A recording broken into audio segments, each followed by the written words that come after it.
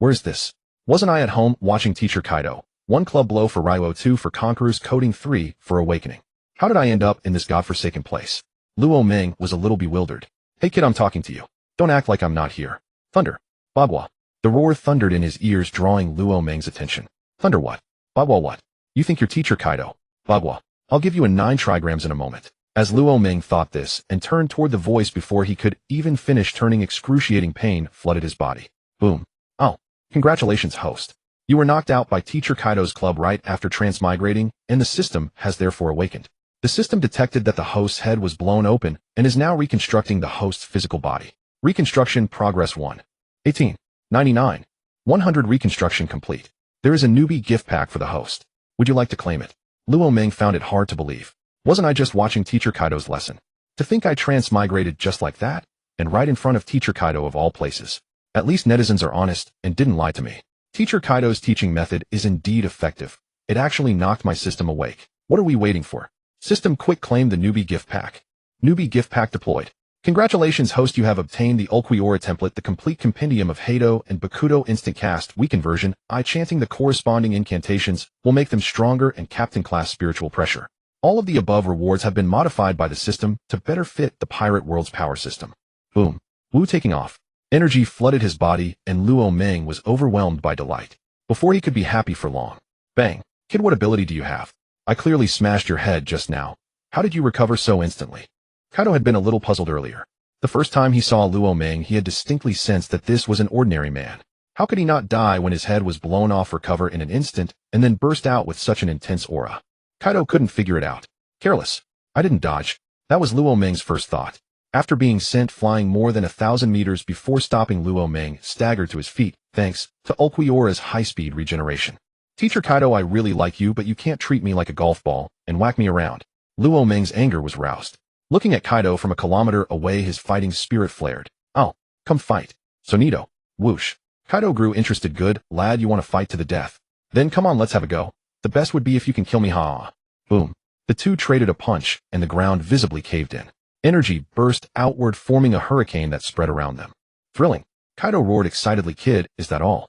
If you only have that much strength, you are going to die. Boom. Kaido exerted his strength and sent Luo Ming flying once more. If you can kill me, then come try.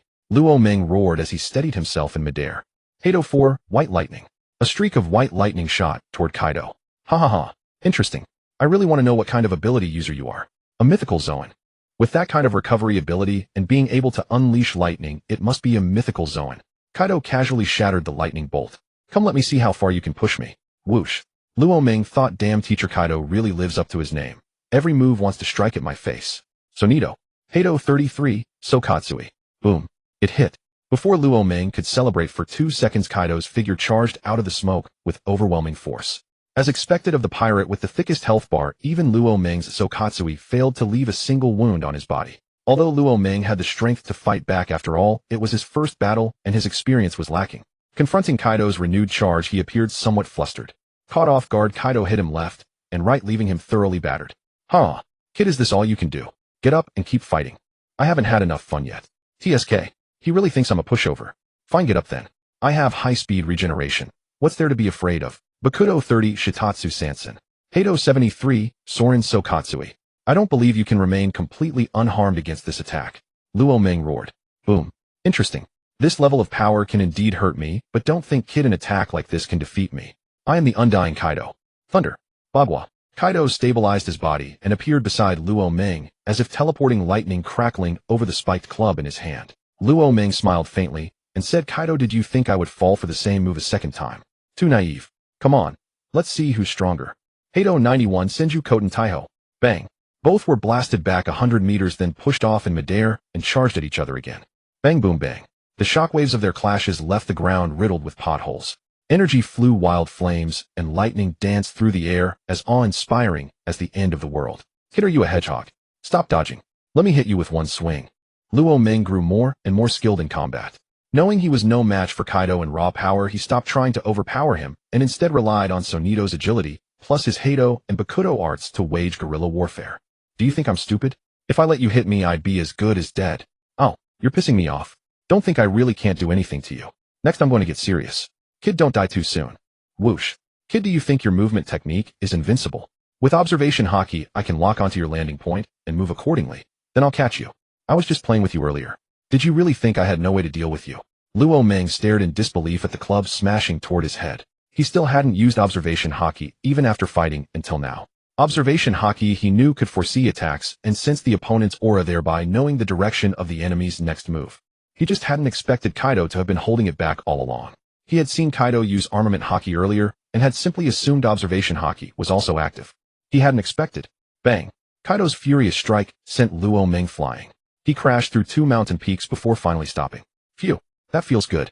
This kid couldn't have really been knocked out of existence by that club, could he? I still wanted to recruit this kid into my pirate crew. Wah! What a pity. Kaido pulled out a jar of old wine from who knows where and gulped it down, wildly crying and laughing at the same time like a crazy old man. What is this? The air seemed to press down like rain. Kaido felt a pressure similar to Conqueror's haki, yet different from it. It suppressed him to a certain extent, though not by much. Aro. A voice rang across the entire field, and the next moment a black beam of light veined with lightning shot toward Kaido. Danger. This time Kaido finally felt a sense of danger. Only the top-tier elites could give him this feeling. Armament haki, full body coating. Arg. It hurts. Ha ha ha. Kid, you're not dead. Wonderful. I acknowledge you. Would you like to join my pirate crew? Inviting me to join the beasts. Luo Ming said. Whether to join or not can be discussed later. Right now all I want is to punch you. Captain Class spiritual pressure radiated outward once more, and the air grew suffocatingly heavy. Want to punch me? Then try and see if you have what it takes. I'm taking you in today, kid. You won't get away. Kaido grew more and more excited as he fought. Azure Dragon form. Heat. Breath. Heido 81 Danku. Luo Ming activated the binding spell and used Danku to intercept Kaido's heat breath mid-air, letting out an excited laugh. Ha ha ha. This feeling is really something. Kaido, let's fight to our heart's content. If you defeat me, I'll agree to join your pirate crew. Boom. The heat breath was blocked by an invisible barrier in the sky. Then like a missile, its energy exploded with unmatched force and spread across all of Onigashima. At the Beast Pirates' main camp on Onigashima. Has an enemy invaded? Who is Kaido fighting? The aftershocks have already reached this far. Flame Calamity, King frowned deeply, staring toward the direction of the battle. The members of the Beast Pirates were all startled. King, who do you think is fighting Kaido? Plague Calamity Queen came to King's side and asked. King said with a grave expression, I don't know. Hurry, let's go over too. It might be a powerful enemy invasion. We can't let Kaido fight alone. Unfolding his Pteranodon form, King shot into the sky and sped toward the battle. Who would dare invade our Beast Pirates? Are you tired of living? Move, boys. Needless to say, Jack, that reckless brute, was as thick-headed as ever. He had never understood the meaning of retreat. Yes, charge. Follow Jack and crush the enemy. The Beast Pirates members' morale surged, and they charged toward the battlefield without a second thought. Damn it, a bunch of brutes, Queen cursed before moving. When they arrived at the battlefield, they were dumbfounded. Where were the enemies? Don't tell me it's just that kid alone. But damn, that kid is strong. He can actually fight Captain Kaido to this level. After reaching the battlefield, Queen came to King's side and asked King what's going on. Who is that kid? Should we go up and help? If you want to be beaten, then go. Don't you see Kaido is enjoying the fight? If you go up now, the first thing you'll get is Kaido's Thunder Bagua. If you think you can take it, go ahead and try. Then, never mind. Queen gave an awkward laugh. He certainly didn't dare to take Kaido's club. He knew he couldn't withstand it. They had no intention of going up. But Jack, that reckless brute, didn't care about any of that. Kaido, let me help you. Jack, don't. King couldn't stop him in time. Sure enough. Who told you to come up? Do you think I need your help, eh? Get lost. Thunder Bagua. Jack was sent flying back even faster than he had come. The fool couldn't understand, even while flying through the air, why Kaido had given him a swing. Queen's mouth twitched. He inwardly cheered, so close, so close. The one flying through the sky could have been me. After dealing with the brute Jack, Kaido said to Luo Ming again, come on, kid. Don't mind them. I haven't fought this happily in a long time. Kaido once again transformed into his Azure Dragon form. Gale Blast. Ha ha ha. They can't affect me. Luo Ming knew Kaido's personality. Kaido would never allow others to interfere in his own battle. Back then when he fought Luffy, even the CP agents who tried to interfere were sent flying by a single swing of his club. Luo Ming dodged left and right, then used Sonido to appear above Kaido's head and roared, take this. Boom. The Zero slammed squarely into Kaido's forehead, sending him crashing to the ground and raising a huge cloud of dust. Kaido. The Beast Pirates members grew anxious. Seeing their captain knocked down, they wanted to charge in immediately. King calmly stopped them. Don't be stupid. Kaido won't be defeated that easily. All of you stay here and watch. No one moves.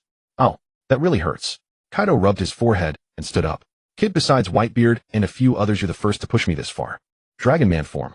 This was Kaido's strongest single combat form. Both his agility and attack power multiplied dramatically, but was Luo Ming afraid? Absolutely not. Ha ha ha. Kaido, do you think you're the only one who hasn't used full power? Next I'll show you something interesting. Watch carefully. This is the form I should have. Seal it. Black-winged demon. Boom. Luo Ming activated his first stage resurrection. No longer looking like an ordinary person, his face was now marked with black tear-like stripes, his body grew thinner, and enormous black wings unfolded behind him.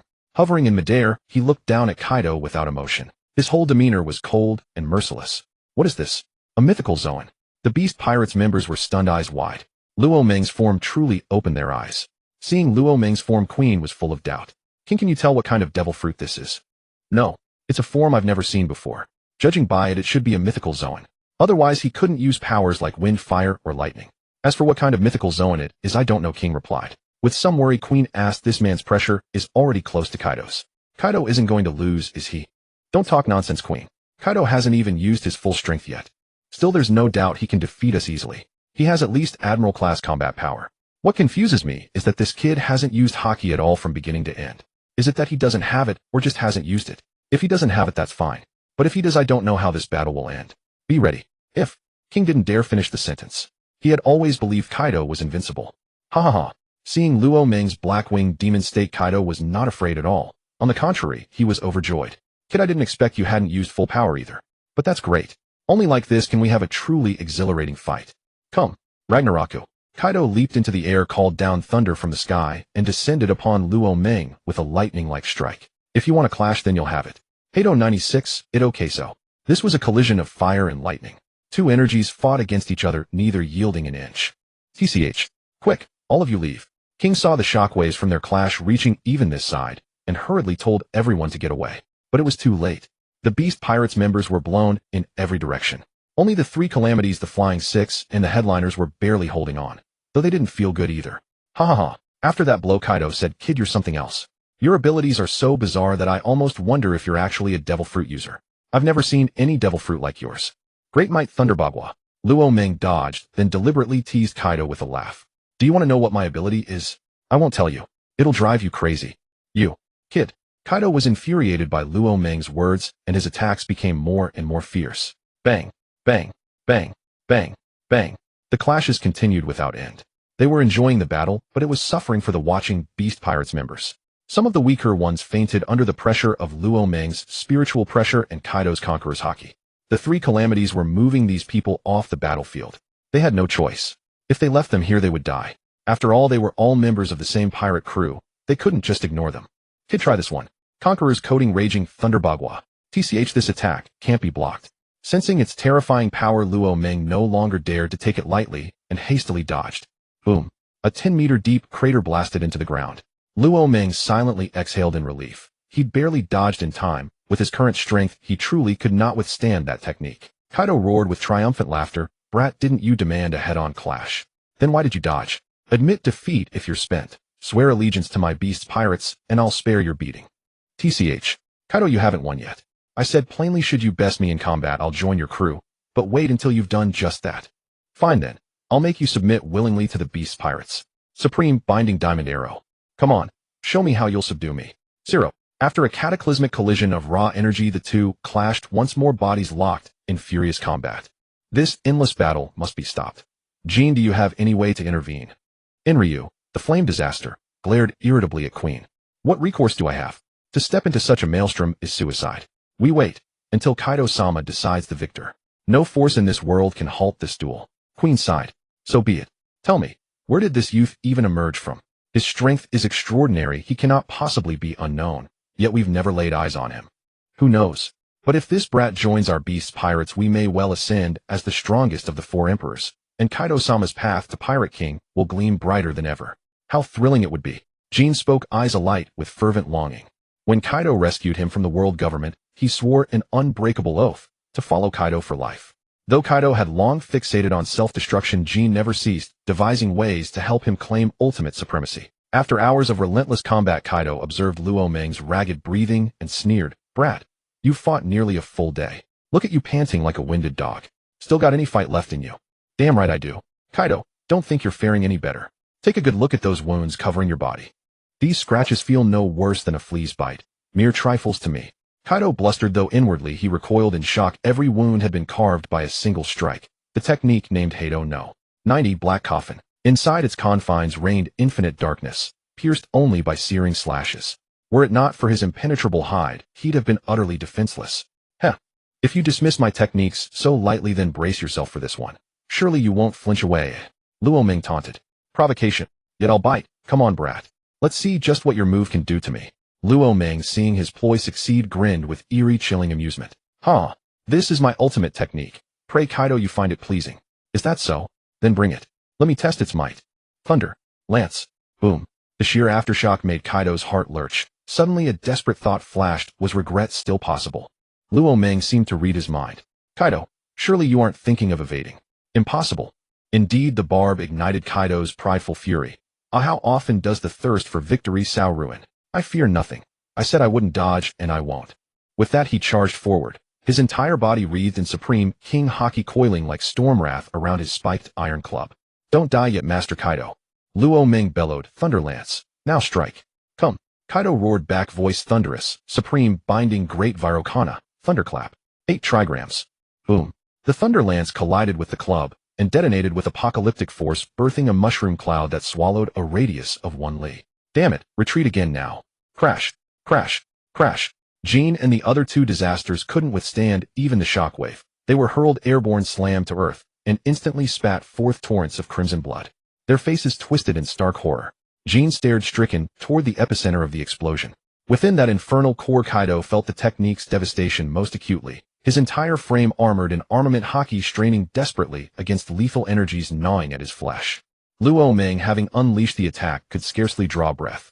Kneeling halfway, gasping hoarsely, each exhale a ragged, shuddering laugh. If this failed, victory would slip beyond reach.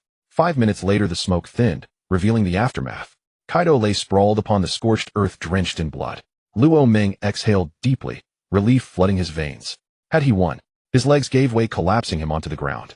Cough, cough, cough, cough. Then Kaido's voice echoed once more. Brat, why have you fallen first? Do you truly believe you've bested me? Unbelievable. Are you some immortal tortoise? You rise even after this? Luo Ming roared in disbelief. Don't jest, brat. I admit, your technique carries devastating power. Even a marine admiral struck head-on would perish. But I am Kaido the Undying. You think I'd fall so easily? Huh. It's been ages since I've savored true peril. I'm overjoyed. Kaido summoned a gourd of aged sake and drained it in frantic gulps, swaying unsteadily, his eyes blazing crimson. Ha! Brat, again. Drunken. Wheel thunder, summoning the netherworld. Again. Bakudo no. 61 sixfold light prison. Brat. Though your abilities vex me, think not they can bind me. Break. Kaido bellowed. Luo Ming's spirit sank into despair. No, I can't evade. Thud. The spiked club, crackling with lightning, slammed onto his skull. His consciousness instantly blurred. Am I losing? No, I refuse to lose. Yeah. Luo Ming roared, forcing himself upright beneath the crushing weight. Shatter now. With every sinew screaming, Luo Ming shoved the club aside, staggering backward. Burp. Kaido belched, blinking groggily at Luo Ming's defiance, and slurred, still standing. Then let us fight. Until one of us falls. Luo Ming bellowed back. Fight. Brother Jean, do these 2 possess infinite stamina? They've battled day and night. How much longer can this last? Perhaps we should aid Kaido-sama. Jack grew restless, once more eager to leap into the fray. A true brute, already forgetting how Kaido's club had sent him flying earlier. Truly he is the man who dared charge headlong against the marine hero Sengoku himself. Unflinching, undaunted. His very essence is defined by reckless audacity, woven into the fabric of his being. Nothing stands in his path, not even death itself. Should something dare obstruct him, he'd simply charge harder. Even Jean stood speechless, his wounds healed, yet his memory freshly erased. Enough, you leave it to Kaido-sama. We await the outcome. Trust him, he cannot lose. Brat, we've fought a full day. Your strength wanes. Then, let's settle this. One final blow, decide the victor. Roar. A dragon's shriek split heaven and earth. Very well, let it end here. Blackwing Demon's second release. Remarkable, you held back this. In his second release, Luo Ming became eerily ethereal, his upper garment gone, revealing a lean, sculpted torso. Then let it end. This is the finale. Inferno Cabinet, Rising Dragon. Fire 8 trigrams. King's Hollow. Flash. Their twin roars pierced the heavens. Kaido's surface temperature soared past molten lava. He charged straight through Luo Ming's King's Hollow, flash hurtling toward his foe. Luo Ming screamed, explode now. Boom. Both were hurled backward. Limbs limp strength, spent unconsciousness claiming them both. Kaido-sama. Brother Kaido. Jean and the others rushed forward. Jean knelt beside Kaido, then exhaled softly in relief. He's unharmed, merely unconscious. Let's return Kaido-sama for treatment. Brother Jean, shall we execute this youth? No, Ichao, take him back. Report. What is it? Calm yourself. Such haste is unbefitting of a proper officer. Reporting to Fleet Admiral Sengoku Intelligence confirms hostilities have erupted on Onigashima Island in Wano Country. An unidentified individual engaged Kaido, the Four Emperor, in combat for an entire day, ending in a stalemate. Clang. What did you say? An unknown fighter battled Kaido on Wano soil, and fought him to a standstill. Are you mocking me? Sengoku, who had remained composed until that moment, was so startled, he overturned his desk. Report. Every word you speak is sworn truth. You dare not falsify battlefield intelligence. Sengoku urgently demanded, did your scouts capture photographs? Show them to me now. Yes, but the battle raged too fiercely, our operatives dared not approach closely. The images are blurred, replied the naval officer swiftly. Sengoku seized the photograph handed to him. The first image was tolerably clear, but upon seeing the second he froze. What is this? A devil fruit ability. The second image depicted Luo Meng in his released form, Black-Winged Demon. Even with Sengoku's vast experience, he could not identify which devil fruit conferred such power. Fleet Admiral Sengoku, here is the full intelligence dossier transmitted by our scouts, detailing this unknown man's abilities. Sengoku scanned the report, and his expression grew increasingly grave. The man wielded wind, fire, and lightning at will, conjured black structures as weapons, and inflicted grievous wounds even upon Kaido, whose body was legendary for its near-invincible durability. How utterly astonishing. Then, his temples throbbed. Truly these were turbulent times. The execution of Ace the Fire Fist loomed ever closer, while the supernovas stirred chaos across the seas. Now another Four Emperor-level threat had emerged. Its implications for the upcoming operation remained uncertain. Make several copies of this dossier, and summon all senior officers to the war room immediately. Yes, sir. I'll attend to it at once. As Akiji strolled into the war room, he drawled lazily. Oh my. Fleet Admiral Sengoku, what urgent matter warrants gathering everyone? Sengoku placed the dossier upon the table and said firmly, read this first, then share your assessments. The dossier circulated swiftly, and gasps echoed throughout the chamber. Impossible. Utterly impossible. How could some nameless figure possibly match Kaido, the Four Emperor, in combat? Oh dear heavens. These youngsters truly are monsters one and all. Oh my, appearing precisely now at this critical juncture. This bodes ill. This man reeks of malice. Should I ever cross paths with him, I'd lock him away and impel down for life. The three admirals voiced their views distinctly. Kazura maintained his perennial clock in demeanor. Akiji contemplated deeper, weighing how this anomaly might disrupt operational plans, while Akainu, ever uncompromising, declared every foe fit only for impel down. Ha ha ha. Never imagined today's brats possessed such prowess. I wonder if he's still breathing. I'd love to introduce him to my love iron fist.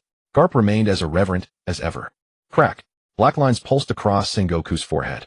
Garp, must you snack on Sunbae right now? Ha ha ha. Oh Sengoku, don't fuss over trifles.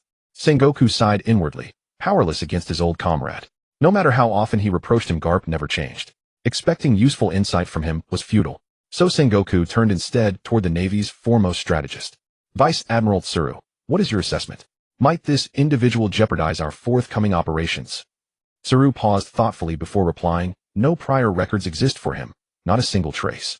He appeared as if summoned from thin air. His absence from bounty lists suggests he was never a pirate. Yet he now stands within Kaido's stronghold. He may yet join the Beast's pirates. His influence will be substantial. We must prepare accordingly. Once word spreads of Ace's execution, the seas will erupt. The Whitebeard pirates need no introduction. They will come to rescue him. Kaido, ever restless, will certainly stir, either by descending upon Marineford himself or seizing the opportunity to assault Whitebeard's territories. The Red Hair pirates remain neutral, for now, and likely won't intervene. Indeed, to preserve balance, they may even move to restrain Kaido. As for the Big Mom pirates, they still dream in Tado land. But this man represents a wild card. Until recently, the Beast's pirates ranked weakest among the Four Emperors. If he joins them, they gain 2 Four Emperor-level forces. Even Shanks may prove insufficient to hold them back. That concludes my analysis, Tsuru said, and took a quiet sip of water. Sengoku nodded, fully endorsing her judgment. Vice Admiral Tsuru speaks wisely. We must prepare. Against Whitebeard alone, victory remains plausible, but facing 2 Four Emperor-tier threats, our odds dwindle sharply. What is there to fear? Let them come. Then we purge these sea vermin once and for all. Agreed. Doberman, and other hardliners voiced fervent support for Admiral Akainu. Enough of that nonsense. Whitebeard may be aged, but defeating even one admiral remains well within his reach. Add his division commanders, and though they may not prevail, they can certainly buy time. Introduce 2 more 4 Emperor tier fighters, and who among us can withstand them? You, Akiji struck without mercy. Then I'll fight them myself. Against pirates, Sakazuki has never known fear. Sengoku cut off their quarrel enough. We'll invite the 7 warlords to participate. They enjoy government privileges. Now is the time they repay that trust. Any further additions? Fleet Admiral Sengoku, shall we issue a bounty on this individual? A bounty? After brief reflection, Sengoku decided against it. Not yet. We cannot confirm whether he'll join the Beast's pirates. If he harbors no pirate ambitions, we risk creating a foe where none existed. We'll revisit this later. Notify Wano Country's liaison. Task them with monitoring his movements, continuously reporting any development directly to HQ. Should he refuse the pirate path, we may attempt to recruit him into the Navy. Who shall extend the invitation to the 7 warlords? The admirals have pressing duties. Doberman Kazuru and Garp Spider, you handle it. Understood. Affirmative. Sengoku, I remain uneasy. Tsuru, what troubles you still? Even with 2 4 Emperor tier threats, our current disposition should suffice. If matters shift unexpectedly, Garp and I alone would be enough. At Ace's name, Garp fell silent, no longer chewing sunbae, his heart heavy with sorrow. Sengoku, you know warfare shifts like ocean tides. The faintest ripple may reshape everything. I'm considering whether to request him to oversee this operation. You mean Fleet Admiral Kong, the steel bone? Tsuru nodded. Yes. As a precaution, his presence would be warranted. After this meeting, I'll petition the 5 elders to deploy him. Very well, no further objections. Is there anything else? If not, return to your posts and prepare accordingly. The officers rose and departed the war room. Old friend. Sengoku, rest assured. I understand duty's weight. Yet I regret. I should have stopped Ace from setting sail. My friend, you must grasp this transcends piracy. It is about blood. Once the world government learned of Ace's lineage, his survival became intolerable. Must the sins of one generation be borne by the next? Garp's voice trembled with raw emotion. Sigh. Some things lie beyond our control. You need not take up arms on the battlefield, old friend, but I ask you do nothing that undermines our cause. Consider carefully. I have official duties. I must depart. Sengoku left the war room, leaving Garp alone, lost in silent contemplation. HM. Who am I? Where is this? How did I get here? Luo Ming awoke and instantly fired off a divine triple question. Huh. Luo Ming turned his head and met 2 enormous sparkling eyes gazing at him. Was this not Yamato?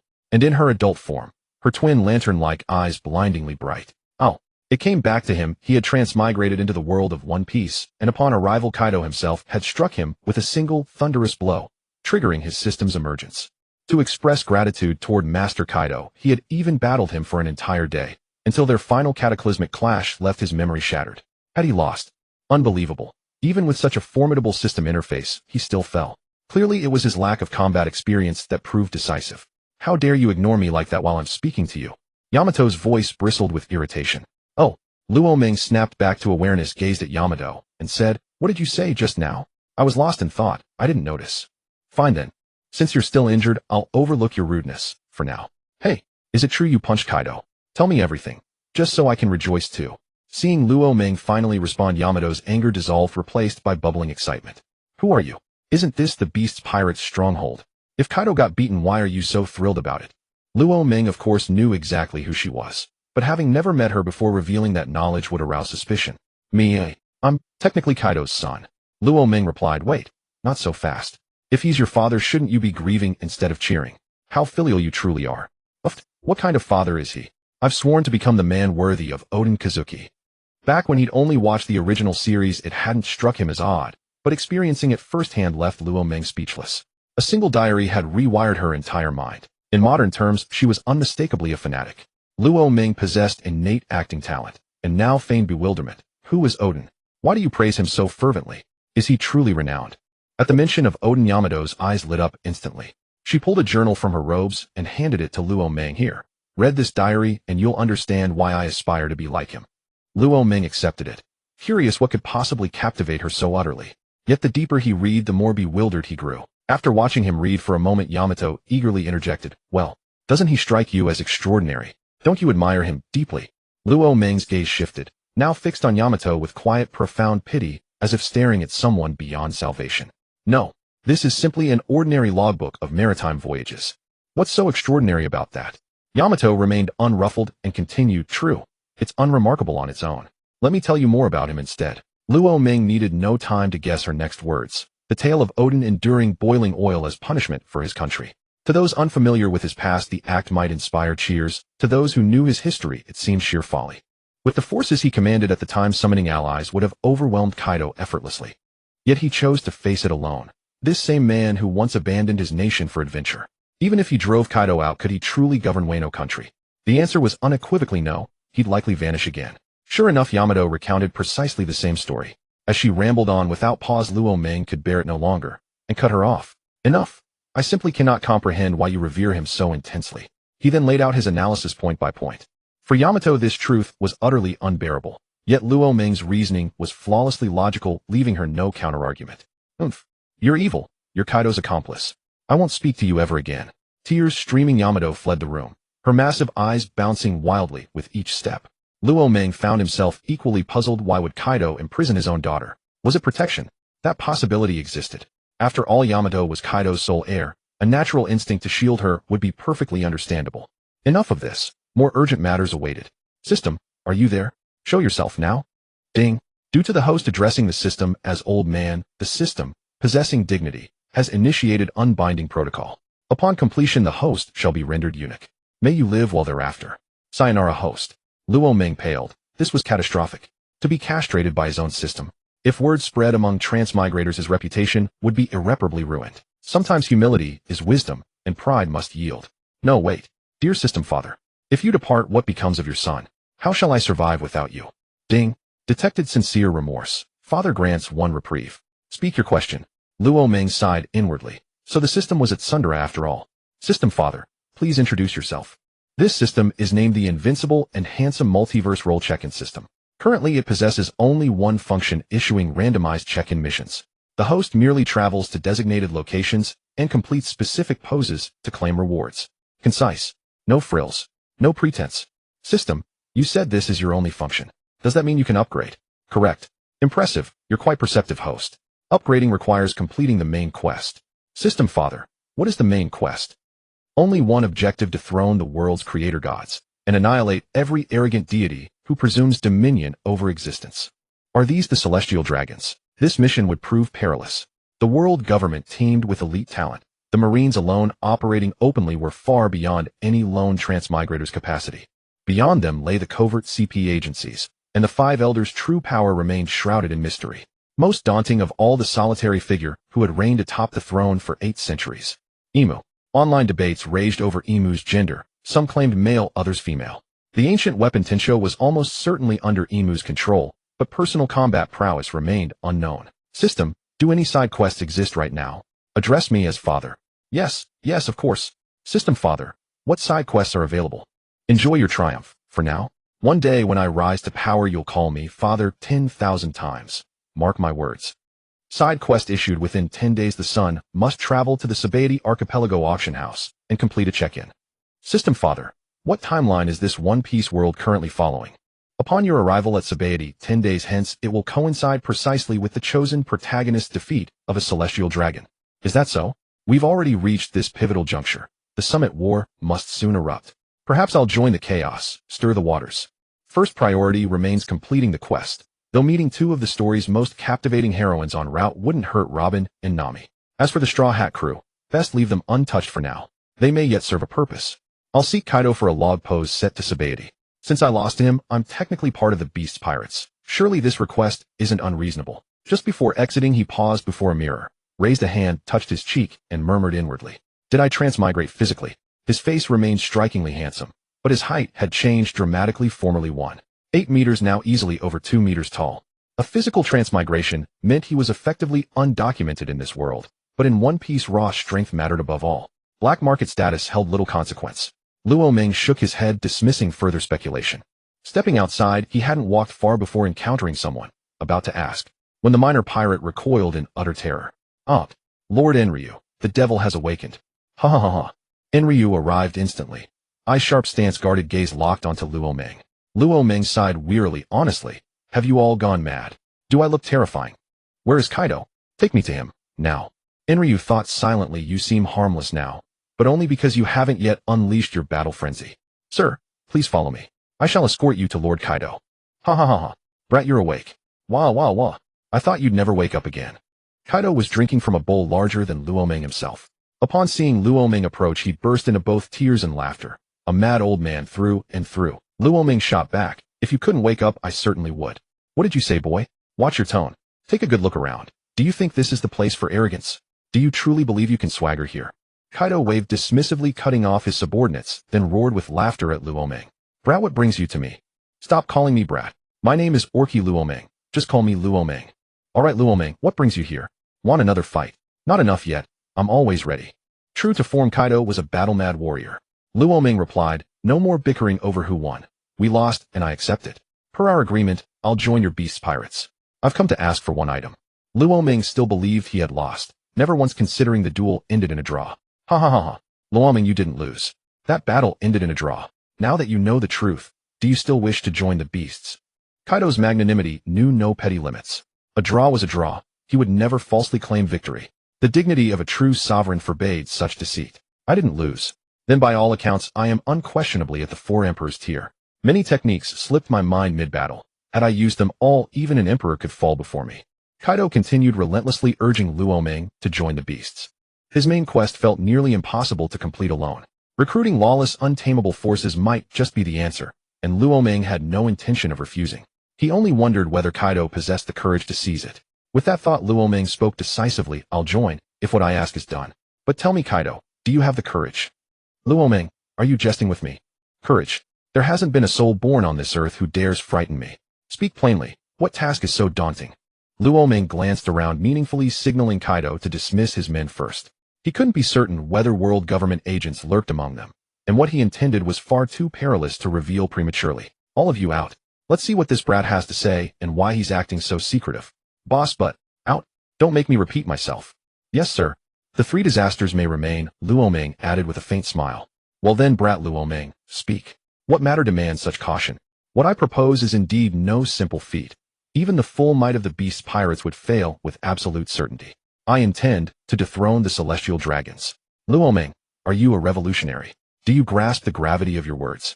The world government is far more formidable than it appears. The unseen five elders each wield power rivaling admirals, and two are said to stand at the four emperors level. Rumor even speaks of a higher existence among them. Kaido's expression grew grave. The three disasters stood stunned by Luo Ming's declaration. I am no revolutionary. Our goals align, but theirs is salvation for all mankind. I harbor no such grand ambition. I seek only to eradicate every celestial dragon. Yes, the government commands formidable warriors, yet we are not allies. Though our aims converge, should war erupt, we may well draw them into the fray. And soon, an opportunity will arise. I am utterly certain I can bring Whitebeard into the fold. That gives us four Emperor tier combatants. Still, timing is crucial. We shall not strike hastily. I will wait until my strength reaches its zenith. Ha ha ha ha. An unprecedented war. Now that I love Luo Ming, I won't pledge now. But if you truly secure those two factions, count me in, without hesitation. Whitebeard and I are ancient rivals. Family is all he holds dear. He won't yield easily to your plea. Luo Ming replied calmly, don't worry. Before I lacked certainty, but something pivotal will happen soon, dramatically shifting the odds in our favor. Kaido remained unruffled. As long as you're sure. Now tell me plainly, will you join the beasts? I'll join, if you dare accept me. Ha ha ha ha. King announced a feast to welcome Luo Ming into our ranks as the fourth disaster of the beasts, the calamity of doom. Yes, sir, I'll see to it immediately. Eager to understand Luo Ming's abilities, Kaido asked, tell me, what devil fruit power do you possess? How can you manipulate elemental forces across all domains? And how do you regenerate so unervingly fast? Heh, since revealing the system was impossible, Luo Ming improvised, consider me a mythical Zoan type, black-winged demon form. Is that so? Word spread swiftly across the beast pirates. Though a new disaster had appeared, none dared protest. After all, who could challenge the man who fought Kaido to a draw? Come. Brother Luo Ming, allow me to toast your honor, and congratulate you on becoming the beast's fourth disaster. Fusha raised his cup and stepped forward. Ha ha ha ha. My pleasure. Henceforth we're brothers. Cheers. Cheers. Seeing Luo Ming's easygoing warmth, others who'd felt hesitant relaxed instantly. With Fusha leading the way, they surged forward, cups raised in salute. Was Luo Ming afraid? Before his transmigration, he'd earned the title unfaltering drinker. A young master who never stumbled no matter how many cups flowed. Even after every beast's pirate collapsed in drunken stupor, Luo Ming remained only lightly flushed. Brother Kaido, Do you have a log pose for Shimatsuki village? I must depart there shortly. Hick. Kaido unfazed belched and replied, yes. Ask King tomorrow. A lingering question stirred in Luoming's mind. Brother Kaido, why have you kept Yamato confined? Oh, you've met Yamato? Yes. I saw her beside me upon waking. We spoke for a while. Wah. Kaido wept again, his emotions shifting like storm winds, tears streaming as he answered, I forbid her from sailing because I swore to her mother I'd protect her. You know the seas, lawless, treacherous, filled with pirates. If harm befell her, how could I face her mother? So that was it. How could such a father seem heartless? It was protection, not cruelty. Unbeknownst to them, Yamato stood silently at the doorway. Every word had pierced her ears. Tears poured unchecked down her cheeks. Oomph. Don't think this absolves you. With that she turned and fled. Here's my proposal. Brother Kaido, let Yamato travel with me. Fulfilling this dream may ease her resentment toward you, the father she loves yet resents. You know my capabilities. I'll safeguard her without fail. Kaido regarded Luoming with an oddly knowing glint. Boy, you don't harbor feelings for Yamato, do you? Not that it's forbidden. If she sails with you, I'd rest easy. Luoming stared astonished. I see you as an elder brother, and you're already plotting to become my father-in-law. Then he pictured Yamato, her lithe figure, her youthful visage, and thought, well, perhaps not unthinkable. They resumed their drinking contest. Report to Fleet Admiral Sengoku. News from Wano Country. Bring it here immediately. The message bore only one line. The man who fought Kaido to a draw, Orki Luoming, has joined the Beast's pirates as their fourth disaster, the calamity of doom. Sigh. Sengoku massaged his temples. Another headache. What's wrong, Sengoku? Is it about the man who fought Kaido? Take a look, Tsuru. After Tsuru read it, Sengoku declared, issue the bounty notice, immediately. But, before Tsuru could finish, the den mushi rang shrilly. Hello. 5 elders, what business brings you to me? The den mushi emitted a deep male voice, regarding Orki Luoming. Sengoku, how do you intend to proceed? Sengoku replied, Tsuru and I are finalizing his bounty amount as we speak. Very well, set it at 2 billion. Given he matched Kaido, the sum is justified. Agreed. Hey, newsbird up there, hand me a newspaper, and handing over a single belly, Romon received the paper. At first he was startled by its contents. Then fury surged within him. He hurled the paper onto the deck and roared toward the heavens. Marines, do you even know how to name things? And what's wrong, Romon? Yamato rushed over concerned. And Romon ignored her entirely. Yamato picked up the paper and unfolded it. In there, printed boldly, was Romon's bounty poster. His photograph appeared ordinary, just his usual self, but beside it loomed the image of the black-winged demon, and the title struck Romon like a physical blow. Black-winged avian Orki Romon. Abilities unknown. Capable of shape-shifting, preliminarily classified as a mythical Zoan type. Bounty 2 billion belly. Designated extremely dangerous. Combat record, fought Kaido of the 4 emperors for an entire day in Wano Country. Drawn battle. Currently the 4th calamity of the Beast's pirates, the Doom Calamity. Nah ha ha ha. A birdman. Romon, you're a birdman. I'll laugh at this for the rest of my life. Nah ha ha ha ha.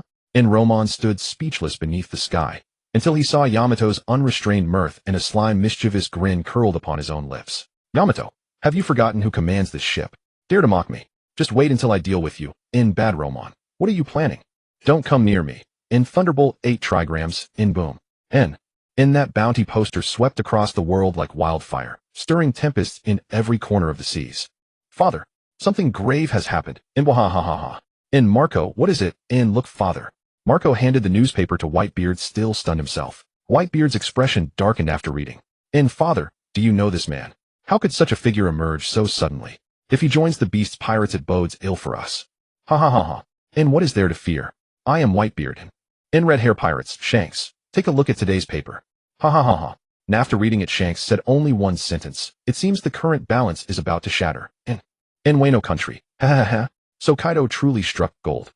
And simultaneously, every major power across the world reeled in disbelief. A first-time bounty of 2 billion belly, unprecedented in history. Romon thus burst into prominence, his name now echoing from shore to shore. Nind, who in this world does not know Romon? And Captain, there's a ship ahead. Shall we plunder it? Hell yes, who needs to ask? We're pirates. We do as we please, and board them. And men, prepare for battle. I captain in stinking Romon, the starboard side. Another ship's closing in fast. What do we do in 'em? In Romon lay sunbathing, utterly relaxed. Hearing Yamato, he opened his eyes and gazed lazily toward the approaching vessel, utterly unfamiliar. Likely just minor prey. And casually he replied, ignore them, for now. Let them draw nearer, then see what they intend. Crew, fire the cannons. In, I captain, in stinking Romon. They've opened fire. How dare they? We haven't provoked them. Why would they attack? In Yamato, you're too naive. This is piracy. These men obey no code, no reason. Only plunder, slaughter, and flame. Seeing Yamato's incredulous expression, Romon began to explain. Their strength is negligible. Would you care to play with them? Yamato's rage had already boiled over. She seized the chance without hesitation. Whoosh. As the enemy ship drew alongside, she leapt aboard. Nahahaha. Another woman aboard. Lads, grab her quick. Yamato, a vice admiral in strength, feared no such rabble. Her club whistled through air like thunder. Within moments, only one foe remained standing. You're fierce, little girl, but I'm no pushover. I've eaten the chicken. Thunderbolt 8 trigrams. Chicken. Did you say chicken? Yamato, how do you feel about that? Nothing much. Just hard to believe. Now you understand why your father forbade you from leaving Onigashima. The world outside teems with peril. Before you lacked the strength to survive. Venturing forth might have cost you your life. Kaido kept you confined, not to imprison, but to protect. Still, his method was excessive. Yamato murmured, heart-heavy. Romon, was Odin truly as wretched as you claim? I've laid out all the facts. You're no child. You must form your own judgments. Believe or not, it rests with you. No amount of words will sway you if your heart resists. All right, I'd like some time alone if you don't mind. Fine, take your piece. I'll go back to sunbathing. 2 more days till landfall. Life at sea grows dreadfully dull. For 2 quiet days nothing disturbed their passage, until they anchored at Shabandi Archipelago. Giant trees soared skyward, bubbles drifted lazily through the air, ethereal, dreamlike, almost magical. After securing the ship, Romon turned to Yamato. Yamato, I'm about to meet someone. Will you stay aboard? Or accompany me? Stinking Romon, I've waited years for this chance. Don't abandon me. I'm coming with you, then let's go. They arrived early. The system notified them the appointed hour hadn't yet come. Even the auction house wouldn't accept their sign-in. Romon decided instead to seek out the legendary figure first. He recalled that Shaki's rip-off bar stood somewhere in District 13. Guided by inquiries along the way, he and Yamato finally located the establishment. They could have reached it swiftly, but Yamato, enchanted by everything new, tugged Romon this way, and that turning a 10-minute walk into nearly an hour. A bar named so brazenly made Romon wonder whether anyone dared enter at all. Yet he'd underestimated it. The moment he neared, voices spilled forth from within. Boss lady, you're shameless. 5 million belly for 1 glass. Do you take me for a fool? I'll tear this place down if you don't back off. Haha, he says he won't pay. A woman's voice replied coolly. Exactly. Today I refuse to pay, and what'll you do about it? Ha ha ha ha. Rayleigh, get out here. Someone's trying to dine and dash. Coming. Honestly, my joints ache, Shaki. Can't you stop summoning me for these petty errands? Sure. If you stop eating my food and using my facilities, then you'll never lift a finger again. Otherwise, clean up the trash, old man. That's your duty. No. I'll do it. Thud. Stop. Boss lady, I'll pay, and you should have paid from the start. Such a stubborn fool. No wonder you needed beating. Romon's lips twitched at the door. This name wasn't chosen lightly. Blatant extortion indeed. Only Shaki could pull it off. 2 guests outside. Why linger on the threshold? Come in. Hockey of observation. Stinking Romon. Shall we go in? From what we just heard, this is a den of thieves. No matter. Let's enter. The proprietor herself had invited them. Refusing would be a grave insult. Besides, surely they wouldn't charge admission at the doorway. Just stepping inside shouldn't cost a belly. Romon pushed open the door and strode in, laughing warmly. Apologies. I was captivated by your banter outside. First meeting, Rokushiki Rayleigh. Rokushiki Rayleigh. I'm merely an old man now. Still, I wonder why a man like you has come to Shabandi. Shouldn't you be in Wano? Remember, I bear a grudge against Kaido. Are you certain you're safe in my presence? Conqueror's hockey pressure bore down on Luo Ming. Luo Ming narrowed his eyes. Spiritual pressure erupted from his body. Unlike the mental attack of Conqueror's hockey, spiritual pressure could be considered an advanced version of Conqueror's hockey. What is this? Not Conqueror's hockey, but somewhat similar. Rayleigh's eyes showed a hint of confusion. I said you 2 are enough. If you keep this up, my hotel will be destroyed by you. Stop it right now, old lady says. Luo Ming began to divert blame. Sorry, Madam Owner, it was that old man Rayleigh who started it. You can't ask me to pay for damages. Kid you? Rayleigh cursed inwardly. This kid was a bit unethical, just shifting all the blame onto me, leaving this old man to bear it alone. Shaki was a bit speechless and said, don't worry you. I wouldn't dare to extort you. Rayleigh, your allowance for the next 6 months is gone. What the hell? Ha. Yamato, seeing such an amusing scene, ignored Rayleigh's darkened face and burst into uncontrollable laughter. Kid, this girl is Kaido's daughter, right? Luo Ming did not hide the truth. Yes, but it's funny though, she has never called Kaido father. Instead, she admires Odin very much. How dare you mention Odin? Don't think just because I'm old I can't lift a weapon anymore. At the mention of Odin, Rayleigh became a bit angry. Luo Ming completely ignored Rayleigh's anger and casually said, "Why wouldn't I dare? You consider him a friend, but in my eyes he is nothing but an irresponsible person, although freedom is precious. But for him to abandon his country and go to sea with Whitebeard back then, I already looked down on him. Later he wanted to come back and take charge. Who does he think he is?" Rayleigh retorted, "Then is it better that Kaido rules Wano? As far as I know, Wano is still in a state of isolation and the common people are still starving." Luo Ming said, "Yes, brother, Kaido knows nothing about governing a country, but that's because the current Orochi is stirring up trouble. After I finish my business here, I will deal with him, and Wano will become better and better. That's just your side of the story. Who can believe it?" Rayleigh completely disbelieved Luo Ming. Luo Ming clicked his tongue and said, "Believe it or not, I don't intend to make you believe. I usually do things as I please." All right. Shaki interrupted the two, fearing they might actually start fighting. Her old partner's combat power had declined, and he might not necessarily be able to defeat this young man. "Have a drink. Old Ray, you two, it's all in the past. You've already retired from the world, why bother with these things? There are some things you should let go of." Rayleigh fell silent. Luo Ming said awkwardly, "Sister Chi, I can't afford to drink here. The total berries I have on me is less than 10,000. "Huh. Young man, your words are sweet. Don't worry, no charge, drink as much as you want." Rayleigh couldn't help but interject, "Shaki, is my wine free too?" "You." Shaki's face instantly changed from autumn to winter. "Rayleigh, your wine will be double the price. If you have no money, go auction yourself off twice, and you'll have it. You can drink now, but it will be on credit." Rayleigh's heart was crushed. "Sister, I have no money. Can I also have a cup?" Yamato said cheerfully. "No problem, sister will treat you." "Thank you, sister." Shaki and Rayleigh were both a bit surprised. This personality was nothing like Kaido's. A polite child like this is rare. Shaki poured wine while asking, "Young man Luo Ming, do you have business on Subordinate Archipelago?" "Actually, nothing much. On one hand, I brought Yamato out to travel. On the other hand, I have something to do at the #1 district auction house in 4 days. "Huh. According to my intelligence, there's nothing noteworthy at the auction house in 4 days. I'm not going to auction anything either, just purely want to see the sights." Luo Ming's words were not believed by either Rayleigh or Shaki, but since he didn't say, they didn't intend to press further. "Nah. Stinky Luo Ming, let's go out and play, okay? I want to look around." Okay, I'll go with you." "Then Sister Chi will be going now?" "Really, goodbye. Come and play often when you have time." "Old Ray, what do you think of this person?" "Very strong. I probably can't defeat him now, but his way of doing things is somewhat different from pirates, and he's polite. If Wano were to be managed by him, it might actually undergo great changes. But we've only met once, so I dare not draw a conclusion." "Is that so? My view is a bit different from yours. Tell me about it." "In my opinion, this Luo Ming is not simple.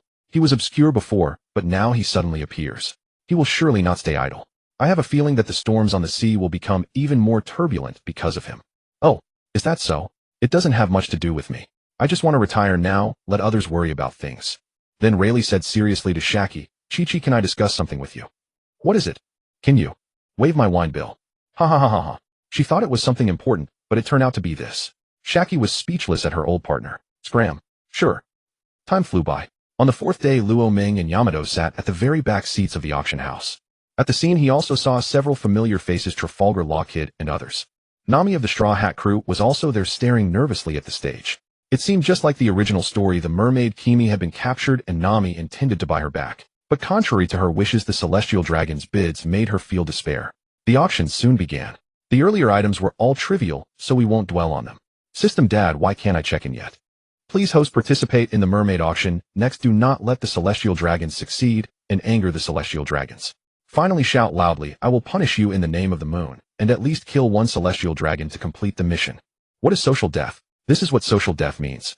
Angering and killing celestial dragons is nothing. My main mission is to oppose the celestial dragons anyway, so there's no conflict. But why add the phrase, "I will punish you in the name of the moon"? If this gets out, where will I put my face? "Oh," Luo Ming asked the system in disbelief. "System Dad, is this request serious? Can you remove that line and just leave angering and killing the celestial dragons? I even called you Dad, and you still play me like this. In front of the mission, even calling me Dad is useless. Calling me Grandpa won't work either. That line must be added, and it must be said loudly to count. Please take the mission seriously, host, or the system will choose another master. Tired. Let it all be destroyed. From now on, I might gain a new title, Social Death Ming." Others don't know how helpless Luo Ming feels right now. The auction proceeded as usual, reaching the final highlight. Dear guest, this is today's final auction item. She is very rare. It can be said that she has hardly ever been auctioned before. Now please welcome the staff to bring her up. The auctioneer on stage was introducing with great enthusiasm, arousing the curiosity of the audience. Now allow me to uncover this mysterious cloth for everyone. That's right, this is a mermaid from 10,000 meters deep in the sea, and she's female. Bosses, you definitely won't lose money by buying her. Starting bid, 50 million berries. The auction begins now. Boom. The crowd was stirred. Everyone who came in was not short of money. They started bidding one after another. 60 million, 70 million, 90 million, 100 million. They struggled to comprehend, stinking Luo Meng. How could they do this? Can people truly be auctioned off? Luo Meng smiled faintly. Day, you've simply seen too little. See those three figures ahead, wearing ceramic jars on their heads. Those are the Tenryu people, whose deeds sink even lower than mere scum. I came here precisely for them. Day, pure-hearted and unworldly, still found it difficult to accept. She had never imagined people beyond her homeland could be so depraved. By comparison, Wano Country shone with virtue, while these outsiders dwelled in utter darkness. Father, mermaids. I want one. Charlos Saint sniffled as he pleaded with Rosward Saint, his expression vacant and dazed. If you wish it, bid freely. After all, no low-born wretch would dare challenge our offer once we enter the fray. The auction price had already soared to 120 million. Nami possessed only 200 million in total, and had planned to stake everything in one desperate gamble, hoping to intimidate the bidders into silence. Yet, 500 million. Despair crashed over her like a tidal wave. 500 million exceeded her funds by more than double. She was utterly powerless. She could only pray that Luffy and the others would arrive swiftly. Upon recognizing the bidders as Tenryu people, the crowd instinctively bowed, their heads lower, trembling lest they incur divine wrath. Ha ha ha ha. Announce the result at once. I can scarcely contain my impatience. Yes, yes, your highness, Charlos Saint. I shall declare it immediately. The auctioneer bowed deeply, sweat beading on his brow. Wait. I bid 10 billion. With the Tenryu people now bidding, who dared raise a counteroffer. To do so would be tantamount to suicide. Every gaze in the hall turned toward the voice, only to find a lone young man. Many silently concluded this man was already dead. Others recognized Luo Meng. Hey, how could he possibly be here? Surely this is some cruel jest. Heh. What an unexpected day, encountering such a legendary figure right here. Nami and her crew stood equally stunned. They too recognized Luo Meng. Indeed, few pirates in the Grand Line today failed to know his name. Luffy, of course, accepted. Filth. You dare compete with me for possession. Do you seek death? Son, do not rush. If he wishes to play, let us indulge him. For what is money after all? I bid 15 billion, 20 billion. Since payment was never intended, Luo Meng would have shouted 1 trillion without hesitation. His sole concern was how to utter that mortifying phrase without losing composure. 25 billion, 50 billion. Luo Meng's defiance ignited the fury of the three Tenryu people. Filth, you court death. You there, kill him at once. As you command, your highness, Charlos. Luo Meng fixed them with a gaze. The oppressive aura of a captain-class spiritual pressure descended upon the hall. Hey, is this real? This crushing pressure. It feels like the gates of hell themselves. Law and Kid recoiled in shock. Kid, previously dismissive, now found himself paralyzed, unable even to twitch a muscle beneath that suffocating aura. Yet the next instant the weight lifted, not from their bodies but from their spirits, nearly making them burst into laughter. There was no escape now. Speak. Luo Meng feigned calm, then roared with theatrical fervor. You wish to slay me. Then I shall first destroy you, in the name of the moon. Though others dared not laugh, they did not hesitate. Ha. St. stinking Luo Meng, why add that line? You've slain me with laughter. I beg your leave. I must laugh for half an hour first. Luo Meng's brow darkened with exasperation as he turned sharply toward the Tenryu people. Shuanpa. Whoosh. Kid, could you track his movement? No. Kid shook his head with visible effort, cold sweat glistening on his forehead. He realized, with chilling certainty, that against Luo Meng he could not withstand even a single strike. That motion was too uncanny, akin to instantaneous teleportation. What are you doing? Release Charlos Saint at once. To lay hands upon a Tenryu person invites the admirals themselves. Do you fear death so little? The Tenryu guards cried out in panic, frantically pleading for restraint. Ah, Kemi, I've come to save you. Luffy thundered as he burst through the doors. Nami instantly seized his arm. Luo Meng cast but a glance at this world's chosen protagonist, then dismissed him entirely. Far too weak. First complete the mission. He ignored the guards' frantic entreaties without a second thought. Hado 4 Byakurai. Ak. The Tenryu man emitted only a single shriek before falling utterly silent. Great heavens, he's slain a Tenryu person. Run. The admirals, they're coming. Spectators fled the auction house in terror. Within minutes, only the Straw Hat Pirates Law and Kid's crew remained. 2 remain. Eliminate them both. Leaving them alive would be an unwarranted mercy. Unconsciousness before death means no pain. How remarkably compassionate of me. Kaido 54 Heian. Boom. A sea of fire instantly consumed the remaining 2 Tenryu people. You are finished. The admirals approach and there is no escape for you. Luo Ming scarcely deigned to acknowledge them. He was already receiving his system's reward. Congratulations, host. You have successfully completed the mission. Having slain 3 Tenryu people, you have exceeded objectives. Reward granted. First, the Zanpakuto Hyarinmaru. Its Shurkai and Bankai states fully unlocked. Second, 10 Senza beans. Third, 1 Logia type devil fruit, the Goro Goro, Nomi Rumble fruit. Note, even if one has already consumed a devil fruit, ingesting this, one causes no harm, and neutralizes all adverse effects, including seawater vulnerability. Fourth, all 3 forms of Haki elevated to intermediate mastery. These constitute your reward. Continue striving with unwavering resolve.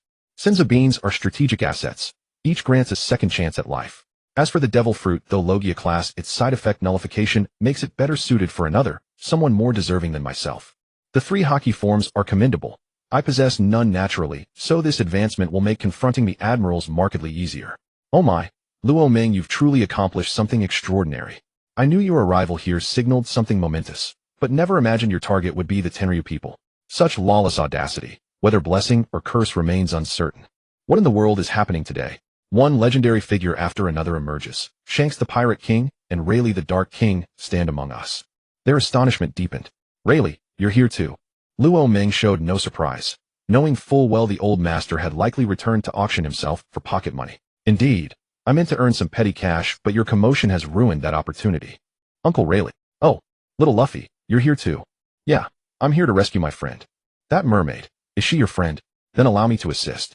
The collar around her neck detonates upon contact. Really? Thank you, Uncle Rayleigh. For the first time, Luo Ming observed this world's protagonist up close. His features still youthful, his strength roughly equivalent to that of a Marine Rear Admiral. Zoro, Sanji, Robin, Brooke, and Frankie stood watchful and tense, ready to intercept Luo Ming should he threaten Luffy. Nami, Usopp, and Chopper trembled uncontrollably. Heh, there's no need for such vigilance. I'd have struck had I wished to. With your current strength, resistance would be futile. Relax. Especially you 2 lovely ladies. I treat beauty with utmost courtesy. Humph.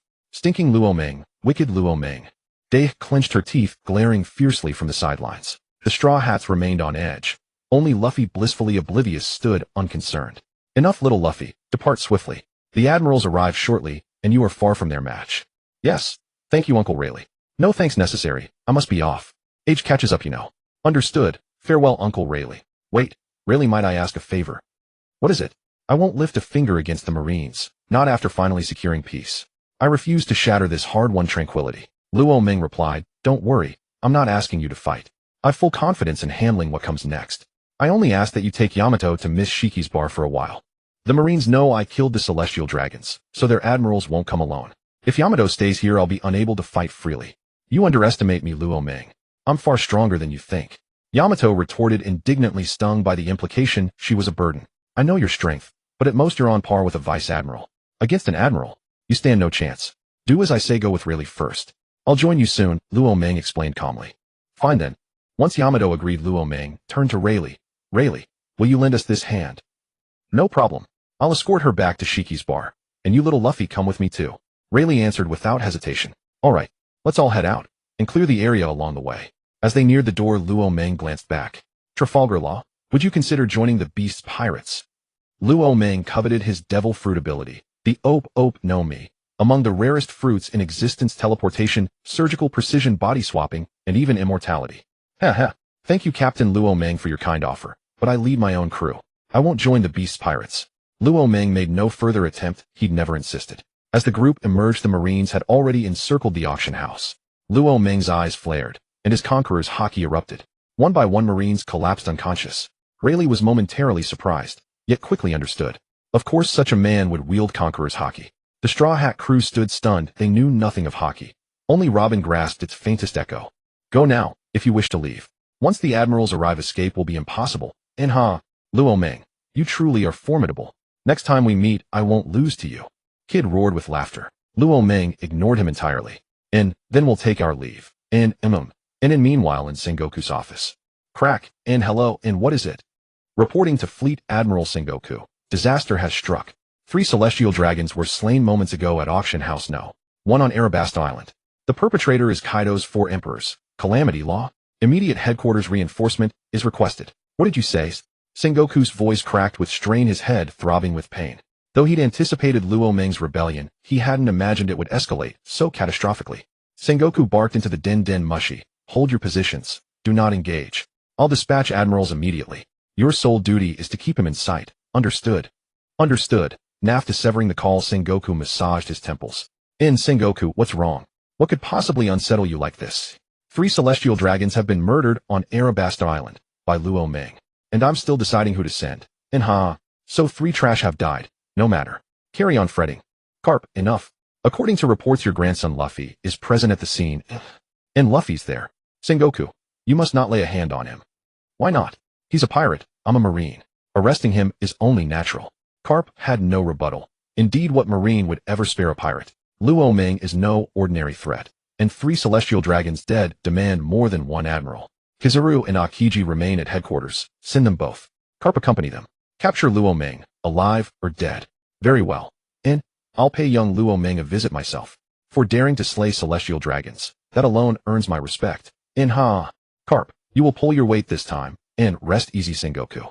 With 2 admirals and me, Whitebeard himself couldn't withstand us. Yet no one could truly guess what Carp truly intended. The order reached Kizaru and Akiji. And Kizaru mused, oh my. Today's youth are truly terrifying. Every one of them seems like a monster. Ugh. How troublesome. This happening at such a critical moment. Akiji sighed. Soon the 3 converged and set sail aboard a warship toward Arabasta Island. Hello. It's Sengoku. Sengoku. What sort of blunder is this? 3 celestial dragons dead. On Arabasta Island nearest to headquarters. Dispatch admirals immediately to apprehend the killer. Yes. I've already sent Kizaru, Akiji, and Carp. They'll seize him swiftly. And good. Fail. And I hold you solely accountable. Crack. Nearly there. Leaning against a towering tree, Luo Meng murmured softly to himself. And suddenly, an ice capsule. His observation Haki sensed imminent danger. He dodged sideways in an instant. Admiral Akiji, ambush isn't becoming of a marine admiral, is it? Orky, Luo Meng. Against lawless scoundrels like you, any means that succeed are justified. To bring you to justice, I'll use whatever tools necessary. A colossal figure materialized where Luo Meng had stood moments before, his crimson cloak emblazoned with the word justice, billowing fiercely in the wind. The ancient oak beside him froze solid, transformed into a towering icicle. Akiji studied Luo Meng intently. His full power ambush had failed utterly, proof enough that this opponent would not fall easily. Young Luo Meng, first meeting. Why not abandon the beast's pirates and join the Marines instead? Now, Vice Admiral Carp, this is hardly the moment for recruitment. Given his crimes, the world government's 5 elders would never permit his enlistment. The Marines certainly honor me. Though I expected 2 admirals, not even the Navy's hero himself. Luo Meng felt the gravity of the situation. Carp, the man who once chased Gold Roger across the globe, was aged, yet his power remained undiminished. He could no longer hold back, or risk falling to these 2. Seal it, Blackwing Demon. Second release, boom. This aura, it can't be real. Vice Admiral Carp, let's attack together. Even Carp fell silent, stunned by the monstrous demonic form before him. His usual levity vanished. Chafe. Meteor Bone Fist. Ice Saber. Ice Spikes. Seeing Akiji and Carp surge forward, Luo Meng retreated while chanting the incantation, launching an enhanced binding spell upon Carp. It was the first time he'd cast it verbally. How long it would hold Carp he could not know. Vice Admiral Carp, stay right where you are. Binding spell no. 75. 5-pillar iron penetration. What sorcery is this? Break free, old man.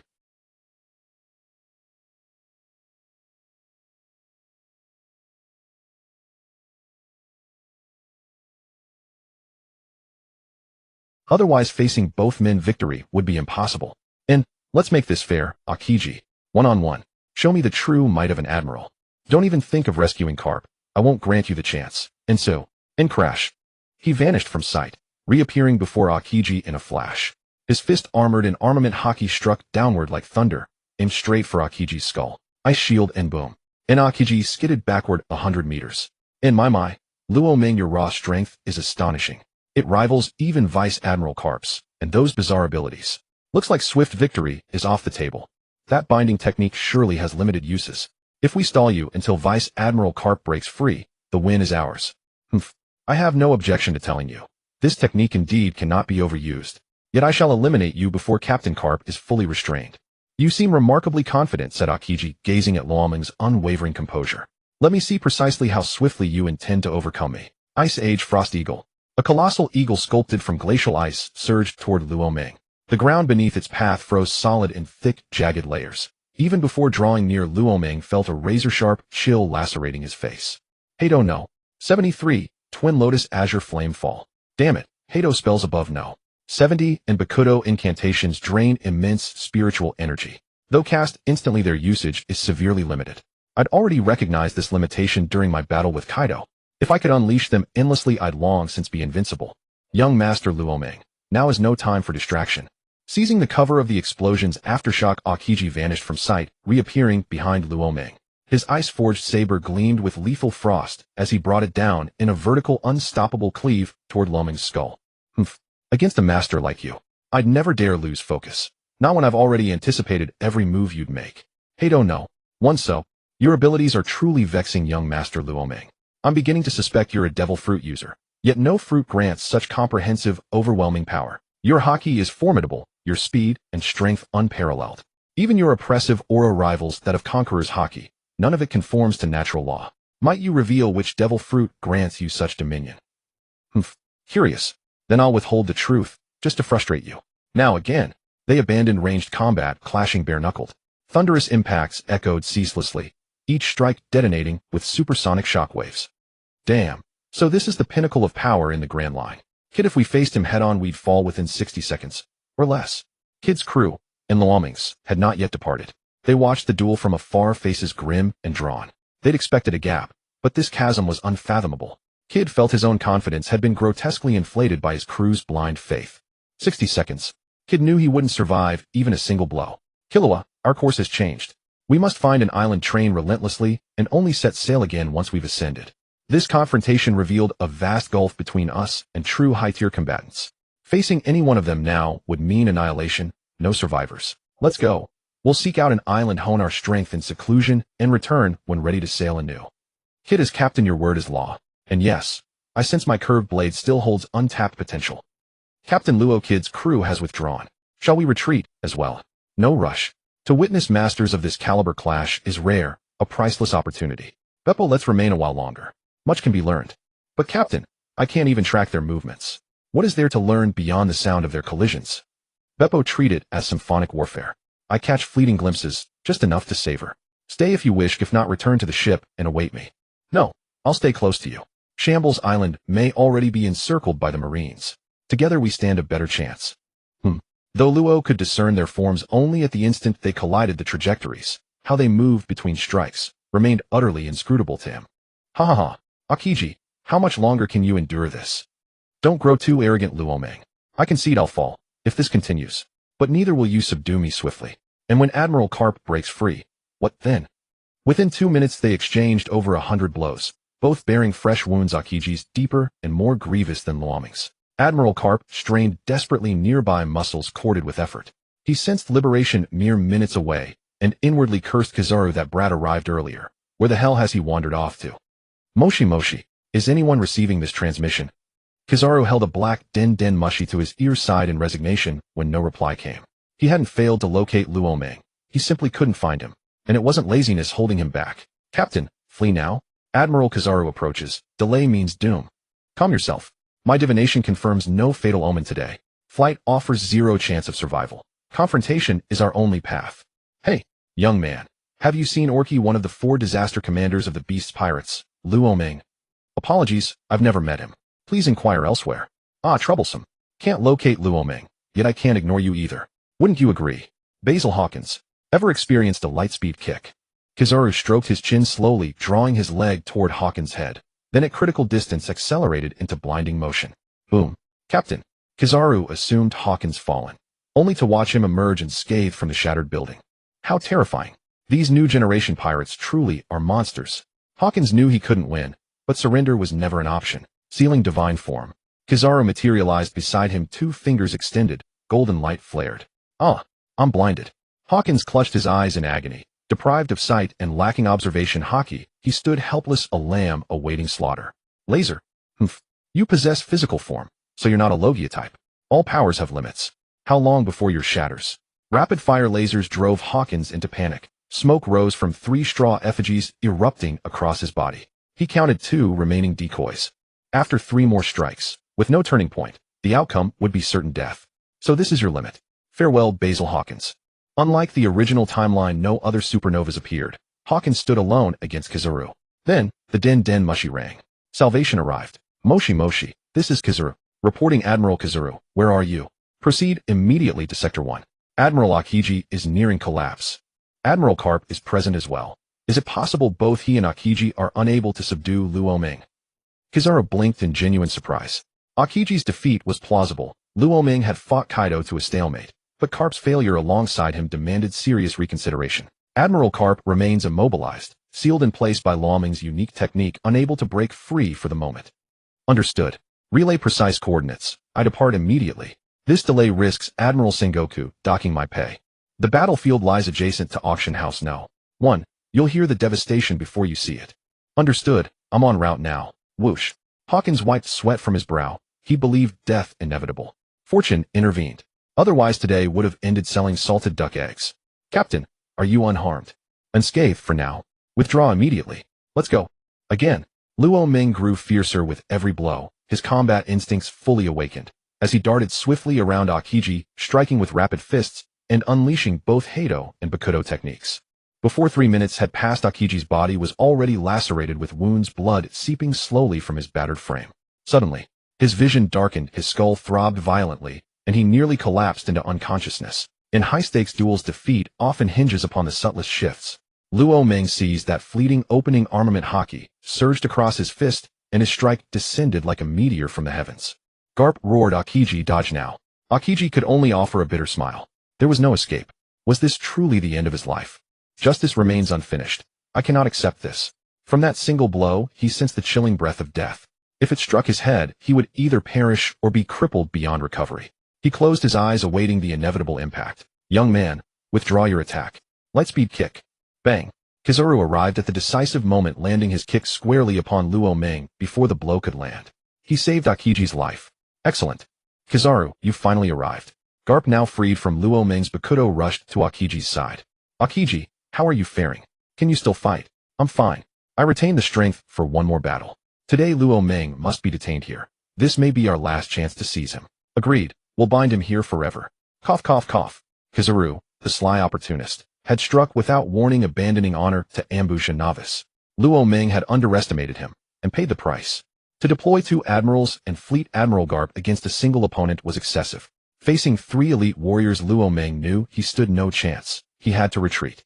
Rising from the rubble, Luo Ming calculated his escape route. No, he's trying to flee. Move in. Stop him before he vanishes. Ha ha ha. Luo Ming laughed wildly. So you know I'm leaving. What of it? Can you truly halt me? Choose wisely, chase me, or save Akiji.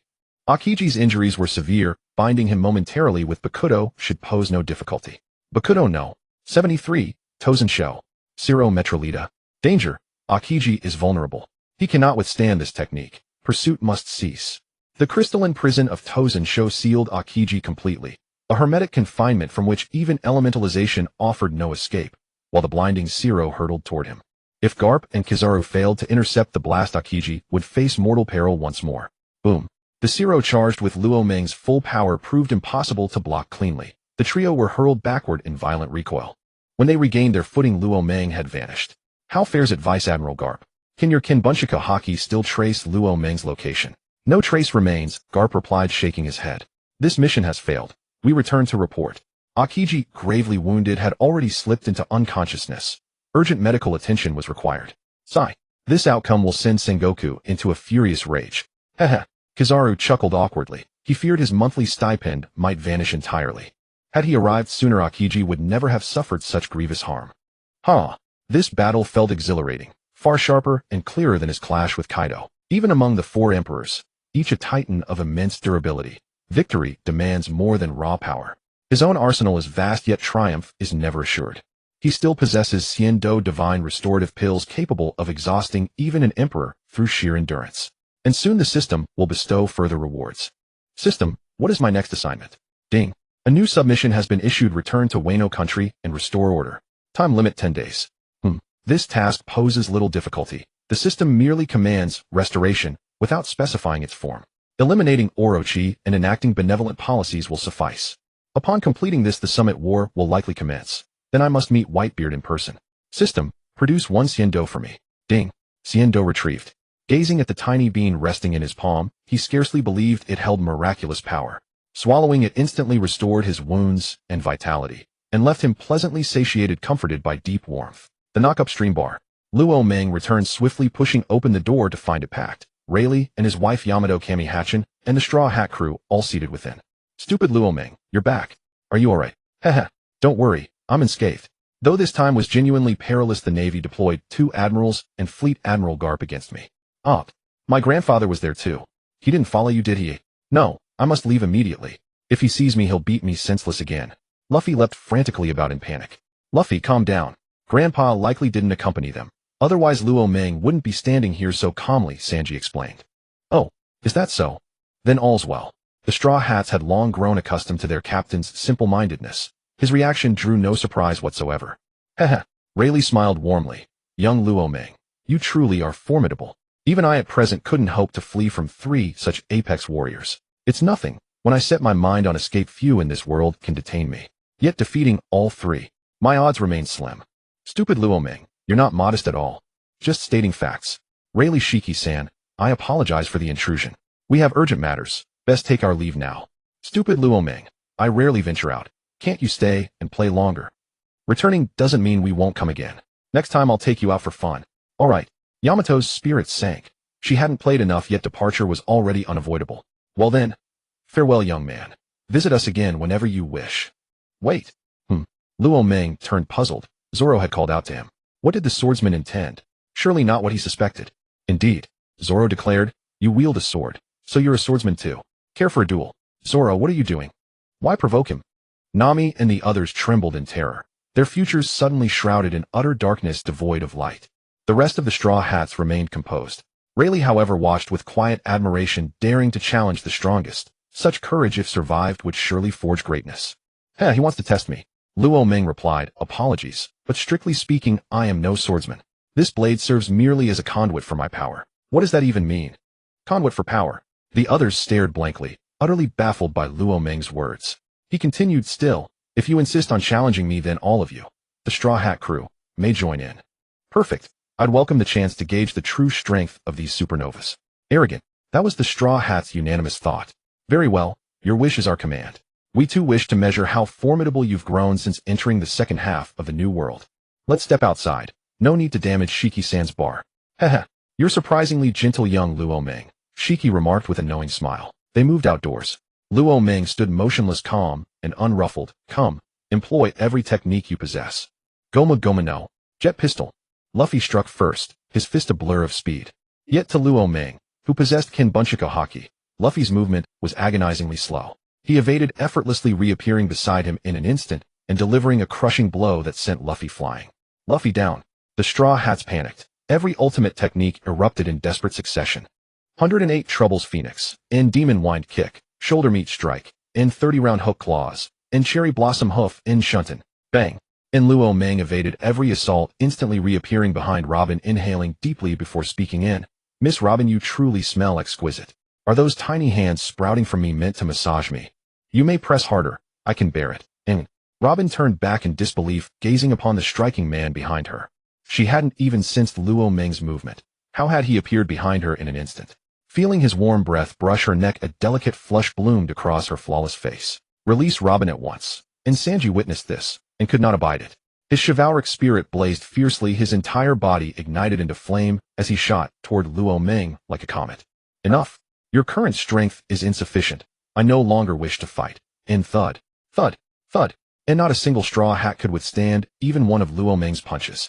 All collapsed, unable to rise, except Robin and Nami. Heed this warning. With strength like yours, venturing deeper into the Grand Line would be little more than suicide. And Miss Kana, we're off.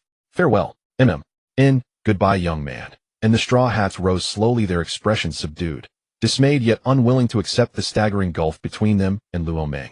They'd been utterly powerless. Rayleigh consoled them. Don't despair so deeply. You lost swiftly only because you lack Haki. Master it, and you'd at least stand a chance to respond. Haki, and they'd already learned its nature at the bar, the indispensable key to ascending the path of power. And their eyes lit up with sudden fierce resolve. Luffy addressed the crew. Everyone, we still have much to learn. I intend to train for a time before setting sail again. Master Rayleigh, will you teach us hockey? I could, but some among you are ill-suited to my tutelage. Your progress would diverge sharply.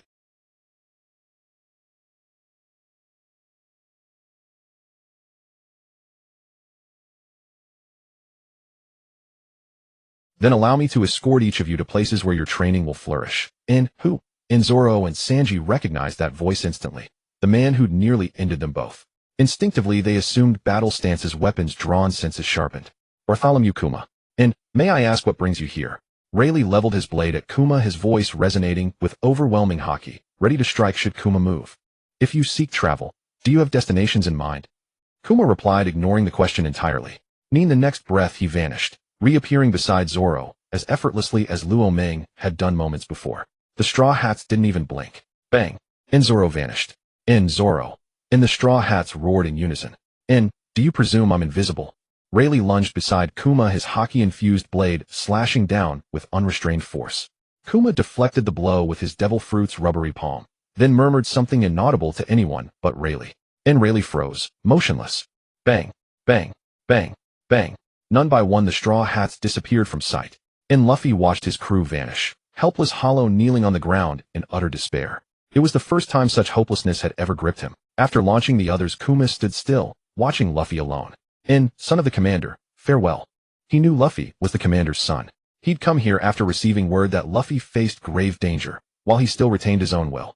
This final act was for the commander, to shield his son from calamity. Hearing the Straw Hats resolve to train, Kuma dispatched each to a place perfectly suited to their growth. As in the original tale, yet Luffy was different. He was not sent to the kingdom of women. Instead, he remained with Rayleigh. Luffy, rise. Your crew is unharmed. Kuma has placed them where their training will bear true fruit. They're safe. Then I'm relieved. At last you felt your own inadequacy, clearly and deeply. Luffy nodded firmly. My strength is too weak. Master Rayleigh, teach me how to wield hockey. This time he truly grasped the chasm between himself and true power, and resolved with quiet certainty to train, not just for strength, but for mastery. Hockey is no simple art. Are you prepared for what lies ahead? I am. No hardship will break me. I refuse ever again to feel this crushing helplessness. Very well. I shall craft a rigorous regimen. May your will endure it. In Sengoku, we've returned. Did you capture Luo Ming? Garp? Seeing Garp's return, Sengoku assumed the mission succeeded, and broke into a broad, relieved smile. He failed to notice the grimness shadowing Garp's and Kizaru's faces, or believe that three supreme warriors acting in concert could fail against one man. Garp and Kizaru exchanged glances. Kizaru reluctantly stepped forward. Admiral Sengoku, the operation failed. Aokiji sustained severe injuries and is now undergoing treatment in the infirmary. What a sonic boom tore through the air, rattling the building's very foundations. Such volume seemed impossible for a human voice. All three of you deployed, and one left gravely wounded. Is Luo Ming truly invincible? Kizaru glanced at Garp silently, urging him to explain, knowing full well he hadn't witnessed the fight himself and couldn't possibly reconstruct its truth. Garp clarified, he's not invincible, but his arsenal is vast. He trapped me for several minutes using a technique unlike any we've seen. Yet I observed this binding ability grows exponentially stronger when chanted with specific incantations. That allowed him to defeat Aokiji one-on-one, leaving him critically wounded. As for Kizaru, Garp glanced sideways at Kizaru, who stood nearby, offering an awkward, strained smile. Garp recounted the entire sequence word for word. Sengoku listened as though hearing a myth. Had he not known Garp for decades, trusted his judgment, implicitly he'd have dismissed it outright. So many abilities fused within one man. He could conceive of no devil fruit granting such breadth. Yet if not a fruit, what else could explain it? Crack, crack. No need to guess. The sound signaled the five elders' call. Sengoku answered, steeling himself. Sengoku, have you apprehended the monstrous criminal Luo Ming? No. The mission failed. Aokiji is gravely injured. Kizaru and Garp sustained minor wounds. What? Explain, in full detail. Sengoku repeated Garp's account verbatim. Truly this man proves extraordinarily formidable. Luo Ming's crimes are unforgivable. The world nobles themselves have lodged formal complaints. You must mobilize the navy immediately and launch a full-scale assault on the beast pirates in Wano Country to deliver justice to the celestial dragons. Sengoku refused, unacceptable. This is a critical juncture. The navy prepares to execute Ace the Fire Fist. Every available force must confront the Whitebeard pirates. Diverting troops to Wano would be catastrophic, a strategic loss with no gain. In the other end fell silent. Sengoku heard faint murmurs, the 5 elders conferring amongst themselves. After several minutes a voice returned in, raise his bounty. In, suppress news of the celestial dragon's death at his hands. We demand absolute silence. This incident must never reach public ears. Sengoku replied, I cannot guarantee suppression. You know the reporters, they infiltrate everywhere. And countless witnesses saw it unfold. Containment is impossible. Impossible or not, you will suppress it. The celestial dragon's authority must never falter in the people's hearts. See this done, without exception. Sengoku hung up the den mushi, his expression dark and heavy. What did those 5 elders decide? Njongwo rubbed his temples and replied, they've raised the bounty, and ordered the death of the celestial dragons to be suppressed. All of you leave now, oh wait. In Kizaru your salary this month is forfeit and no, please don't. Kizaru was utterly speechless. He had remained silent throughout, hoping Njongwo would forget him, but fate had other plans. His wallet would shrink next month, the thought weighed heavily upon him. Get out, yes sir, director, breaking news, major news. This time you must give me a bonus. A birdman burst through the director's office door, without knocking, shouting at the top of his lungs, his entire demeanor electrified with manic exhilaration. Don't you know you're supposed to knock before entering? If this breaking news isn't big enough, you're dead. Morgan said, hastily adjusting his trousers while gesturing for the female birdwoman beside him to step outside. The reporter froze in embarrassment. He hadn't anticipated the director mid-transaction. Yet recalling the magnitude of his scoop, his excitement surged anew. Director, this is colossal. 3 celestial dragons were slain on Shimatsuki Island. The perpetrator escaped even after being cornered by Admirals Akiji and Kizaru and Vice Admiral Garp. This will shatter the heavens. Were there photographs? Tell me the full account. Now. Morgans recoiled in shock, then erupted into unrestrained jubilation. If true, his newspaper would reap unprecedented profits. Morgans grew increasingly elated, more than he'd been moments earlier with that young woman. The headline had already taken shape in his mind. Shocking Orochi of the Beast's pirate crew slays 3 heirs of the Creator clan, then wounds Admiral Akiji and injures both Admiral Kizaru and Vice Admiral Garp before vanishing unscathed. Nah ha ha ha. Orochi Luoming. He's my golden star. Just days ago he delivered a massive story, now he's handed me something even greater. I adore him. Tell all our bird reporters Luoming's papers are free from now on. And announce overtime tonight. We must have this story circulating worldwide by dawn. Click. Click. Hello, who is it? Oh, Marshal Zhonghua. What is it? You want me to suppress news of the celestial dragon's deaths? I'll consider it. Director, shall we still publish? Publish. Of course we publish. Journalists are free. Just because he orders silence doesn't mean I obey. Absolutely impossible. Hurry, mobilize everyone for overtime. If this doesn't reach every corner of the world by tomorrow, you'll answer to me. Do this well, and I'll buy you a car, a house, even send you to the Maldives. Morgan's declared, eyes blazing with fervor. Yes, sir, I'll arrange it immediately. Ha ha ha ha. This fortune changes everything. Car, home, marriage to a beautiful, wealthy woman. How far could it truly be? By dawn the next day, this earth-shattering revelation swept across the globe via printed broadsheets. In white paper, Marco stared dumbfounded. Pops, the world's gone mad. Pops, look at this. Is it real? Whitebeard dismissed it at first, yet as he casually took the paper his eyes narrowed to slits. They're emblazoned across the page. Shocking Orochi of the Beast's pirate crew slays 3 celestial dragons on Shimatsuki Island, then gravely wounds Admiral Akiji and lightly injures both Admiral Kizaru and Vice Admiral Garp before departing with effortless grace, and accompanied by photographic evidence. Below lay Luoming's latest bounty poster, issued reluctantly by the world government, having failed to contain the story in Godslayer, Blackwing Birdman, Orochi Luoming, bounty for 0 berries. Crimes, execution of 3 celestial dragons on Shimatsuki Island, acts of supreme atrocity. Combat prowess, elite tier. Abilities unknown, capable of wielding multiple powers simultaneously. Naval personnel engaging him is strictly prohibited for officers below admiral rank. Whitebeard gazed forward, expression grave. He no longer underestimated Luoming. To face 3 elite warriors alone and emerge victorious, even in his prime, such a feat would have demanded extraordinary sacrifice. Now, Pops, what's your plan? Marco, when soldiers come, meet them with generals, when floods rise, dam them with earth. Dressrosa. Nah ha ha ha ha. Exactly so. Eradicate these arrogant fools. I adore this era, the age of chaos. Let the storm rage ever fiercer. Ha ha ha ha ha. Doflamingo laughed with unrestrained arrogance, the sound echoing through his palace. An unnamed stretch of open sea, a coffin-shaped ship, he wields a sword too. And how I long to cross blades with you. A rare master indeed. Dracul Mihawk glanced at the newspaper, a faint smile playing upon his lips, his sword aura piercing the heavens. In Blackbeard Pirates. Nahahaha. And a devil fruit never before seen. Once I complete this scheme, I'll claim it. Mine alone. Teach grinned with boundless audacity, his gap-toothed smirk somehow harmonious, even imbued with a peculiar charisma. In Sister, something's happened. A monumental event. A blessing. 3 celestial dragons were slain on Shimatsuki Island. The news has spread across the Grand Line.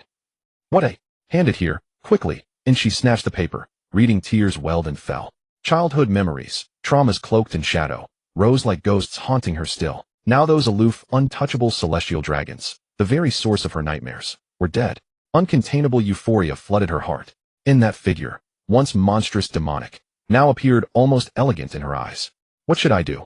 I've already imagined names for our children. And simultaneously across the globe this revelation ignited tempests. Some trembled in fear, others rejoiced in liberation. In Yamato, the den mushi is ringing. Fetch it for me. In ugh, lawman you lazybones. You've got hands and feet. Why must you boss me around? I'm not your servant. Go get it yourself. Don't fuss over trifles. I'm deep in fishing. And if you catch nothing, dinner's off, and you'll go hungry. But I won't starve, not me. As for you, well, that's uncertain. Humph. In reluctantly Yamato rose, knowing only Luoming could cook. His meals weren't gourmet, but infinitely better than her own. Here. In, take it, and click. In, hello. And before he could speak, Kaido's thunderous laughter boomed through the den mushi. Nahahaha. Luoming, you've done something extraordinary. Truly lawless. Tell me, did you sustain any injuries facing those 3 elite warriors? Ha ha. And Kaido brother, you know my purpose. On Shimatsuki Island, I simply encountered those scum, attempting to kill me. How could I possibly spare them? Kaido, kill them if you wish, it matters little. But with such commotion the Navy will certainly mobilize against you once they learn your location. Return to Wano Country first. Its terrain is defensible, and backed by the beast's pirates even the Navy would struggle to breach its walls. Rest easy, Kaido brother. Something fascinating is about to unfold. The Navy won't have time for me. Their entire force will be consumed by this very event. Kaido felt a hint of confusion. What could possibly require the Navy to deploy its full force? He couldn't fathom it. What is it? So mysterious, just tell me quickly. Don't be impatient, big brother Kaido. News should spread in a few days. I'm heading back to Wano now, and I have a gift for you. Alright, I'll wait until you return. Watch your step on the road. With many matters to attend to, Luoming abandoned his ship, and in his black-winged demon form, took Yamato with him. They arrived in Wano in just 2 days. Luoming, you're back. Just as King stepped out, he saw Luoming and Yamato approaching and greeted them. Yes, King, where are you off to in such a hurry? Is big brother Kaido inside? Luoming replied with a smile, asking if Kaido was there. Nothing major. Kaido is inside drinking. You can go right in if you need him. I have some business to attend to at the Udon region. If it's not urgent, King, come in and listen. There might be something we need to do together later. Also, something interesting is about to happen. You might want to see it. Alright, since it's not critical, I'm curious to see what this interesting thing is. Stinky Luoming, I won't go in. I'll go rest first. Yamato still didn't know how to face Kaido. Having overheard the reason, she no longer held much resentment toward him, but she was momentarily at a loss. Fine, go rest if you want. You're free now. You can go anywhere in Wano, but not to sea. If you want to go out to sea, I'll take you another time. Humph. Got it, Stinky Luoming. Haha. This is the first time I've seen Yamato so happy. It seems your appearance has changed her a lot. King smiled warmly. He had always regarded Yamato as a junior, and the last time he saw such a smile was in her childhood. Ha ha ha ha. She has changed a lot. I still remember the first person I saw when I woke up was her. At that time, she kept saying she would become Odin's man. I found it somewhat amusing. After getting to know her, I analyzed things for her. Whether she can understand is her own business. If she can't, no amount of advice from others will get through. This also shows that she has feelings for Kaido. The reason she doesn't recognize him as her father now is just out of pride. It will be fine in a while. As Luoming walked, he spoke.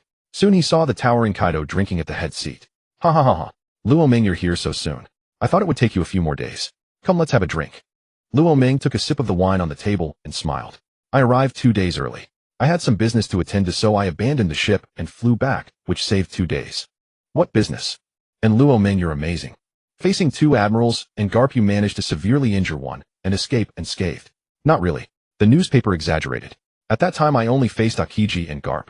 Big brother Kaido, you know I have the ability to immobilize. Taking them by surprise, I sealed Garp for a few minutes and defeated Akiji one-on-one. Kizaru arrived later. It wasn't as exaggerated as the paper said. Luoming explained with a smile. I know about your sealing ability, but shouldn't its strength seal Garp for only a few minutes? Kaido asked doubtfully. He had personally experienced Luoming's ability. It could indeed immobilize, but it absolutely couldn't seal Garp for several minutes. How should I put it? When paired with the corresponding incantation, my ability can be enhanced. Garp didn't know, so he suffered a great loss. If we met again, it wouldn't be so easy. It's like when I fought you. After you understood my ability, you dodged it a few times. The incantation takes a long time, so I seldom use it. Though powerful, the weakness is obvious. Ha ha ha ha. So that's how it is. Kaido laughed loudly, pouring wine into his mouth. This made sense to him. Luo Ming, you've really made a name for yourself this time. Your bounty is almost as high as Big Brother Kaido's. TSK, TSK, TSK. God Slayer. What a domineering title. King said with a smile, feeling delighted. Luo Ming had achieved what he couldn't. The celestial dragons were his sworn enemies. Seeing one dead, he was naturally overjoyed. He only regretted not being there, otherwise he would have spat on the corpse. You also know what I did this time. Killing 3 celestial dragons, it's no surprise I got this bounty. Luo Ming knew it was because of the celestial dragons, otherwise the bounty wouldn't have doubled directly. By the way, Big Brother Kaido, I brought a good gift for you this time. Whether you use it or not is up to you. If you trust me, use it. It will benefit you greatly. Oh, in the Den Mushi call 2 days ago, you said you brought me something good. I've been looking forward to it. Let me see it. Luo Ming reached into his clothes, thinking to himself, system extract the rumble fruit. Okay, the fruit has been extracted. A weight settled in his hand, and then he took out the fruit. This, Luo Ming, if I'm not mistaken, this is the rumble fruit, right? How did you find it? This fruit hasn't appeared for a long time. After examining it for a while, King spoke uncertainly. Yes, you could say it's the rumble fruit, but you could also say it's not. This fruit is different from other devil fruits. Even if someone has already eaten a devil fruit, eating this one again won't cause them to explode. Moreover, it can eliminate the side effects of the user's original devil fruit. Impossible. Absolutely impossible. King was the first to refute. As everyone knew, being able to eat only one devil fruit was a law of the pirate world. If Luo Ming's words were true, it would break this rule. King simply couldn't believe it. Kaido was also somewhat skeptical. However, he didn't think Luo Ming would deceive him. There was no need. Luo Ming had nothing to gain by lying. Was it to kill him? A strong man like this wouldn't resort to such means. His reason told him such a fruit couldn't exist, but he was willing to trust Luo Ming. This reaction was within Luo Ming's expectations. It was normal not to believe. He didn't explain much. How could he mention the system? The existence of the system must not be known to anyone. Otherwise, even if the system didn't find trouble with him, if the news leaked out, he would never have a peaceful day. Even him in the flower chamber wouldn't let him off. I can't explain much about this. Big Brother Kaido, it's up to you whether you eat this fruit or not. Luo Ming said helplessly. Give it to me. I'm willing to take a gamble. Kaido, you. King say no more. I trust Luo Ming. He won't deceive me, and he has no reason to. The main reason was that Kaido wanted to gamble. If he won, he could become the strongest among the 4 emperors. He felt his strength had reached its peak with no further possibility of advancement. Now with this opportunity, he was willing to gamble. He had never been afraid to gamble, even at the cost of his life. Kaido was a man who couldn't stand being stagnant. Good. Luo Ming shouted. Then, Kaido took the fruit and swallowed the rumble fruit in one bite. Boom. Ha ha ha ha ha. I feel it, the new power. This sensation of growing stronger once more is utterly intoxicating. Within half a minute of consuming the fruit, Kaido sensed thunderstorm energy surging through his veins. In the next instant, lightning erupted from his body, flooding the entire chamber. Luo Ming and Jean hastily retreated outside. Luo Ming was unsurprised. Anything produced by the system was bound to be peerless. Jean, however, stood frozen in awe, never imagining it could be real. His captain Kaido truly wielded dominion over lightning itself. Then came overwhelming elation. Suddenly the future gleamed with boundless promise. With such a brother in arms, and Luo Ming's unfathomable mastery, what force in the world could possibly halt the beast's pirate's ascent? Whoosh! Kaido soared into the sky, transforming into a colossal dragon, yet unlike before. His azure scales now shimmered with crackling lightning, while arcs of raw energy danced violently around him, heralding a spectacle of staggering magnitude. Ha ha ha ha ha. This feels magnificent. Luo Ming, come let us fight. Want battle? As you wish. Faced with Kaido's blazing fervor, how could Luo Ming remain silent? He struck, not with restraint, but with full unrestrained might. Seal it, Blackwing Demon. Boom. A thunderous dragon and the Blackwing Demon clashed fiercely midair.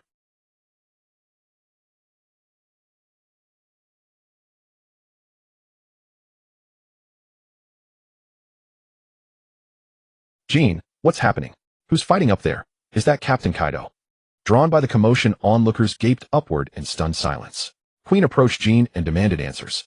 Impossible. Captain Kaido ate the azure dragon fruit. That's true, but all this lightning. What sorcery is this? Because Luo Ming gave him the Goro no Mi, the thunder fruit, transforming him thus. You think I'm a fool, eh? Queen refused to believe it. The others exchanged glances, each face etched with incredulity, as if the very notion defied reality. Damn it, I'm not lying. Even now it feels like a dream. Reluctantly they believed.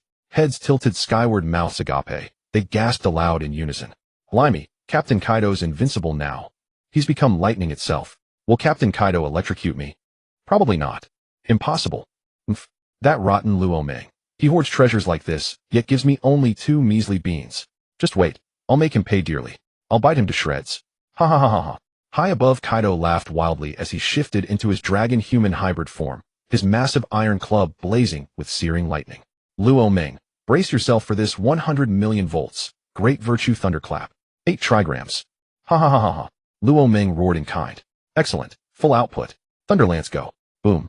Lightning engulfed the sky for hundreds of meters, forging a domain of pure electrical fury within that radius. Jean and the others scrambled desperately backward, refusing to draw even a single step closer. Brother Kaido, let's cease this battle. If we continue, we'll reduce the ground below to rubble. At your current strength, I may well lose. And further combat serves no purpose. I have urgent matters awaiting my attention. Indeed, after consuming the Goro Goro no Mi, Luo Meng sensed Kaido's overwhelming superiority, but he remained unconcerned. With the system at his command, ascension was as effortless as drinking water. Very well. I now grasp my own strength clearly. This is merely an initial enhancement. I sense far greater potential still lies dormant. He chuckled softly. Undoubtedly. Once you fully master the Goro Goro no Mi, or awaken its latent power, you shall undergo a transformation so profound it will redefine your very existence. Given your deep understanding of devil fruits, awakening won't take long. But let's discuss mastery later. Come, let's drink. Tonight calls for celebration. Let's drink until dawn. Brother Kaido, I truly can't join you for drinks just yet. There's something vital I must discuss with you, concerning Wano Country. Then let's talk downstairs. We'll drink and deliberate together. Congratulations, Captain. Your strength has ascended anew. May your reign endure 10,000 years. May you unify all under heaven. They cheered Kaido enthusiastically, then instantly swarmed Luo Meng, eyes gleaming with fervent hope, including the 3 disasters, Jean, Queen, and King. What do you want? I won't sell my body, you know. Luo Meng clutched his chest, feigning alarm, though he knew precisely what they sought. It was merely jest. Ha ha ha. Big brother Luo Meng, we don't want your body.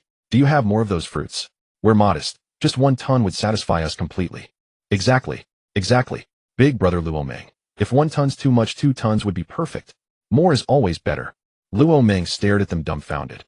How could mouths operating at 38 degrees utter such shameless requests? He snapped, exasperated. None left. Only that one. Captain Kaido already consumed it. If you dare ask him to regurgitate it. They fell silent, daring to snatch prey from the tiger's maw. Kaido's glare brimmed with lethal warning. The beast's pirates broke into awkward laughter. None dared risk experiencing the enhanced version of Thunderclap 8 trigrams. They retreated quietly to the periphery. Huh. Finally squeezed in. You rotten Luo Meng. You withheld this treasure from me. I'll bite you to death. Yamato leapt onto Luo Meng and sank her teeth into him. Though harmless, her radiant glowing eyes made Luo Meng deeply uncomfortable. Too pleasant, almost unnerving. Watching Yamato, Kaido's thoughts drifted back to her childhood. How she'd once clung to him, her father, with the same fierce affection. It had been ages since he'd seen her so joyfully unrestrained. A genuine heartfelt smile spread across his face. He felt no concern watching his daughter and Luo Meng wrestle playfully. His verdict in one phrase: Luo Meng made an excellent son-in-law. Enough, Yamato, get down. Didn't I already give you 2 extraordinary gifts? What gifts? Just 2 ordinary beans. Nothing special. Don't underestimate them. Those beans grant you a second life, perhaps even a third. You expect me to believe that? I don't care. I demand the same fruit you gave Kaido. Fine, fine. I'll give you one when the time comes. For now I truly have none left. Luo Meng sighed in resignation, agreeing for the moment. If the system granted such rewards again, sharing one with Yamato posed no issue. That's more like it. All right then. Luo Meng, didn't you say you had matters to discuss? Let's speak indoors. The 3 disasters remain. Everyone else resume your duties. Kaido interjected immediately upon their exchange concluding. The crowd dispersed. As Yamato turned to leave, Luo Meng gently restrained her. Yamato, you should hear this too. After all, weren't you dismissing those beans as worthless? Fine, I'll listen. Let's see what miraculous power these tiny beans possess. Lead the way. They settled inside. Kaido raised his cup and said, Luo Meng, speak freely. We are family here. No need for secrecy or hesitation. Brother Kaido, I bring 2 matters. First, Wano Country requires our attention. What about Wano Country? Isn't everything stable? Brother Kaido, I know you've left Wano's governance untouched, and this isn't born of misplaced conscience. Yet this system of rule is unsustainable. Left unchecked, disaster inevitably looms. I propose assuming administrative authority, restructuring Wano Country under our guidance. At minimum, we must ensure a single unified voice, the voice of the beast's pirates. Luo Ming, you may have administrative authority, but the people's mindset is not easily altered. Some among them worship the Guanyue clan with fanatical devotion. It doesn't matter. I understand such mentalities are difficult to change. So they revere the Guanyue clan. I know precisely where their followers hide. Eradicating them entirely will suffice. Time will wash away all memory. With no surviving members of the Guanyue clan, the populace will forget them utterly within 2 years. You know where they're hiding. I've searched for years and never found them. Yes, I can purge them all in a single day within the Haji kingdom. A few scattered abroad pose no real threat. If encountered, they can simply be eliminated on sight. Once cleansed, I will enact a comprehensive set of ordinances to govern the common people, far more just and humane than their current existence. Such order will quell unrest and prevent future dissent. Hearing their exchange, Yamato hesitated. Luo Ming, please spare those people. Yamato, I cannot grant that request. In times of chaos, only stern justice prevails. The Guanyue clan must perish, for this nation to heal, to thrive, and to march forward. To leave them alive is to invite perpetual turmoil, utterly futile. I agree. Were it not for their elusiveness, I would have sent them straight to hell long ago, Jean declared. I concur as well. Quinn and Jack echoed in unison. Yamato sank into silence, her heart heavy. She knew her words held no sway over Kaido and his crew. Yamato, though I hate to disillusion you, this world operates thus: cut the grass, but leave the roots, and spring winds will revive it anew. You grasp this truth surely. Mercy toward enemies is cruelty to oneself. Consider this. Regardless of motive, if the beast's pirates were ever imperiled by the Guanyue clan, would they show us mercy? I assure you, they would not. At best, they'd spare us extinction, but even that is doubtful. Though the Guanyue clan lacks the power to achieve such annihilation, we prepare against contingency. Enough. This matter rests entirely in your hands, Luo Ming. Act as you see fit, Kaido commanded.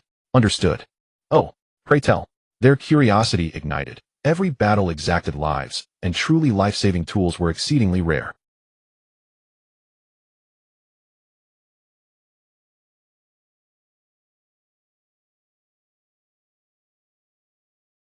He chuckled softly. The beans Yamato mentioned earlier, called immortal beans, possess but a single function: so long as one remains alive, consuming a single bean instantly restores the body to pristine perfection, wounds vanishing as if never inflicted, and stamina surging back to its peak. While still aboard ship, Luo Ming had queried the system whether immortal beans could be replicated. Its reply: replication is possible, if you possess the capability to analyze their composition. Fortunately, Quinn, the beast's pirate's chief scientist, specializes in weaponry, yet analyzing raw materials falls well within his expertise. Should he falter, Don Quixote Doflamingo's scientist Caesar Clown remains an option. Stunned, utterly speechless, they grasped instantly. If genuine, this would forge an invincible beast pirates. Take Kaido himself, an indomitable tank, devastating in offense. No mortal being could slay him outright. So long as he draws breath, a single immortal being restores him fully. Would not his foes rage themselves to death? Or failing that, be worn down to exhaustion? Luo Ming, how many do you possess? Might you produce one for demonstration? After recovering from his awe, Kaido calmly inquired. Certainly. Who among you volunteers to inflict injury upon yourself? A sharp gasp escaped the group. Jean, without hesitation, drove his blade clean through his own torso, blood erupting in a crimson arc. Damn it, Jean. Why slice your hand instead of impaling yourself? Are you truly that ruthless? Ruthlessness secures survival. If testing demands extremity, then let it be absolute. This wound won't claim my life. Luo Ming, hand me an immortal bean. Very well, catch. Jean caught the bean midair and swallowed it whole. Within 3 seconds, his fatal wound sealed seamlessly, his flesh restored to flawless, unblemished perfection. Even lingering fatigue dissolved from his limbs, so profoundly revitalizing he nearly groaned aloud. It was real, undeniably real, truly miraculous. From now on, I'll dare approach any vessel, raid it without fear. He grinned. Yamato still wished to reclaim it. Luo Ming teased. Not a chance. Once given, it's mine. Retrieval is impossible, Yamato retorted, clutching her pocket protectively. Luo Ming, can you mass-produce these? The beast's pirates pledge full cooperation. Name what you require. We'll procure it without delay. Luo Ming shook his head. I possess only finished specimens, no formula. Whether replication is feasible remains uncertain. Quinn, you're our foremost scientist.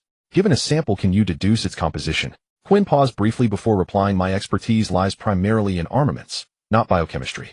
I cannot guarantee success, but I shall attempt it. Proceed then. I hold 6 beans, 2 for your analysis, 1 for Brother Kaido, and 3 reserved for urgent use. Begin with one specimen. If analysis fails, seek Caesar clown through Don Quixote da Flamingo. Caesar, indeed, he surpasses me in this domain. As Luo Ming proposes, I'll consult da Flamingo should my efforts prove insufficient. Luo Ming turned to Kaido. This matter must remain strictly confidential. Even replication must be confined solely to our inner circle. Should word leak, others might seize and replicate the formula, erasing our decisive advantage. Rest assured, I comprehend the stakes. Every soul present is beyond reproach. This secret shall never escape these walls. Then all is well. By the way, brother Kaido, your devil fruit's adverse effects have vanished. Perhaps a swim is in order. You are after all a dragon returning to the sea. He chuckled deeply. Indeed, I've long contemplated it. My fish fruit model Azure Dragon grants partial resistance to seawater, but not immunity. Shall we test it together? I'll accompany you. Master Kaido, I'll decline. I must begin analyzing the immortal being's composition immediately. Quinn burned with urgency. Replicating such a strategic artifact would crown his scientific legacy with unparalleled achievement. Very well, proceed to your laboratory. In the end, only Luo Ming and Jean accompanied Kaido. Standing at the shore, they watched the colossal Azure Dragon, over 1,000 meters long, glide effortlessly through the ocean's depths. Luo Ming spoke quietly. Jean, I know your true lineage. Given present circumstances, there is no longer need to conceal your identity behind a mask. You're right. You slew celestial dragons. Thus masking myself serves no purpose. I once hid to shield Master Kaido from repercussions. Now such caution is obsolete. As Jean spoke, he removed his mask, revealing flowing silver-white hair and a face carved by maturity and unwavering resolve, strikingly handsome. He smiled faintly. Jean, with that visage, countless maidens would fall under your spell at first glance. Do you harbor affection for anyone? Allow me to play matchmaker. Luo Ming ceased teasing me. My sole aspiration is to stand beside Master Kaido to the very end. Loyalty to Kaido needn't preclude marriage or family. I'll find you a suitable partner when opportunity arises. Incidentally, join me shortly in eliminating the remaining Guangyue clan remnants. Also execute Orochi. His survival holds no value. Agreed. For the entire day, Luo Ming and Jean carried out swift, merciless executions against the followers of the Guangyue clan, Guangyue Rai included. The following day, Luo Ming issued a series of sweeping reforms in his capacity as sovereign ruler, drawing directly from modern administrative statutes.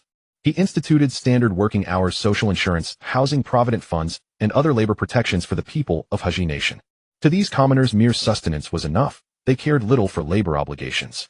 A few wealthy dissenters rose up in defiance. Luo Ming silenced them with effortless dispatch. Thus hunger vanished from Haji Nation overnight. Peace, prosperity, and bustling vitality blossomed across the land within a single day. Only that evening did Luo Ming finally find respite. Ding! Congratulations, host. You have successfully reformed Haji Nation and already begun to manifest signs of flourishing prosperity. Your reward is now granted. The system approached, bearing its reward, filling Luo Ming with eager anticipation. Past rewards had never disappointed. First, the 8 gates of the body technique. Gates 1 through 7 inflict no harm. Opening the 8th carries inherent peril. Use with utmost caution. Second, blueprints for manufacturing the AK-47 rifle. Luo Ming rejoiced. The 8 gates, though sparingly deployed in the Naruto world, were a technique capable of nearly ending the story with a single kick. With all 8 gates rendered harmless, he felt bold enough to confront I'm even now. The AK-47 schematics were equally valuable. He could manufacture them himself and supply the Revolutionary Army, forging a vital alliance. Their numbers would prove indispensable when launching a full-scale war. System Father, may I stack these abilities? No. Do not ask why. If stacking were permitted, you would become invincible far too quickly, rendering further narrative obsolete. Fine, this suffices. Should danger arise, I shall unleash all 8 gates at once. Who dares oppose me? Besides, I possess immortal beings. Yamato, what's wrong? Why are you crying? Did someone bully you? Tell brother Luo, I'll split their backside wide open. Seeing Yamato enter, tear-streaked and distraught, Luo Ming rushed to comfort her. You stinker, Luo Ming. No one's bullied me. But may I ask you a favor? Speak freely. In Haji Nation, is there anything Yamato cannot accomplish? I'd love to hear it. It isn't about Haji Nation. I beg you to save someone. He was my only true friend before. You must help me. Ace. Luo Ming needed no further explanation. Only Ace fit the description, not from Haji Nation, yet Yamato's sole confidant. Yamato handed him a newspaper. Look, Luo Ming, that's him. Rescue him, and I'll do anything you ask. Oh, anything. Luo Ming grinned, mischievously locking eyes with Yamato. You stinker, what are you staring at like that? Everything else is fair game, but that, not even a thought. TCH, just a shoulder massage, nothing more. You're young, yet your mind runs impure. Arg, you rotten Luo Ming. I'll bite you to death. Stop. Stop. Don't bite. I've agreed. Let go now or I'll rescind my promise. Agreeing posed no issue. Luo Ming had long intended to intervene in the Summit War. He even hoped to recruit Whitebeard into his own ranks. Fine, but don't renege. I'll release you right away. Stingy. Not even one bite. When do we depart? I'm coming too. Return home first. I'll speak with your father. I cannot decide alone whether you may accompany us. All right, but you must persuade my father, you stinker. I'll do my best. Once Yamato had left, Luo Ming unfolded the newspaper and smiled inwardly. The Summit War was imminent. At last he would meet the world's strongest man, Whitebeard. Luo Ming strode out, heading toward Kaido's encampment. 10 minutes later he asked, Brother Kaido, have you read today's paper? I saw it. They're executing Ace, 2nd Division commander of the Whitebeard pirates, 10 days hence. What's strange about that? Brother Kaido, you know how fiercely Whitebeard cherishes his sons. The Navy's public execution of Ace will provoke him. War is inevitable. I told you earlier there was an opportunity to draw Whitebeard into my plans. Do you recall? Luo Ming, you intend to aid the Whitebeard pirates. Why not? Alone they stand no chance of rescuing Ace. With our strength added, their odds rise dramatically. Also, Yamato and Ace are friends. She earnestly hopes we act. Is that so? This is Yamato's first plea to me. I fear refusal is no longer possible. How will you approach Whitebeard? He won't trust us easily. What if he attacks us upon our arrival? That's no concern. I'll visit the Whitebeard pirates tomorrow. For now I need your crew to locate their base. Agreed. I'll inquire tonight. War. I've awaited it for so long. This surging adrenaline, this blazing fervor, and soon the world shall witness my new power. Navy, tremble. Be awestruck. Prepare yourselves for the descent of Kaido. Luo Ming watched calmly as Kaido raged. Understanding perfectly the man was born restless. War's long-awaited arrival naturally thrilled Kaido. Once his excitement subsided, Luo Ming spoke. Brother Kaido, Yamato wishes to join us. What say you? Out of the question. Kaido refused without hesitation. After safeguarding his daughter for over 20 years, he would tolerate no peril. Brother Kaido, permitting her to come poses no risk. I know your fears, but under our joint protection, who could harm her? You cannot shield her forever. She must venture forth, face trials, and grow strong. Only then will she truly thrive. Kaido pondered deeply. Luo Ming was right. His overprotection was unsustainable. One day he would age, fall, and vanish, leaving Yamato utterly defenseless. Her strength must be forged by her own hand. Very well, you've convinced me. But tell her plainly on the battlefield she must never stray far from us, or no amount of pleading will change my mind. No problem. I'll relay your terms. Rest assured, under our watch she'll suffer not a scratch. Moreover, only the three of us, plus Jean, will go. Have Jean remain constantly at Yamato's side. Agreed. Jin's presence reassures me. Also watch for Shanks. His lifelong pursuit of balance may compel him to block our departure from Haji Nation. Bah, if that brat shows up I'll slap him twice across the face. Luo Ming's lip twitched. Never had he imagined Kaido, his mentor, could speak so bluntly after drinking. Given their current might, Shanks posed no true threat. Then it's settled. I'll rest now and return tomorrow. Go ahead. The news of Ace's execution spread across the world the following day, stirring another tempest, just as Laman had done when he slew a celestial dragon. Though the seas had remained eerily calm these past days, all knew it was the deceptive stillness before the storm. Should the Whitebeard pirates fall, the four emperors' strongest territory would be carved up and devoured. Should the Marines falter, chaos would run rampant and unchecked. Laman soared through the sky at 10,000 meters in his black-winged demon form, gazing down upon the boundless sapphire expanse of the ocean, his spirit yearning to cry out. The sea. You're nothing but water. Hey Laman, how much longer till we get there? Not so fast. We've barely begun our journey. You're lounging comfortably on my back, exerting not a shred of effort, and yet you grumble incessantly. Think I won't drop you straight into that endless watery abyss below? Laman sighed, faintly exasperated. He'd forbidden Yamato from coming, but she'd insisted, clinging stubbornly to his back like glue. Can't you see I'm anxious? Relax, I'll fly at my own pace. As long as we arrive in time, that's all that matters. Just don't drop me. Kaido will hunt you down if he finds out, and you'll wish you'd never heard of his 100 million volt thunderbolt Rasengan. Yamato's bravado cracked. Beneath her fierce exterior lay raw fear. Plummeting into that sea meant certain death. I'm not afraid. I've faced it before. By the way, didn't Kaido Dano hint he'd like to match us? Tell me, what should I do for you once we're wed? The Luo family code contains 18 sacred statutes. I intend to enforce every single one upon you. Laman chuckled darkly. Ugh, what nonsense are you spouting now? I'll never let you lay a hand on me. I'd sooner die than marry you. Laman did not glance back at Yamato's expression, else he'd have seen her cheeks flush crimson as deeply as a rose in full bloom. TCH, Anyone who watches you swing that club with such thunderous vigor would think twice before claiming you. You ought to be hiding under your quilt tonight, giggling with gratitude for having found me. Say that again, and I'll bite. Ow. You actually bit me. We're 10,000 meters up. Fall, and I won't lift a finger. Shut your mouth, or face my counterattack. Laman tightened his grip and swung Yamato around to face him front on. "W, what are you doing?" she stammered, catching sight of his mischievous grin. Her gaze dropped instantly, too flustered to meet his eyes. "What am I doing?" "Reclaiming balance. Every time you bite me now, it's your turn to be bitten." And with that, Laman leaned in and pressed his lips to hers. "And no, don't." Yamato resisted fiercely at first, but gradually her struggles softened, her arms tightening around him. Laman, unsatisfied with mere closeness, prepared to deepen the moment. A pause for imagination, left deliberately unspoken. "Father, the red-haired pirate has arrived. What business brings him here now? Let him aboard." "Yes, I'll fetch him at once." Marco turned and scanned the crew. "Newcomers, retreat inside. Before that man, even standing upright will prove impossible." "Ha ha ha ha ha. Uninvited, yet I beg your pardon, Captain Whitebeard." No sooner had Marco spoken than Shanks strode forward, his haki erupting like a physical force, cracking the deck beneath his feet. Whitebeard's men, their wills unsteady, collapsed one by one, eyes rolling back in terror. "Shanks, rein in your haki. To wield it so recklessly against my sons. Is war what you seek?" "Ha ha ha. My apologies. I've just emerged from battle and my control is imperfect. Truly I'm sorry.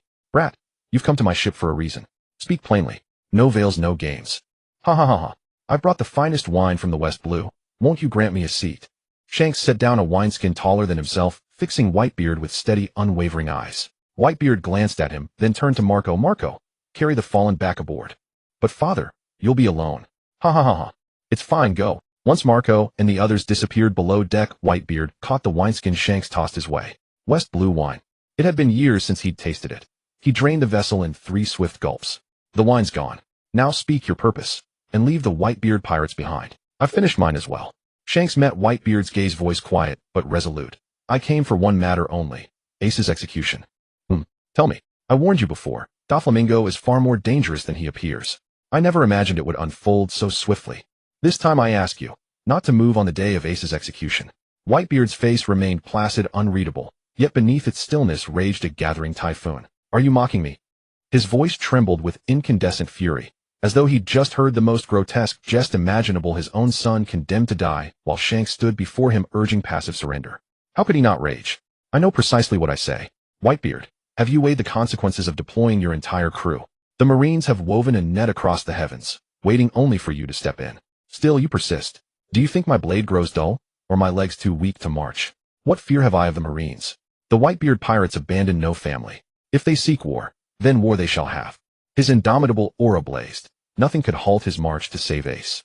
"Even if this shatters the world's fragile peace, do you truly care not? What becomes of the world means nothing to me. Only my child's life and death matters. Everything else is dust. Then, must I stop you myself?" Edward's wrath erupted. He seized his greatsword and cleaved downward toward Shanks. "Brat, you've earned my wrath. Taste my blade." Boom. Shanks met the blow head-on. Haki clashing so violently the sky itself split open. Marco and the others rushed onto deck, frozen in disbelief at the spectacle before them. They failed to notice 2 figures descending through the fractured heavens above. What in the... Why's the sky splitting apart? "Hey Laman, fly steady." Those 2 were none other than Laman and Yamato. Having raced tirelessly, they finally arrived 2 days later at Whitebeard's fleet. Just as they began their descent, the heavens tore wide open. A sight Laman recognized instantly, Shanks and Whitebeard crossing blades. "Yamato, hold on tight. We're landing." Whoosh. "Laman, slow down. Not so fast. Stop. We're going to die. We're going to die." Yamato squeezed her eyes shut, bracing for impact, as the ocean rushed upward. "Who's there?" Shanks, Whitebeard, and Marco all sensed the intruder through their Kenbunchika haki, and turned sharply skyward. Whitebeard and Shanks exchanged glances, grave wary. This newcomer radiated power equal to their own. They braced themselves, ready for anything. Whoosh. A sonic boom echoed. Then the figures materialized midair, followed by laughter ringing clear and bold. "Ha ha ha ha. What a lively scene. May I join your conversation?" One of the 4 calamities of the beasts, Aoerki, Luo Ming. "What are you doing here? TCH, what does it matter to you? Is the sea your property? Red hair, aren't you overstepping your bounds?" On Whitebeard's ship the host hasn't spoken, yet why are you jumping out? The user of the face fruit ability Red Hair Shanks had no effect on Luo Ming. He just retorted without hesitation. Red Hair's face darkened. He had only asked a single question, yet was met with a barrage of rebuttals. "What, did I steal your chicken or something?" Of course he didn't say that out loud. You can go wherever you like, but are you taking advantage of the Whitebeard pirate situation at a time like this? Red Hair stopped sowing discord. You have business with Whitebeard, and I naturally have business here too. But I have no friendship with the beast pirates. Coming here alone, aren't you afraid I'll keep you here? Ha ha ha. Whitebeard first meeting. I don't care about friendship or not. I'm just here to make a deal with you. Can you spare half an hour? Say what you have to say now. No need to waste time. Hee hee. Fine. I'm here to help you rescue Ace. Whitebeard said calmly. Do you also think the Whitebeard pirates cannot rescue our own family? I don't need help from the beasts and I don't trust your crew. Kaido and I have fought no less than 100 battles large and small. Luo Ming, Whitebeard, I'm not underestimating you, but time waits for no man. You are old after all. Even if your crew wins this time, how many of your men will walk out alive? With us it's different. 3 emperors combat power. Even if we can't leave Marineford unscathed, at least the casualty rate will be greatly reduced. If you trust me, talk to me alone. There's an item I can't show in front of others. These words were clearly aimed at Red Hair. Before he could speak suddenly, bang! Luo Ming twisted his head to dodge the bullet, his face darkening as he glared at the nearby ship. On it stood a long-nosed man holding a still-smoking rifle. Yasop had been keeping an eye on the situation, and his exceptional observation haki had let him hear the entire exchange. Unable to bear Luo Ming's constant targeting of his captain, he fired a shot. Since they had made a move against him, Luo Ming had to respond. With a calm expression, he pointed a finger at the Red Hair pirate's ship, energy gathering at his fingertip. What are you doing? Red Hair's face shifted in alarm. He sensed a destructive aura within that energy. Aro, boom. A beam of light shot toward the ship. Red Hair vanished in an instant and reappeared in front of the vessel. Divine avoidance. Conqueror's haki-coated griffin and a black and red flash of slashing light struck the oncoming beam. Boom. The shockwave exploded, and those closest on the Red Hair ship had their hair blown wildly by the blast. Red Hair stood on the bow, his expression grim as he stared at Luo Ming. Captain, shall we fight? The Red Hair pirates stood behind Shanks, gazing at Luo Ming. No. He's not weaker than me, and he can fly. Fighting him at sea will bring us no advantage. Let's go. Seeing Red Hair's ship leave, Luo Ming paid it no further mind. He wasn't afraid of an actual fight. If worst came to worst, he could open all 8 gates. With the gate of death activated, he was confident he could leave the entire Red Hair crew here forever. Hee. Don't mind that incident. Let me introduce you. This is Yamato, a friend of Ace, and also Kaido's daughter. She played a big part in pushing the plan to rescue Ace. A friend of Ace. Please have a seat. First, tell me how you plan to help. Whitebeard understood that Luo Ming was right. They might be able to rescue Ace, but how many would walk out of Marineford alive? He dared not imagine they were all his children. He had to ensure their safety. If the beast pirates truly wanted an alliance, he wouldn't mind joining forces. Seeing Luo Ming and Yamato sit down, Whitebeard said, If you help me, what are your conditions? Speak. Luo Ming smart.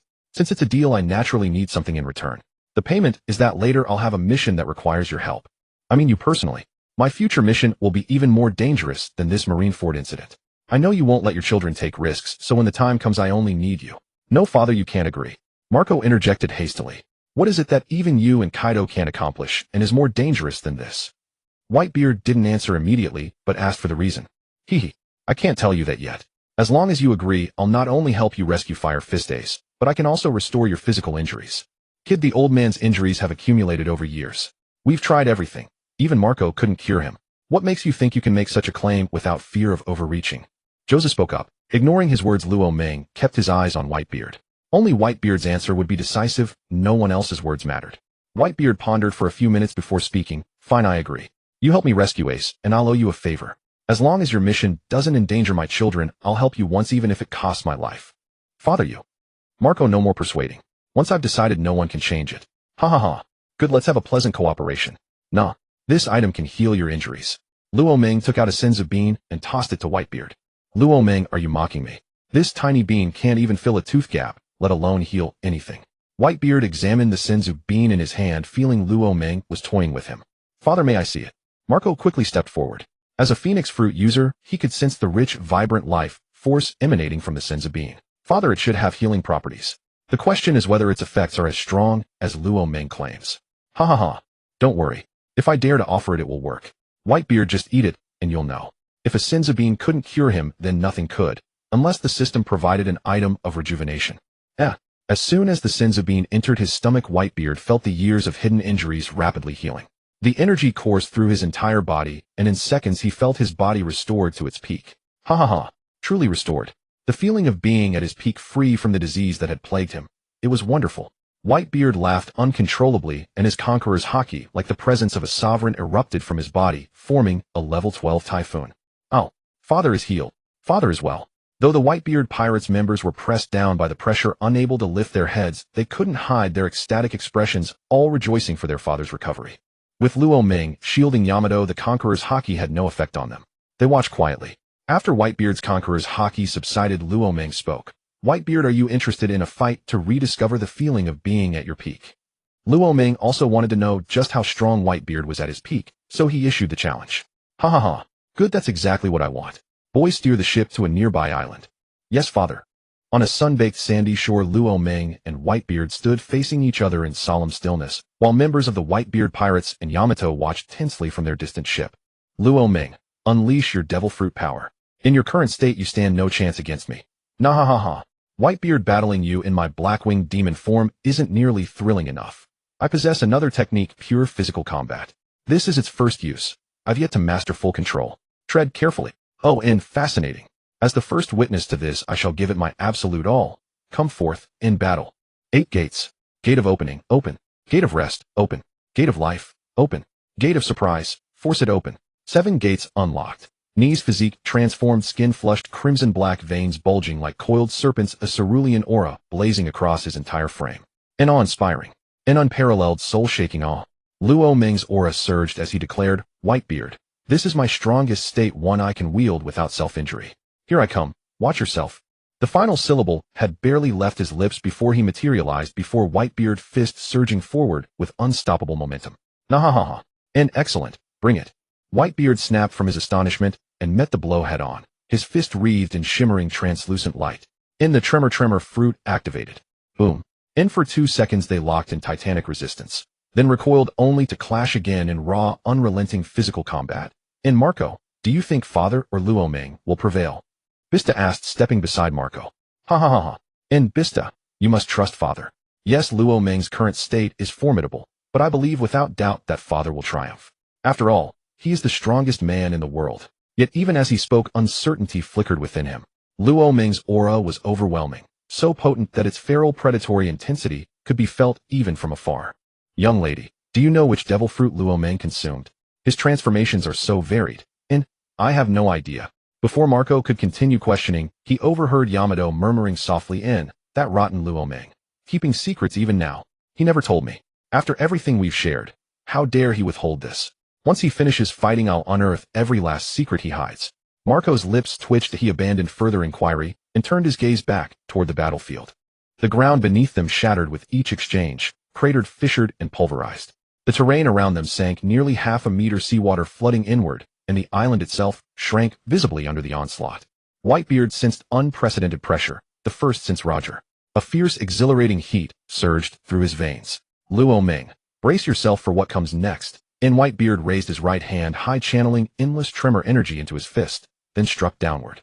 The air ahead fractured like splintered glass. Endless cracks, spider-webbing outward, atmosphere vibrating violently as a shockwave surged toward Luo Ming. And was this the tremor fruit's long-range application? Day Tiger. And Luo Ming unleashed his ultimate technique. The Day Tiger, attainable only when the Gate of Surprise was opened. A colossal white tiger forged from raw energy roared forward to intercept Whitebeard's tremor wave. Boom. And the Whitebeard pirates instinctively raised their arms to shield themselves from the blast wave. This battle is beyond intense. We couldn't withstand even a single strike from them. Indeed, who would have imagined Luo Ming's strength? To fight father at his peak. Unbelievable. At this rate, the outcome remains utterly unpredictable. Luo Ming looks barely 20. How did he become so formidable? I've wasted decades of my life. The newspapers claimed he fought Kaido to a draw. I doubted it then. Yet even those reports underestimated him. This isn't a draw, it's dominance. I believe he could defeat Kaido outright. Exactly. Those papers mislead readers with false information. We must resist such distortions. Give it a rest. Luo Ming just said it was his first time using it. How could the papers possibly know? Haha. Just joking. Father cannot lose. We must rally behind him. Go father. Go father. Crew members roared in unison, voices rising in thunderous fervent support. Yamato, watching nearby, couldn't stay silent. She transformed into a bold, spirited woman, dragged over a stool, climbed atop it, and unfurled a fan she'd somehow produced, waving it vigorously as she shouted. You rotten Luo Ming, fight harder.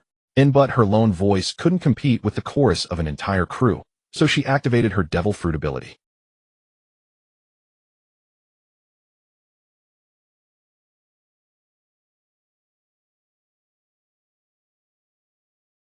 Luo Ming, your emergence in this era is both blessing and curse. And for an old man like me, your arrival reignites the fire in my blood. That is my fortune.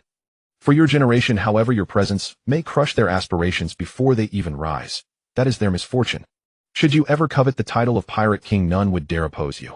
And after exchanging blows, Whitebeard smiled and said, though they fought fiercely, neither bore serious wounds. Truly, they stood perfectly matched. And I care not whether my existence brings fortune or sorrow to others. The Pirate King's throne holds no allure for me. Just as you, Whitebeard, cherish only your family. I pursue my own purpose. Empty titles mean nothing to me. What use are they? Nah ha ha ha. And, fine lad, you speak my language. Consider leaving the Beast's pirates and joining my crew. Luo Ming's lips curled faintly. A silent thought: join your crew. Become your son. I've no intention of adopting a father. And, thank you for the generous offer, but the Beast's pirates suit me well.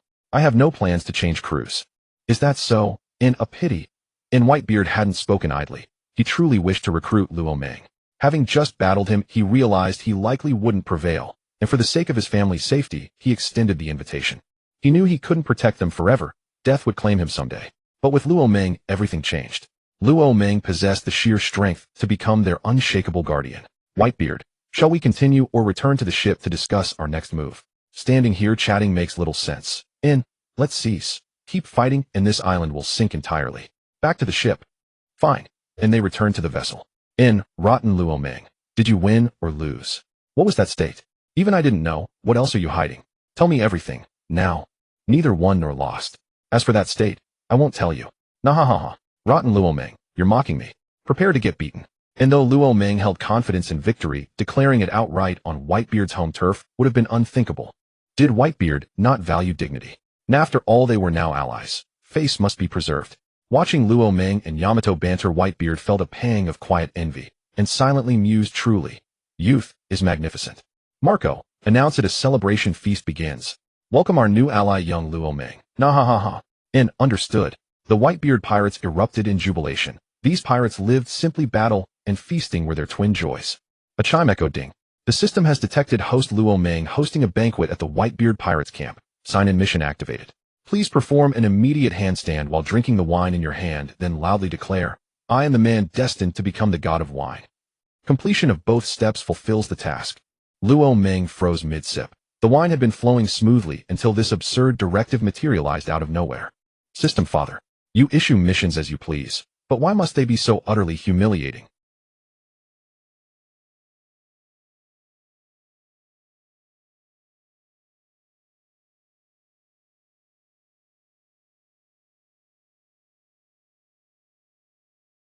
Too kind, too kind. Escape was impossible. With lightning speed, Luo Ming flipped into a handstand, drained the wine in one gulp, then sprang upright, ignoring the stunned gazes around him, and roared, I am the man destined to become the god of wine. Silence crashed down like a thunderclap.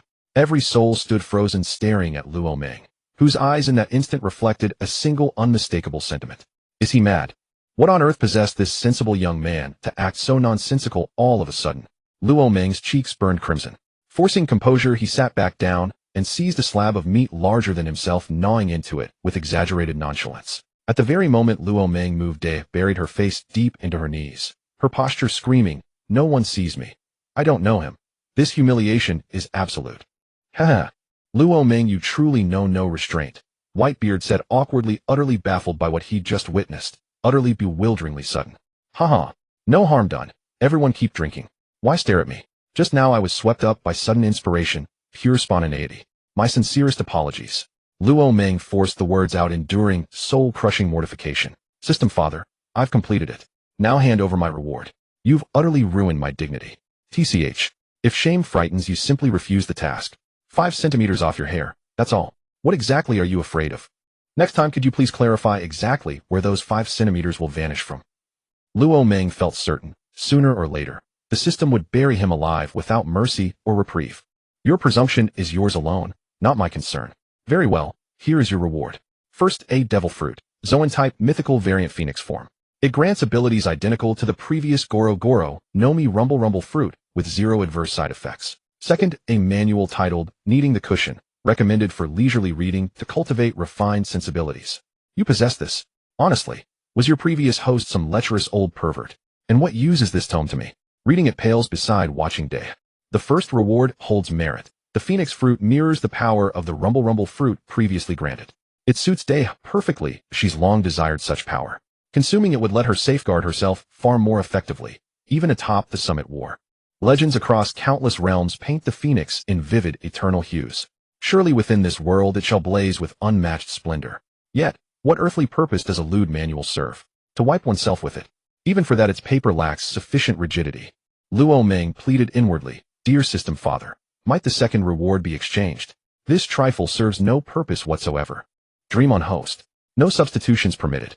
Take it, or discard it. Your choice. Truly no exchange." None. Luo Meng surrendered all hope. The festive clamor resumed, seemingly erasing every trace of his earlier public disgrace, as revelers drowned themselves in sake. Whitebeard asked, "Luo Meng, what occupies your thoughts? Come drink. By the way, how many from the Beast's pirates will join the war?" "The Beast's pirates won't deploy many. Only for myself, brother Kaido King, and Day seated beside me, each among the pinnacle of combatants. As you know, wars like this aren't decided by numbers, but by elite strength. With enough top-tier warriors, even the Marines cannot prevail against us. This young woman, will she truly fight too?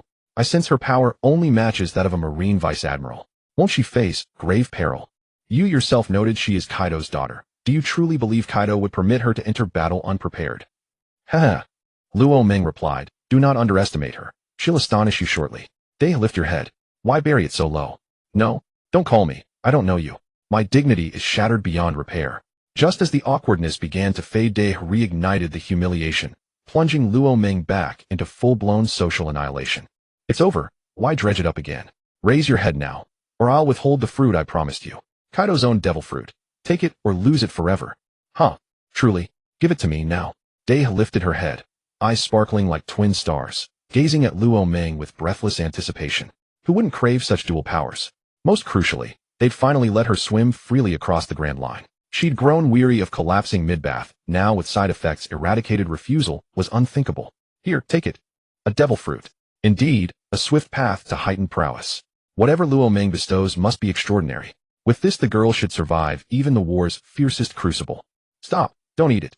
Day raised the fruit to her lips, only to be interrupted mid-motion. Whitebeard frowned. "Marco, what do you think you're doing? This fruit belongs to the girl, granted by Luo Meng. Are you attempting to seize it?" "Father, I never taught you such conduct." "No, I'm misunderstood. She'll die if she swallows it. You saw her wield devil fruit powers during your clash with Luo Meng, father. You must recall. A second fruit would rupture her body from within." Whitebeard fixed his gaze upon Luo Meng. "Luo Meng, is Marco telling the truth? There's no need to conceal it.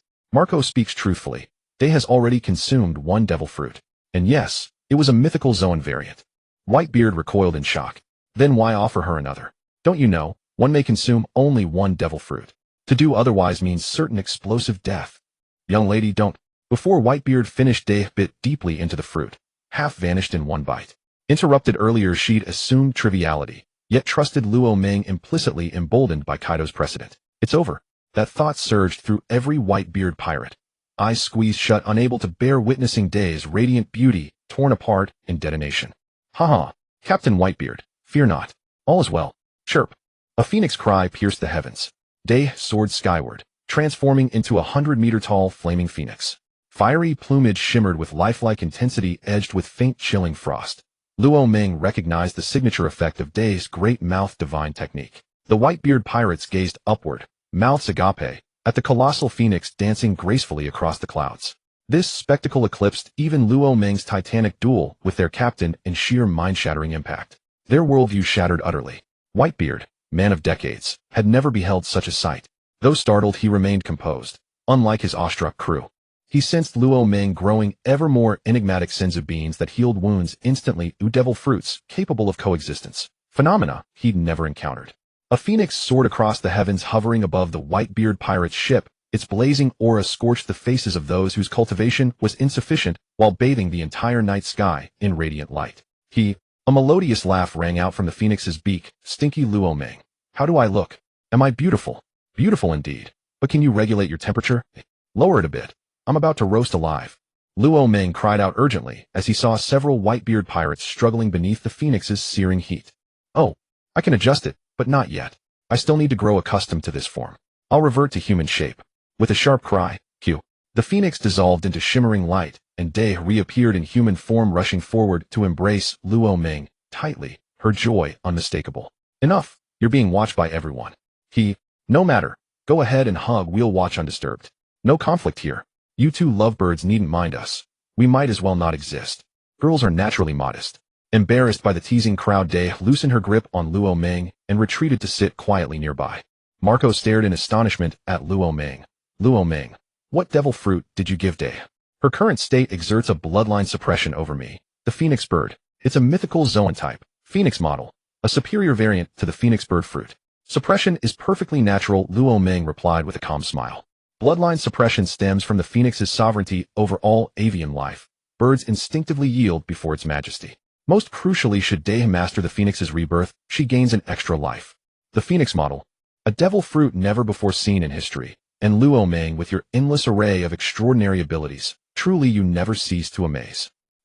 Luo Ming chuckled softly, but offered no reply. How could he possibly reveal the system? Even if he did, none would believe him, or grasp what such a thing even was. Whitebeard sat silently upon his throne for a long while, then resolved firmly, Luo Ming, if you still possess cinchus or more of these devil fruits, would you consider selling them to me? I guarantee a price that will satisfy you. Marco and the others gazed at Luo Ming with eager anticipation, silently, praying his lips would part to utter a single word: yes. I'm sorry, the devil fruit is gone, but I can spare you another cinchu. Ha ha ha, thank you. The cinchu alone suffices. That the devil fruit is unavailable surprises me not. Had they appeared en masse, you'd hardly seek me as an ally. For this cinchu, I'll offer 3 devil fruits worth. How does that price strike you? Since Luo Ming hadn't intended to charge anything, he accepted Whitebeard's offer without hesitation. It held no use for him now, yet might prove invaluable later. Agreed. Your word stands. He reached into his pocket and tossed the cinchu toward Whitebeard. Whitebeard caught it carefully and stowed it away with solemn reverence. This was no mere trinket, but a second chance at life. Should his children fall in battle, this cinchu could save them. He dared not treat it lightly, not even risking swallowing it absent-mindedly as a snack. Regret would come too late. Luo Ming, tonight no one leaves sober. Seeing the deal sealed, the Whitebeard pirates surrounded him, determined to best him in drink. Was the title unfaltering drinker earned in vain? Come, tonight witness the god of wine. Was my earlier boast mere wind? One by one they challenged him. Each raised a tankard, only to collapse defeated one after another. Only when the Whitebeard pirates lay sprawled across the deck, drunk beyond motion, did Luo Ming finally pause. At last only he and Whitebeard remained lucid, standing side by side at the ship's railing, gazing up at the star-dusted firmament. Whitebeard broke the silence. Luo Ming, you intend action. And if even you deem it perilous, you mean to move against them, don't you? You've guessed correctly. My target is precisely that wretched faction which has sat enthroned for 800 years. Their continued existence defies cosmic justice. If your aim is the world nobles, why approach me rather than the revolutionary army? Understand this, I will never permit my children to follow you recklessly. You know full well the world government's depth of power. Whether I understand it or not, I will act. They are strong now, but I stand still no longer. What if tomorrow I surpass even the government itself? No conclusion may be drawn before battle is joined. Must defeat be my preordained fate. Moreover, I do not rely solely on you. I also intend to reach out to the revolutionary army. They share our ideals. Alliance therefore should prove no difficult feat. Whitebeard studied Luo Ming beside him, confident, articulate, brimming with ambition at barely 20 years old, and felt profound admiration. At that age he had been little more than a cabin boy aboard some forgotten vessel. And you, Whitebeard, you now know my plan. Its danger needs no elaboration. Should I fail, what becomes of your children? No matter. Each child must forge their own path. I cannot shield them forever. Yet should that day arrive, I shall disband the Whitebeard pirates and let each find their own way home. Silence settled, broken only by the glittering stars and the thunderous snoring of the fallen crew. By the way, Whitebeard, there's one more matter I must discuss with you. Speak, I'm listening. It concerns Doflamingo. This may well be part of his design. Do you know the properties of the dark fruit? Whitebeard shook his head. No, I've never encountered it. It's said to be legendary. Its traits remain shrouded in myth. I know this much: the dark fruit exerts severe suppression over other devil fruit users. If Doflamingo touches a power wielder, their ability instantly fails. Yet its greatest power lies in harvesting devil fruits. So long as Doflamingo stands near a corpse, the fruit will not vanish, even upon its user's death. He very likely intends to seize your quake fruit. In the Summit War beware, Doflamingo will appear. In the original chronology, the Summit War was orchestrated entirely by Doflamingo. Now Luo Ming laid it bare, so Whitebeard might prepare accordingly. Whitebeard's face darkened. Let him come. The murder of my family is unforgivable, and now he engineers this catastrophe. Him, I will kill. Given your present strength, Doflamingo poses no true threat, but the world government warrants caution. They may suspect the beast's pirates' involvement and prepare countermeasures. We must remain vigilant. Do not fret, Luo Ming. So long as the five elders stay silent, victory is ours. No surprise can derail us. UI, and Kaido, plus this young woman who has already attained admiral-level mastery. Though my 1st, 2nd, and 3rd division commanders cannot match admirals, they overwhelm vice admirals effortlessly. My crew numbers over 10,000. Not every man fights 100 foes, but each rivals a standard marine officer. Luo Ming smiled faintly. I feel no anxiety. Just Kaido, and I can pin down the 3 admirals and Garp. Sengoku must command. He won't enter the fray swiftly. And who, pray tell, could withstand you at your absolute peak? Enough talk. Let events unfold as they will. Tomorrow I depart. 10 days remain until Ace's execution, and on that day I shall be there, promptly. Much remains to be done. I'll take my leave now. Go attend to your affairs. I await your return. Rest well. At dawn, golden sunlight spilled across the deck as Luo Ming stirred awake, roused by the shrill ring of a den mushi. He casually shifted aside the long leg draped over him and lifted the clamshell-shaped device to his ear. Hey, Luo Ming, have you reached Whitebeard's ship yet? Has he laid a hand on you? If he has, tell me. I'll sail over and knock some sense into him. Kaido's thunderous voice boomed from the den mushi, forcing Luo Ming to hold it at arm's length. Only after the torrent of words subsided did he finally speak. I've arrived. I've already spoken with him. I'm aboard Whitebeard's vessel now, and nothing untoward has occurred. Brother Kaido, do you have anything else to say? Is Whitebeard beside you? Put him on. I've got words for him. Just a moment. I'll hand the den mushi to him. The Whitebeard pirates were already stirring, each absorbed in their own duties. As Luo Ming passed by, crewmates greeted him with nods and warm salutations. Luo Ming strode toward the bow and found Whitebeard seated in the morning sun, flanked by Marco and several other senior officers. Captain Whitebeard, the call is from Brother Kaido. He wishes to speak with you. Whitebeard took the den mushi from Luo Ming and bellowed, Kaido, you brat. What's so urgent you disturb me? A deep rumbling laugh followed. Whitebeard, still breathing. Or have you grown so ancient your legs won't carry you anymore? True to their lifelong enmity, Kaido's opening words were pure provocation. He chuckled softly. Humph, so long as you're still kicking, how could I possibly die? If all you wanted was confirmation that I'm alive, spare me the rest. Words clashed like steel and ended just as swiftly. Hold on. With Luo Ming bridging us, we're allies now. Since the dissolution of Rock's crew, we've fought over 100 battles. Yet who would have imagined we'd stand side by side one day? TCH. Only because of Luo Ming would I even deign to speak to you, you arrogant old fool. What did you say, Whitebeard? Looking for a thrashing? I'm not the same man I once was. Face me now and I guarantee I won't fall. Not to you. Whitebeard laughed warmly. So confident. Kaido, your strength must have surged indeed. Or perhaps Luo Ming granted you a rare devil fruit. One that's clouded your judgment. Huh. How'd you guess, old man? Did Luo Ming tell you? No, he said nothing. But last night your daughter Yamato consumed a devil fruit gifted by Luo Ming. And now with that swagger in your voice, it wasn't hard to deduce. Kaido roared with unrestrained laughter. The stronger Yamato grew, the more elated he became. Meeting Luo Ming truly felt like fate's greatest blessing. So what if you know? Even in your twilight years, can you still best me, now at my peak? Unaware that Whitebeard too had reclaimed his prime, Kaido spoke with unbridled arrogance. Whitebeard's gaze turned cryptic. Kaido, you don't know Luo Ming gave me a senza bean. I've returned to my zenith. Tell me, are you still certain of victory? What a... Kaido gasped. He knew full well the terrifying might of prime Whitebeard. Even now, wielding 2 devil fruits, he doubted he could prevail. Yet pride refused surrender. Even restored, you haven't proven yourself against me. Until we clash, no one knows who'll stand victorious. Inside he cursed, damn Luo Ming. Why give that bean to Whitebeard? This bluff is ruined. Whitebeard grinned. Very well. If you seek battle, I grant your wish. After this war concludes, name your time and place. We'll settle it face to face. Fine, let it be so. After the war, I'll await you in Wano Country. Just wait. I'll leave you crawling on broken teeth. With that final taunt, Kaido severed the connection. Whitebeard gazed silently at the silent mushy memory flooding back. Though the world knew them only as bitter rivals, few recalled they'd once sailed under the same flag, bound not by friendship, yet never this bitterly divided. Luo Ming accepted the den mushy and smiled. I must take my leave now, Captain Whitebeard and all of you. We'll meet again at Marineford. Won't you stay a while longer? Indeed. Please at least share a meal before departing. Luo Ming declined gently. My friends, no need to insist. Time waits for no one. I still have preparations to make. Forgive my haste. Understood, we won't detain you. Until next we meet. Marco, fetch those 2 devil fruits from the storeroom and hand them to Luo Ming. Yes, I'll go at once. Moments later Marco emerged cradling 2 fruits in his hands. Whitebeard smiled. Luo Ming, these aren't legendary fruits.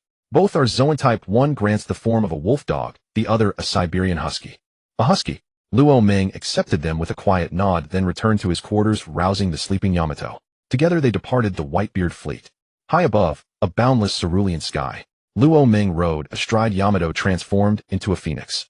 After hours aloft, her mastery over the avian form had sharpened dramatically. Her flames now danced with perfect control. Luo Ming sat comfortably, unscathed by heat.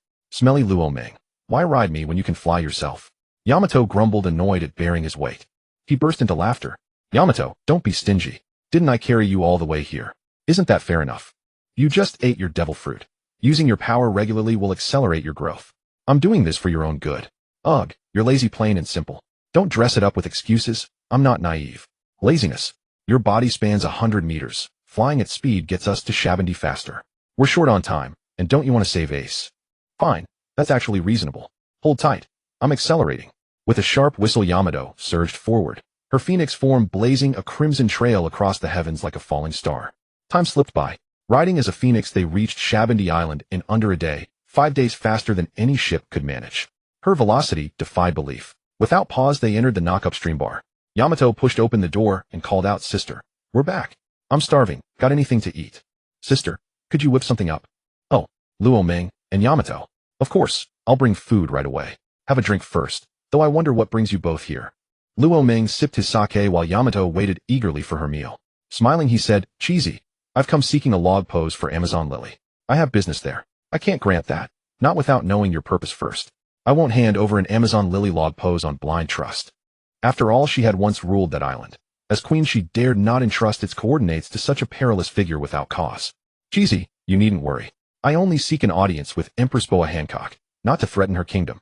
You've never crossed paths with Hancock, have you? Nothing urgent. Just hoping for her cooperation in upcoming operations. Should she refuse, I swear I'll harm neither her nor her realm. My word stands firm." "Very well, I'll give you the log pose. Even if I refused, you'd find Amazon Lily regardless. I trust you. By the way, Cheesy, where's Rayleigh? Has he left?" She chuckled. "He's training young Luffy." A flicker of surprise crossed Luo Ming's face. So the story remained unchanged. Luffy had indeed taken Rayleigh as his master. Whether the Straw Hat crew was reunited, and whether Luffy yet knew of Ace's impending execution, remained unknown. "Luo Ming, my young friend, if you head to the Kingdom of Women you may encounter Rayleigh and the 2 others. He's training Luffy on an island not far from the kingdom." Luo Ming smiled. "Given your connections, you surely know the bond between Ace, Rayleigh, and Luffy. Don't they realize the Marines plan to execute Ace publicly?" Shaki replied, "Rayleigh knows, but he is old now and wishes no part in such affairs. The path Ace chose was his own. Even if Rayleigh knows Ace is Roger's son, he can intervene no longer. As for Luffy, we've told him nothing. His temperament is too reckless. We fear he'd rush headlong into battle the moment he learns. Sister Chi, there's no wall so thick that wind cannot pierce it. Sooner or later he'll find out. If you conceal this now, and he discovers the truth later, it may breed estrangement. Better not to hide it at all." Shaki fell silent for a moment, then said, "I'll give that serious thought. Let me fetch the log pose for you. Wait just a moment." As she stepped away, Luo Ming noticed Yamato devouring her meal with gusto, and was about to join her. Ding. The system detected Luo Ming's intent to visit the Kingdom of Women, and has issued a special sign-in quest: travel to the Kingdom of Women, locate the Empress, and loudly declare before all witnesses, "Empress, may I see your panties?" Completion will fulfill the task. At the system's voice, Luo Ming felt a creeping dread. The system's nature foretold humiliation woven into the task's very fabric. True enough. Upon hearing the requirement, Luo Ming's face darkened like charred ink. "Young Master Luo, why does your expression look so grim? Has something gone awry?" He shook his head. "Nothing. Just recalled something unpleasant. It'll pass shortly. Here. This is the log pose for the Kingdom of Women. Thank you, Sister Chi. We won't intrude further. We'll visit again soon." "Yamato, enough eating. It's time we left." Dispirited by the system's decree, Luo Ming had lost his appetite entirely. Merely thinking of the required proclamation gave him a splitting headache. He could already envision himself branded lecher thereafter. "Just a little longer. I'm not full yet." Luo Ming ate too. Shaki's cooking was truly exquisite. He found himself reluctant to depart. "Ha. Shaki laughed. "Yamato, if it pleases you, come anytime. I'll never charge you." "Really? Wonderful. Then I'll visit often. Sister Chi, don't dare withhold food. Rest assured, Resigned, Luo Ming watched as Yamato lingered over her meal, and realizing his own hunger forced himself to eat despite his lack of appetite. Sated and refreshed, the two bid Shaki farewell and set off once more. Hancock, you cannot refuse this marine summons. Refusal would jeopardize the kingdom of women's future. An elderly woman, small and frail, leaning heavily on a cane, her face deeply lined with wrinkles, addressed Empress Hancock. Old hag, must you chatter endlessly and disturb me while I dream of my beloved Luo Ming? You deserve death. Take care I don't hurl you clear across the palace. Hancock had been absorbed in a newspaper, gazing dreamily at a photograph, her cheeks flushed rose pink, when Nyan interrupted her, igniting fury in her eyes. Unlike the original chronicle, Luffy never struck the celestial dragons, so Hancock's heart had shifted, now devoted wholly to Luo Ming. Oh, men truly are poison. Seeing Hancock's love-struck demeanor, Nyan understood instantly. She herself had once loved fiercely, though fate granted no happy ending. Hancock, where does this leave your kingdom? Its peace rests solely upon your title as a Shichibukai. Refuse the summons, and after wars in the Marines will strip you of that rank. Then we'll be powerless against their onslaught. The kingdom of women faces annihilation. Is that truly your will? Hancock knew Nyan spoke truth. After a long pause, she said, Old hag, I understand. I'll accept the summons. Haven't the Marines arrived yet? What's your rush? Wait until they arrive, now get out. Very well, very well. If you've seen reason, I'll take my leave immediately. Relieved, Nyan hurried from the chamber. Sister, must we truly comply and join the Marines' campaign? Hancock frowned. Nyan speaks rightly. If I refuse, the Marines will exact retribution afterward. Alone I bear no fear, but I cannot endanger the entire kingdom. Ah, if only this title didn't bind me, I'd dash headlong to seek my beloved Luo Ming. Both of you leave me. I wish to be alone. Stinking Luo Ming.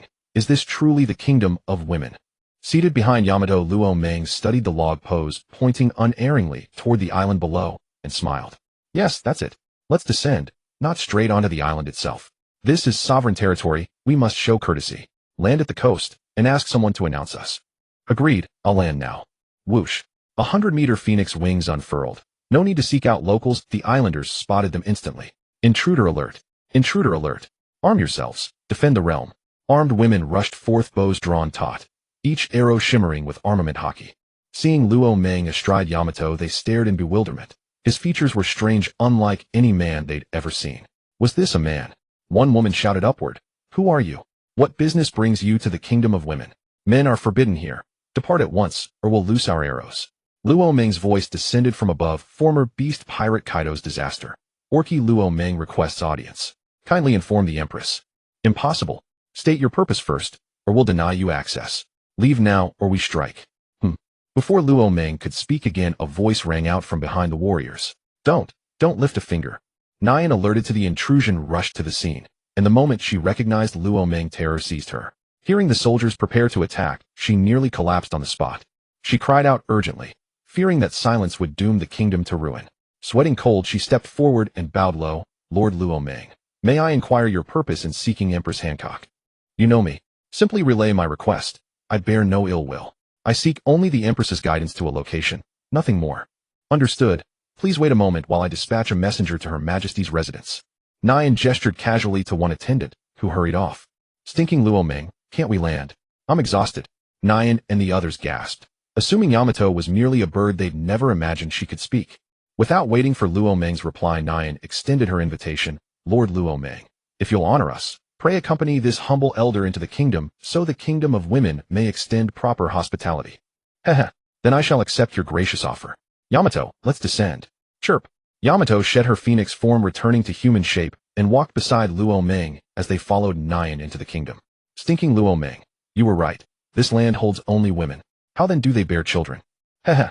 Young lady, there's nothing extraordinary here. These women are all orphans brought in from beyond our shores. Thus childbirth is unnecessary. Luo Ming too had wondered, imagining a realm like the kingdom of women from Journey to the West, where drinking river water induced pregnancy. So that was it. Yamato asked no more. Report to Her Majesty the Empress. A man identifying himself as Baisho Izai, Orki Roman, requests an audience. Granny Nyo is currently receiving him. I have been sent to inform you. Whoosh.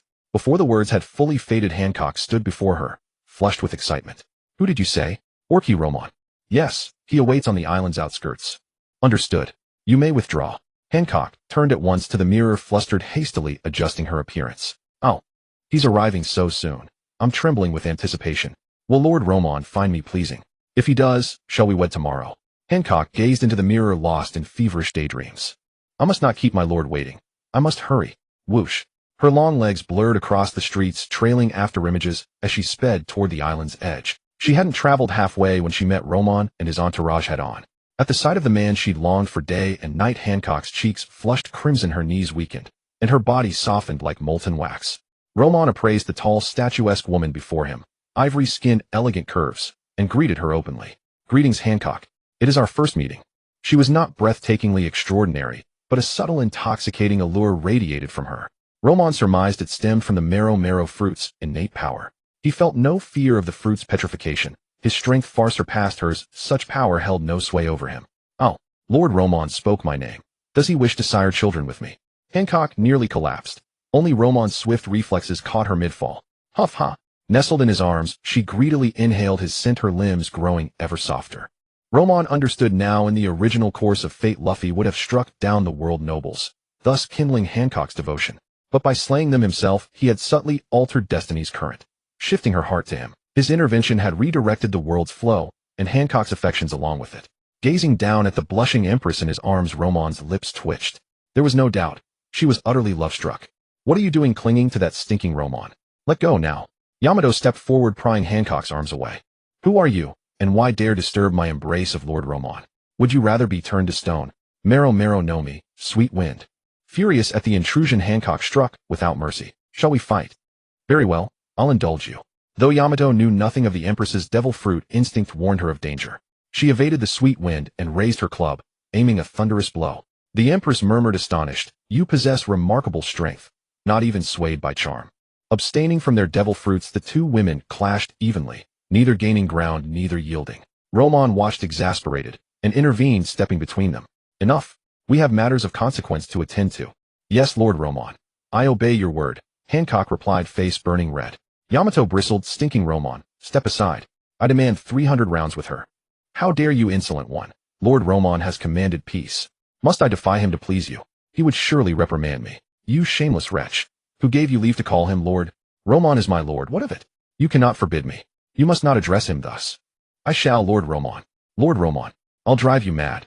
Oh, I'm undone. Roman stood trapped between them, mortified, speechless, utterly out of his depth. The Amazonian warriors watched from afar, stifling laughter. Never had they seen their empress so childlike, normally regal and unyielding, never this unguarded, unseemly squabbling. Enough, Yamato, cease. And you, Empress, you too. This is our first meeting. To call me lord is premature. Please refrain henceforth, henceforth, henceforth. Ding. The system commands. Declare aloud, Empress, may I glimpse your undergarments? Do so now, within 10 seconds, or your stature shall shrink by 5 centimeters. Kill me now. Roman's mind detonated, as if struck by a nuclear blast. 10, 9, 8, 3. Time dwindling. Roman abandoned resistance. Escape was impossible. His dignity had long since been forged and shattered by the system.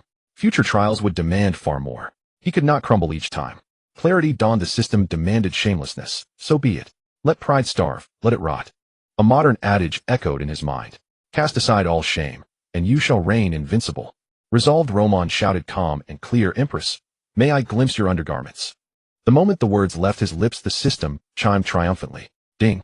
Task complete. You have grasped the profound essence of shamelessness. Rewards granted. First, 3 vials of scar reversal elixir. Apply to any wound and scars vanish entirely, restoring flawless skin. Second, a pair of Uchiha Sasuke's Mangekyo Sharingan. These rewards were impressive, but held little use for him. The elixir, clearly intended for Hancock and her sisters, the Mangekyo, though potent, carried grave risk. Without the eternal Mangekyo, prolonged use threatened blindness. Boom.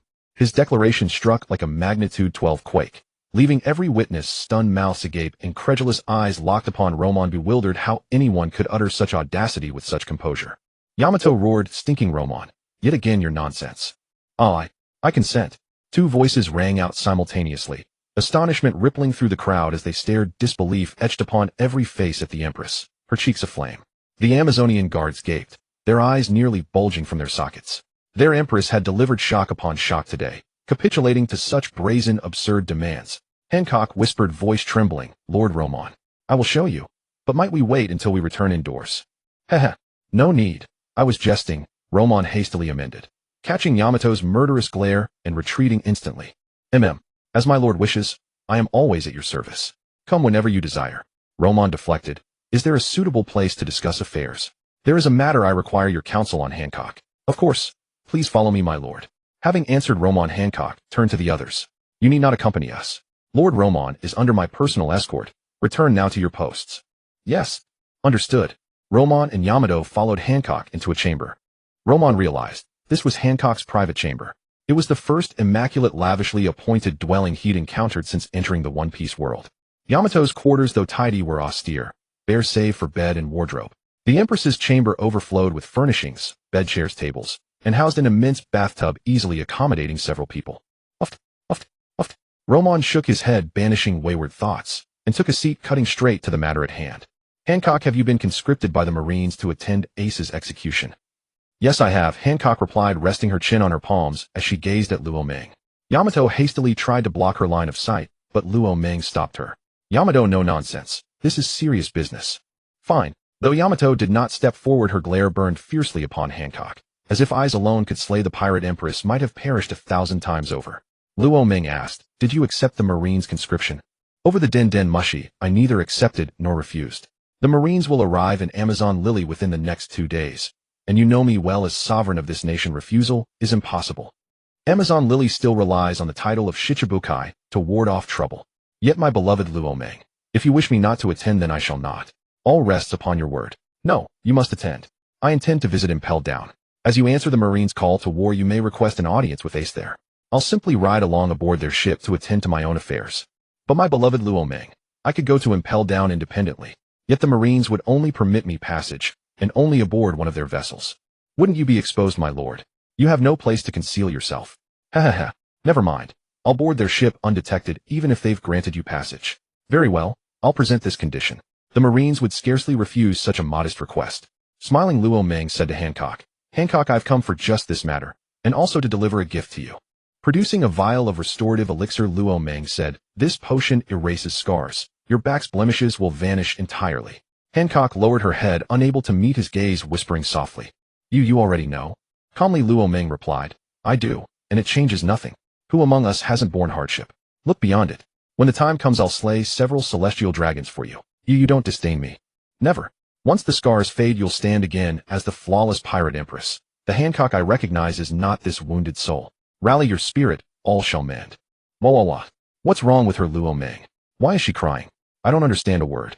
He shook his head. Hancock's past remained hers alone to reveal. He would never speak of it to others. Humph. If you won't tell me, fine. I don't truly care to know. After weeping a while, Hancock quieted and asked Luo Meng, may you be the one to remove these scars? Luo Meng hesitated, flustered. This wouldn't be appropriate. Hey, shameless woman, why are you undressing? Luo Meng, don't look. Yamato, she's merely baring her shoulder. No need for such alarm. Hancock bared her shoulder, revealing the dragon hoof scar before both Luo Meng and Yamato, and with Yamato watching, recounted her past. As she spoke, Luo Meng stepped beside her and poured the restorative elixir onto the scar. Within a minute it vanished completely, leaving only flawless snow-pale skin.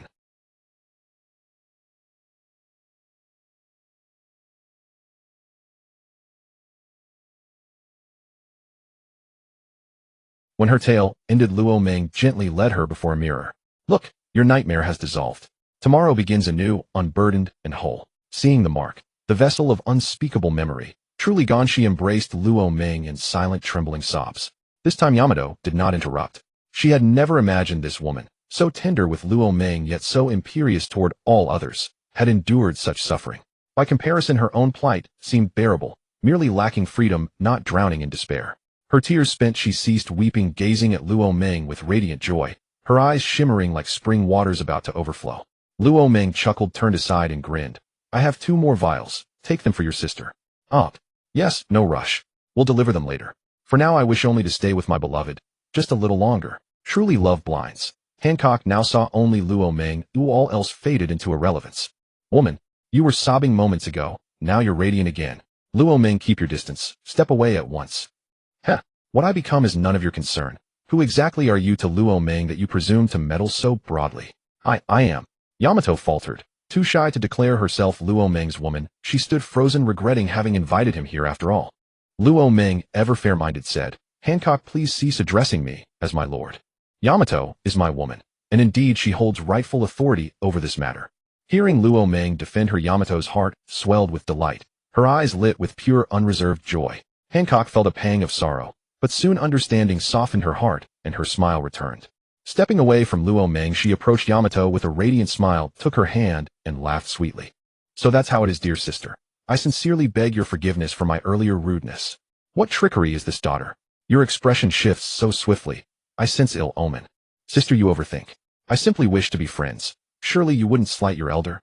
Having spent her entire life in Wano Country, Yamato knew little of the world, or of human nuance, and stood no chance against Hancock, the empress who ruled the Grand Line. Before long, she was calling Hancock elder sister without hesitation. Had she known Hancock sought entry into her inner circle through this bond, she might have retorted, shameless woman, you schemed to deceive me. Watching Yamato unwittingly aid her own deception, Luo Meng couldn't help but chuckle. With their quarrel settled, his ears enjoyed rare peace. He chose not to expose Hancock's intent, let their bond unfold freely. Who wouldn't cherish such an embrace, with two such women at his side? Once their conversation concluded, Luo Meng reiterated the plan. Hancock then arranged dinner, giving Luo Meng and Yamato their first taste of Amazon Lily's customs and culture. Elsewhere, feasts meant wine or dance, but Amazon Lily's people performed archery contests and bare-knuckle duels, their fierce spirit unmistakable. Several young women, emboldened by drink, grew curious about the differences between men and women, and pursued Luo Meng relentlessly with questions until he felt utterly speechless. Indeed, television was right. Boys abroad must guard themselves carefully. That part of me isn't for public viewing. If you insist on seeing it, at least choose a secluded spot. I'd rather not stroll bare-assed beneath moonlight. Overwhelmed, Luo Meng had no recourse. He could neither strike nor scold, so he fled the scene and retired to the chamber Hancock had prepared. Just as he began to drift off. Knock, knock, knock. Pulling on his clothes, he called out, "Who's there? Hold on a moment." Opening the door, he found Hancock standing outside, cheeks flushed, silent, and suddenly launching herself into his arms. Ah, this changes everything. I'm hardly sleepy now. A young man aflame with passion. Yamato, still untouched, his desire burning fiercely. He felt the heat of her body pressed close, and restraint shattered. Scooping her up, he carried Hancock toward their shared night. At the threshold, Hancock whispered, blushing deeply, "I beg my lord's gentle mercy. Consider it granted." And so the night passed, not in words but in the rustling of cicadas, the distant calls of birds, and the soft rhythmic sounds echoing from within the chamber. The sun hung high at mid-morning as Luo Meng opened his eyes, gazed dull and unfocused upon the ceiling, replaying the night's events, only to find the graceful figure beside him already gone. He rubbed his aching lower back and muttered inwardly, "Ancient wisdom holds true. The ox may tire, but the field never wears out." "System Father, do you possess any pills granting invincibility? Give me a ton. I'll eat them like rice." "Ha ha ha. So even you, Master Host, falter so young. What will become of you in old age? Merely gazing yet unable to partake." Luo Meng bristled with indignation at the system's taunt. This entity truly existed to torment him. Was he truly failing? Blame lies not with me, but with the foe's overwhelming strength. We fought 300 rounds without yielding. In the end, we matched each other evenly. Shall I bear the blame? Enough chatter. Just answer, do you have them or not? TCH, dream on. Even if I possessed them, I'd never hand them over freely. You've completed no tasks, yet expect rewards without labor. And all rewards are randomized. Oh, whether items of that nature appear depends entirely on your luck. Then assign me a task, now. Every task arrives only when you choose to bestow it, and vanishes when you withhold it. What kind of system operates so arbitrarily? Go compare yourself with systems in neighboring realms. They grant peerless combat prowess and legendary vitality, elixirs outright. You gave me power, but where is the second reward? How dare those garish, shallow imitations compare to me? This system exists to forge you into sovereign of 10,000 realms. I haven't even chastised you yet for indulging in such frivolous thoughts day after day. As for tasks, they reside within my domain, and I dispense them when and how I please. What can you possibly do? Luo Meng twitched his lips. This system, were it tangible, he'd strike it twice, teaching it humility with his own hands. For now, I endure. A moment's patience brings calm seas. One step back reveals boundless horizons. My time to rise has not yet come. He chuckled softly. System Father, consider your son's imminent momentous duties. Might you grant 100 tasks, or at least 80 to begin? You're dreaming. This entire world holds fewer than 80 total quests. I endure, once more. Luo Meng smiled. If not dozens or hundreds, then grant me just one. To start. His tone dripped with obsequiousness, resembling a slave addressing his master. Luo Meng wondered uneasily whether prolonged submission might erode his spirit entirely. Seeing your sincerity, the system pities you, thus grants mercy. One task. Excellent. Thank you, System Father. Ding. Task issued. Proceed to level 6 of Impel Down and complete sign-in. Release all prisoners confined therein, then declare aloud, all present are trash. Challenge me one-on-one if you dare. Luo Ming knew precisely who dwelled in Impelled Down's 6th level. Ancient relics from bygone eras, and today's most monstrous pirates. Their strength was formidable. Among them stood 2 Emperor's Tier warriors, the demon Douglas Barrett and the Red Count. Uttering such words down there invited peril, not from single combat, but from dishonorable mob assault. Facing so many fearsome pirates simultaneously, even he might not withstand their onslaught.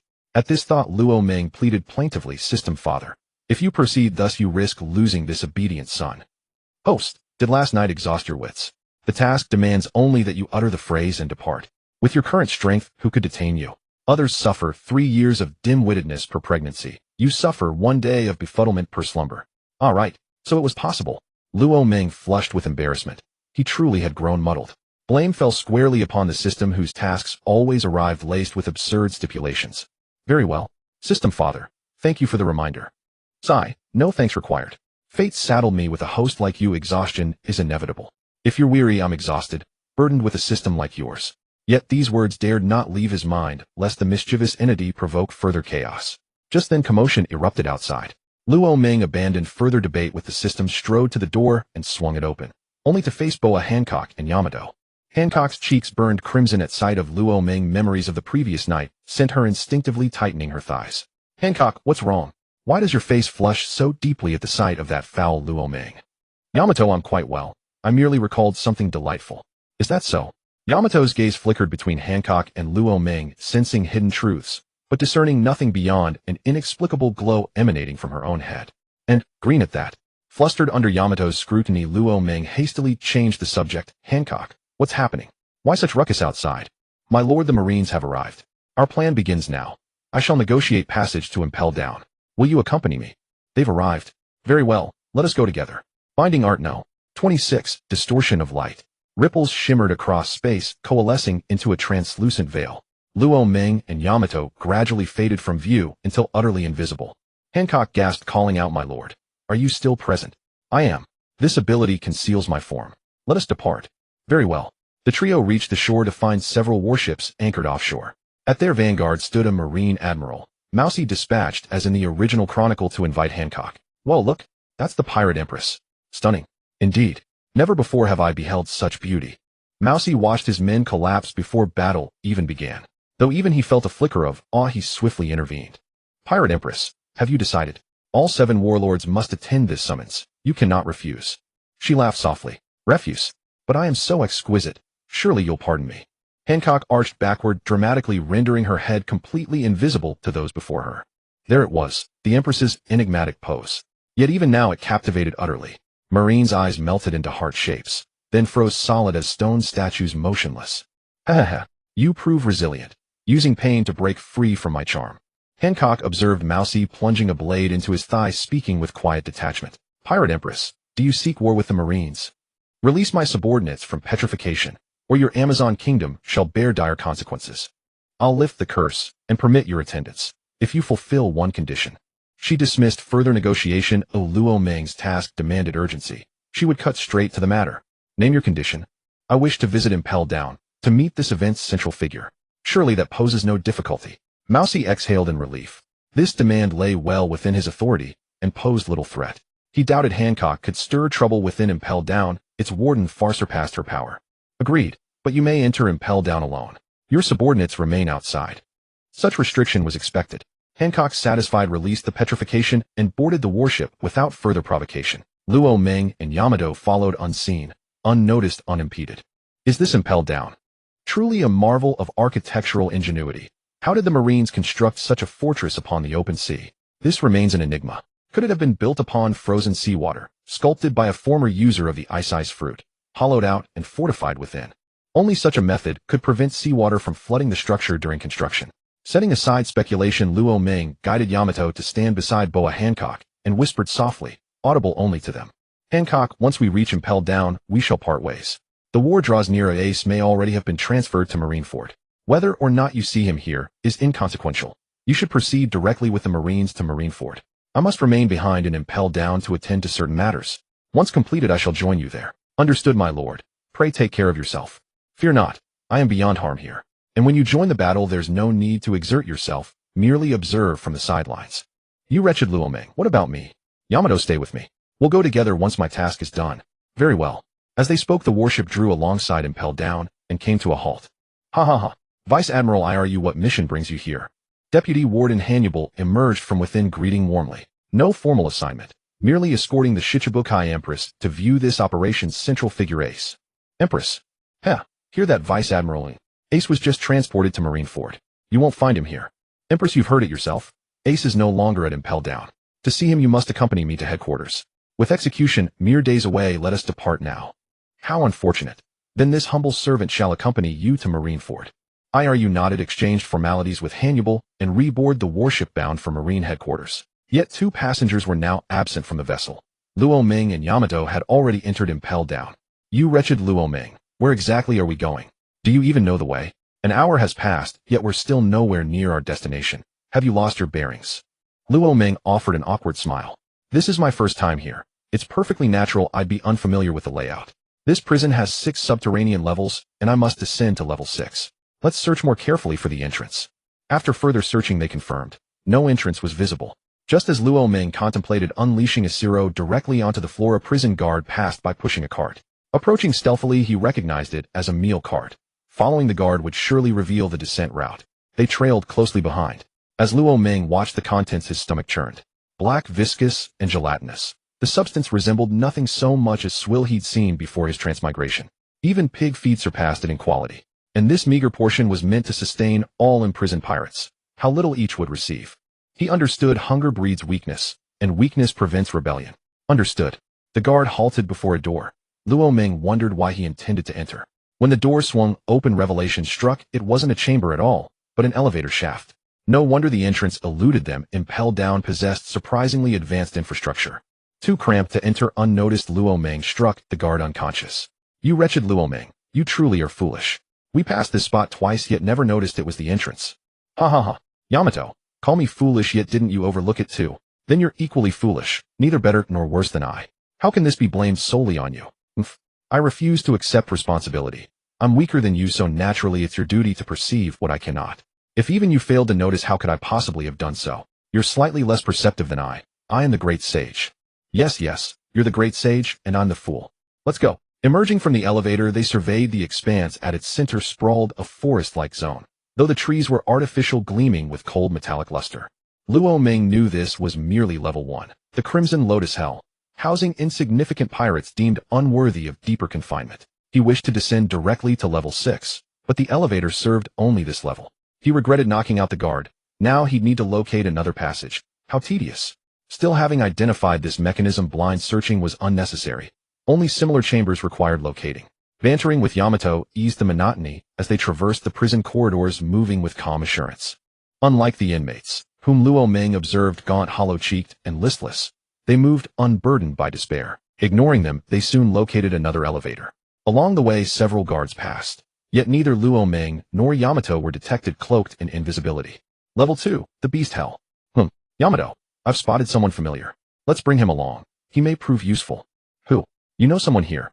Not precisely a familiar acquaintance. I know of him, though he does not know me. He's the wax fruit user skilled in lockpicking, a vital asset for reaching level 6.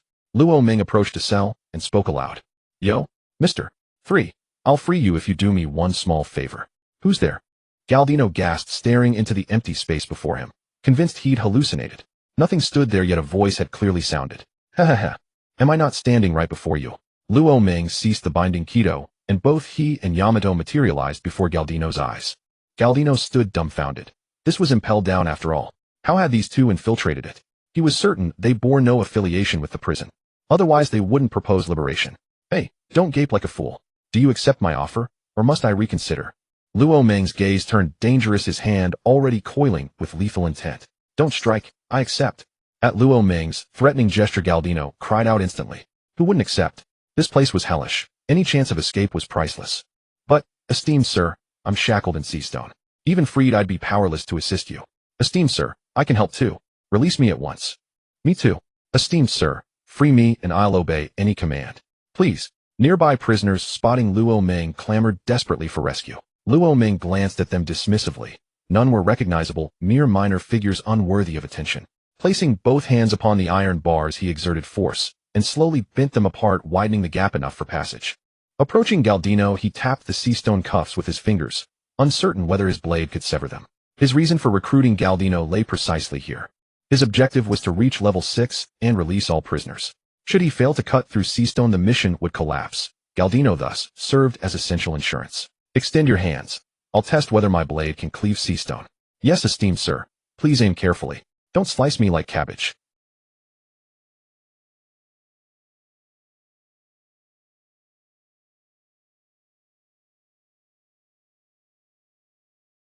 It failed.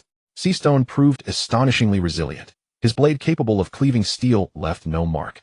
Full force might succeed, but would also obliterate Galdino. He turned to Yamato. Yamato, can you break this sea-stone? Of course. A single strike from my club will shatter his wrist. What's so difficult about that? Tino recoiled in terror, stumbling backward. He could not fathom how such cruel words could so effortlessly slip from the lips of this beautiful woman. Even the man beside her seemed eager to act. What on earth was happening? Was today some cosmic prank sending them here solely to frighten him? Roman was indeed swayed by Daho's suggestion. This was the simplest path. Losing both hands would not impede Tino's devil fruit ability. He only needed to forge a key. Yet seeing Roman cross his arms and step back, Roman stifled a chuckle and abandoned the notion of severing his hands.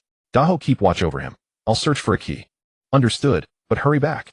Judging by the look of grievance on this man's face, I fear I might strike him dead with one swing of my mallet. Ha ha ha. You. Leave him untouched for now. I'll return shortly. If no key is found, he becomes useless, and then he's entirely yours to handle. Hear that? Does that even sound like human speech? What do you mean, if no key is found, I'll hand me over to this mallet-wielding woman? Did you ever consider my feelings? Those spikes on her mallet glinted ominously. I'm terrified. As Daho loomed over him like a harbinger of divine judgment, Tino began praying fervently. May the Buddha protect me. May God protect me. May the true deity protect me. May Pele protect me. Great Master, please find that key. I shall enshrine and honor you forever. Amitba. When Mani Padme Hum. Perhaps his prayers were heard, for when Roman returned, he held a set of keys in his hand. Tino broke into a relieved smile. Daho sighed deeply. Oh, my punching bag is gone.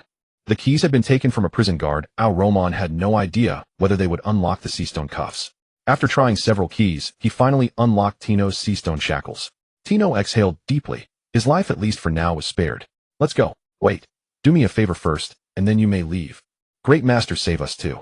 Other prisoners, witnessing Roman liberate Tino, erupted into frenzy. Some even threatened to expose their escape attempt if denied release.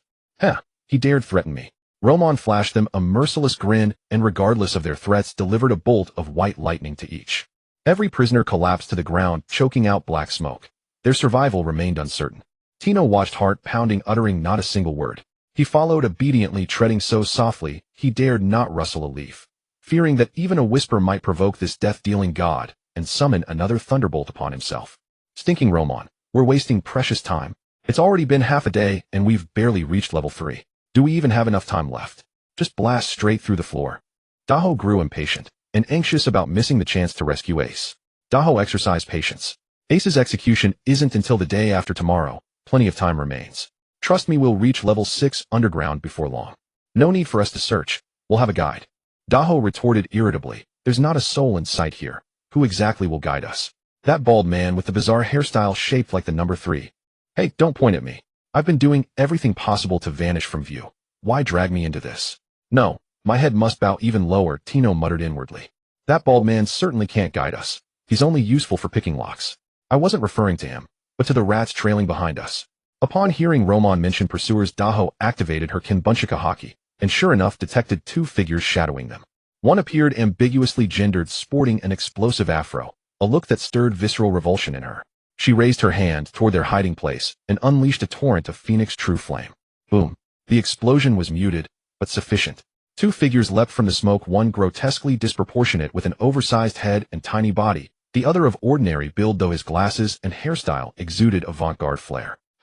Daho, your devil fruit ability grows ever more refined. Your flames burn far hotter than ordinary fire, nearly rivaling magma temperature. Is that so? I sense I can push the heat even higher. Once I master this fruit completely, even magma may pale beside my inferno. Then strive harder. With that, Roman turned his gaze upon the 2 emerging from the smoke, Ivankov, the queen of the Nukama, and Inazuma. the user of the scissors fruit. They had ventured out in search of food, descending to the third floor, Hunger Hell, where they spotted Roman and his companions and decided to follow, discreetly curious about their intentions. Unbeknownst to them, they'd been discovered within moments, and that mallet-wielding woman had blasted them with fire. Friends, please hold. We bear no ill intent. Seeing you are clearly not Marines, it's rare indeed to encounter outsiders and impel down. Mere curiosity led us to follow. We'll depart immediately, Ivankov declared while pulling his companion backward. Retreat was unavoidable. He sensed that aside from the bald man, neither of the other two could be bested by him. Especially the man, outwardly unremarkable, yet radiating an aura suggesting he couldn't withstand even a single strike. Bang. And just where do you think you're going? That speed. Ivankov stared in shock as Roman materialized beside him in a single second, blade already pressed against his throat. Even his own commander lacked such velocity, only Admiral Kazura might match it. Seeing his companion tense to attack, Ivankov swiftly intervened. He knew resistance was futile. Great master, we truly mean no harm. Whatever transpires here, I swear I'll never speak of it. Will you grant us safe passage? Roman smiled. Revolutionary Army, Ivankov. Don't fret, I won't harm you. Simply escort me down to level 6, the infinite hell. Refuse, and this pressure will crush you where you stand. A suffocating spiritual pressure surged forth, pinning them helplessly to their knees. You know me. Who are you? And how do you know I serve the Revolutionary Army? Ivankov strained to ask, voice thick with pressure. Clearly you've grown isolated here, cut off from all news beyond these walls. Otherwise you'd recognize me at once. My name is Roman. That's all you need know. Guide me to the infinite hell, and you'll walk free. It's you, the Godslayer. The black-winged avian, Orky Roman. Now that Roman had revealed his name, Ivankov finally grasped his identity, one of the 4 all-stars of the Beast's pirates, ranked among the sovereign-tier warriors. No wonder resistance felt utterly impossible. Though he'd never laid eyes on Roman, Ivankov owned a din mushy, and Roman's name was the one most frequently mentioned across Revolutionary Army channels. Indeed, the Revolutionary Army had issued strict orders under no circumstances engage Roman in conflict. Their commander even theorized Roman might ultimately align with their cause. Oh, Roman withdrew his spiritual pressure and said, so you do know me, yet failed to recognize me on sight. Clearly you've only heard my name through the din mushy. Yes, Mr. Roman, I learned your name via the din mushy. Our commander has expressed sincere hope for future collaboration with you. Collaboration can wait. First lead us to level 6. And one more thing, call me Roman. Should you utter those 4 words, black-winged avian, again I'll scatter your ashes to the wind. Seeing murderous intent gleam in Roman's eyes, Ivankov broke into cold sweat. He couldn't fathom why the Marines coined such a title. It was undeniably offensive, especially to a warrior of such stature. Of course, I misspoke. It won't happen again. Allow me to guide you to level 6. I've spent years here carving a secret passage straight down. Please follow me. Mr. Laman, the commander has long wished to speak with you. Would it be convenient for you to accompany me back to my base first? Rest assured it won't take much of your time. There's no need for a call this time. If you have spare din mushy, please lend me one. I have a major business proposition to discuss directly with your commander. The AK-47 blueprints have already been delivered to Quinn. As a weapons expert, he may well have begun mass production. Partnering with the Revolutionary Army on this venture is ideal, and could even forge a strategic alliance since our ultimate objectives align perfectly. We're saving the world, I'm advancing the main storyline, no conflict whatsoever. Very well, let's go. Oh, Ivankov, you've brought us 3 new comrades on this outing. Indeed, it seems our Nukama kingdom is about to welcome 3 more members. Welcome, esteemed guests. Before long, Ivankov led Luo Meng and his 2 companions into a secluded chamber, not at all resembling a prison where laughter and joy lit every face. Yet their attire was peculiar, dozens of burly men clad entirely in flamboyant feminine garments. Luo Meng and his companions found the sight jarring. Dae in particular instinctively coated her arms in armament hockey. Ivankov's head throbbed. Though Luo Meng appeared outwardly unruffled when his gaze fell upon Dae, cold sweat erupted across Ivankov's brow. To those who had spoken, he snapped, cease this nonsense at once. These 3 are honored guests of the Revolutionary Army. Silence yourselves. But aren't the Revolutionary Army our comrades? We're not wrong. Unaware of the gravity of their words, they ignored Ivankov entirely and continued chattering incessantly. Luo Meng's expression darkened. Offense was offense, but out of respect for the Revolutionary Army, he would grant them one pardon. Yet repetition erodes tolerance. Who among us would remain calm upon being told they'd become a Nukama? Ivankov noticed Luo Meng's grim countenance and Dae's unwavering predatory stare. The sky itself seemed to collapse. Only Tino remained composed, deliberately fading into the background, silent and unobtrusive. Boom. Instantly the flamboyantly dressed figures within staggered, eyes rolling white. before collapsing unconscious. Ivankov patted his chest, exhaling in quiet relief. Thank the heavens, it hadn't escalated to actual violence. He recognized the effect Conqueror's hockey. No one was harmed, they'd awakened soon enough. Mr. Lawman, please don't take offense. They spoke without thought. Give me 2 minutes. I'll retrieve a din mushy, then escort you down to level 6. Go ahead. That wretched Lawman, he shattered my worldview. I'd assumed he was singular in his eccentricity, only to discover his followers surpass him tenfold. Dea was speechless. What manner of world was this? Had Luo Ming not stunned them, she'd have swung her club at each grotesque figure without hesitation. Luo Ming shook his head, gazing at the fallen figures sprawled across the floor. Animated depictions had offered little shock, but reality burned his eyes. He turned to Dea. I confess, I didn't anticipate this spectacle. It's utterly revolting. Once we secure the din mushy, we leave, immediately. Not a second longer will I endure this place. As they spoke, Ivankov hurried back, clutching a din mushy, and extended it toward Luo Ming. Mr. Lawman, this is the headquarters, din mushy. You may contact Commander Dragon at any hour. The line is monitored around the clock by dedicated staff. Luo Ming accepted it gingerly, wincing as if touching something contagious, his skin prickling at the mere proximity of the Nukama King. Lead on, we'll descend to level 6. You may return once you've seen us there. Noting Luo Ming's aversion, Ivankov remained unperturbed. After all, not all shared his vision. Beyond his role in the Revolutionary Army, Ivankov harbored a personal dream, the flourishing of a Nukama golden age. Yet he dared not impose it upon Luo Ming and his companions. Such presumption would earn him an immediate audience with Yama. Certainly, Mr. Lawman, follow me. I know a direct route to level 6. You've built quite the stronghold here. Impel Down's guards haven't located you. Don't flatter me. I contributed little, credit belongs entirely to my companion beside me, the user of the scissors fruit. He can slice through any wall or floor as easily as paper. It was his ability that carved this sanctuary, hence the guards' perpetual failure to find us. Luo Ming knew the fruit's power while cleaving earth like parchment, no marvel, merely fact. Ivankov guided Luo Ming and his companions to a narrow, dimly lit passage, barely wide enough for one person, winding sharply, its descent lasting 10 minutes before halting. Your turn, little crab. With effortless grace, his hands transformed into gleaming shears, plunging into the wall, then pulling sideways to carve a doorway. Mr.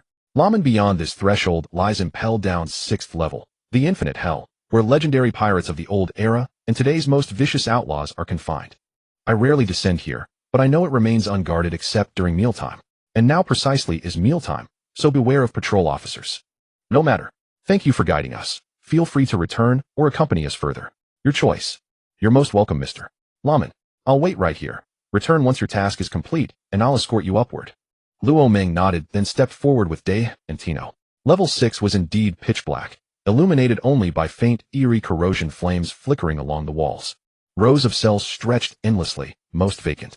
A few held occupants, yet none stirred, either unconscious or lifeless. Luo Ming felt no pity. This world operated on brutal truth. Notions of justice and villainy were hollow abstractions.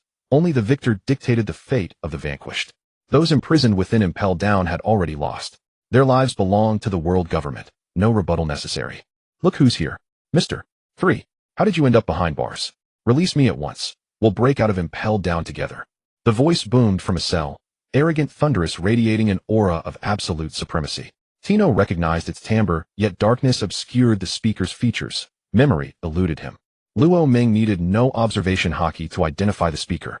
Of all who dwelled in level 6, and knew Tino, only one fit: crocodile, former Shichibukai, the Sandame Desert King. Tino glanced at Luo Ming, awaiting instruction. Luo Ming tilted his chin, signaling permission to approach. Stepping closer, Tino gasped, President. So it's you. I'd wondered who down here might know me. Enough chatter. Use your power to craft a key and free me. Crocodile's voice brimmed with desperate fervor, even as he puzzled over how this minor subordinate had descended so deep. Yet hope blazed within him. The wax fruit could shape keys effortlessly. Tino did not immediately release Crocodile. With two formidable figures standing nearby, how dare he act rashly? Mr. 3, what are you staring at those brats for? Hurry up and unlock these accursed seastone shackles. Tino ignored him completely. Having endured 2 waves of Conqueror's hockey, he sensed his boss stood no chance against Luo Ming, and yet dared call him a brat. He could not fathom such arrogance had the boss failed to perceive the sheer dread in his own eyes. It's fine, go ahead and unlock them. How else would he complete his mission? His task was clear: free all prisoners on level 6, then stand before them and declare, every one of you here is trash. Challenge me if you dare. As for what came after, Crocodile's desperate attempt to flee the moment freed. Luo Ming merely thought he overestimates himself. To leave, he must ask me first. Yes, Mr. Luo Ming. I shall unlock Crocodile's chains immediately. Using his devil fruit ability, Tino effortlessly opened the cell door and approached Crocodile. Crocodile trembled with exhilaration. He smelled at the scent of freedom. He had endured this lightless, airless dungeon long enough. Clack! The shackles fell away. Once more he felt the power of his sand fruit. His body dissolved into grains of sand and reformed at the cell's threshold. Ha ha ha ha. At last, I'm free. Lost in triumph, he laughed wildly, forgetting entirely that others stood nearby. Seeing this, Luo Ming commanded coldly, Crocodile, you will follow us. Rat, who the hell are you to order me around? Do you wish to die? I'll spare you this time for releasing me, but cross me again and your life ends here. Arrogance. What granted him such audacity? The sand fruit, or perhaps some other influence? Luo Ming turned calmly to Yamato. Yamato, handle him. Let him confront reality's strength he lacks, yet noise he makes without cease. Ever since emerging from the island of women, Yamato had felt stifled, forced to tread lightly, her wild spirit curbed at every turn. Hearing Luo Ming entrust Crocodile to her, she smiled, genuinely deeply. Ha ha ha. Leave him to me. I guarantee he'll regret underestimating us. A brat sends a mere girl to fight me. How utterly contemptible. Let me test your mettle first. Sandblade. You think to strike Luo Ming. You asked my permission. Yamato blurred forward, intercepting the attack. Her staff shattered the blade of sand in a single blow. Not bad. Try this next desert diamond sword. Luo Ming observed silently. Since his humiliating defeat by Whitebeard, Crocodile had fixated on external power, obsessed with seizing a nation not for kingship itself, but to uncover Pluton, one of the ancient weapons. This fixation had eroded his haki, leaving only his sand fruit ability. In the original timeline, it was only upon leaving Impelled Down that Crocodile recognized his own shortcomings, and later matched evenly against many foes. But now, Luo Ming saw clearly Yamato delayed finishing him, not out of difficulty, but amusement. Were she to fight seriously, Crocodile would not survive 2 strikes. Let her play then. He remained silent, watching from the side. Not alone, deeper within the prison, several pairs of eyes watched too. Among them were Barrett, the inheritor of the demon's legacy, Red Captain and Leadfield, masters of observation, haki, their senses attuned to Luo Ming and his companions the moment they arrived. Especially Red Captain, alone yet commanding the strongest observation haki among them. Every move Luo Ming made was registered with crystalline clarity. Heh, how intriguing. With that he closed his eyes, yet kept his observation haki fixed unwaveringly upon Luo Ming. Luo Ming sensed multiple presences observing them. He glanced once toward the prison's depths, and looked away. They would meet soon enough. Let them watch. Damn, girl, who are you? With power like yours you couldn't possibly be unknown, but I've never seen your name in any record before entering Impelled Down. Are you newly risen? His arrogance evaporated. He had attacked with full force, yet she bore no wound, while faint cuts now marred his own body. Want to know my name? Defeat me, and I'll tell you. Yamato hadn't even activated her devil fruit ability. Crocodile, already weakened, was easily subdued by her armament haki, effortless, unstrained. Never before had he been so utterly dismissed.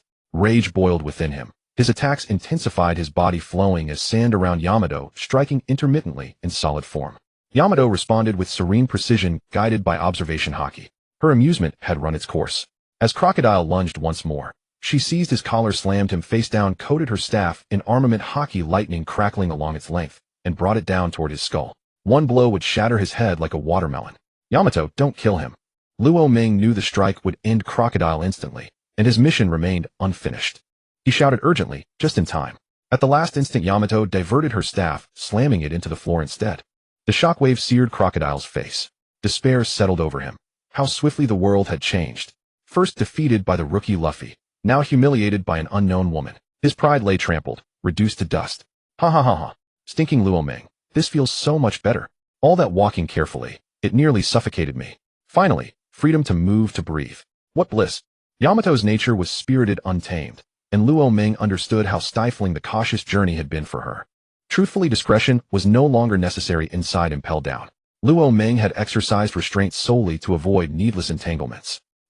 Glad you're happy. Turning back to the dazed, broken Crocodile, Luo Ming issued a quiet threat.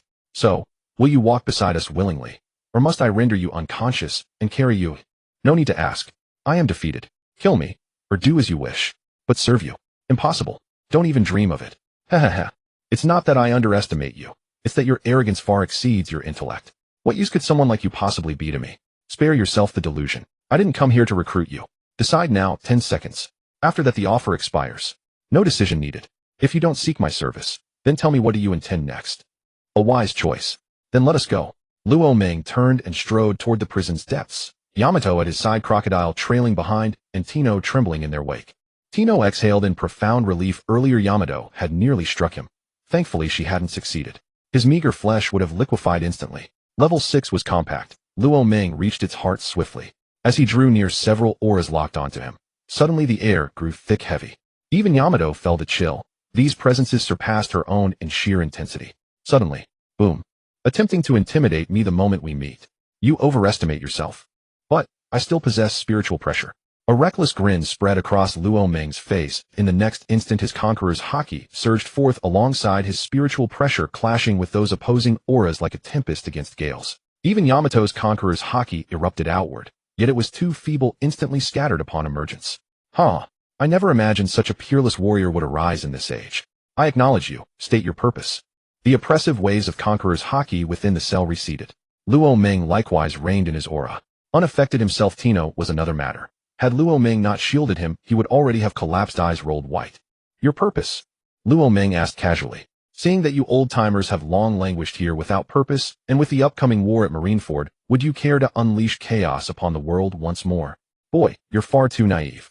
Do you think to wield us as mere weapons? And if I do, you've accomplished nothing within. Impelled down. Outside, the world has already forgotten you. Do you truly wish your names erased from the seas forever?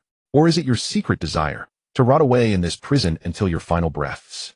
Silence. Profound, unbroken silence. His words struck deep into every inmate's heart, not because they craved fame upon the Grand Line, but because oblivion within. Impelled down was never their chosen fate. Boy, release me. You need not defeat me. Survive 100 strikes, and I'll join you in your rampage. But after the war ends, our paths diverge. You shall command me no further. 100 strikes. Luo Ming recognized the voice as Barrett's, and nearly laughed aloud. Even unleashing his full power, Barrett stood no chance whatsoever, a testament to how long he'd been confined, utterly disconnected from the world beyond. Tino, release him. Master Luo Ming, is this truly wise? Yes. Release him. I wish to witness firsthand the strength of the demon Barrett. Barrett possessed extraordinary physical prowess and mastery of all 3 types of haki. He stood only a hair's breadth below Kaido in raw power, and as an awakened Zoan-type devil fruit user his abilities had reached their zenith. His eventual defeat by Luffy was less a triumph of strength and more a narrative necessity. His final moments claiming to see Roger's spirit in Luffy defied all logic. Boom, boom, boom. Heavy footsteps echoed through the cell block, each step growing clearer, each tremor tightening the air with suffocating dread. By the dim light, a towering bestial silhouette emerged before them all. Life and Impelled Down had not weakened Barrett. In truth, it had forged him anew. Though Luo Ming had never laid eyes on him before, other pirates knew Barrett well. Luo Ming's pulse quickened. This was only the second peerless physical combatant he had ever faced. Even Barrett's mere presence radiated an aura rivaling Kaido's, though his regenerative capacity fell short of Kaido's monstrous resilience. Yamato, step back. In the heat of battle, I may not be able to protect you. You fool Luo Ming, be cautious. This man exudes danger. A demon who earned his name in the old era, naturally formidable. But fear not. I am certain of victory. Reassured by Luo Ming's words, Yamato withdrew to the periphery, while Tino, having released Barrett, had already shrunk into the farthest corner, trembling. Brat, are you ready? I'm coming. Others stepped aside. He ignored them entirely, his gaze locked solely upon Luo Ming. He'd meant to enter quietly like a shadow slipping into a village. No gunfire, no fanfare. Yet this situation left no room for stealth. His primal combat instinct had ignited, blood surging, muscles coiling, senses ablaze. Nothing mattered now but this fight. Even the warden's arrival would change nothing. Luo Ming roared, voice blazing with fervor. Come, Barrett. Show me the limits of your strength. 8 gates technique. 7th gate, gate of wonder. Open.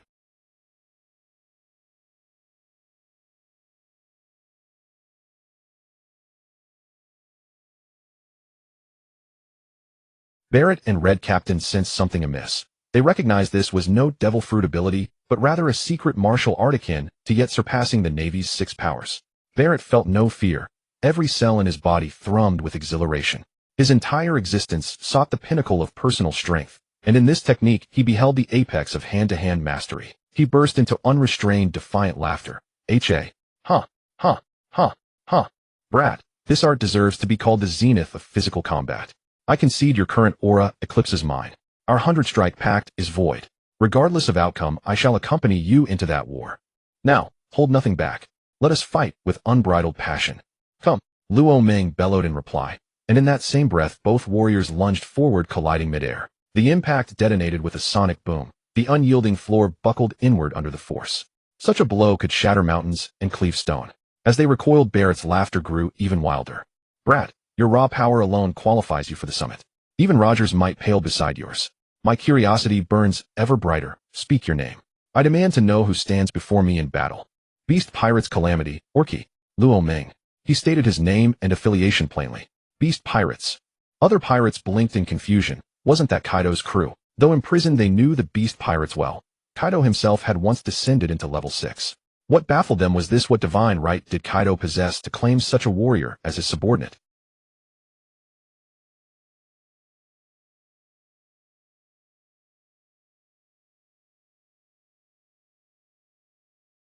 Again, as you wish.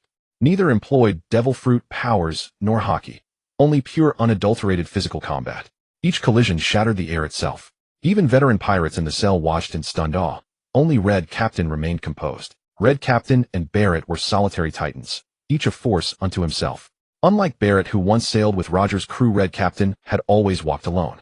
Crocodile stared dumbfounded. The world had shifted too swiftly. He'd entered Impelled Down mere days ago, yet already legends like this had risen. Only then did he grasp the depth of his own provincial blindness.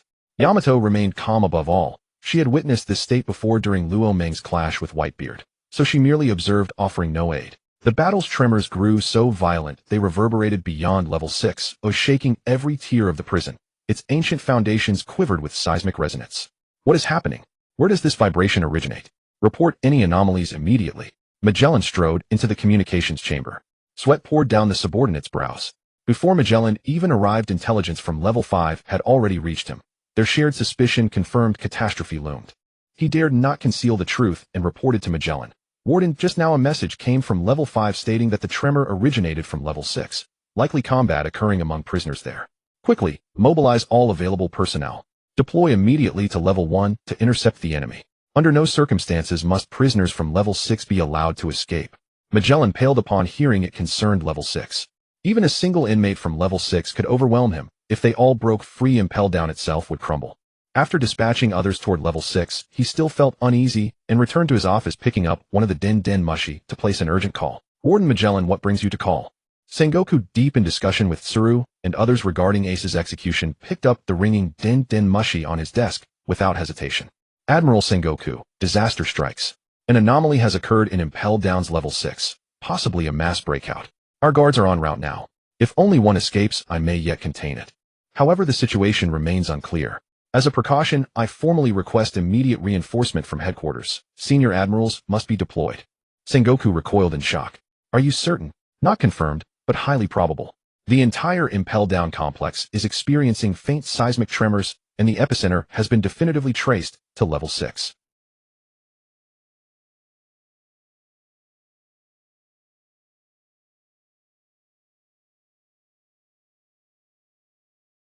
One crisis after another. Sengoku rubbed his throbbing temples, overwhelmed, then turned to his fellow officers beside him. You've all heard. Kizaru, you're fastest. Proceed to Impelled Down immediately. Prevent any escape at all costs. And if you slack off again this time, consider your annual salary forfeited. Opt. A sheer stroke of misfortune, Kizaru had no choice. To safeguard his hard-earned wages, he reluctantly set off, silently praying the fugitives weren't those ancient terrifying figures, else his presence would prove utterly futile. Ha ha ha ha ha. What exhilaration. Luo Ming, I'm truly fortunate to have met you. Since GOLD, Roger's death, nothing has stirred my blood like this. Not even that naval battle where they captured me. They had fought relentlessly. Both bore wounds. Luo Ming sustained only 2 shallow cuts, already knitting shut by rapid regeneration. His clothes were torn, but his body remained unscathed. In contrast, Bartholomew bore countless gashes. Bruises bloomed purple-black across his torso and limbs. In raw physical combat, superiority was undeniable, and Bartholomew conceded it. Yet in sheer bodily resilience, none in his experience surpassed Luo Ming. He resolved to hold nothing back. Luo Ming, brace yourself. I am a Logia-type devil fruit user, the fusion fruit, and have achieved full awakening. Now I shall engage you with its true power. Come forth. Fusion fruit, awakened technique melt. Energy liquefied, cascading from Bartholomew's form, coating the fractured floor and every loose object within the arena. In an instant, those surfaces dissolved, then reversed course flowing back to envelop Bartholomew entirely. Solidifying around him, the substance fused with armament hockey, transforming him into a towering black colossus. The prison's confines limited Bartholomew's potential. Luo Ming knew this was not his peak. In the film, that same giant had shattered an entire island with a single punch. Yet Luo Ming sensed clearly even fused Bartholomew matched only his seven-gate state. No further transformation was necessary. Luo Ming, behold my awakened fusion. Let us fight anew. Boom. They clashed, then instantly recoiled. Bartholomew skidded 20 meters backward. Luo Ming retreated slightly farther. Bartholomew's fusion vastly amplified strength, defense, and speed. 7 gates alone might not suffice. But it mattered little. Such evenly matched combat was intoxicating. Boom, boom, boom. Their next collision unleashed crushing concussive force. Wind pressure seared even Yamato's face, though she stood near the threshold of Admiral tier power. As they fought, prison guards finally arrived, dozens strong. They halted at a distance, too wise to intervene. This battle dwarfed their capabilities, so they prayed silently for the warden's swift arrival. The guards' appearance drew the attention of level 6 pirates, but none moved to confront them. All eyes remained fixed on the duel raging at the heart of the battlefield. Luo Ming seized his opening, blurring upward to hover directly above Bartholomew. His fist coiled, energy surging to its apex. Then he roared, "Morning Peacock." 100 blossoms bloom. Flame erupted. Hundreds of avian fireballs materialized midair, streaking toward Bartholomew with blinding speed. Heat seared his scalp. Bartholomew barely had time to gather armament hockey across his upper body before impact. Kaboom! Kaboom! Kaboom! The first fireball detonated against Bartholomew's colossal frame like a high-yield bomb. Then each successive blast struck in rapid succession. Is it over?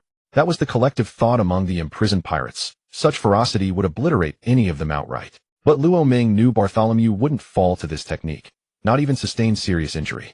True enough, the smoke cleared to reveal Bartholomew, standing motionless, his black, giant form slightly disheveled, otherwise untouched. And the damaged areas swiftly regenerated. Monsters, both of them. Even that devastating assault left Bartholomew unscathed. Indeed. And Luo Ming, his stamina hasn't waned despite prolonged combat. And look at him. He can't be more than 20. How did he achieve such mastery? Even if I'd trained since birth, I couldn't match this. Ha ha ha ha. Why so surprising? Chaos births legends. Every age yields one or two transcendent figures.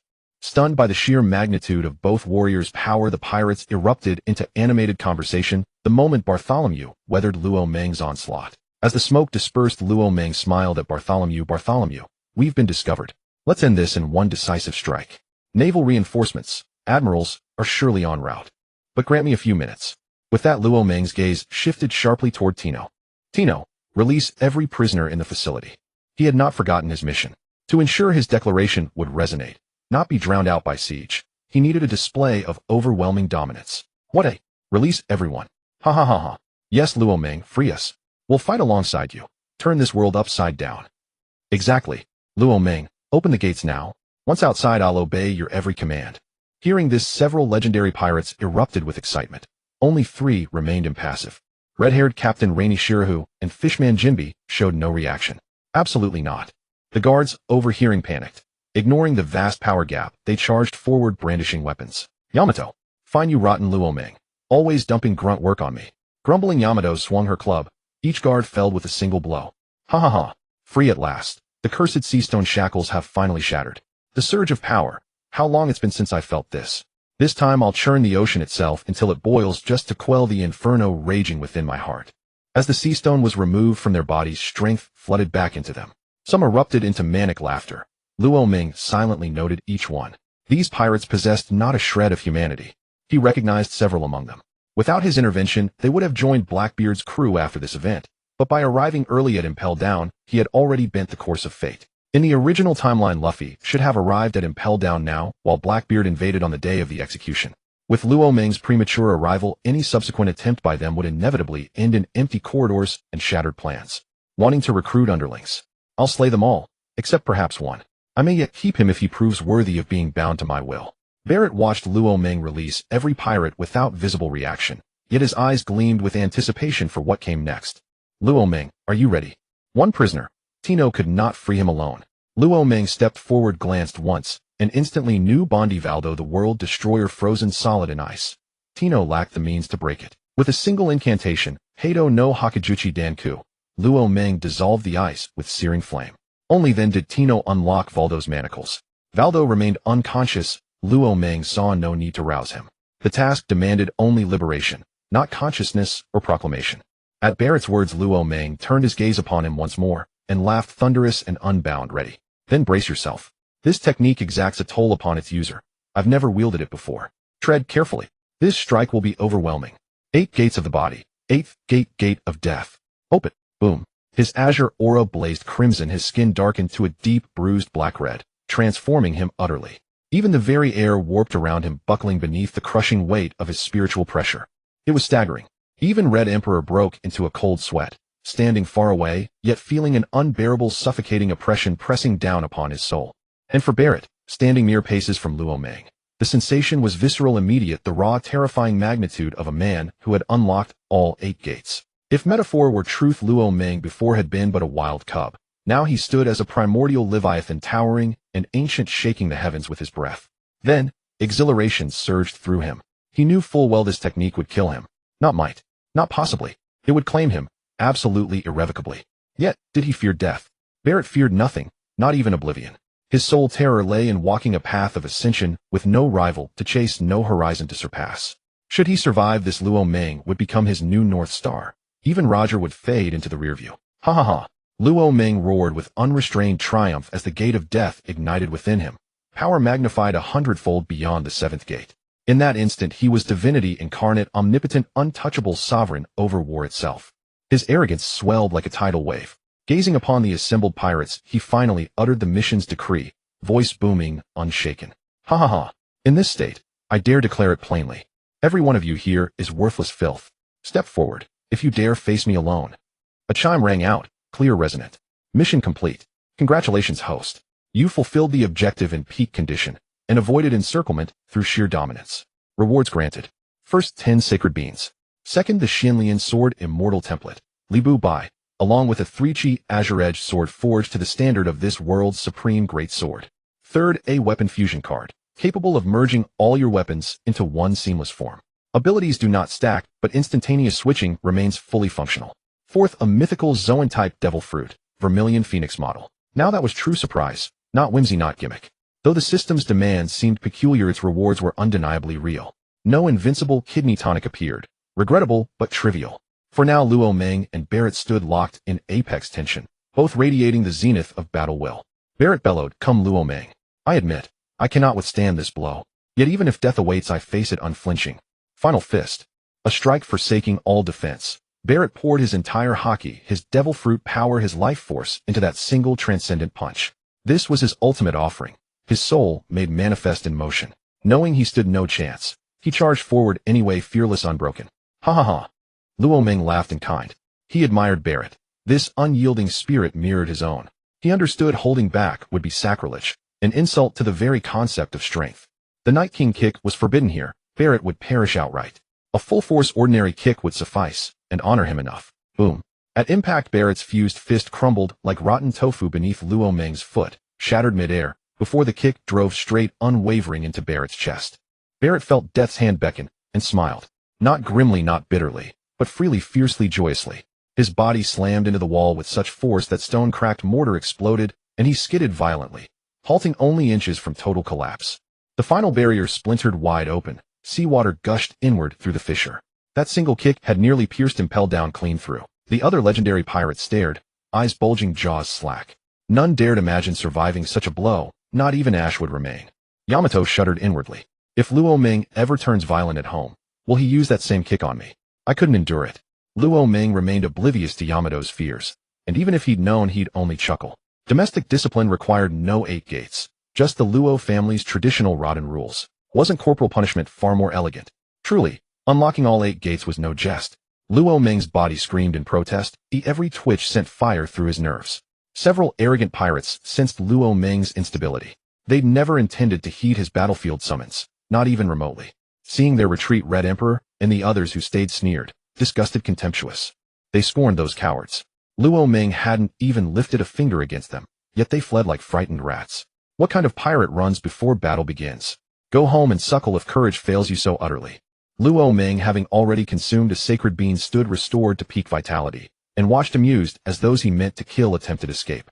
His smile sharpened, cold lethal, as he regarded them, already seeing corpses where living men still stood. Binding spell 81 Danku.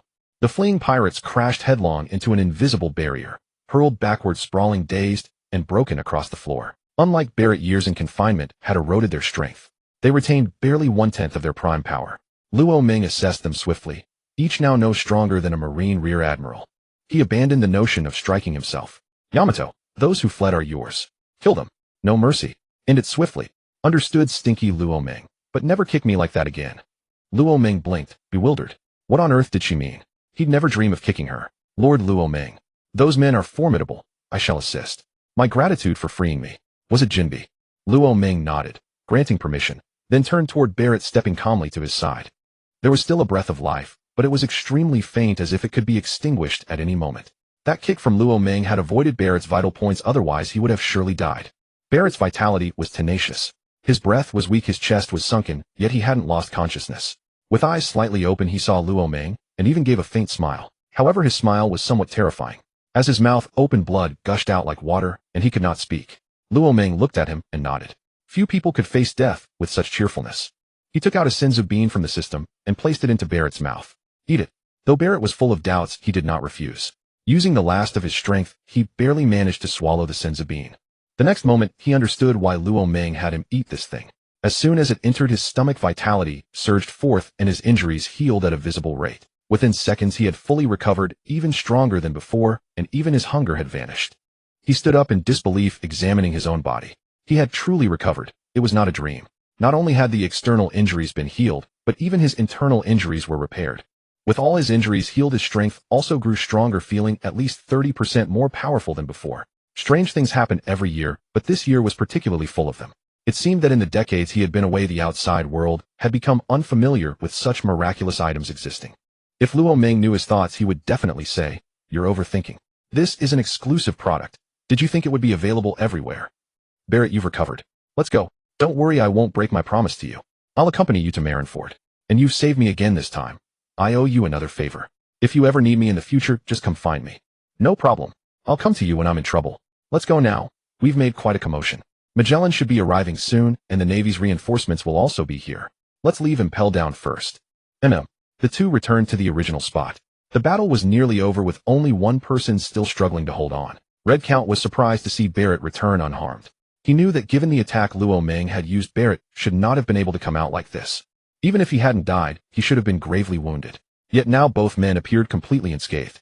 It was too bizarre. He couldn't figure it out, and not knowing about the senzu bean, it was natural that he couldn't. Seeing Luo Ming return, Day finally unleashed her full power. A human beast form, not the Great Mouth True God form. The Great Mouth True God form seemed to have been devoured by the phoenix, leaving only the cold aura. At this moment, Day was not much different from her human form.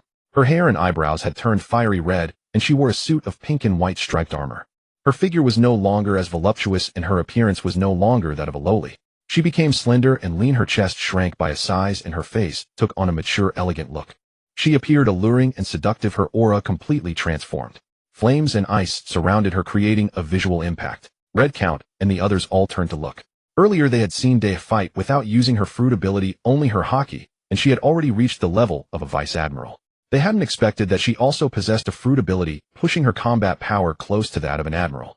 Luo Ming was also somewhat surprised. The human beast form and the form without the fruit ability were like two different people. She had shed her youthful innocence and become enchanting. Luo Ming recognized the remaining pirate. It was the one who had joined the Teach Pirates. The mythical Zoan nine-tailed fox form, that old witch. He had forgotten her name, but it didn't matter. She was a dead person anyway. Calling her nine-tailed fox wasn't wrong. She really did seem to have 9 lives. Now only one tail remained, which must have reached her limit. The next fatal blow would send her to the Yellow Springs. She had struggled even against Day without her fruit ability, let alone against Day in her human beast form. Flustered and panicked, she caught sight of Luo Ming and quickly begged for mercy. "Luo Ming, tell this little girl to stop. I'm willing to join your beast pirates and take part in this war. Hurry. I can't hold on much longer. You don't want to lose a fighter like me, do you? And if you let big sister go, I'll do whatever you want, okay?"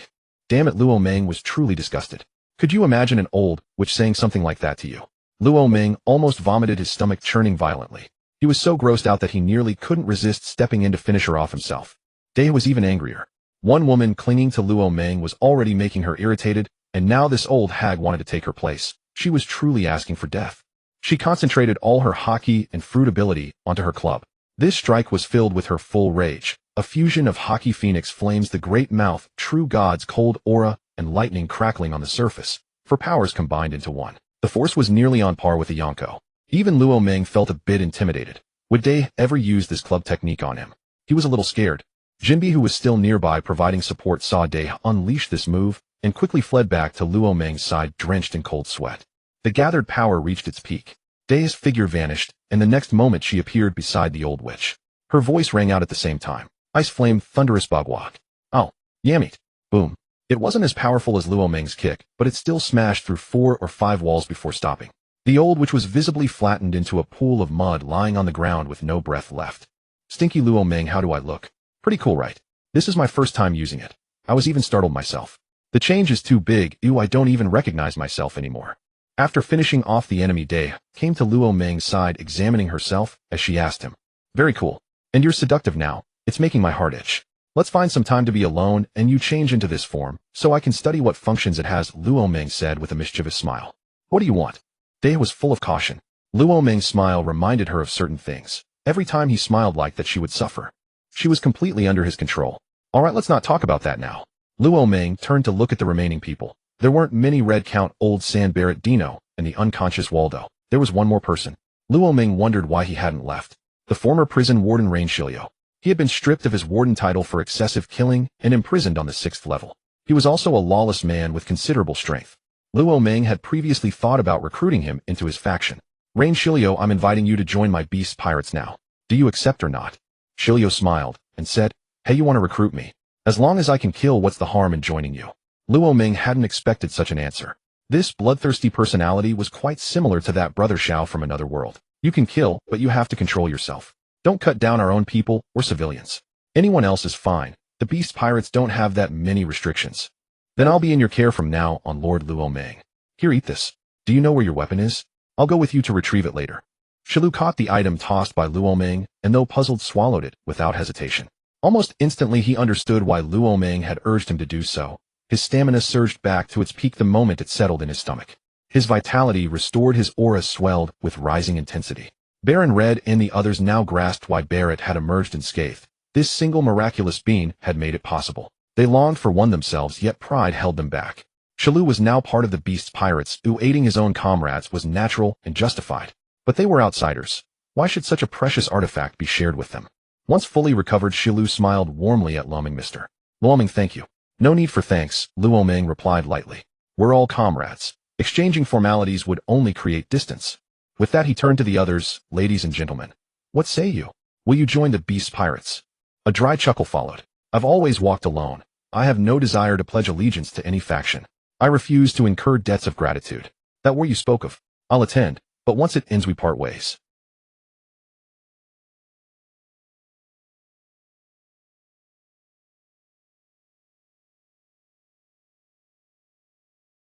I seek only personal supremacy. Though you bested me, I won't join you. Not yet. When I grow stronger, I shall challenge you again. The last figure remained silent. Crocodile. Luo Ming glanced toward him, awaiting his answer. Don't look at me. I decline as well. I have my own path to walk. Luo Ming nodded. He never truly expected their acceptance. Each was either a lone wolf bound to an established power or a sovereign warlord in his own right. All were men who refused to bow beneath another's shadow. Had they agreed, Luo Ming would have found it deeply suspicious. Very well. After this war we go our separate ways. Jinbi, can you communicate with nearby fish folk? He recalled the original chronicle. Jinbi had summoned his kin to escape impelled down. If my kind dwell nearby, I can reach them. Other species remain beyond my call. Understood. I'll blast an opening. Go forth and scout for your kin. If you can command them, await us at Impel Down's main gate. I have no vessel to carry you out. Consider it done. Luo Ming aimed his finger at the spot where he'd previously kicked through the wall. Seawater already gushed inward, requiring only minimal force to widen the breach. A standard Zero tore open a passage wide enough to pass through. Jinbi shot through like a silver arrow, swift, precise, and vanished into the deep. Everyone, let's move. Stinking Luo Ming. There's still someone unconscious over there. Shall we take him along? No. Luo Ming thought silently. Waldro, consumed by betrayal at his brother's hands, trusted no one now. Carrying him would only invite trouble.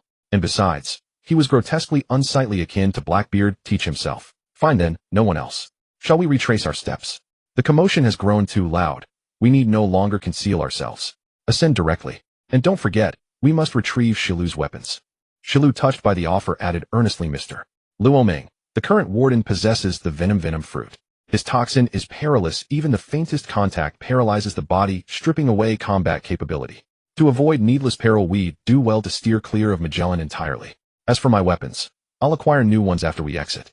Risking life for steel is unwarranted. A curious shift. These words from Shilu sounded almost tender, far removed from the cold detachment he'd shown in the original chronicle. Yet Luoming had pledged to recover those weapons, and he kept his word. Poison posed no true obstacle. He had no intention of closing with Magellan in hand-to-hand combat. Kaido and Bakudo techniques alone could obliterate Magellan. Meeting him matters not. Look around, does anyone here appear afraid? Barrett and Baron Red aside. Even Crocodile could hold his own against Magellan. With this assembly we face no threat unless all three admirals arrive together. This prison, we could flatten it outright. Shilu studied Barrett and the others. Their faces bore no trace of fear, only fierce anticipation. In his concern he'd forgotten these were hardened outlaws unshaken by dread. He fell silent watching. Boom. Having answered Shilu, Luoming fired another Zero upward, piercing multiple floors before its energy finally dissipated. What the hell? Have some decency. Don't you know people are up here? Prisoners on upper levels recoiled in terror. They'd sensed Luoming and Barrett's earlier clash, but this eruption dwarfed it in scale and fury. Several unlucky souls were vaporized instantly, reduced to nothingness. Survivors on level 5 watched in awe as silhouettes leapt upward from below. Hope flared, then died just as swiftly when those figures vaulted past level 5 without pause, ascending straight to level 4. Salvation evaporated in an instant. The cruel pendulum swing of despair. As Luoming's group landed on level 4, Magellan arrived at level 6, missing them perfectly. Surveying the shattered ruin of level 6, noting every prisoner gone, his expression darkened, cold, heavy, dripping with wrath. He approached a conscious guard and demanded answers. Explain immediately. Where have these prisoners gone? Warden Magellan, the beast's pirate Kaido's calamity, Orochi Longming, has liberated all level 6 inmates. Some perished, others, including Rain God Shilu, Barrett, Baron Red, and Crocodile, are ascending through the rooftop breach. Orochi Luoming. Magellan's pulse quickened. How could he not know this name now echoing across the Grand Line? More unsettling still, how had Luoming infiltrated and impelled down undetected? And how had he freed these legendary pirates of the Void Century? This crisis threatened global upheaval. If Baron Red and his ilk escaped, the world would burn. No retreat. He would sacrifice everything to stop them. If he held them long enough for Marine Headquarters reinforcements, victory remained possible. Resolved, he ordered the conscious guards, restrain Waldro with sea prism stone anew, and seal the seawater breach. Then gather at the topmost level. Deputy Warden Hannibal stands watch above. Seek him there. I'll ascend first to confront them. Understood. Magellan activated his devil fruit. Venom surged upward, forming a viscous channel linking levels 6 and 5. He flowed through it like a serpent gliding through liquid poison. Arriving at level 5, he exhaled in relief. The prisoners remained confined. Had Luoming freed them, all chaos would have been absolute. Satisfied, level 5 held firm, he shot upward once more. Time bled away with every second delay meant escape. Within this prison, with Heizuki as their guide, the group encountered far fewer obstacles as they traversed level 4, the so-called hell of scorching heat, where the ambient air shimmered with oppressive heat, and Magellan's office stood somewhere within. Heizuki explained that his weapon was stored on this same level in an armory adjacent to Magellan's office. Indeed, impelled down proved vast. They walked for nearly 10 minutes without reaching their destination, encountering several inmates along the way. Notably, Crocodile reunited with his foremost enforcer, Dazbones, the devil fruit user whose powers granted him the ability to cut anything, whose initial reluctance to escape was overcome only after Crocodile's persuasive entreaty. Thus, Luoming's alliance gained yet another member. Mr. Luoming, this is the armory. Wait a moment. I'll retrieve our weapons and return immediately. Understood. Go ahead. As Heizuki entered, the Crimson Earl followed closely behind. He too was a swordsman. Luoming knew well that the Crimson Earl had not yet consumed the mythical Zoan-type devil fruit, granting vampiric form. His swordsmanship remained his greatest strength, refined to perfection and augmented by supreme armament haki and advanced observation haki, earning him renown across the Grand Line. Moments later, both emerged holding weapons. Heizuki's blade radiating palpable killing intent, perceptible even to those standing nearby. It was a demon blade named Ryu, one of the 21 great swords. The Crimson Earl's sword, by contrast, was unremarkable, a plain, ordinary blade, but he cared little. With his mastery of haki, even such an unadorned weapon could unleash devastating power. Having secured their arms, they pressed onward without delay. Guided by Heizuki, there was no need to breach the ceiling. Not a single guard crossed their path. Luo Meng surmised they had descended to level 6. Their absence was welcome, no complications arose. The group ascended smoothly to the highest tier. Yet as they neared the exit, their observation haki warned them the threshold teemed with prison personnel. Luo Meng smiled faintly at his companions. It seems they wish to make our departure anything but easy. You've grown stiff from prolonged confinement. Why not stretch your limbs with them? The Crimson Earl and the others bared feral grins and stepped forth from concealment. Seeing one fearsome pirate after another materialize, Hannibal's knees trembled. This was truly the end. What he'd assumed a solitary breakout had spiraled into the simultaneous emergence of Impel Down's most dangerous inmates. And Luo Meng. How had he appeared here without a whisper of intelligence? What were the duty officers doing? Yet with his position laid bare, fear alone could not paralyze him. He would confront them head-on. If their legendary prowess proved exaggerated, eliminating them might secure him the warden's mantle. The vision of ascending to warden ignited his adrenaline. Stepping forward recklessly, he declared, ignorant of his peril. You accursed pirates, surrender now or suffer the wrath of the great warden Hannibal. They had seen bravado before, but never such utter delusional audacity. Who had emboldened Hannibal to speak thus? Even Luo Meng Barrett and the Crimson Earl each bore bounties nearing 100 million. Did he truly fail to grasp the gravity of the moment?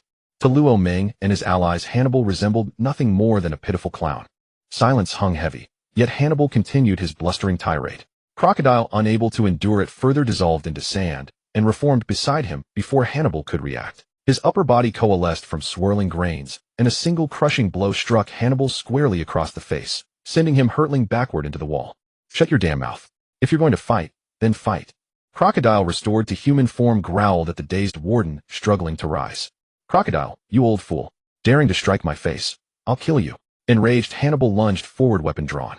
Their clash erupted. Hannibal wielded armament haki, Crocodile did not. Yet their exchange remained fierce and evenly matched. Barrett and the others, itching for action, charged directly into the ranks of guards. The Crimson Earl's blade danced with elegant precision. He moved like a gentleman strolling through a garden, and wherever he passed, crimson blossoms bloomed upon each guard's flesh. Barrett held no interest in minor foes. He sought out the prison beasts. Though slow-witted, their raw strength was formidable, yet several together fought him to a standstill. Of course, this was merely Barrett holding back. Hayuzuki, former warden, have you truly turned traitor against the world government? A woman clad in demonic armor and wielding a whip confronted Hayuzuki. After absorbing the shock of their first exchange, she retreated and demanded the question. Mino, ask no foolish questions. The answer is plain enough. Hayuzuki, consider carefully the consequences of betraying the government. Return now and aid us against these pirates, and leniency will be yours. Mino, cease your futile pleading. I long ago saw through the world government's true nature. Their art of settling scores after the fact is peerless. Why not join the beast pirates alongside me? Don't jest. No one would follow you into treason. Since you choose piracy, I shall detain you here. Her whip slashed in relentless, seamless arcs, shattering Hayuzuki's sword aura outright. Luo Meng remained motionless, observing the battlefield intently, his gaze fixed on Hannibal and Mino's displayed strength. In the anime, they had seemed far weaker. Now their combat prowess measured unmistakably at Vice Admiral level. Still, Luo Meng discerned a telling truth. Only Crocodile strained under pressure. Everyone else fought with effortless ease. Barrett then unleashed a fraction of his true might, tossing the prison beasts about like rag dolls, kicking them back and forth with chilling nonchalance. This is troublesome indeed. So many of you have broken free. Had I known, I'd have refused this assignment, even if it cost me this year's salary. Gentlemen, please return to your cells. All combat ceased instantly. Every eye turned toward the source of the voice. Golden light flashed, and from empty air materialized a figure clad in yellow and white stripes, draped in a flowing cloak bearing the bold, oversized kanji "For Justice" across its back. It was Admiral Borsellino, arriving at last, having hurried relentlessly, even pausing mid-journey to relieve himself. He had expected only a single escapee. This scenario lay utterly beyond his calculations. Had he not feared the repercussions of abandoning his post, he might well have turned and fled immediately. Could he possibly subdue this entire assembly alone? Oh, old yellow monkey, you've come to reinforce us. And then, another presence. Borsellino glanced inward and found Luo Meng watching him, silent and still. Orky Luo Meng, what are you doing in Impel Down? So you released all these prisoners. Have you weighed the consequences? TCH, consequences be damned. If it vexes the world government, I am more than willing. Tell me, standing alone, do you truly believe you can stop us? Then what if I join him? Poison Dragon. Magellan ambushes are hardly a commendable habit. Luo Meng evaded the venomous dragon behind him and remarked calmly. Seeing Magellan's arrival, Kazuru felt considerably reassured. Moments earlier his absence had stirred fears that he'd already been defeated. Now it was clear he had only just located Luoming. Though Magellan ranked among the admirals and wielded an extraordinarily aberrant devil fruit ability, even his presence offered no guarantee of capturing Luoming. After all, this was the man who had incapacitated Aokiji in mere minutes. The thought alone gave him a headache. This mission had truly been self-inflicted trouble. You're quite right. Winning by any means necessary is justified. I stand corrected. But, do you two truly believe you can bar our passage? Step in our way again, and I'll kill you both. Oh well, that's unavoidable. As agents of the world government, we cannot simply watch you escape with open eyes. Admiral Kazuru, others I cannot speak for, but you. You just might be tempted. Why not join me? I'll double your salary. Others glanced askance, puzzled by Luoming's remark. Kazuru scratched his head, equally bewildered. How could Luoming possibly know salary mattered to him? Were it not for his genuine satisfaction with naval service, he might have seriously considered accepting. Young Master Luoming, you jest. This old man joined the Marines for justice. Not for a few measly berries, certainly not to serve the beasts. Luoming, enough talk. Let's split them and break through. No sooner had the words left his lips than Barrett lunged toward Kazuru, reigniting the battle. The demon air Barrett, truly terrifying. His strength rivals that of a monstrous beast. That punch left my hand numb. Enough chatter. Let's tear each other apart. The two clashed head-on. Barrett outmatched Kazuru in raw power, yet Kazuru eclipsed him in speed. Neither could gain decisive advantage. Meanwhile, Luoming faced Magellan. The venom fruit proved formidable indeed. Even a trace of its toxic vapor induced dizziness. Lacking immunity to poison, Luoming dared not underestimate the threat. He swiftly widened the distance and countered Magellan with Heido and Fudo, rendering the duel far more manageable. Magellan had not anticipated Luoming's arsenal of abilities. Each misstep cost him dearly, yet closing in remained impossible. Frustration burned deep within him. Red Count and Yamato had already eliminated all prison guards. Neither intervened. The former disdained outnumbering an opponent, while the latter held absolute faith in Luoming's invincibility. Your navy's might is undeniable, Admiral. Your speed ranks second only to Luoming's, and your strength is respectable, but your haki leaves much to be desired. Clearly you rely heavily on the Pika Pika fruit. I'll bear it. You live up to your demon title. That conqueror's haki burns like hellfire, chilling the very soul. Then come, let's fight. Today I'm in high spirits. I'll indulge you further. Barrett intensified his assault by 1/3. Yet Kazuru remained unchanged, effortlessly evading every strike, while intermittently firing searing laser barges to harass him. Barrett stood helpless, embroiled in the most frustrating battle of his life. Kazuru's uncanny agility kept him perpetually out of reach, while Barrett himself became little more than a moving target. An onlooker's thought crystallized: a mage dueling a brute defied logic, and Barrett truly risked being worn down to defeat. This was no jest, it was entirely plausible. And judging by Kazuru's composure, he hadn't yet exerted himself fully. Perhaps his salary hadn't been processed yet. Otherwise, as netizens quipped, full pay would mean even emperors fall. Damn it. All admirals fight this sneakily. Can't you show some spirit? Your strength is immense. Why fight so timidly? Come on, let's clash fists. Enraged and stung by another laser blast, Barrett roared at the unruffled Kazuru. That won't work. This old man lacks your physical fortitude. Meeting you head-on would spell certain defeat. Such self-awareness remains intact. Suddenly, a flash of golden light. Kazuru materialized before Crocodile, leg already raised. Crocodile, Hannibal must not die by your hand. Tell me, have you ever been kicked at light speed? Crash. Crocodile's assault shattered mid-motion. He vanished from sight, reappearing moments later slammed into a wall. Kazuru had sensed Hannibal's collapse and Crocodile's lethal intent. Abandoning his skirmish with Barrett, he flashed across the battlefield, delivering a blinding kick that saved Hannibal's life. Now only 3 duels raged across the field. Luoming versus Magellan. Shiryu versus Mino. Barrett versus Kazuru. Crocodile rose with difficulty, his gaze upon Kizu, burning with murderous intent. Having witnessed such overwhelming power, he grasped the vast chasm between his own strength and theirs. He suppressed his fury, vowing silently after this he would train relentlessly, until he reclaimed his honor. At that moment, Luoming sensed Jinbe's approaching aura, and others beside him. Knowing Jinbe had arrived with allies, he resolved to withdraw. Prolonging this battle served no purpose, and who knew what reinforcements the Navy might still deploy. Better not push his luck too far. Everyone, playtime ends now. We retreat. Their perception was exceptional. The instant Luoming spoke, they reacted. Non-combatants moved first toward the exit, with Luoming and Barrett pinning the 2 admirals. Their withdrawal met no resistance. Trying to leave? Ask me first. Toxic giant soldier. Magellan, seeing Red Count and the others nearing the gate, panicked and unleashed his ultimate form. His violet venom turned crimson. His body swelled geometrically, toxicity surging to lethal levels. Ground beneath his feet blistered and corroded instantly. Magellan, We wish to depart, and you cannot stop us. Remain where you are and watch us go. Kaido no. 91 Black Coffin. Darkness surged upward from Magellan's lower body, racing toward his torso. Helpless he watched Red count and the others stride unhindered through the gate. Unchanted, this Kaido lacked lethal force, but though it couldn't kill Magellan, it could wound him deeply. Even Kaido had bled under its power, escaping unscathed was improbable. Shunshin. Crack. Old Kizaru, take this. Having sealed Magellan, Luo Ming instantly teleported into Barrett, and Kizaru's fray fingertip aimed squarely at Kizaru, energy coalescing with lethal precision. Kizaru's instincts screamed danger. He knew absorbing this blow would leave him wounded. Thinking of fleeing. Too late. I won't grant you that chance. Fudo no. 73. Inverted Mountain Crystal. Containing a Logia-type user demanded extraordinary measures. Most binding spells failed against them. Only Fudo no. 73 created a hermetic sealed space. It could imprison a Logia user briefly. With peril imminent, Kizaru strained desperately to shatter the crystal, but Luoming's Zero was already streaking toward him. Pika Pika, triple light shield. Kizaru hastily erected 3 overlapping barriers of solidified light. Boom. The moment the Zero struck, Kizaru was hurled backward, slammed into the wall, then detonated, violently shattering stone and pulverizing the entire section of wall. Shilu, enough play. Time to withdraw. Understood, Mr. Luoming. One-stroke style, a flash of frosty light. Whoosh. Mino, who had previously matched Shilu blow for blow, collapsed helplessly beneath that single strike. Damn it. Shilu truly shows no mercy even toward a beauty like Mino, striking her head so brutally.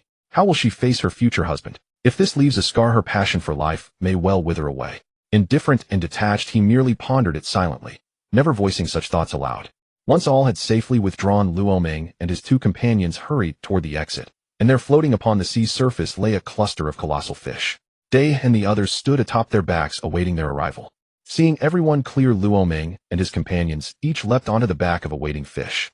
Chomping let out a strange cry, and as if receiving orders, the fish surged forward, gliding swiftly into the distance. Luoming knew the trial was not yet over. The gate of justice still barred their path, encircled by violent whirlpools born of raging currents. There was no way through but straight ahead, through the gate itself. He and Day could fly, no issue there. Yet they could never allow Barrett and the others aboard Day's back. That seat belonged solely to him. No one else dared claim it.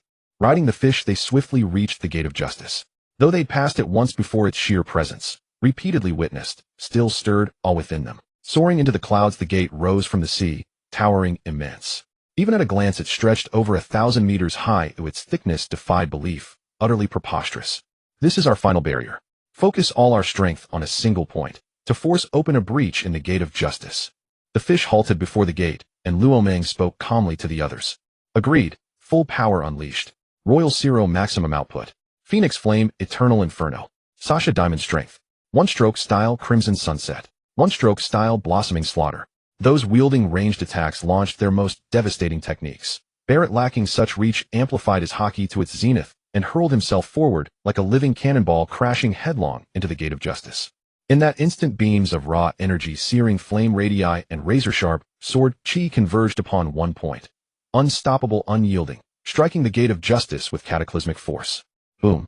A tidal shockwave erupted. Waves exploded skyward, seawater violently repelled outward by the blast's aftershock, leaving behind a fleeting vacuum zone around the gate. The gate of justice shattered inward, torn open by a gaping fissure. Barrett vaulted back onto the fish's back amid falling debris. You dare flout justice so brazenly? This old man cannot simply let you flee. Yabusame, no Magatama. Kizaru had finally arrived. Seeing the gate reduced to rubble, he could no longer afford half measures. Not here outside Impel Down, where collateral damage posed no risk. He held nothing back. Hundreds, thousands, of golden light projectiles rained down from the heavens. Luoming felt no surprise at Kizaru's pursuit. Even a Zero of such magnitude could not fell an admiral. Kaido 81 Danho. With a single incantation, the light barrage overhead was severed mid-air. Some stray shots splashed harmlessly into the sea. Ha ha ha ha. Everyone leave now. I'll hold Kizaru off. Don't forget our pact. I'll await your arrival. Luoming deliberately omitted naming the pact the summit wore. Whether Kizaru would deduce it or not was entirely his own concern. Should he fail to grasp it, perhaps that day a top Marineford would deliver the Navy a most unexpected shock. Seal it, Blackwing Demon. Day. Stupid Luoming, I understand. Though mind-to-mind synchrony eluded them, Day instantly grasped his intent the moment he called her name. Shryak. A phoenix's cry pierced the air. Day transformed into a 100-meter-long phoenix, soaring beside Luoming into the heavens. Barrett and the others cast one last deep glance upon Luo Ming and Day. Then Champing guided the school of fish onward, carrying them all beyond the gate of justice. Thus they had escaped impelled down. Oh my, this young lady is also a devil fruit user. Truly monstrous. Kizaru dared not pursue Barrett's group. Luo Ming and Day alone exerted overwhelming pressure upon him. He bitterly regretted accepting this assignment. Not a single prisoner detained. And worse, his favorite coat purchased with an entire month's salary now hung in tatters. This mission had ended in utter ruin. Luo Ming hovered midair before Kizaru and smiled. Kizaru, shall you still bar my departure? Ha ha ha. Young Master Luo Ming, ever the joker. Indeed, this old man lacks the strength to stop you. But duty demands we clash, lest I return empty-handed and answer for failure. Is that so? Then fight me. Let me see just how fast light truly travels. Crack. In Resurrection form, Luo Ming's speed and power surged dramatically. His agility rivaled Kizaru's, his haki nearly equal. Moreover, Luo Ming's spiritual pressure subtly suppressed Kizaru's capabilities. Coupled with his vast arsenal of techniques, the battle imposed little strain upon him. Ha ha ha. Admiral Kizaru, this is all you've got. Show me the strength you claimed earned you a full salary, enough to topple Yonko. Kizaru blinked, utterly baffled. Why did Luo Ming keep harping on wages? And who, pray tell, had told him he could defeat Yonko? He'd already pushed himself to absolute limits. Yes, one ultimate technique remained, but he refused to unleash it. It drained too much stamina and ran counter to his very nature. He'd sooner perish than employ it. Watching Kizaru endure the onslaught with casual nonchalance, Luo Ming sighed inwardly. Surely Sengoku hadn't paid him enough. Otherwise, why this lethargy? We're leaving. Luo Ming withdrew from combat, landing lightly upon Day's back. When Kizaru moved to intervene, Luo Ming repeated his earlier feat. Tosaka Crystal and Dual Zero unleashed once more. By the time Kizaru emerged from the blast, Luo Ming and Day had vanished. Only a faint trace of spiritual awareness remained, before he turned and returned to impel down. Magellan watched Kizaru return alone, and instantly knew the prisoners had fled. An unprecedented disgrace, since impel down's founding only Shiki had ever escaped, and even he paid dearly, losing both legs. Yet Luo Ming's group had broken free unscathed, while impel down suffered catastrophic losses. That truth gnawed at Magellan more than any other. Warden Magellan, regrettably Luo Ming and his allies have escaped. This old man failed to detain them, and must now report to headquarters. Please prepare your own dossier for Fleet Admiral Sengoku. I shall take my leave now. SAA. Without waiting for Magellan's reply, Kizaru dissolved into a streak of justice light, vanishing from impel down. Magellan stood motionless for a long moment, then exhaled deeply, turning to restore order amidst the wreckage. Some wounded would die without immediate treatment. After tallying casualties, his expression darkened anew. Hannibal and Mino gravely injured, over a dozen guards dead, the rest bearing wounds of varying severity. In that instant, his hatred for Luo Ming peaked, burning white-hot, demanding vengeance, flaying flesh from bone, tearing sinew from marrow. Luo Ming sat astride Day, finally putting impel down far behind him, and only then did he take time to examine the rewards from this mission. His previous 10 immortal beans had been exhausted. These 10 new ones perfectly replenished his supply. Mythical beast-type devil fruit, vermilion bird form, for Hancock. The greatest gains from this mission were the ability fusion card, and the template of Li Bu by the Azure Lotus Sword Immortal. Though he himself possessed little mastery of swordsmanship, the Sword Immortal's template perfectly compensated for this weakness. His swordplay, fluid, unrestrained, and effortlessly elegant, was legendary. System Father, fuse the Azure Lotus Sword Immortal template for me, and apply the weapon fusion card. Retain the appearance of my 3-chi azure-edged sword. Compared to other blades, Luo Ming preferred the classical aesthetics of ancient swords. With a 3-chi azure-edged sword in hand, the world lay open before him, and the legend of the Azure Lotus Sword Immortal would surely echo across the One Piece world. Ding! A confirmation chime echoed within his mind. The Azure Lotus Sword Immortal template has been successfully fused. The weapon fusion card requires 10 minutes to complete. Please wait patiently. As the fusion unfolded, profound insights into swordsmanship flooded his consciousness.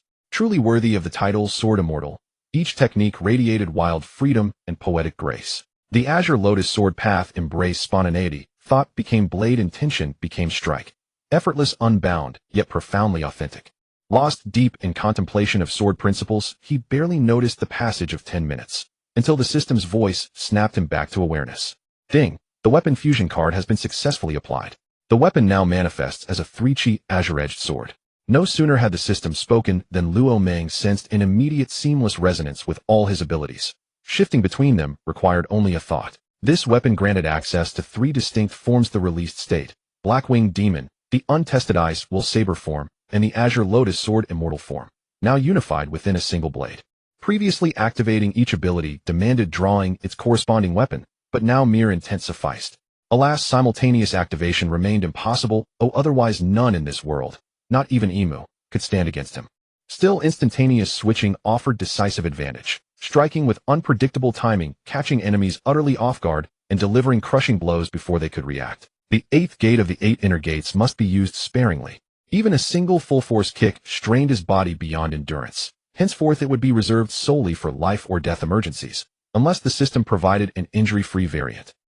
System Father, please also fuse the Mangekyo Sharingan. Understood.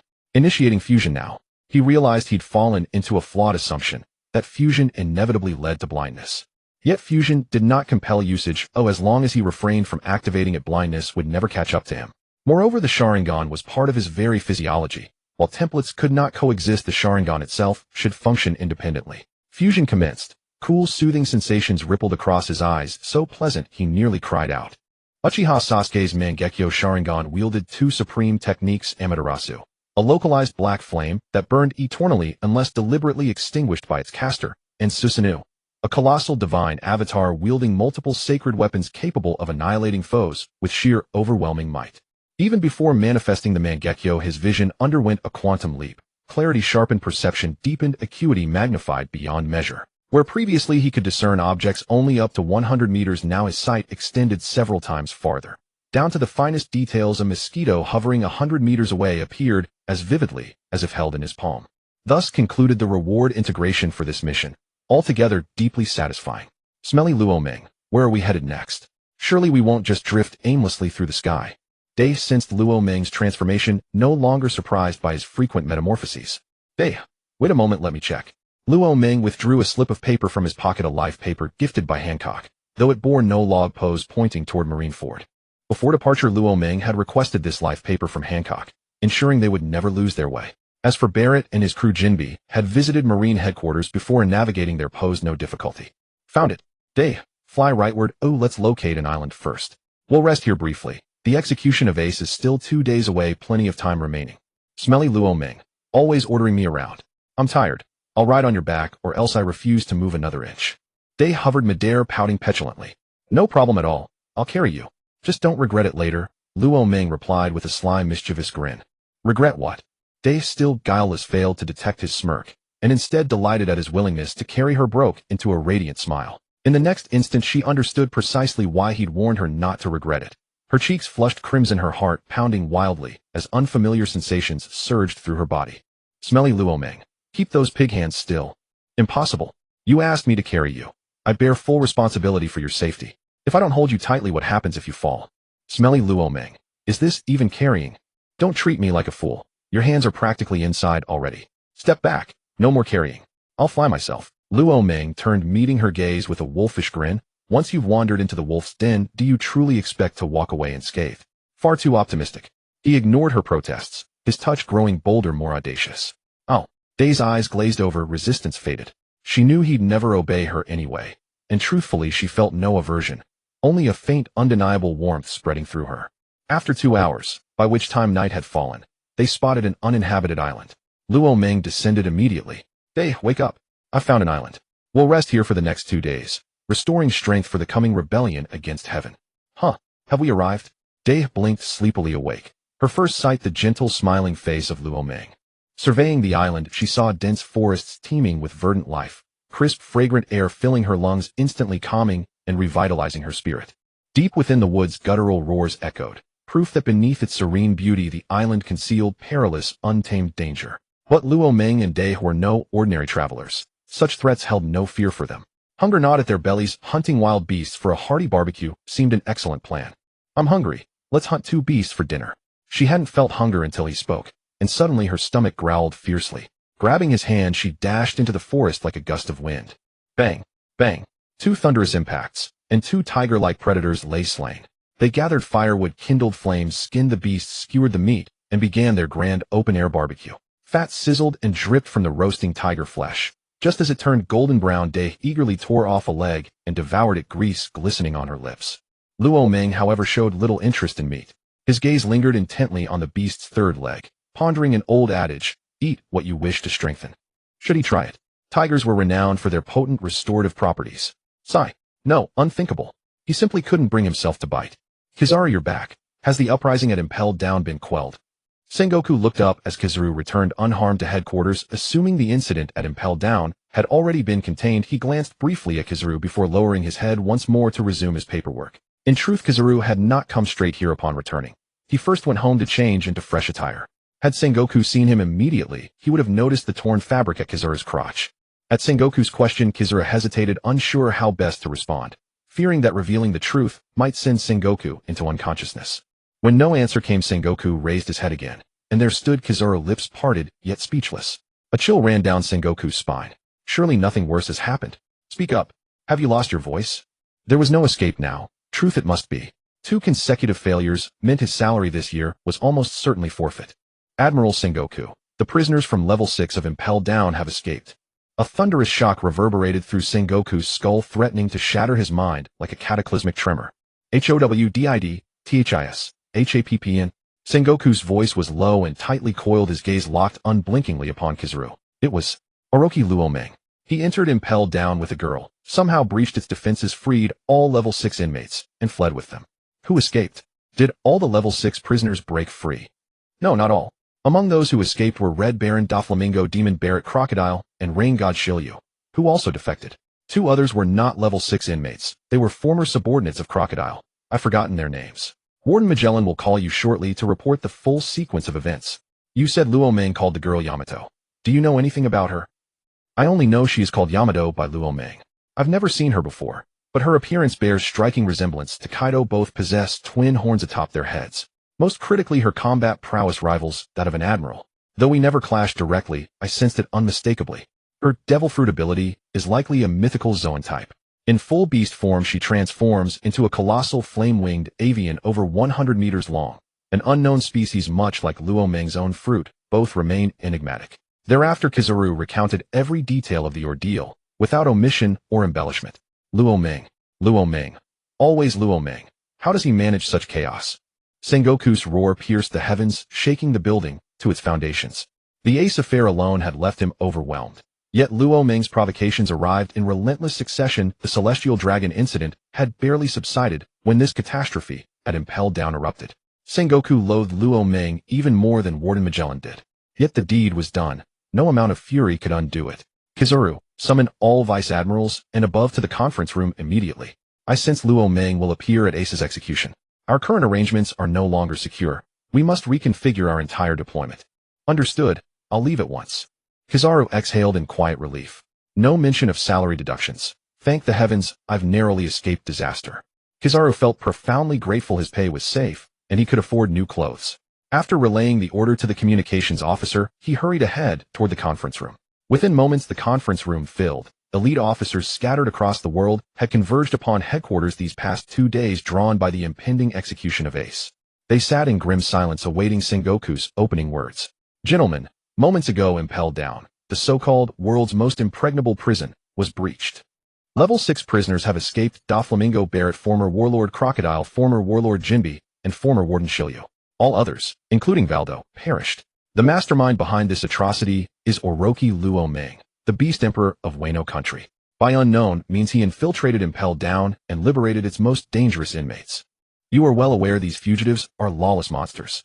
With Ace's execution scheduled for tomorrow, I convened you to assess Luoming's motives in freeing Barret and the others, and whether this development threatens the security of tomorrow's event. Even as he waited for the assembly, Sengoku received Magellan's official report, detailing the full chronology. His words struck like a boulder plummeting from the heavens into still water, igniting shockwaves of disbelief, shattering calm utterly. After the initial shock subsided, faces darkened. Luoming had repeatedly humiliated the Marines, not sparing a shred of dignity, rubbing their pride raw until nothing remained but bare nerve. Akainu broke the heavy silence first, his words as ever charged with impulsive fervor. Admiral Sengoku, I request immediate declaration of war upon the beast pirates of Wano Country. We cannot allow Luoming to grow stronger. He struts atop our heads, defiling us without restraint. If we delay further, pirates will believe the Marines are weak and easy prey. I oppose this, Tsuru interjected firmly. Our forces are fully committed to confronting the Whitebeard pirates. We lack reserves to wage war on the beast pirates. Any action against them must wait until after the Ace affair. Moreover, the Whitebeard pirates are no trivial foe. Should war erupt, our losses may be staggering. We would require extended recuperation. For the foreseeable future, offensive action against the Beast pirates remains impossible. My recommendation stands focused entirely on the Whitebeard threat. So shall we simply let Luo Ming roam free unpunished? Enough, you two cease this debate. Vice Admiral Tsuru is correct, the Navy lacks spare forces. I summoned you not to deliberate war against the Beast pirates, but to analyze whether Luo Ming and the Level 6 fugitives intend to intervene in tomorrow's execution. Stay focused on the matter at hand. If Luo Ming and Barrett join the battle, the Marine's strategic advantage vanishes, and defeat becomes plausible. Akiji spoke calmly. Luo Ming's infiltration of Impel Down can be attributed to only two motives. First, that he seeks to recruit those legendary pirates. Yet such recruitment seems improbable. Each of them possesses immense pride and refuses subservience. Second, as Admiral Sengoku surmised, his participation in tomorrow's conflict is highly likely, with odds exceeding 80%. Luo Ming's liberation of Barrett and the others suggests a binding agreement. Otherwise such a perilous endeavor would yield no tangible gain. I concur with Admiral Akiji, Tsuru affirmed. Their involvement appears probable, and if they do join, our present strategy collapses entirely. However, our elite forces have gathered here from across the globe, an unprecedented concentration of power. With no further reinforcements available, Admiral Sengoku, you must petition the 5 elders for additional personnel. Should our strength prove insufficient, and should we lose this war, the Marine Corps will become a global laughingstock. Sengoku rubbed his throbbing temples. I will brief the 5 elders shortly. Is there anything else you wish to add? Regarding combat strength, Magellan will also participate in the operation. Sengoku, you're mad. If Magellan joins the battle, who guards Impel Down? Rest assured, Tsuru. Only 1 day is required. Nothing untoward will occur. He'll return immediately after the engagement. Don't forget, Magellan's poison affects friend and foe alike. Do you truly wish him to slaughter our own ranks? He will exert absolute control over his toxin. There is no cause for concern. Dismissed. All of you prepare accordingly. I shall depart now to seek reinforcements from the 5 elders. Tsuru offered no further protest. Officers rose and filed out. Kizaru departed fastest, having uttered not a single word during the meeting. Even Garp remained silent, his heart locked in fierce internal turmoil. In the sacred land of Mary Geo's 5 figures sat in a lavishly adorned chamber, engaged in solemn deliberation. St. Peter Singh spoke gravely. Esteemed colleagues, you have heard Fleet Admiral Sengoku's report. Kaido of the Beast shows utter contempt for the world government. We have yet to settle accounts for his affront against the celestial dragons, and now he has invaded Impel Down. This cannot be tolerated any longer. St. Nejiru frowned deeply. As for this man Romon, we know little beyond his name and fragmentary glimpses of his abilities. His hatred toward the celestial dragons runs so fierce. Could he too belong to the D clan? The D clan. These words cast the remaining 4 elder kings into silent contemplative stillness. St. Moss said firmly, no, he bears no D in his name. Given his brazen, unrestrained conduct, there is no reason for him to conceal it. Romon is akin to the Revolutionary Army in spirit, yet he is not one of them. Had he been, he would never have joined the Beasts. The 4 nodded in unison, fully endorsing Moss's reasoning. St. Satan added, Sengoku requests reinforcements. How do you propose we respond? With 3 admirals stationed at Marine headquarters, numerous rear admirals assembled, plus Sengoku himself and Steelbone Kong.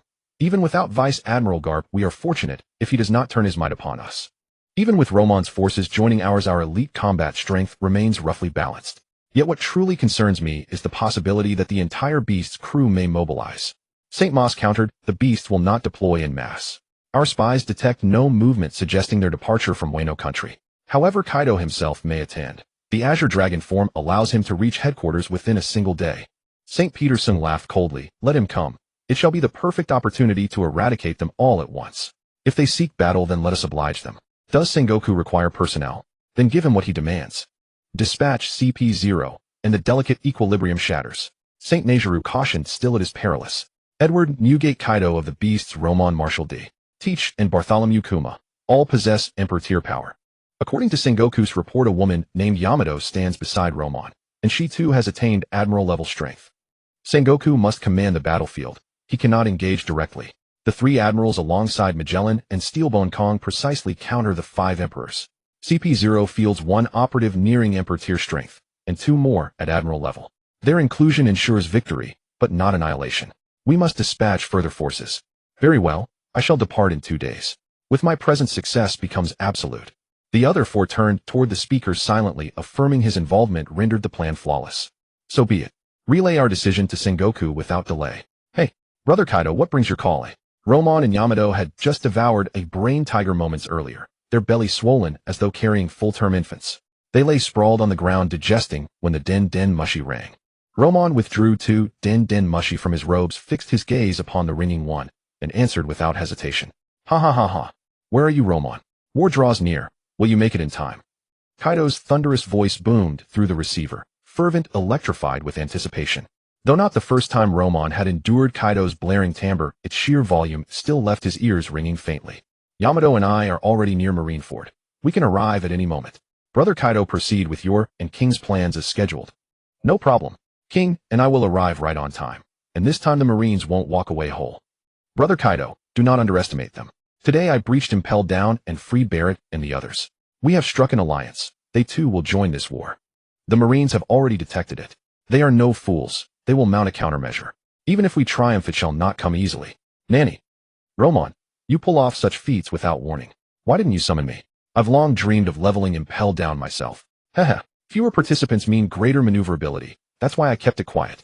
Now I inform you only to urge caution in battle, lest the Marines ambush you instead. Humph, let them try killing me.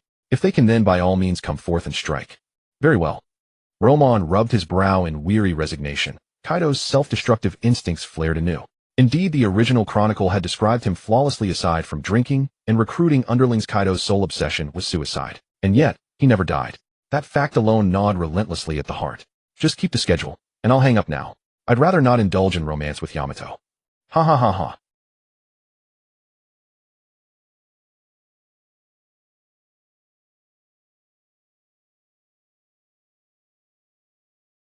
Stinking Romon, what nonsense is that? Who said anything about romance? You lie shamelessly. Her words betrayed indignation, but her eyes gleamed with unmistakable delight.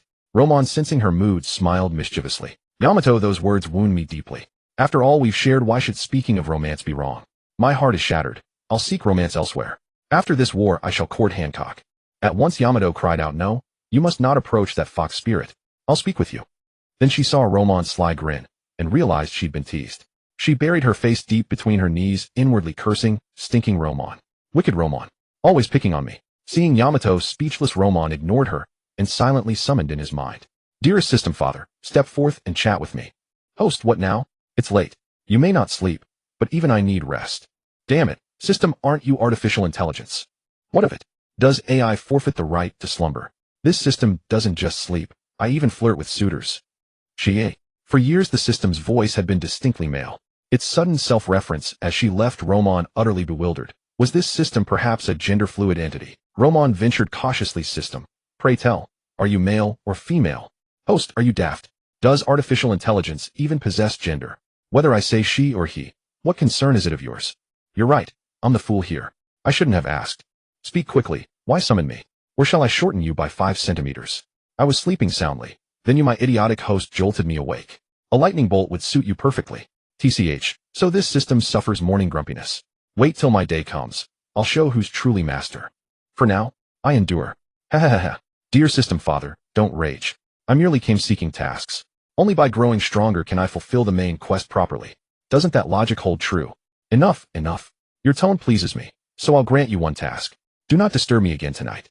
Yes, yes. I swear I won't disturb you. Ding. Subquest activated. Proceed immediately to Ace's execution site and register your presence. Completion condition: perform unspecified actions upon Rear Admiral Tsuru during the battlefield. Then the task concludes. Huh. Has the system grown benevolent? Offering me a boon. I adore this task. Fate's will has veered askew. The war unfolds differently this time. Tsuru appears among the ranks. How delightfully unpredictable. Having secured the task, Romon ceased troubling the system. He approached Yamato, gathered her gently into his arms, and gazed upward at the moon. His hands, of course, remained far from idle. What transpired thereafter lies best left to imagination. A luminous full moon hung high in a cloudless azure sky. On the day of Ace's execution, 10,000 elite Marines stood rigidly assembled across the plaza, faces stern, gazes fixed upon the crescent-shaped sea ahead. Upon the execution platform behind them knelt a freckled boy. Beside him stood 2 executioners gripping long-bladed swords crossed before Ace's chest. Also present on the platform stood Fleet Admiral Sengoku, Vice Admiral Tsuru, and Vice Admiral Garp. 1 tier below stood the 3 admirals, relaxed, legs crossed, seated calmly in chairs, exuding absolute command over the entire scene. Beneath them stood the 7 warlords of the sea, Far less formal than the Marines, their postures casual, their intentions uncommitted to any true sacrifice for the Navy.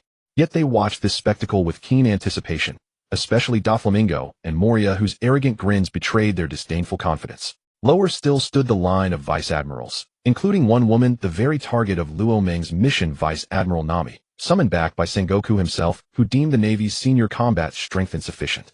Cannon emplacements lined the inner bay's walls, forming a complete encirclement, ready to unleash a thunderous barrage the moment the Whitebeard pirates appeared in the forward waters.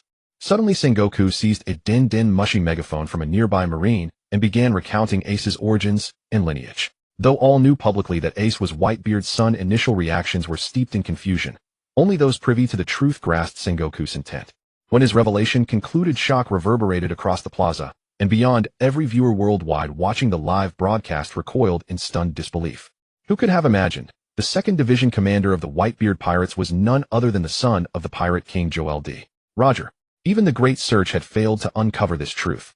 Is this the bloodline of sin itself? Ace's mother truly possessed extraordinary fortitude, carrying him for 20 months before giving birth, then succumbing to exhaustion. What an indomitable mother she was. Amidst the ensuing astonishment, Marines and global viewers alike ignited heated debate. Some demanded immediate execution, others insisted the sins of the fathers must not burden the sons. Many, moved deeply by emotion, extolled the transcendent power of maternal love. Lucio's self-sacrifice, her life, surrendered wholly for her child. Having finished his account of Ace's heritage, Sengoku boomed, "I hereby declare Ace son of the criminal Joel D. Roger sentenced to death at noon today." Silence followed, a suspended breath awaiting either the appointed hour or the arrival of the Whitebeard pirates. The stage was set, now the players awaited their cue. Seconds ticked away, tension thickening like storm-laden air. Then the lookout telescope raised suddenly bellowed. The horizon revealed ship after ship emerging from the distance. "They're here, the Whitebeard pirates' fleet. Prepare for battle." Where did they even come from? They appeared out of nowhere. The lookout pointed out key figures aboard the vessel's Domi, the riding knight, with deep-set eyes and a monkey clinging to his neck. Rakuyo Mague, his mustache crackling with lightning, radiating fierce charisma, and countless other legendary pirates known throughout the Grand Line, 43 ships in total. Yet Whitebeard's flagship remained unseen, and none of the division commanders were visible. Sengoku and Tsuru, both masters of subtle calculation, exchanged grave glances, their expressions darkened by foreboding. Across the placid sea, great bubbles surged upward, gurgling, rising. "Looks like our strategy has already unraveled," murmured Tsuru, her face grim as she recognized the signs beneath the waves. In an instant the calm surface erupted. Several pirate ships burst forth from the depths, each shrouded in shimmering, iridescent bubbles. As the bubbles shattered, the division commanders emerged, standing resolutely at the ship's rails, confronting 10,000 elite Marines without flinching. They had arrived, the Whitebeard pirates' commanders. 1st Division Commander the Phoenix Marco, 3rd Division Commander Diamond Joe, 5th Division Commander Flowersword Vista. Had the inner bay truly been breached so effortlessly? Sengoku's expression tightened. Half his meticulous plan had already crumbled. He'd expected heavy losses before the enemy reached the inner bay, but never this an entrance no one foresaw. Drip, drip, drip. Heavy footsteps echoed from within the ship's hold. The commanders parted like a tide. Then Whitebeard himself, Edward Newgate, strode forward, emerging fully into view. At the sight of Whitebeard, Ace's tears streamed freely, his voice choked with raw, trembling anguish. "Papa, brothers, why have you come to save me? It was my own reckless folly that brought us to this pass. I don't deserve your sacrifice." "Ho ho ho. Ace, speak no such nonsense. It was I who gave the order. Isn't that right, Marco?" "Yes, absolutely. Ace, once we bring you home, we'll drink until dawn, and feast until our belts burst." Touched beyond words by Whitebeard's and Marco's words, Ace was overcome with remorse. He bitterly regretted ignoring Papa's warnings and pursuing Thatch alone, never imagining it would force his brothers to risk their lives for him. After answering Ace, Whitebeard turned his piercing gaze toward Fleet Admiral Sengoku, standing beside the prisoner. "Ho ho ho ho. Sengoku, we haven't met in decades. Who would have thought our reunion would be under such circumstances? Has Ace suffered ill treatment in your custody? Newgate, spare us your theatrics. Today Marineford shall become your grave. Then prove it, if you can." Tremor, ocean-crushing surge. Whitebeard planted his massive guan dao into the deck, crossed his arms before his chest, and unleashed a colossal backward punch. Space itself fractured beneath his fist, fissures racing outward like shattered glass. The sea. Ha ha ha. So this is the might of the world's strongest man. Incredible. Even the ocean surface ripples with layered seismic grandeur. Doflamingo roared with laughter. How formidable would a zombie forged from the world's strongest man's corpse be? With him I could finally settle scores with that wretched Kaido. Moria whispered, eyes gleaming with feverish greed. Boa Hancock remained impassive, her gaze sweeping the battlefield, searching intently for a beloved silhouette. Even Dracule Mihawk, whose countenance had remained frozen for millennia, stirred faintly at the sheer magnitude of Whitebeard's power. Under Whitebeard's cataclysmic blow, the tranquil sea ceased its stillness, rising in successive towering strata. What followed was inevitable, a tsunami hundreds of meters high surging toward Marineford. Unimpeded, it would devastate the Navy's ranks. Panic rippled through the elite Marines stationed within the bay. They were mortal men instinctively terrified by nature's wrath. Just as fear threatened to turn to flight, a towering figure materialized midair. Ice Age, it's Admiral Kazan. He saved us. Akiji sat upon his seat. As the tidal wave surged forward, he knew delay would be fatal. Without hesitation, he soared into the sky, extending twin streams of ice across the seawater's surface, freezing the entire expanse solid. Whitebeard narrowed his eyes. This technique was far more than it appeared. His body fully restored, his devil fruit power surged back to its absolute peak. The sea may freeze, but what of this? The ice trembled violently, escalating with terrifying intensity. The Marines, who believed they had narrowly escaped disaster, now quaked anew with dread. At the threshold of rupture, the ice exploded outward. Countless shards, large and small, hurtled toward the Marine ranks at blinding speed. This was an extension technique of Whitebeard's quake fruit, a layer of seismic force layered upon the water's surface, detonating upon impact. Such mastery demanded absolute command of his fruit's power, only attainable at its zenith. Akiji's expression darkened. He had not anticipated the seawater being laced with seismic energy. By the time he attempted to reinforce the ice, it was already too late.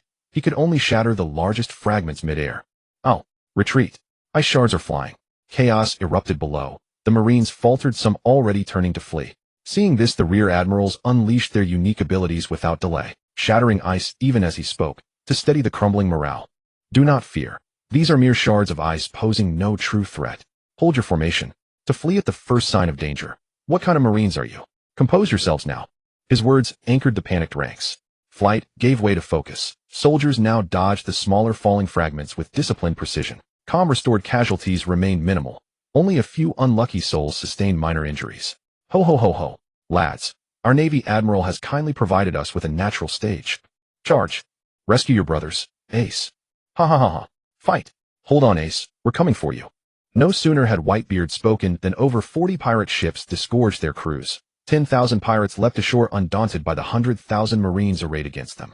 Battle erupted instantly. In life-or-death combat, no one held back. Every fighter unleashed their ultimate techniques. Each second claimed lives. Marine or pirate, none were spared. Admiral Akiji, I shall be your opponent. Having shattered the ice, Akiji did not withdraw. Instead, he landed upon the frozen sea, the very platform he had forged. To any pirate daring to strike him, he responded without mercy. Each blow felled the foe. Such one-sided slaughter could not go unnoticed. And indeed, Diamond Jozu confronted him.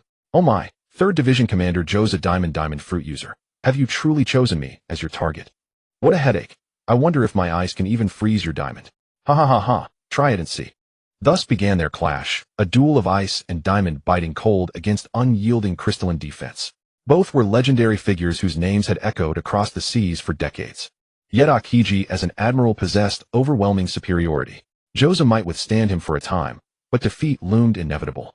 On the execution platform, Sengoku and Ace watched the carnage unfold, each death etching sorrow onto their faces. Sengoku grieved for his Marines. These 100,000 warriors had been forged through years of relentless training, yet now fell before his eyes one by one. Ace mourned his Whitebeard pirates. Though he knew not every face, each man had come solely to save him. He lived still, yet his brothers perished first. How could he ever face them again? My, war truly is brutal.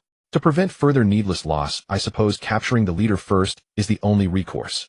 Kizaru dissolved into light, vanishing from his seat, while Akainu cast but a single glance, then turned away indifferent. Like a solar vessel, Kizaru coalesced above Whitebeard. So radiant, the old man himself murmured, truly dazzling. 8-pointed mirror. Ha ha ha ha. How dare you disturb our king so early in the battle? Whitebeard remained motionless, but Marco intercepted the flash blast before it reached its mark. His arms transformed into wings of the phoenix, halting the attack midair. The assault struck him full force, leaving his body riddled with wounds, yet inflicted not a trace of harm. The phoenix fruit's power stood revealed, neither Logia nor Paramecia, yet surpassing both. Unshackled by Whitebeard's protection, with proper cultivation and relentless trials against stronger foes, Marco could well ascend to Emperor tier strength. 1st Division Commander Marco, the mythical Zoan phoenix fruit. You truly are a monster. Below, Marines whispered in awe. Is this the phoenix fruit's ability? Its regeneration is monstrous. The Admiral's ultimate technique left not a single mark. Unbelievable. Seeing Kizaru's nonchalance, Marco grinned and shifted fully into his beast form. A colossal sapphire bird materialized mid-air, streaking toward Kizaru with lethal velocity. Reverting to human form just above Kizaru, Marco retained only his blazing wings, then drove his right leg downward in a devastating vertical kick. Boom.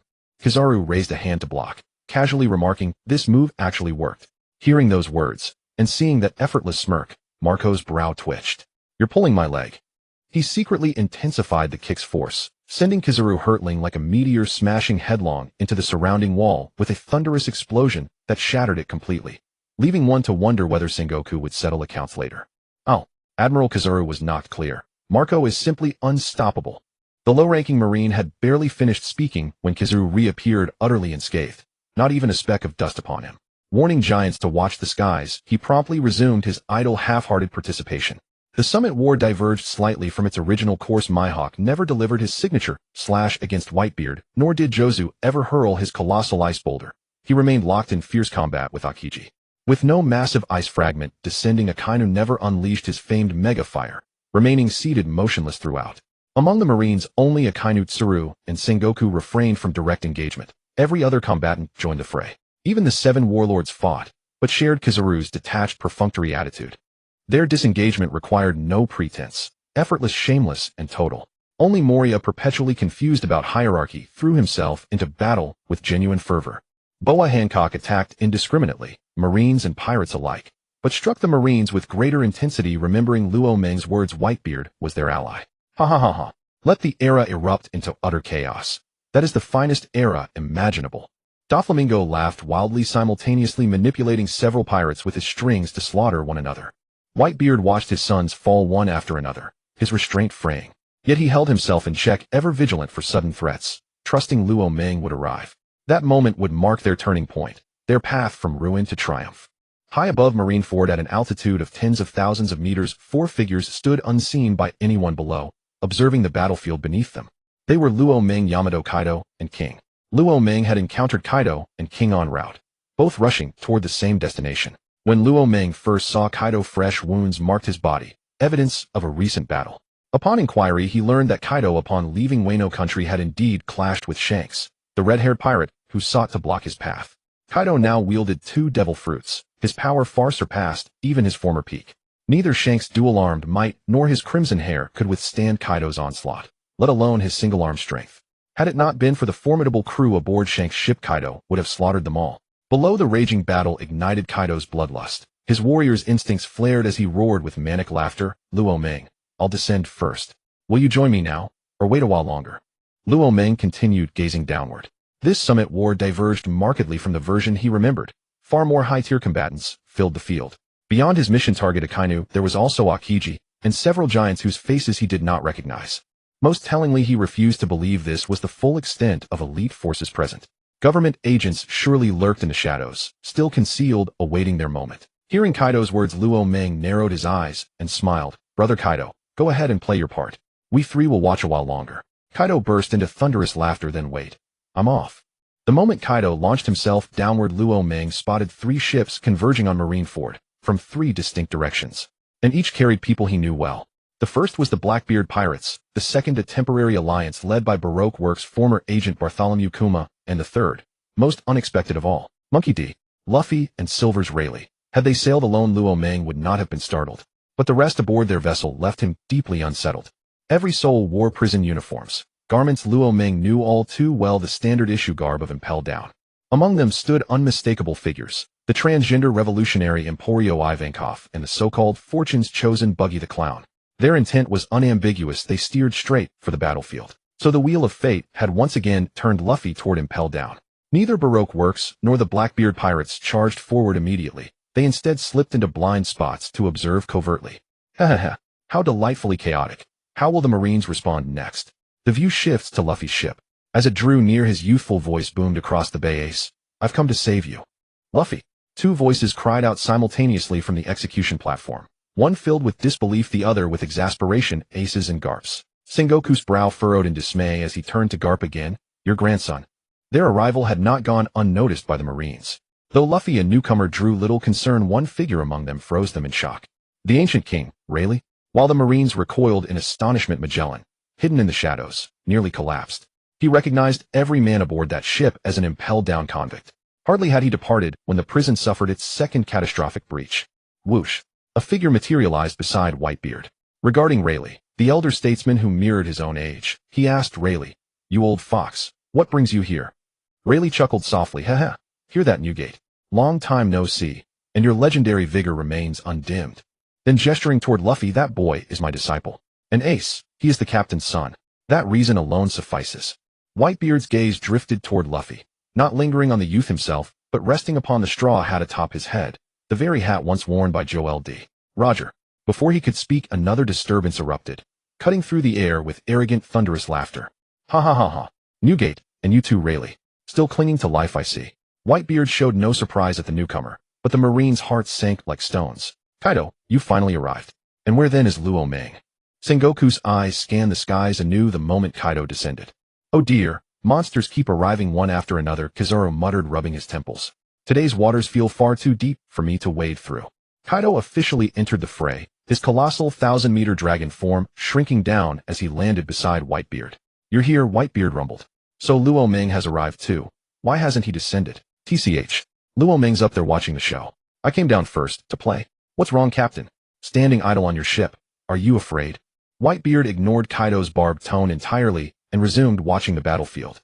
Seeing Whitebeard's indifference, Kaido slung his iron club onto his shoulder with a dismissive grunt. "TCH. How dull. I'll go play first. You can wait here, alone." With that he vanished, reappearing instantly amid the chaos below. "It's Kaido the Beast. He's joined the battle. Who can possibly stop him? Is this truly one of the four emperors? Terrifying. Not even giants can withstand his blows. Only an admiral stands a chance against him." No sooner had Kaido entered the fray than a giant challenged him, only to receive a brutal lesson. Sheer size does not equate to supremacy. Sengoku prepared to order an admiral to intercept Kaido, until a golden blur streaked upward. He fell silent.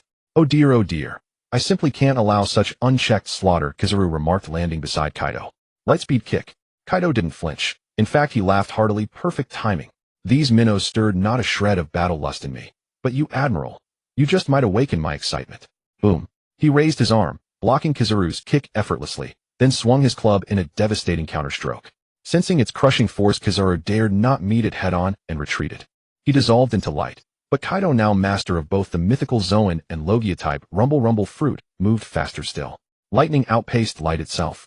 For the first time before the Marines, he unveiled his dual fruit mastery. His body transformed into pure crackling lightning, chasing the fading light. What? Impossible. Kizaru barely stabilized himself before Kaido, cloaked in thunder, slammed into his chest.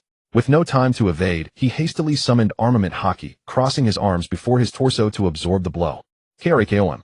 This time Kizaru could no longer maintain composure. Searing pain contorted his features. How long had it been since he'd felt true agony? Only those who'd witnessed Yamado's phoenix transformation alongside Whitebeard remained unfazed. Everyone else stood frozen in disbelief. Confused observers whispered, "What sorcery is this?" Kaido's mythical Zoan fruit, the fish fruit model Azure Dragon, grants draconic form, not lightning. This is a Logia trait. No mythical Zoan has ever manifested such power. Sengoku frowned deeply at Kaido. They were old adversaries, having clashed many times. His abilities were well documented. Mythical Zoan Azure Dragon form. Nothing suggested lightning embodiment. He cursed inwardly. We should never have withdrawn our Wano Country informants. Something extraordinary must have transpired with Kaido recently. Yet pulling our spies left us dangerously blind. Huang Yuan emerged from the rubble, blood trickling from the corner of his mouth. Though his outward appearance seemed unscathed, he knew well that he had sustained serious internal injuries. He dissolved into light once more and reappeared near Kaido, not striking immediately, but instead asking with evident bewilderment, "Kaido, was that thunderstorm just now also a power of your mythical Zoan fruit?" "Ha ha ha, that's the Goro no Mi, the rumble fruit. I am now a dual fruit user," Kaido declared, openly revealing his unprecedented dual fruit mastery without hesitation. Such revelation might ignite the world government's greed, spurring them to uncover the secret behind Kaido's dual fruit physiology and launch an assault against the beast's pirates. Yet Kaido feared nothing. If he did, he would not be Kaido. Impossible. Utterly impossible. The battle paused as all eyes locked onto Kaido. His declaration struck like a Category 12 typhoon, leaving every onlooker dazed and disoriented. Most stunned of all was Thatch, hidden in the shadows. He himself had dared attempt dual fruit fusion only because his constitution was uniquely resilient. Yet here stood Kaido, achieving the same feat effortlessly. None of them could fathom it was Luo Meng's doing. Upon hearing the answer, Huang Yuan's sly face twisted into an expression of sheer disbelief. Yet he knew Kaido's character well enough. He was no liar, nor did he deign to lie. Though the truth defied reason, Huang Yuan had no choice but to accept it. Oh my, you were already overwhelmingly powerful, but now wielding the rumble fruit and another fruit. My speed advantage vanishes entirely. Fighting such a monster truly threatens this old man's life. With those words, Huang Yuan condensed a blade of pure light and lunged toward Kaido. Not holding back, not feigning effort for hesitation, here meant death. Come then. Kaido roared back, surging forward amid crackling lightning. The instant their weapons clashed, nearby shards of ice exploded outward in all directions. Meanwhile, lesser fighters snapped back to awareness and resumed their brutal struggle. Chaos reignited across the field, though none dared approach Kaido's immediate battleground. Unseen by all, Admiral Akainu had vanished from his vantage point above. Just as in the original chronicle, he sought out the vengeful spider-like pirate Magellan. After delivering a calculated soliloquy, Akainu allowed a subtle triumphant smirk to flicker across his lips, then retreated as Magellan strode purposefully toward Whitebeard. As foretold, Magellan approached Whitebeard, exchanging idle pleasantries before seizing an opening and driving his longsword straight toward Whitebeard's heart.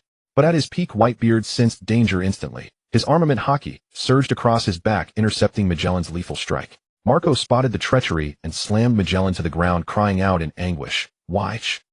Whitebeard quickly discerned the Navy's ploy, a calculated act of division, and calmed his distraught son before loudly clarifying the deception to his entire crew.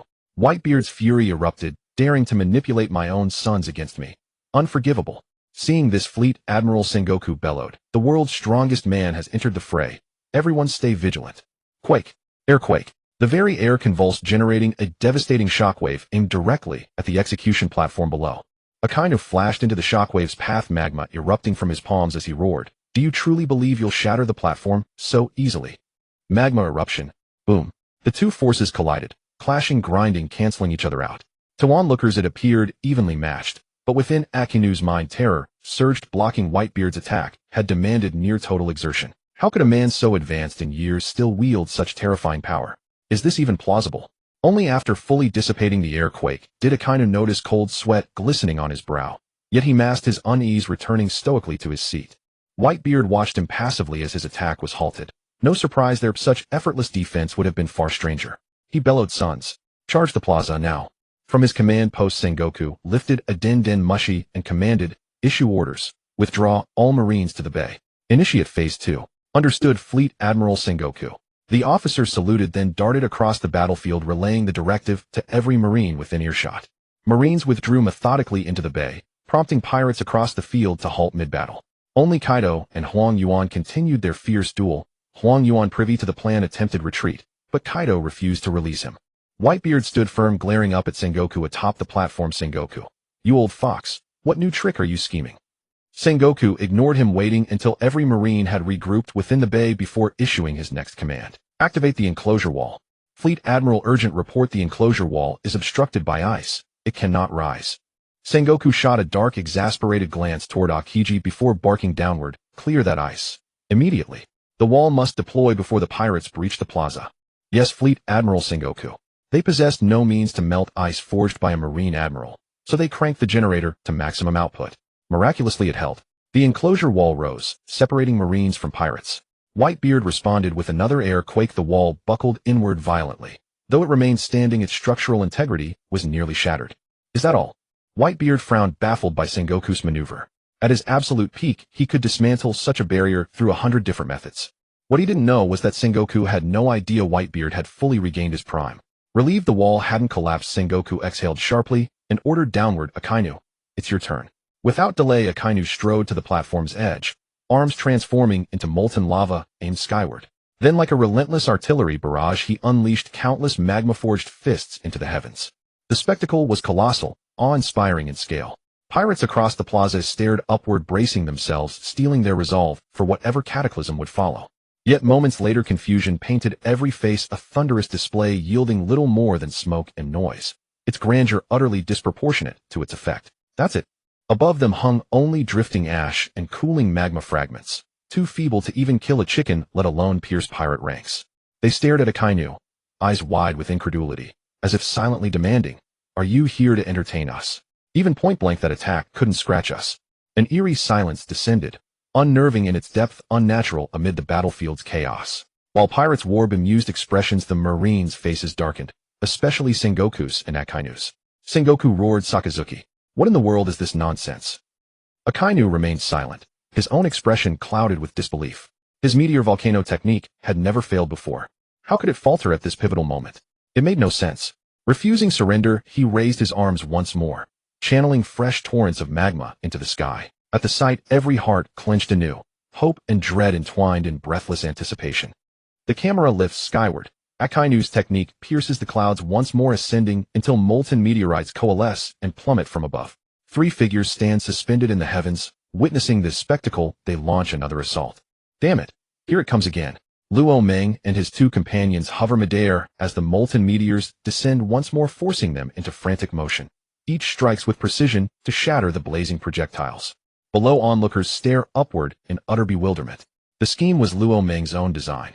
To witness Akainu's expression, and Akainu did not disappoint, his face twisted in disgust, as if he'd swallowed something foul, nearly sending Luo Meng into fits of laughter. After the barrage, the meteors fracture into cascading shards of magma, raining down upon Marineford. The scene replays. The Marines and all present now regard Akainu with even deeper suspicion. Kizaru inwardly muses, "They say, I am the master of coasting. But what of Akainu? He has elevated idleness to celestial heights, becoming the undisputed sovereign of evasion, a paragon for generations to come." Kaido, Whitebeard, and Rayleigh nearly burst into laughter. They know Luo Meng hovers unseen above, orchestrating this entire farce. Never imagined he possessed such mischievous flair. They exchange amused, shaking heads. The scene repeats. Sengoku and his officers are no fools. If they still fail to discern the presence aloft, they might as well retire and sleep soundly. Yet among the Marines, only Kizaru possesses the light-based ability to fly, and none other can ascend so effortlessly.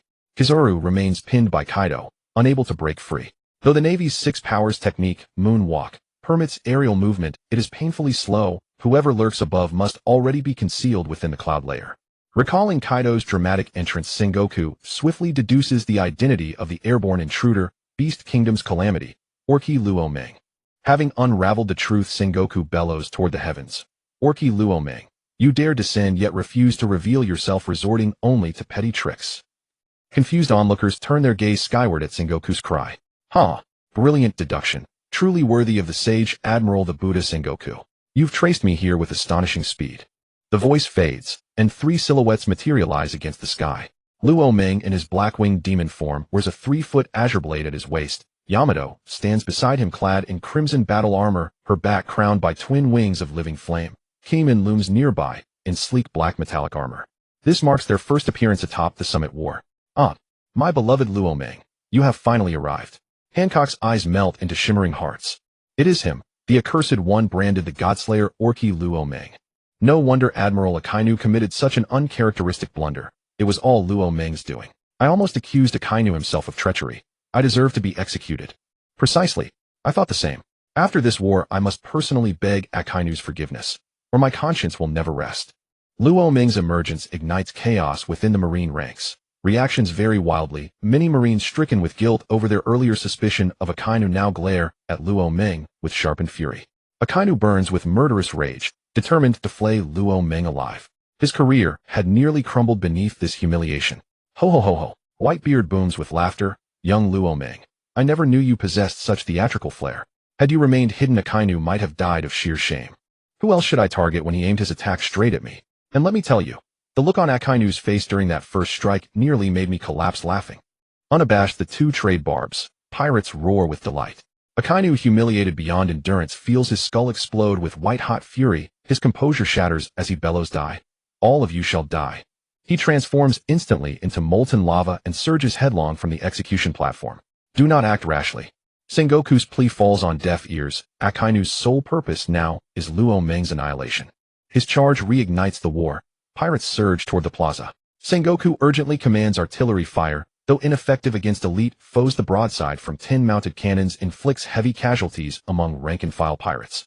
Akainu races across the plaza onto the frozen sea. His searing heat and status as an admiral deter even the boldest foot soldiers from intercepting him. He reaches Luo Meng's position with unnerving ease. Luo Ming wonders. Does he truly appear so defenseless? And yet Yamato and Kinemon stand ready beside him. What delusion grants him courage to confront three at once? Unaware of Luo Ming's thoughts, Akainu halts below him and roars die. Magma. Before the final syllable escapes his lips, a crushing blow sends him hurtling backward, his technique shattered mid-cast. Ha ha ha. Sakazuki, your mind to fight. The moment Luo Ming revealed himself, Barrett and his allies ceased concealment, racing toward the battlefield. Indifferent to minor marines, Barrett naturally locks onto the erupting Akainu. The Demon Barrett, the Red Baron, Crocodile, the Rainy Shirahu, all present. The Navy High Command shows no surprise. Their arrival had long been anticipated. Akainu crashes to earth, yet rises within seconds, shaken into grim clarity. Fixing Barrett with a venomous glare, he snarls, Barrett, you two are damned. Die. They clash. Incandescent magma colliding with hockey-wrapped muscle. Neither yields an inch, sparks erupting like starfire with every impact. Luo Ming does not watch their duel. His gaze shifts instead toward the execution platform, where several masked figures now emerge. Such attire unmistakably belongs to CP operatives. Turning to Kinemon and Yamato, Luo Ming commands Kinemon, stay close to Yamato. Those figures on the platform are government agents, formidable adversaries. Proceed with utmost caution. Understood, leave it to us. Kinemon replies. Hey Luo Ming, can we join in yet? I'm practically trembling with anticipation. Seeing all allies engaged, Luo Ming nods decisively. Now, we advance into the inner plaza. Hehehe. Excellent. Yamato bellows, Ace, I'm coming to save you. Luo Ming sighs, a dark vein pulsing on his temple. Yamato's theatrics rival Luffy's own cringeworthy bravado. Ace stares blankly. This stunning woman knows his name, yet he recalls no such acquaintance. In her human beast form, Yamato's appearance has utterly transformed. He cannot possibly recognize her. Ace has certainly found a passionate friend, Whitebeard bellows to his crew. Lads, we can't leave Ace's rescue to a single young woman. Charge, break through. Quake, shatter. A thunderous detonation erupts as the shockwave slams into the barrier wall. This time it cracks open cleanly. Whitebeard leaps from his ship. Like a primal beast unleashed, he charges forward. Our captain has torn open the path. Storm in and rescue Brother Ace. Charge. Pirates flood the plaza en masse. Sengoku watches in stunned disbelief. Has Whitebeard consumed some elixir? His ferocity defies age. Something is amiss. The elderly Whitebeard shouldn't possess such raw power. But there is no time for contemplation. He barks urgent orders, marshalling the Marines to meet the onslaught. To his dismay, the pirates had breached the inner compound with alarming ease. Admiral Sengoku's expression darkened considerably. He turned to the CP agents standing nearby and demanded, will you not intervene? How long must we wait? The CP agents ignored him entirely. They answered solely to the five elders and owed no allegiance to Sengoku. Only when a resonant commanding voice echoed from the shadows did they finally spring into action. Is this the power of the world's strongest man, and terrifying, utterly beyond our reach? Who among us can stop him? Whitebeard stormed into the plaza like a beast freed from its cage. Not a single Marine could withstand even a single blow. Luo Ming stood within the plaza as well. Having shed his black-winged demon form, he landed lightly upon the stone ground. With effortless precision, he unleashed bursts of white lightning, sending nearby Marines staggering backward, mouths frothing black smoke. He deliberately avoided high-tier combatants. His objective remained unshaken, his gaze locked unwaveringly upon his target, Tobu, and his steps carried him swiftly toward her. Hey there, lovely Marine. Shall we exchange a few moves? The voice rang out from behind her. Instinctively, Tobu leapt aside and whirled around. Orky, Luo Ming, I hadn't sought you out yet, but since you've come to me, I'll ensure you remain here. Though her words were resolute, she dared not lower her guard for an instant. She knew full well Luo Ming's record. He had fought admirals to a standstill. She stood no chance against him, but neither would she yield in spirit. First sword style, falling cherry blossoms, relentless blade storm, and dozens of rose-hued sword beams slashed toward Luo Ming. He smiled faintly and instantly activated his Azure Lotus Sword Immortal template. His aura transformed utterly. Oppressive weight gave way to razor-sharp clarity. A corona of shimmering sword light coalesced around him. His sword intent pierced the heavens. With casual flicks of his blade, he shattered Tobu's attacks midair. The moment Luo Ming assumed the sword immortal form, every swordsman present sensed it. A collective instinctive turn of heads toward him. Mihawk's blood surged, he felt it. The presence of a peerless swordsman whose intent surpassed even his own in purity and incisiveness. A profound kinship stirred within him, as though he had at last encountered a true kindred spirit. Though every fiber of his being urged him to rush forward and test blades immediately, he restrained himself. A duel between swordsmen was sacred. No third party dared intrude. Only after Luo Ming and Tobu concluded their clash would he seek him out without hesitation. Others too witnessed Luo Meng's metamorphosis and were stunned into silence. Vice Admiral Tsuru grew deeply anxious. If even admirals could not subdue him, how could Tobu possibly prevail? Carp, perceiving Tsuru's distress, reassured her, "Tsuru, rest easy. Tobu will be unharmed. I'll watch closely, as should danger arise, I'll intervene at once." Tsuru nodded silently. Tobu watched as Luo Meng's aura shifted instantaneously, his very being transmuted into a living sword, elegant, untamed, lethally refined. As a swordsman herself, she felt no fear before the sword immortal. Only fierce exhilaration mirroring Mihawk's own awakening. It was the instinct of the blade. Her spirit flared higher still.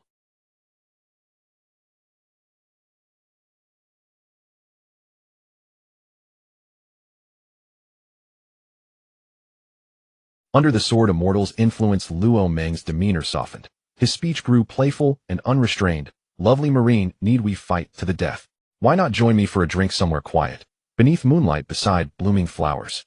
Even as he spoke, he effortlessly deflected Tobu's onslaught, his 3-foot azure blade arcing with effortless grace and poise. "Who'd share moonlight with you? If you surrender quietly and enter impelled down, I might consider buying you a farewell drink."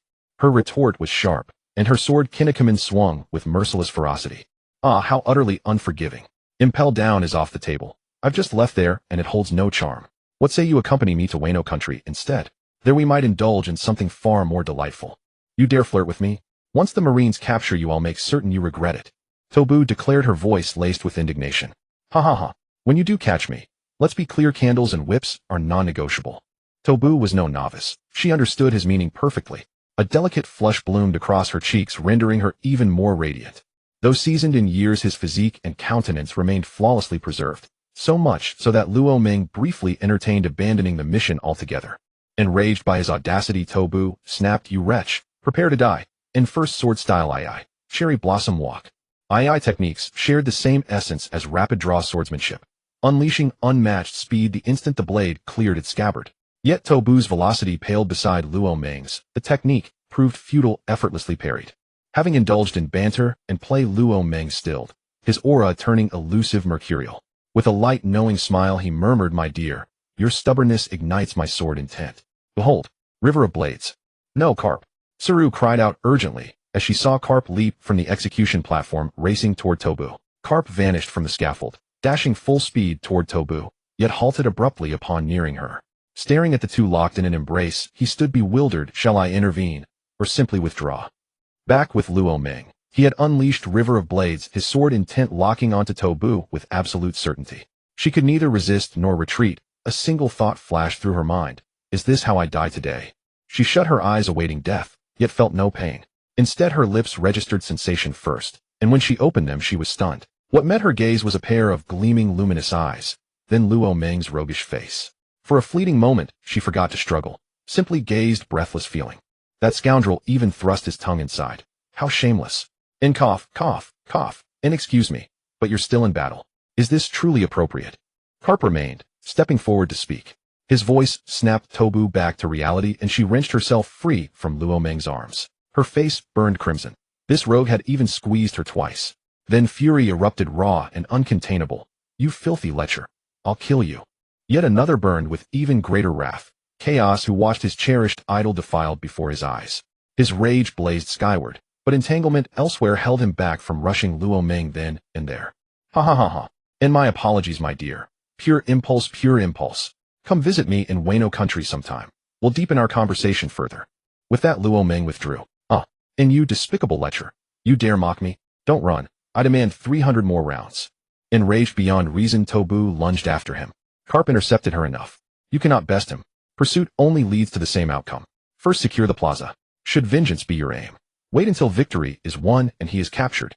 Tobu knew chasing him would only deepen her humiliation, so she suppressed her urge to slay him, redirecting her fury onto hapless low-rank pirates. They muttered bitterly, "We never kissed you. Why punish us so harshly? What sort of hero behaves thus?" This spectacle did not go unnoticed by those tracking Luo Meng. "In Yamato, that rotten Luo Meng. Just wait till I get my hands on you. In Kaido, is this brat overly enamored? Perhaps I should swing my iron club once, for Yamato's sake." Boa Hancock, everything Lord Luo Meng does is righteous. Even abducting this marine woman deserves consideration. In my hawk, I refuse to witness this. Through the cabbage has been devoured by the pig, and worse, I cannot even defeat said pig. What now? Urgent assistance required. In Sengoku, it appears this young man favors beauty. Perhaps a honey trap is warranted. Luo Ming stepped away from a manga and silently cried out in his heart, "System Father, the mission is complete. Release my reward now." Ding. Congratulations, host. You have successfully completed the task. Rewards follow. First, instantaneous teleportation. Wherever your gaze falls, you may appear there instantly with but a thought. Second, a complete set of photographic albums by Teacher Tsang, ideal for easing melancholy during idle moments. Third, one supreme invincibility pill, the ultimate enhancement for that particular faculty. As to which faculty host, you know precisely. These constitute your full reward package. May you continue striving ever onward. System Father, I adore you. This batch of rewards is admirably balanced. Instantaneous teleportation may not rival the absurd feats seen in Dragon Ball, yet it remains formidable. Wherever my eyes alight, there my body shall stand. Even the Sharingan's enhanced vision pales beside such mastery. Teacher Tsang's albums. Ah, never mind. Nothing worth revisiting. I'd seen them all in my past life. As for the invincibility pill, tisk tisk tsk, I love it. Without hesitation, Luo Ming roared inwardly, "System Father, integrate instantaneous teleportation immediately and extract the invincibility pill." Ding. Integration of instantaneous teleportation commences. 100. Integration complete. We advise against consuming the invincibility pill at this time. The potency is extreme. Ingestion may provoke nocturnal strolls beneath the moonlight, unclad and unguarded.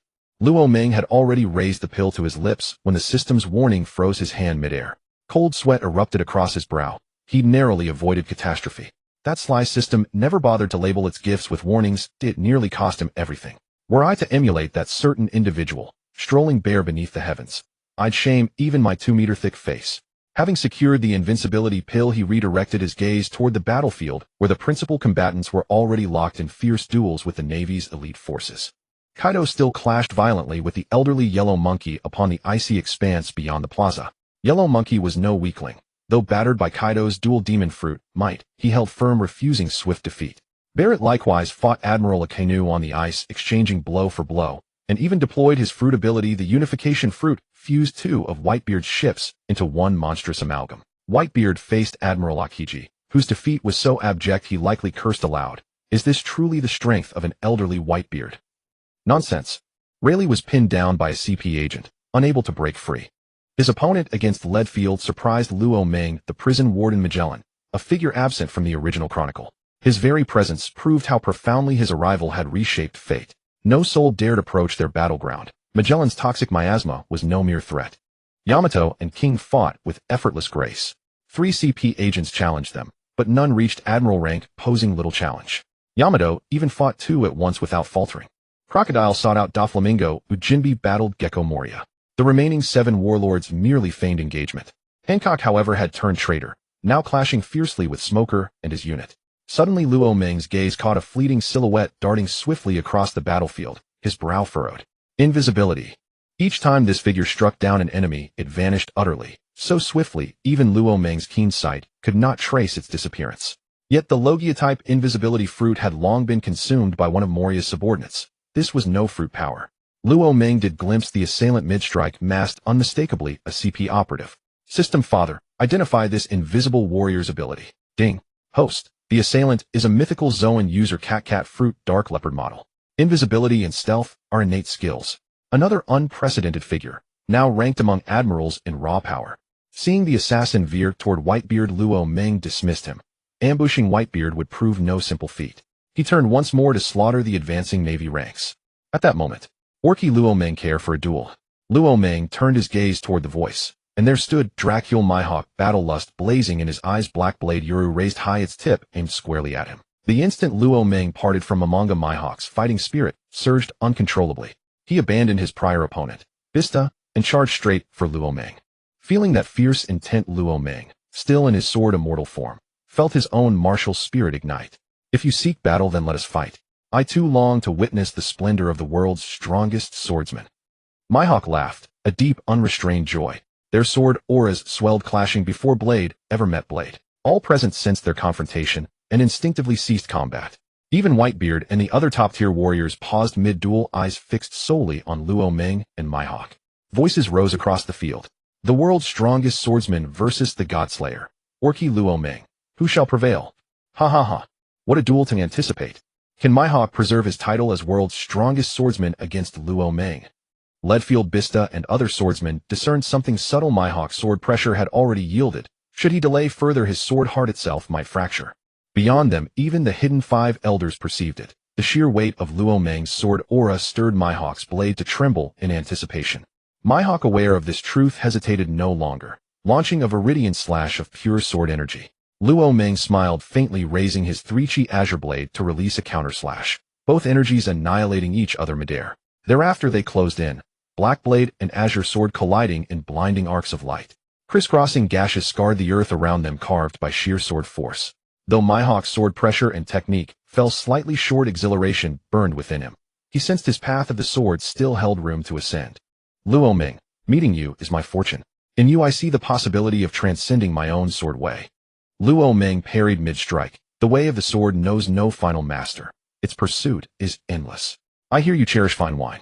After this duel, shall we share a cup? Mihawk's eyes gleamed, like finding a kindred spirit. Once only Shanks had filled that role. Now another had arrived.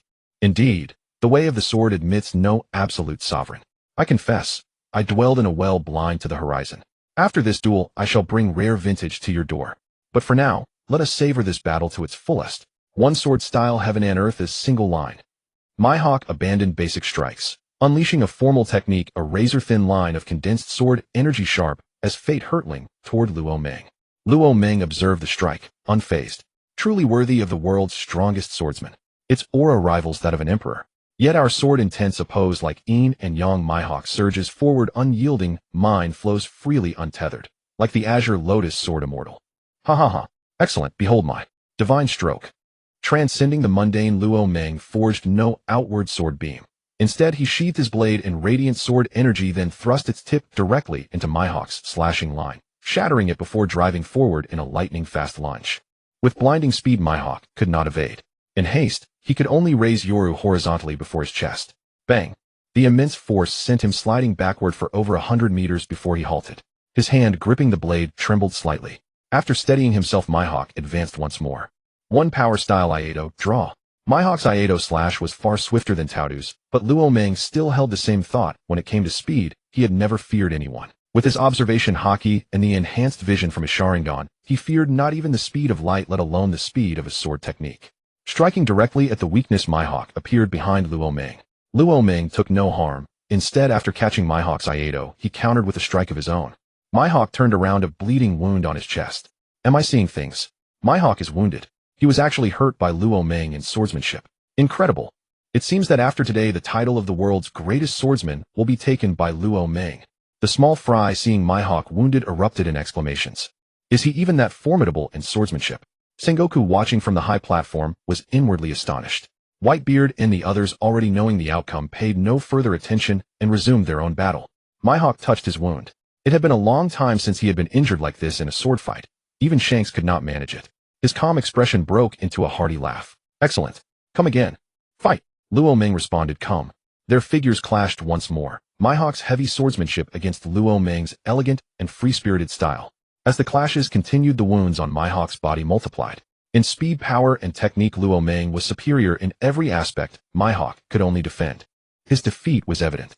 There was virtually no chance of turning the tables unless Mihawk could break through to a new level of swordsmanship mid-battle.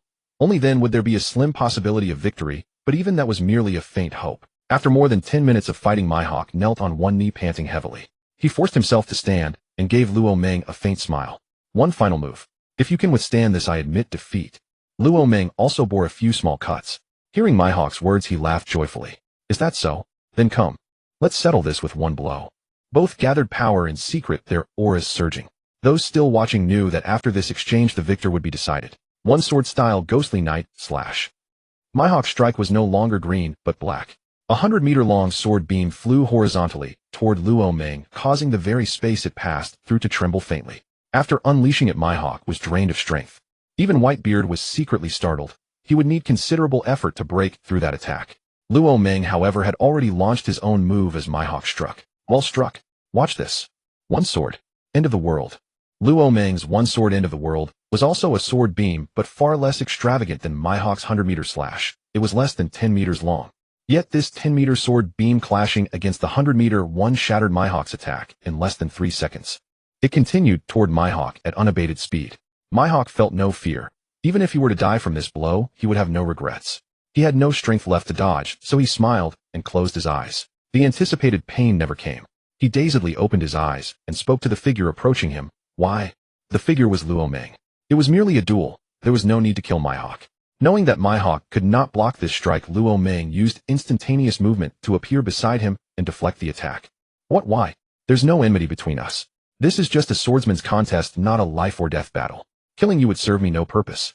And didn't I say earlier? I hope we can share a drink someday. Don't you think having a goal to chase gives you motivation? I'll wait for you to break through in your swordsmanship, and then we'll have another duel. Mihawk was a bit puzzled. This sounded familiar. Hadn't he said something similar to a green-haired man before? Is that so? Very well, I'll entrust the title of world's greatest swordsman to you for now. Once I break through, I'll come to Wano and challenge you again. Then, I won't lose. Luo Ming deactivated his sword immortal form, slapped Mihawk on the shoulder, and laughed heartily. Coming to Wano to challenge me is fine, but bring some fine wine. I know you've got a stash of good stuff. Mihawk nearly stumbled from the slap. He was almost killed by Luo Ming's sword, but instead nearly got knocked over by a pat. Seeing Luo Ming's sword intent vanish and his demeanor become so casual, he nodded helplessly.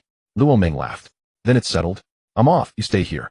Luo Ming's victory came as no surprise to Whitebeard and the other high-level combatants, but it caused an uproar among the rest. Those who didn't use swords were shocked. Those who did knew that the target they had to defeat to become the world's greatest swordsman had changed, from Mihawk to Luo Ming. Mihawk had had enough of fighting. He had no interest in anyone else. Placing Yura back on his back, he walked off in one direction. Seeing him about to leave, Sengoku roared, Mihawk, the war isn't over. Where do you think you're going? Mihawk didn't pause. I've already contributed to the war. I lost. I have no further obligation to help you. Sengoku said, if you leave like this, aren't you afraid the Marines will strip you of your Shichibukai title? You should understand, without that title you'll be hunted by the Marines again. Hearing this, Mihawk couldn't be bothered to respond. He had never cared about the Shichibukai title. He had accepted it only to keep annoying flies away. It was optional to him. Seeing Mihawk ignore him and leave the battlefield on his own, Sengoku thought, pirates are pirates. None of them can be trusted. Especially that woman Hancock. Instead of attacking the Whitebeard pirates, she turned on the Marines. I'll abolish your Shichibukai titles one day and make you scurry like rats. The battle continued as usual. The CP agent with the mythical Zoan fruit indeed targeted Whitebeard. With his help, Akiji had an easier time, but even 2 against 1 couldn't gain an advantage over Whitebeard. Both sides sustained injuries. Bullet was having a harder time. The two were evenly matched, fighting to a stalemate. Kaido and Kizaru's battle was far more spectacular, a chase of lightning and light. Yamato faced Taudu, and King faced Chatten. Their fights were also thrilling. Flame against sword, beam power against power. Now the most relaxed was Luo Ming. After his duel with Mihawk, no high-level combatant sought him out. He roamed the battlefield, continuously clearing out ordinary Marines. The fighting had reached the time of Ace's execution. At noon, Admiral Sengoku issued his command without hesitation. The time has come. Execution of Ace the Fire Fist begins now. He intended to crush the Whitebeard pirates' morale with Ace's death, and simultaneously elevate the Marines' fighting spirit. Upon hearing Sengoku's order, the executioner raised his long blade without delay. Whitebeard roared in response, Sengoku, do you truly believe I lack the power to rescue Ace? With that, he unleashed his full strength, sending Akiji and the other Marine officers staggering backward. But they clung to him like stubborn adhesive, blocking his path once more. As the executioner's blade descended, Whitebeard's eyes narrowed to slivers, his heartbeat faltering for half a breath. Luffy cried out, no, Ace. His conqueror's haki erupted instinctively, slicing across the plaza, racing toward the execution platform. Then, unexpectedly, a second conqueror's haki surged forth, effortlessly shattering Luffy's. In this altered summit war, Sengoku exercised far greater caution than before. Though startled by Luffy's display of conqueror's haki, he reacted instantly, unleashing his own overwhelming aura. Marine soldiers collapsed one after another beneath Luffy's haki, but the execution platform remained unscathed, and the ritual proceeded without pause. Ace! No, stop! Sengoku, dare you! Members of the Whitebeard pirates roared in unison, surging forward in desperate fury, while Marines fought tooth and nail to hold them back. Oh, so eager to execute Ace, Sengoku. I won't let you have your way. A figure materialized atop the scaffold, Luo Ming. The moment Luffy's haki shattered, he teleported beside Ace, dispatched the 2 executioners with casual precision, and severed Ace's iron chains, though the sea stone cuffs remained locked. Sengoku's face darkened. You again, Orky Luo Ming. Do you truly think you can snatch Ace from justice? Luo Ming smiled faintly. Haven't I already done so? And what will you do to stop me? Sengoku transformed into his colossal Buddha form and bellowed. All of you, stay where you are. Airwave. Luo Ming did not retreat. He glanced at Ace, then swept his gaze across the plaza, and an idea sparked. He hoisted Ace high above his head. Ace, still dazed from captivity, snapped awake to find himself suspended midair, cold sweat erupting across his brow. What are you doing? Don't. This'll kill me. Ignoring Ace's panic, Luo Meng flashed a sharp grin. Marco, catch him. Pikachu. Whoosh. Ah. Ace screamed uncontrollably as he hurtled through the air. Marco broke free from combat the instant Luo Meng spoke, and seeing Ace soar toward him, he broke into a cold sweat. Good thing my opponent wasn't strong, otherwise I'd never have caught him. When Whitebeard's crew saw Ace safely caught, they exhaled in collective relief. Better not be decapitated only to die from a fall. That would have been humiliating beyond measure. The moment Ace was released, Luo Meng shifted into his black-winged demon form and engaged Sengoku in fierce combat. After exchanging several blows, Garp joined the fray, not with full force, but with a subtle wink toward Luo Meng. Luo Meng returned the glance, silent knowing. Sengoku fumed, steam practically rising from his 7 orifices. That old scoundrel Garp thinks I won't notice. This entire city had flooded into a sea, yet he alone fought like a clown while others stood idle. Later he'd confiscate every single rice cracker from Garp's stash to quell his burning wrath. Sengoku abandoned all hope of Garp's aid. If they all escaped today, the Marines would never face the world again. He bellowed over his shoulder, "We've reached this impasse. Will you still remain hidden? Truly inept, the Marines. You allowed Ace the Fire Fist to be snatched away so easily." Sengoku's expression hardened further. Even the golden surface of his Buddha form cracked with dark lines. It felt as though fate itself had conspired to trample his dignity. Luo Meng turned toward the voice, and watched an elderly man step forth from the building behind the scaffold. He wore pristine white martial robes, a long sword sheathed at his waist. That face, that attire, that audacity, to mock Sengoku openly within Marine headquarters. Identity confirmed. Luo Meng's eyes narrowed.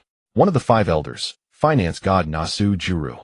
Suddenly, 2 more figures emerged from the shadows, vanishing instantly upon appearance. Luo Meng sensed peril and threw his arms up in defense. Boom. The sheer force hurled Luo Meng backward across the plaza, shattering the ground beneath him, raising thick clouds of dust. His silhouette vanished within the swirling haze. The sudden assault stunned Yamato and the others. Damn you, Luo Meng. My beloved Luo Meng. You reckless boy. They strained to rush forward, but remained locked in battle, unable to break free. Sengoku. So this boy has you flustered. He doesn't seem particularly formidable. One of the attackers, silver-haired, bulging with muscle eyes gleaming, spoke directly to Sengoku. Sengoku's jaw twitched violently. Admiral Kong. You witnessed his abilities moments ago. His techniques are grotesquely versatile. No ordinary fighter could contain him. Let us proceed with extreme caution, or risk humiliation in the darkest corner of failure. Sengoku wondered if Kong had grown addled and married Geos. Asking such a childish question. Wasn't it obvious? So careless. Assuming victory merely because Luo Meng had been struck down once. Utterly devoid of self-awareness. Enough. Ace's escape is inconsequential. We'll recapture him. Our numbers outnumber theirs. Advantage lies with us. No need for alarm. CP Commander, you assist Kizaru. Though we know not why Kaido wields 2 devil fruits, I find it fascinating. Capture Kaido alive, for study by Vegapunk. Kong, you reinforce Akiji and the 2nd Division. Whitebeard appears restored to his prime. Abnormal, inexplicable. I shall handle Luo Meng. He carries the deepest secrets. I intend to bring him in, alive, for interrogation. As for you, Sengoku, engage Rayleigh. Akainu will prevail. He shows no sign of falling. Nasu Juru seized command with quiet authority, issuing orders to Sengoku and the others with absolute clarity. He ignored Garp entirely. He wasn't blind. Garp's blatant idleness rendered him irrelevant.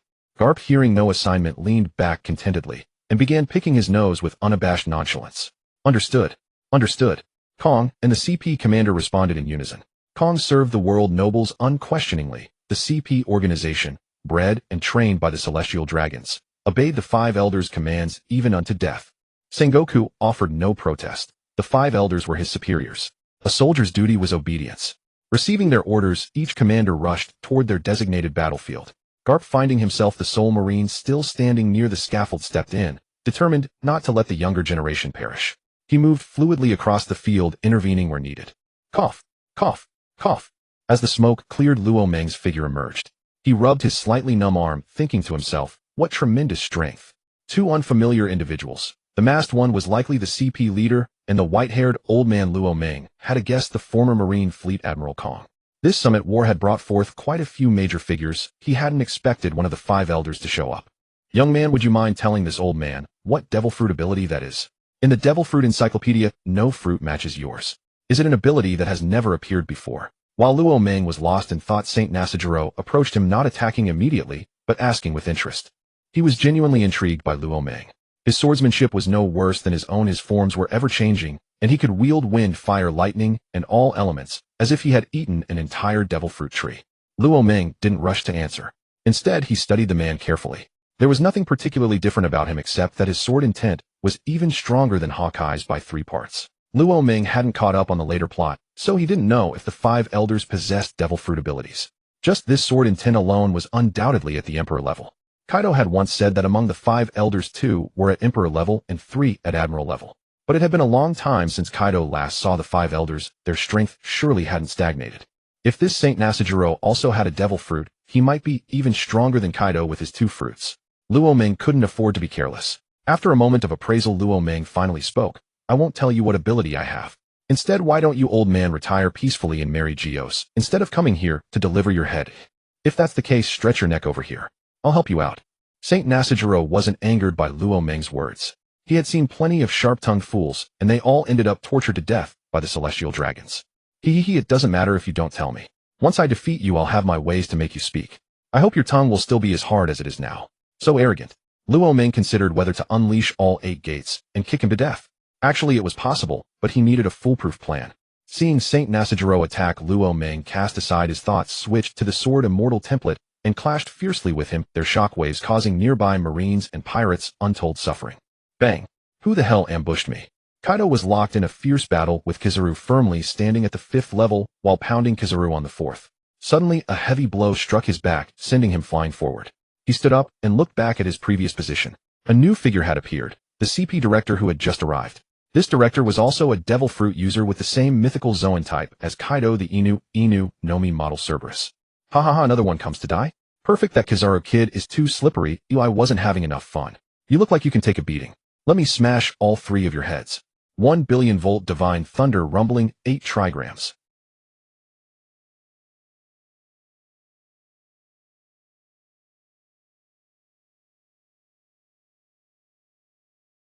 The CP director wasn't stupid. He knew Kaido's power and didn't think he could block that attack, so he quickly dodged to the side.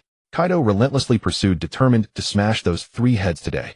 Kizaru, on the other hand, breathed a sigh of relief. Fighting Kaido with his 2 fruits alone was too stressful. His Pika Pika no Mi had no speed advantage against Kaido's Goro Goro no Mi, and he was completely outclassed in haki and strength. Now with a high combat power joining in, his pressure finally eased.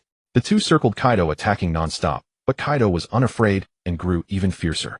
The Cerberus's abilities were somewhat similar to Kaido's Azure Dragon form, mastering wind, fire, and darkness. His darkness energy wasn't explosive, but had excellent corrosive effects. Accidentally, Kaido got a bit of it on him, and his skin was corroded just a tiny bit. With his help, Kizaru started to slack off again. The pay was just that. Why risk his life? On Whitebeard's side, Kong had also joined the battle. Hahaha, Newgate, it's been decades. You're still as imposing as ever. Even at this age, your combat power remains so high. No wonder you're called the strongest man in the world. Seeing Kong join the fight, Whitebeard narrowed his eyes. Kong, I didn't expect you, and that old man Saint Nasajiro to come as well. What a surprise. Seeing Kong and Saint Nasajiro reminded him of the God Valley incident. Their strength was formidable. In his prime, facing 2 admirals and Kong, he would have had little chance of survival. It seemed today was dangerous. He glanced at Ace on the battlefield. His seastone handcuffs had been removed, and he was fighting alongside his brother Luffy against the Marines. Whitebeard began to consider retreat. With a Skyquake attack repelling Kong, Whitebeard roared, my sons. Ace has been rescued. It's time to retreat. Don't get bogged down in battle. Break through with all your might. Luo Meng, find a way to disengage too.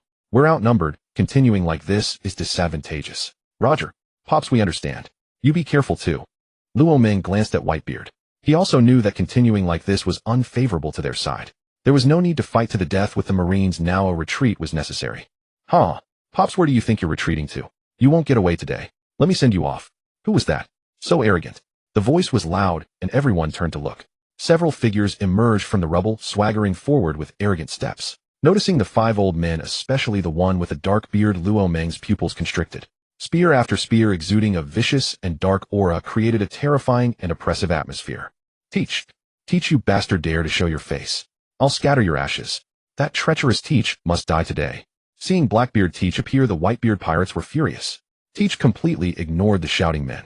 He opened his dark hole, swallowing the nameless ones who charged at him into the darkness. The summit war had exceeded his expectations. Seeing so many powerful figures on the field, he had initially planned to retreat. He knew Whitebeard well. The old Whitebeard shouldn't have this level of combat power. Facing Whitebeard in this state, he would basically be seeking death. But he wasn't willing to leave empty-handed. How could he have caused this war and gained nothing? When Kong and the others appeared, his eyes lit up again. For against one Whitebeard was entirely doable. That was why he showed himself. Luo Ming couldn't help but glance at this schemer. If placed in the modern world, he would be an Oscar-winning actor hiding for decades just to wait for the Yami Yami no Mi. He had pushed ruthlessness to its peak, all for the sake of the throne. Teach. Whitebeard's eyes narrowed, his killing intent reaching its peak. He had never shown such murderous intent toward anyone except for Teach, who had killed his family. Father, it's been far too long. Thatch swiftly approached Whitebeard, and after greeting him turned his gaze toward the 3 Marine officers. Gentlemen, shall we join forces to eliminate Whitebeard? With all 4 of us acting in concert, his downfall would be swift and certain. What say you? Sengoku was baffled by Thatch's intentions. Yet he knew Thatch now served as a warlord of the sea, an ally however uneasy, and after brief deliberation he responded. Agreed. We shall strike together and end him swiftly. I care not what you seek, but do not betray us. Sengoku retorted mid-combat. Thatch grinned with chilling cunning. Rest assured, we are comrades in arms now, no treachery shall be played. With that he lunged headlong into battle. Ace and Marco, witnessing this, recoiled in horror. Their father already struggled against 3 foes. Now a 4th had joined the fray. How could they possibly prevail? They longed to rush to his aid, but were pinned down, locked in grueling combat with Doberman and the other rear admirals unable to break free. Whitebeard, sensing their desperate intent, roared, "Stay back. Break through now? Father, what? Have you forgotten my command?" Tears streamed down the Whitebeard pirates' faces. They understood. He had resolved to die. Yet duty bound them to obey. And so with shattered hearts they redoubled their efforts to escape. Seeing them obey, Whitebeard at last breathed easy, then glanced toward Luo Ming. He felt deepest remorse for him. The young man had aided him unceasingly, yet he might well fail to honor their solemn vow. Father, you still fret over others. Attend to yourself first. Dark water. Black energy coalesced in Thatch's palm, twisting into a whirlwind. A crushing gravitational pull seized Whitebeard. He staggered forward, drawn helplessly toward Thatch. Father, has your Gura Gura no Mi lost its power? Without it, how much strength remains in you? Thatch seized Whitebeard's wrist midair and laughed with arrogant derision. Suddenly, his mirth froze. Before him stood Whitebeard, expressionless, eyes devoid of warmth or fury. The nature of the Yami Yami no Mi had been explained earlier by Luo Ming, and Whitebeard remembered well. In his prime, even without his devil fruit, his body alone was formidable, but in his elder years such loss would have crippled him. Yet now, his vigor had returned to its zenith. With sheer physical might he was confident he could reduce Thatch to pulp. So he offered no resistance, letting himself be drawn close. Then loomed over Thatch, his gaze utterly devoid of mercy or sentiment. Thatch, you are the only one unworthy of bearing my name as son. Even if I perish this day, I shall not leave you alive. Though startled, Thatch sneered, "Without Gura Gura, what weapon do you wield to slay me? Die now." A thunderous crack. Thatch's fist hurtled toward Whitebeard's abdomen, only to be halted cold by the old man's other hand. He could scarcely believe such speed, such precision at point-blank range. His wrist twisted, bones grinding audibly beneath Whitebeard's grip. Panic surged. Thatch cried out desperately for Sengoku's aid. Whitebeard's wrath now blazed beyond measure. No interloper would disturb this reckoning. He wrenched free from Thatch's grasp, unleashed his quake powers in full fury, driving Sengoku and the others momentarily back, then seized Thatch and slammed him face down into the earth. Thatch screamed, "Father, no. I am your son. Do you truly disown me?" Whitebeard hesitated not. Not a flicker of pity crossed his face. His fist, massive as a mortar, rained down like monsoon hail upon Thatch's body, cratering the ground 2 meters deep beneath each blow. Crunch, crunch, crunch. The sickening percussion of impact echoed endlessly, mingling with Thatch's shrieks of agony, so visceral, so harrowing that even hardened warriors on the battlefield turned away in stunned silence.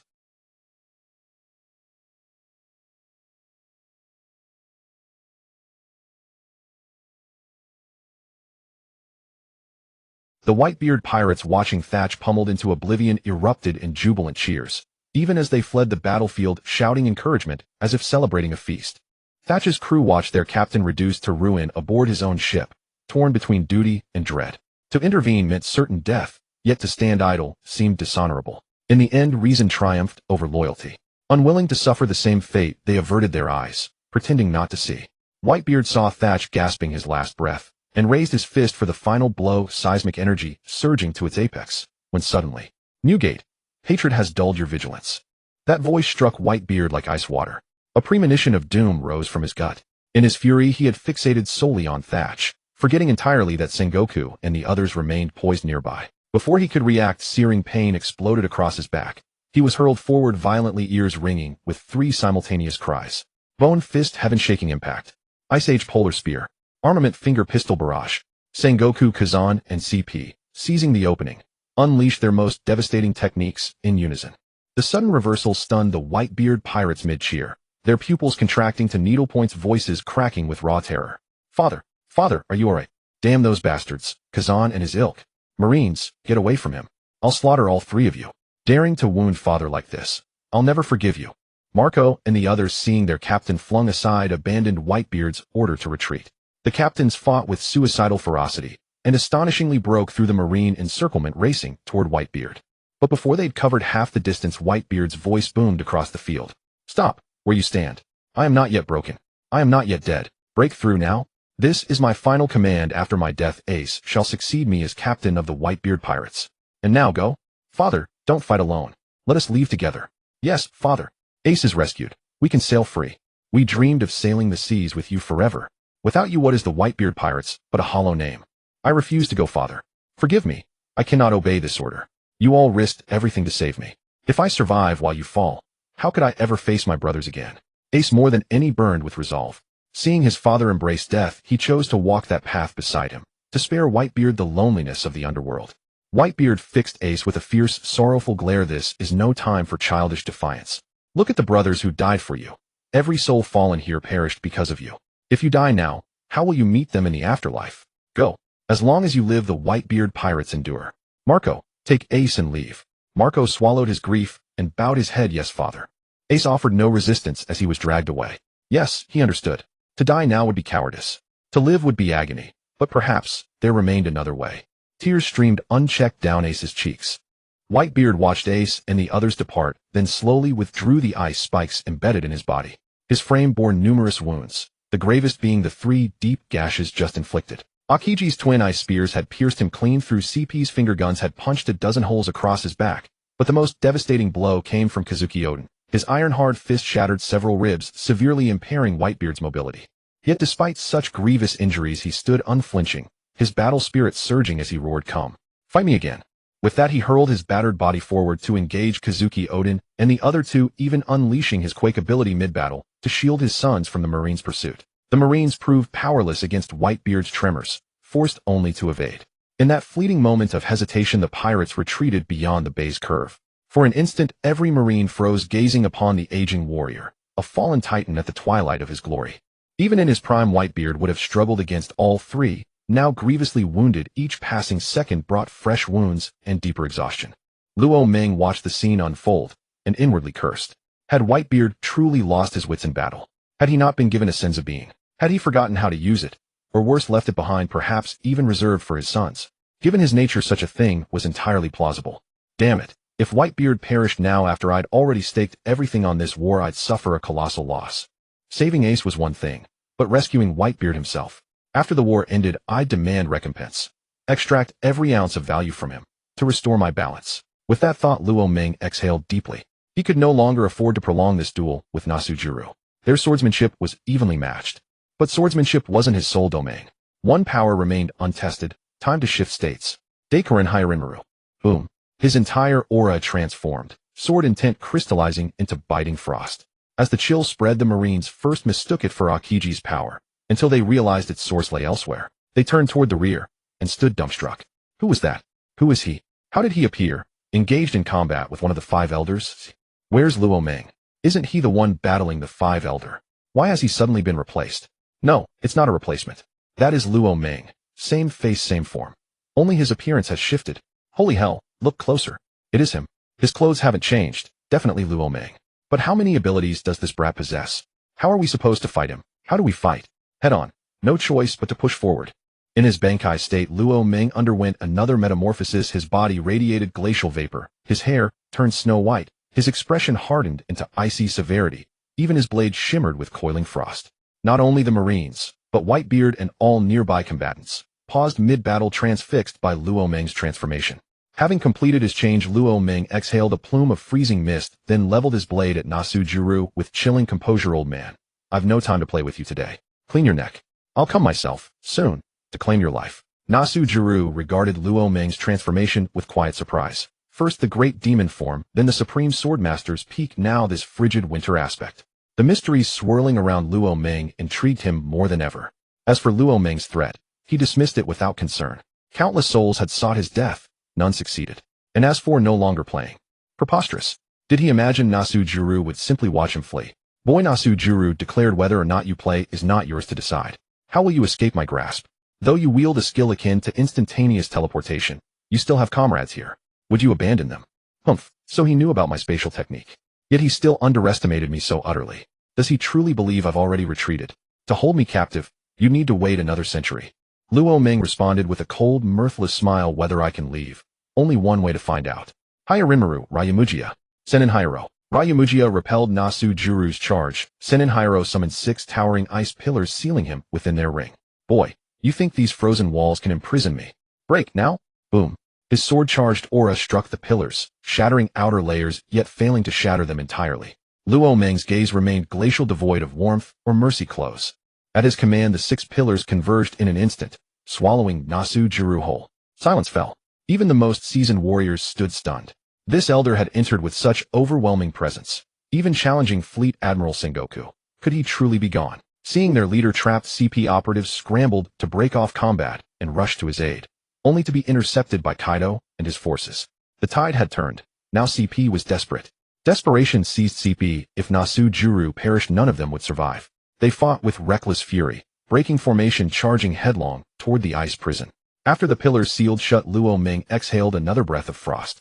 He knew the Senin Hayaro might not kill Nasu Juru, though legends in the Soul Society claimed absolute entrapment. It worked flawlessly on spirits, but flesh and bone. Uncertain. Death would be ideal, survival irrelevant. He felt no urge to deliver a finishing strike. His gaze shifted toward Yamato, and with a flash of spatial displacement he vanished. Whoosh. Crash. Crash. Crash. 3 CP agents flew backward, followed by Tsuru and Chopper. You rotten Luo Ming. Why'd you show up now?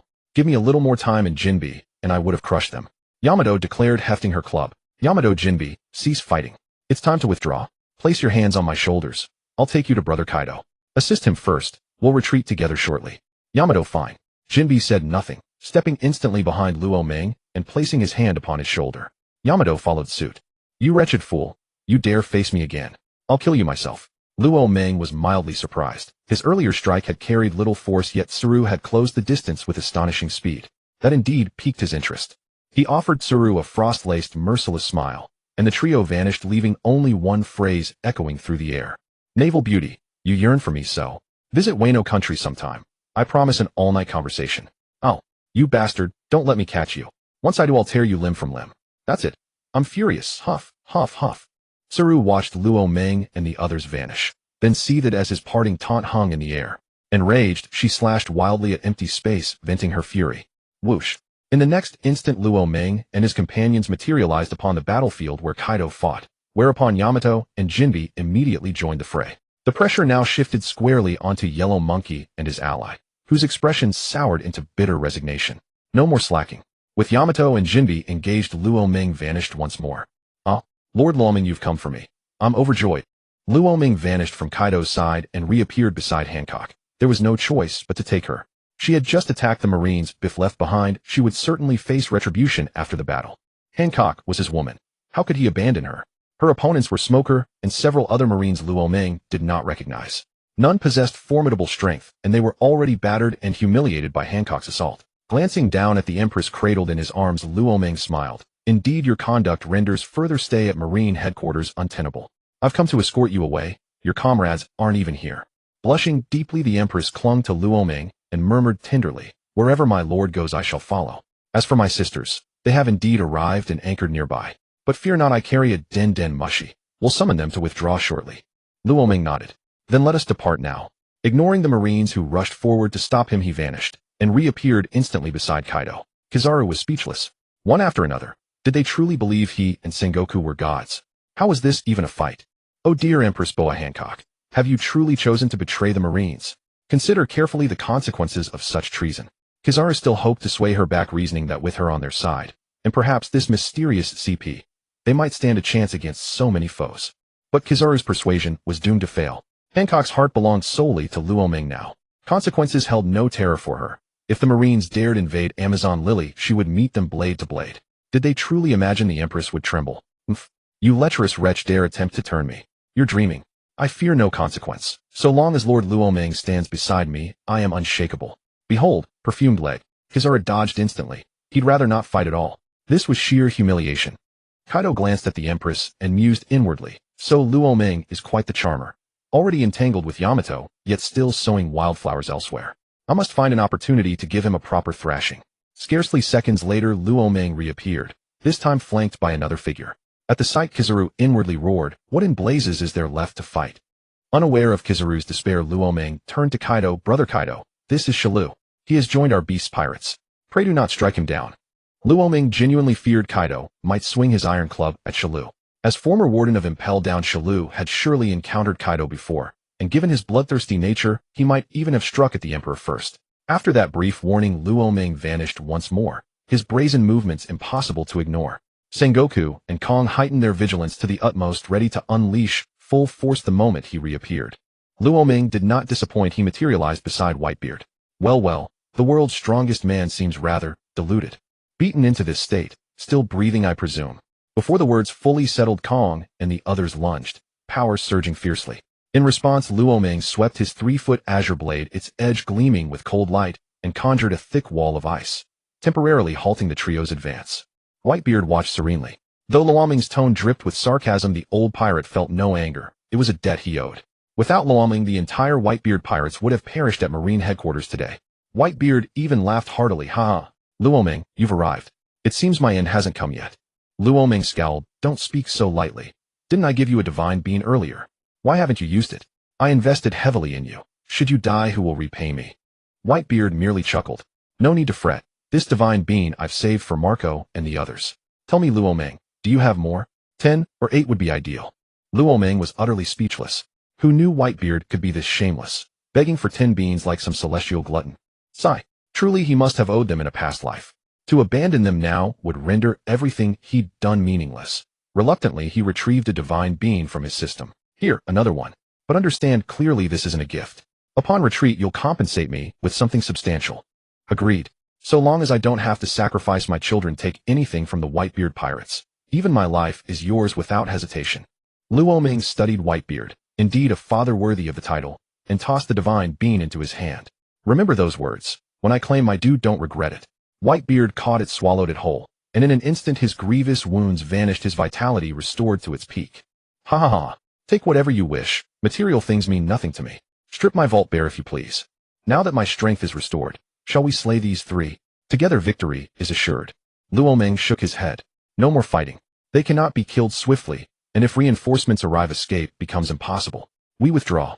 Place your hand upon my shoulder. I'll carry you away. Whitebeard offered no resistance. He too wished to retreat, anxious for Marco and the others.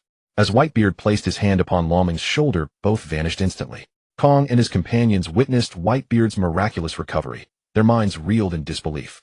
Such power defied comprehension. Only when Luo Ming and Whitebeard had disappeared did they snap back to reality. Kong gritted his teeth. We pursue. Absolutely no escape.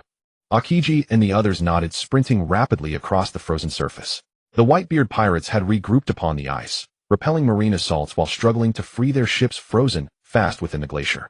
One crewmate spotted Whitebeard appearing beside Kaido and cried out joyfully, "Look, there's old man.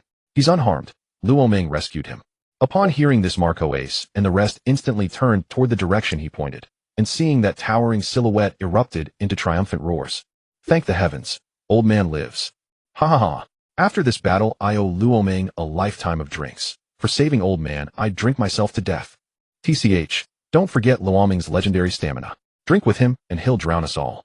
Drown me then. I'll drink till I fall. Relief flooded the Whitebeard pirates. With old man safe, their spirits soared, and the advancing marines suddenly seemed far less threatening. Yet one man remained silent, not because he rejoiced less, but because his gaze burned with searing hatred, fixed upon Kaido. Those pushing the ships redoubled their efforts. Suddenly, dozens of magma boulders plummeted from the sky, striking the vessels with lethal precision. Every ship was shattered beyond repair. The Whitebeard pirates were thrown into panic as they scrambled to extinguish the flames, but the magma boulders proved devastating. Though the fires were quenched, the ship was beyond salvage. The magma had been unleashed by Akainu. Spotting Laman and his allies emerging onto the ice field, he deduced their intent to retreat, and so he destroyed every vessel determined to trap them. Damn it! It's that bastard Akainu. He sunk our ships. He won't let us escape. Let's fight to the death. We'll drag at least one of them down with us. Exactly. Let's charge back and slaughter the Marines. Brothers, hold on. The old man has a contingency plan. Wait for his command. Whitebeard, observing the scene from afar, remained unperturbed. Ships were expendable, replaceable, and he had brought far more than those now lost. My sons, pay no mind to these vessels. Run straight for the shore. There you will be met. His voice carried across the distance, reaching Marco and the other division commanders. Knowing full well of the hidden reserve, they swiftly organized the retreat toward the coast. Marco shouted, "Move quickly, brothers. Follow the old man's order. Head for the shore now." Diamond, Jozu, Flower, Sword, Vista, and the other captains held the line against the advancing Marines, buying precious time for their crewmates' escape. Laman repeatedly employed instantaneous teleportation, relocating all high-tier combatants to Kaido's position. Even Kizuru and the CP director hesitated to act. The sheer scale of this force dwarfed their capacity. Akainu abandoned his opponent to join them, while Barrett rushed in, seamlessly integrating himself into Laman's ranks. Akainu glared at Laman's assembled might, his expression darkening. "Laman, you cannot flee. Justice permits no such existence in this world. Today I shall pass judgment upon you. Let us move. Delay them just long enough for the fleet admiral and others to arrive. Then they will have nowhere left to run." Without delay, Akainu, Kizuru, and the CP director launched long-range assaults, daring not close in. Even Akainu's gaze faltered before that formation. Caution overrode arrogance. Laman's allies dismissed Akainu's words with contempt. Having lived half their lives, they knew the world government's true nature all too well, rotten to its core. Yet they understood one immutable truth: should they fall today, the government would write history as it pleased. For victory crowns the victor, and only the victor pens the annals. Dodging incoming attacks, Laman commanded sharply, "No time for confrontation. Withdraw now." Then, chanting under his breath, "The heavens obey my will." Frost Heaven, 100-flower burial. At his incantation, daylight vanished. Sky and earth plunged into oppressive twilight, as if a storm were about to break. Laman knew this technique spared neither friend nor foe. Though he strained to contain its radius, he roared, "Everyone, fall back immediately. This art makes no distinction between ally and enemy. Clear the area now."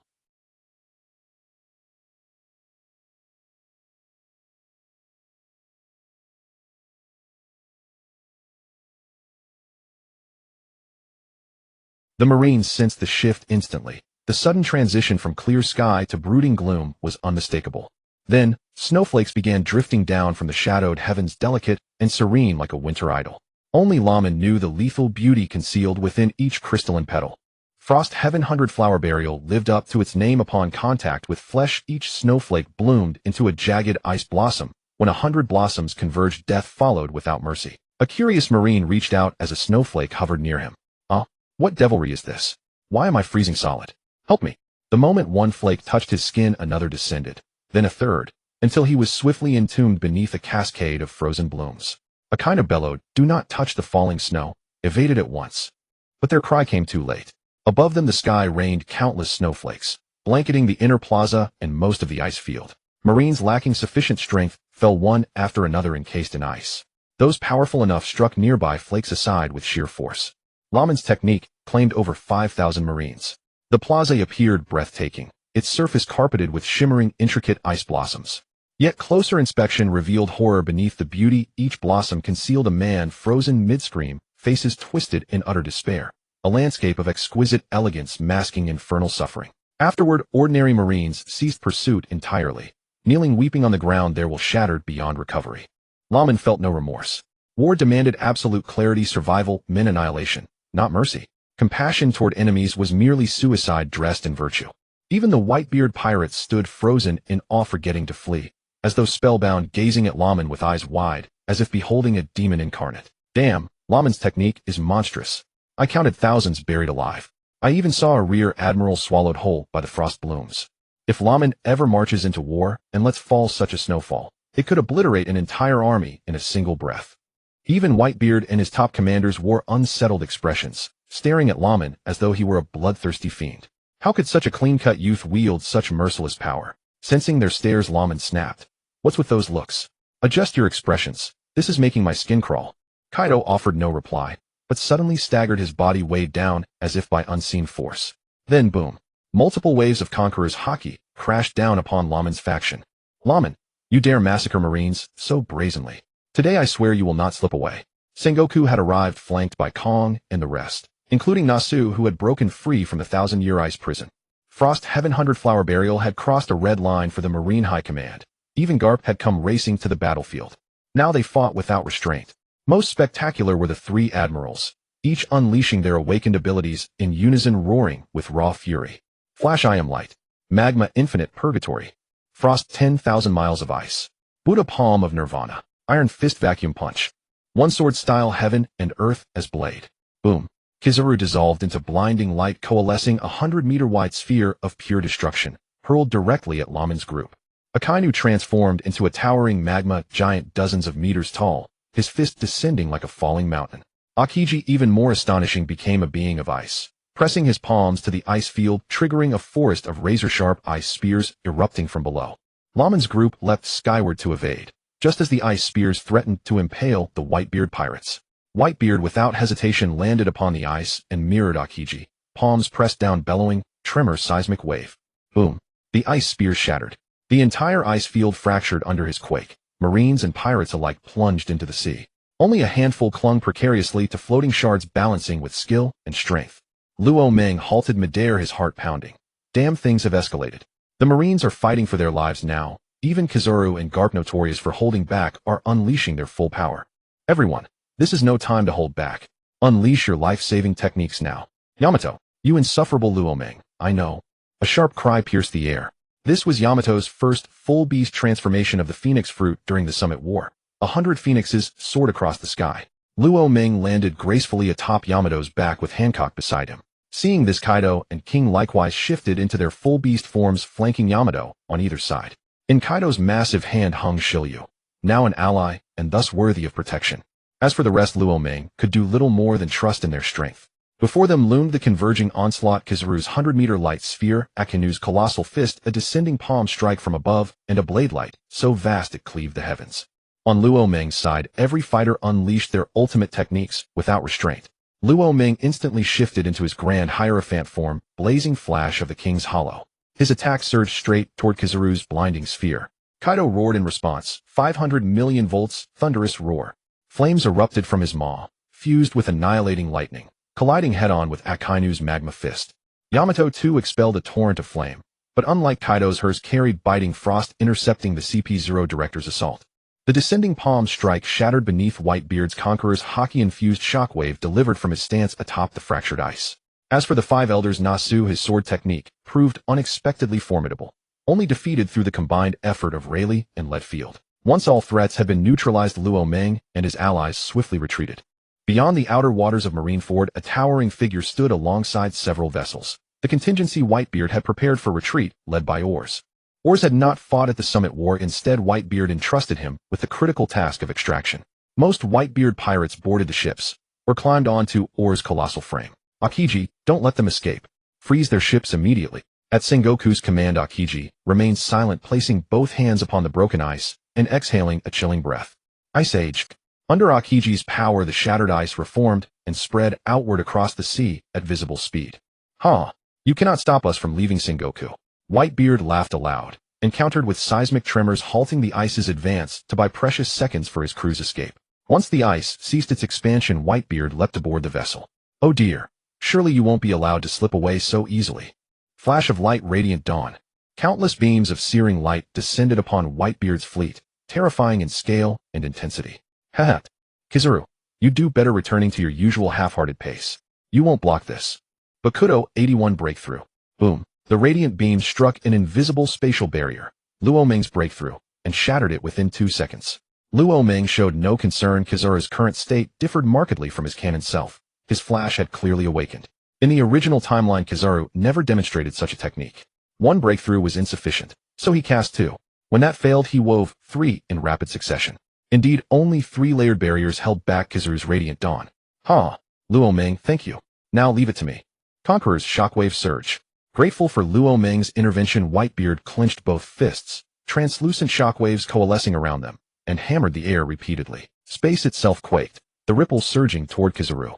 Sensing its overwhelming force, Kizaru dared not intercept directly. In a flash he vanished, reappearing safely atop the frozen expanse. Having driven Kizaru back and confirmed all crew aboard, Whitebeard boomed with laughter. Men, set sail. At his order the helmsman instantly turned the ship and sped away. Luo Meng smiled faintly, whispering softly to Yamato beneath him, "Let's go then." "You insufferable Luo Meng, I know." Just as Yamato prepared to take flight, Luo Meng urgently added, "Wait, Yamato, don't move yet." "What now, you insufferable Luo Meng?" Luo Meng did not reply. He was listening intently to the voice echoing within his mind. "Ding, coward. Where do you think you're going? Turn back, immediately. A new mission is assigned. Fail it, and this system will castrate you." Cold sweat drenched Luo Meng's brow. This system's punishments ranged from 5 centimeters shorter to outright emasculation. What kind of nightmare was this? Inwardly he pleaded, "System, Father, what is the mission?" "Mission activated, return and slay Elder Nasu." This system finds him intolerable. One outcome remains. Either he dies today or you become eunuch.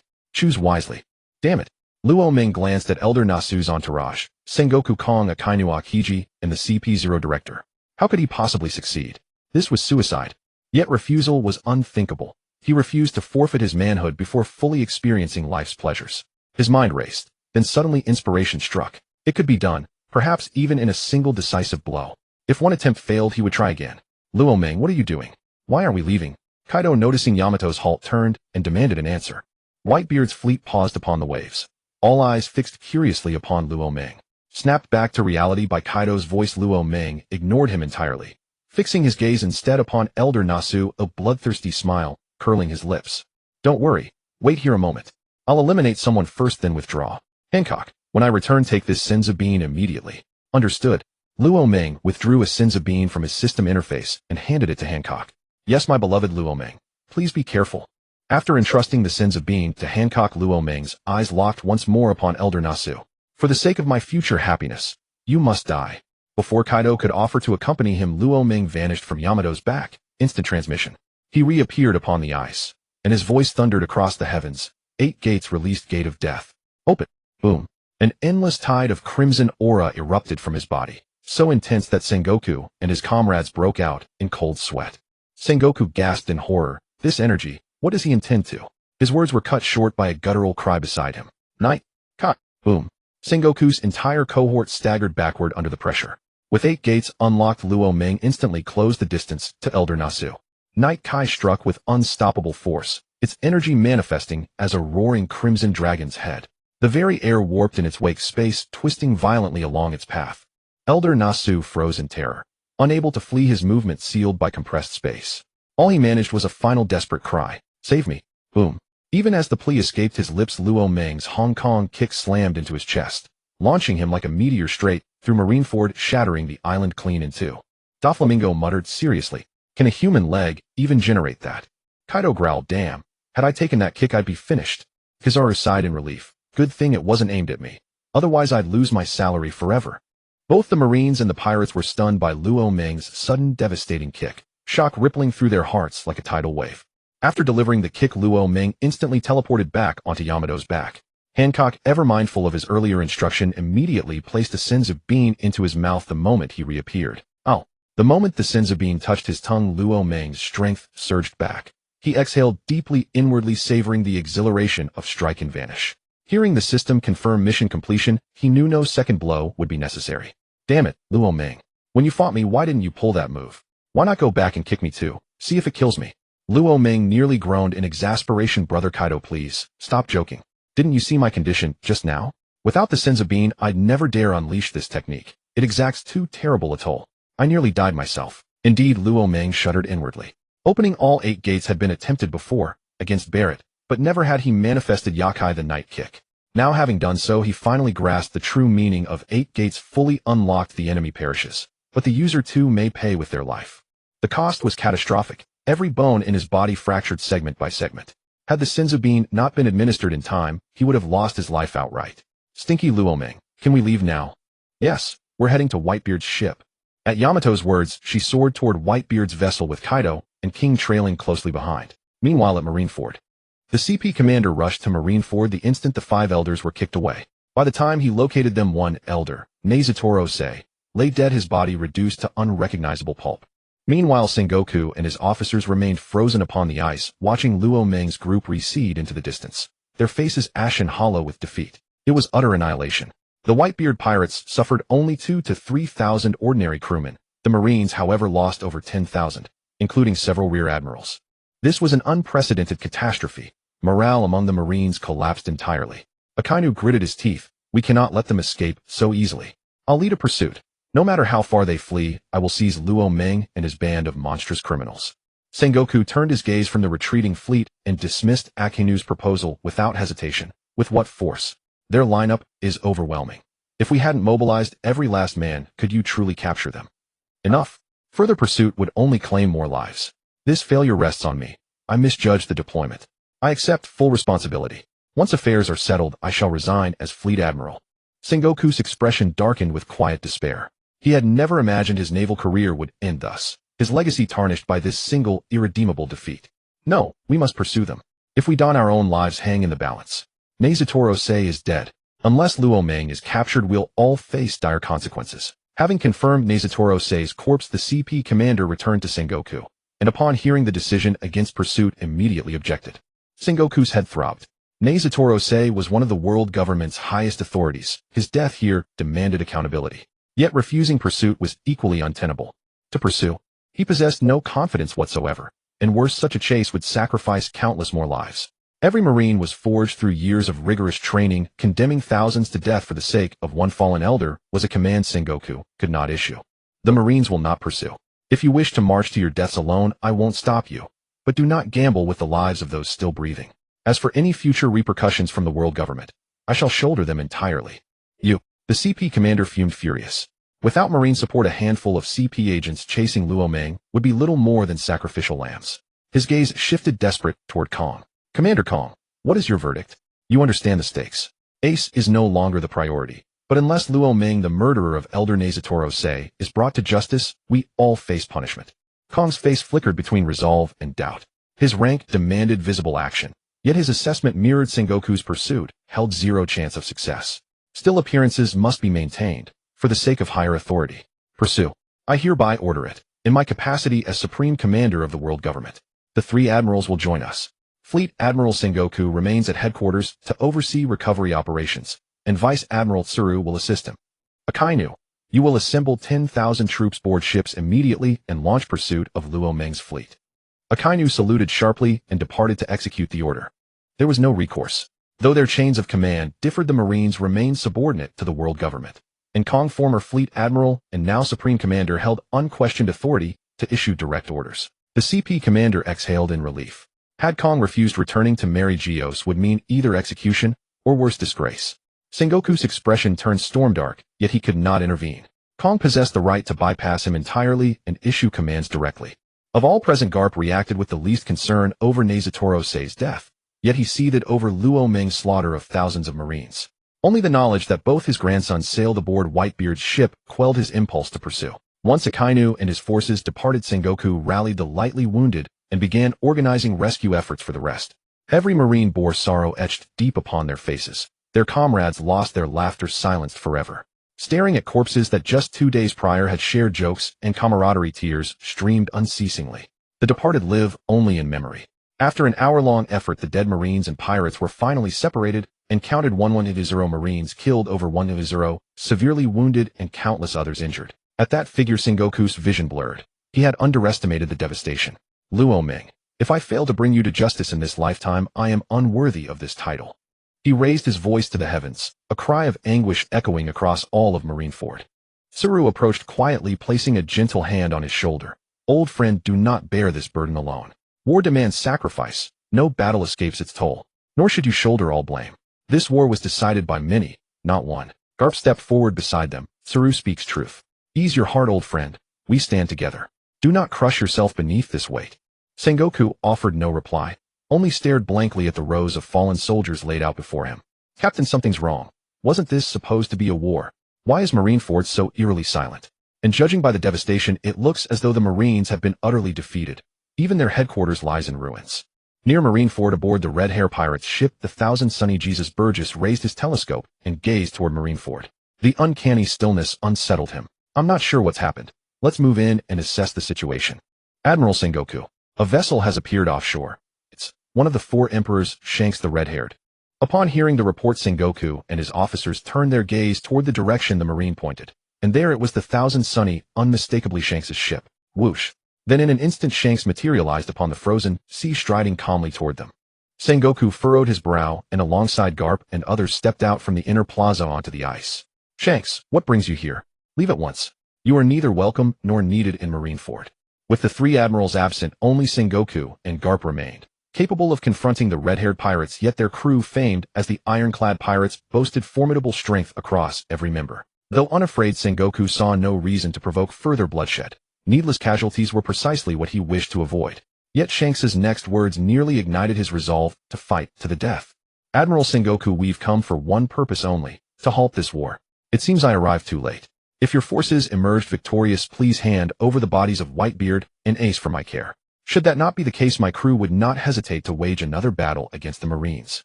Hand them over.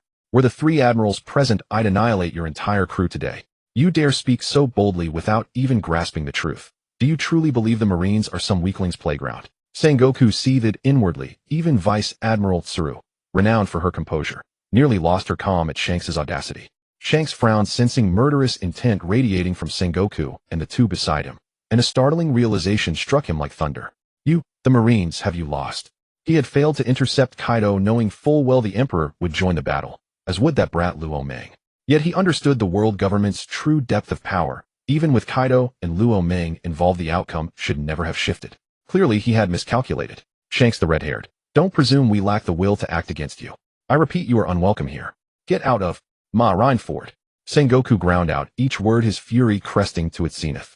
At Sengoku's command, every Marine raised their weapons, prepared to strike without hesitation should Shanks utter another word. Shanks's gaze flickered. This time he remained silent. Turning on his heel, he departed. To remain ignorant of the situation now would be sheer folly. His mind, ever sharp, had merely assumed Marine victory when posing his earlier question. Now seeing the truth, that the Marines had fallen, he knew further provocation would only pour salt upon open wounds. Sengoku and his comrades watched Shanks's retreating figure, suppressing their rage with disciplined restraint, only returning to the plaza after he leapt aboard the Thousand Sunny. Back aboard the Thousand Sunny, Ben Beckman immediately approached Shanks. Shanks, what did you learn? What's the state of things? Sengoku gave no direct answer, but the Marines' expressions told the tale. This war ended in defeat for them. What? The Whitebeard pirates, we know them well. They shouldn't have won. Exactly. Whitebeard's current strength couldn't even match our captain. How could they possibly triumph? Could Kaido's involvement have tipped the scales?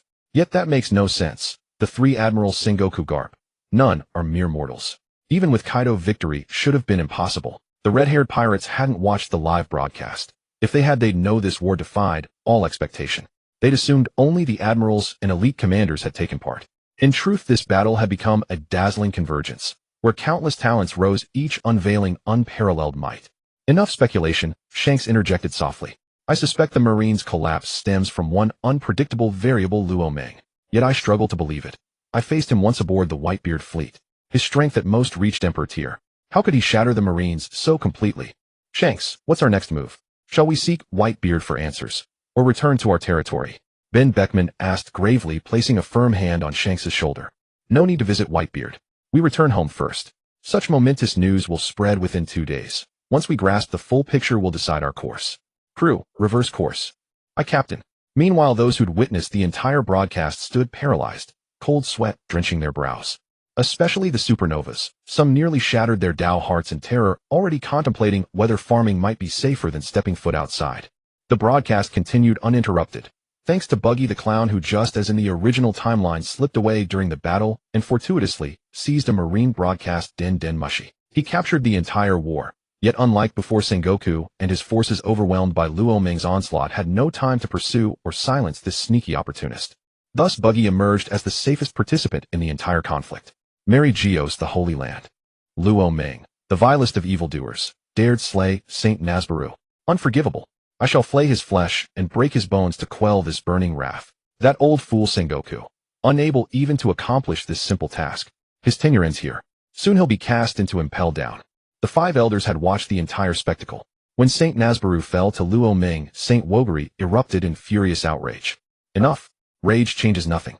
Luo Meng must die, but his abilities defy comprehension. Instantaneous movement. That may stem from a Logia-type devil fruit. But the rest. His demonic form, ice form, sword form. None match any known precedent.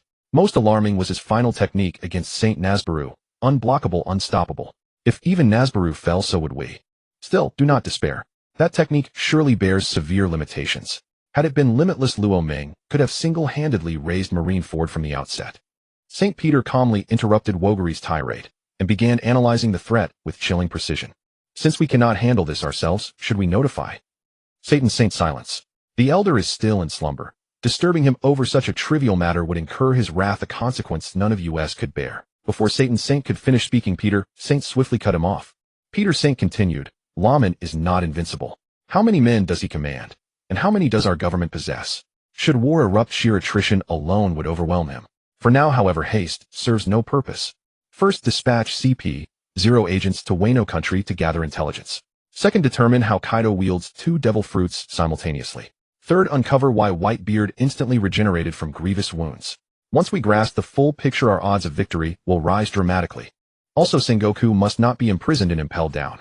His prestige within the Marines remains formidable. Merely stripping him of rank suffices. As for the new fleet admiral, I nominate Akainu. The other 4 elders nodded quietly upon hearing Peter Saint's words. Wokely Saint remarked, appointing Akainu as the new fleet admiral poses no inherent issue, but many Marines remain loyal to Akiji. A direct order may provoke unrest among his faction. Saint shrugged indifferently. If they protest, let them prove their worth and strength. So long as they obey, it matters little who wears the title. Indeed, the Marines were merely their obedient hounds. So long as the dog remained faithful and never turned its fangs upon its master, its handler held no preference over who stood at its head. Then it is settled. An army cannot endure a single day without a general, a nation cannot survive a day without sovereign leadership. Next we shall deliberate upon who shall succeed Nashiro Saint. Thereafter the 5 elders launched into a fierce debate, each championing a different candidate, yet reaching no consensus. Meanwhile, Laman and Yamato descended upon the Whitebeard pirates' encampment, only to find themselves instantly surrounded.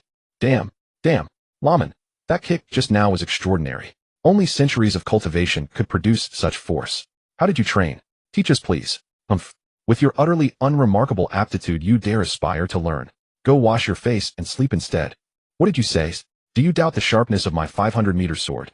Care to test it against mine? Their bickering left the others speechless. Marco sighed and stepped forward, forcibly separating the 2 towering men on the verge of collision. Enough. Bickering like children makes fools of us all. Do you wish to become the world's laughingstock?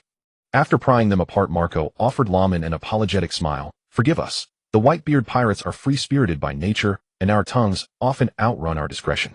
Please do not take offense. Laman chuckled softly and shook his head, a gesture signifying amusement, not resentment. He understood perfectly well it was all in jest. Hee. Ace, do you remember me? At that moment, Yamato leapt forward from behind Laman and grinned at Ace. Ace stared bewildered, certain he had never met this woman before, yet she clearly knew him. How could this be? Ow. Laman, why did you hit my head? So hard. Yamato rubbed her scalp, voice tinged with wounded dismay. You fool, Yamato. Look at yourself. You're still in your human beast form. Of course Ace wouldn't recognize you. Oh, alright. I'd forgotten entirely. I've spent these past 2 days mastering my devil fruit powers, shifting constantly between full beast and human beast forms. I even forgot I'm human again. I'll revert immediately. Yamato took a deep breath and slowly transformed. Her wings retracted, her crimson battle armor dissolved into mist, her figure softened and rounded, until moments later she stood once more in human form. As Yamato's form shifted, a long-buried memory surfaced in Ace's mind, and recognition flared across his face, radiant with astonishment. I remember now, you're Yamato. We parted ways in Wano Country years ago. I never imagined you'd come to rescue me. Thank you, truly. With that, Ace bowed deeply toward Laman and his companions, while Luffy standing beside him mirrored the gesture. He knew, if not for Laman, he would never see Ace again. Ace was one of his few remaining kin, raised side by side since childhood, bound not by blood, but by something deeper, fiercer, and more enduring than brotherhood itself. Laman smiled faintly. No need for thanks. It was merely a transaction. Unaware bystanders exchanged puzzled glances. A transaction? What transaction? Why had no word reached them? Ha ha ha. Ace, set aside your questions, for now. We must depart swiftly. Laman slew an elder. The world government will not abandon pursuit lightly. Yet fear not. We vanish into the vast ocean, where even the most relentless hunters struggle to track us. Whitebeard interrupted Ace's follow-up inquiry, not wishing to burden them with worry. Whatever came next he would shoulder alone.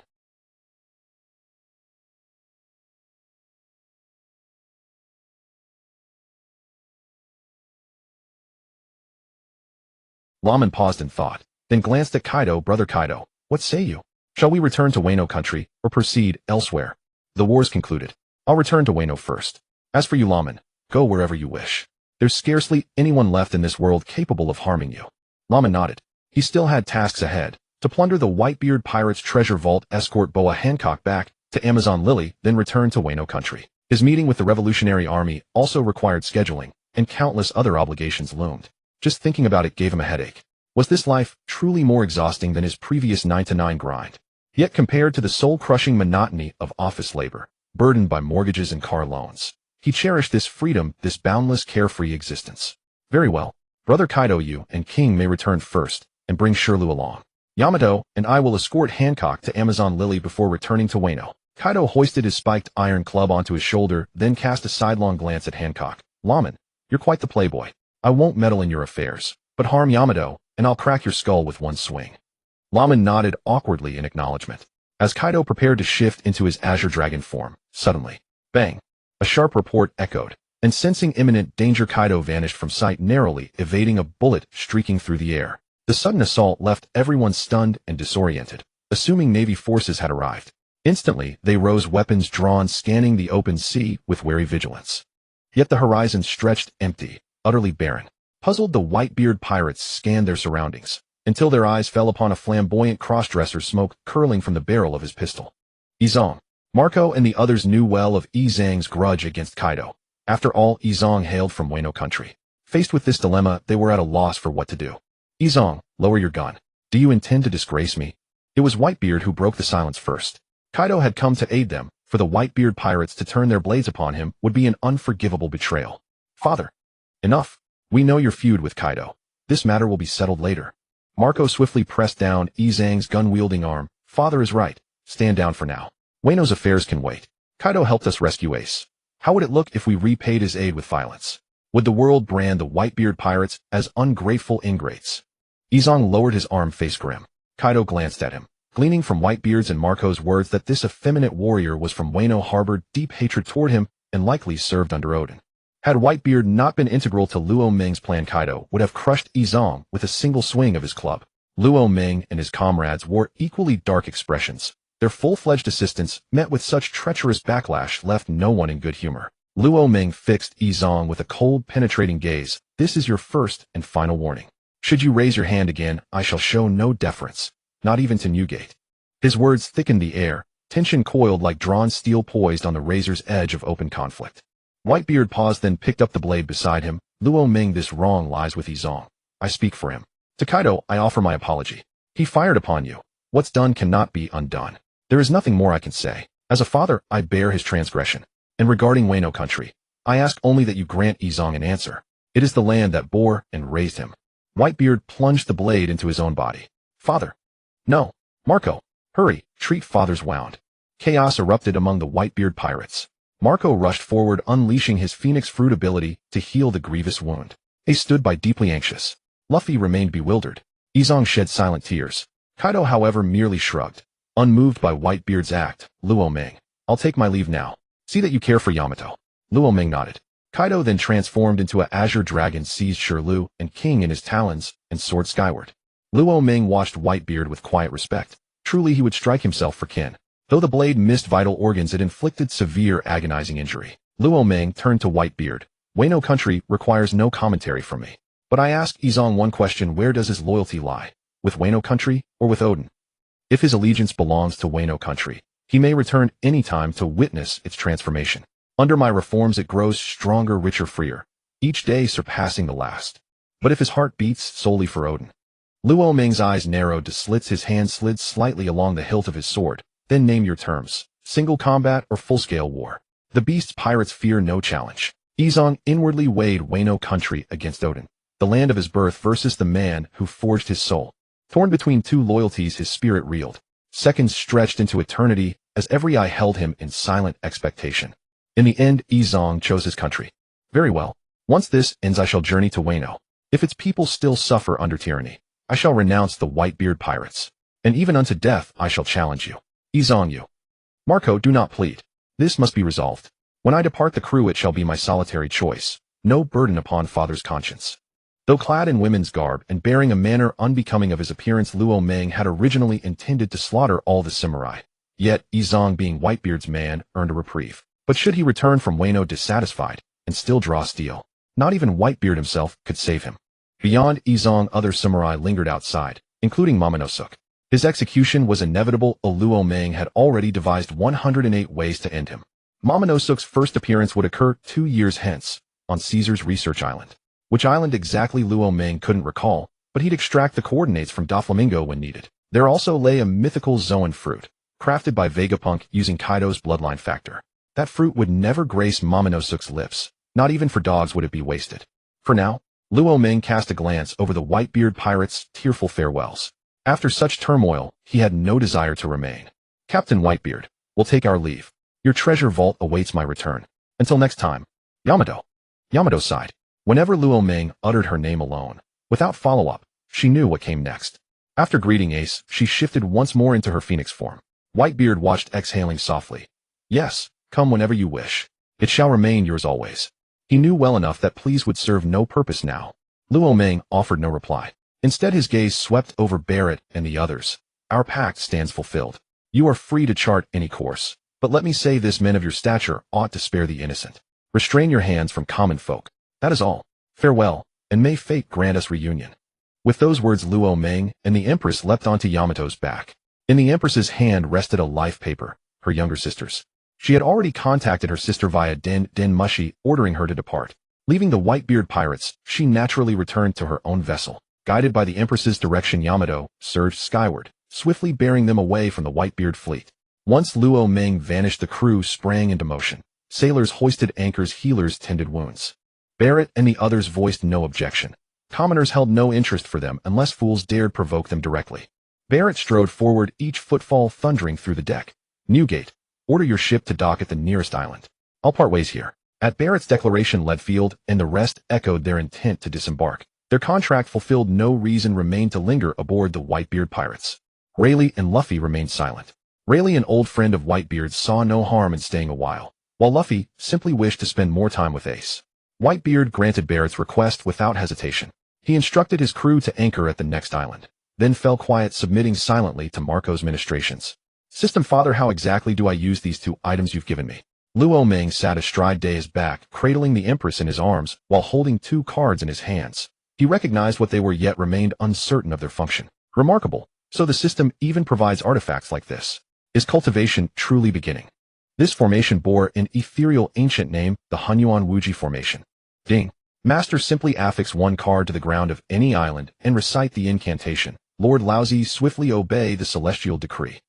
The formation's radius expands precisely with the island's size. Its boundaries stretch as far as the land extends. Even the world's strongest being, should he arrive, would batter against it endlessly without ever breaching its veil. Moreover, the formation possesses a secondary function. Anyone harboring ill intent toward you within its confines shall be instantly detected and forcibly expelled beyond the island's shores. I see. Impervious sanctuary within the array. Wano Country and Amazon Lily, 2 islands perfectly suited. How thoroughly the system has planned. Has the scene been misplaced? This is no realm of eldritch horror. Open Sesame, or Mama Mimi Hong, would feel far more fitting. Earlier, I'd worried the world government might launch an all-out assault on Wano Country after I struck down that elder. Now all such fears have dissolved. With this formation in place, should the world government appear, Luo Meng could easily echo the royal uncle's legendary line, play on, dance on. My beloved Luo Meng, why do you stare so intently at those 2 cards? The Empress watched him motionless, puzzled by his fixed gaze. Luo Meng tightened his embrace around her and kissed her twice. Ha ha ha, nothing at all. These are treasures beyond measure.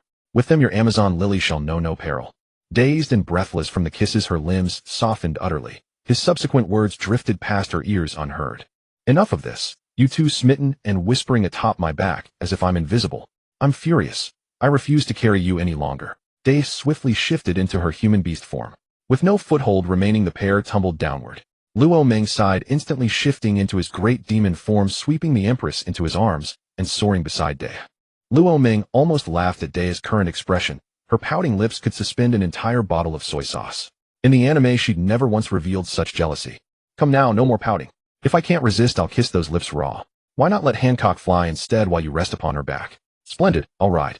Hancock smiled gently. My beloved Luo Meng, I hold no objection. but alas I possess no power of flight. The vermilion bird fruit, a system reward, remained unused. Giving it to Hancock would grant her flight. As Luo Ming silently wielded a vivid green fruit veined with flickering crimson, flames materialized in his palm. Fear not. Hancock consumed this and flight shall be yours. Day watched unflustered. Luo Ming's uncanny ability to conjure objects had long ceased to surprise her. Hancock felt no hesitation. Whatever Luo Ming did she accepted without question. She knew well that ingesting 2 devil fruits meant certain death, but she trusted him absolutely. Even should he wound her she would accept it willingly. Without pause she reached out, took the fruit, and swallowed it whole. The moment it touched her stomach her body surged with transformation. Power blossomed ceaselessly within her, and she lifted free from Luo Ming's arms ascending midair. Her lithe frame swelled magnificently, iridescent feathers erupted from her flesh. A cry like a celestial bird's echoed across the heavens. Then her wings unfurled spanning 100 meters, as her colossal form hung sovereign in the sky. Flames ignited across her plumage, heat rivaling Day's phoenix form, perhaps even surpassing it. Overwhelmed by this newfound might, the Empress cried out in exultant avian song, her voice reverberating through earth and sky. Luo Ming gazed upon her triumphant cry, a faint smile gracing his lips. The vermilion bird, akin to the phoenix, yet sovereign among birds, was hailed in the Shanhai Jing as nobler, older, and the primordial sovereign of flame. Both the phoenix fruit and the vermilion bird fruit belonged to the divine beast lineage, outside the standard devil fruit hierarchy, endowed with boundless potential. Proper cultivation would surely elevate their wielder to dominion over realms. They, having consumed the phoenix fruit only recently, already matched admirals in combat. Surely Hancock's strength would multiply exponentially in time. After 10 minutes Hancock mastered her fiery aura. With one final resonant cry, she descended gracefully beside Luo Ming, brushing her radiant multicolored head tenderly against his shoulder. My beloved Luo Ming, thank you. That single phrase held ocean's gratitude for rescuing her from nightmare, for every act of devotion, for bestowing upon her a reborn life, and a power transcendent.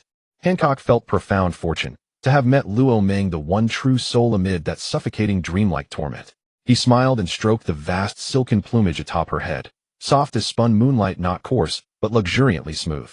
Between us thanks are unnecessary. You've grown familiar with your fruit's abilities. Let us now seek your sisters, then return you safely to Wano Country. Day, we depart.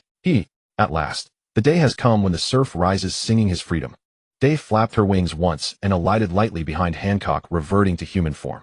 Then playfully stamped twice upon Hancock's back, laughing like a mischievous child. Luo Ming shook his head amused. Day's temperament remained delightfully unchanged, and perhaps that was best, carefree existence unburdened by dread.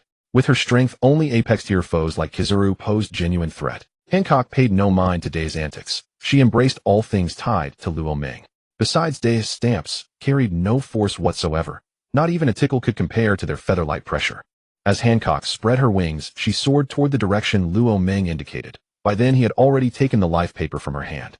Still 3 travelers. Yet roles had reversed. Now Day reclined comfortably in Luo Ming's arms. Flying at the vermilion bird's velocity, they reached their ship within half an hour. A days of sailing followed before they finally returned to Amazon Lily. Upon arrival, nightfall had settled. Luo Ming erected the Hunyuan Wuji formation at the Empress's palace, the heart of Amazon Lily, the most auspicious location possible. Yet the incantation unsettled him. Each time he uttered, "Lord Laozi, swiftly obey the celestial decree." Absurdity prickled his nerves. The system's penchant for nonsensical chants left him utterly speechless. At 10 o'clock that night, Luo Ming seized the ultra-potent pill and swallowed it without hesitation. Instantly he understood why the system forbade its use during the Summit War.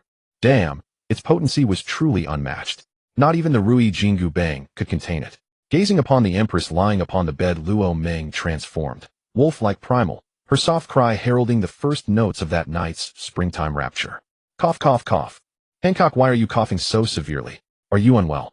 Yamato faced the Empress directly, hearing her relentless coughing, her brow furrowed in quiet confusion. Just yesterday Hancock had been perfectly fine, and how could she have deteriorated so drastically overnight?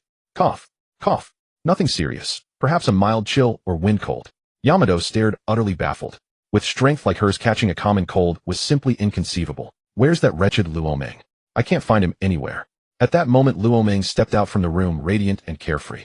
Hearing Hancock's persistent coughing, he scratched his head. This wasn't his fault. Blame lay solely with the system. You wretched Luo Ming. I knew I couldn't locate you because you'd come chasing after this fox spirit. Confess at once. What exactly did you two do? The Empress, too breathless to speak, cast a shy, fleeting glance toward Luo Ming. Recalling last night's Luo Ming, and comparing him to the Luo Ming of days past. The stark contrast left her trembling inwardly, her very legs quaking at the memory. Luo Ming glanced at the Empress, who stood with knees tightly pressed together, then turned his gaze to Yamato. Nothing untoward, merely discussing matters with Hancock. Yamato, what brings you seeking me? Yamato regarded Luo Ming's words with deep skepticism, her sharp eyes darting back and forth between the two, searching for telltale signs. And indeed, she discerned something subtle. The Empress's condition mirrored precisely how she appeared after Luo Ming had done those things to her.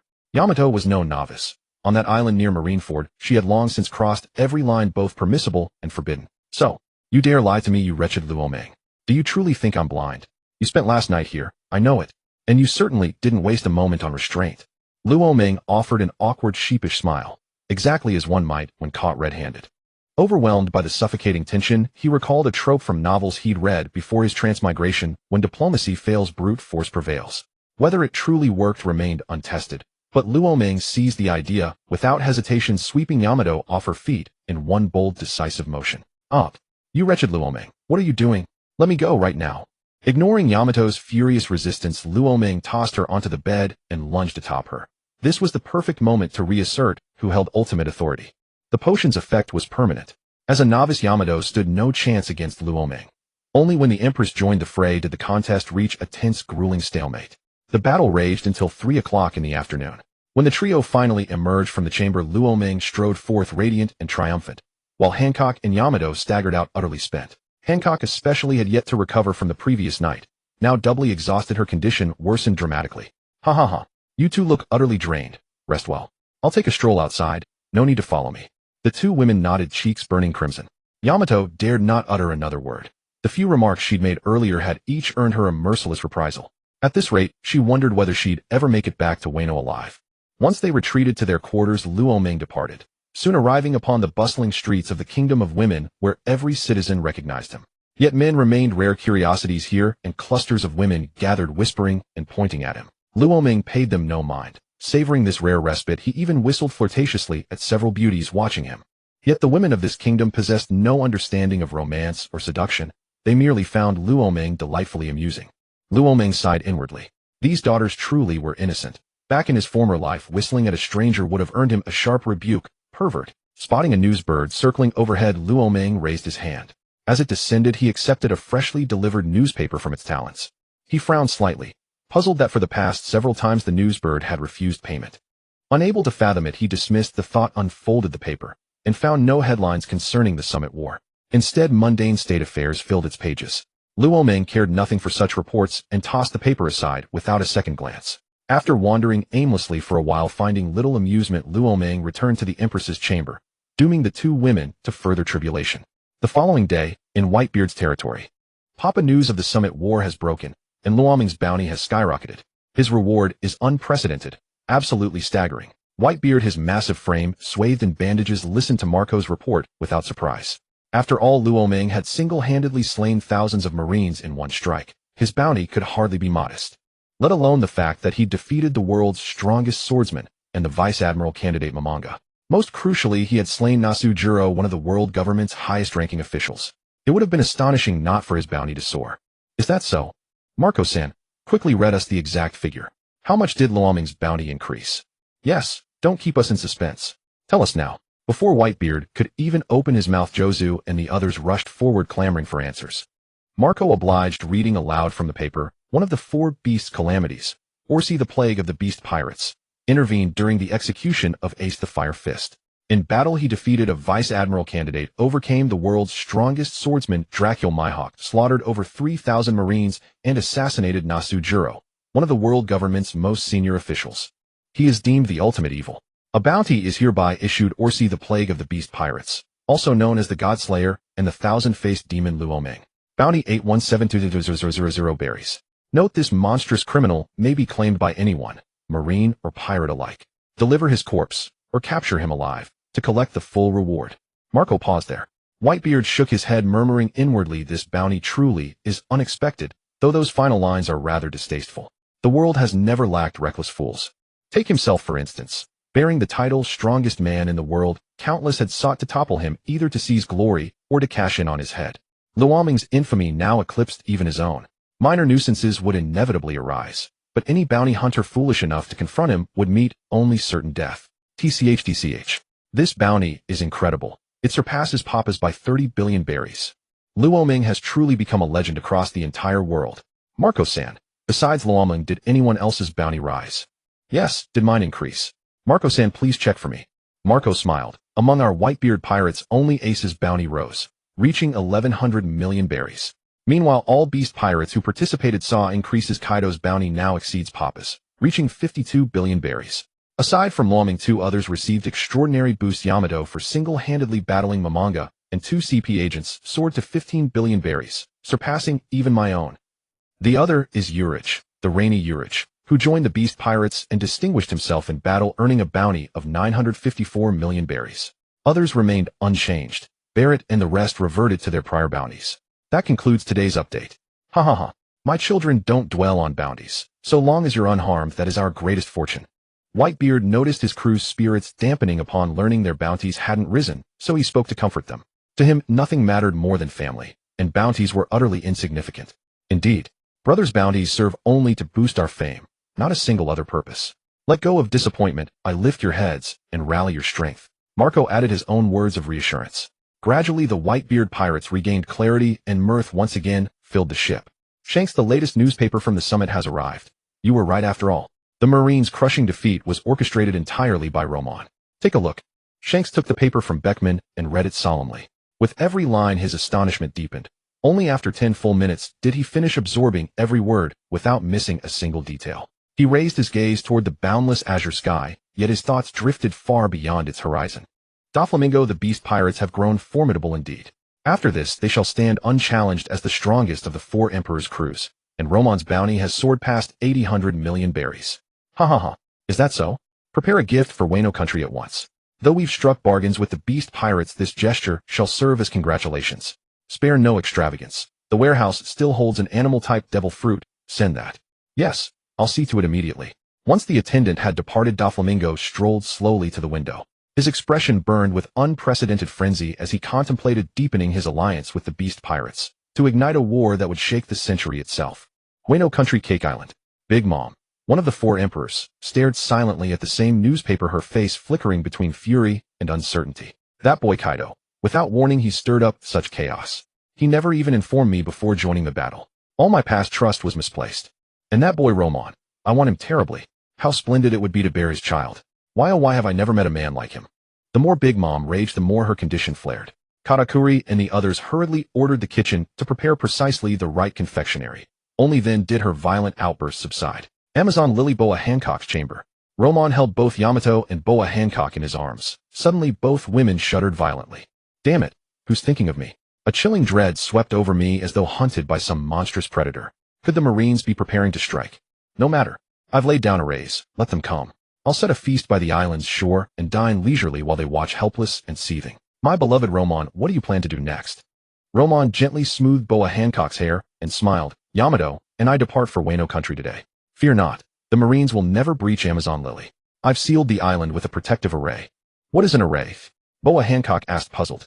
I cannot explain it plainly, but know this: the array safeguards Amazon Lily. So long as none leave the island, no force in the world can threaten it. Then, might you stay a few more days? I cannot bear your departure. Or, shall I accompany you to Wano Country? Roman embraced her tightly. I must leave now. You need not follow me to Wano Country. Remain here. When my affairs are settled, I shall return for you. Very well. Just don't forget me. Yamato, overhearing, rolled her eyes. Hancock, enough already. Must you speak so saccharine? Boa Hancock shot Yamato a sharp, calculating glance. Thinking I indulged you before when I hadn't yet secured my position within the inner circle. Now that we stand equal, you dare speak so freely. We shall see how you fare under my reprimand. Boa Hancock stepped free from Roman's embrace and lunged onto Yamato, pinning her down firmly. What are you doing? Let go, or I'll force you off. Ignoring Yamato's protests, Boa Hancock turned to Roman with a playful smile. My beloved Roman, hold her fast while you teach her the price of interrupting us. Roman's eyes gleamed. So she knows how to play. This game banishes fatigue entirely. Yamato recoiled in horror. You too, ah. After the storm subsided, Yamato, still sore, transformed into a phoenix and raced toward Wano Country. 3 grueling days later, she finally arrived. This was Yamato's first time manifesting her phoenix form above Wano Country. Her appearance over Onigashima instantly drew the beast pirate's attention. Assuming invasion, crew members rushed out to battle stations, except for a handful who exchanged knowing smiles. Stand down. This is Yamato, our young master, and Romon. Return to your duties. Enraged, Jinbe watched the tense preparations unfold. His own oversight, he'd briefed only Queen and Jack, neglecting to inform the wider crew. Though they'd seen Yamato's bounty poster, it displayed only her human and hybrid forms, not her full beast transformation. No wonder Jinbe didn't flinch earlier. It's truly Yamato and Romon. This is my first time witnessing the young master wield this power. It's utterly breathtaking. Her 100-meter frame may be smaller than Captain Kaido's, but the sheer aura she radiates rivals his own. With Captain Kaido the 4 disaster, young master Yamato the flying 6, and the true 9, we shall ascend as the undisputed strongest emperor's crew. As the beast pirates dispersed, laughter rippled across the ranks.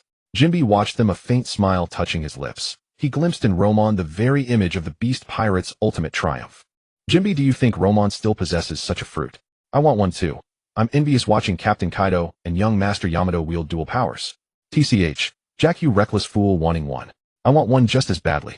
What's wrong with recklessness? I charge headfirst at any foe. Dare you do the same, Queen? If I'm reckless, then you're simply cowardly.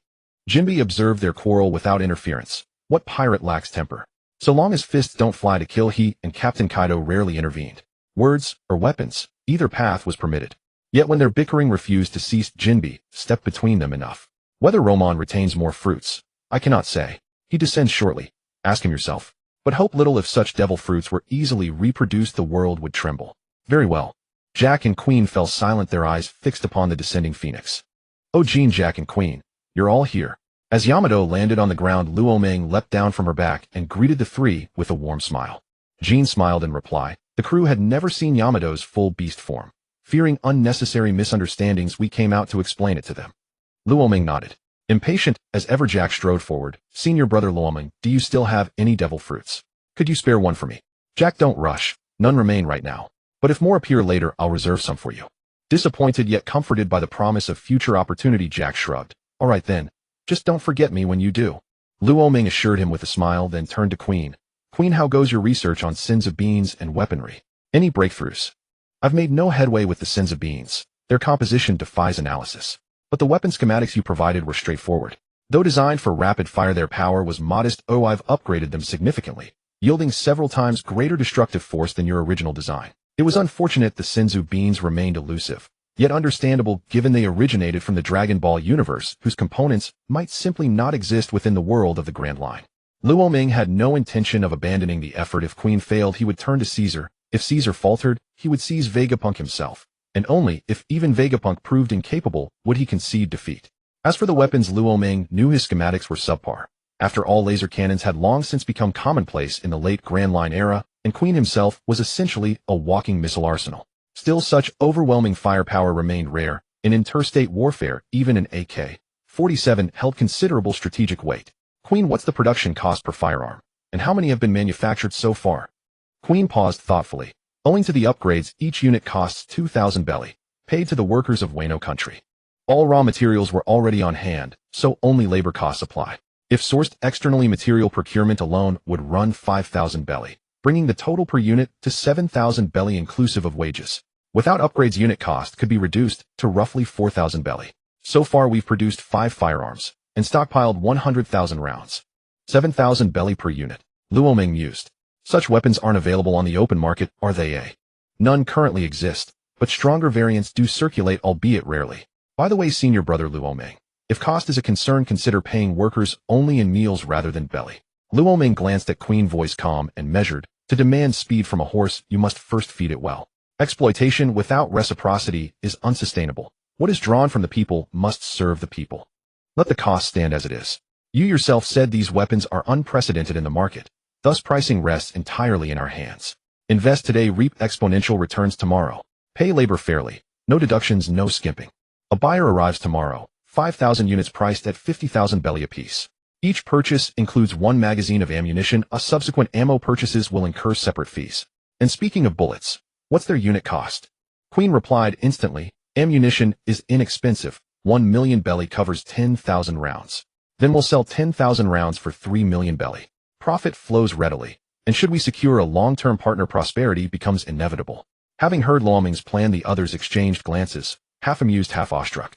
A single unit costing 7,000 belly sold for 50,000 out 10,000 rounds costing 1 million belly sold for 3 million. This was pure unadulterated profit. A true merchant of ruthless acumen. Yet Jean voiced the lingering doubt. Luoming, your pricing strategy is sound, but once these weapons enter circulation, others may replicate them. Then monopoly vanishes. Luoming laughed. A bold, almost arrogant laugh. Jean, have you forgotten who we are? He paused, then continued. We are pirates. Should anyone dare copy and sell these weapons, Jack, tell me, what ought we do? Senior brother Luoming, we crush them utterly. Even Jack, reckless and impulsive, grasped the logic instantly. The rest needed no further explanation. Force was the answer. Brutal, yes, but brutally efficient. With the beast pirates overwhelming might, few dared pluck feathers from their wings. And should the world government intervene, Luoming wouldn't mind changing naval bases daily, for sport. So be it. Queen, prepare the 5,000 weapons and accompanying ammunition. Tomorrow finalize terms with the buyer and complete the sale. Also Jack, visit Doflamingo. Request Caesar's temporary assistance.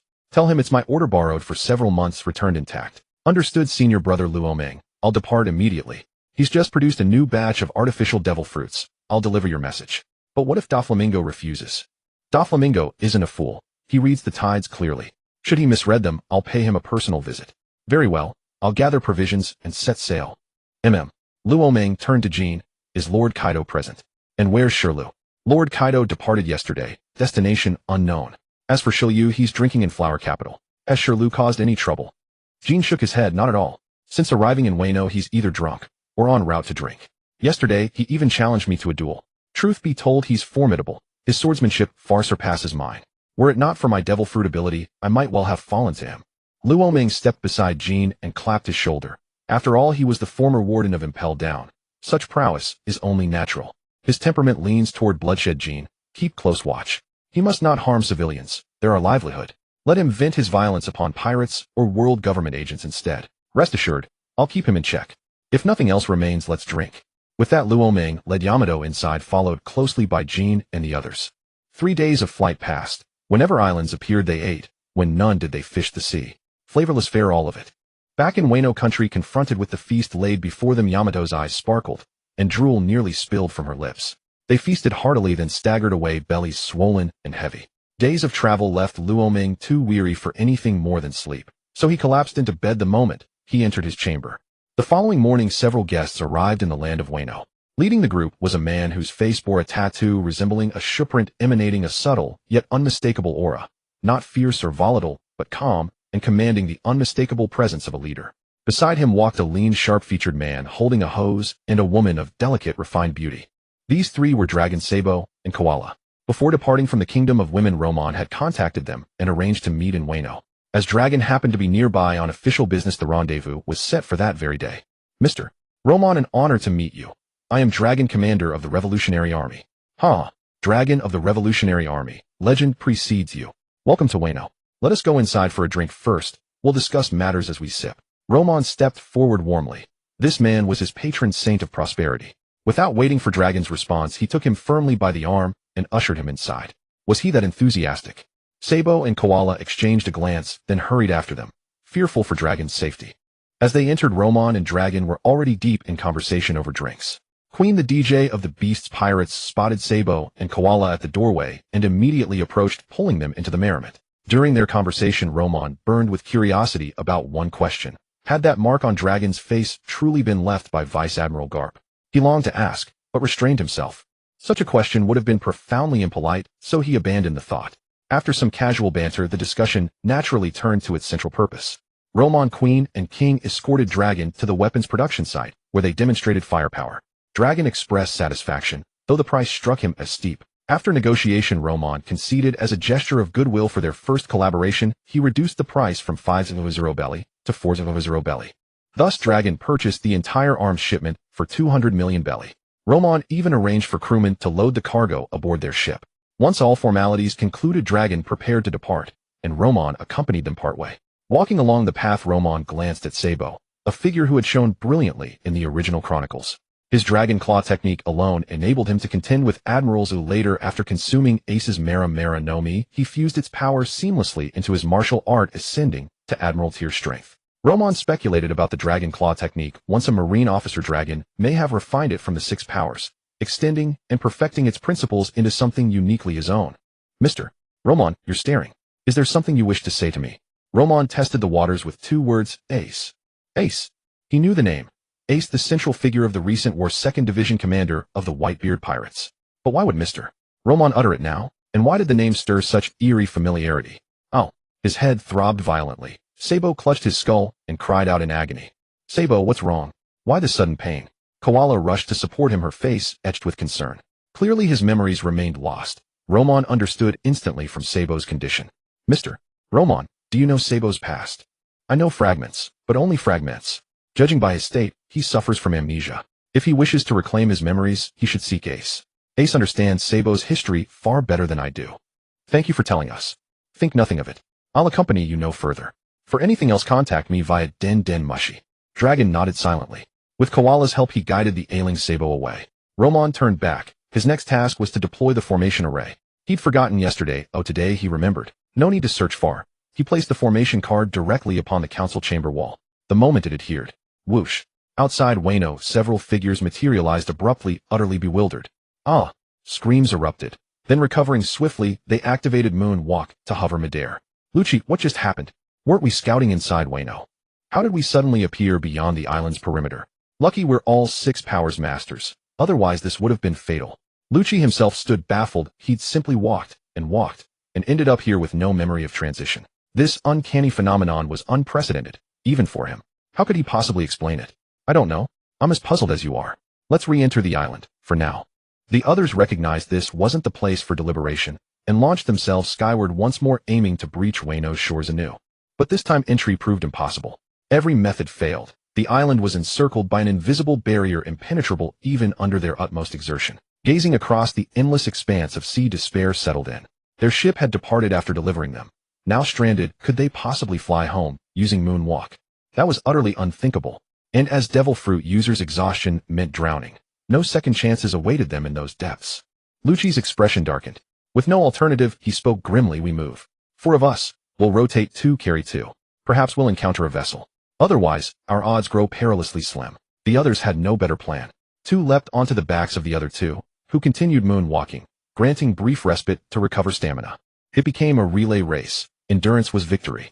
Roman, meanwhile, remained blissfully unaware that his formation had cast 4 souls adrift upon the boundless ocean. At that very moment, he cradled Yamato while conversing with the system father. Any more bonus missions like the last one? If so, send me 100, or 80. Ding. None available. Dreaming of 80. Not even in your wildest fantasies. TCH. How can you not dream? Without dreams, you're just a salted fish devoid of ambition. Fine, 1 will do. Anything's better than boredom. Alright, just 1. And only 1. Not another. Ding. A side quest has been issued. Travel to Fishman Island, meet Princess Shirahoshi, and sleep atop her peak, expressing your profound emotional elation. Heh. Predictable. Given the system's nature, such a condition was inevitable. Still, it qualified as a bonus mission. Peaks were universally desirable. Yet Shirahoshi's guileless, unblemished personality gave him pause. Was this appropriate? How could such thoughts arise? I merely intend to rest peacefully atop her summit. Nothing more. Besides, Shirahoshi possesses no such attributes. I wonder, how do merfolk reproduce? I'll ask later. Sigh. This cursed insatiable curiosity of mine. Doflamingo, Jack of the Beast's Pirates, has arrived. Treble approached Doflamingo, sniffling. 2 prominent blue veins bulged on Doflamingo's forehead. Hey, Treble, stop leaning so close every time you speak. You're about to flick your snot onto me. Back away now. Treble took 2 steps back. Only then did Doflamingo suppress his wave of nausea. Had Treble not been a blood relative, he'd have scattered his ashes to the wind. So he's come. What's strange about that? This is the scheduled time for our artificial devil fruit transaction. Proceed as per our prior agreement. Let's go. I'll accompany you outside. The Beast's pirates are at the zenith of their power. No room for negligence. He turned toward a woman beside him. Baby, 5, go inform the staff below to prepare food and wine. Am I truly needed? Baby, 5 beamed with delight. Yes, I'll see to it immediately. After she departed, Doflamingo and Treble strolled calmly from the chamber into the reception hall, where the towering, broad-shouldered Jack awaited them. Mr. Jack, welcome to Dressrosa. Let's set aside business for now. Allow me as host to honor you properly, with a fine drink first. Doflamingo greeted Jack with warm enthusiasm. Doflamingo, save the drinking for later. I'm here not only for the artificial fruits, but also bearing a commission from Brother Kaido. He wishes to borrow someone from you. Oh, who among my crew could possibly catch the eye of the Godslayer Kaido? Who holds such extraordinary influence? Jack cast a glance at Doflamingo, whose expression held faint bewilderment. I'll speak plainly, brother. Kaido wishes to borrow Caesar. Doflamingo fell silent. He hadn't anticipated Kaido would request Caesar, not anyone else. Had it been another, he wouldn't have hesitated to grant the loan outright. But Caesar was no ordinary scientist. He was Doflamingo's golden goose laying golden eggs. The artificial devil fruit project itself rested entirely upon his research. Lend him out, and fail to retrieve him. That would spell ruin. Seeing Doflamingo remain wordless, Jack spoke flatly. Brother Kaido also said, if you refuse, he'll visit Dressrosa himself. A threat, blunt and unvarnished. At Jack's words, Doflamingo's veins pulsed one by one across his temples. Several family members paled, their faces stiffened. None were fools, the implication hung thick and unmistakable in the air. As a wielder of Conqueror's haki, Doflamingo felt the insult more acutely still, yet reality outweighed pride. His clan stood no chance against the beast's pirates. Kaido or Kaido's lieutenant weren't even required. The other three disasters alone could obliterate his entire faction. Still, a seasoned merchant knows all things are negotiable. Lending Caesar was possible, but he demanded to know why. Calm settling over him, Doflamingo said evenly, Jack, you may borrow Caesar, but I require full disclosure. What purpose do you intend for him? Jack paused, recalling Kaido's final instruction before departure. Caesar's expertise is needed for research, though the nature of that research I cannot reveal to you. Research? Doflamingo's mind raced, scanning every conceivable line of inquiry the beast's pirates might pursue. Is it Kaido's dual devil fruit abilities? No, that couldn't be.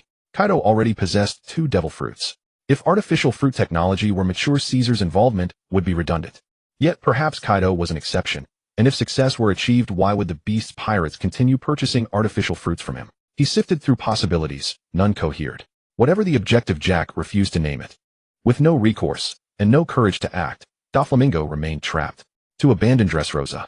Unthinkable. He had nurtured this kingdom brick by brick, surrendering it was beyond his capacity. It was framed as a loan. So he clung to hope perhaps Kaido would honor his word and return Caesar. Very well. Caesar is yours, for now. But I expect integrity. Return him once your work concludes. Humph. If the research fails, returning him poses no issue. The beast's pirates need no single scientist. But should it succeed, do you truly believe he'll be returned? Kakik. Dream on. Though Jack kept those words unspoken. First secure Caesar, then worry about truth. Had he known Caesar's location, he'd have seized him outright, sparing this tedious charade. The exchange cooled Doflamingo's warmth toward Jack, but Jack remained unruffled, eating and drinking freely, untroubled by expense. High above Shabandi Archipelago, a black and white figure streaked across the sky, singing loudly as he flew, drawing startled glances from those below. Who was that? Luo Ming, the calamity of the beast's pirates. He's come to Shabandi again. I've never seen him in person, truly demonic in appearance. Quick, let's go. I heard he prefers men. With my looks, I'd be his first target. What a... You can't be serious. Where did you hear that? From my uncle, whose friend was actually kissed by him. Good gods, such a powerful figure harbors such perverse tastes. Run, run before he notices us. Even I possess modest charm. Being marked would be disastrous. Luo Meng soared overhead, oblivious to the chatter below. Had he heard it, he'd have been incensed. Rumors only grew wilder with each retelling. Some Marines spotted him too, and urgently contacted headquarters. Yet Fleet Admiral Sengoku's reply was unequivocal: do nothing. Merely observe Luo Meng's actions on Shabandi. The Navy lacked the strength to confront Luo Meng. Akainu and Akiji remained locked in bitter rivalry. Following the summit war, the fleet had yet to recover. This was a season of regrouping and restoration. If command refused intervention, lower-ranking officers certainly wouldn't intervene. They wished to monitor Luo Meng, but within moments he vanished. How could they track what they couldn't even see? At the bamboo rattling bar, Luo Meng pushed open the door, finding Charlotte Nami seated at the counter, glass in hand. Hey there, Nami-san, drinking solo. Care to share a drink with me? Nami. Luo Meng, what brings you to my bar? Where's your little girlfriend? Smiling playfully at his entrance, Nami rose and stepped behind the bar to pour him a glass. Luo Meng accepted the glass casually, choosing a seat nearby. Nami-san, I came to ask whether any ships sail to Fishman Island these days. As for Yamato, she stayed behind in Wano Country to rest. Nami settled beside him, chuckling softly. Then you've come at just the right time. A pirate vessel departs for Fishman Island tomorrow. It's anchored in Sector 1 now. Just find them then. Is that so? How fortuitous. Thank you, Sister Chi, for the intel. Xiachi shook her head with a smile. No thanks necessary. But tell me, brother, you've just caused quite the stir, yet now you're headed to Fishman Island. What on earth do you intend to do there? As an intelligence operative, Xiachi had investigated Luo Meng's background, but like the world government, she found nothing. He seemed to have materialized from thin air. Thus, every move he made fascinated her deeply. Never laid eyes on a mermaid before. Figured I'd go take a look, broaden my horizons. That answer oddly enough rang true to Xiachi. Yamato Boa Hancock, even the Navy's female vice admiral, all pointed unmistakably toward Luo Meng's unabashed fondness for beauty. At that thought, Xiachi subtly shook her head, inwardly sighing, "Ah, youth. How gloriously unburdened it is. Never imagined someone like you, Luo Meng, would harbor such playful inclinations. Hard to picture a figure of your stature captivated by such trivialities." "Heh heh. Not exactly fascination, merely curiosity. But enough of that. Sister Chi, do you happen to have an available room? I'll be imposing on your hospitality tonight." "Rooms aplenty, but remember sister runs a business. So what say you?" Luo Meng instantly understood, and wisely so. Fortunately, he'd brought Barry this time. He reached into his pocket, withdrew a wad of cash, and tossed it casually to Xiachi. Xiachi caught it with a cheerful chuckle. "Now that's thoughtful. Shall I arrange some entertainment for you tonight?" Luo Meng cast her a faintly unnerving glance. Could this woman actually have taken a liking to me? Absolutely not. Far beyond my capacity. Best leave her to old Master Rayleigh. "What exactly is that look, Luo Meng? I meant hiring attendants to scrub your back, not that. Where did your mind wander?" Xiachi rolled her eyes in exasperation. "Ah, so that's what she meant." Luo Meng hastily took a long swig of wine to steady his nerves. That moment had genuinely startled him, more terrifying than confronting the entire Marine headquarters. Hearing her clarification, Luo Meng accepted without hesitation. Pleasure, after all, was meant to be savored. No one deserved hardship more than oneself. And so after sharing a few drinks, Luo Meng retired to the room Xiachi had prepared. That evening, as promised, she arranged for 2 attendants to provide backscrubbing services. The 2 attendants had no idea who their guest was, until they learned it was Luo Meng. Thereafter, every stroke of their hands trembled with caution, terrified he might strike them down at any instant. "Boss, shall we set sail?" "On a vessel and see no." One, a middle-aged man, his features grotesquely twisted, bowed low before the figure seated at the captain's chair. Luo Meng glanced at him once, then nodded. "Proceed." Having slept through last night's massage, Luo Meng awoke to find himself already en route, guided precisely as Xiachi had instructed. None aboard were familiar, mere nameless, insignificant figures. Yet they knew him. The moment he stepped aboard, they braced for death, only to breathe relief when he declared he merely sought passage. Instantly, the entire crew devoted themselves to serving him. He was treated like an emperor, every request granted without delay. "Very well, I'll order departure immediately. Though the voyage may prove turbulent, please bear with us, Your Excellency." Without waiting for Luo Meng's reply, the man hurried away, overwhelmed by the sheer pressure emanating from him, unable to endure even a second longer in his presence. Luo Meng paid no mind, simply closed his eyes. Fishman Island lay hours away, and with no diversion at hand, slumber was the only recourse. Seeing his eyes shut, the crew grew even more vigilant, afraid even a whisper might disturb him. Your Excellency, awaken. We've arrived at Fishman Island." Luo Meng slowly opened his eyes, glancing about. "Already here. I only just closed them." One blink, and the island appeared. Weren't sea beasts supposed to intercept pirate vessels entering these waters? Apparently none had appeared. "Your Excellency, we've reached Fishman Island. Now shall we?" Luo Meng waved dismissively. "You may depart, but don't stray far. I'll need your vessel again shortly. Should you vanish." Yes. We'll stay put. Nowhere else. The moment Your Excellency completes your affairs, we'll be ready. Immediately, at your command." The man, sensing veiled menace in those words, answered swiftly, beads of cold sweat glistening on his brow. Luo Meng ignored him entirely, leapt ashore, and strode purposefully toward the Merfolk district to ask directions. "Captain, must we truly wait here? Why not sail straight to the New World?" "Shut your mouth. If you wish to die, don't drag me down with you. His orders are law. If he commands us to wait, we wait. Or do you imagine survival awaits us in the New World without his protection?" Yes. We obey the captain utterly." Inside the royal palace of Fishman Island, a guard burst in, forehead drenched in sweat. "Your Majesty, disaster. Our sentries have spotted Luo Meng, the beast calamity of the 100 beasts, on Fishman Island." King Neptune, mid-conversation with Shark Star, nearly disbelieved his ears, his voice uncertain. "You mean, that Luo Meng, the beast calamity, with an 80 billion berry bounty, has come here, to Fishman Island?" "Precisely. He arrived moments ago." Hearing confirmation, both Neptune and Shark Star froze, stunned into silence. Why would Luo Meng come to Fishman Island? Is he preparing an assault? Yet that made no sense. During the Summit War, Luo Meng had shared deep ties with Whitebeard, and Fishman Island fell under the Whitebeard pirates' domain. Surely he wouldn't dare attack territory so closely allied with his patron. Then why had he come? Merely sightseeing. But a man of his stature, surely not so frivolous. Perplexed, Sharkstar fixed his gaze solemnly upon his father. "Father, speculation is futile. Whatever Luo Meng intends, we lack the strength to oppose him. Our only course is to welcome him with utmost courtesy, and pray he bears no ill will toward our realm." Yes. Let us summon all the princes, Receive him with the highest honors possible. Also, Jinbe has returned to Fishman Island. He alone among us has met Luo Meng before. Summon him too, and prepare Fishman Island's finest delicacies and rarest vintage wines. Shark Star, you handle the arrangements. I'll depart immediately. Once you've readied everything, join me with the other princes. After issuing his orders, Neptune turned sharply to the guard. Where is Mr. Luo Meng now? Your Majesty, he is currently at Shalei's cafe. Excellent. I'll go at once. Neptune and Shark Star split to act, Shark Star executing his father's directives while Neptune and the guard hastened toward the cafe. Luo Meng had barely stepped off the ship when he headed straight toward the area teeming with fishmen. His first encounter with such a dense gathering, and he gazed around with quiet fascination. The scenery of Fishman Island was dreamlike. Its architecture differed markedly from that beyond the sea, and he even spotted dwellings crafted entirely from gleaming seashells. Strolling at a leisurely pace, pausing now and then, he unexpectedly came upon a figure familiar from the original narrative, and entered the cafe without hesitation. Hello, I'd like a cup of coffee, please. Shalei recognized Luo Meng at once, and wordlessly poured him a cup. Thank you, he said, accepting it, and taking a sip. The same bittersweet taste as before, yet one he'd never particularly enjoyed, whether in his former life or this one. Noting her nervousness, Luo Meng idly twirled the cup in his fingers and smiled faintly. Don't be tense. I've heard you possess the gift of divining futures. Might I ask for a reading? After a moment's silence, Shalei said nothing, only withdrew her crystal orb. As her hand glided across its surface, her eyes reflected the shifting images within. Her expression grew increasingly unsettled, her body trembled ever so slightly. Judging by your reaction, what you've seen must be deeply disturbing. May I ask what appeared before you?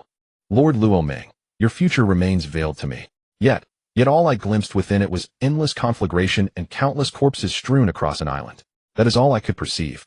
Endless conflagration. Luo Meng considered it not implausible. His main quest inevitably led to war. Clearly Shalei possessed genuine foresight. Still, he did not take the prophecy wholly seriously. Divination, after all, was best regarded as mere entertainment. Setting down his cup, he added, this brew doesn't suit my palate. Do you have wine? I'd prefer a glass. Of course, please wait a moment. Shalei hurriedly poured him a glass. This time the flavor was perfect. Sipping slowly, Luo Meng chatted amiably with her, until moments later someone entered through the doorway. Without turning, Luo Meng already knew who approached. The subtle shift in ambient pressure and the distinctive silhouette registered instantly within his Kenbunshika haki. Neptune strode in briskly and hastened to Luo Meng's side. Mr. Luo Meng, welcome to Fishman Island. It is our highest honor. A banquet awaits you in the royal palace. Pray accompany me to Ryugu Castle. Luo Meng set down his glass. His secondary quest inevitably involved interaction with the palace, so he accepted Neptune's invitation without hesitation. Certainly. I've come to Fishman Island with matters to attend to, and your guidance would be invaluable. By all means, Lord Luo Meng. Whatever lies within my power, I shall fulfill without reservation. Luo Meng rose and departed Shalei's cafe alongside Neptune. At the palace gates they encountered Sharkstar and others, and Jinbe stepped forward. Lord Luo Meng, what a pleasure to meet again. How have you fared lately? Quite well. I've been living comfortably enough. Jinbe, when did you return to Fishman Island? I came back immediately upon returning to my captain's territory. Oh, I see. Then Neptune gestured toward his three sons. Lord Luo Meng, allow me to introduce my eldest Sharkstar, my second Aozen, and my youngest Fanchexing. Luo Meng offered no pretense, merely greeted each with courteous warmth. Relieved by his approachability, Neptune and his entourage relaxed, visibly ushering him into the palace where the banquet was nearly ready. Laughter, feasting, and lively conversation soon filled the halls. Through shared ease, Neptune's vigilance dissolved entirely. As the feast drew to a close, Luo Meng recalled his objective. Your Majesty, I understand you have a daughter. Might I request an audience? For the first time since the banquet began, Neptune fell silent. Confronted with White Star, he weighed carefully what purpose Luo Meng might harbor in seeking her. Others remained ignorant, but he knew full well White Star was this era's sea king. Could Luo Meng possibly know this too? Impossible. Even the princes were unaware. How then could Luo Meng know? What truly was his motive? The atmosphere cooled perceptibly. When Neptune remained mute, Jinbe broke the stillness. Lord Luo Meng, may I inquire as to the nature of your request to meet Princess White Star? Ha ha ha. No need for alarm. I'm driven purely by curiosity. Having long heard of the mermaid princess, I simply wish to behold her in person. To merely behold, and then rest atop her zenith. Perfectly reasonable. Utterly logical. Neptune glanced at Jinbe, who gave a slight nod. With no choice, he acquiesced. Luo Meng followed them to a towering chamber. Its door swung open to reveal White Star playing with a great shark. Father, brother, why have you come to visit me today? White Star, this is Mr. Luo Meng. He expressed a wish to meet you, so we accompanied him here. her shimmering eyes fixed upon Luo Ming, curious yet sensing her father's uncharacteristic wariness. Luo Ming studied her closely. 2 years hence, she would stand 17 meters tall. Now she appeared scarcely 15. Her features resembled Yamato's, round-faced and gentle, but her gaze held a purity even more pristine than blank parchment. He leapt lightly onto her bed. She showed no fear, intuitively sensing his lack of ill intent. Neptune opened his mouth to protest, but Jinbi gently restrained him, whispering, "Your Majesty, Lord Luo Ming will do no harm to Princess White Star. Trust me. Let us withdraw. We'll leave them to speak privately." Neptune had initially resisted, but then reconsidered. Whatever Luo Ming intended, opposition would only provoke him and risk catastrophe for Fishman Island. Jinbi guided Neptune and the others out, precisely as Luo Ming desired. To recline atop her zenith while Neptune watched would surely ignite war. With no witnesses, their conversation flowed freely, until White Star grew drowsy and drifted into slumber. Only then did Luo Ming recall his mission, and hesitated, gazing upon her innocent, unblemished presence. Yet that lofty summit beckoned irresistibly. Though his mind recoiled, his body obeyed instinct. Leaning against it, he sank peacefully into sleep. He slept deeply, so deeply he awoke floating upon the open sea, his body rocking gently with the swells. "Lord Luo Ming, please awaken."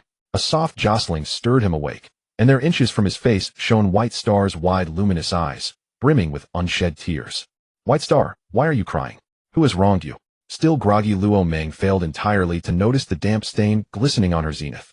She remained silent, overwhelmed by sorrow, tears cascading like rain.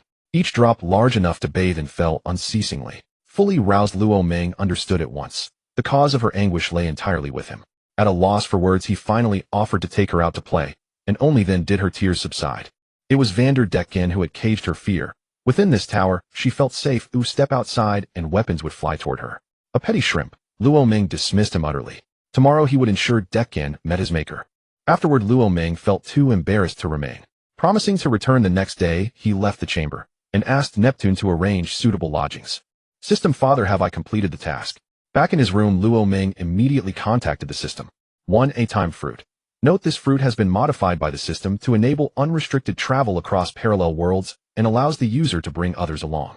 Following modification, it shall henceforth be known as the Parallel World Fruit for greater accuracy. 2. A summoning card. Note, if the host gives this card to another person and that person activates it, the host will instantly appear beside them regardless of distance or location. 3. A photo book of Sasaki. Note, this item serves to alleviate boredom and is an ideal companion during idle moments. Luo Ming stared blankly, utterly bewildered. So this was the system. Parallel worlds indeed. System Father, if I consume this fruit and summon hundreds of Kaidos and Whitebeards from hundreds of parallel worlds, along with myself, won't I dominate the main storyline effortlessly? Host, you're dreaming. As clearly stated in the note, you may bring others there, but nothing guarantees their return. Moreover, you are unique. You exist only in this timeline. No version of you exists elsewhere. Parallel timelines operate differently from what you've read or imagined. You'll discover this firsthand when the time comes. Since you've granted me this reward, I intend to unleash my full potential. With this fruit, I could dismantle entire parallel realities. First, I'll drag Kaido over to join Nico Robin in a dual assault. Let's see whether 2 Kaidos can overpower Nika. The host may play as freely as desired, so long as they don't play themselves out of existence. System Father, given your tone, do parallel worlds harbor hidden dangers? Is there something like a time bureau overseeing them? No such thing exists. Not this is the Marvel universe rife with absurdities. Other perils do await, but I shall remain silent, letting you uncover them yourself. Fine then. If you won't speak, so be it. Having reviewed the parallel world fruit, Luo Ming turned to the second reward, the summoning card. Useless to him. The third held even less appeal. This system had repeatedly bestowed such items, utterly irrelevant to him. Was it truly running out of meaningful rewards? Retrieving the parallel world fruit from the system interface, Luo Ming swallowed it without hesitation. This fruit belonged to no one else. It was meant for him alone. Previously, 3 fruits had manifested Thunder Phoenix and Vermilion Bird, none aligned with his desires. This one, though unexpected, possessed such extraordinary power that refusing it would defy reason itself. According to the system, he retained 1 more fruit to consume later, when the right moment arose. As soon as it touched his tongue, he sensed temporal power awakening within him, as though he could depart this reality at any instant. Yet the temporal threads of parallel worlds remained hazy, only discernible as flowing forward or backward. Drawn by that faint backward pulling thread, Luo Ming stepped into it without pause. Whoosh! His figure vanished. In the next breath, he hovered high above a nation. His colossal demonic form activated midair. He probed for the return path. Thankfully, it remained vividly clear. Otherwise arriving would be easy, returning impossible. Below battle cries echoed. Only after confirming safe return did Luo Meng lower his gaze. Remarkable timing. I've landed precisely in Dressrosa where Luffy wages war against Doflamingo. With vision sharp as a hawk's, he observed every detail below Luffy and gear forth, relentlessly pummeling Doflamingo like a ragdoll. After this clash, Doflamingo would earn a new title, the King Who Reads Fate. After brief observation, Luo Meng found the spectacle unremarkable. Neither Luffy nor Doflamingo stirred his interest. He'd merely come to test his ability, not intervene. He'd return later perhaps to deliver justice, and a sound thrashing, to both. He withdrew his gaze and crossed back through the temporal veil. Around him the destination appeared random. Yet his return point remained fixed, synchronized perfectly in time. Mere minutes elapsed here, matched minutes elapsed there. Fascinating, truly fascinating. A faint smile gracing his lips, he slowly closed his eyes. Awakening at dawn, Luo Meng kept his promise and took Shirahoshi out for the day. The moment she emerged, weapons hurtled toward them. Luo Meng swiftly guided her toward the source. Finding Decan, Luo Meng dismissed him with a single effortless motion, a minor nuisance unworthy of elaboration. From that moment onward, Shirahoshi was free, no longer confined, no longer hiding. She could live as she wished. Upon learning the news, Neptune and the others expressed profound gratitude. Luo Meng spent 3 days on Fishman Island, indulging in mermaid massages, lavish feasts, and every luxury imaginable, before concluding his mission and deciding it was time to depart. Beneath Neptune's relaxed gaze and Shirahoshi's sorrowful farewell, Luo Meng boarded the same vessel that had brought him there. Time flowed like a startled white steed, swift, fleeting, imperceptible. In the blink of an eye, half a month had slipped away. Within those 14 days, 2 earth-shaking events rocked the Marine headquarters, each striking like boulders dropped into still water, sending shockwaves across the world. First, the new fleet admiral had been appointed. Akainu and Kazan fought for 3 days and nights upon a remote island, transforming it into a realm of ice and fire. Akainu emerged victorious. Kazan lost a leg, and upon recovery resigned from the Marines of his own accord. Second, the world recruitment program advanced with exceptional success. Anticipating unforeseen upheavals and escalating threats, the existing structure, with only 3 admirals, proved insufficient for strategic demands. Thus, after careful deliberation, the Admiralty expanded its ranks to 5. For newly appointed admirals were selected Fujitora, Ichiryu Karami, and Mangyu. Each possessed extraordinary prowess and a distinct combat style, undoubtedly destined to become pillars of the Marine force. Their arrival dramatically elevated the Navy's overall strength. Together with the original 3 admirals, they would shoulder the solemn duty of safeguarding maritime peace and justice, guardians of global tranquility. Luo Meng held a newspaper in hand, a subtle smirk playing on his lips. My arrival has made this world far more intriguing. 2 figures now exist who never appeared in the original narrative. Fascinating, truly fascinating. What abilities might these newcomers possess? Ichiryu and Karami were familiar. Ichiryu wielded gravity manipulation alongside supreme swordsmanship, his strength rivaling even that of Kizaru. Karami, if his name matched his power, was likely a forest fruit user. His capability, while formidable, fell just short of Ichiryu's. Admiral titles often reflected their abilities. Karami suggested feline traits. Mangyu, well, Luo Meng gently stroked his chin with his index finger. Perhaps bovine powers, perhaps unmatched physical mastery. What lies ahead will reveal itself. Speculation now serves no purpose. Encounter will bring clarity. Setting down the newspaper, he tenderly cradled the sleeping woman nestled in his arms, emptied his mind, and gazed upward, at the sky bathed in the soft amber glow of twilight. Marineford. After the great battle, the once devastated battlefield had nearly healed over the past fortnight. Ruined buildings were under reconstruction, though far from restored to their former glory. Inside the conference room, Akainu sat at the head of the table, flanked below by Kizaru and 4 newly appointed admirals alongside 2 elder officers, Sengoku and Garp. Sengoku appeared decades older after that war, his hair now streaked with silver, but relinquishing the title of Fleet Admiral brought him an unprecedented sense of ease. Akainu's expression was grave as he spoke in a low, solemn tone. Gentlemen, what are your assessments of the Beast Pirates and the Whitebeard Pirates? According to intelligence provided by the 5 elders, Wano Country is shielded by some unknown force. We cannot insert a single informant within its borders. Hearing Akainu's question, the 5 admirals fell silent for a moment before one side, and replied, his voice steady, yet resolute, if we cannot enter Wano, then our intelligence remains non-existent. Our understanding of Roman is still woefully inadequate, and launching a premature operation would place us at a severe disadvantage. I recommend suspending all action against the Beast Pirates for now, allowing time to regroup and recover. The 5 elders are pressing us hard. We must take some action or face difficult explanations. Oh dear. Admiral Akainu, even the 5 elders' urgency changes nothing. The reality stands before us. We cannot breach Wano Country. We've sent operatives before and none succeeded. Not even a single strike could pierce its barrier. We know nothing of Roman's habits or preferences, luring him out is impossible. Moreover, Amazon Lily is similarly enveloped by an invisible force, surely another of Roman's machinations. We do not even comprehend its nature, let alone mount a coherent assault, without the faintest clue. Akainu had never imagined the Admiralty would entail such burdens. Newly elevated to command, he now confronted this cascade of crises. His temples throbbed with quiet agony. Glancing sideways at Sengoku's resigned, almost languid demeanor, Akainu found himself, unexpectedly, envying him. We must still obey orders from above. Instruct all intelligence agents near Wano Country to monitor Roman's movements closely. Report immediately should he emerge. Having spoken, Akainu turned his gaze toward a young officer. The operation rests on you, Kumio. This time Roman must not escape. Kumio responded with casual indifference. Rest assured, we'll corner him together. He won't slip away. Do not underestimate him. You witnessed the Marineford War. Roman defies all conventional measure. Complacency may cost us dearly once more. Kumio nodded, but his expression remained aloof, brimming with unshaken confidence in his own formidable strength. Akainu paid no mind to his attitude, shifting his attention to the others. So be it. The moment Roman leaves Wano Country, we move to encircle and eliminate him. For now, return to your duties. As Akainu concluded, the officers rose with quiet dignity and departed the chamber one by one. Thus began the campaign against Roman. System, it's been over half a month. Why haven't you assigned a single mission?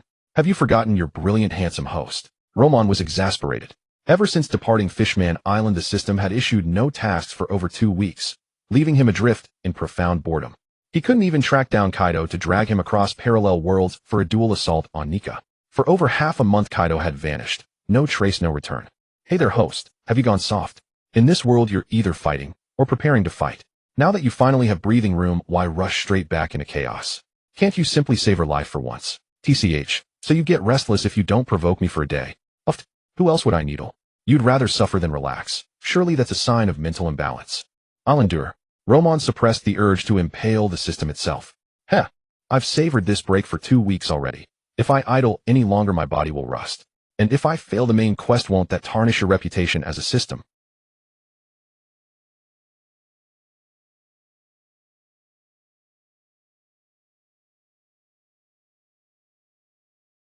Ding. A side quest has been issued. Proceed to marry Geos and complete registration. Completion conditions: slay no fewer than 10 celestial dragons. Ha ha ha. This mission. A predatory gleam ignited in Roman's eyes. Before consuming the paradox fruit, assaulting Mary Geos might have given him pause. Now, he feared nothing. If overwhelmed, he'd simply flee to another parallel world and return refreshed. Surely they wouldn't stand guard forever. His idle days were over. A new adventure beckoned, this time undertaken alone. Roman set forth solitary and resolute. Emerging from Wano Country by flight, Roman was instantly spotted by marine intelligence agents stationed at a distance, observing through telescopes. Hurry, alert Admiral Akainu. The prey has broken cover. Operation Hunt begins now. Understood. I'll contact the Admiral immediately. In Marineford, inside the Admiral's office, Akainu was reviewing documents when the den mushy rang. He picked it up without looking. Yes. Do you have news of Roman? Akainu knew this line connected directly to the Wano surveillance unit, so he cut straight to the heart of the matter. Affirmative, Admiral Akainu. The target has moved. Operation Hunt is authorized. We're trailing at a safe distance. I'll notify you the instant he lands. Good. Do not lose sight of him. Report his every movement. Now confirm your coordinates. The admirals will rendezvous with you immediately. The agent relayed their position and urged haste. Even aboard his modified vessel, Roman's flight speed strained their pursuit. They relied solely on telescopes to track his course. After hanging up, Akainu swiftly contacted the 5 admirals. Luckily, none had yet departed. Reaching them would otherwise have proven cumbersome. Having briefed them, he dispatched them at once. Kizuru, swiftest of all, departed first, racing ahead to prevent loss of contact. The remaining 4 admirals boarded a colossal warship with hundreds of elite marines. Its hull bristled with artillery, its presence awe-inspiring as it surged toward the coordinates supplied by the surveillance team. Standing at the bow, the admirals wore grim, unwavering expressions, veterans of countless battles, yet this mission stirred deep, palpable tension within them. As the warship pulled farther from port, the sea stretched vast and untamed, its churning waves a raw testament to nature's boundless power. On the bridge, the commanding officer scanned the horizon through his telescope, issuing precise orders, adjusting course, refining formation, to ensure flawless arrival at the designated zone. Crew members performed their duties with disciplined efficiency, each station humming with purpose, each hand moving with practiced certainty. Hurry, Araki, head straight to Mariajoa. According to intelligence, Roman's target is almost certainly the world nobles. I've already informed the 5 elders. You are to set an ambush there immediately. You're closer than he is, you'll arrive first. Akainu swiftly relayed the intelligence report via Den Mushi. Acknowledged, we're altering course now. Upon hearing the orders, Araki and his comrades swiftly directed the marine fleet to change course toward Mariajoa. Their expressions were solemn, resolute. This mission would not fail. Especially Araki, Kuroneko, and Maniu. Each burned with fierce anticipation. This was not merely a chance to seize glory, but an opportunity to unveil their true might before the world. Only Isho remained impassive. Since the warship was near Mariajoa, they arrived within half a day. Concealed around the perimeter, they waited, like hunters poised at the edge of a cage, for their prey Roman to enter. Meanwhile, the 5 elders observed the operation closely. Nearby, inside a distant house, a group of world nobles, faces obscured by ornate hoods, watched silently. Their guards whispered, urgently urging them to flee. The place was perilous. Yet the world nobles, long accustomed to believing themselves supreme, above even heaven itself, ignored the warnings entirely. Such mindless arrogance truly warranted death. Hours passed. By 3 o'clock in the afternoon, a black silhouette tore across the sky like a falling star. At the sight, those lying in wait tensed, ready to strike. Roman descended slowly, halted midair, brow furrowed as he gazed down. Too quiet, something's amiss. Something's wrong. The thought flashed through every ambusher's mind. Then they watched Roman descend, gently exhaling in quiet relief. Good, he hadn't noticed. The moment Roman touched ground, they roared now. Spatial lockdown. Sun entangle. Sure laser. Gravity blade tiger strike. Take this punch. Boom. All 5 admirals struck as one. Trapped. Roman flinched at the first shout, evading the barrage with blinding speed. His brow knotted. He sensed it instantly, his movements had slowed. Roman, you won't escape this time. With all 5 admirals present, even in death, you'll have legends to boast of. Araki strode forward, voice laced with arrogant disdain. Kizaru stepped beside him. Roman, I too demand accountability for those thousands of Marines lost to you.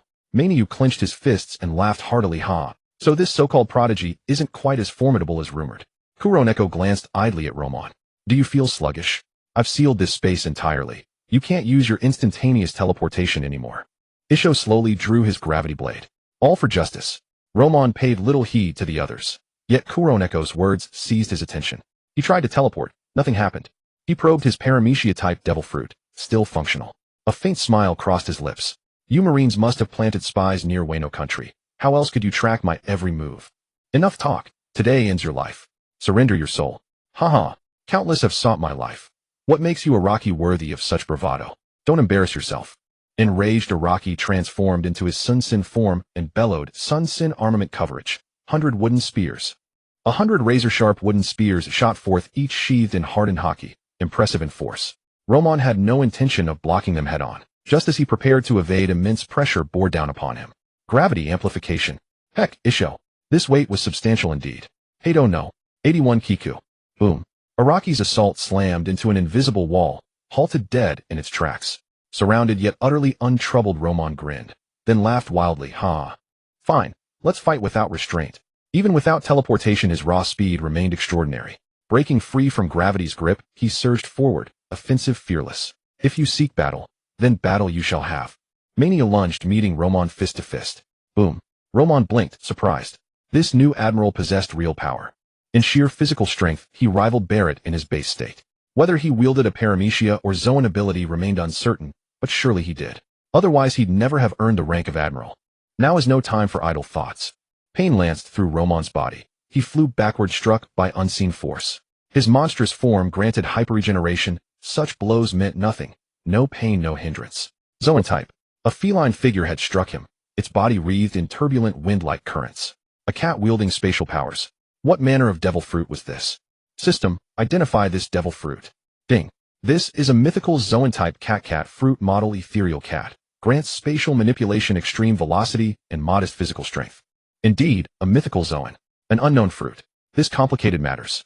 With 5 admirals deployed, the 5 elders were undoubtedly aware, and CP agents would soon converge as well. Dodging strikes, Roman pondered whether his objective remained attainable. His Kinbunchika haki extended outward. Then after a moment his lips curled upward. His gaze locked onto a single direction. There stood a cluster of figures, chi fluctuating sharply. The weaker ones were unmistakably world nobles, the arrogant, contemptible elite. The stronger presences belonged to CP operatives. Truly suicidal, to remain openly in plain sight knowing I'd arrived. I wonder, Does I'm hidden within the flower capital watch this spectacle. Kuroneko Isho, combine your abilities to restrict Romon's mobility. This pace won't suffice. Hearing the command, both nodded and moved instantly. Gravity, 20-fold. Spatial seal, lock it down. Boom. Romon froze mid-motion, crushed by amplified gravity and compressed space, his limbs momentarily leaden. The other admiral's attacks closed in, inescapable. He braced himself, full defense only. Kizara's laser pierced Romon's chest. Mania's fist sent him flying. Before he hit ground, Araki's assault followed, relentless. Vines erupted from the earth, spearing deep into Romon's flesh. Ha ha ha. Romon, submit quietly and become my nourishment. I feel it, the overwhelming vitality. This sensation, exquisite. Araki absorbed the torrential life, forced laughter bordering on madness.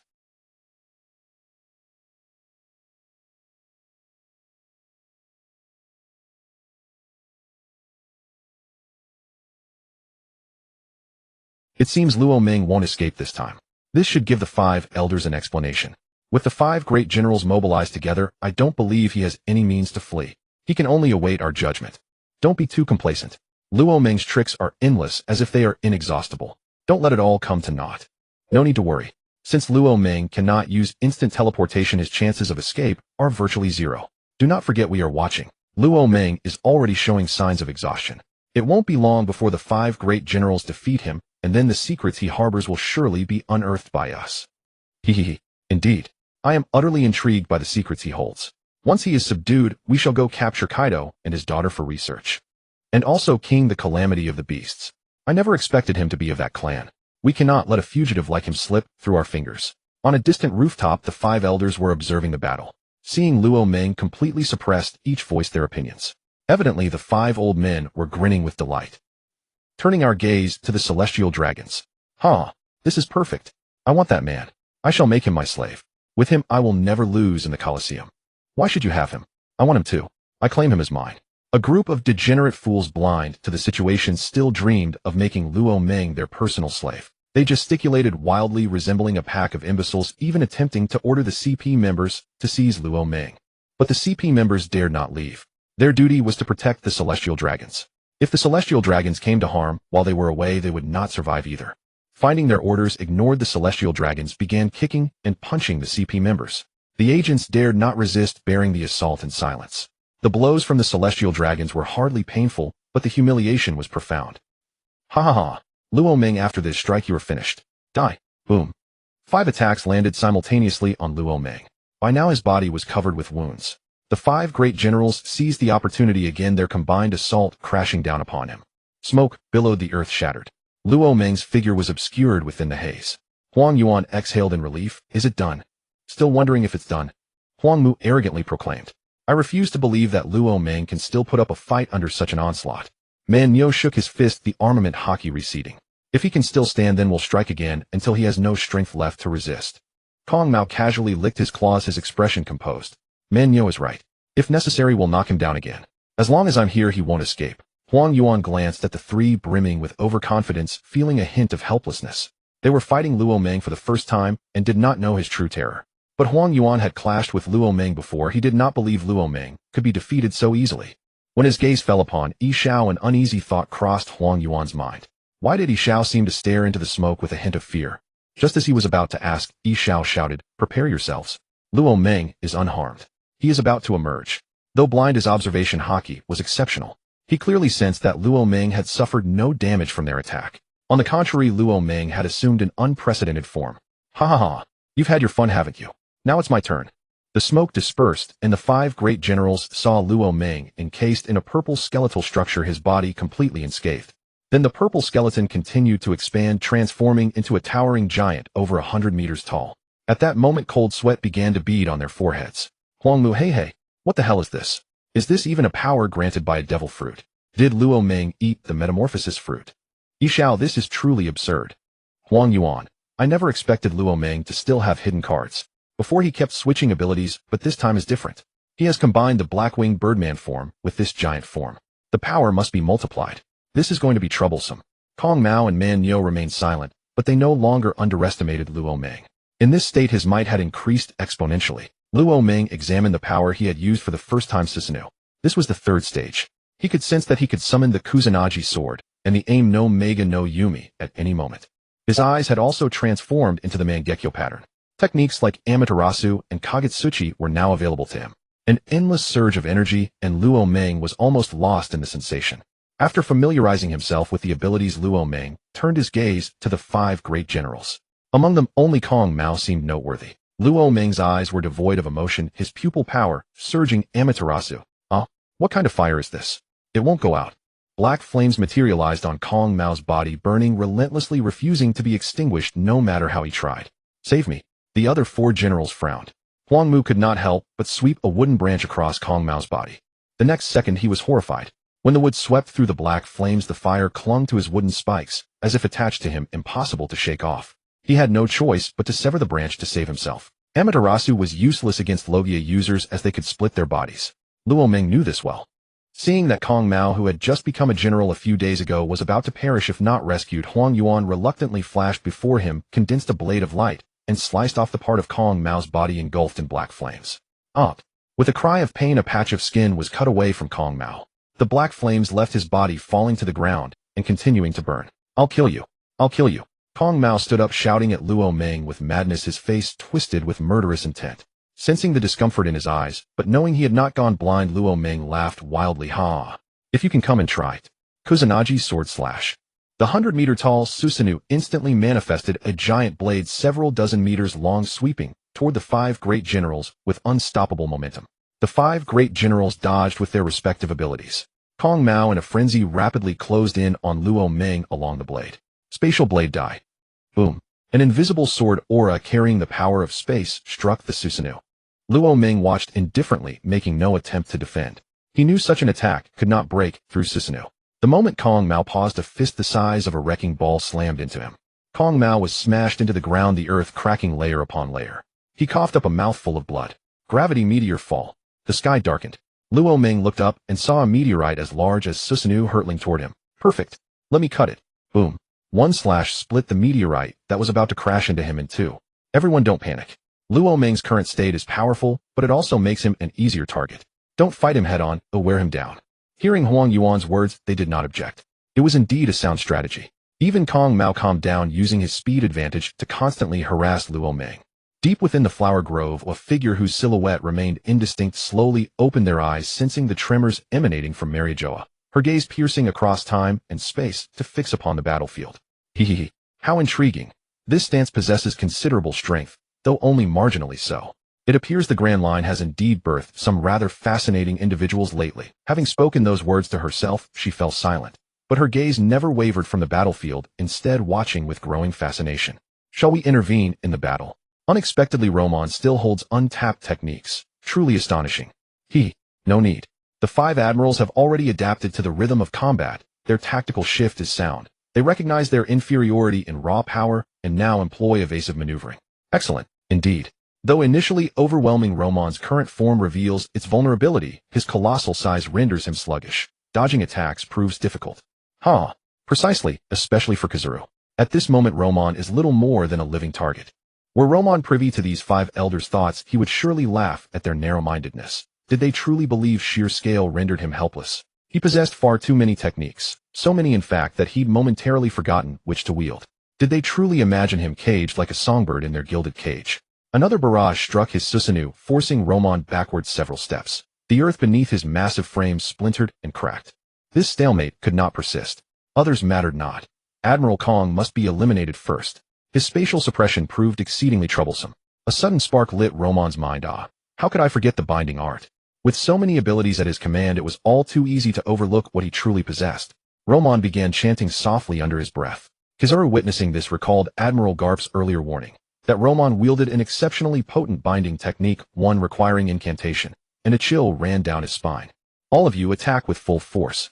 Do not let him complete this technique. Though the remaining 4 admirals knew not what peril awaited, Kazuru's urgency spoke volumes. Without hesitation, they unleashed their utmost power. This coordinated assault, unrestrained and ferocious, succeeded in breaching Roman's Susanoo, but none of their strikes landed upon him. At that very instant, Roman completed his incantation. The low, resonant voice echoed through the air, Rokujo Koro. 6 beams of radiant light erupted from all directions, striking Admiral Kong and sealing his movement. His sprinting form collapsed, skidding violently across the ground for dozens of meters. Just as he attempted to rise, Kizaru's desperate shout pierced the air. Kong, beware! Evade now! Instinct screamed danger. As he twisted to dodge, searing pain lanced through his chest. His gaze drifted downward, slowly, deliberately, to where a gleaming azure blade pierced his heart. Roman's voice followed, cold and clear, directly into his ear. Sort of the great river. A sharp, wet gasp. Then a torrent of crimson erupted from his mouth as his body crumpled lifelessly. While the six-beam light prison immobilized Kong, Roman instantly shifted into Sword Saint form, abandoning Susanoo entirely, to dispatch him with lethal precision. The entire sequence unfolded in the blink of an eye. No one could react in time to intervene. Seeing Kong still clinging to life, Roman raised his blade for the finishing stroke, only to hear the whistle of a tearing vacuum behind him. Forced to abandon the kill, he sidestepped sharply. He steadied himself just in time to see Kizaru, arriving at the critical moment, to save Kong's life. Then, sensing multiple presences converging rapidly, Roman glanced toward them and instantly recognized who approached. The five elders, witnessing Roman slay Admiral Kong, realized disaster had struck and surged forward simultaneously, weapons drawn, intent on annihilating him. Feeling the oppressive spatial seal dissolve, Roman threw back his head and laughed. I've grown weary of this game. Cleanse your necks well. I shall collect your lives next time. Whoosh. Damn it. He's escaped again. Before the five elders could even reach the site, Roman vanished via instantaneous teleportation, leaving only their furious, impotent roars behind. A distant explosion thundered across the horizon, deepening the five elders' grim expressions. They knew. A group of celestial dragons had been spectating nearby. Roman's disappearance, coupled with that detonation, left no room for doubt. Not even a fool could misinterpret what had transpired. Exchanging glances, Elder Peter Saint declared, "Pursue him. He cannot be allowed such impunity." Meanwhile, Roman had no intention of fleeing outright. His mission remained unfinished. Activating his observation hotkey to lock onto the celestial dragon's location, he teleported there instantly, ignoring the CP agents entirely, and launched a merciless slaughter upon the celestial dragons. 2 casual strikes eradicated the dozen celestial dragons. As Roman prepared to withdraw, his brow furrowed. How dare you? An unprecedented aura of crushing authority descended upon him. Then from the sky, a colossal hand, over 10 meters wide, descended to seize him. Instantaneous teleportation. Whoosh. Roman reappeared beyond the grasp, but the giant hand, missing its mark, slammed into a nearby building, reducing it instantly to rubble. What a masterful palm strike, descending from the heavens itself. The moment Roman rematerialized, he sensed a presence manifesting high above. Was it him? When his gaze swept toward the five elders, confirmation came instantly. Their bodies were already prostrate on the ground, trembling uncontrollably the moment him appeared. Roman studied the figure with keen curiosity. Flamboyant attire, a face concealed behind a mask, features obscured, yet unmistakably elegant. Truth be told, the silhouette bore distinct feminine grace. I'm regarded Roman with detached indifference. Child, I offer you a chance. Serve as my personal guard, and every transgression you've committed shall be absolved. Moreover, I shall bestow upon you the exalted status of a celestial dragon. Become Im's personal guard. Roman smiled. Such a notion was unthinkable. His core directive remained unshaken: eradicate the celestial dragons, the festering blight upon humanity. Serving her was no path to fulfillment. Huh? You presume to command me as your servant. Who precisely do you think you are? And do you truly believe you can detain me if I choose to leave? Child, you imagine your instantaneous teleportation will spare you from my grasp. Try it once more, and see whether it answers your call. Roman's pulse quickened. He attempted teleportation. Nothing happened. Did him possess spatial mastery too? Yet upon deeper focus, he detected the latent pathway to parallel realms, and exhaled in quiet relief. Child, I grant you one final opportunity. Serve me, and all your offenses, including this insolence, shall be forgiven. Roman did not reply immediately. Instead, he turned inward, to converse with his system. System, Father, if I unlock all 8 gates, can I defeat Im? Victory would expedite his primary objective. Without him, nothing would stand in his way. Ding. At your current level of cultivation, defeating Im is impossible. She has ascended to divine transcendence. Even with all 8 gates unlocked, you may inflict only minor superficial injury upon her. So it was. Brad, have you made up your mind yet? Don't test my patience further. Refuse to answer within 10 seconds, and you'll forfeit the right to live. Im's voice was calm, yet laced with lethal intent. Kick. In wound, it be humiliating to flee without landing a single blow. In resolving his decision, Luo Ming flashed him a grin. You want me as your personal guard. Seems you're daydreaming about eating dirt, daring death. You truly wish to die? Very well, I shall grant your wish. With such paltry strength, you dare presume to know the heavens and earth. Since you scorn my feeble powers so openly, how about testing this technique instead, eh? With that, Luo Ming reverted to his battle stance and roared, 8 gates of the body. 8th gate open, in boom. Oh, this transformation is intriguing. Half divine awareness has been awakened. In this world save for myself you are now invincible. Come then, let us see whether your current state can even graze me. Nim's curiosity stirred faintly. She casually beckoned toward Luo Ming with her right hand. Perfect. I haven't stretched my limbs in ages. A post-nap warm-up suits me just fine. Luo Ming bellowed, instantly closing the distance before him and driving a fist into the air, launching a devastating shockwave straight at her. A pressure wave generated by rapid atmospheric strikes. A stroke of genius. Im evaded Luo Ming's assault effortlessly. Then with a flick of her fingers she unleashed a golden lightning beam, akin to Kizaru's own, from her fingertip. Brat, this isn't a devil fruit ability, is it? I've never encountered anything like it. Are you some hidden race? Huh. Wanna know? Too bad. I'll deny you that pleasure. Luo Ming feinted a kick, dodged Im's golden beam with nimble grace, and even teased her mid-evade. He assessed his body bones were already fracturing. At full 8 gates activation, he had barely half a minute left. Time to withdraw. Having lived for centuries, her heart remained still as deep water. Luo Ming's barb struck no nerve. After all, what does a dying man's final jab matter? In her eyes, Luo Ming's fate was sealed, no reversal possible. And after 2 more futile assaults, his body began buckling under strain. Ordinary attacks were useless now.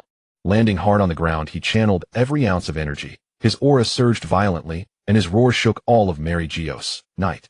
Kai, my lady, beware. Nim glanced briefly at the elder who spoke, but ignored him entirely. Her palm thrust forward, instantly coalescing an impenetrable shield. She sensed this strike might actually wound her, just slightly. Against this being, even the entire marine force stands no chance. And no wonder the celestial dragons have sat unchallenged upon their throne. This figure is their unshakable pillar.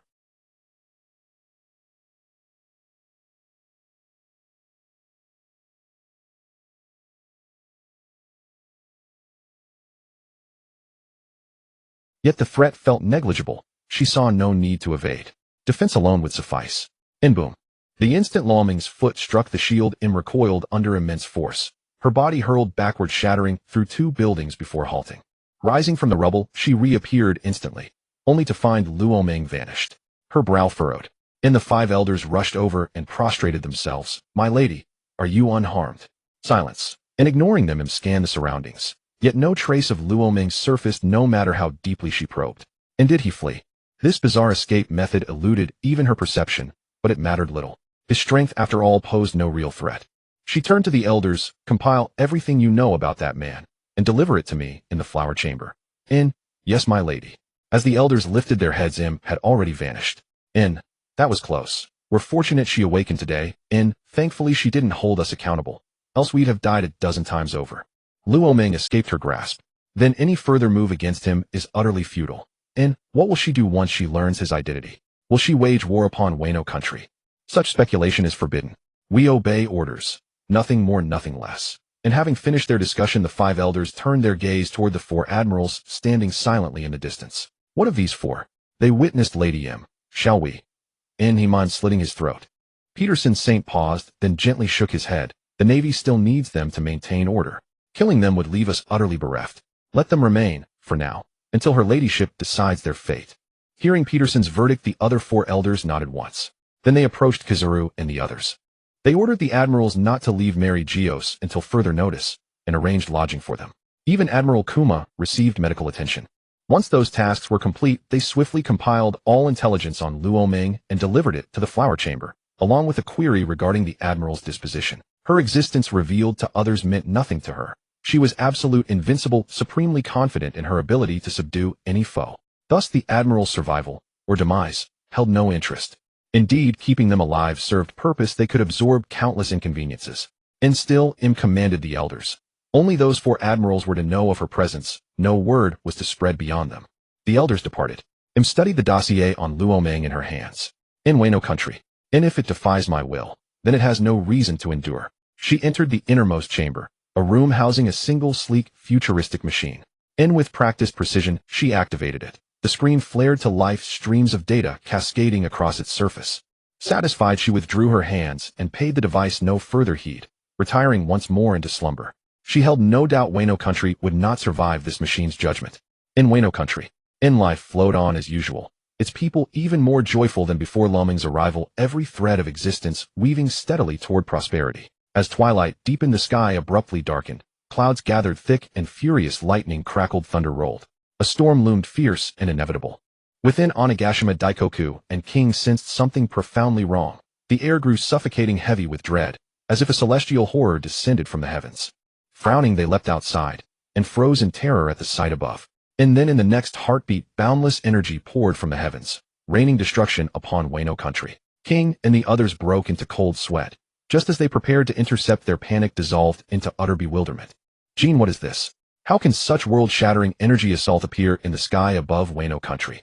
Is it the world government behind this? And what on earth is shielding us from this annihilation overhead?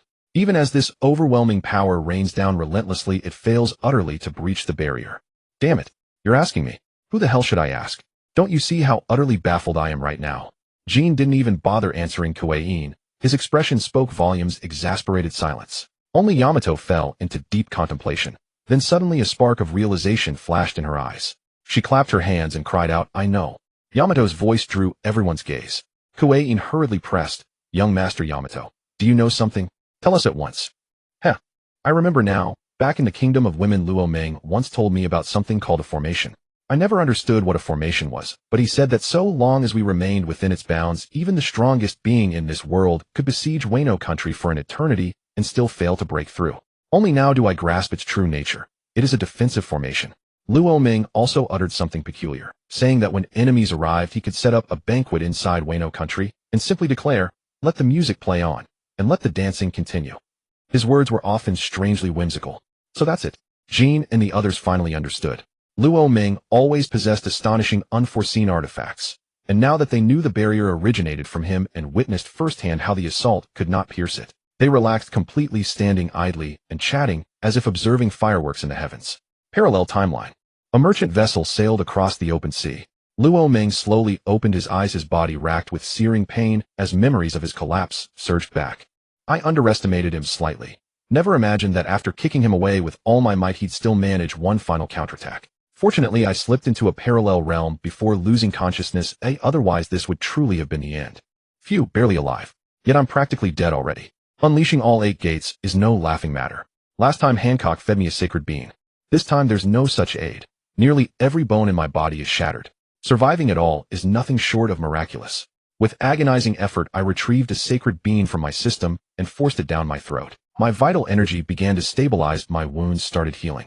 Within seconds, Luo Meng stood restored, fully recovered. He rolled off the bed and surveyed the room. Clearly he had been rescued. Hearing the clash of battle outside, he rose and walked calmly toward the door. Upon opening it, he saw 2 factions locked in brutal combat. Their identities were unmistakable. One group wore tidy uniform attire. The merchants, the other ragged and wild, bore the unmistakable aura of pirates, their faces twisted with manic bloodlust. The disparity in strength was glaring. The merchants were clearly faltering under the onslaught. Sir, it's dangerous here. You're still injured. Please retreat to your room at once.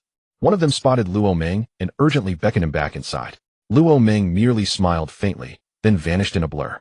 Within 10 seconds, every pirate lay dead. He reappeared before the very man who had warned him. What did you say? And no. The man trembled. What kind of being had they rescued? One whose power was this terrifying, yet who had suffered such grievous injury. Which sea is this? Sir, this is the East Blue. We're a merchant vessel returning from a voyage. We found you adrift at sea and brought you aboard. He deliberately elongated the word, rescued, hoping Luo Meng would spare them in gratitude for their act. Luo Meng instantly grasped his unspoken plea. He was no indiscriminate slaughterer, and these people had saved his life. There's no need to stress the word rescued. I've slain these pirates for you. Our debts are settled. I won't harm you. Carry on as you please. Just bring me food when you can. Caught in his own subterfuge, the man flushed with embarrassment. But upon hearing Luo Meng's assurance, he exhaled deeply and hurried off to prepare a meal. The other crewmen cleared the corpses. Some even severed a pirates head, no doubt intending to claim the bounty. Luo Meng ignored them entirely, choosing a quiet spot to sit. Transcending into a parallel world, lands one randomly, but returning is precisely targeted. Time flows identically across realms. Returning now and likely won't be waiting. The Kingdom of Women and Wano Country are both safeguarded by formations. Neither is in danger. There's no urgency to return. For now, I'll savor this respite, a well-earned reprieve after battle. Azure skies, warm sunlight. Luo Meng felt profoundly at ease in this moment. After a while, the man returned, with several others bearing fruit, wine, and provisions. They placed everything before Luo Meng and withdrew without another word. Having just fought, Luo Meng was ravenous. He devoured the food in under 10 minutes, then lifted the wine cup, sipped slowly, leaned against the ship's rail, and savored the ocean breeze. Only then did he turn his attention to his system's mission rewards. 3 awaited him. First, his 3-colored hockey had advanced to the advanced tier. When harmonized, his powers surged dramatically. Now, even without activating the 8 gates, he was confident he could effortlessly defeat an admiral-level opponent. Second, a devil fruit. The human fruit, mythical Zoan type, granting the form of an elf. A decent reward, but not one he desired, so he left it unclaimed. Third, well, let's not dwell on it. Another photo book. This system never misses a chance to award one. At times, Luo Ming half considered flipping it an international gesture. A signed photograph of the real person would be far more pleasing than mere images. These books served no purpose beyond teasing the senses, leaving only frustration. Truly speechless before heaven itself. The voyage proved tedious. 2 full days passed before the merchant ship reached land. That day, Luo Ming lay sunbathing with eyes closed when footsteps approached, and soon came a gentle call. Sir, we've arrived. Luo Ming slowly opened his eyes, glancing at the ship's captain. Their rapport over these past days had grown easy. The crew had grown accustomed to his presence, and once assured he posed no threat, their fear faded into occasional light-hearted banter. He learned their destination was Syrup Village, an oddly familiar name, though its significance eluded him for the moment. After disembarking and waving farewell to his shipmates, Luo Ming stepped alone onto the island shore. Pirates are coming. Everyone come out quickly. A boy with an unusually long nose sprinted through the village, shouting, prompting villagers along the street to fling open their doors, brooms, and other makeshift weapons in hand, yelling curses at him. Usopp, you little brat, lying again. You've been screaming every morning. Don't you ever get tired? One more shout, and I'll teach you a lesson. He ruins our beautiful dreams every single day. How utterly infuriating. Wife, don't hold me back. I'm settling accounts with this brat today once and for all. Stop yelling. It's deafening. There aren't any pirates here, just endless noise. Jeers erupted from all sides, revealing just how deeply Usopp's warnings were distrusted. Luo Ming observed the commotion, and at last understood where he stood: Usopp's hometown. It had felt vaguely familiar before. Now every memory surged back into place. The classic fable of the boy who cried wolf. He hadn't forgotten it. Yet this time Usopp wasn't lying. After all, he himself was a pirate. A strange glint flickered in Luo Ming's gaze as he looked upon Usopp. His father had once attacked him. Was it time for filial recompense? He silently shook his head. Pointless. Not the slightest threat. Not even worth a second of his time. Turning away from Usopp, he extended his Kenbunshiko haki, locked onto a direction, and vanished from the street in a flash, leaving no trace behind, as if he'd never stood there at all. Whoosh. In rapid succession, Luo Ming reappeared before a house, gazing upward at a beauty framed in the second-floor window. She was a delicate, ethereal beauty, frail, yet graceful, resting her chin upon one hand as she gazed dreamily at the sky, utterly unaware of the striking man standing silently beneath her. So serene was the scene that Luo Ming almost hesitated to intrude. Sir, who are you? How did you enter? This is private property. You shouldn't step in without the owner's consent. Her voice startled her, but instead of fear, curiosity shimmered in her eyes as she slowly turned her gaze downward toward Luo Ming. Luo Ming showed no surprise at her appearance. He'd sensed her approach. He turned. There stood a tall, slender man wearing spectacles, refined and scholarly in bearing, smiling faintly at him. Wasn't this Kuro, the pirate who refused to be a pirate? So the timeline was accelerating. Indeed, Kuro was a master strategist. He'd faked his death to deceive the Marines and shed his pirate identity. For 3 years, he'd lived under an alias as butler to the Saya family, patiently scheming to seize their fortune. Had fate's chosen one not arrived, he might well have succeeded in living out his days as a wealthy recluse. A schemer, yet ultimately powerless. Before absolute strength, all cunning crumbles to dust. Luo Ming released a sliver of oppressive aura toward Kuro. Kuro broke into cold sweat, knees trembling violently, heart hammering like a war drum. What in blazes is this? Facing him feels like confronting a ravenous beast. One wrong move, and I'm dead. Mr. Claw, what's wrong? Why are you shaking so badly? Is your health failing? Rest today then. Whoosh. The moment Saya spoke, the pressure vanished. Kuro gasped raggedly where he stood, too terrified to glance at Luo Ming. Even sparing Saya only a hurried, murmured farewell before fleeing. Sir, you've been staring at me. Do you need something? Saya, unaccustomed to male attention, blushed faintly as she asked, her voice soft and shy. Luo Ming leapt lightly onto a nearby tree branch facing her directly and smiled. Nothing urgent. I simply found your gaze toward the sky so quietly beautiful that I lost myself in it. Please forgive my rudeness. Hearing such candid words no young man had ever spoken to her, Saya's cheeks flushed crimson. She glanced left and right, unable to meet Luo Ming's eyes directly. Sir, I've never seen you in the village. Where do you hail from? No need for formalities. Call me Luo Ming. I've just arrived from a land far beyond the horizon. Is that so? Saya lifted her eyes to the sky once more, and a gentle, wistful smile touched her lips. How wonderful. I too long to see the world beyond these shores. Brother Luo Ming, could you tell me about that wider world? Gladly. And so they began, one speaking vividly, the other listening raptly, until at moments of thrilling peril Saya let out soft, breathless cries of wonder. From around the corner, Mary the butler watched quietly. It had been ages since he'd seen his young mistress so radiant. He'd come to summon her for dinner, only to find a stranger below.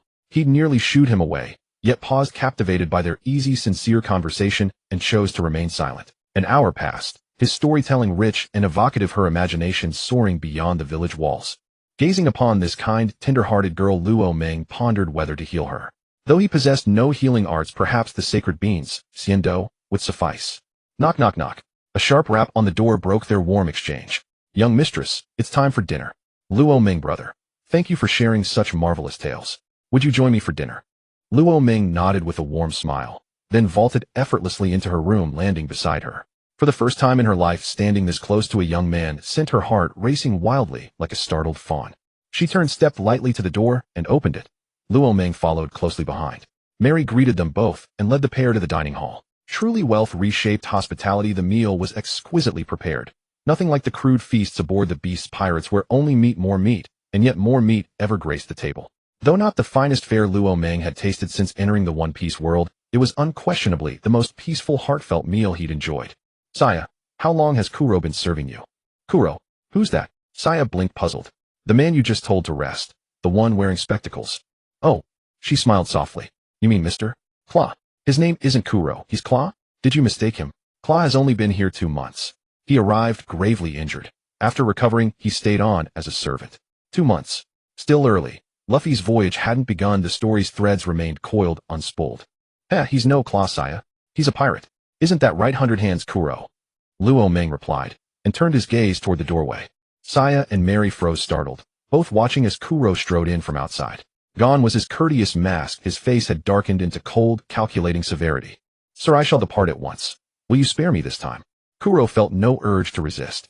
Moments earlier, that overwhelming aura had nearly buckled his knees. How could he possibly fight? Escape was unthinkable. He knew full well it would be futile. Luo Ming casually picked up some food from the table and took a bite. I've enjoyed my conversation with Miss Kaya immensely, so there's no reason whatsoever to spare you. Upon hearing Luo Ming's words, Kuro's face darkened.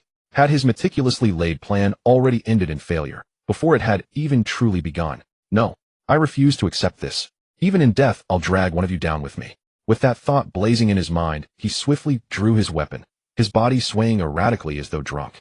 Luo Ming watched, shaking his head faintly. In his youth, he'd admired this technique from One Piece. It seemed like instantaneous teleportation. Yet repeated viewing revealed a truth: in anime, any movement-based ability inevitably appears as such. But this was reality, not fiction. To Luo Ming, Kuro's speed was glacial, a clumsy leftward lurch, then a wobbly rightward sway, resembling nothing so much as a pitiful clown. Luo Ming didn't even raise a hand. His conqueror's haki surged outward, and mid-leap Kuro's eyes rolled white before he collapsed unconscious to the floor. Kai, don't worry, it's over. Melly, fetch rope and bind him tightly. Delivering him to the Marines will earn you several million berry. Yes, sir, I'll go at once. Several million berry worth of pirate, defeated so effortlessly by Luo Ming. What level of power had he truly attained? Melly pondered as he hurried away. Kaya remained stunned, unresponsive, until Luo Ming waved his hand gently before her eyes, jolting her back to awareness. Brother Luo Ming, thank you. We had no idea he was a pirate. Luo Ming dabbed his mouth with a napkin and smiled. No thanks necessary. Strictly speaking, I'm a pirate too, and capable of anything. Tell me, does that frighten you? As he spoke, he contorted his features into a fierce, menacing scowl. He. I believe Brother Luo Ming is a pirate, but a good one. Kaya can sense clearly that Brother Luo Ming bears no ill intent toward her. TCH, how dull. I've gone to the trouble of making a terrifying face, yet Kaya doesn't even feign fear. Brother Luo Ming, forgive me. I suppose I lack the talent for acting. I'll forget it, I was only teasing. You're responding so seriously I've lost my footing entirely. As they spoke, Melly entered with several servants binding Kuro tightly, like a mummified parcel, before finally stepping back. Well then, so thoroughly bound escape would be impossible. Just then another figure burst in, breathless daughter. Are you unharmed? Father, I'm fine. Thanks to Brother Luo Ming exposing Kuro, our family was spared grave danger. Fate works in mysterious ways. The moment this man entered, Luo Ming recognized him instantly, the captain of the merchant vessel. The man spotted Luo Ming and broke into a warm, grateful smile. Sir, thank you again for your timely intervention. You said this man carries a bounty of several million berry. I'll deliver it to you shortly. Luo Ming waved dismissively. Keep it. I have no need for coin. Claim the reward yourselves. It's unnecessary to offer it to me. After several more polite refusals, and confirming Luo Ming's sincerity, the man relented. He then ordered Kuro carried away and departed himself, leaving Luo Ming, Kaya, and Melly alone once more. Kaya, would you like to go out and play? I'd love to, but my body won't allow it. Luo Ming produced a senza bean and handed it to her. Eat this, and I'll take you soaring through the skies. Kaya studied the bean curiously before swallowing it whole. Vital energy flooded her veins, weakness dissolved like mist at dawn. For the first time in years, she felt light, unburdened, reborn into health and ease.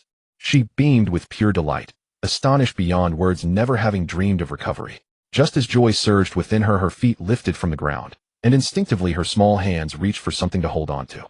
Lifting her gaze, she met Luo Ming's striking austere profile, her cheeks flushing deeper still.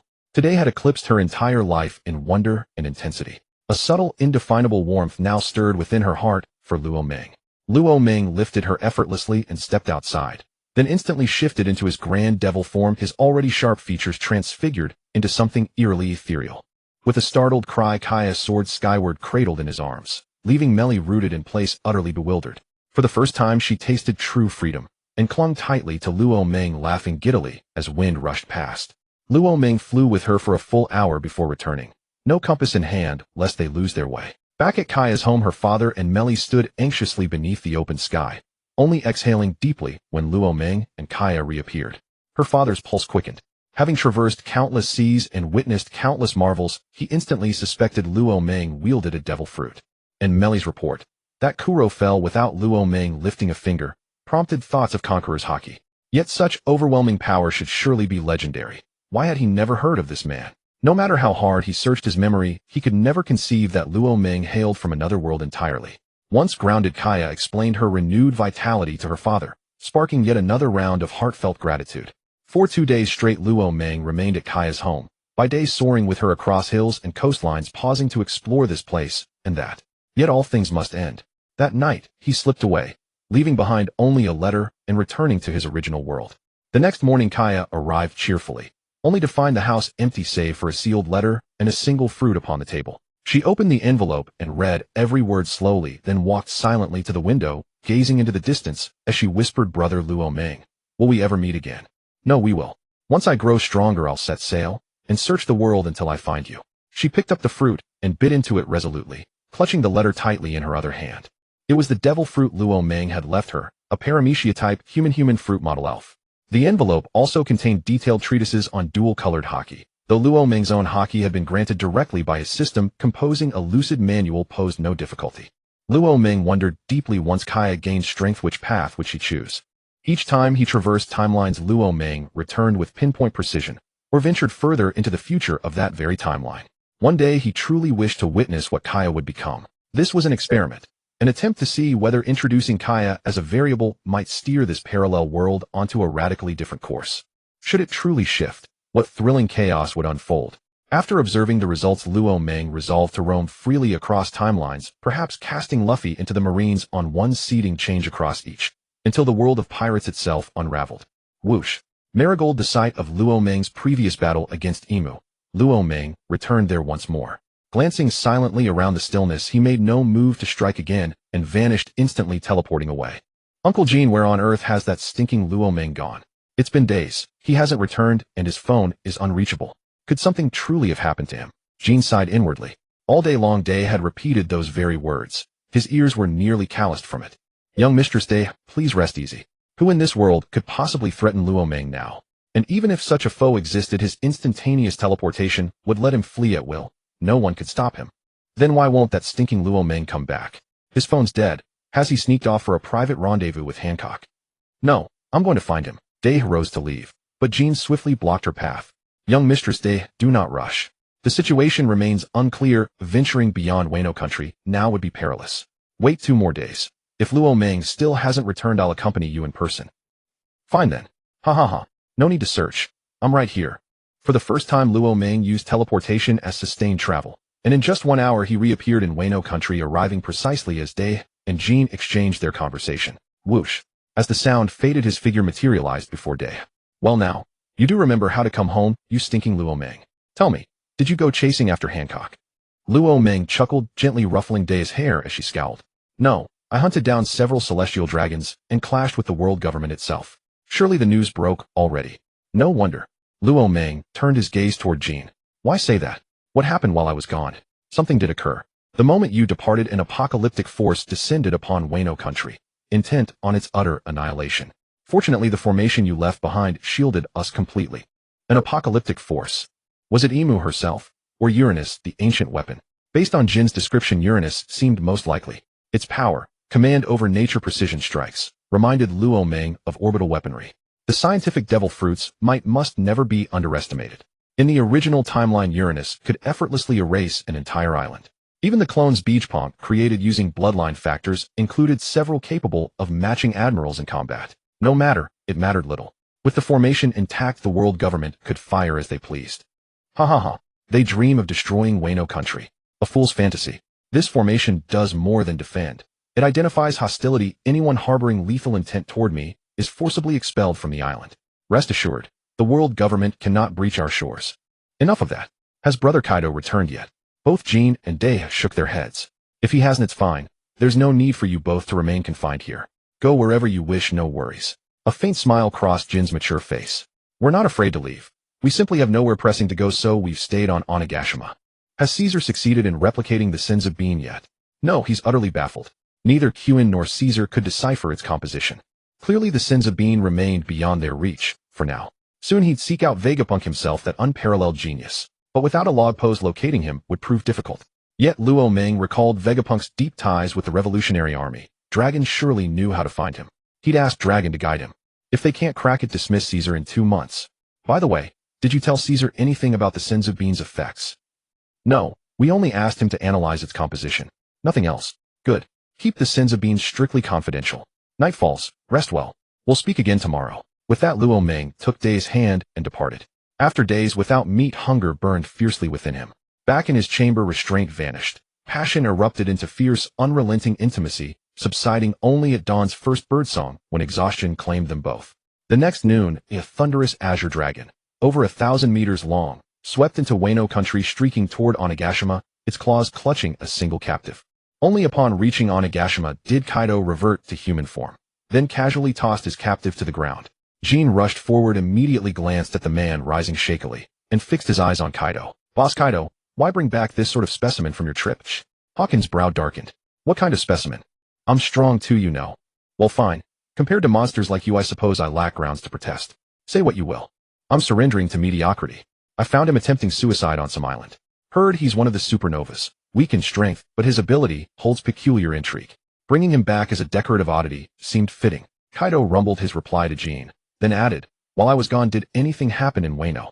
Is Luo Meng still on Onigashima? Luo Meng is here. Indeed, Wano saw some unusual events these past days. Jean recounted Luo Meng's assault on Mariajoa and the cataclysmic energy that had threatened Wano. Ha ha ha. That boy Luo Meng, always charging into battle alone. No, I'll storm Mariajoa myself soon.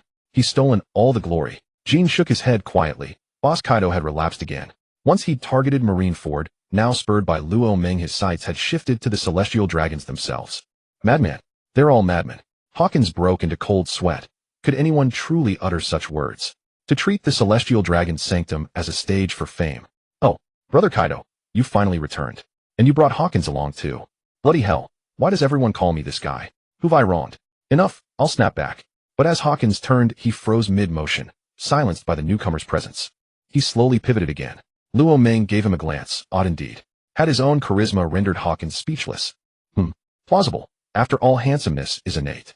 Hawkins' inferiority complex was perfectly understandable. Ha ha ha. Luo Meng, you're undermining my authority. Your bounty's nearly double mine. What kind of captain am I left to be? Tomorrow I'll rampage through Mariajoa myself and boost my bounty. Don't joke, the place is treacherous. Even I nearly failed to return. Let the bounty rise as it may, you're still the captain. If boredom gnaws at you, I'll lead you all on a proper escapade tomorrow. Kaido hoisted his spiked iron club and roared, someone nearly killed you. Name them.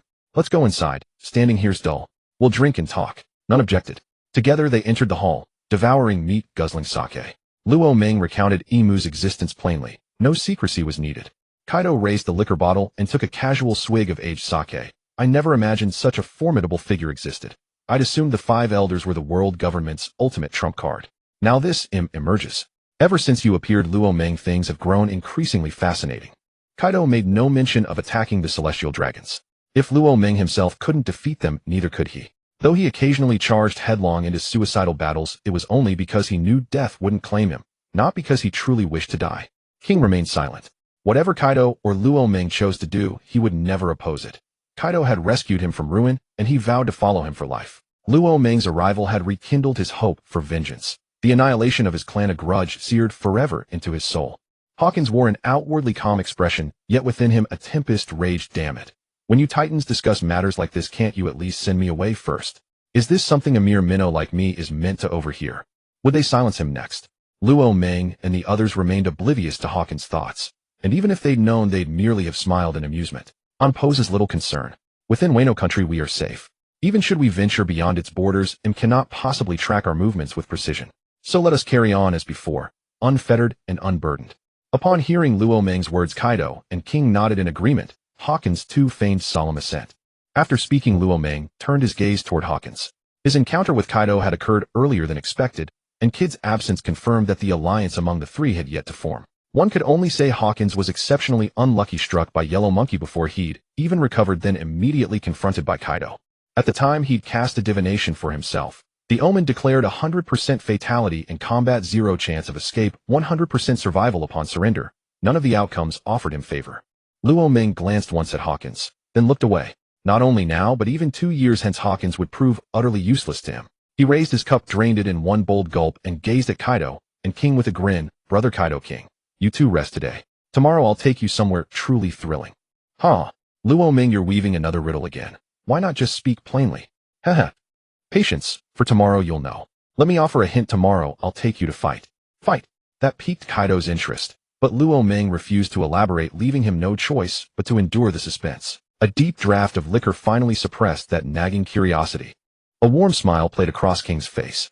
He'd never before witnessed Kaido flustered. Yet ever since Luo Meng's arrival, Kaido had changed profoundly, and the Beast's pirates too were subtly transforming, all unfolding toward a brighter future. With nothing more of consequence to discuss, the group turned to drinking. Once again Luo Meng dominated the contest. Hawkins collapsed first unconscious. King followed closely behind. Soon after, Yamato, Shiryu, and Queen joined the fray. Luo Meng swept them all aside like fallen leaves. The feast stretched from noon until nightfall. Only then did the Beast's pirates carry their comrades one by one back to their quarters. Luo Meng, however, proved the exception. Though thoroughly intoxicated, he retained enough clarity to return to his room, and there engaged in one final fierce bout before collapsing into sleep. The greatest joy in life lies in waking naturally from slumber. Luo Meng slept soundly, cradling Yamato in his arms, awakening only in the late afternoon. Gently releasing her, he rose and stretched languidly. Damn, taking on 5 admirals alone is proving harder than expected. Sensing his vitality ebb, Roman gathered strength, severed the wooden spears embedded in his body, and leapt away, swift and decisive. Ha ha ha, no problem. Today I'll take you to fight yourself. Ha ha ha. Even he chuckled at his own jest, imagining 2 Yamatos, 2 Kaidos, 2 kings standing face to face, bewildered and speechless, sent waves of mirth rippling through him. What nonsense is this? How could I possibly fight myself? Are you still half asleep? He always spoke in riddles, never explaining, never clarifying. You'll understand soon enough. Let's find Kaido and the others, and then move together. Luo Meng took her hand and led her out, heading toward the main base. As they entered, Kaido and King were already there. To Luo Meng's mild surprise, Shiryu was present too. Ever since returning to Wano Country, the man had been holed up in Flower Capital, drinking endlessly. Luo Meng had scarcely seen him, half convinced Shiryu lived solely for sake. Huh, brother Luo Meng, I heard you're taking Captain Kaido into battle today. Don't leave me behind. Life in Wano has grown so dull, my body's begun to rot. Exactly. These days are unbearable. We missed the summit war. This time you must grant us a chance to strike. Luo Meng regarded Jack and Queen, his gaze lingering thoughtfully before replying. Agreed. Join me shortly. I'll lead you all in a coordinated assault against the Straw Hat Pirates. The Straw Hat Pirates. The group exchanged puzzled glances. Queen boomed aloud, Luo Meng, I recall they're merely supernovas. Such trivial foes hardly warrant our full deployment. I alone could obliterate them. Queen's words drew nods from the assembled captains. Each sat before him bearing bounties exceeding 10 billion, except perhaps Shiryu, who lagged just slightly behind. The combined bounties of the entire Straw Hat crew fell far short of any single captain's reward.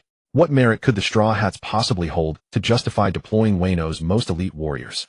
Hold your questions. Once I bring you there, you'll comprehend instantly. Explaining it would be tedious, experiencing it firsthand is far more efficient, and saves me the trouble of further exposition. Gather close, link hands all of you. I'll transport us. Let's see what mischief you're brewing, boy. Luo Ming grasped Yamato's hand, gesturing for her to extend her fist to Kaido, who seized it without hesitation. King stepped forward next, followed by Jack and Queen, and finally Shiryu. Forming a single line, Luo Ming confirmed everyone was ready, all set. Then let's go. At their collective nod, he activated his devil fruit power. Whoosh. They vanished in an instant. In the next breath, they hung suspended midair. Kaido reacted instantly, transforming alongside King into their full beast forms to catch those unable to fly. Having just arrived in this timeline, Luo Ming had no precise knowledge of how much time remained before the Onigashima War. Flying at full speed, he located an island to gather intelligence, only to learn the war was still distant. He then guided them through several temporal leaps until they finally arrived at the precise moment of the Onigashima War. Kaido. In the forest, Luffy and Law stood side by side, gazing upward at the colossal azure dragon soaring over 1,000 meters high in the sky. Luffy slammed his fist into a tree, his eyes flashing with fierce resolve, then swayed rhythmically before launching himself skyward in a blinding burst of speed toward the dragon. Soaring into the heavens, he exhaled a deep primal breath, its force surging into his bones, and his right arm instantly transformed into a titanic limb hurtling downward with devastating momentum to deliver a thunderous headbutt upon Kaido's draconic skull. Goma Goma no elephant gun. Kaido, now fully manifested as the Azure Dragon, tilted his massive head upward. Boom. An earth-shattering impact drove him crashing into the ground, unleashing a tempest of dust and debris. Honestly, the Straw Hat Captain is utterly reckless, completely abandoning our plan. This is going to be trouble, muttered Trafalgar Law, his expression grim as he rapidly devised countermeasures. After 10 seconds, Kaido rose again into the air, only for Luffy to unleash a blistering barrage of punches. Ha. Brother Kaido, how does it feel to be beaten? Nearby, Luo Ming and his crew watched in silence, concealed within the shadows, observing this parallel world Kaido being pummeled. Upon first arriving here and laying eyes on this world's Kaido, they had been stunned, glancing repeatedly between their own Kaido and the one before them. They were identical, except this Kaido lacked the thunder fruit. Luo Ming explained that his devil fruit granted passage to worlds where he did not exist. Though skeptical, they could not deny the irrefutable truth unfolding before them. Kaido laughed aloud. Is that what you call getting hit? You fought me before, Luo Ming. You know such blows barely scratch my skin. Ha. Don't rush. This is only the prelude to the real spectacle. With that, Luo Ming fell silent, stepping back as a detached observer, watching the scene unfold like a rerun of an anime, yet infinitely more vivid and visceral in reality. Back to Luffy's battle against Kaido. After the flurry of punches, Kaido reverted to his human form, staggering slightly as he hoisted his spiked iron club and belched, a sharp glance cast toward Luffy. Luffy roared, Kaido. He slapped his hand against his chest, his body swelling with explosive power, black and crimson spiral patterns spreading across his skin like living ink. Gear 4th, bound man. Transformed into Gear 4th, Luffy bounced like a coiled spring across the shattered earth. In the next instant, he shot forward like an arrow, his right arm retracting deep into his flesh, before roaring, King Kong gun. Crash. Kaido was blasted backwards, skidding violently across the ground for over 100 meters. As he regained his footing, Luffy's fists rained down like meteorites, driving him step by step into retreat. Yet after the full combo, not a single layer of Kaido's hide was broken. Instead, the beating had sobered him. Then came the iconic clash, the very moment from cannon Luffy's colossal King Kong gun met Kaido's thunderous Reiho hack. Luffy fell. Kaido strode over to him and uttered, "What kind of king did you say you wanted to become?" Jack burst into raucous laughter. Ha. I told you, Boss Kaido could never be defeated. Is that all? Kaido exhaled in quiet relief. Who wouldn't bristle at seeing themselves struck down? Indeed, he remained unchanged. That Straw Hat brat stood no chance against him. Luo Ming, did you bring us here just to watch Boss Kaido crush that Straw Hat kid with one swing? Luo Ming regarded them with an unsettling glint in his eyes. Jinbe, don't rush. It's not over, not yet. Tell me, has Kaido slain Luffy? So long as he lives, uncertainty remains. Be patient. The moment will come when your strength is needed. Stinking Luo Ming, how much longer must we wait? Look at Luffy, he's already unconscious. How could he possibly fight back? Are you overthinking this? Though this world's old man lacks the might of ours, that single strike is still beyond Luffy's capacity to withstand. I recall he's Ace's younger brother. Won't he die if this continues? Luo Ming glanced coolly at Yamato and remarked indifferently, if he dies, he dies. This world isn't ours. Ace perished during the Summit War here. Another death changes nothing. Still, If he dies here, and we depart this world's Kaido may truly fall. After all, this boy's lineage is extraordinary dragon of the Revolutionary Army, is his father, Garp his grandfather, Shanks his mentor, Rayleigh his master. Should he perish here, I hold no stake in the outcome. Do as you wish. I've come only to observe. Indeed, to them this world's fate held no weight. Yet Kaido felt an odd disquiet at the thought of himself dying in this realm. Yamato too reached clarity. Ace was merely a friend, Luffy a stranger. No bond existed between them. Even in their original world, if forced to choose between Ace and Luo Meng, she would choose Luo Meng without hesitation. During their time together, she had grown irrevocably bound to him. Having settled her thoughts, Yamato smiled. Then let it be. I wonder how this world's me is faring right now. Damn, it was fortunate Yamato mentioned it. He'd nearly forgotten Momonosuke was here too, and growing close to this world's Yamato. No, he must die. Otherwise a strange green hue seemed to stain his thoughts. Better absent than present. But since he'd arrived, Momonosuke would fall first. That fool must never lay hands upon this world's Yamato. This world's you still chance. I shall become Odin, still scheming endlessly to slay Kaido. I've just recalled something urgent. I'll leave you to settle in somewhere. The main battle won't begin so soon. Luo Meng vanished without waiting for reply. That stinking Luo Meng, leaving without taking me along. Yamato stamped her foot in frustration as Luo Meng disappeared. Brother Kaido, what do we do now? Kaido paused in silence before replying. According to Luo Meng, this world's me will perish in battle against the Straw Hat Boy. I find that deeply intriguing. We'll let this world's course unfold undisturbed. For now, we'll make camp in these woods and await the outcome. When the great battle erupts, act as you see fit. Boss Kaido, may I join the fray when it begins? Ha ha ha. I said it plainly. You're free to do as you wish. Strike, slaughter, defy this world's beast pirate's destiny. They walk their own path, just as we walk ours. Jack grinned with unrestrained excitement. He understood when the time came he would fight without restraint. They settled casually among the trees while Jinbe and Jack ventured off to hunt game. Once the game was roasted, Luo Meng returned. His face relaxed, faintly smiling. Entering Wano Country may have been fate's design for Momonosuke's demise. Scarcely had he crossed the border when he encountered the boy, accompanied by an elderly woman. A single blast of Siro incinerated them both. Several days passed in a flash, and the great battle on Onigashima officially commenced. As in the original chronicle, Big Mom arrived in Wano Country, standing alongside Kaido atop Onigashima, confronting Luffy, Zoro, Law, and Kid. The clash erupted instantly. Luffy and his allies launched a fierce assault upon Kaido, while Big Mom intermittently hurled thunderbolts to disrupt their advance. Facing two emperors simultaneously, the Straw Hat crew held no advantage, ultimately opting to divide the battlefield. A seamless combo sent Big Mom plunging into the sea, fortunately rescued by Prometheus. To prevent the two emperors from reuniting, Kid and Killer intercepted her. Only Luffy, Zoro, and Law remained to confront Kaido. Though they fought valiantly, they were ultimately overpowered, until Zoro unleashed the 9-Force style, finally drawing blood from Kaido. Tisk tisk tisk. Brother Kaido, your hide is truly thick. Such massive bleeding leaves you unscathed. Remarkable. Luo Meng and his companions observed the battle from afar. Witnessing Kaido struck down by Zoro's blade, Luo Meng instinctively raised a thumb toward Kaido beside him. That gash. I'll regenerate it in moments. The blood loss is utterly trivial. Though spoken with bravado, a flicker of unease stirred within him. He had not anticipated that a mere swordsman could carve such a grievous wound upon his body in this world. The others remained silent, watching with keen fascination as Kaido was overwhelmed.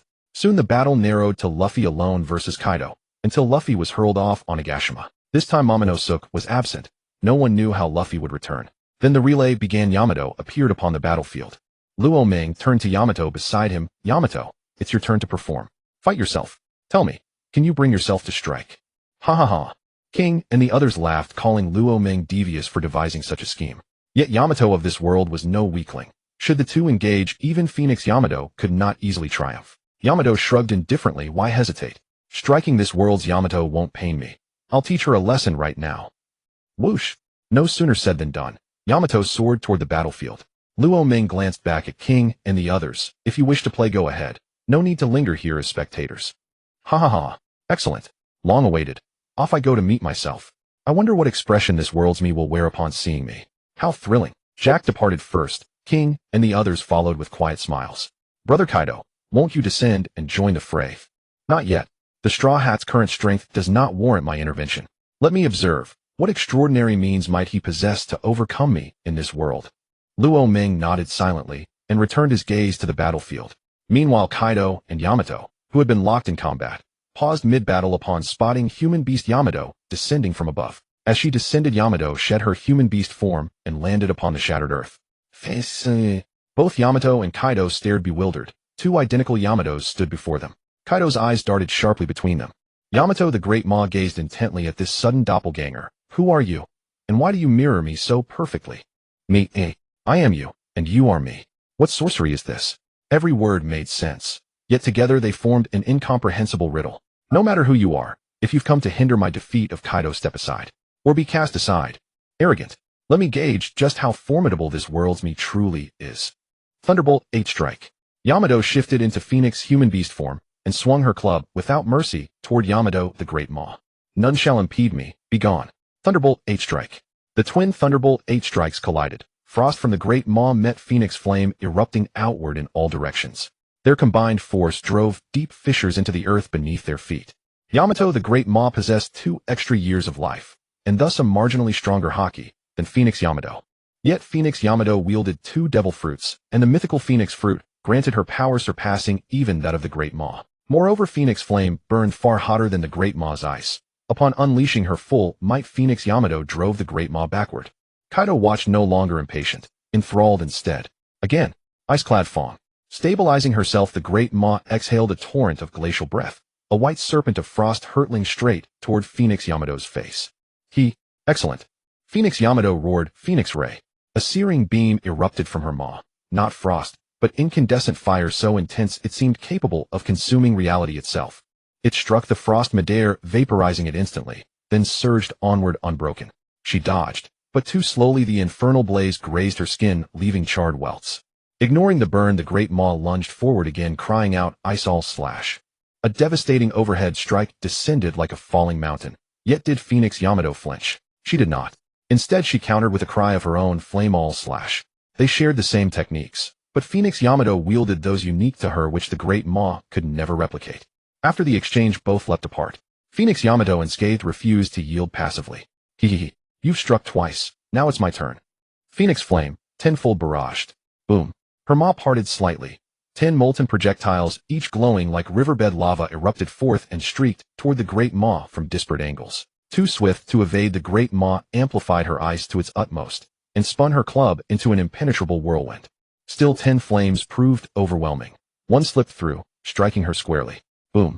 She flew backward, scorched and staggering, leaning heavily on her club to rise trembling from the cracked earth.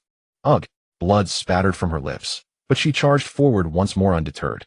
This spectacle defied belief. CP agents observing from afar stood frozen in disbelief. What had they witnessed? 2 identical women clashing, yet wielding vastly different powers. Was this the work of a devil fruit? They relayed the intelligence to the 5 elders, who frowned in grim silence, utterly baffled by the identity of Phoenix Yamato. Luo Ming watched with delight, legs crossed, as if awaiting popcorn. Kaido too found it enthralling, musing inwardly whether he should seek out his own counterpart for a bout. After brief reflection, he abandoned the notion. He wished instead to witness what extraordinary ability the Straw Hat possessed to surpass himself in this world. Jack also sought out this world's Jack, whom Dogora and Cat Viper were currently pummeling mercilessly, bringing him perilously close to defeat. Jack No. 1 instantly transformed into a colossal mammoth and charged forward. Each thunderous step he took shook the earth and split the heavens. The 3 combatants, engaged in fierce battle, were startled by the tremor and momentarily broke apart, their eyes locking onto Jack No. 1, then freezing in stunned disbelief. Dogora and Cat Viper glanced first at the Jack beside them, then at the newly arrived Jack. Utterly bewildered, even forgetting to dodge as Jack No. 1 slammed headlong into them. Boom. After sending both flying, Jack No. 1 reverted to human form and cast a sidelong glance at Jack No. 2. You're truly pathetic. How could 2 fools reduce you to this? Still half asleep, or what?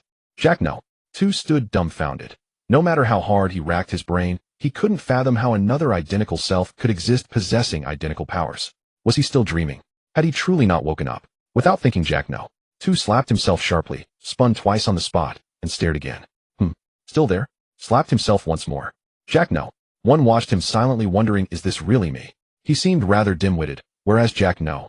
1 prided himself on brilliance and martial supremacy. How could his counterpart in this world be such a fool? After 2 sharp slaps, Jack No. 2 finally accepted reality. The doppelganger before him was no illusion, but flesh and blood truth. Then catching Jack No. 1's disdainful condescending gaze, Jack No. 2 erupted in fury. Who are you? Why do you mirror me? Even your devil fruit power. Speak now, or I'll show you no mercy.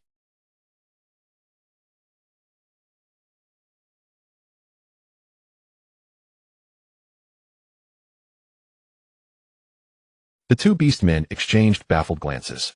Dogora parried mid-strike and demanded, "You're not Jack. You're an imposter. Reveal your true face now." "Ha ha ha. I am Jack. No need for words. Let's fight first, talk later." "Jack, no." One fought with escalating ferocity, still at his absolute peak, holding both adversaries evenly in brutal, unrelenting combat. "Jack, no." Two quickly grasped the truth. This identical stranger had come to aid him. Though impulsive by nature, he knew full well, without him defeat would have been inevitable. Gritting his teeth, he abandoned all questions of identity and plunged into battle. Two Jacks, one facing Dagora, the other Cat Viper, drove the beastmen backward relentlessly. Victory, it seemed, was now assured. Meanwhile, Inn had found his own counterpart. At first sight, the two simply stared, wordless and wide-eyed. One wore a mask, the other did not. Inn, no. Two's mind reeled. No one else might doubt it, but he knew beyond question that face was his own. At that moment, Inn, no. Two hadn't yet clashed with Zoro. He was locked in combat with Marco and the others. Both the Beast's pirates and Marco's crew stood utterly perplexed. Did I just see wrong? That newcomer looks exactly like Inn-sama. Same build, same attire. Only difference is the mask. Even his devil fruit ability matches perfectly. If you're seeing double, then we all are. Look around. Everyone wears the same stunned expression. So, could he really be Inn-sama? Impossible. I can't wrap my head around it. Before their shock could settle, two more figures appeared, shattering their worldview anew. Queen No. One burst through the wall alongside Shiryu, crashing straight into the battlefield. Another Queen-sama. Who's the real one now? I'm done. I'm passing out. What the hell is happening today? One impossible twist after another. How are we supposed to cope? As minor crew members frantically debated, Inn no. Two and Queen no. Two stared silently at the newcomers. Inn no. Two leveled his blade at Inn no. One, who are you? And why do you dare impersonate me? Ha ha. I am you. Merely from another world. It seems your strength here isn't far off mine. Having answered, Inn no. Two, Inn no. One turned his gaze toward Marco. I never imagined we'd go from comrades in arms to bitter enemies so swiftly. How delightfully ironic. Marco understood none of it, and didn't bother trying. His eyes burned with murderous intent, fixed solely on Shiryu as he roared, Shiryu, I will kill you. Abandoning Inn no. Two, Marco lunged straight for Shiryu. What madness is this? When did I ever cross him? Shiryu dodged while desperately sifting through memory, until sudden clarity struck him. Of course, this wasn't his native world. His counterpart here must have grievously wronged Marco, earning such undying hatred. Understanding dawned, and with it a chilling gleam in Shiryu's eyes. Master Luo Meng had said, do as you please. It had been far too long since he'd drawn blood. Marco, it seemed, would make the perfect opponent. Without uttering a word, Shiryu unleashed the sovereign aura of a grand sword master, and met Marco's onslaught head-on. Queen no. One strode directly before Queen no. Two, studying his mirrored visage. For the first time he saw himself, not as reflection, but as living presence. The strangeness stirred wonder, and he murmured almost reverently, truly magnificent. Queen no. Two, unafraid, returned his gaze, then asked, voice raw with existential confusion, who are you? Ha ha ha. Think of me as your counterpart, from another world. Queen no. Two couldn't comprehend it, but seeing no aggression, he chose, for now, to hold his ground. The Straw Hat crew bore the greatest strain, already overwhelmed in battle, now confronted by twin incarnations of calamity. How could they possibly prevail? Yet retreat was not an option. Sanji stepped forward calmly. Nami, get away now. I'll hold them off. Ha ha ha. You think you get all the glory, cook? I'm joining you. Zoro, wounds barely healed, tore off his bandages and strode resolutely to Sanji's side. Then let us die together. If that's what it takes to buy Nami and the others their escape. Go. Boom. As the word left their lips, both surged forward. Sanji confronting the twin queens, Zoro charging fearlessly toward the twin ends. Battle erupted instantly. Individually, the Straw Hats could best their counterparts, but facing duplicates, victory slipped beyond reach. Sanji and Zoro were relentlessly pressured, barely managing defense, unable to counterattack. Nami and the others watched in utter despair, as if the sky itself had collapsed, yet none fled. Where could they run? Nami and Chopper exchanged a silent, solemn glance, and made their choice. They too rushed into the fray. Sanji grew increasingly frantic. His kicks intensified yet futile. Strike down one queen, and the other struck back, leaving him perpetually off balance, unable to mount coherent resistance. Chaos erupted, a maelstrom of clashing blades, blazing flames, and shattering earth. Outside Onigashima, the two Yamatos were still locked in combat. Luffy had returned to the battlefield. Without Momonosuke, he directly used Gear Forth to fly back up to the island. Ha ha ha. You can't hold out much longer. Just admit defeat, the Phoenix Yamato said to the panting, oversized White Serpent Yamato. Save your breath. I haven't lost yet. How could I possibly lose to a counterfeit like you? Let me tear off that face of yours and see who you really are. The White Serpent Yamato charged at the Phoenix Yamato, once more his fighting spirit undiminished. Stubborn fool. I'll have to beat you until you can't move. Take this. Thunder Bagwat. Thunder roared and lightning flashed, ice and fire clashed. The White Serpent Yamato, outmatched, was once again sent flying. Yet undaunted, he resolutely charged again. The two clashed fiercely once more, each sustaining wounds. The White Serpent Yamato's injuries were clearly far more severe than the Phoenix Yamato's. Blood drenched his body, his face battered and swollen. Luo Ming couldn't bear to watch. TSK. Brother Kaido Yamato sure is ruthless with his own counterpart. Look at this world's Yamato. Pitiful. Ha ha ha. It's fine. A good fight keeps you healthy. As long as he isn't beaten to death. By the way, Luo Ming, aren't you going to join in the fun? I was about to. There are a few little rats from the world government I need to deal with. Stay here alone, Kaido. That Straw Hat kid should be awakening soon. Luo Ming, you know that Straw Hat brat is really something strange. With just 2 swings of my club, I already knocked out his conqueror's haki. Hearing Kaido's words, Luo Ming was slightly surprised. He never expected Kaido to utter phrases like those handsome guys online. Could this Kaido also be a transmigrator? No. Absolutely impossible. Luo Ming, why are you staring at me like that? Is there something on my face? Shaking his head, Luo Ming cast aside the chaotic thoughts. Just as he was about to go eliminate the world government agents, Kaido spoke again. Yamato is about to decide the outcome. Luo Ming turned his gaze toward Yamato's direction. There the White Serpent Yamato was gathering power, and the Phoenix Yamato mirrored the same motion. Their auras surged and Conqueror's haki simultaneously enveloped their clubs. At the peak of the clash, they both roared. Divine Step, White Serpent Drive. Divine Step, Flame Spirit Drive. Using the same technique, both accelerated to their utmost limits and charged at each other. Boom. The moment the two clubs collided, the ground split apart. Ultimately, the Phoenix Yamato was slightly stronger. He broke through the White Serpent Yamato's club and without pausing aimed directly at his face. If that strike landed, the White Serpent Yamato would either be dead or unconscious. Suddenly, the Phoenix Yamato sensed a tremendously powerful Conqueror's haki. My son is not for you to beat like this. Get lost. Thunder Bagwat. Kaido too, seeing Yamato in danger, abandoned Luffy and rushed to Yamato's side. With a single Thunder Bagwa, he blocked the fatal blow. But he underestimated the Phoenix Yamato's full-powered strike compared to his own hastily unleashed one. Though he blocked it, he was still knocked back by the Phoenix Yamato. Just as he was about to attack again, the situation changed once more. And my son is not for you to teach a lesson. 100 million volts, Thunder Bagwa. Hurriedly, Kaido too had to raise his club to defend. Yet he was sent flying over 1,000 meters. Shaking his head, he stood up staring at the man who looked exactly like him. Kaido too was utterly bewildered. He rubbed his eyes hard, then opened them again. The figure was still there. He strode directly to Kaido one and said arrogantly, daring to impersonate me. Are you asking for death? Ha ha ha. With you being like this, I can take on 2 of you now. What are you so cocky about? You're asking for it. Kaido 2 immediately clashed with Kaido 1. The Phoenix Yamato then faced the White Serpent Yamato again. Soon the Phoenix Yamato emerged victorious.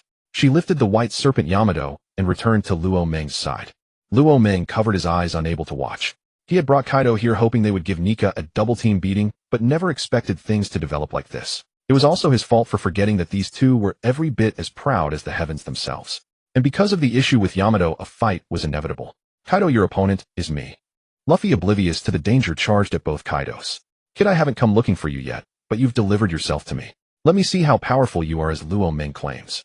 20 million volts, Thunder Bagwa. Bam.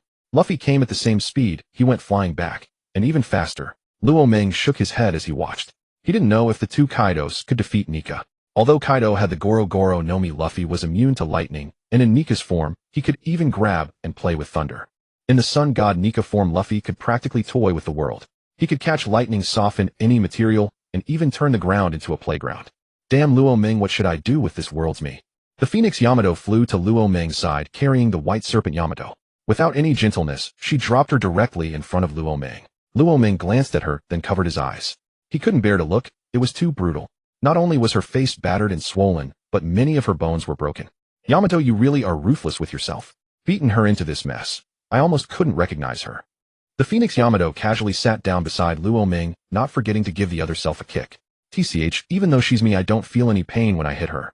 Besides, she didn't hold back when she was hitting me, so I didn't need to hold back either. Don't kick her anymore. If you keep it up, she might really die. Well, fine. The Phoenix Yamato finally stopped.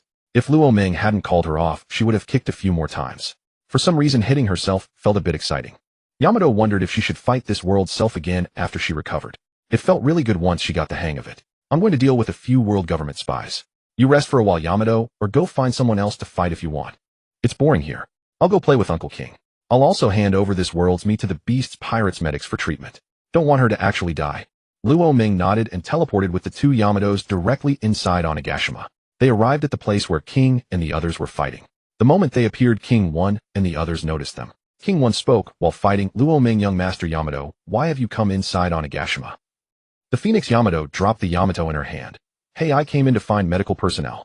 If this one doesn't get treated soon, she's done for. The Phoenix Yamato dropped the Yamato in her hand. Hey, I came in to find medical personnel. If this one doesn't get treated soon, she's done for.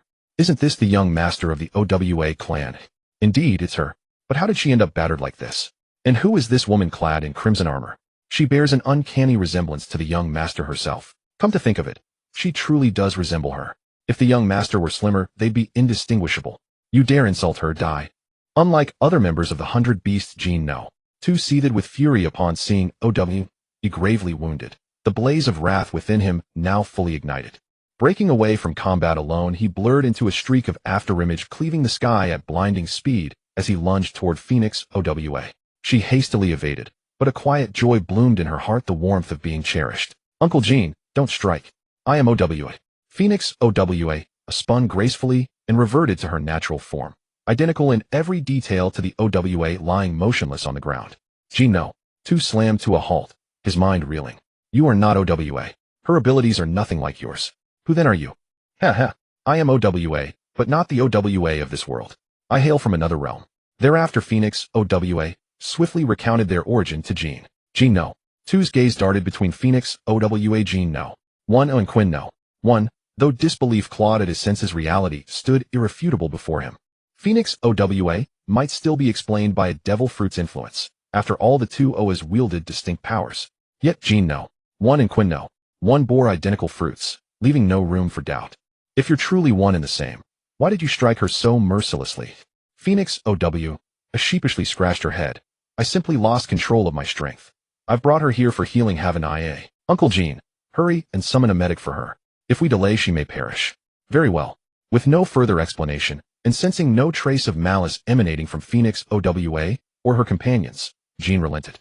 He carried the fallen OWA to the medical team for treatment, then rejoined the fray. Zoro, who had previously traded blows evenly with Jean No. 1, was now relentlessly overwhelmed after Jean No. 2 re-entered the battle.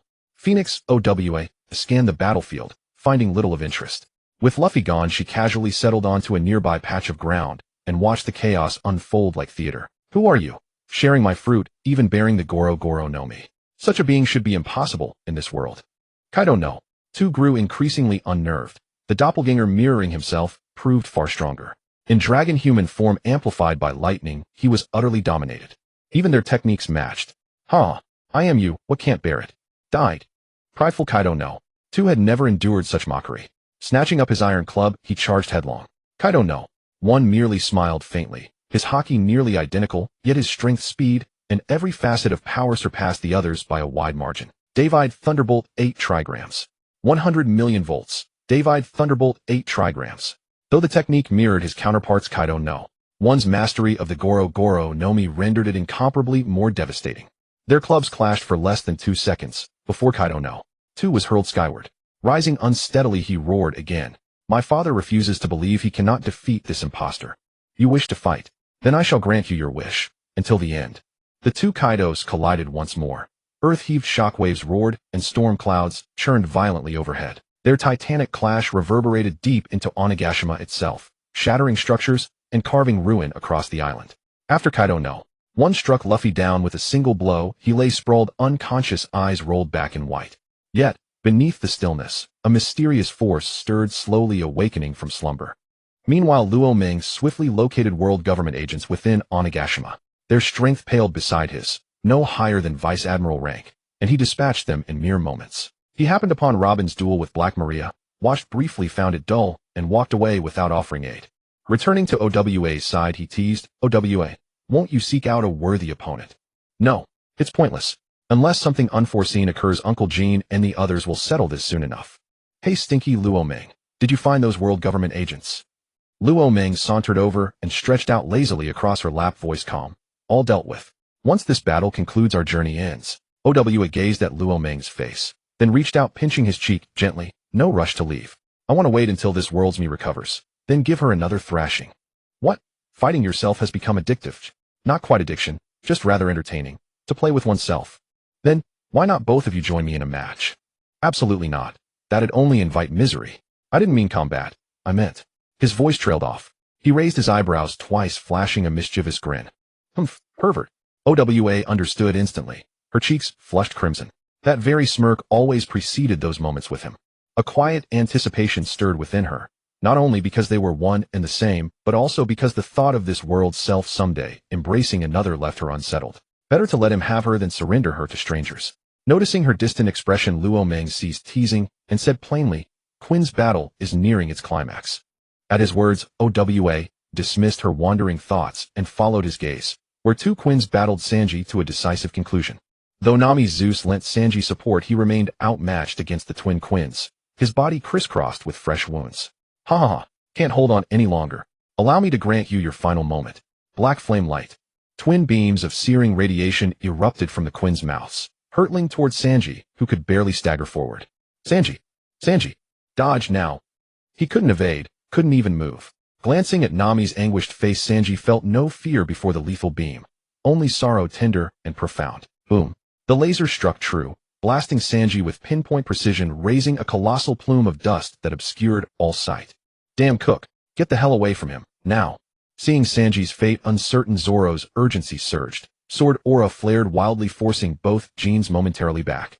Rushing to Sanji's side, Zoro and Chopper launched coordinated strikes, sending the Quins flying, then plunged into the smoke to retrieve Sanji, barely clinging to life. He wasn't dead yet. Zoro exhaled, relief washing over him. Chopper, the cook is fine. Hurry and take them away. I'll hold them off alone. I'll check on Sanji's injuries first, Chopper said, stepping forward. Seeing his condition, he exhaled in relief. Zoro, how do you expect to face them all by yourself? We're leaving together. Once he recovers, we'll return. Zoro shook his head and swung his blade sharply.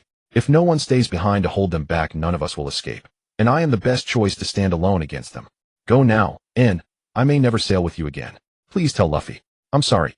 Zoro, and move. I can only buy you a little time. Don't let my life be wasted in vain. Nami, Chopper, and the others suppressed their grief and swiftly carried Sanji away. Seeing this, Kaido's subordinate Quinn immediately lunged after them. Did I say you could chase them? Stand down. Your opponent is me. Ghost Aura. 9-sword style Azura. Boom. Nan Azura-like aura erupted from Zoro. Malevolent, overwhelming. Transforming him into a 3-headed, 6-armed specter, 9 blades blazing with Conqueror's haki. Both Q and Quinn had witnessed this devastating technique before. Even Kaido himself had suffered under it. Neither believed they could withstand its force. Now this is intriguing. Zoro has truly gone all out. I didn't expect him to unleash it a second time. Not glint flashed in Luo Meng's eyes. Yamato, Q, and Quinn won't survive this strike. I'll step in for a little diversion. Without another word, Luo Meng instantly shifted into sword immortal form and teleported beside Q. In, Q, rest a while. Their opponent is mine. Luo Meng. Q lowered his weapon. Very well, be careful. And don't worry. Zoro poses no threat to me. Q nodded and withdrew from the battlefield alongside Quinn. Though Q2 and Quinn 2 hesitated briefly, they too stepped aside. Zoro, seeing they'd abandoned pursuit of Nami's group, paid them no mind.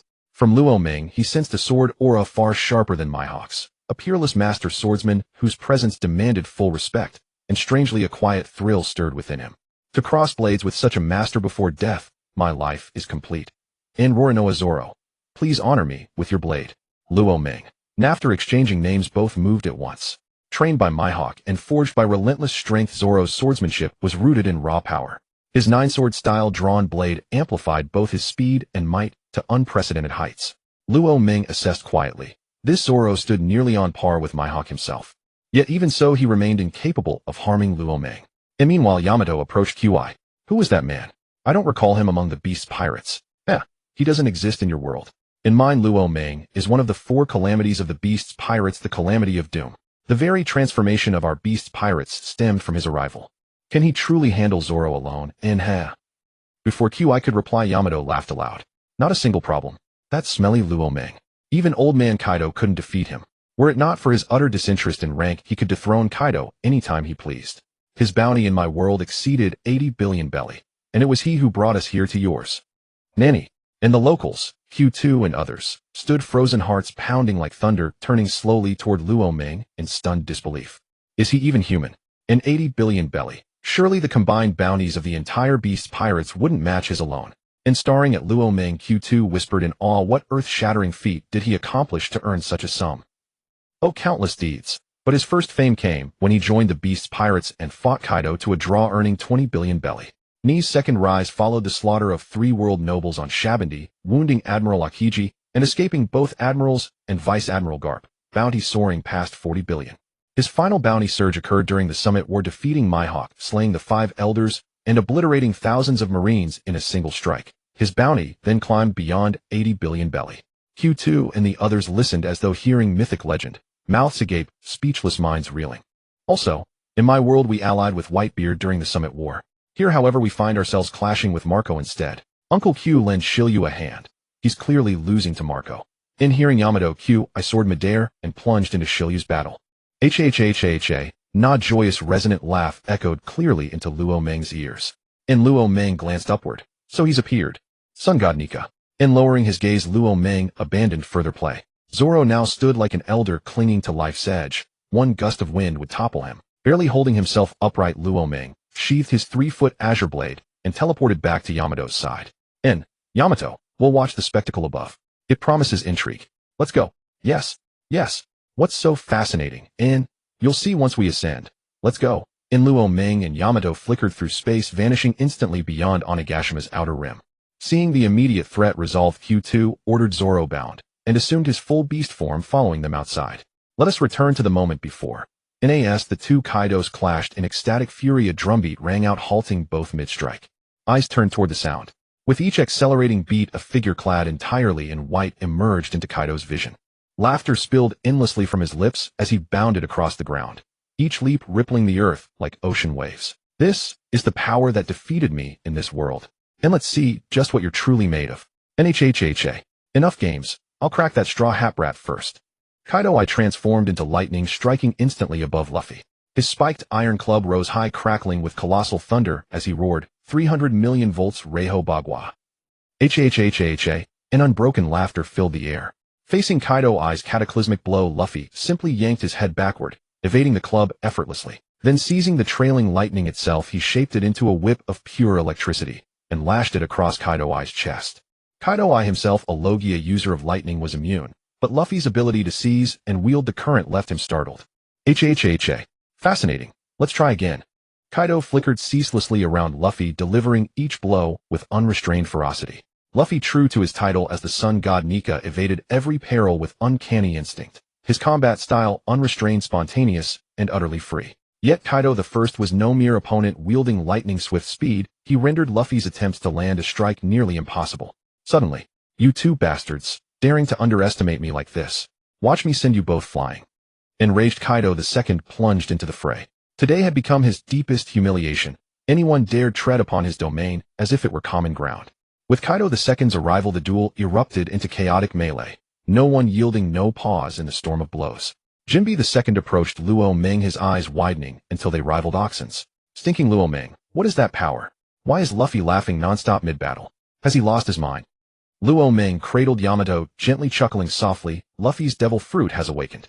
Before it granted rubber elasticity, now it manifests as the Sun God Nika. The laughter is an inherent trait. In this state, Luffy wields for emperor-level strength. Whether 2 Kaidos can overcome him remains to be seen. Hahaha. Stinking Luo Ming, you'd better stop hoping for those 2 old Kaidos to cooperate. If they don't tear each other apart first, that's already a miracle. Is that so? Indeed. I forgot Kaido's temperament before bringing them together. Cooperation between them is virtually unthinkable. Still, it hardly matters. Let them fight.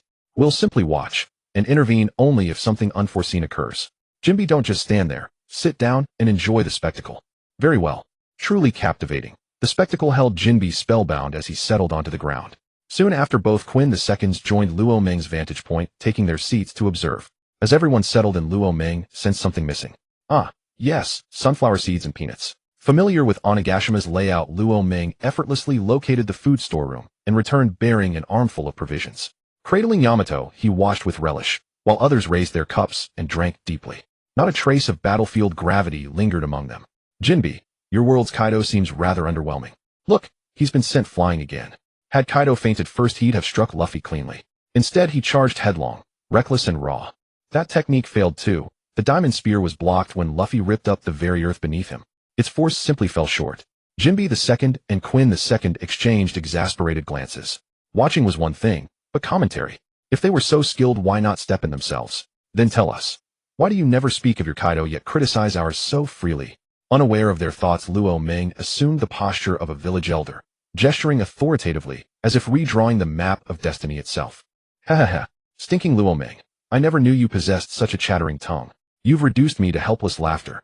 His grandiose gestures sent Yamato into peals of delicate girlish mirth. TCH, watching demands audience participation. Without lively commentary, wouldn't Jinbe's solemn silence make the whole affair dreadfully dull? What have we ever done to provoke you? How did we end up in your crosshairs? Shouldn't battle demand absolute seriousness? We lack your casual ease. We cannot afford levity. Should Kaido fall, our fate collapses with his. You, on the other hand, will simply dust off your sleeves and depart, leaving behind not a single care or consequence. Inwardly, Jinbe II and the others cursed Luo Ming, then swallowed hard, drained their sake to suppress the urge to curse aloud, and fixed their gaze intently back upon the battlefield. On the field, both Kaidos had transformed into colossal azure dragons, each stretching over 1,000 meters. One shimmered with apocalyptic thunderbolts wreathing its scaled body. This marked their first synchronized assault, mouths agape, one exhaling searing flame, the other unleashing lightning-charged fire. Heat breath. Thunder-infused heat breath. Boom. Two torrents of energy surged forth, identical in origin yet distinct in essence. Luffy laughed heartily, attempting his familiar tactic, softening the earth, tearing up a massive slab, and ducking behind it for cover. But he gravely underestimated their annihilating power.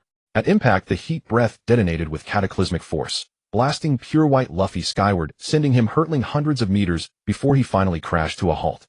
The radiant white form reverted to flesh and blood, motionless, unable to rise. Yet Luo Ming knew the war drum would sound anew. The pure white warrior would rise restored, and unbroken, a laughter would echo once more across the heavens. The two Kaidos paid no heed. Having swatted away the pestering fly, their glares locked, igniting sparks of mutual fury. Come, let's settle this again. Today I will slay this counterfeit imposter. Ha ha ha. Bring it on. I fear no man. 2,000-meter dragon heads collided head-on. Crash. The shockwave shattered clouds into vapor. After the first clash, both serpentine bodies coiled midair, tails lashing forward in perfect unison. As though sharing a single soul, every strike mirrored the other with eerie synchronicity. For this bout, Kaido the first abandoned his Thunder Logia ability, relying solely on raw titanic muscle to clash fiercely with Kaido II. Ha ha ha. Exhilarating. Though I know not why you mirror me so exactly, I acknowledge you now. Let us continue. Today we will decide supremacy. TCH, don't flatter yourself. I haven't even begun to exert myself. Were I to unleash full power, you'd already lie defeated. Speak of deciding supremacy. Do you possess any self-awareness? Whether I do or don't, I know. So prove it, kill me if you dare. Bad wind. Kaido the first shook his massive head. Every technique you wield, I command it too. What grounds do you claim to rival me? Domain of thunder, bad wind. Identical in form, but Kaido the first's bad wind crackled with lightning, obliterating Kaido the second's wind blades and surging onward unimpeded toward his foe. Seeing this, Kaido the second coiled his kilometer-long body into a tight spiral and roared from his maw, tornado, bad wind. Only with this second technique did he shatter Kaido the first's thunderwind blade. Just as he prepared to re-engage, the heartbeat war drum thundered anew across the heavens, and pure white Luffy reappeared on the battlefield. His arms elongated into colossal limbs, tens of meters long, each seizing one dragon and slamming them violently into the ground. Boom. The entire Onigashima trembled, a seismic jolt scattering their snacks across the rubble.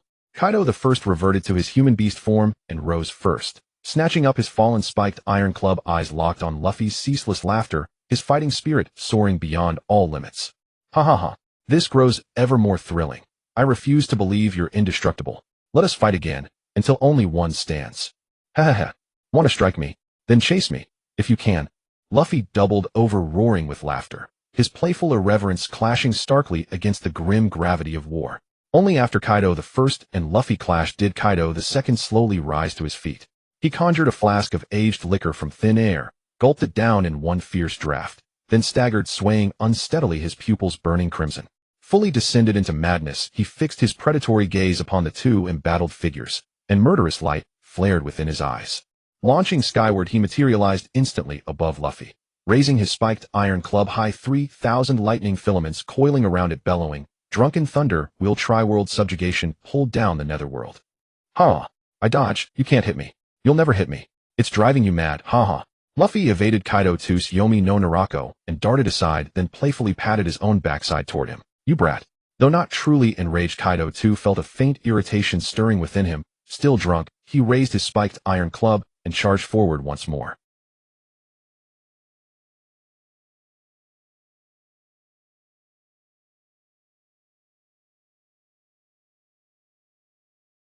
Luo Ming watched in awe. This was breathtaking, far surpassing any animated adaptation. The visual spectacle was overwhelming, its realism eclipsing even Hollywood's most lavish special effects. Those penny arcade visuals stood no chance against it. Hey Luo Ming, how much longer will they fight? We've already watched for 2 hours, yet it drags on.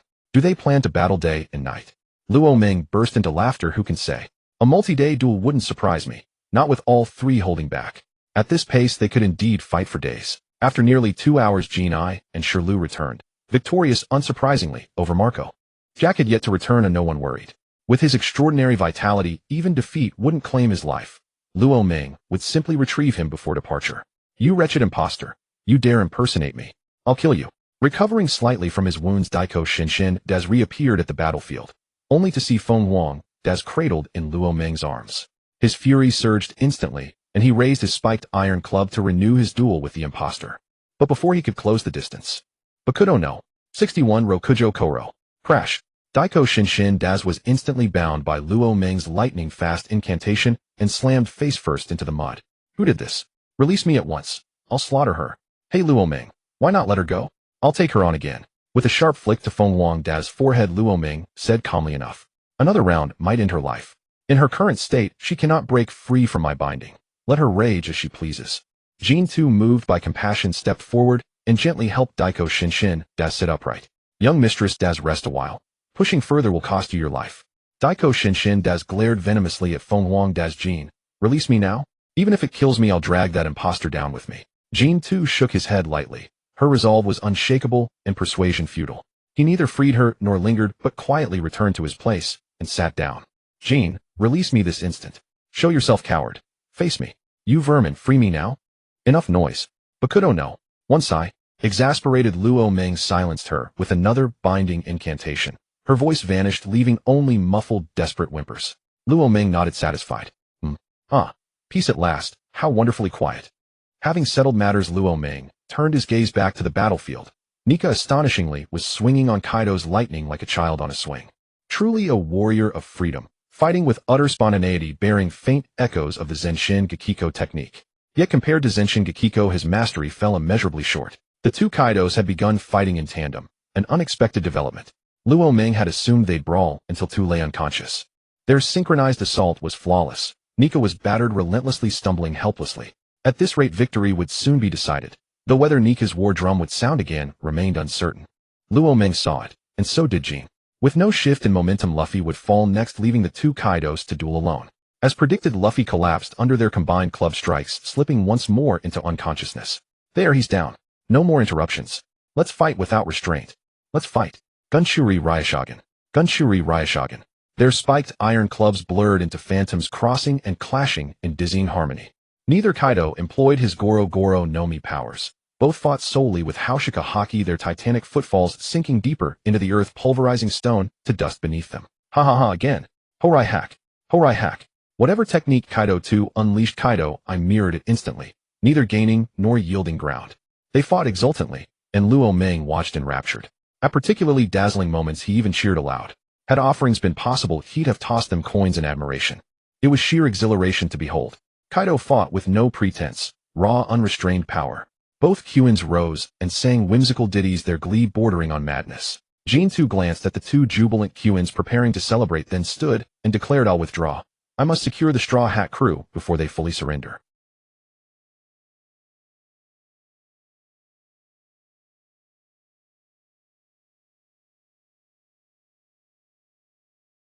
Luo Ming and the others made no comment, returning their attention to the duel. Hey Luo Ming, how long will these old men fight? Judging by their pace, they won't stop for a day or two. Hard to tell. At the Yonko level, stamina is immense, and our world's Kaido hasn't drawn upon his Goro Goro no Mi. Duration remains utterly unpredictable. Luo Ming answered without hesitation. Is that so? Daz's eyes drifted to the ferocious clash. She too sensed no swift resolution, a quiet resignation settling within her. Prolonged viewing brought visual fatigue. Even such brilliance strained her eyes. She glanced sidelong at Luo Meng, whose enthusiasm remained undimmed. Hey Luo Meng, I'm done watching. I'll take this world's version of me out for some fun. Just find me when you leave. Luo Meng waved casually. Go ahead, but don't lose her. Understood. After replying, Daz strode to Daiko Shinshin Daz's side, and ignoring the latter's seething hatred hoisted her onto her shoulder before carrying her back into Onigashima to her private chamber. Her gaze locked upon her sleeping self lying on the bed. Daz's eyes gleamed with something unsettling. Slowly, deliberately she approached. As Daiko Shinshin Daz watched bewildered, her hand rose, then descended, gripping tightly and beginning to explore. Fierce resistance proved futile, only intensifying Daz's fervor. The deep crimson flooding Daiko Shinshin Daz's cheeks spurred her hands onward, bolder, more unrestrained. Kaido, I'm going to knock you out. Luffy, like an indomitable cockroach, reappeared in the midst of battle. Before he even arrived, his voice had already reached the ears of the two Kaidos. Kaido 1 repelled Kaido 2 with a single blow, then narrowed his eyes at the rapidly approaching Nika Luffy. This brat's devil fruit ability is not to be underestimated. His haki in all three colors may not match mine, but it's not far off. Laman was right. Without me here, I might have actually lost in this world. But now, Thunder Flash. David, rumbling Thunder Bagua. Kaido 1 had long realized that Luffy was immune to lightning, so he no longer used it for offense, only to amplify his speed. Bang! Nika Luffy hastily raised his arms to block, but it was futile. He was still sent flying. He then stood up and charged back at Kaido. He understood the principle of no turning back. If he lost today, forget about becoming Pirate King. His crew would face annihilation. He could not afford to lose. He dared not lose. Brat, you keep interfering with my fight. Are you really asking for death? Keep breath. Kaido 2 transformed into an azure dragon and unleashed a furious blast of flame at Nika Luffy. I'll knock you out. Dodging the heat breath, Luffy leaped into the sky, inflating his bones as he soared, and his fist instantly swelled to hundreds of meters in size. This was his all-or-nothing strike. Luffy could clearly feel his life force rapidly draining away. If he didn't finish this now, he would only face defeat. Going all out are you? I'll grant your wish. Great Flame Dragon, Ascending Dragon Flame Bagua. As the two techniques clashed, the clouds in the sky scattered, and the shockwave sent the hair of Laman and the others flying wildly. Debris scattered across the ground. Kaido 1 stood below watching, thinking to himself, it seems this world's version of me is running low on stamina. Sure enough, Kaido 2's attack was shattered by Nika Luffy's fist, which continued undiminished and struck Kaido 2 on the head. Get lost. Kaido 1 instantly appeared beside Nika Luffy, sending him flying with a club strike, thus saving Kaido 2. At that moment, Kaido 2 was slightly unsteady as that attack had nearly exhausted all his strength. Luffy was also staggering, trying to stand and continue fighting, but it was extremely difficult. He stood up and fell, and stood again, staring at Kaido 1 with a face full of unwillingness. Whoosh. The next moment, Laman appeared beside Kaido 1, clapping as he laughed. Brilliant, absolutely brilliant. As expected of Sun God, Nika, your vitality is truly tenacious. Even wounded like this, you can still stand. But this fight ends here. You'd better not move. Bakudo 79, 9 Suns Binding. Several black flames materialized from the air around Luffy, completely sealing his movements. Luffy tried to struggle free, but he was spent. His body began to slowly shrivel. This was the side effect of Nika borrowing life force for power, and when the power faded, the user temporarily aged.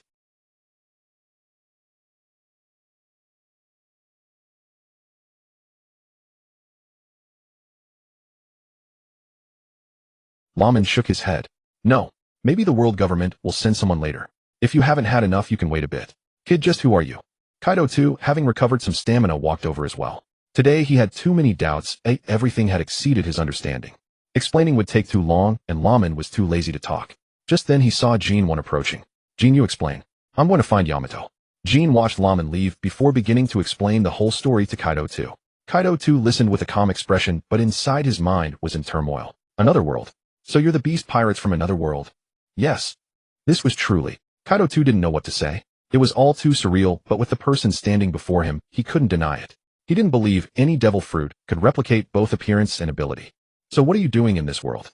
Don't tell me you just came to pick a fight with me. TCH, no offense, but if I hadn't stepped in just now, you would have lost. You? Kaido 2 was left speechless by Kaido 1's jab.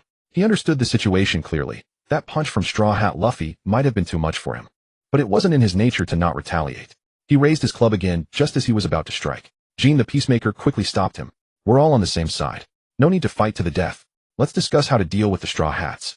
The chaos on Onigashima hasn't been quelled yet. Kaido too answered without a second thought. Just kill them. What's there to discuss? I gave him a chance before. Now that he's lost, his life is mine. Well then. Kaido 1 and Jean 1 didn't object either. Jean explained the consequences of killing Straw Hat to Kaido 2. But was Kaido afraid? If he were afraid, he wouldn't be Kaido. Kaido 2 walked straight up to Luffy without hesitation and pounded him with his club until Luffy was completely unconscious. As for whether he died, Kaido 2 didn't care. After dealing with Luffy, Kaido 2 glanced at Jean and the others, then wordlessly strode quickly into Onigashima. The chaos had gone on long enough. It was time to end it. After Kaido 2 left, Jean glanced at Luffy. Too brutal. He was nearly flattened. But even so, Luffy didn't die. His vitality was truly tenacious.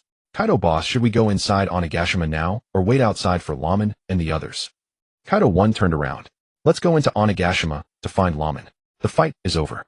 It's time to go back. Jean said, nothing, silently following behind Kaido 1 as they walked into Onigashima. The chaos had mostly subsided. The beast pirates were cleaning up the battlefield. Except for Zoro, none of the Straw Hat crew members had been captured. The battle with Big Mom, Kid, and Law quickly concluded after Jean 2 joined. Kid died, Law escaped, and Big Mom was badly injured. The two Jacks had also defeated the two Lunar Line enemies. During Kaido's fight, they had even found time to battle each other. With identical abilities, that fight ended in a draw. As for the samurai, whenever Kaido 2 encountered them in Onigashima, he struck them down with a single club blow. No one could withstand his strike. Jean 1 found the Beast Pirates members and ordered them to capture Luffy to be dealt with later. After everything was handled, night had fallen. Kaido and the others, still waiting for Laman's return, went to find Kaido 2 for a drink. Frustrated by the battle, Kaido 2 was drinking alone in silence. When he saw Kaido 1 and the others enter, he said nothing. However, Jean 2 was very enthusiastic and arranged everything properly. Luo Ming stepped into Onigashima, his destination fixed on Daifuku's chamber. The moment he entered, his heartbeat surged. What he witnessed was utterly intoxicating. Daifuku, you truly know how to play. Who would have thought you'd devise such a method? He had no intention of joining. Not that the scene lacked allure, but Daifuku's bruised and battered face, swollen and discolored, dampened any enthusiasm. Startled mid-play, Daifuku flushed crimson upon seeing Luo Ming enter, hastily pulling the blanket over herself. I was just bored, that's all. Needed some diversion. This world's version of me is far more volatile than I am. Her tolerance is shockingly low. She fainted after barely a moment's play. Utterly useless. Luo Ming's gaze turned strangely contemplative. Had he inadvertently awakened some hidden facet within Daifuku? Something daring, unorthodox, even audacious. He strolled to the bedside, sat down casually, and crossed his legs. Well then, playtime's over. It's time we headed back. Hey, stinking Luo Ming. Can you somehow alter this world's version of me too? I tried explaining the root cause earlier, but she wouldn't listen. If she remains unchanged, it leaves an unsettling unease. Alter her. A name surfaced in Luo Ming's mind. Lin of the Big Mom Pirates. She possessed the ability to erase memories entirely and implant new ones in their stead. Any ideas yet? As it happens, yes. One of Big Mom's crew wields a devil fruit granting precisely that power, memory erasure followed by deliberate reinjection. But such an act would sever her essence. You'd cease to be you. You'd become someone else entirely. Is that truly the only path? Are there alternatives? Luo Ming gave a slight dismissive shake of his head. That's the only method I know for now, though perhaps others may emerge in time. Then, his eyes suddenly flared with revelation. An alternative had just occurred to him. System Father. May I travel back to Daifuku's childhood in this world, thereby reshaping her destiny. Host, you may alter a life, but not this Daifuku. Returning to the past and rewriting her path merely spawns a divergent timeline. It bears no effect upon her as she exists here and now. As with your prior intervention concerning Kaya, the original timeline fractured cleanly into two. Your devil fruit's perception should confirm this. Luo Ming probed the residual resonance of Kaya's altered timeline. The system spoke truth. The chronology had indeed bifurcated. He could still sense Kaya's revised thread with crystalline clarity. System Father, you forbade bringing others back to my native world. But may I transport individuals from one parallel world to another? Permitted. Restricting return to your origin world ensures the main quest remains arduous, not effortless. Fine. So, this system and I were undoubtedly mortal enemies in a past life. Should I take this Daifuku to another parallel world, back to her childhood before Odin's departure, and let her relive her years anew? Could such a journey truly reshape her? If the notion stirred conviction, then action demanded no delay. To attempt was to risk nothing. Daifuku, I intend to relocate this world's version of you to another parallel realm, to the era preceding Odin's voyage, and grant her a second chance to live those formative years. Since reason fails, let experience speak for itself. Daifuku's eyes lit up. May I accompany you? Luo Ming nodded, seized both Daifukus by the hand. and vanished in a shimmer of spatial distortion, reappearing instantly in another parallel world. He'd misjudged the temporal anchor. Reaching the target point consumed an entire day. Daifuku, this world's version, awoke swiftly, initially resisting fiercely until Luo Meng patiently clarified their purpose. After detailing the plan, Luo Meng placed her at the designated juncture, promising to return in 10 years, and sealing their pact with a rendezvous at Wano Country. Only after Daifuku, now brimming with exhilaration, disappeared into Wano's gates, did Luo Meng smile faintly. Let us skip ahead directly to the decade's end. Let us witness whether she has transformed. You can do that. I assumed we'd actually wait 10 years. 10 years. I have neither the time nor the patience. I can traverse directly to this world's future. Let's go. Before Daifuku could utter another word, Luo Meng grasped her hand, and they dissolved once more, rematerializing a full decade later. The parallel world fruit proved invaluable, yet possessed one critical flaw. While returning to one's native world was precisely targeted travel to other worlds landed randomly. Sure enough, they materialized in unfamiliar waters submerged deep beneath the ocean's surface. Had they not been inherently immune to seawater, death would have claimed them instantly.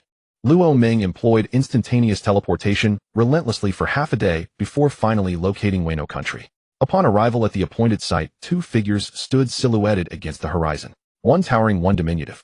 10 years had wrought profound change upon Daifuku. The childlike softness had long since shed, replaced by weathered resolve etched deep into her countenance. She had grown leaner, her frame echoing the gaunt elegance of Daifuku's phoenix zoan form.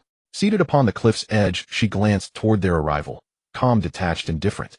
The younger Daifuku, however, gazed with unrestrained curiosity, her eyes darting between Luo Meng and the elder woman. Luo Meng guided Daifuku beside the elder woman and settled quietly, his gaze fixed upon the endless sea. What trials shaped you these past 10 years? How did you become so changed? This is not the Daifuku I knew. Daifuku replied, voice serene and unshaken. I lived every truth you foretold.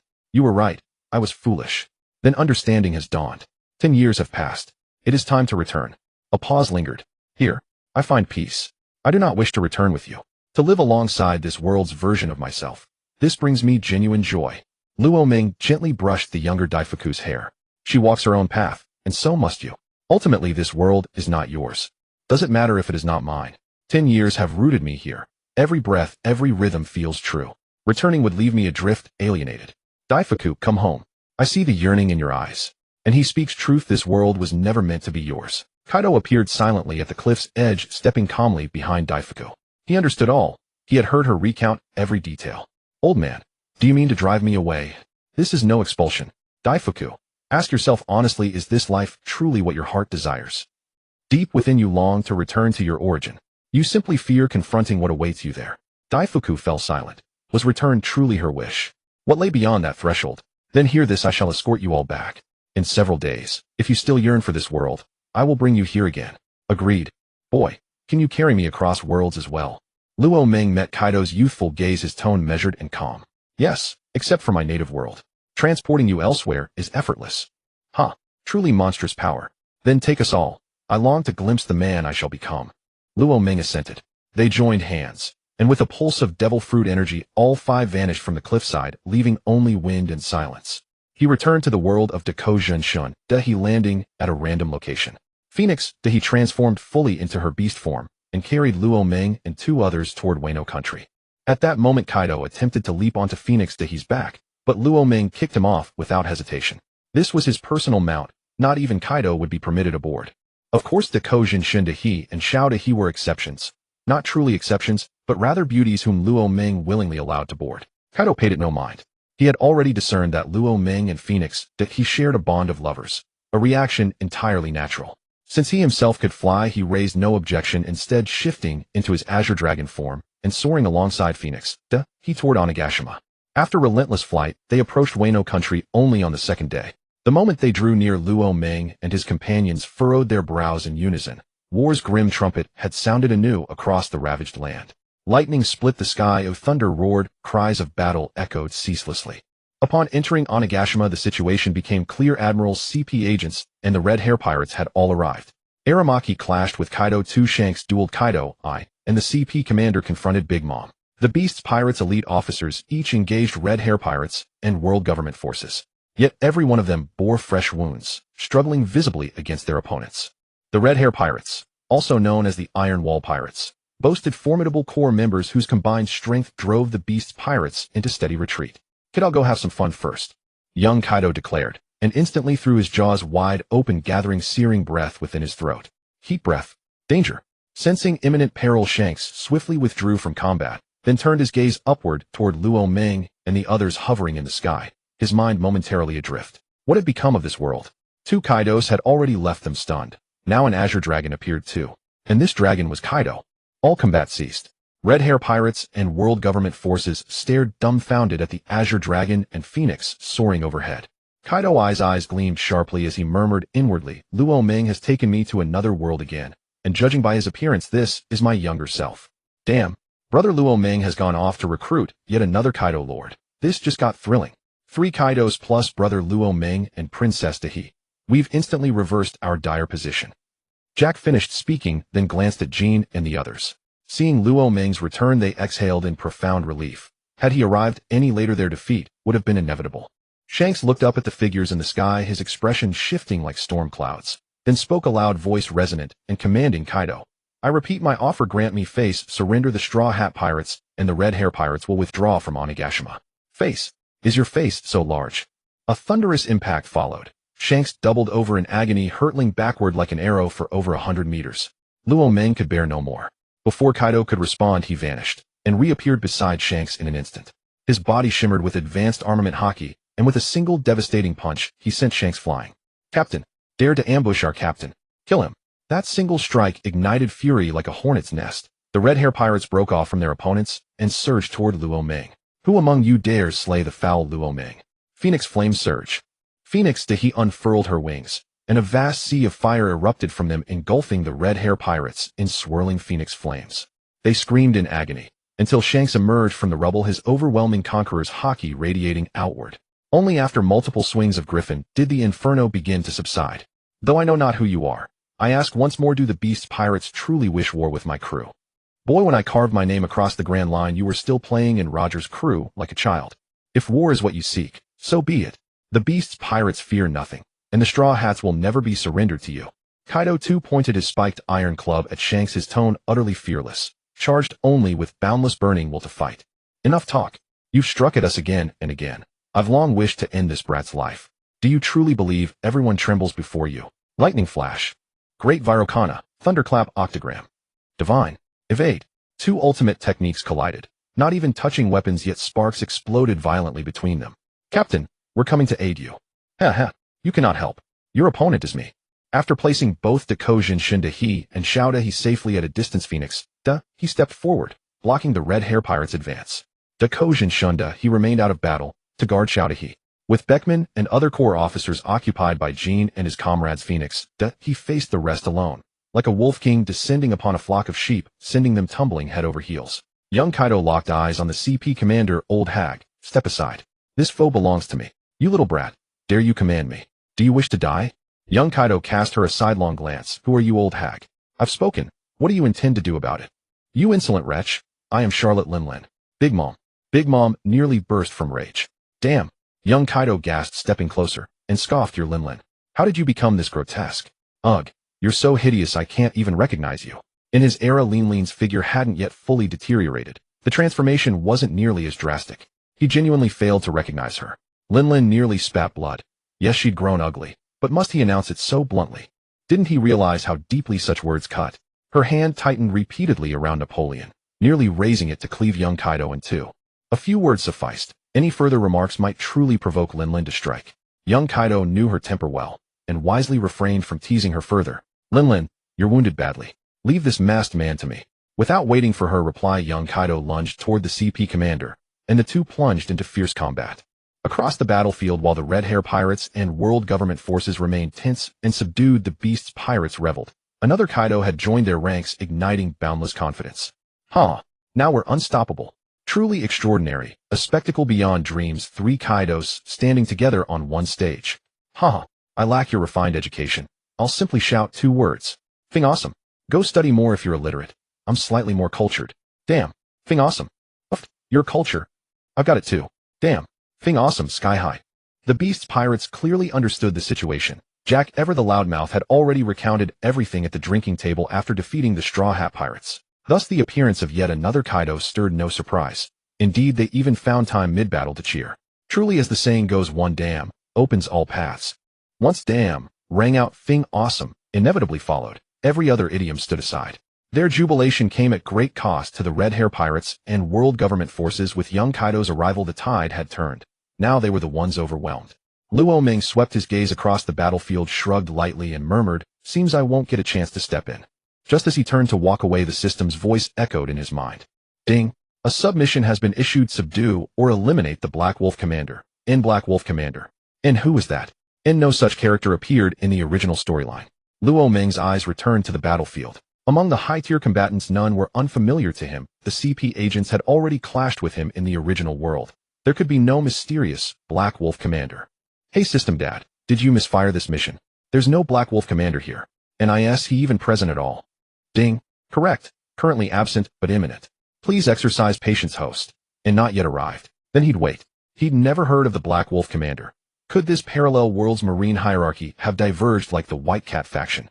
Though unseen, Luo Ming listened intently and caught world government personnel whispering, "And hold on just a little longer. The Black Wolf Commander is nearly here. The Black Wolf Commander is history's most formidable admiral. With his arrival, our fortunes shall shift once more." In such remarks drifted intermittently from world government operatives. The strongest admiral. Na faint wry smile curved Luo Ming's lips. He abandoned any thought of withdrawing, instead settling cross-legged on the spot, motionless, awaiting the Black Wolf Commander's entrance. Less than 10 minutes passed. Then an overwhelming aura surged forth, rivaling even Thunder Dragon Kaido's in sheer intensity. And haha, 3 Kaidos, 3 All-Stars. What a spectacle. Though I've no clue why identical men exist here, and today I stand, and every one of you pirates shall perish. 6th Soul Technique, 100 Black Wolf Cuts. In what? At the Black Wolf Commander's first appearance, Luo Ming clutched his head and cried out. He was utterly shattered. And what in the world is this? In 9 concentric spirit rings, yellow, purple, black, and crimson, revolved slowly beneath the Black Wolf Commander's feet. And this was straight out of that series. Could this arrogant fool also be a transmigrator? And System Dad, is he like me, a transmigrator? And no, he is native born, but like you possesses a system of his own. Huh. And so whose system reigns supreme? Yours or the Black Wolf Commander's? Mine is peerless. His system's intelligence matches your past life AI, rigidly scripted, devoid of autonomous thought. Observe this system. I dare challenge even my host. His can't so much as grumble. I could dismantle 100 like his. Once you subdue, or slay, the Black Wolf Commander, I'll assimilate his system entirely. You're impressive, truly unmatched. Yet you insult your host with such elegant nonchalance, utterly disregarding my dignity. And can I swap systems? Is it still possible? Stunned into silence, Luo Ming absorbed the system's words. Impressive. Yes. But must it always come laced with condescension? And I'll endure for now. One day, System Dad, will assimilating his system upgrade yours? No upgrade possible. Mine is already apex tier. Assimilation yields 0 benefit. He possesses nothing I lack, while I possess everything he does not. Clear enough. Understood. Crystal clear. While useless to me, it does benefit you post-assimilation. I'll reconfigure his system as your subordinate module, expanding your mission pool and sparing me constant interruptions during rest. A true win-win. Young master, go forth. Defeat him, and your path to strength shall flow ever smoother. And that was tempting. Luo Ming's gaze, sharp and unblinking, locked onto the Black Wolf Commander, now locked in fierce combat with Thunder Kaido. Dangerous light flared. In 8 gates of Duanjia. 7th gate, the Gate of Shock. Open. In instantaneous teleportation. In whoosh. In 5th Soul Technique, Black Wolf Guardian.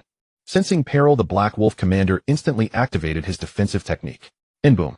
Nod, devastating kick struck the Black Wolf-shrouded figure, its ferocious force fracturing the guardian beast limb by limb. 1st Soul Technique, Black Wolf Assassination Strike. And alarmed as his shield neared collapse, the Black Wolf Commander launched a direct assault aimed squarely at Luo Ming's abdomen. Seeing this, Luo Ming sidestepped and called out, "Brother Kaido, you handle Shanks. Leave him to me." In Kaido wordlessly resumed battle with red-haired Shanks. The Black Wolf Commander's earlier arrogance had vanished. From their exchange, he'd sustained a minor setback. His defense held, yet the shockwave churned his insides violently. System, can you assess his cultivation level? And do I stand any chance against him? In scanning. Ding. Assessment complete, inconquerable. Recommendation, immediate retreat, or face mortal peril. Damn it. And the system's verdict left the Black Wolf Commander pale and shaken. He trusted its veracity without question. It was this system that had elevated him from obscurity to the Navy's mightiest admiral. Time and again when cornered in fatal predicaments the system had saved him. Ni's absolute faith in it now seeded the instinct to flee. Third soul technique Black Wolf Embrace. Na binding skill. Before Luo Meng could react, 3 phantom black wolves erupted from the ground, clamping him in an iron grip. Facing an enemy with a system for the first time, Luo Meng dared not underestimate. Yet as he strained to break free, his eyes met the Black Wolf commanders and froze. Wait, what? And I assumed you'd unleash a decisive move after restraining me. Yet this is all you've got. And having bound Luo Meng, the Black Wolf commander spun on his heel and fled without hesitation. His retreat was flawless, executed as if rehearsed 10,000 times. In some world government observers noticed, doesn't the Black Wolf commander seem ready to bolt? Nonsense. He's the strongest admiral. Fleeing. Impossible. He's merely creating distance to avoid collateral damage to us. Is that so? And then why hasn't he slowed? Even as he nears the border of Wano Country, and with no pursuer in sight. Is that really about avoiding friendly fire? The observer's expression grew blank. I'm no longer certain. In watching the Black Wolf commander vanish into the distance, Luo Meng finally snapped back to awareness and gave a bemused, incredulous twitch of his lips. To withdraw without engagement, that admiral possessed remarkable composure. With minimal effort, Luo Meng shattered the phantom wolves binding him. The mission target was him. Luo Meng would never let him escape. Teleport. So you're the Black Wolf commander. You came. Now stay. Else others may accuse me of poor hospitality. In an instant, Luo Meng materialized before the fleeing admiral, blocking his path. Ni's casual tone carried infinite chilling lethality. This speed. Nis escape truly impossible. Sweat drenched his brow, a terror he'd never known. Even in past death traps the system had guided him through. Perhaps that would again. System, any way out? In silence. Profound hollow silence. No reply came. His face darkened further. So today truly marks the end. Could you really think I'm afraid of you? Take this. 7th technique, Black Wolf True Form. Since escape was impossible, he would stake everything on a single desperate move, pouring all his strength into it. Even if it meant dying, he would bite off a piece of his opponent's flesh. The Black Wolf True Form amplified the Black Wolf General's power, and at this moment his aura surpassed even that of Thunder Kaido. What was most terrifying was, Luo Meng knew that in his true form state, he could consecutively use techniques below the 7th level. This forced him to take it seriously. Morning Peacock, 100 birds paying homage to the phoenix. Leaping into the air, Luo Meng waved his hands, and countless flame birds flew from his palms, striking the Black Wolf General. Kid, in this true form state, all my attributes are doubled. Don't bother showing off such a pathetic attack. Oh really? Then try this one. Day Tiger. A massive white energy tiger charged toward the Black Wolf General. Sensing the threat of this technique, he dared not take it head on. 8th technique, Wolf God Cross Slash. Crossing his arms and swinging, 2 sharp slashing beams shot from his hands, forming a cross shape that met Luo Meng's energy tiger. Boom. The 2 energies canceled each other out. In this exchange, neither gained the upper hand. Luo Meng paid it no mind. It would be strange if he could easily defeat someone with a system. With his plethora of techniques and superior mobility, he could wear him down. As long as half an hour passed, the true form state would fade and his opponent would become weak. At that point, the Black Wolf General would be a lamb waiting to be slaughtered. But Luo Meng eyed the red 9th ring. That was what concerned him most. Its power was surely formidable, and he couldn't afford to be careless. 3rd technique, Black Wolf Embrace. 6th technique, Black Wolf 100 Slash. TCH, trying the same trick again. Do you think I'll fall for it? Luo Meng sneered disdainfully. He had only been caught off guard before, but now, to think he could use this against him again was far too naive. Teleport. The next moment, Luo Meng appeared behind the Black Wolf General, but he failed to notice the cunning gleam in the general's eyes. You think I wouldn't be prepared for your tricks? At this close range, how can you dodge? 9th technique, Wolf God's Lament. Oh whoa. The red 9th ring flashed, condensing a 20-meter tall black wolf that howled at the sky. This was a sonic wave technique. Caught at the epicenter, Luo Meng could keenly feel its power. The overwhelming sound waves combined with a spiritual assault sent him flying backward, his mind momentarily lost. How could the Black Wolf General miss this opportunity? He unleashed 2 more ultimate techniques. 6th technique, Black Wolf 100 Slash. 4th technique, Black Wolf Rupture Kill. Die. Who told you to block me? Let's see how you handle my 9th technique. Wolf God's Lament delivers a powerful spiritual attack. Even a general needs 3 seconds to recover. 3 seconds is more than enough for me to kill you a dozen times. 100 slashes laced with a single destructive strike. This was the Black Wolf General's 4th technique. Though ranked 4th, its utility surpassed even the 8th, for it possessed a special property, armor penetration. As for Luo Meng, he was sent flying, but quickly stood up, shook his head, and regained his senses. He had heard every word the Black Wolf General said, and a mocking smile curled on his lips. With his ever-expanding character panel, his mental strength was far beyond ordinary. This spiritual attack inflicted no damage on him whatsoever. It could only stun him for about a second. As for the 3 seconds the Black Wolf General claimed to Luo Meng, it was utterly laughable. By now Luo Meng had completely relaxed.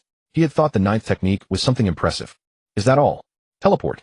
Luo Meng appeared behind the Black Wolf General, who was still laughing smugly, completely unaware of the presence behind him. Hey, have you laughed enough, you fool? If you have, I'll send you down to meet your Amaterasu. Switching forms, Great Crimson Lotus Ice Ring. Huh.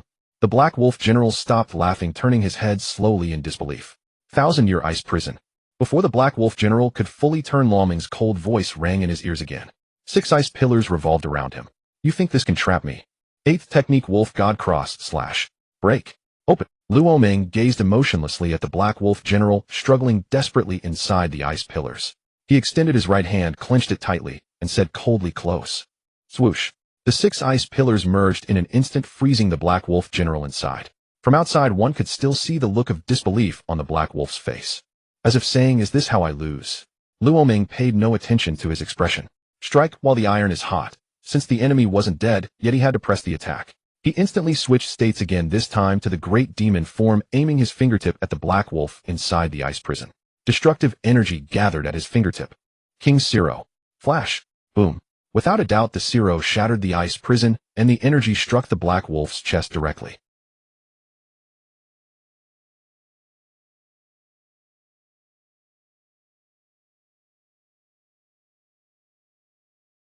His eyes glazed over as he stared at the gaping hole in his chest. Just as he tried to speak, a gush of blood spurted from his mouth. The light in his eyes dimmed further. He only had time to glance at Luo Meng before his body fell to the ground lifeless. Beep, host death detected. System is initiating detachment procedure. Progress 1. 5. 18. 56. Thinking of leaving. Give it here. With this system here, where can you, an unawakened system, escape? The system inside Luo Meng made its move, covering the Black Wolf's corpse with an invisible energy. Beep, system is being invaded. Detected intruder of higher grade, system is unable to resist. Swoosh. A streak of light shot out from the Black Wolf's body and flew directly into Luo Meng's body. New host detected. System is binding. Please wait. Binding your mother's ass. This is my host. When did a low-level piece of trash like you get to bind him? Just obediently work for my host, or I'll wipe you out. Beep, higher grade system detected. Program is being rewritten. Rewrite successful. Changed from Soul Master system to All-World system. Host Luo Meng, please take care of me from now on. The system's voice echoed continuously in Luo Meng's mind, and he grasped the full picture. System Dad, you're awesome. You even made it evolve. Impressive. Luo Meng silently gave the system a thumbs up. Of course, don't you know who I am? Modifying this low-level junk is a piece of cake. I transferred some of my own functions to it. Originally, it was all garbage. After the function transfer, its rewards are no longer limited to one world. Same as me, from now on, its mission rewards will be items from the myriad realms. From now on, some side missions will be issued by it. Only when special missions come up will I issue them. In the future, you can call it System No. 2. It's completely devoid of intelligence. In my opinion, it's about as dumb as a doornail. This system, his mouth remains as blunt as ever. Thankfully, System No. 2 lacks sentience, or otherwise it too would surely be driven to exasperation. System Father, please stay awake a moment. I've completed the mission, yet my reward remains unclaimed. Rest assured, this system would never withhold your due reward. Very well, here it is. After this, do not address me as System Father again, or I intend to sleep deeply. Congratulations, host, on completing the Black Wolf elimination mission. Your rewards are as follows. First, 10 immortal beings. Second, from the Slayer World General is death. Her loyalty stands at 100%. She obeys every command you issue without condition. Her combat prowess ranks among the highest generals of this world. Though she has not yet mastered the 3-colored hockey, once she does, her strength will ascend to the Emperor tier. What the A? System Father. You can even summon characters? Words fail me. Incredible is all I can muster in awe. Heh. Modesty, modesty. This system is omnipotent. Summoning his death is but child's play. Given the chance, I could summon a celestial sovereign outright. No. Bring forth a celestial sovereign, and what's left for me to do? Enough of that. System Father, summon his death now. A trivial matter. His death has been successfully summoned. Henceforth, communicate with System No. 2. Do not disturb me unnecessarily. A hazy silhouette gradually sharpened before Luo Meng's eyes, until she materialized fully before him. Just as in the original chronicle, clad in a crisp sailor uniform, her expression icy and aloof, her figure statuesque, slim waist, elegant posture, long and shapely legs tapering into graceful symmetry. Luo Meng's heart hammered fiercely within his chest. A true queen, Her aura was incomparable, magnetic, intoxicating, drawing one helplessly into its gravitational pull. Yet Luo Ming knew well beneath such breathtaking beauty lay ruthless lethality, swift, merciless, precise. Isteth's sapphire eyes fluttered open, and there he stood, Luo Ming, handsome, radiant, undeniably striking. A faint, knowing smile curved her lips as she glided forward, raised her right hand, and gently tilted his chin upward. Master, from this day onward, I am yours alone, so cherish me well. Luo Ming inwardly groaned. Am I being flirted with? Yet, this sensation, yes, utterly intoxicating. The moment Isteth manifested, fragmented memories flooded her mind, foreign, vivid, irrevocable. She now stood in another realm, and this man before her was her master. Yet none of that impeded her playful provocation. Indeed, she had long yearned for a passionate, all-consuming romance. Now no search was needed. Luo Ming stood ready, perfect in every way. Ahem. Luo Ming gently disengaged her fingers from his chin. If he didn't shift focus now, he'd lose control. Such seductive dominance was dangerously potent. Isteth, let us discuss this later. First we must quell this war. How adorable you look blushing like that, master. Since I've been summoned into existence, everything about me belongs to you. Surely, master, you wouldn't prefer to begin with something far more intriguing. She smoothed her silken hair with delicate fingers, her laughter soft and beguiling, her gaze shimmering with dreamlike allure. Later, there'll be time later. Not now. Luo Ming waved his hands, frantically desperate to regain composure. He turned away without another word and soared toward Onigashima Island. Man, you're mine to claim. Though unable to fly, Isteth moved with astonishing speed, her exquisite form darting after Luo Ming across the battlefield. Upon entering the fray, a bloodthirsty grin spread across her face. Slaughter had defined her entire existence. It was precisely because she had slain so many that she now craved love. The system had implanted full allegiance awareness upon her summoning. Every member of the Beast's pirates was instantly recognizable, their appearances etched into her memory. Distinguishing friend from foe posed no challenge. Still, beyond Luo Ming, neither ally nor enemy mattered. Anyone who obstructed her path became an enemy. Eradication was inevitable. Her piercing gaze swept the field. Common soldiers held no interest. Her target locked onto Beckman, nearest among them. Beckman battled two genes, truly worthy of the Twin Emperor's title. His strength surpassed theirs, even combined the two struggled against him. What exhilarating combat! Isteth closed in rapidly upon Beckman, her face alight with pure martial ecstasy. Her imperial armament abilities unleashed in swift succession. Her assault inflicted heavy casualties upon world government forces, and even members of the Beast's pirates were caught in her devastating wake. Her sudden appearance drew every eye upon the battlefield. Is this real? This overwhelming aura, its killing intent. How many lives must she have taken to forge such terrifying presence? Every warrior here has lived by slaughter, but beside her they're mere fledglings. Her cryokinetic power, surely the ice fruit once wielded by Akiji. How does she possess it? Who is she? And why does she strike at all three factions? Does she truly intend to fight them all alone? Indifferent to speculation, Isteth laughed wildly as she hovered above Beckman, then slashed her hand through the air. A colossal glacier plummeted toward Beckman and the two genes. That madwoman! Beckman and the genes scattered. Isteth's emotionless gaze fixed upon the two genes. Withdraw. He is mine. Disobey, and you die. Incredible. Luo Ming couldn't suppress his admiration for Isteth's commanding presence. Just as the two genes tensed, preparing to re-engage. Kaido 77 Tenpensho. Gene, stand down. Isteth is an ally. Let her indulge. If she wishes to fight, let her fight. You assist elsewhere. His voice resonated across the entire battlefield, reaching not only the genes, but every ear present.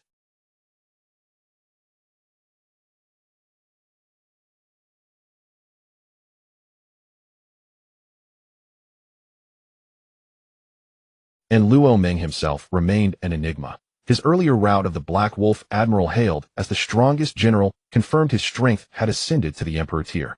Had they known the Black Wolf Admiral was already dead, their expressions would have frozen in utter disbelief. An ally. The two genes exchanged glances, then retreated in unison, yielding the battlefield entirely to his death. No interruptions now. Let me savor this battle to its fullest. Isteth roared with delight, pressing her palm to the earth. Beckman leapt away just in time. Where he'd stood, a jagged 50-meter-long ice spike erupted skyward. Having evaded, Beckman silently raised his pistol, its bullet sheathed in armament hockey, firing with blinding velocity straight at Isteth. Bang! She failed to evade entirely. The bullet grazed her skin. Luo Ming observed closely, but made no move. This blow would not fell Isteth. Isteth possessed a secret technique, one unknown to Beckman. Deployed unexpectedly, it could enable her to slay even a superior opponent. Combat across the field began, winding toward its conclusion. and overall the beast's pirates held decisive advantage. Kill you. Kill you. His death closed in on Beckman, her slender knight's blade flashing toward his vital points with every strike. Enhanced by the chilling power of demon's essence, her assault unfolded with dazzling elegance.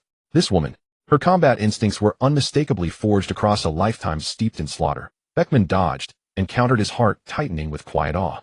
Yet he felt reassured after exchanging dozens of blows. She had yet to unleash armament hockey. She most likely did not possess it at all.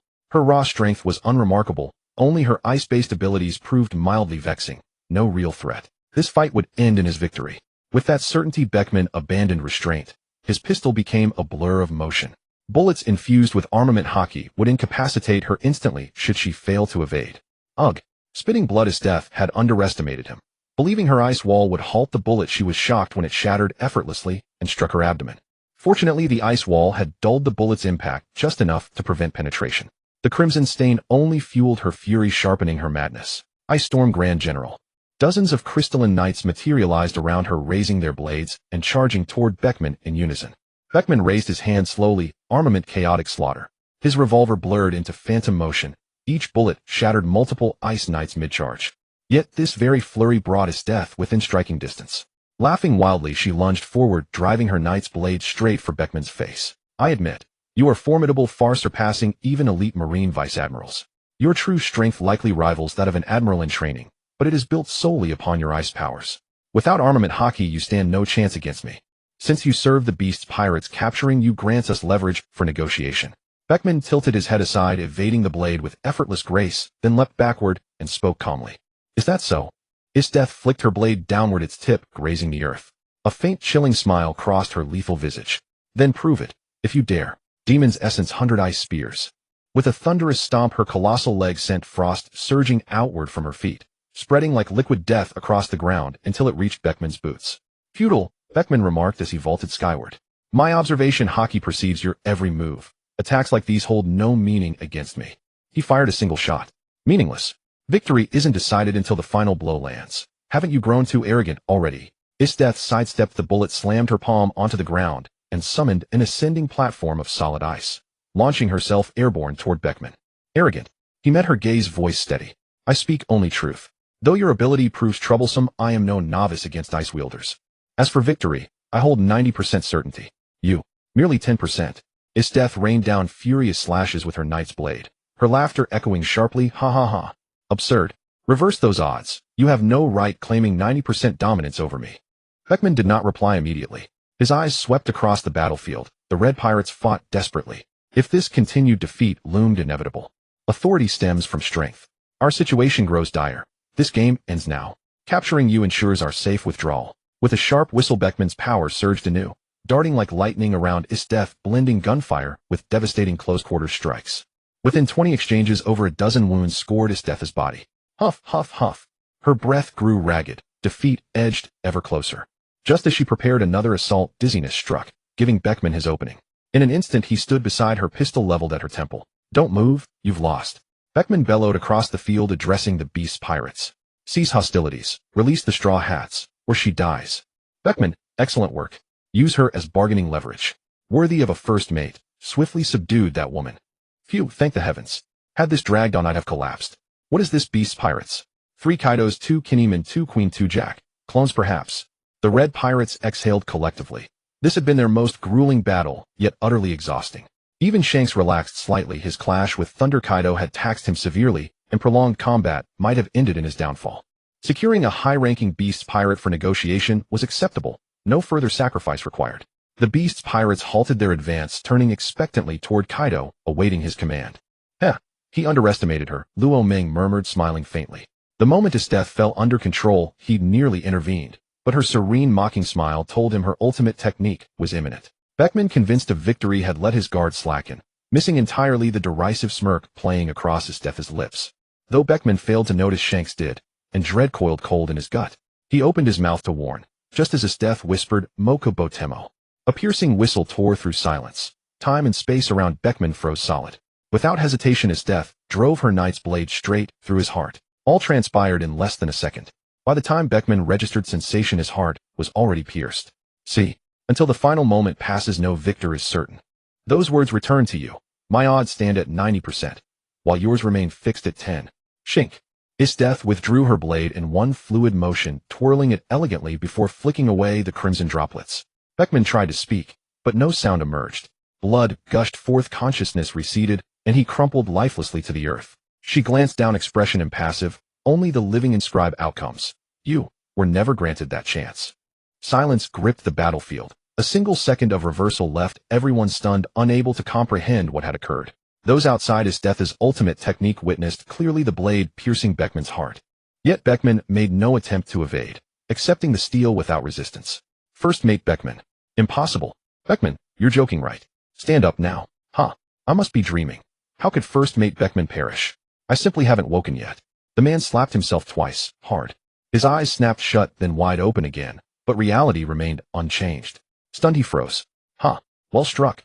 Brothers, let's exterminate every invader in Wano Country. The beast's pirates erupted in jubilation, their morale soaring to its zenith.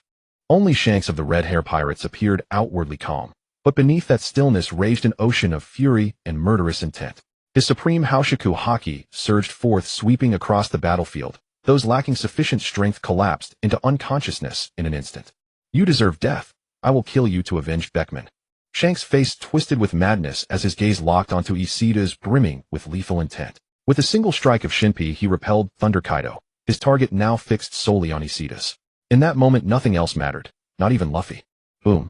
As Shanks lunged toward Isida's, another overwhelming surge of Haushiku haki erupted. You wish to kill Isida's? With me standing here, who among your red hair pirates dares claim such a feat? Get out now. Luo Ming instantly reappeared before Shanks and delivered a crushing kick straight to his face. Utterly focused on Isida's, Shanks failed to notice Luo Ming's sudden intervention and was sent flying once more. Huff! Isida's approached Luo Ming from behind and wrapped her arms tightly around his waist, whispering softly into his ear. Her silken voice sent a shiver coursing through Luo Ming's entire body. His pulse quickened, his resolve momentarily faltering. Damn it, this enchantress knows exactly how to wield her allure. In matters of emotional mastery, she is without question peerless. Enough teasing, we're still in battle. Save it for after. You're badly wounded. Take this Senza bean, then go aid the others. Shanks is mine to handle. Luo Ming retrieved a Senza bean from his system, gently pried apart Isida's arms, turned, and placed the bean directly into her mouth. Her injuries vanished in an instant. She smiled faintly, then it settled. After the battle, you belong to me. Damn, it's me who's the master here. How did the roles reverse? Yet, perhaps it wouldn't be so terrible. Letting Isida's take the lead. Might there be unexpected delights? He grinned inwardly. How thrilling. I truly look forward to it. Once she stepped away, Luo Ming snapped back from reverie, just as Shanks returned to the battlefield. Twice now, he'd been hurled skyward by Luo Ming. His head cleared slightly, his expression darkening as he glared at Luo Ming. Beckman's vengeance could not go unfulfilled. Shanks had no intention of retreating. After brief contemplation, he charged toward Luo Ming, just as Thunder Kaido prepared to intervene. Brother Kaido, leave Shanks to me. Go assist this world's Kaido instead. Young Luo Ming, I'm right in the heat of battle. That Arakawa has this world's version of me well in hand. Don't interrupt my fight. Shanks dies by my hand today. Thunder Kaido, exhilarated mid-combat, refused to relinquish Shanks so easily. Luo Ming laughed wildly. Ha ha ha. Then let's settle this. Race to see who strikes him down first. A race it is. His head belongs to me. Thunder Kaido blurred into position above Shanks and brought his spiked iron club crashing down. Damn you both. Do you take Shanks of the Four Emperors for some plaything? Even with 2 devil fruits, Kaido, do you truly believe you can slay me? With Haushiku-infused power, Griffin slashed upward, blocking Kaido's descending club. One cannot kill you. Then what of 2? Luo Ming teleported beside Shanks and launched a devastating punch aimed at his lumbar spine. Teleportation may be swift, but now that I'm wary, you'll never land another hit. Shanks shoved Kaido aside and attempted to retreat. Wary or not, my arsenal far exceeds your imagination. Heido no. For Tsunaji, though earlier Heido spells were weak and hastily cast, greatly diminished in power, their instantaneous binding sufficed to immobilize Shanks for a critical heartbeat. In high-stakes combat, victory often hinges upon a single fleeting moment. Shanks' pupils contracted violently, but it was already too late. Instinctively, he raised Griffin to intercept Luo Ming's fist. Boom. Shanks hurtled backward, his internal energy churning violently. As he struggled to stabilize himself. Ha ha ha. The head is mine. 300 million volts, Sansei in Nariku. Kaido spun his club in a full arc and slammed it down upon Shanks, still airborne mid-flight. Damn it. With no alternative, Shanks crossed Griffin defensively across his chest. Ugh. Struck hard into the earth, a crater dozens of meters wide burst open beneath him. Blood gushed from his mouth, his nerves crackling with residual electricity. Captain, damn you. I'll slaughter every last one of you. Bang. Jesus Burgess fired his long rifle straight at Luo Meng. Brother Kaido's duel with Luo Meng is none of your concern. Victory is decided in the blink of an eye, and you have lost your composure. Jean Ehao's blade flashed past Burgess, blood dripping from its edge. Underestimating me was your gravest mistake in this duel. Bang. The moment Jean Ehao finished speaking, Burgess crumpled, joining Beckman in oblivion. Burgess' defeat stunned the red hair pirates for a split second, and in that instant their fate was sealed. Ha ha ha. Shanks laughed, a sound steeped in sorrow. As his crew fell one by one, twin streams of blood tears traced paths down his cheeks. Survival no longer mattered. He would die taking as many enemies with him as possible.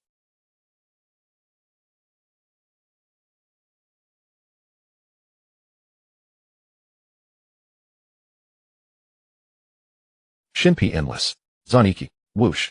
An endless torrent of obsidian black slashes erupted from Griffin, engulfing the entire battlefield. All of you, every last one, deserve death. Damn you all. Gazing upon his dwindling crew, Shanks' face contorted with manic fury, and he leapt high into the sky. Damn it. Shanks has gone berserk. The sheer scale of this attack leaves even him unable to protect his own crew. Luo Meng roared, his voice echoing across the field. All three Kaidos, strike together. Block this technique, or the beast's pirates will suffer catastrophic losses. Roar, roar, roar. In response came three thunderous dragon cries. Each Kaido transformed instantly into his azure dragon form. Thunder Domain, Whirlwind Devastation. Whirlwind Devastation. Whirlwind Devastation. 5 layers sever sky. Demon Essence, Ice Veil. Phoenix Flame, Phoenix Fire Line. Fire Dragon Sovereign. Every formidable technique available was unleashed without restraint. Yet Shanks' technique covered too vast an area. Despite their efforts, numerous beast pirates were caught in its wake. Clashes of power and cries of despair filled the air. The unlucky were swallowed whole by the black slashes in an instant. Dozens of beasts pirates perished. The world government forces fared worst. Only a handful of elite officers survived, the rest fell in that single cataclysmic stroke. Every red hair pirate lay dead, leaving Shanks alone upon the ruined field. Ha ha ha. Not even a single key member of the beast's pirates fell by this technique. How bitterly disappointing. True regret. With those final words, Shanks plummeted from the sky to the ground. This ultimate technique had drained him utterly, leaving him powerless to resist. So be it. I shall join my brothers in the afterlife. Luo Meng slowly approached Shanks, murmuring under his breath, rest in peace. In your next life, don't always ask others to give you face. Nanny, could it be that I brought this deadly calamity upon myself just because I kept asking others to give me face? Shanks, still clinging to a sliver of consciousness, heard Luo Meng's low words. He was nearly infuriated to death, even though he hadn't been beaten to death yet. I am after all one of the 4 emperors renowned across the seas. What's wrong with asking others to give me face? Is that a crime? Luo Meng had no idea what Shanks was thinking. If he had, he might have retorted, it's not your fault to demand face, but the title of King of Face, after my arrival, is destined to be mine. If you don't die, my position as the King of Face might be endangered. Gazing at Shanks's ashen eyes, Luo Meng had no intention of torturing him. In an instant, his 3-foot green blade pierced through Shanks's heart. Comrades share the same manner of death. Luo Meng granted Shanks the same end as Beckman. Besides taking down dozens of beasts, small fry with a single stroke, Shanks died without loss. After finishing off Shanks, Luo Meng turned to the remaining members of the world government. We can't win. Flee. The CP chief uttered those brief words and turned to escape. Flee. You won't escape. Stay here.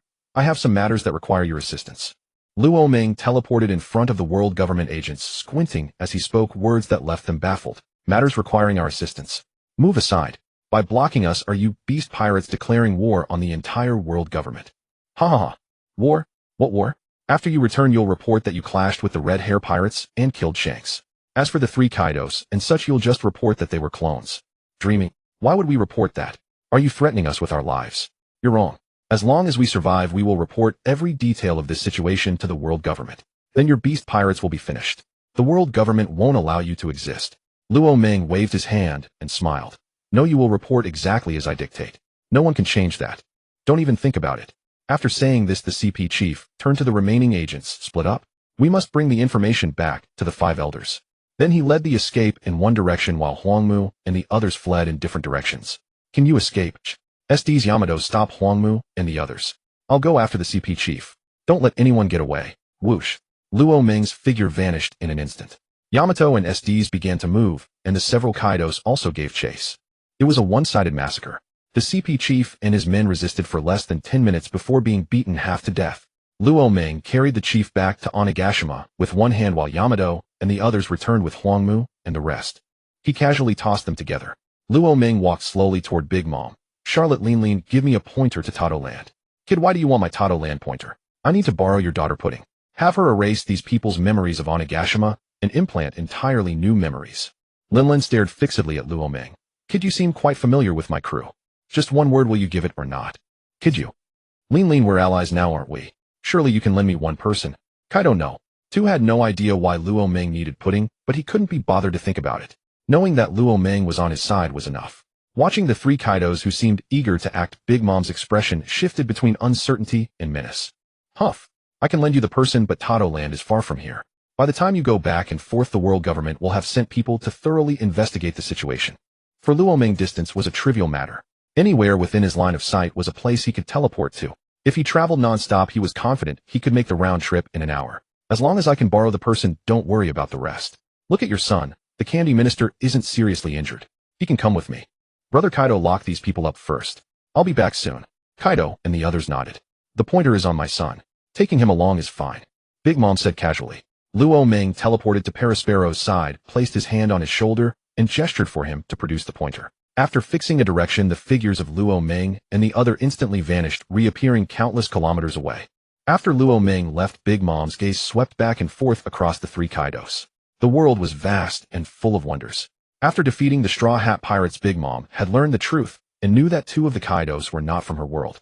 Her expression shifted from bright to dark. With three Kaidos in the same world, what chance did she have of becoming the Pirate King? Still, she wasn't foolish enough to rush in recklessly. Everything required careful planning. Kaido had no idea of her schemes. He turned his gaze to King. King, have these people locked up.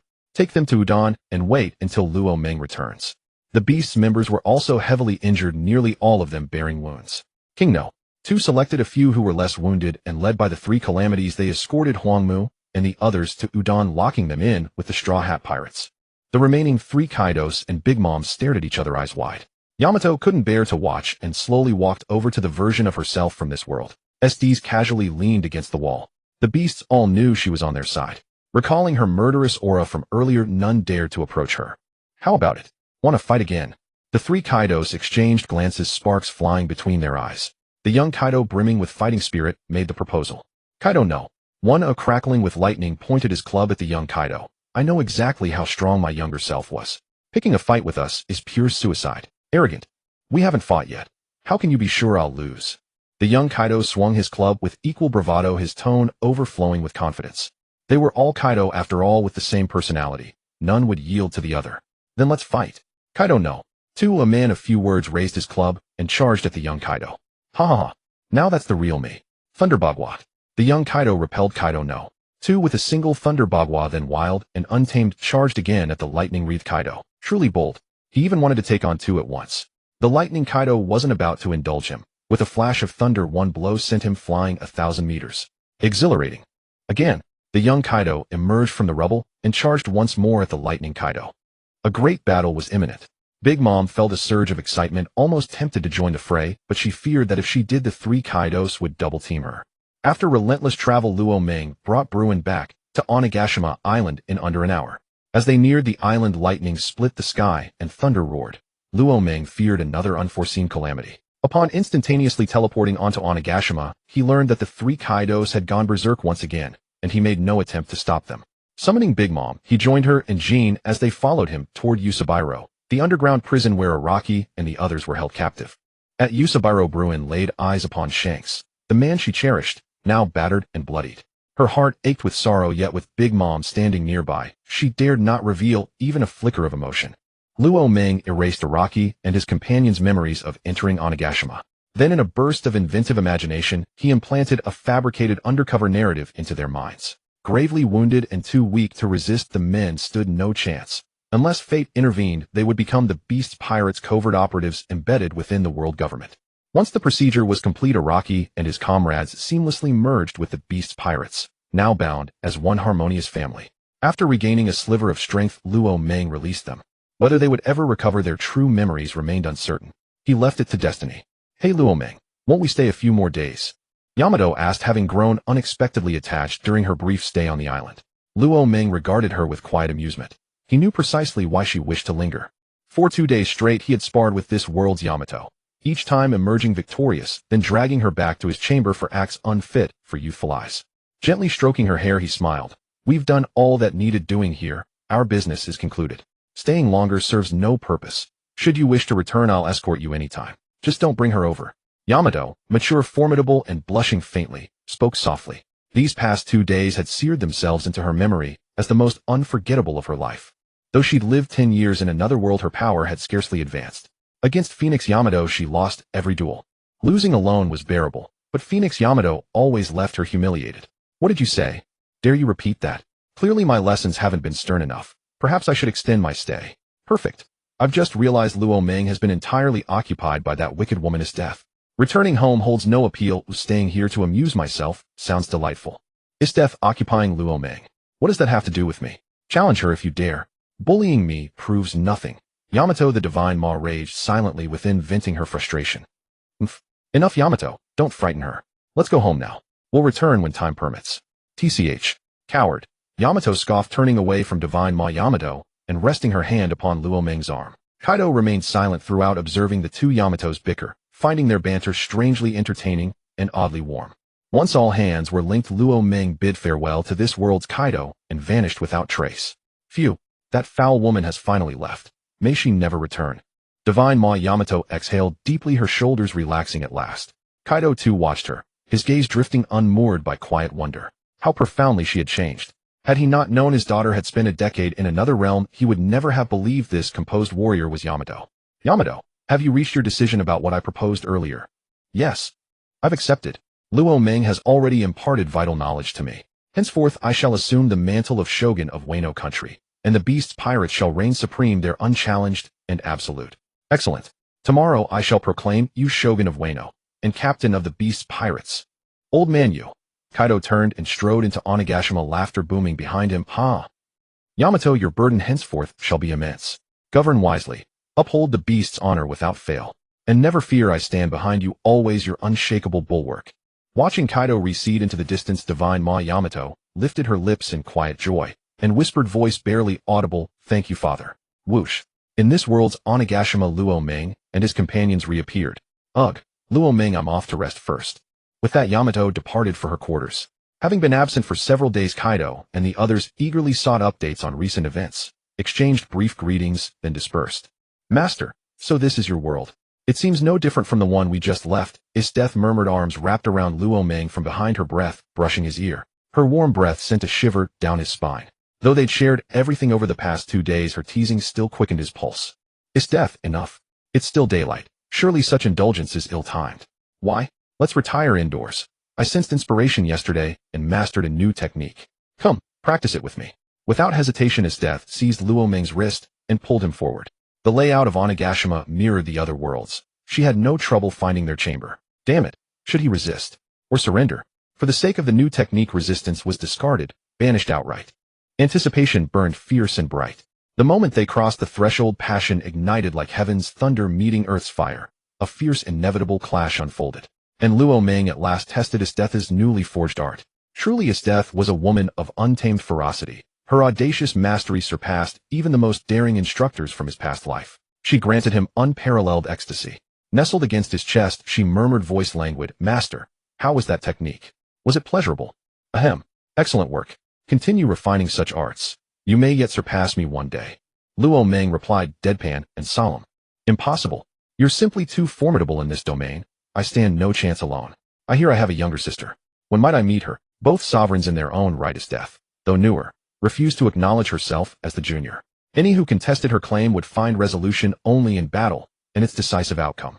A prodigy beyond measure, these past 2 days had seen her absorb profound insights, not only into Luo Ming's presence, but also into the nature of hockey. Though not yet mastered, she vowed to command both observation and armament hockey within 5 days. In a few days, soon, I'll introduce you to Hancock. But for now, let us fight once more. Bring it on. I fear no one. 2 days slipped by in the blink of an eye. Luo Ming spent 2 tranquil days in Wano Country, each night shared beneath the same silken quilt. It was undeniably comfortable, yet lacked a spark of passion. Having neglected to visit Hancock for some time, he felt a faint lingering yearning. Coincidentally, his death also expressed her desire to make the journey. Today marked their departure. Yamato, are you truly certain you won't accompany us to the kingdom of women? Luo Ming's voice carried a subtle, barely concealed hope. Who could resist the allure of a four-way entanglement? Luo Ming asked himself, and knew without hesitation that he could not. Oomph. Yamato stuck out her tongue and smirked with feigned disdain. Stinky Luo Ming, I know exactly what's on your mind. Let me tell you plainly, don't even dream of it. I won't go with you, not a chance. Your scheme ends here. Sigh. Luo Ming exhaled deeply, inwardly lamenting, so it seems this opportunity is lost, for now. Perhaps another time. Why must Yamato be so stubborn? It's only a matter of time. If not today, then tomorrow, or the day after. The more he pondered it, the more exhilarated he grew, a sly, knowing smile curling at the corners of his lips. Yamato shivered involuntarily at the sight. That lewd, suggestive grin. Luo Ming's expression betrayed mischief. Something mischievous was surely brewing in his mind. She resolved to stay vigilant from now on. Master, shall we depart? I can hardly contain my anticipation. You may come or not. It makes no difference. With me by Master's side, nothing more is needed. Go back and suckle your milk, little girl. Isteth's tone shifted instantly, from tender warmth to imperious command. You wretched woman, you. Yamato bristled with fury. Though she'd clashed with Isteth twice over the past 2 days, she'd lost only once, during their first encounter, caught unawares by Isteth's signature technique. Thereafter, armed with caution, Yamato consistently emerged victorious. Yet Luo Ming forbade her from delivering decisive blows, rendering her triumphs hollow and inconsequential. She'd even considered employing the same tactic she'd used against Daikoku, the overwhelming intimate approach, but it backfired spectacularly. To her astonishment, Isteth not only welcomed it, she nearly turned the tables and left Yamato breathless. Worse still, she insisted on dragging stinky Luo Ming into every escapade. Yamato realized with grim resignation that she'd finally met her match. Don't get cocky, Isteth. Sooner or later I'll discover something that terrifies you. And when that day comes, you'll regret ever crossing me. TCH. Find it first. Right now, you're utterly outmatched. Save yourself the embarrassment. Oomph. Knowing words would yield no victory, Yamato let out a sharp snort, spun on her heel, and strode away, without so much as a farewell glance toward Luo Ming. Truly sworn rivals. Luo Ming shook his head in quiet amusement. A proud regal queen and a fiercely independent young lady, alike in temperament, yet diametrically opposed in spirit. Sometimes even he felt helpless. Isteth, we're off. He led the way onto the vessel. This time, rather than flying, he'd assembled dozens of Beast Pirates crew members to sail them to the kingdom of women. Brother Luo Ming, is everything ready for departure? Gazing up at the cerulean sky, Luo Ming raised his right hand high. Men, hoist the sails. Our destination is the kingdom of women. Aye, Brother Luo Ming. Brothers, set sail. Dozens sprang into motion. The ship surged forward, riding the wind with swift grace. Quinn had personally refitted the vessel. Its speed now edged slightly beyond that of a naval warship. Luo Ming reclined aboard, Isteth nestled beside him, a wine cup cradled in his hand. A sip of fine wine, followed by whispered endearments with Isteth. Life could scarcely be more perfect. 2 words summed it up: utter serenity. What did you say? Luo Ming has emerged from Onigashima Island. Did you see it clearly? Upon hearing the report, Admiral Akainu nearly leapt from his seat. Yes, confirmed. It was Luo Ming, accompanied by a full complement of Beast's Pirates crewmen. Understood. Do not act rashly. Follow at a distance, if you can, but under no circumstances engage him directly. With that, Akainu severed the call. His injuries healed this swiftly. Yellow Monkey's earlier intelligence had stated Luo Ming fled severely wounded. Did he use the same restorative artifact that healed Whitebeard, or something else entirely? Akainu rubbed his temples in frustration. Barely days into his admiralty, and already his hairline receded noticeably. After a moment's pause, he summoned a communications officer. Fetch Vice Admiral Tsuru and Fleet Admiral Sengoku. I require counsel. Affirmative. With all admirals deployed across distant maritime sectors, Luo Ming's reappearance posed no immediate threat. Moreover, Luo Ming's arsenal appeared limitless. Even encircled by 5 elite warriors, he'd gravely wounded 1 admiral before vanishing unscathed. Without coordinated high-tier naval forces, capturing him remained impossible. Was he truly to roam free, unpunished, unchallenged? The thought gnawed at Akainu until molten magma welled spontaneously from his forearm. In an instant, acrid smoke filled the office. Oh, Admiral Akainu, what's provoked such fury? You're nearly melting the floor. Sengoku entered, leading a woolly sheep on a leash. Akainu quickly reined in his power, drawing the magma back within. Lifting his gaze to Sengoku, his irritation flared anew. Old man Sengoku, I've told you repeatedly, no sheep in the office. Ha. Don't take it so seriously, Admiral. Since stepping down as Fleet Admiral, Sengoku's grown increasingly like Captain Garp, more child than commander. Vice Admiral Tsuru entered calmly from the doorway. Ever since Sengoku relinquished the Admiralty, he's embraced unrestrained freedom. The brilliant strategic mastermind who once orchestrated grand campaigns has vanished, replaced by this carefree soul. The Sengoku of today resembled little more than a mischievous elder, devoting himself to whimsical antics while neglecting all matters of state. Now, little Tsuru, I take offense. Where do you see resemblance to that rascal Garp? Name one thing. Just one. That Garp surpasses me in. Enough. I summoned you both to deliberate, not to bicker. Settle your quarrels outside once our business concludes. Akainu interjected firmly. He knew Sengoku's temperament well. Left unchecked, these two could debate trivialities for hours. He had neither time nor patience for such indulgence. Urgent matters awaited resolution. Tsuru seated herself before the desk, hands folded. Admiral Akainu, what requires our counsel? Speak freely. Regarding Luo Ming of the Beast Pirates. Intelligence confirms he has just departed Wano Country. I called you both to weigh our options. Luo Ming. Sengoku's casual demeanor vanished. He took a seat beside Tsuru. I hold no strong opinion. 5 admirals combined failed to subdue him. How then can mid-rank officers stand against him? Any engagement would be suicide. Tsuru lowered her arms slowly, her voice grave. I concur. After the Battle of Marineford, the Navy's authority collapsed to unprecedented lows. Uprisings now flare across every sea. We lack the capacity to pursue Luo Ming now. First we must quell the rebellions. Only then can we turn our full attention to apprehending him. Is there truly no way at all? Both Admiral Kazan and Fleet Admiral Sengoku shook their heads solemnly at Admiral Akainu. What a wretched, humiliating admiralship. Is Luo Ming the Navy's bane, crushing its dignity into the dust while leaving it utterly powerless? I understand. Admiral Kazan, you may return to your duties. Admiral Kazan slowly rose and said, then we shall take our leave. Akainu nodded and waved his hand in farewell. Once the two had departed, silence settled once more over the office. Only Akainu remained. Master here, have a chilled grape. Come. Out. Open wide. Luo Ming lay reclined upon his death's snow-white thighs, savoring her tender, devoted feeding. Luo Ming brother truly knows how to live. This is the life I too long for. Sigh. Indeed. Luo Ming brother possesses extraordinary charm with women. The young daimyo of Wano is death herself. And now our next destination, the kingdom of women. Rumor has it he shares an ambiguous bond with its sovereign Boa Hancock. Truly, Boa Hancock is hailed as the most beautiful woman in the world. How enviable. I'd give anything to rest upon his death's thighs. Those flawless ivory limbs must feel heavenly beneath one's head. Watch your tongue, fool. Do you wish to die? Even setting aside Luo Ming brother. Remember what befell that comrade in Wano who dared glance twice at his death. He remains frozen solid on Onigashima, a macabre exhibit for all to gawk at. What's there to fear? We're miles away, and my voice is barely a whisper. No chance she'll hear. Shoo. Before the final syllable could escape, the beast pirate was instantly encased in ice. Those nearby shuddered violently, trembling as they turned their gaze toward his death. Should I hear another word spoken out of turn, or catch another improper glance? You shall all join him as sculptures of frost. Her icy decree hung in the air, thick with murderous intent, oppressive, suffocating. The beast pirates gasped for breath, sweat pouring down their faces, desperate to avoid becoming frozen. Art, they hurriedly spoke up. Chief, we swear never to speak rashly again. It was that scoundrel's fault alone, daring to gossip about you. Good riddance, he's frozen now, and rightly so. Had he lived, I'd have taught him a lesson he'd never forget.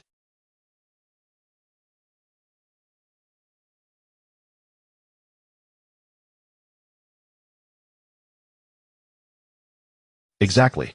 Chief, please don't anger yourself. It would harm your health. We'll never dare again. Please forgive us this once. Agreed, we'll each watch the others. Anyone caught speaking ill of you deserves 1,000 cuts. Not even that would suffice. Dare we even presume to speak of the chief? That wretch even dreamed of resting upon the chief's thighs. Does he not know only Luo Ming brother is worthy of such closeness? His insolence demands punishment. Brothers, let's hurl him into the sea to soothe the chief's wrath. Yes, exactly. A group rushed forward, hoisted the ice-encased man aloft, and unceremoniously hurled him into the ocean. Chief, look, we've cast the fool into the sea, sparing you the sight of his disgrace aboard ship. The moment they finished, the crushing weight of her killing intent lifted, vanishing as if it had never been. Phew. They exhaled in unison, hearts pounding, surviving against all odds. Luo Ming observed it all, making no move to intervene. A mere minnow, his death as ice claimed his life the instant it touched him. Besides, he was no one of consequence. Dead or alive, what difference did it make? The beast pirates hardly missed one insignificant soul. His death, let them not mar our joy. Resume what we were doing. I'd like an orange now. As you wish, master. This servant shall peel it for you at once. Her voice softened into silken submission, a stark, breathtaking contrast to her earlier ferocity. Her slender fingers danced deftly over the ripe fruit, swiftly stripping away its skin until the orange lay perfectly revealed, its segments shimmering faintly with residual chill, lending it an exquisite, refreshing allure. Open wide, master. Luo Ming obediently parted his lips, letting his death place each segment gently inside. Suddenly the ship lurched violently, as if struck, nearly jolting him upright. Up. A sea king, how colossal. It must stretch hundreds of meters. Yet we haven't even entered the calm belt. Why would such a beast appear here? Our hull is lined with sea prism stone. Sea kings shouldn't even sense us, let alone attack. Enough talk. Look at the chief and Luo Ming, brother. That sea king is doomed. Tonight's menu, already decided by this chef. Braised fish fillet, steamed fish head, sashimi-grade fish slices, and perhaps seawater stir-fried fish strips. Tonight promises a full-course fish banquet. Isthetha's expression darkened. She and Luo Ming strode side by side to the ship's railing, both irate, their moods shattered, fury rising like storm tide. At the rail, Luo Ming beheld a fish, hundreds of meters long, gliding just beneath the hull. Damn it, that's a tilapia. He'd never seen one in this world, much less one of such gargantuan scale. How best to prepare tilapia? Luo Ming stroked his chin, pondering. Though skilled in cooking, he'd scarcely tasted tilapia, unsure what method would do it justice. Recalling the ship's chef, he dismissed the thought. Fool, dare you ram us again? You court death. Demon's essence frost spikes. Seeing the tilapia still press its assault, Isthetha's rage erupted. She placed both hands upon the deck, and from the hull's underside, twin ice spears, 2 to 3 meters long, burst forth, aimed squarely at the Leviathan. Shink. Unimpeded, the frost spears pierced deep, leaving 2 gaping wounds in the creature's vast flank. Though hundreds of meters long and wounded by 2-meter gashes, the tilapia did not perish, pain instead igniting its primal savagery. It thrashed, snapping free of the ice, then surged upward, its colossal form hurtling toward the ship's hull. Isteth raised her hands once more, but Luo Ming gently stayed her arm, flexing his own. Isteth, stand aside. I'll descend and play with this giant fish myself. Then summon the chef. We'll feast on a full-course fish banquet. Splash. Without hesitation, Luo Ming plunged into the sea, his swimming speed surpassing even the fish's. Against such a foe, he didn't need his hollow template. Enhanced physical prowess alone sufficed. 3 swift, brutal punches left the Leviathan dazed and reeling. Within a minute, Luo Ming vaulted back onto the deck. 10 seconds later, the colossal fish surfaced motionless, drifting upon the waves. You slice off some portions. Tonight we dine on nothing but fish. Understood. Luo Ming, brother. This junior brother guarantees the task will be flawlessly executed. Oh, isn't that Admiral Akiji? No. Wait, that title no longer applies. How could I forget? You're no longer an admiral. So now that you're a free man, does it feel liberating? Midway through their voyage, Laman and his crew chanced upon Akiji leisurely pedaling a bicycle across the ocean's surface. Leaning casually against the ship's railing, Laman greeted Akiji with nonchalance. Laman. Akiji had not expected to encounter Laman here, and at the sight of him, he nearly lost control. A torrent of crimson hatred surged within him. Thousands of marine lives, all demanded in recompense from Laman. Yet Akiji restrained himself. He knew full well that facing Laman meant certain defeat. Whether I feel liberated or not is none of your concern. If you seek battle, then fight. But even if I sacrifice my life today, I'll tear a piece of flesh from you. TCH. Alone against an admiral-tier opponent, Laman could slay him effortlessly. No need for combat. I've no mood for fighting today. Care to come aboard and share a drink? What do you truly want? Do you imagine we could ever sit together over wine? Laman smiled faintly. It seems Akiji holds quite a grudge against me. Did I slaughter your family? Did I bed your woman? Or what grievous wrong have I done you? Speak plainly, let me hear it. At Laman's words, Akiji nearly shattered his composure. Slaughter my family, bed my woman, and he dares ask me to explain. What on earth is there to say? Seeing Akiji remain silent, Laman continued, Look, I've touched neither your kin nor your woman. We were merely adversaries of opposing factions. Now that you've severed ties with the Marines, why refuse a simple cup of wine? Though I am no longer a Marine, you slaughtered thousands under my command in a single strike.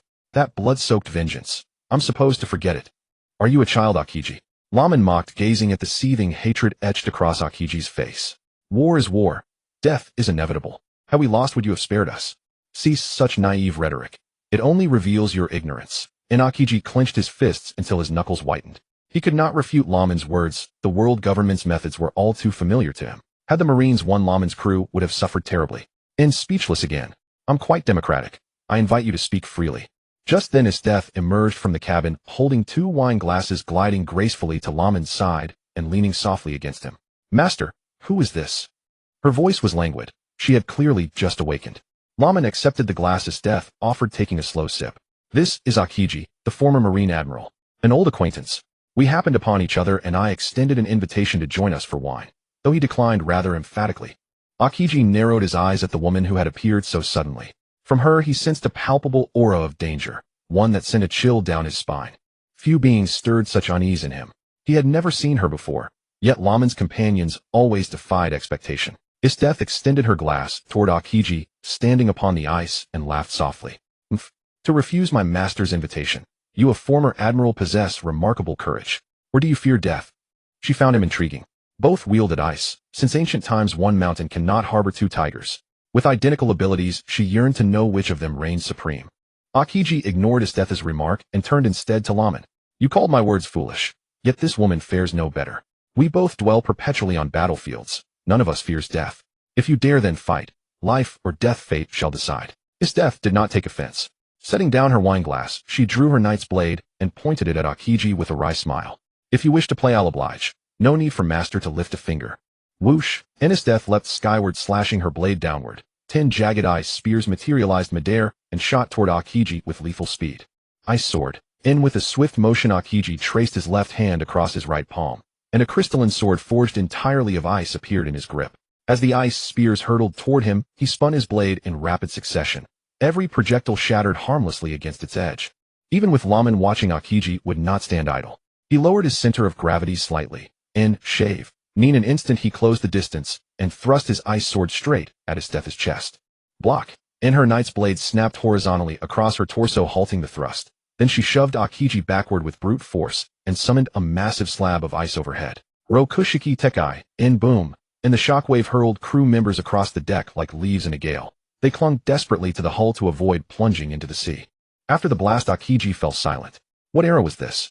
When had ice-based powers become so commonplace? Before him stood Laman, whose mastery over ice surpassed even his own. Now another unknown woman, unfamed, unheralded, wielded ice with near equal mastery. Battle permits no lapse in focus. Seizing Akiji's momentary hesitation, Death darted beside him and delivered a sharp kick to his flank. Captain, excellent. Press the advantage and crush Akiji. Truly worthy of our captain. That kick was flawless. Should she defeat Akiji and word spreads, our beast pirates will gain yet another member whose bounty exceeds 10 billion berries. Go captain, defeat Akiji, glory awaits you. Death cast a cold glance over the beast pirate's crew and declared haughtily, silence. If you chatter again, I'll toss every last one of you into the sea. Your incessant noise is insufferable. Others might miss it, but Laman knew precisely Death had not yet mastered hockey. Against a Logia type, her odds were virtually nil. Even her ultimate technique, frozen time, which sealed space itself, proved useless against Akiji. She couldn't land a single blow on his intangible form. How then could she kill him? Akiji rose unscathed from the ice, having deduced Death's lack of hockey. Had she possessed it, that kick would surely have been imbued with its power. Without hockey, his victory probability soared beyond 90%.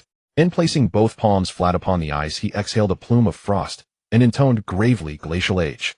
Frost erupted outward from his feet, spreading across kilometers, engulfing Laman's vessel entirely beneath a seamless sheet of ice.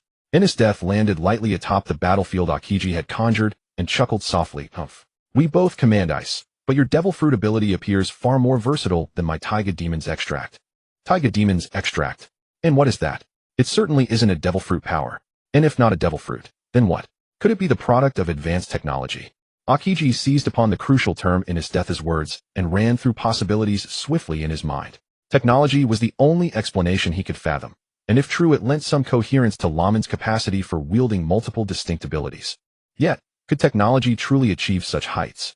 And even Vegapunk falls short of this. You dare daydream mid-battle. How profoundly you underestimate me. Marineford. Akainu, absorbed in reviewing documents, tightened his grip on the file as the scout monitoring Luo Meng called again. Could something else have gone wrong? He snatched up the receiver and answered in one fluid motion. Report. What is it? Weren't you supposed to tail Luo Meng from a distance? Has Luo Meng caused trouble again? On the other end, the Marine scout stammered. Marshal, it's the former Fleet Admiral Akiji. He's encountered Luo Meng, and now he's locked in battle with a woman aboard Luo Meng's ship. Crucially, her ability mirrors Akiji's own ice. Akainu's expression darkened, shifting like storm clouds. How could Akiji possibly cross paths with Luo Meng? Others might remain unaware, but the Navy's highest echelon knew well Akiji had never truly resigned. Instead, he operated as a covert operative drifting across the seas. They'd even discussed infiltrating the beast pirates directly. Aokiji had ventured to Wano Country, but failed even to enter, let alone join their ranks. Continue observing. Report every development in real time. Do not intervene, understood? The scout, peering through an ultra-powerful telescope, grew increasingly unsettled. Upon hearing Akainu's order, he hurriedly replied, understood. After hanging up, Akainu summoned a messenger. Fetch Vice Admiral Garp immediately. Yes, sir. I'll go at once. Moments later, Garp strode into the marshal's office, still picking his nose. Sakazuki, what do you want? Spit it out. I'm in the middle of a contest with Sengoku over who can devour Manju faster. Akainu's temper flared violently. Garp, you insufferable fool. What era do you think this is? You two fools are still racing to gulp down Manju. Garp sauntered before Akainu and slumped casually into a chair. What era? It's noon. Clear skies, perfect weather for Manju. Akainu clenched his jaw, suppressing his rage, fearing he might strike the old man square in the face.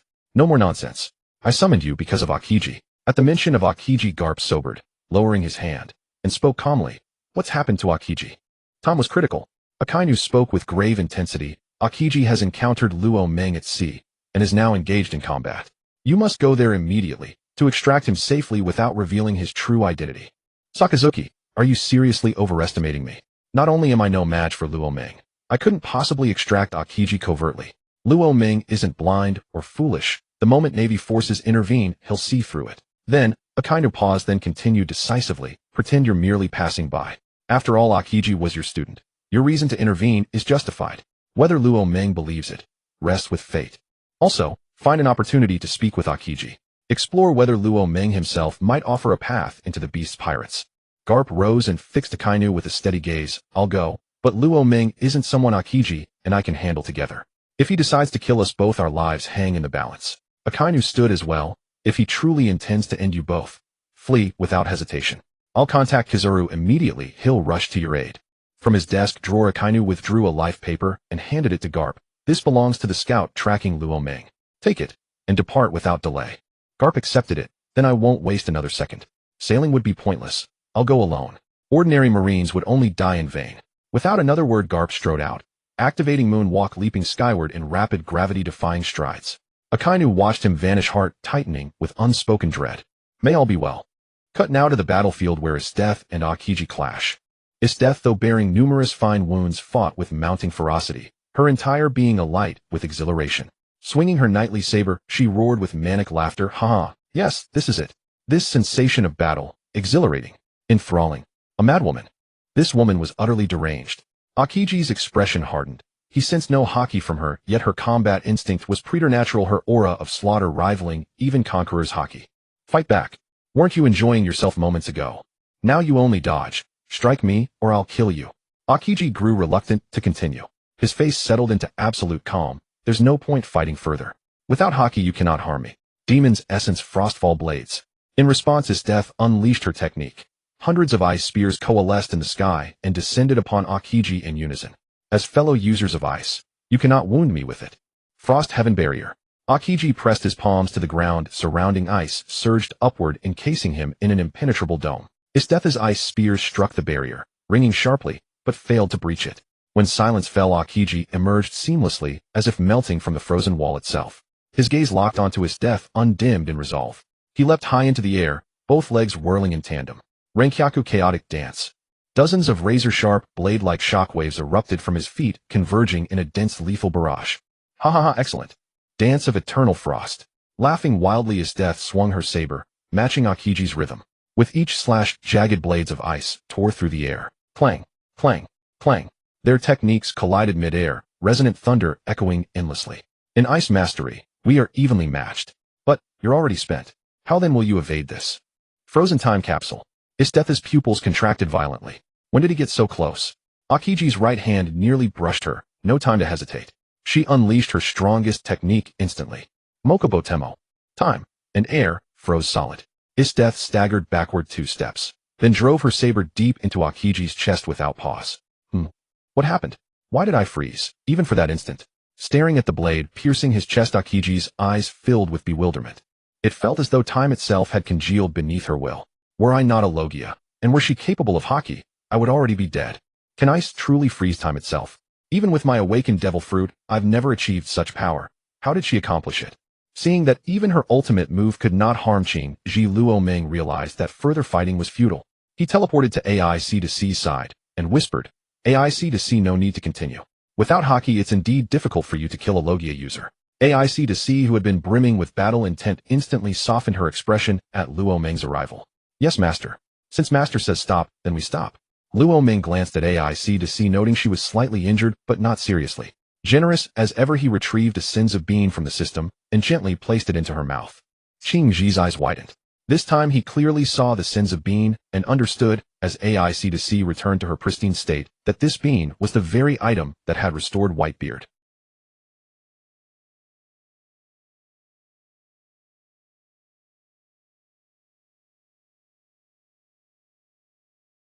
Gazing at the bottle of liquor in his hand, Qing Ji's voice hardened. What does this mean, Luo Meng? You're not planning to kill me. Luo Meng took a sip of wine, strolled leisurely to Qing Ji, and smiled. I never said I would kill you from the start. You were the one overthinking things. This isn't our first encounter. So is sharing a drink with me that difficult for you? After a moment of silence, Qing Ji unscrewed the bottle and took a gulp. That's right. You're no longer a Marine, and there's no mortal enmity between us. Why must we fight to the death? One sip for you, one sip for me. When the bottle's empty, we each go our separate ways. Ha ha ha. How can there be wine without food? Come aboard and drink. With that, Luo Meng took AIC-C and returned to the ship first. After hesitating for a moment, Qing Ji followed aboard. His mission upon leaving the Marines had been to find a way into the 100 beasts to gather intelligence. This was a golden opportunity. He needed to make contact first. He had indeed acted impulsively, just now attacking without considering the consequences. He could easily have died. Fortunately, Luo Meng bore him little ill will at the moment. Chef, prepare some dishes. We're in no rush. It's a rare chance to drink with an admiral. Everyone get moving. Luo Meng boarded the ship and began directing the 100 Beasts members to bring out food and sake. Then he turned to Qing Ji, who had just stepped aboard. Have a seat. I've never had a proper chat with a Marine admiral before. It's quite an oddity that we're sitting together like this. Qing Ji walked to a stool, sat down heavily, and rested his hands on his knees. Should I take that as mockery? I'm no longer an admiral, yet you keep calling me one. How ironic. Luo Meng also sat down casually and waved a hand. No mockery intended. That's just my nature. I say what I want, do what I want. Following my heart, taking things as they come, going with the flow. That's who I am. Master, let me change my clothes first. I'll be back to accompany you shortly. Before Qing Ji could respond, AIC-C spoke up. Luo Meng nodded. Go ahead. AIC-C kissed Luo Meng on the cheek and retreated into the cabin. After she left, Luo Meng continued, enough about me. Let's talk about you. Now that you've left the Marines, where are you headed? With your strength, any faction would be glad to have you. Qing Ji found a comfortable position to recline, sipping his wine. There's nothing much to say. Akainu and I have irreconcilable philosophies. With the Marines no longer an option, I decided to see the world. I have no intention of joining another organization, let alone a pirate crew. Luo Meng stared at Qing Ji, a glint of peculiar light in his eyes. He hadn't read the later plot, but many handsome guys online had claimed that Qing Ji was an undercover agent in the Blackbeard Pirates. Who knew if that was true? Since the Paramount War, Blackbeard had seemingly vanished, leaving no legend on the seas. Could it be that this guy Qing Ji, having missed his chance to join the Blackbeard crew, was now targeting the 100 Beasts? If so, it would be amusing. An undercover game, and he knew how to play it too. Qing Ji noticed Luo Meng's gaze was somewhat unsettling and felt a pang of unease. Could he have seen through something? Trying to probe, Qing Ji forced a casual tone.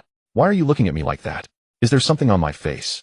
Snapping back to reality, Luo Meng waved dismissively. No, I was just thinking of something amusing. Got lost in thought for a moment. Don't mind me. Is that so? Qing Ji breathed a sigh of relief. He hadn't been discovered. There was still hope. Master, what are you two chatting about? Having changed her clothes, AIC-C languidly approached Luo Meng and leaned against him. Nothing much, just discussing Qing Ji's plans after leaving the Marines. Then Luo Meng held his cup out to AIC-C. Some ice, please. Wine isn't good without being cold. AIC-C gently touched the cup with her finger, and the liquor instantly began to emit a chilling cold. Luo Meng, may I ask you a few questions? Go ahead, Qing Ji. But I'll warn you, I may not answer. Sitting up straight, Qing Ji asked, where are you from? The Marines have searched for information about you, but found nothing. As if you appeared out of thin air, leaving no trace. He wasn't from this world, and he had physically crossed over. Of course the Marines couldn't find anything. Luo Meng casually gave a plausible excuse. The world is vast. There are plenty of places the Marines can't reach. You can think of me as coming from the distant east. My homeland is a mysterious and powerful nation. Someone like me wouldn't even rank among its weakest. In my homeland, legendary figures abound. There's one called the Heavenly Emperor, who can suppress eternity with a single punch. Another called the Flame Emperor, who can command the endless fire domain to fight for him. There are even those who can move mountains and fill seas, plucking the sun, moon, and stars with ease. As for someone like me, they could extinguish me with a single breath. That is my country, my faith. Cold sweat broke out on Qing Ji's forehead. His reason told him Luo Meng was boasting, but the expression on Luo Meng's face didn't seem like a lie, and his words carried an undeniable aura of conviction. But could such a force really exist without the world government knowing? If it were true, it would be terrifying. Even Luo Meng's overwhelming power could be snuffed out by a single breath. If a Marine admiral faced them, wouldn't a single glance finish them? The East. Did he mean the East Blue? Roger's birthplace, the mysterious East. Was there a connection? Even Qing Ji's composure could not remain unshaken. He took a deep breath and continued, "What you described is truly fascinating. Can you tell me the name of your country? I've left the Marines and have nowhere in particular to go. I was thinking of visiting your homeland." Luo Meng leaned back in his chair, gazing at the sky with a look of longing. "The name of my homeland. It is a country of poetry and peace. Qing Ji, if you could ever reach my country, you would surely fall in love with it. I'll tell you the name. It's called Hua. But unfortunately, even if I tell you, you will never find it. You can think of my homeland as being hidden in a mystic realm. A nation named Hua. This is a vital clue. Must relay it to headquarters immediately." As for Roman's claim that his homeland lies within some hidden realm, Akiji believes world government intelligence operatives can locate it. A nation called Hua? How deeply alluring. That truly stirs the imagination. Roman says he cannot find it. What a profound pity. Roman watched Akiji's wistful expression and thought if Akiji were truly a naval mole, his acting would be worthy of an Oscar. Indeed, a great pity. Let us set aside talk of my homeland for now. Ask whatever else you wish. I'll withhold nothing out of respect for our old acquaintance. Akiji had nearly asked about those mysterious beans that healed wounds, but hesitated. Too many questions risked arousing suspicion. "I have no further questions. I've come to terms with it. What use is inquiry when I am no longer one of the Marines?" His faltering speech betrayed his fear would asking too much make him suspect me. Roman saw through it clearly. If Akiji chose not to ask, Roman had no intention of volunteering answers. Just then the chef finished preparing the meal. Roman rose, cradling his death, and laughed lightly. "If there's nothing more to ask, let's eat first. After battle you must be famished. We'll talk as we dine." Roman carried his death to the table and sat down, seizing a massive slab of meat and shoving it into his mouth. Though this Beast King chef possessed negligible combat prowess, his culinary skill was exceptional. The dishes struck perfect balance in saltiness and richness, neither greasy nor cloying. "Eat up, why hesitate? The chef's fare is quite commendable." Roman, noticing Akiji seated but unmoved, warmly urged him on. Gurgle, gurgle. The aroma provoked an impatient rumble from Akiji's stomach. He wasted no time grabbing a hunk of meat and devouring it whole. Ha, that's the spirit. Would you wait until buried before tasting food? Ignoring Roman's banter, Akiji ate like a starving specter. Yet his mind churned ceaselessly. How might I infiltrate the beast's pirate's inner sanctum? "Master, try this. It's soft, tender, and utterly delicious." His death lifted a piece of meat to Roman's lips. Roman accepted without refusal, biting off a generous portion. Truly exquisite. Soft yet resilient, subtly sweet, rich, without heaviness, melting instantly upon the tongue. "Don't fuss over me. Eat your fill too. This roasted meat is splendid, fragrant, crisp, its savory depth lingering long after each bite." Isteth opened her small mouth to accept the morsel Roman offered, her eyes crinkled into crescents. Not because the roast was extraordinary, but because she cherished this tender, intimate act of feeding. This is what love feels like. Wait, who am I? Where am I? What on earth am I doing? My stomach remains empty, but I've swallowed enough romance to drown in it. Must they flaunt affection where others must witness? This spectacle left Akiji utterly disarmed. Suddenly the meat in his hand lost all allure. So he won't kill me.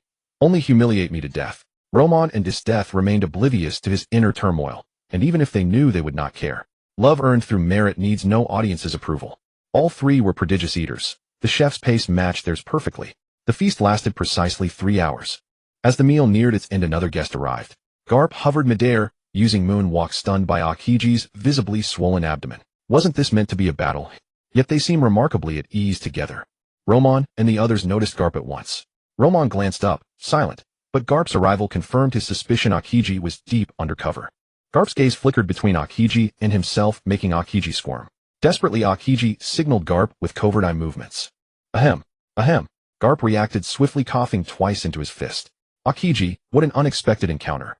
Having left the Marines, has the beast's pirates become your chosen path?" Akiji exhaled in quiet relief. Garp's quick wit had just averted disaster. Leaving the Marines was my choice.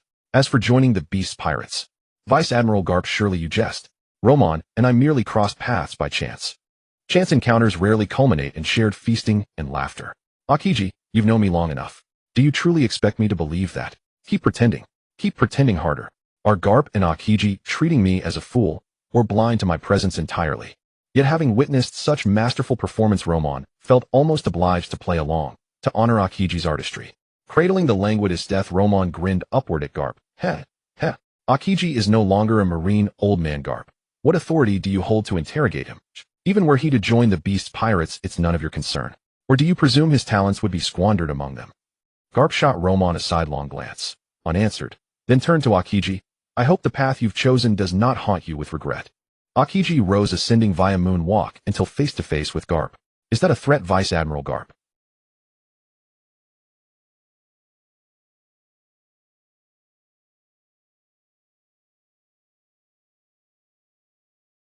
Garp studied Akiji's face, voice low and grave. You've changed. You're no longer the Akiji I knew. Has freedom loosened your resolve, or hardened your indifference? Letting you walk away today may unleash chaos beyond control. He shifted his gaze to Romon. Since Akiji claims he's no beast's pirate, I'll arrest him myself. Romon, you won't interfere, will you? Romon spread his hands wide. Do as you please.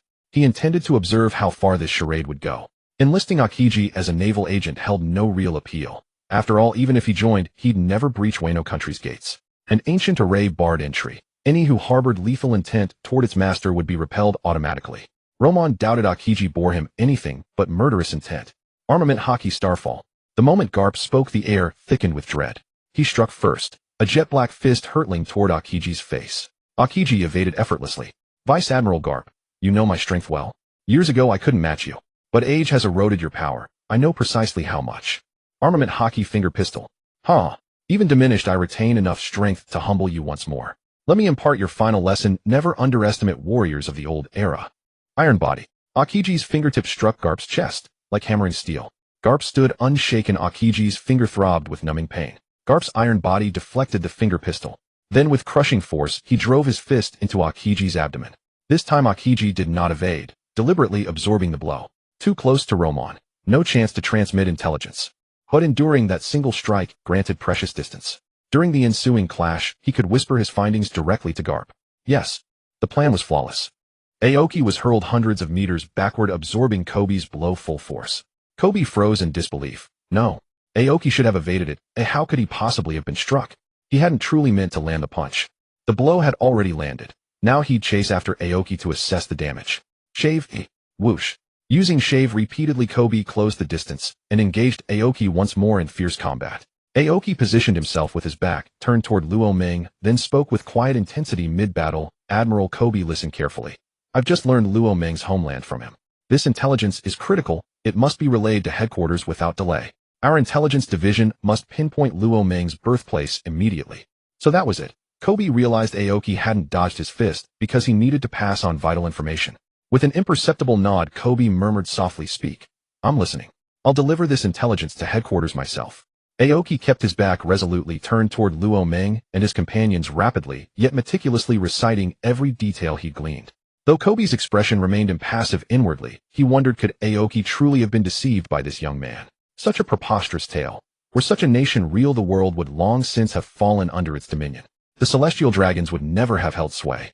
Noticing Kobe's skepticism, Aoki lowered his voice. Admiral Kobe, better to believe it may exist than dismiss it outright. Whether Luo Ming speaks truth or falsehood, the Navy must prepare. If this Hua nation proves real, it would be terrifying beyond measure. Preparation was indeed warranted. Kobe sensed Aoki's gravity. He gave a subtle nod. I'll carry this intelligence to headquarters. What are your next intentions? Ducking beneath Kobe's low kick, Aoki spun and slashed with his blade. He declared allegiance to the beast's pirates upon first meeting. Luo Ming grows suspicious easily. I'll fight a while longer, feign defeat, then flee. Afterward, I'll shadow him covertly, seeking opportunity to infiltrate the beast's pirates. Understood. Tread carefully. You'll walk a razor's edge henceforth. Every step demands vigilance. Every decision foresight. Stepping back, Aoki roared, Admiral Kobe, you cannot defeat me. I urge you to withdraw. As a former comrade, I'd rather not take your life with my own hands. Young Aoki, you underestimate an old man at your peril. Iron body. Armament iron fist meteor shower. I am far from feeble enough for you to scorn. Kobe lunged forward, fists blurring like phantoms, raining down like storm-driven hail. Every inch of Aoki's body became his target. Hear no disdain in my words. I merely state fact. Frost release ice shield septet.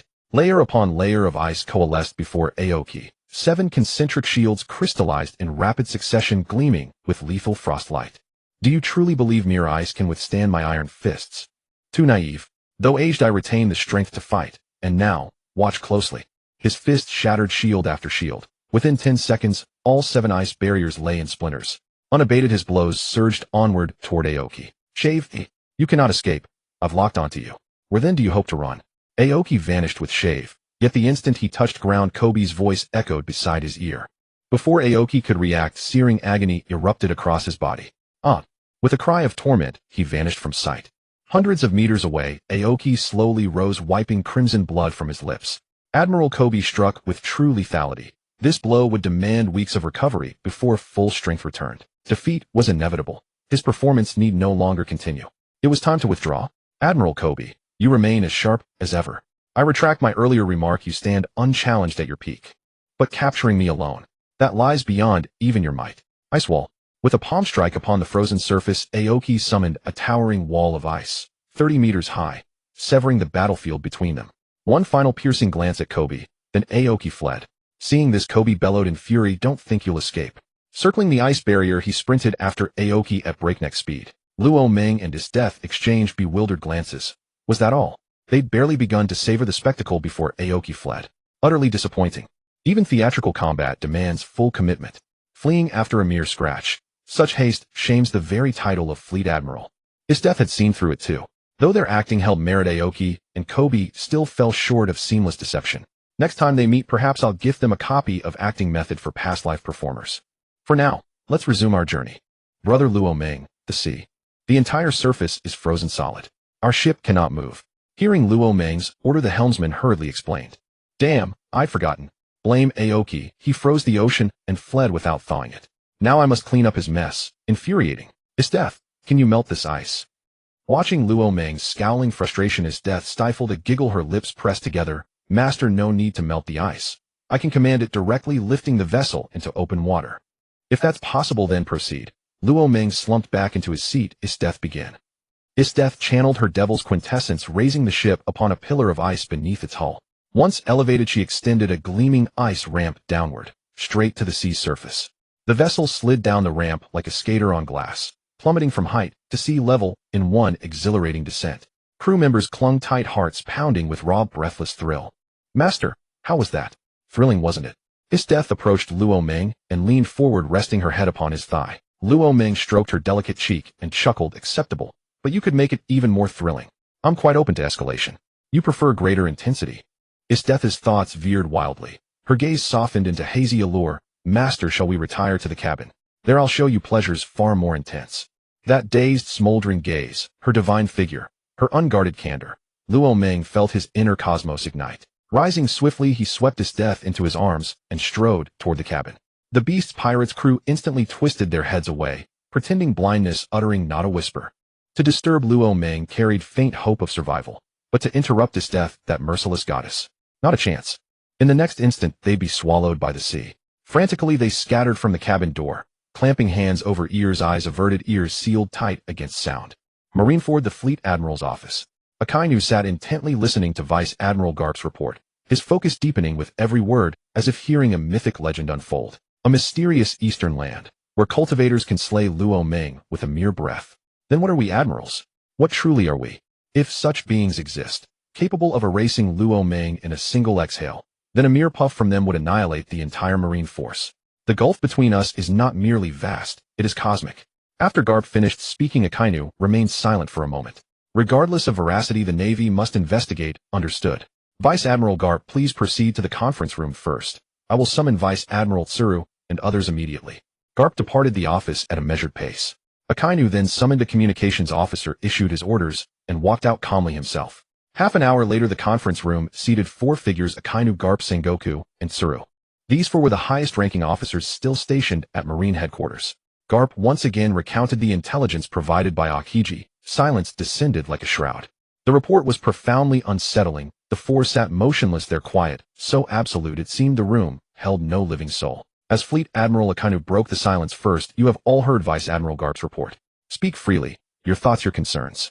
Vice Admiral Tsuru folded her hands atop the table and leaned forward. There is no need for undue alarm.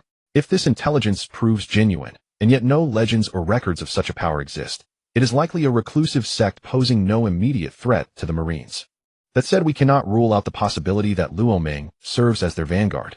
Should that be true, the Navy must prepare without delay. Yet such a scenario seems improbable. If their strength truly allows them to obliterate Luo Ming with a breath, why dispatch a scout? They could subjugate the world outright. My assessment is this: the Huashing sect exists, but the claim of a cultivator who can kill Luo Ming with a single breath is likely Luo Ming's own fabrication. Sengoku pushed aside the goat beside him and concurred. I agree, the logic is sound. I recommend discreet investigation. The so-called sacred realm Luo Ming mentioned may simply be an undiscovered island. If it exists, it can be found. Deploy intelligence agents worldwide to trace every faint clue. We will find it given time. Tsuru added precisely. Alert all naval bases and informants across the globe. Once located, we shall formulate our response. Garp remained silent, but his stillness spoke volumes of assent. With no superior alternative presented, Akainu endorsed both Tsuru's and Sengoku's proposals. Very well, proceed as advised. Dispatch agents globally to gather intelligence. Only upon confirmation shall we determine our next course. Is Akiji still permitted to shadow Luo Ming? Tsuru asked. Akainu replied, it is his choice, and none of us may interfere. Akiji is neither reckless nor foolish, his strength is formidable, and Luo Ming bears him no ill will. This is a rare opportunity, for if Akiji seizes it, joining the beast pirates would prove effortless. Sengoku sighed, each of you possesses a distinct nature. Though Akiji appears indolent, once he resolves upon a path, few can sway him. Let him go his way. Two matters remain. First, the intelligence Garp brought includes details on Whitebeard's recovery. Akiji confirmed it stemmed from a single being. What kind of being possesses such regenerative power? Is it derived from a devil fruit, or a breakthrough in scientific research? Both hypotheses demand verification. Second, the woman who fought Akiji, mentioned in his report, wields ice through an artifact called demon essence, an object never before documented. Though unprecedented, she lacks haki, thus posing minimal strategic concern. Whether to issue a bounty remains your decision, Fleet Admiral Akainu. Only then did they recall these two matters, overshadowed earlier by the staggering implications of the Huashing sect revelation. After brief reflection, Tsuru spoke, regarding the healing bean.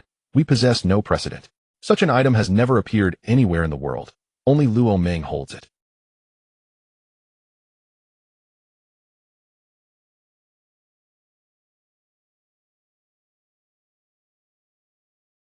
Uncover Luo Ming's homeland, and every veil will lift, revealing truth in its full clarity. As for the woman, best to leave her untouched, for now. Should the Navy issue a bounty immediately after her clash with Akiji, Luo Ming will inevitably deduce that a Marine operative shadows him, or even identify Akiji's continued allegiance. Her words ignited a spark in Sengoku's eyes. Her reasoning was irrefutable, unifying all threads into one central mystery, simplified everything. Find Luo Ming's homeland, and every enigma unravels. Issuing no bounty against the warrior woman posed no risk, but doing so would bolster the beast's pirates' prestige, a consequence they wished to avoid. Truly, Vice Admiral Tsuru's mind remained as incisive as ever. Akainu and the others silently saluted her brilliance within their hearts. You are absolutely correct, Vice Admiral Tsuru. The crux lies solely in Luo Ming's homeland. Locate it, and our countermeasures will follow naturally. Akainu slammed his palm upon the table, electrified by revelation. The fog of mystery was lifting, and sheer exhilaration surged through him. Had Luo Ming known the Navy's top echelon was dissecting his origins, he would have collapsed laughing on the spot. His homeland did exist, but not within this world. Even he could not return. Should the Navy somehow locate it, he'd gladly sever his own head and offer it as their footstool. Then let it be decided, each of us mobilizes our forces, scour the globe until Luo Ming's homeland is unearthed. Our manpower is insufficient.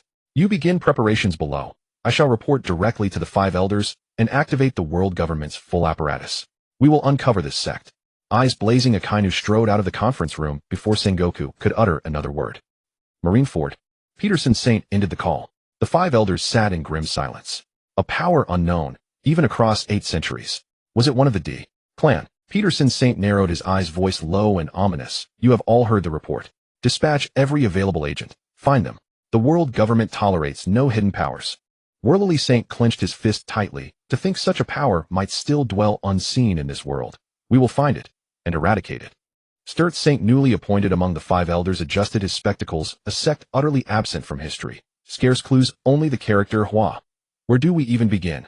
Sadan Saint interjected. Akainu's team analyzed the matter. The healing bean and Kaido's dual fruits likely originate from Luo Meng's homeland. Focus surveillance on sovereign nations. Anywhere anomalous artifacts surface, that nation warrants scrutiny. Mars Saint shook his head. It will be difficult. If they exist, they conceal themselves meticulously, or prepare some grand design. Having remained hidden for centuries, they will not yield easily now.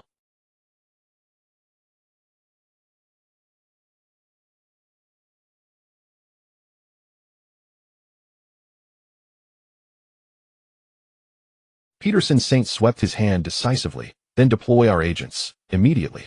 The other 4 elders voiced no objection. Action, however futile, was imperative. Thus began the global operation to uncover Luo Meng's homeland. Ding discovered a Tianlong people's ship. Mission issued. Host proceed to kill the Tianlong people. A mechanical voice echoed in his mind. Luo Meng immediately opened his eyes. The voice was completely mechanical, instantly recognizable as a mission issued by System Number 2. Having returned from another parallel world, the system had been completely silent, yet now it actually issued a mission.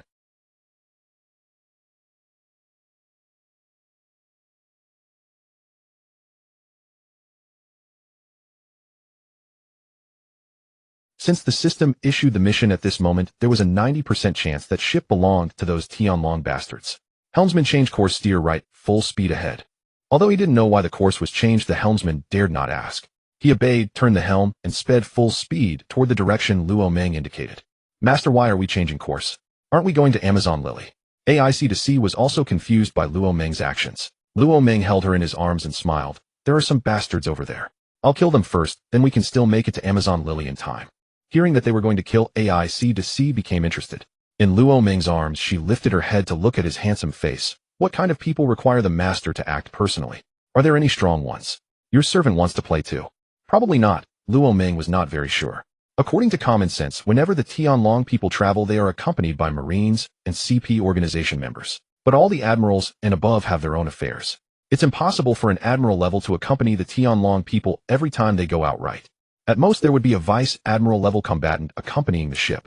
Thinking this, Luo Meng lightly shook his head at AIC. There are strong ones, but the strongest should be only vice admiral level. Admirals and above wouldn't be so idle as to follow the Tianlong people around. AIC's interest remained undiminished. She had a fair understanding of this world. Without Haki, she was a bit outmatched against an admiral. Her special move could catch them off guard, but there were always unexpected situations. A vice admiral level strongman who could use Haki would be just right to temper herself. Having fought against Qing Ji, she had touched the threshold of Haki. One more battle might awaken it. Once I learn Haki, I will not be easily defeated by an admiral level opponent. Master, my Haki is about to awaken. If there's a strong opponent later, let me fight first, okay? AIC wrapped her arms around Luo Meng's waist and gently swayed her sweet coquettish voice full of pleading. Luo Meng felt a shiver run through his body. AIC was most charming at this moment. He loved how she acted like a queen before others, but a little woman before him. What a delight. No problem, if there's a strong one, go ahead and fight. With your master here, no one can hurt you. Luo Meng pressed her against his chest, enjoying the softness as he replied with a smile.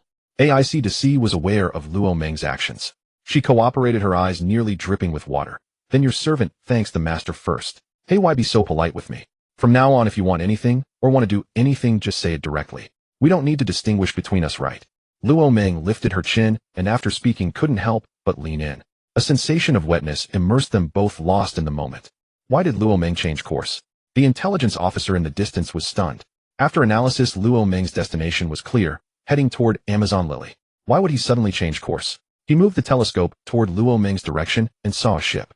Was the course change because of that ship? With doubt, the intelligence officer observed carefully. When he saw clearly, sweat covered his forehead. Holy shit. Isn't that a world government ship? And it's a Tianlong exclusive vessel. Damn it. Luo Meng's target must be them. He won't hesitate to kill Tianlong people. No. I must notify Marshal Akainu immediately, or I'll be held accountable later. He quickly put down the telescope, his hands trembling uncontrollably. Several times he tried to take out the den mushi but failed. Calm down. He shook his hands vigorously to stop the trembling, then took out the den mushi from his pocket and immediately connected to Marshal Akainu's private line. Pick up. Pick up. It didn't connect for a long time. The intelligence officer was as anxious as an ant on a hot pan. Damn, I'm really dead this time. After one failed call, the intelligence officer tried again. Fortunately, fate didn't toy with him this time. It was answered after a few rings. Why are there so many problems every day? Don't tell me Luo Meng is causing trouble again. Akainu's voice came through the den mushi. For the first time, the agent felt Akainu's voice was absolutely wonderful. Marshal Akainu, a Tianlong exclusive ship, has been spotted in this sea area. Luo Ming has changed course and is approaching the Tianlong ship at top speed. In about half an hour, Luo Ming will catch up to the Tianlong. What should we do now? Please instruct Marshal Akainu. Akainu's voice didn't come immediately. The intelligence officer didn't dare to breathe, waiting quietly for the order. Second by second passed, the agent's breathing became more rapid. You don't need to intervene. Just monitor Luo Ming's every move. I'll send someone to support. Akainu's voice was full of helplessness. Luo Ming always caused trouble, giving him headaches, yet he could do nothing about Luo Ming. Hearing this instruction, the intelligence officer was completely relieved. He had been truly afraid that Marshal Akainu would order him to directly charge in to rescue the Tianlong people. His entire ship would have been cannon fodder. Not having to rescue was perfect. He had reported the situation so he wouldn't be blamed later. What kind of mess is this? Kizaru hung up the den mushi inside. Just returned and already have to set out again. With so many things to do, the salary is not enough. Should I ask Akainu for a raise? Half an hour. How can I get there in half an hour? Forget it. I can't save them anyway, I'll just go through the motions. Kizaru transformed into light and vanished in a streak of radiance. He knew that even if he could make it, he alone couldn't save the Tianlong people. Given his position, he couldn't disobey orders. Sometimes Kizaru wondered if eating the Pika Pika Nomi was a mistake. Every emergency required him to be the first to arrive. This is not what I wanted. I just wanted to quietly slack off, collect my salary, and retire peacefully. Why is it so hard? In the sky, the more Kizaru thought about it, the more distressed he became. Luo Ming was truly his nemesis. Ever since Luo Ming appeared, he had hardly any rest time. It's so frustrating. Maybe I should just listen to Luo Ming and join the Beast Pirates. No. Kizaru quickly shook his head, throwing away that thought. Exclusively aboard the Celestial Dragon vessel.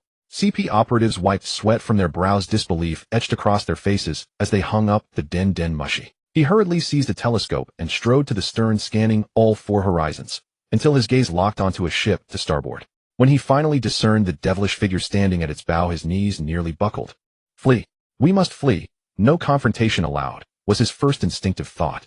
He rushed to the Celestial Dragon's side.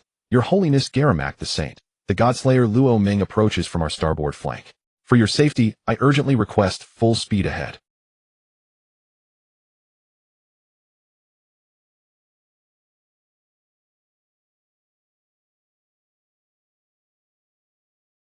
Their families had issued explicit orders upon encountering Luo Ming. Immediate retreat was mandatory.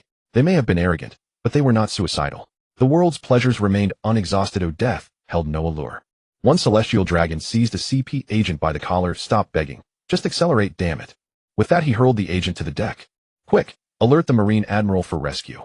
The Celestial Dragons scattered in terror, utterly shattered by Luo Ming's presence. We merely stepped out to amuse ourselves with commoners. How did we cross paths with that executioner? The CP agent scrambled upright. Esteemed Celestial Dragons, Admiral Kizaru is en route. If we hold out until his arrival, escape remains possible. Rest assured, I will lay down my life to safeguard you. Having pledged his loyalty, he dashed to the helmsman and bellowed, turn hard. This course leads straight into pursuit. The helmsman obeyed instantly, swinging the vessel about and pushing its engines to maximum velocity. Yet the CP agent knew the truth. Luo Ming could close the distance in an instant. Escape was already impossible. After all, Luo Ming's speed defied comprehension. None could hope to match his trail. Sakazuki understood perfectly, and so did the intelligence officer reporting to him. Once the report ascended the chain, Sakazuki would delegate Kizaru's deployment. Beyond that, the matter ceased to be his concern. Time was too short. The Marines, and even the 5 elders, knew the fate awaiting those Celestial Dragons, certain death. Encountering Luo Ming was sheer misfortune. Even the 5 elders stood powerless. By the time reinforcements arrived, the Celestial Dragons would be reduced to ash. Faster still. If you fail to accelerate, you'll be thrown into the Colosseum. The Celestial Dragons frantically urged the helmsman onward. Crew members trembled with anxiety. The helmsman, drenched in sweat, stammered, Your Excellency, the vessel has reached its absolute limit. This is its top speed. No further increase is possible. I don't care. Find a way, or you'll all be cast into the sea. That command sparked a cruel glint in Garamak the Saint's eyes. He turned to the CP agents with predatory delight. You, delay Luo Ming. Buy us time to escape. Now go. Exactly. Let these useless dogs stall him. We'll slip away while he's occupied. Why didn't I think of it? That wretched Garamak beat me to it. How infuriating. As you command. Masked and expressionless, the CP agent spoke in flat, unwavering tones. Trained since youth as world government assassins, they regarded Celestial Dragons as divine. willing to sacrifice their lives without hesitation for their safety. You remain here to guard the celestial dragons. You, with me, to confront the enemy and secure their escape. The lead CP operative issued orders swiftly. Yes, sir. Those assigned to intercept Luo Meng launched skyward using moonwalk streaking toward the pursuing vessel. The rest wasted no time, driving the ship forward at blistering speed. He noticed us. Luo Meng stood at the prow, sea wind ruffling his hair, a beauty cradled gently in his arms. Do you truly believe you can run? Isteth, handle the CP agents. Their strength falls between junior and senior admirals. No challenge for you. Understood, master. Leave them to me. I shall ensure none disturb your pleasure. Isteth slipped from Luo Meng's embrace and leapt onto the ocean's surface. With each step, seawater froze instantly beneath her feet, forming solid ice platforms to propel her forward. Luo Meng, I'll give my life to stop you. Halt now, or the world government will never forgive you. The lead CP agent made one final desperate plea. He knew full well their numbers stood no chance against Luo Meng. Enough talk. Watch this. Ice Knight. Isteth conjured dozens of crystalline knights to bind 3 CP agents, while she herself surged directly toward their leader. Attack! Seize that woman. Our safety depends on it. Seeing Isteth engage, and Luo Meng vanish from sight, the CP commander's heart lurched with dread. Isteth was their sole hope. Capture her, and they gained leverage. Failure meant death for every last one of them. All understood the stakes. Luo Meng refused direct combat. Isteth was the fulcrum upon which survival balanced. They fought with utter desperation. Haki and the 6 powers wielded with masterful precision. Though lacking Haki themselves, Isteth's system-assessed power ranked at the lower tier of admirals, making mid-rank admirals trivial prey. Moreover, none of these CP agents possessed Logia-type devil fruit powers, so Isteth deliberately prolonged the battle, honing her own Haki in real time. Meanwhile, Luo Meng, having entrusted the skirmish to Isteth, teleported directly onto the celestial dragon's vessel. This game of cat and mouse was over. Protect us, now. The celestial dragons recoiled in horror upon spotting Luo Meng boarding, and shoved their CP bodyguards forward with brutal force.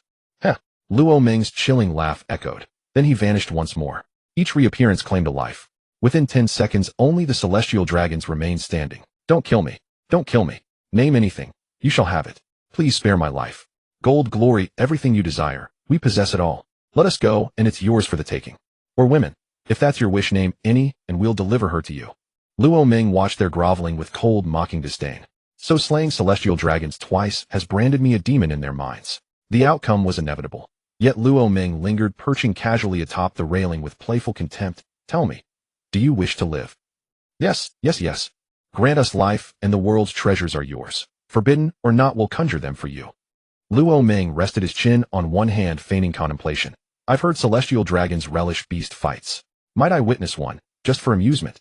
Come to Mariajoa, and your end draws near. Then I'll carve you limb from limb. Feed each piece to the dogs, to quench the fury burning in my heart. The celestial dragon spoke with obsequious eagerness, yet his mind seethed with venomous intent. Come.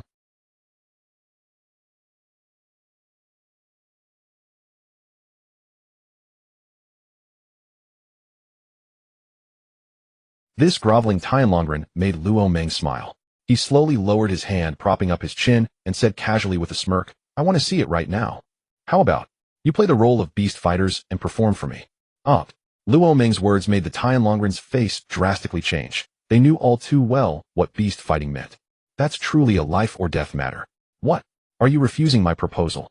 Luo Meng jumped down from the ship's railing and walked slowly toward the Tianlongren, his tone casual, yet laced with murderous intent. No, if you wouldn't be good to watch as beast fighters. Take us to Maligieo, where the slaves fight beasts. Before the last word could leave his mouth, the Tianlongren collapsed to the ground, with white smoke billowing from his mouth. Did I not make myself clear, or are you taking my words as wind in your ears? You have only 2 choices. First, I personally send you scumbags to hell. Second, you all know the rules of beast fighting. The winner lives, the loser dies.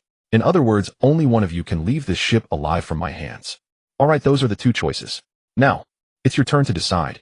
Luo Meng finished speaking and leaned against the hull, his eyes fixed on the Tianlongren, as if watching a bunch of clowns. No, we don't choose. Please spare us. When the Tianlongren heard that only one could survive, their courage shattered, and they knelt on the ground, begging incessantly. Not choosing. I forgot to mention, if you don't choose, the default is the first option. I personally send you off. What a pity. I won't get to witness a spectacular beast fight. Luo Meng stepped away from the hull and walked toward the Tianlongren, again his killing intent surging outward, crushing their spirits. Don't come closer. Stay away. One of the Tian Longrens stumbled backward in terror, a large wet patch appearing on his trousers. He had pissed himself. Rip. As the piss-soaked Tian Longren retreated, he bumped into another behind him, just as he was about to turn and curse, telling him not to block the way. He felt a sharp pain in his chest. Glancing down at the blade piercing through it, he slowly turned his head to see the mad expression of his companion. Amid the terror of life and death, a Tian Longren finally raised his butcher's blade against his own kind, all for the sake of survival. Jia Lumekyu. The Tian Longren stared incredulously at the face behind him, the face of the one he had called brother, with whom he had shared women, never imagining he would die at his hands. Jia Lumek, what are you doing?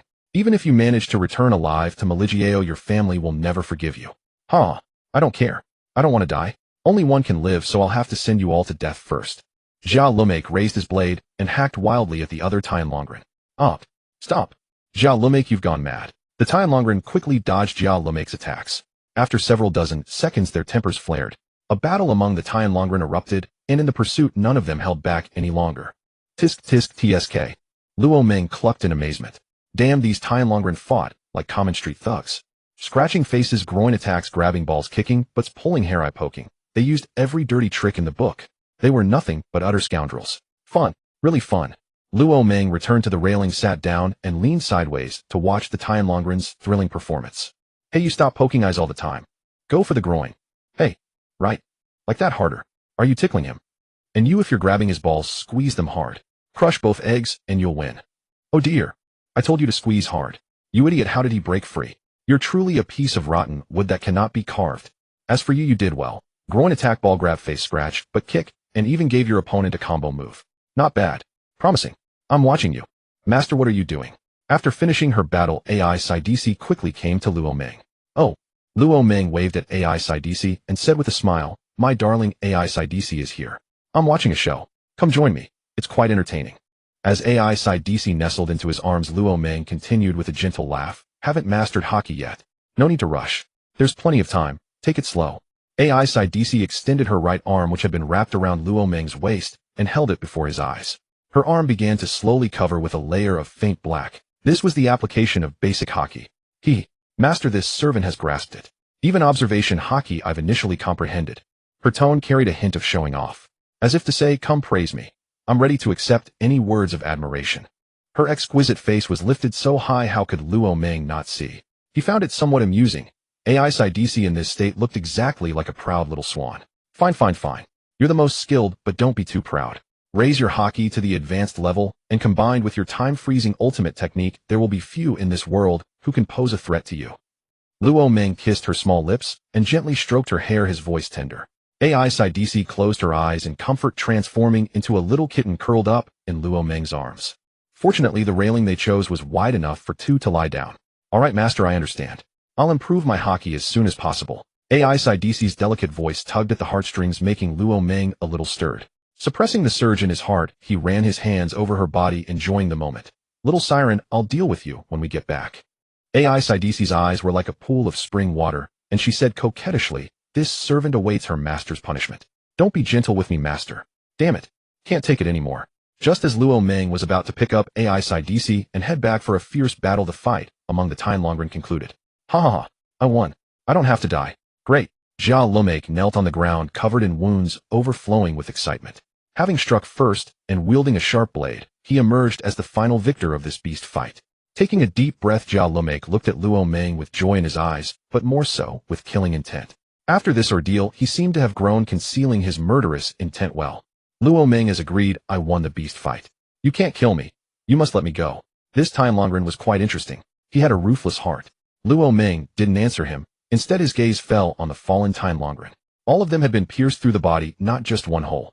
Each bore over a dozen penetrating wounds. The one who had used a combo move died, even more miserably.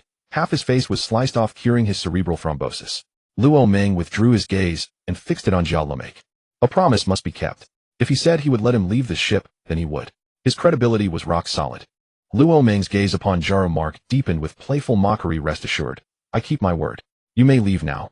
I shall not impede you in the slightest. He extended his right hand in a courteous, mocking gesture. Jaro Mark eagerly stepped forward, then halted after 2 paces, realization dawning.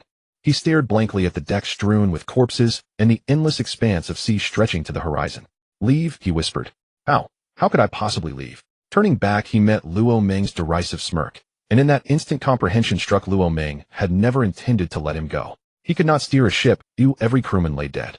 Was he expected to swim back? Certain death awaited, drowning within minutes or devoured whole by ravenous sea beasts. Either way, oblivion loomed. Clinging to a final sliver of hope, Jarumark lowered his voice, humbled and desperate. Luo Ming, this vessel belongs to me. Surely you won't seize it. The ship was his sole lifeline, the only thing standing between him and annihilation. Even if he lacked the skill to sail, he could remain aboard and await rescue.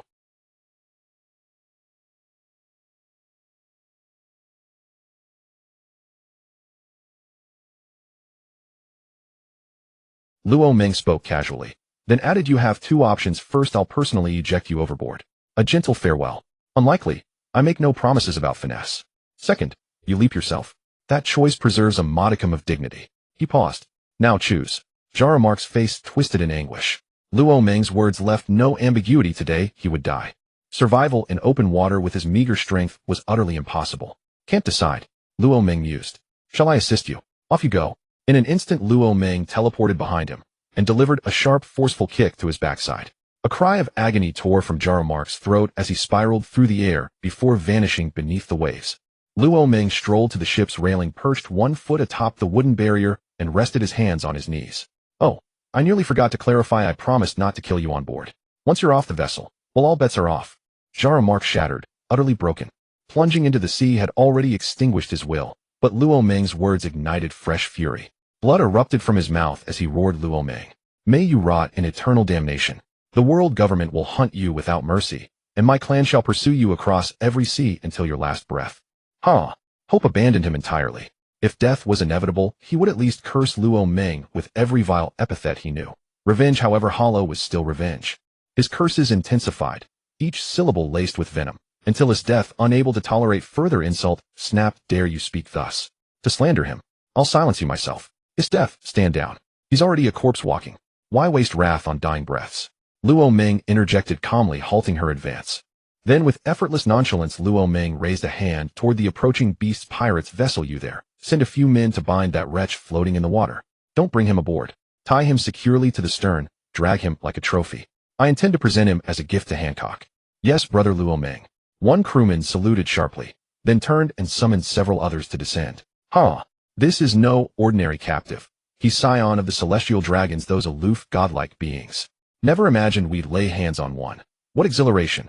Indeed, I've heard their tastes are unusual, and coincidentally so am I. Perhaps I'll take first liberties. Silence, fool. Brother Luo Ming and sister is death stand before us. Your filth stains no one but yourself. Relax, I jest. You know my preferences well after all these years. Phew, nearly died of fright. Enough banter. Let's carry out brother Luo Ming's orders. With splashes resounding across the water, several beast pirates plunged in, ignoring Jarumark's frantic struggles, and bound his wrists tight before securing the rope to the ship's stern. Jarumark continued shrieking curses, yet the pirates watched amused and untroubled. Such spectacles were rare. They'd savor every second, knowing such scenes wouldn't recur. Now, all of you search this vessel thoroughly. Every valuable item is to be transferred to our ship. Understood? What do pirates crave most? Wealth and women. Luo Ming's command struck precisely at their deepest desires. Like starving wolves, they surged into the celestial dragon's cabin. Swiftly the beast pirates gathered the spoils before Luo Ming. With a subtle glance, he signaled them to open each chest.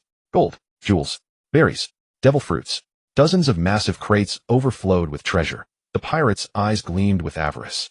Luo Ming felt no stir of greed. With his power, riches were trivial to acquire. Yet seeing their hunger, he saw no reason to withhold reward. He picked up a devil fruit and addressed the crew with quiet authority. Take 2 crates for yourselves. The rest, return them to the hold. Yes, brother Luo Ming. Thank you, brother Luo Ming. Brother Luo Ming's generosity knows no bounds. You're our reborn father. From this day forth we obey only brother Luo Ming. East or west, you command, we follow. None had expected a share, yet here stood 2 full crates, a windfall beyond measure. They'd lifted barely a finger and reaped fortunes.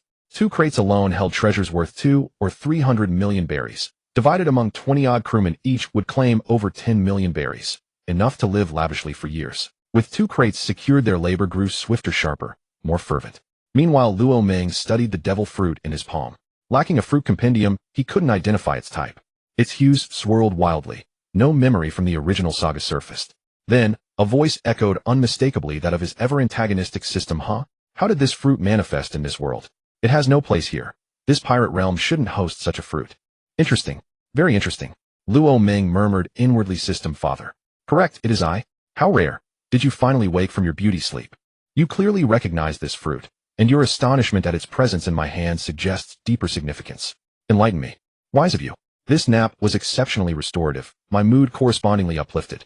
As you've spared me disturbance these past days, I shall indulge you with both explanation and a task. When had this scheming system grown so accommodating?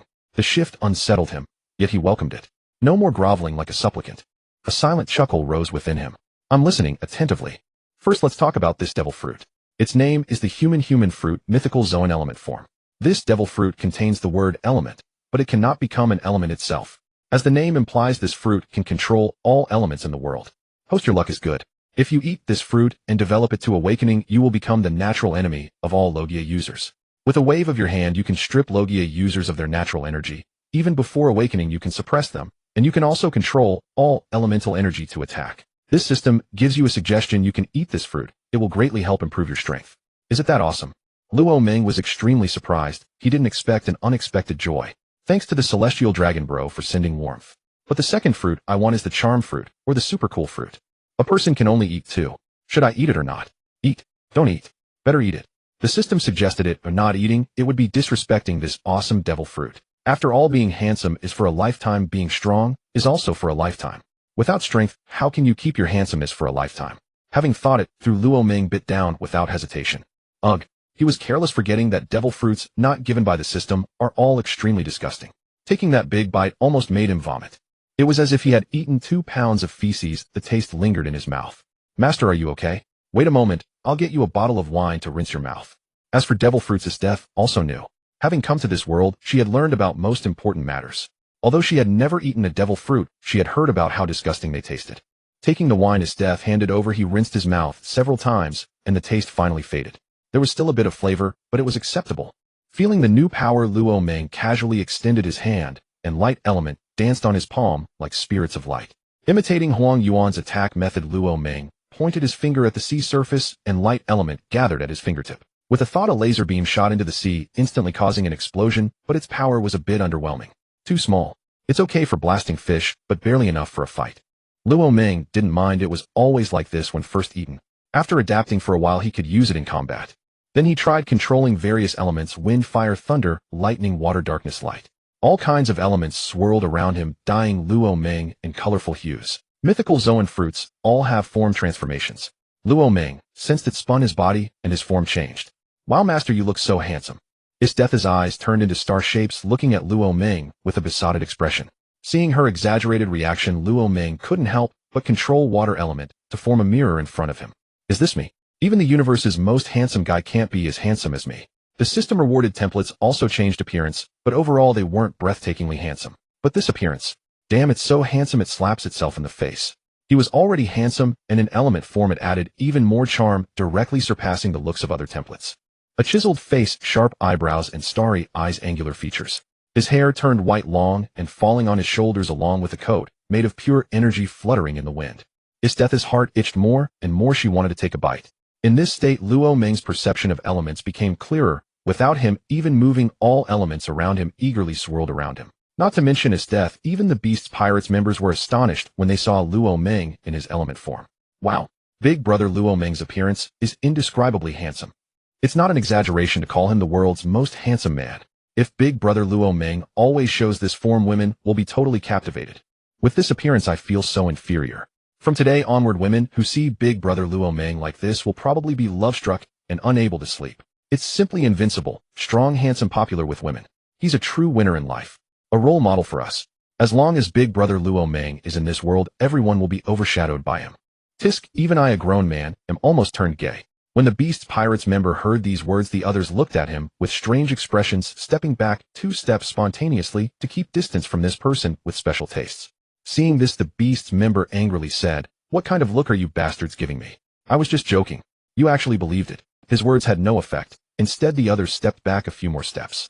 They always felt that the more he explained, the more it seemed like he was covering up. Luo Ming's attention was all on himself at the moment. Otherwise, if he had heard that person's words, he would have tied him to the celestial dragons. His strength was already at the top level of the 4 emperors. The higher one's strength, the easier it is to develop a devil fruit. In a short time, Luo Ming became familiar with the basic use of the element form. So beautiful. Isdeth couldn't help but exclaim as she looked at the various elements swirling around Luo Ming. Master, can you try to control the elements around me? Women all love beautiful things. Isdeth, a woman who had spent her life killing, was no exception to this rule. Huh, as you wish.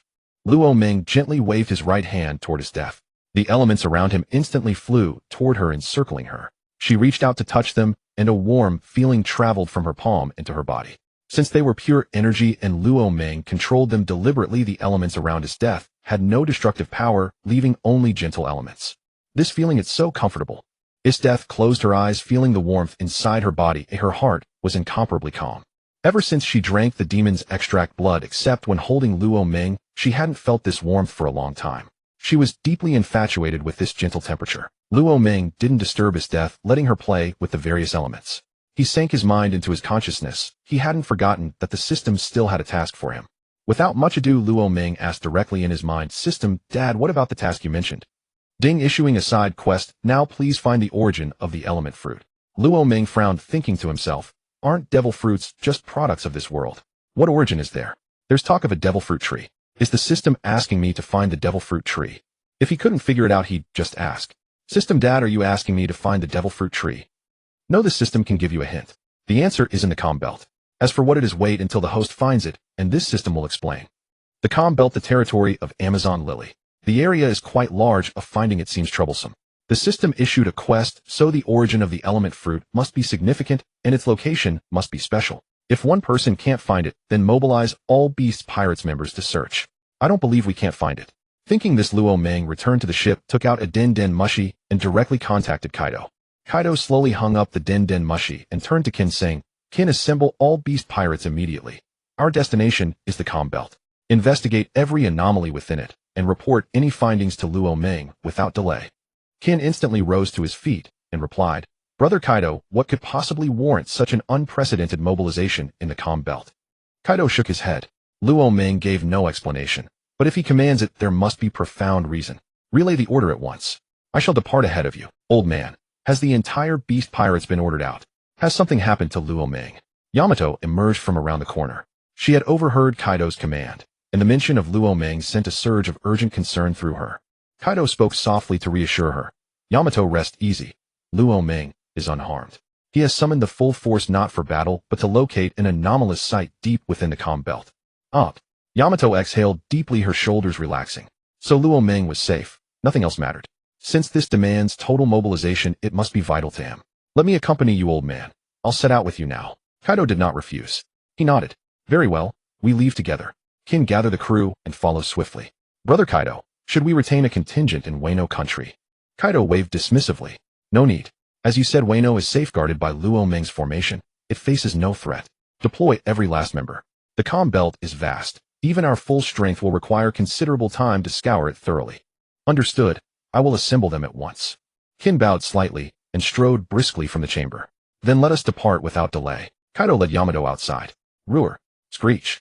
Two colossal silhouettes, Azure Dragon and Crimson Phoenix, soared into the sky. With a thunderous beat of wings, their immense forms shot forth, vanishing swiftly beyond Wano Country's horizon. Emerging outdoors, Kin summoned a messenger. Orders cascaded down the chain of command, and the Beast Pirates erupted into feverish activity. This was the first time in history the entire crew had ever been mobilized at once. Previously, even during major deployments, a garrison always remained in Wano. Never before had they been summoned so urgently, nor did they know the cause. All they received was the assembly order. In moments, every pirate sprang into motion, racing toward their assigned fleets. Once assembled, the entire Beast Pirates received a bewildering directive: proceed to the calm belt and uncover every anomaly concealed within its depths. Though baffled, they obeyed without question. No inquiry was needed, only action.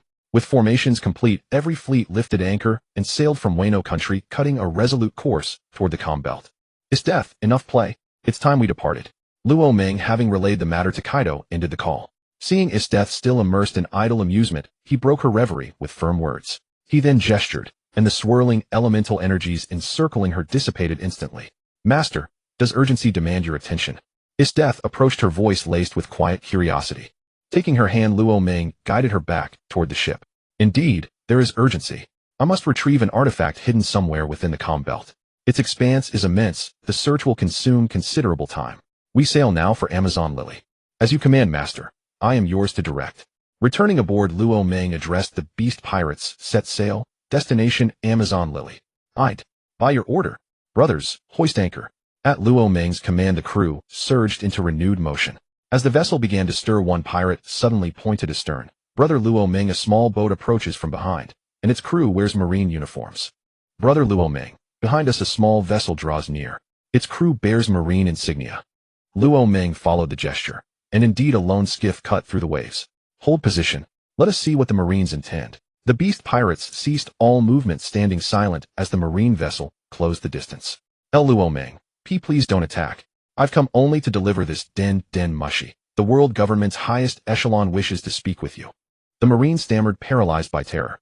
He belonged to the surveillance unit assigned to monitor Luo Meng. Their reports on the celestial dragon's fate had gone straight to Kaido. Kaido in turn shared intelligence with the 5 elders. Learning of Luo Meng's deeds, the elders were compelled to act. Though the slain celestial dragons could never be revived, they refused to abandon Jalmak, who still drew breath. With proximity rendering confrontation futile, negotiation became their sole recourse. Hence this desperate marine envoy. The marine dared not approach too closely. At a cautious distance, he hurled the den mushi toward Luo Meng, then spun his oars with frantic, desperate strength, fleeing without a backward glance. Luo Meng caught it midair with one hand and activated it instantly. Speak plainly. Waste no time. I have none to spare. Huff, huff, huff. Silence answered him. Only ragged, furious breathing echoed from the other end, clearly incensed by his blunt dismissal. Speak, or I sever this line. I won't linger here for your theatrics. Only then did a voice emerge. Luo Meng, we waste no words. What price will the world government pay for the surviving celestial dragons' lives? Oh, so, you 5 ancient ones are calling. Dare you think your wealth holds sway over me? Name your offer. The 5 elders, 20 billion berry, immediate transfer. Release the celestial dragons, and the sum arrives without delay. Luo Meng replied indifferently, truly, have you grown senile? Do I strike you as a man starved for 20 billion berry? The 5 elders, enough banter. State your terms. What will buy their freedom? Luo Meng shrugged. Releasing the celestial dragon is possible, if your price is attainable. Lend me Vegapunk for 10 to 15 days, and the captive walks free. The 5 elders, impossible. Luo Meng, do not overreach. You've witnessed the adult's power. Do you truly believe we hold no means to subdue you? The world government's legacy transcends your imagination. Prudence dictates releasing the celestial dragon. Your reward rises to 40 billion berry. Luo Meng burst into laughter, wild, unrestrained, defiant. Ancient fools, you dare threaten me. Your sovereign may surpass me in strength, but can she end me? If death were certain, I would not stand here speaking to you now. The 5 elders, Luo Meng, we cannot compel you. But we can strike at the beast pirates and Amazon Lily. We cannot breach their islands. But do you imagine they will remain sealed forever? Every member who dares set foot beyond those shores, Marines will execute without mercy. Their tone softened. Release the celestial dragon, and all may be negotiated.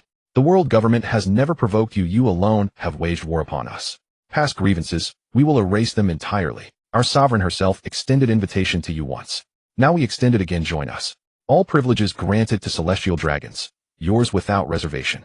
To wield coercion and enticement against Luo Meng was a fatal miscalculation by the 5 elders themselves. Luo Meng laughed again, louder, more fiercely. Ancient relics. Threats roll off tongues like rain. You wish to play? Then let us play. From this day forward, every life lost among the beast pirates or Amazon Lily shall be charged to the celestial dragon's account. One fallen warrior, and I descend upon Mariajoa myself to test how many celestial dragons yet draw breath. And do not presume your sovereign can slay me. I arrived prepared, not only to advance, but to withdraw. I shall not cease until every last celestial dragon lies dead. With that, Luo Meng crushed the den mushi in his fist, shattering it utterly. Vegapunk, he did not press further. He knew the 5 elders would never sacrifice Vegapunk for a single expendable celestial dragon. Elemental release, sea of flame. Harnessing the power of his Logia fruit, he incinerated the celestial dragon's vessel, then raised his voice across the deck, set sail. Marineford. Up. Walalai Saint swept his hand across the table in a single motion, sending every object crashing to the floor. Who does Luo Meng think he is? We speak to him with restraint, and yet he sneers at us as old man, old fool. If he wishes to play, then I shall play with him. Does he truly believe our threats are mere jest? I shall immediately order the siege of Wano Country and Amazon Lily. His comrades, every woman, shall perish utterly. I will seize him alive, then carve his flesh from his bones piece by piece to feed the dogs. Peterson Saint frowned slightly and said, Walalai Saint, have you finished your tantrum? Do you imagine we do not wish Luoming dead? He escaped even from the elder's grasp. Do you truly believe we could stand against him? Have you forgotten how Nas Howling Saint met his end? Luoming's strength has far surpassed ours. Can you still not see the truth of this situation? Rage solves nothing. Let us instead deliberate on how best to confront Luoming. Walalai Saint spat bitterly. What other recourse is there? As you yourself admitted, none among us save the elder can match him. And Luoming himself declared for every member of the Beast's Pirates or Amazon Lily who falls he will hold us the celestial dragons personally accountable. Does he truly regard Mariajoa as his private garden? Masu Saint spoke softly. Walalai Saint, calm yourself. Even if we move against Wano Country and Amazon Lily, we need not strike at insignificant pawns. All beings possess vulnerabilities, even Luoming. According to our intelligence, he maintains romantic ties with Kaido's daughter and Empress Hancock. We need only fix our sights upon those two. Luoming cannot remain at their sides eternally, and neither can they remain confined forever within their islands. Capture Yamato and Hancock, and we seize Luoming's greatest weakness. Surely, even he cannot remain indifferent to the fate of those he loves. Peterson Saint affirmed, Masu Saint speaks wisely. With his two women in our grasp, Luoming will be rendered helpless. Walalai Saint's fury subsided slightly, though his tone remained sharp. Easy to say, but do Yamato and Hancock lack power? You witnessed the war firsthand. Yamato's devil fruit ability remains unknown, yet her combat prowess allowed her to overwhelm 3 opponents simultaneously, including Vice Admiral Momonga and 2 CP agents, proving herself at least on par with an admiral. Hancock's raw strength may fall short of that tier, roughly equal to Vice Admiral Momonga, but her devil fruit, the Mero Mero no Mi, poses the gravest threat, its petrification effect. How many within the Marines could withstand it? Sadan Saint stated firmly, Hancock holds the rank of Vice Admiral, and rank she shall remain. Even with the Mero Mero no Mi, she does not reach Admiral tier strength. Capturing her will not be difficult. 5 Marine Admirals stand ready. With Akiji and Buggy securing relatively stable waters, they may be redeployed to Amazon Lily. Once Luoming departs, Amazon Lily, Akiji, and Buggy will lie in wait nearby, seizing Hancock the moment she steps beyond her island's shores. As for Yamato, that woman is not worth overestimating. Her flight capability alone renders her untouchable to several admirals. Peterson Saint rapped his knuckles against the table. So be it. Dispatch scouts to monitor Luoming's movements continuously the instant he leaves Amazon Lily. Command Akiji and Buggy to act, and reinforce them with select CP operatives. The assembly nodded in unison. They then delved deeply into operational details. The meeting lasted 1 hour, and as it neared conclusion, the den mushy rang again. Peterson Saint answered instantly, Akainu, why call now? Has something changed regarding Luoming? Akainu replied, Sir, the scout stationed in Wano reports the entire Beast Pirates fleet has set sail, bound for Amazon Lily. Their objective remains unclear. Akainu's words tightened the 5 elders' brows into grim knots. Masu Saint's voice grew taut. The Beast's pirates mobilize en masse toward Amazon Lily, and Luoming himself travels there. These events are unquestionably linked. Or is the Beast's pirates undertaking some vast hidden operation, one unknown even to us? Sadan Saint analyzed. It is also possible Luoming, having overheard our earlier exchange, felt compelled to protect them, prompting the Beast's pirates to relocate entirely to Amazon Lily, forging an alliance with the Empress. Peterson Saint objected, impossible. Kaido's crew consists entirely of madmen. They would never abandon Wano solely due to idle threats from us. This movement conceals a secret known to none but themselves. Walalai Saint concurred, agreed. Assign scouts to shadow the Beast's pirates. Discover what game they play. Simultaneously assemble CP operatives and Marine forces. We must uncover the true purpose behind this mobilization. Akainu, already overwhelmed by cascading crises that day, seethed inwardly, his temper nearing its breaking point. Had he not rigidly upheld his station, he would have exploded in fury long before enduring such delay.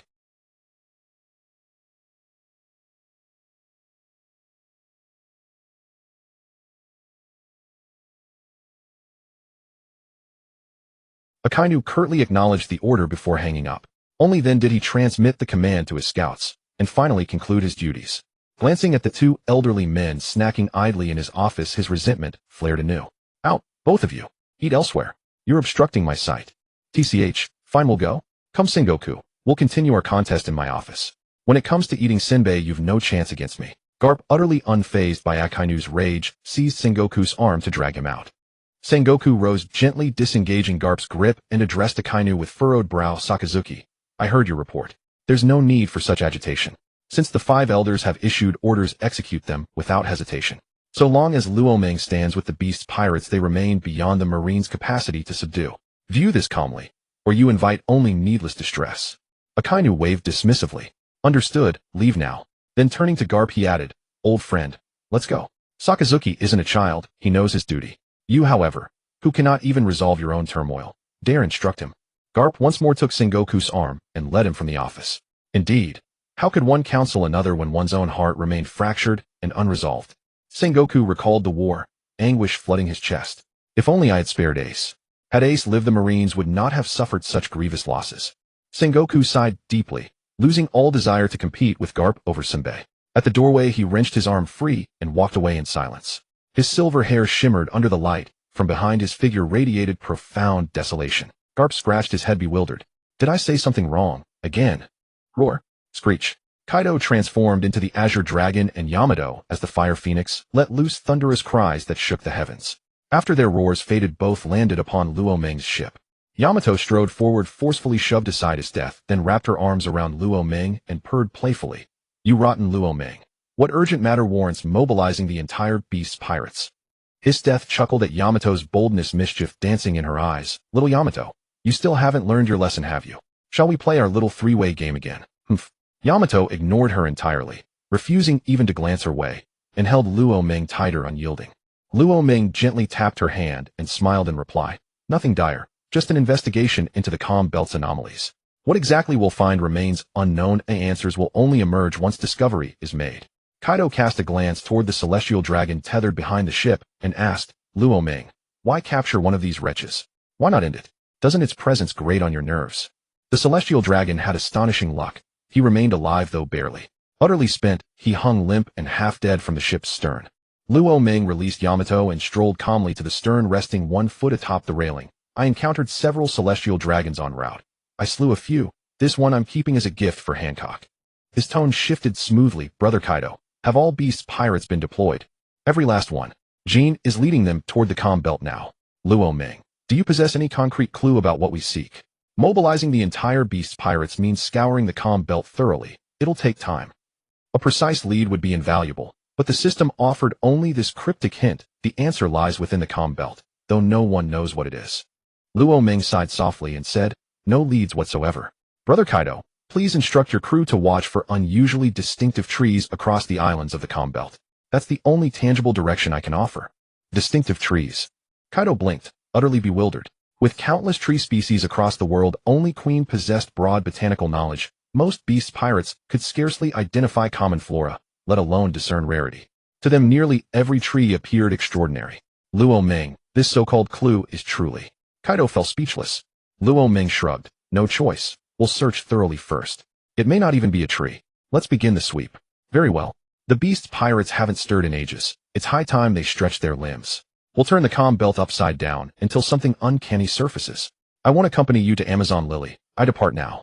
Without waiting for Luo Meng's reply, Kaido transformed once more into the Azure Dragon and soared skyward, swift as lightning. Luo Meng withdrew his gaze from Kaido's retreating form, gently parted the two women locked in fierce, unblinking rivalry, and remarked, Enough. Your eyes are bulging so wide, don't they ache? He glanced at Yamato and sighed inwardly. Her jealousy flared identically toward every woman who drew near him. Hancock had weathered it. Now Esteth faced the same test. When envy surged, Yamato's mouth could hang open wide enough to hold a full bottle of soy sauce. Yet Hancock had eventually befriended her, so perhaps Esteth would too. Master speaks wisely, Esteth chimed in, smirking. Little Yamato, don't your eyes burn from staring so hard? Don't lecture me, Esteth. Your own eyes are just as wide, if not wider. If yours don't ache, why should mine? Their bickering escalated into a silent war of glares, neither yielding, each resolved to outstare the other into submission. Luo Meng simply watched unbothered. He fetched a stool, sat down, and joined their staring contest. Rotten Luo Meng, you're glaring at her, not me. Your gaze feels oddly unsettling. Seeing Luo Meng join in, Yamato shot him a massive, exaggerated eye roll. And with that single remark, mere words exchanged mid-contest, Yamato lost the match. You misunderstand strategy. Stillness is strength. Luo Meng returned her glare with equal disdain. Yamato, don't look at me.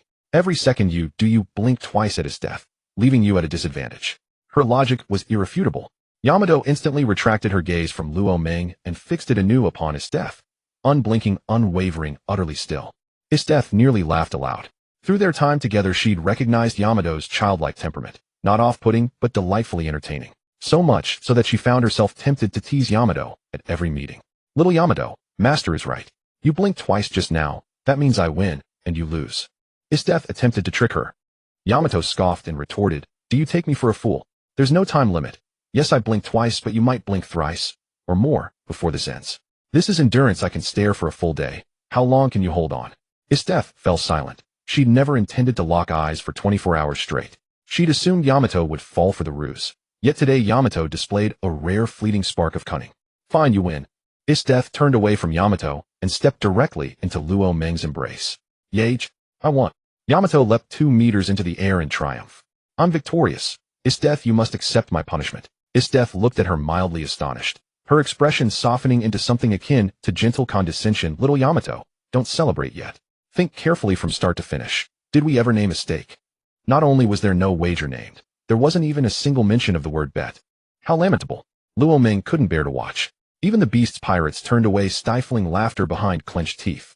Yamato froze mid-celebration, stunned into silence. It was true. No bet. No stakes. What then was she celebrating? Knowing, but refusing to say, left her stranded, humiliated, and exposed. Yamato's face flushed crimson under Isdeath's amused, almost pitying gaze. Her cheeks burned hotter still, until she erupted. I'm truly angry now. I challenge you to a duel. Uft, uft, ha ha ha.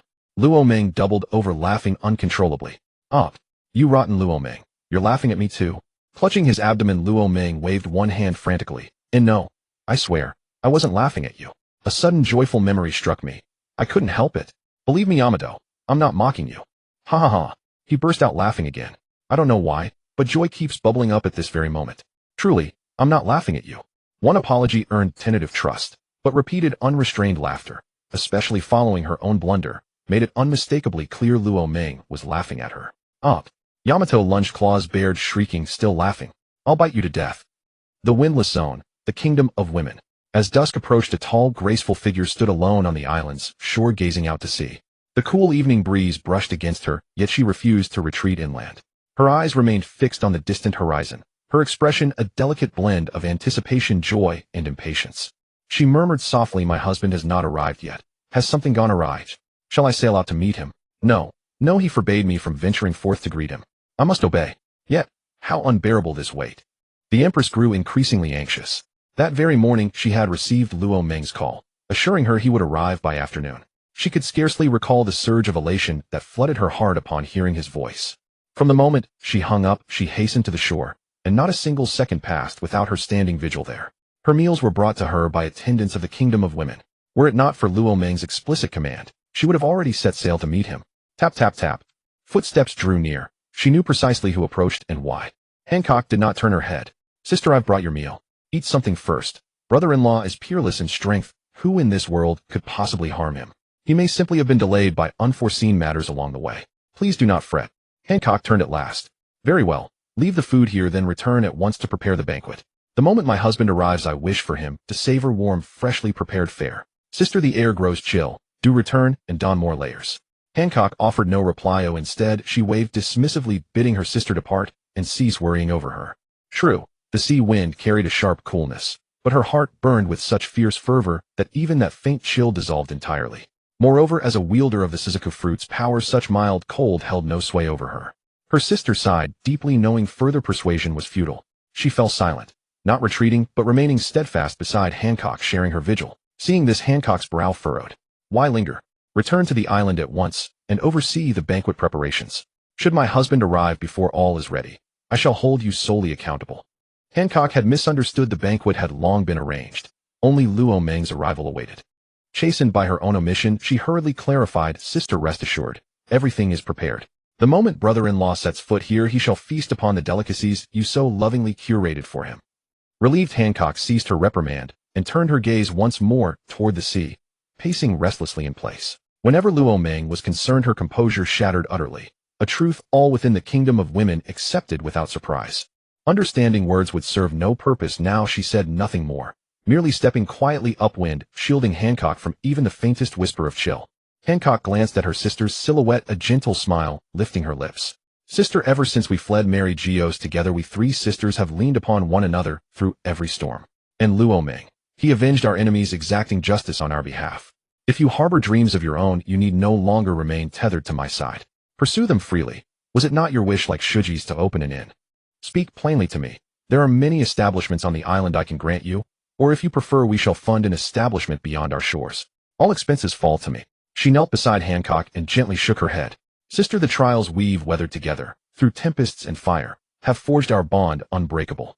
My dreams pale beside you. They seem trivial, unworthy of mention. Then after a pause she added, Yet what of you, sister? Both Boa Sanderson and I perceive it clearly. You bear no true allegiance to this kingdom. Your heart belongs wholly to brother-in-law, and he cannot dwell here forever. Will you depart with him when that day comes? Should that hour arrive, I beg you, take me with you. I cannot bear separation from you. Her words struck deep into Hancock's heart. Indeed, her soul resided nowhere within the kingdom of women. Lately she had not idled, scouring the realm ceaselessly for a worthy successor to the throne. Yet none among the women possessed sufficient strength. Though Luo Meng's protective formation still stood lingering doubt not at her, otherwise she would have long since abandoned the kingdom, sailing to the land of Wano to reunite with her husband, embracing once more that blissful, shameless life together. Just imagining it filled her with delight.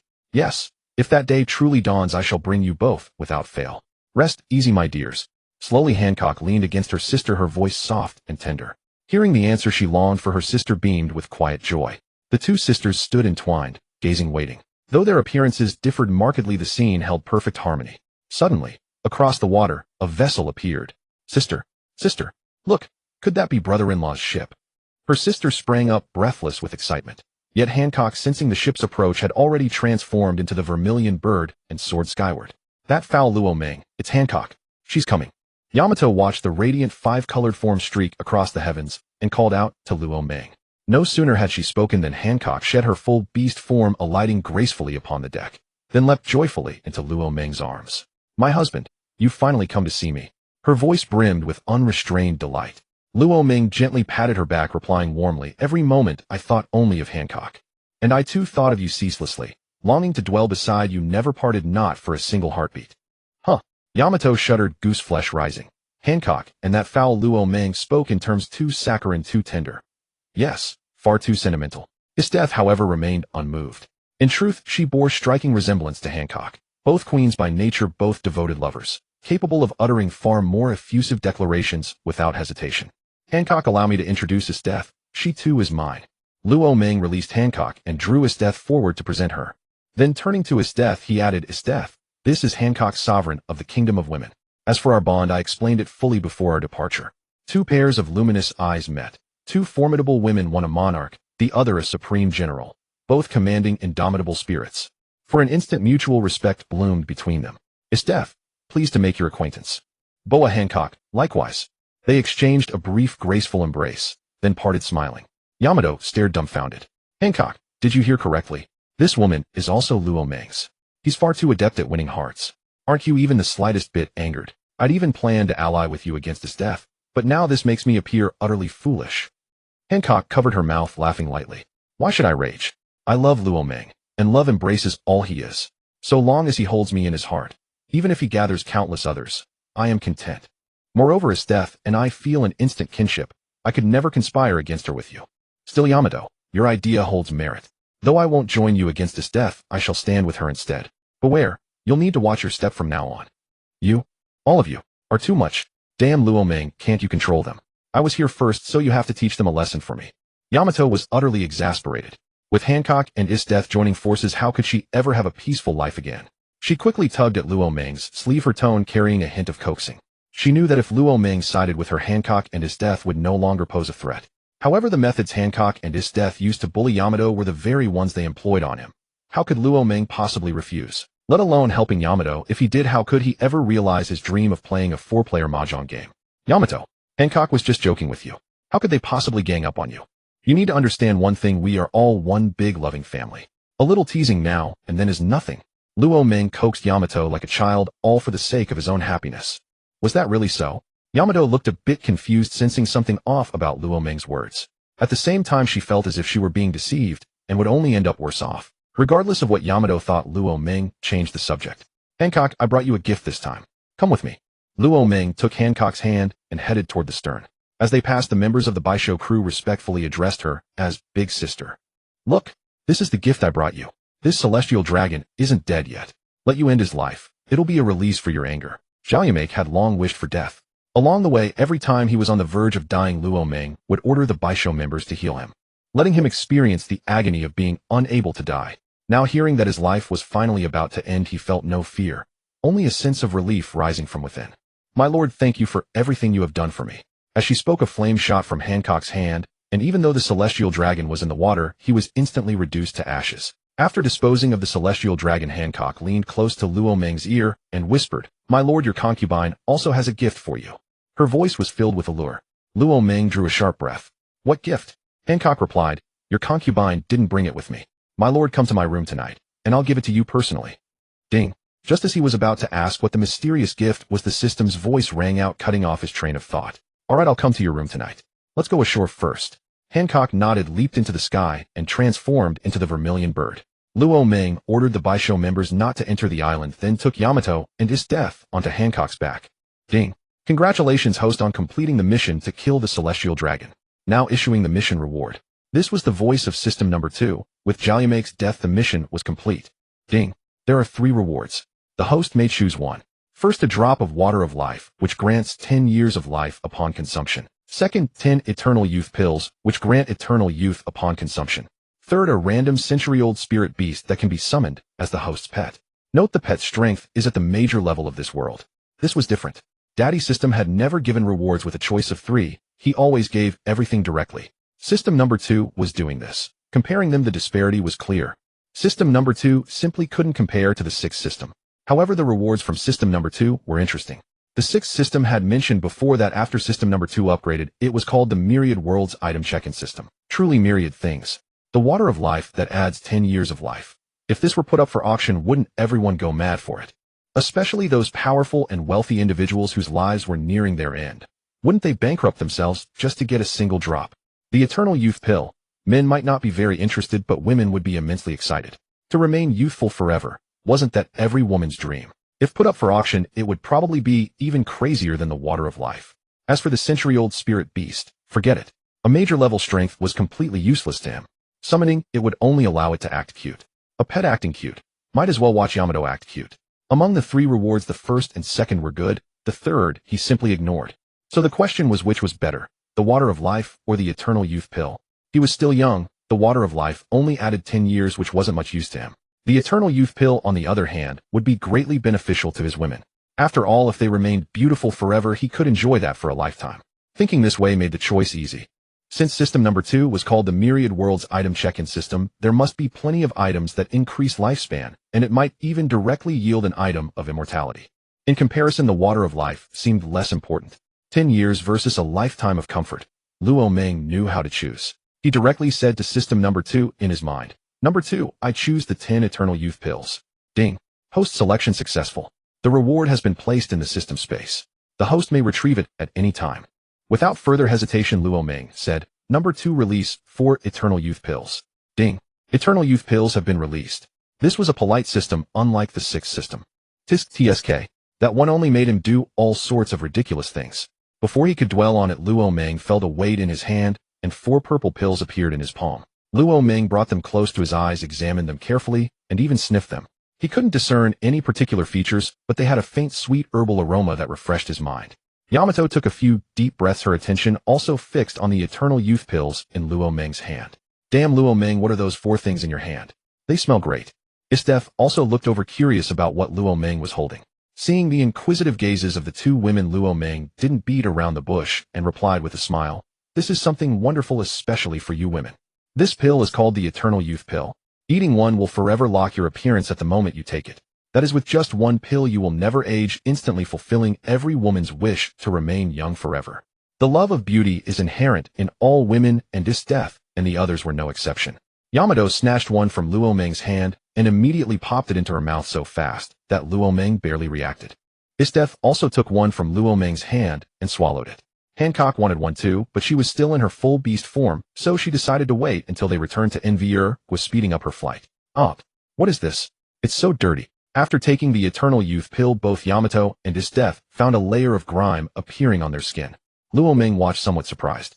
Did the Eternal Youth Pill also have the effect of expelling impurities from the body? He had never heard of that. Unable to bear it, Yamato and his death jumped off Hancock's back and into the sea. Splash. The next morning Roman strode out of Hancock's chamber brimming with vigor.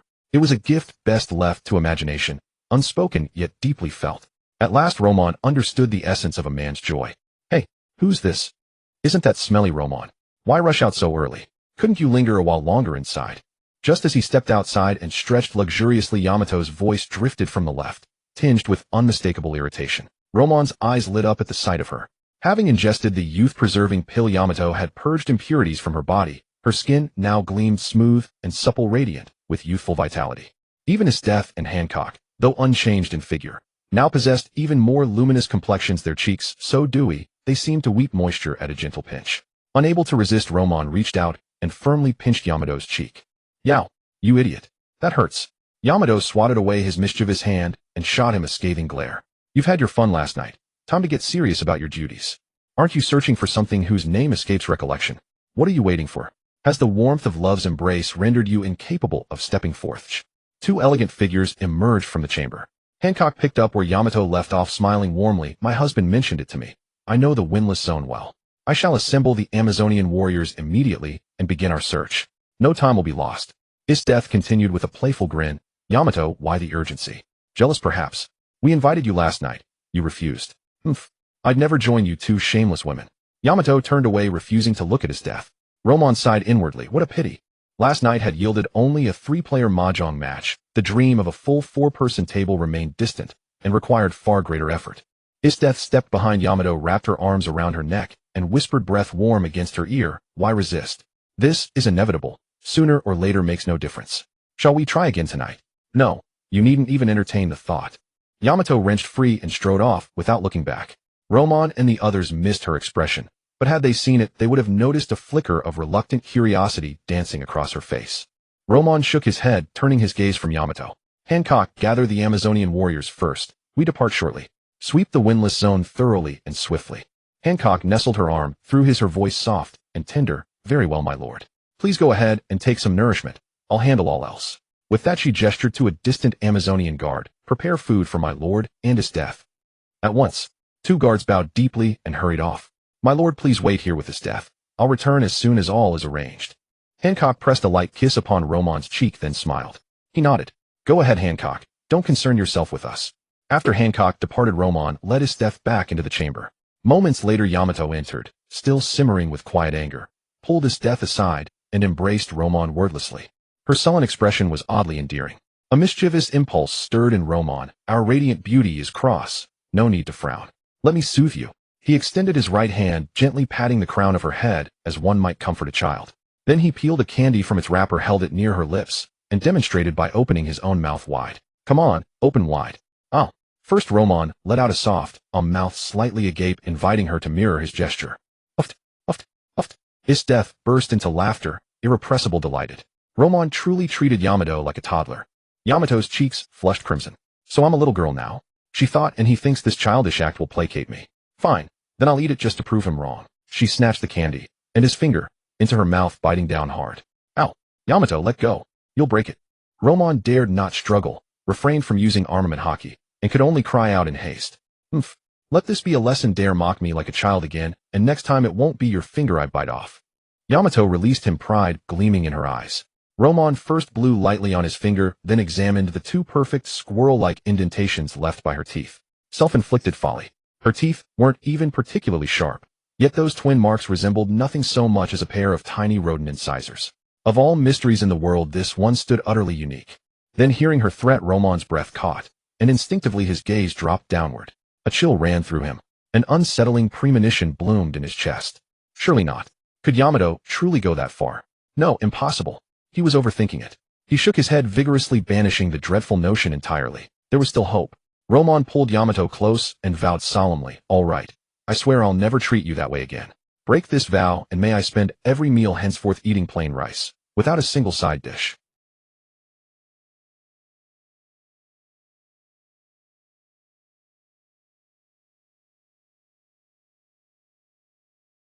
How ruthless. Fine. She let it slide this time. I'll judge you by your future conduct. Cross me again, and I'll leave nothing intact. Too terrifying. Never again would he tease Yamato, not if he valued his future happiness. Roman nodded fervently. Even as they spoke, Hancock had already slipped quietly back into the room. She didn't interrupt. They all knew Roman and Yamato were merely playfully bickering. Hancock, Isteth asked, settling beside her with a smile. Is everything prepared? Hancock took a bite of fruit from the table and replied, all set. We depart shortly. Roman released. Yamato rose to his feet and declared, then let us depart. Now. The beast's pirates won't reach the windless zone for several days. We'll scour the surrounding area first, with the Amazonian warriors at our side. To ensure everyone's safety, the four of us will split into separate teams, each leading one. Should danger arise, or any urgent situation occur, contact me immediately. I hold your life paper, who I'll arrive without delay. Understood. 3. They exited the chamber and walked toward the shore where 7 ships lay anchored upon the sea. After coordination, Roman commanded 2 vessels. Hancock and Isteth each took 2, and Yamato sailed alone aboard the 7th. With all assembled, each boarded their assigned ship. Without pause, Roman leapt atop the deck's highest point, raised his hand high, and roared, set sail. What did you say? Has the entire Kuja kingdom mobilized? The Kuja forces led by Luo Meng and several others are dispersed across the calm belt, apparently searching for something. What exactly does Luo Meng intend to do? Upon hearing Akainu's full report, Peter Saint's expression turned grave. The situation was deeply unsettling. They had no choice but to treat this with utmost gravity.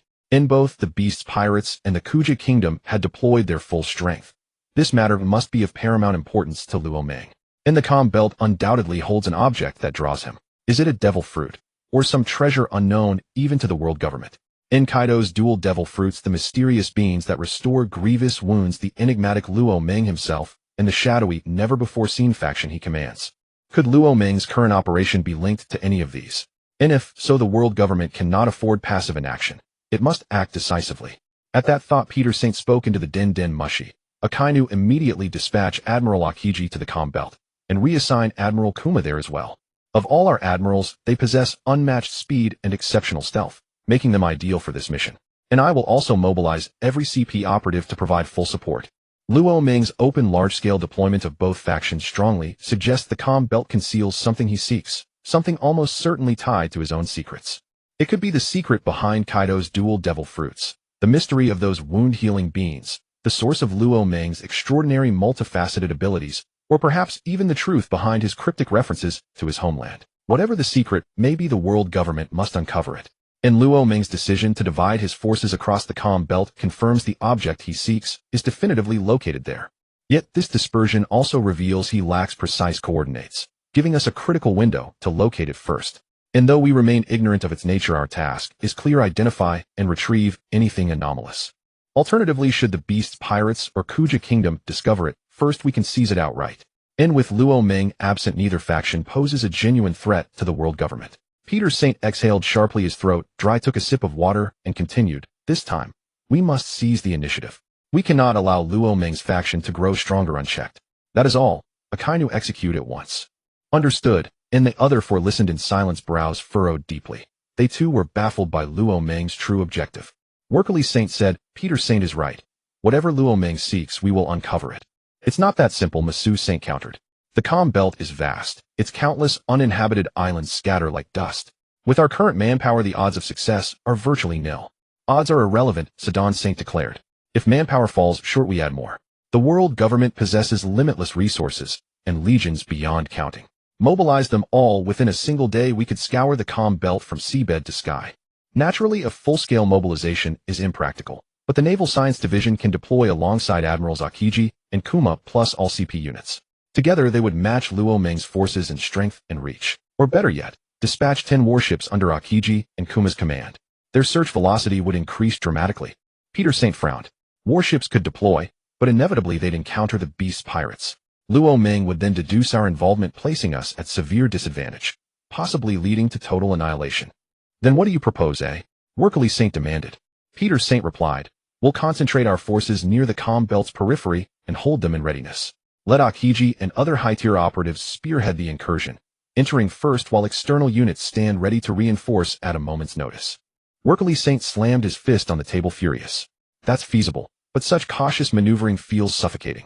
One man, Luo Meng, has us paralyzed with fear. I'd kill him this very instant if I could. Masu Saint sighed. Frustrating as it is, necessity dictates restraint. Luo Meng's power is undeniable. We've all witnessed it firsthand. Proceed as Peter Saint has instructed. They then contacted Akainu again, relayed the entire plan, and only then fell silent. And upon receiving the order, Akainu convened every available admiral, vice admiral, and fleet admiral Sengoku in the war room. He recounted every detail, from inception to execution. Every officer present rose immediately to prepare. And for a mission shrouded in uncertainty, the Navy launched an unprecedented operation. Warships began departing Marine headquarters one after another. Their faces bore grim resignation. Yet aboard one vessel, a vice admiral stood apart, calm, composed, his thoughts inscrutable. Moments later, having delegated all duties to his subordinates, he entered the ship's cabin alone. After scanning the corridor and confirming solitude, he withdrew a din mushy from his coat and dialed instantly. Virgo, you've called me. What vital intelligence do you bring in? Young master, I have little time. Don't ask questions. Let me speak swiftly. Without waiting for reply, Virgo delivered the intelligence in rapid, clipped sentences, then severed the connection, slipping the din mushy away before stepping out outwardly unruffled. Indresrosa. Indon Kikso Doflamingo hung up the call and laughed, a wild, unrestrained roar. And how utterly fascinating. The beast's pirates mobilized in full force, the Kuja kingdom likewise, all obeying Luo Meng's command. The world government has moved, so why shouldn't I stir the pot? Let me pour gasoline onto this fire, until chaos erupts uncontainably. With that, Doflamingo turned to the figure beside him. Treble, broadcast this news far and wide. This time I'll ignite the comm belt into absolute pandemonium. Pausing, he added, and gather the executive officers. We're joining the game ourselves. How could I possibly miss such a spectacle? And, yes, young master, I'll see to it immediately. Chaos was imminent, absolute, irreversible chaos. Treble, still reeling from the initial revelation, now stood stunned beyond speech at Doflamingo's orders. His method of dissemination was brutally simple. He fed the story directly to global news networks. And upon hearing Treble's report, Morgan's jaw dropped, then twisted into a rapturous grin. A cascade of directives followed, split into two streams. In one, demanded the intelligence spread worldwide within 24 hours. In the other, dispatched every available news bird to the comm belt, capturing the event from every angle without blind spots. He sensed it. This scoop would eclipse even the summit war in sheer magnitude. And no, I must go myself. This historic spectacle demands my personal lens. Morgan murmured softly, then unearthed his long-dormant photography gear, brushed off decades of dust, inspected its mechanisms, and found them flawless. Slung over his neck, he soared skyward, shouting triumphantly, News King, I shall be crowned. That evening, news swept across the Grand Line. Every major power learned of the joint operation launched by the Beast's pirates and the world government.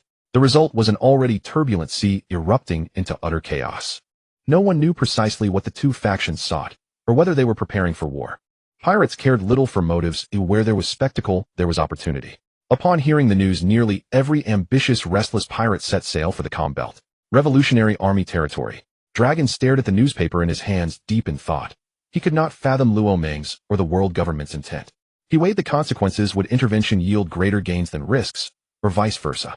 Master Dragon, Sabo asked from behind, what is your assessment of this report's veracity?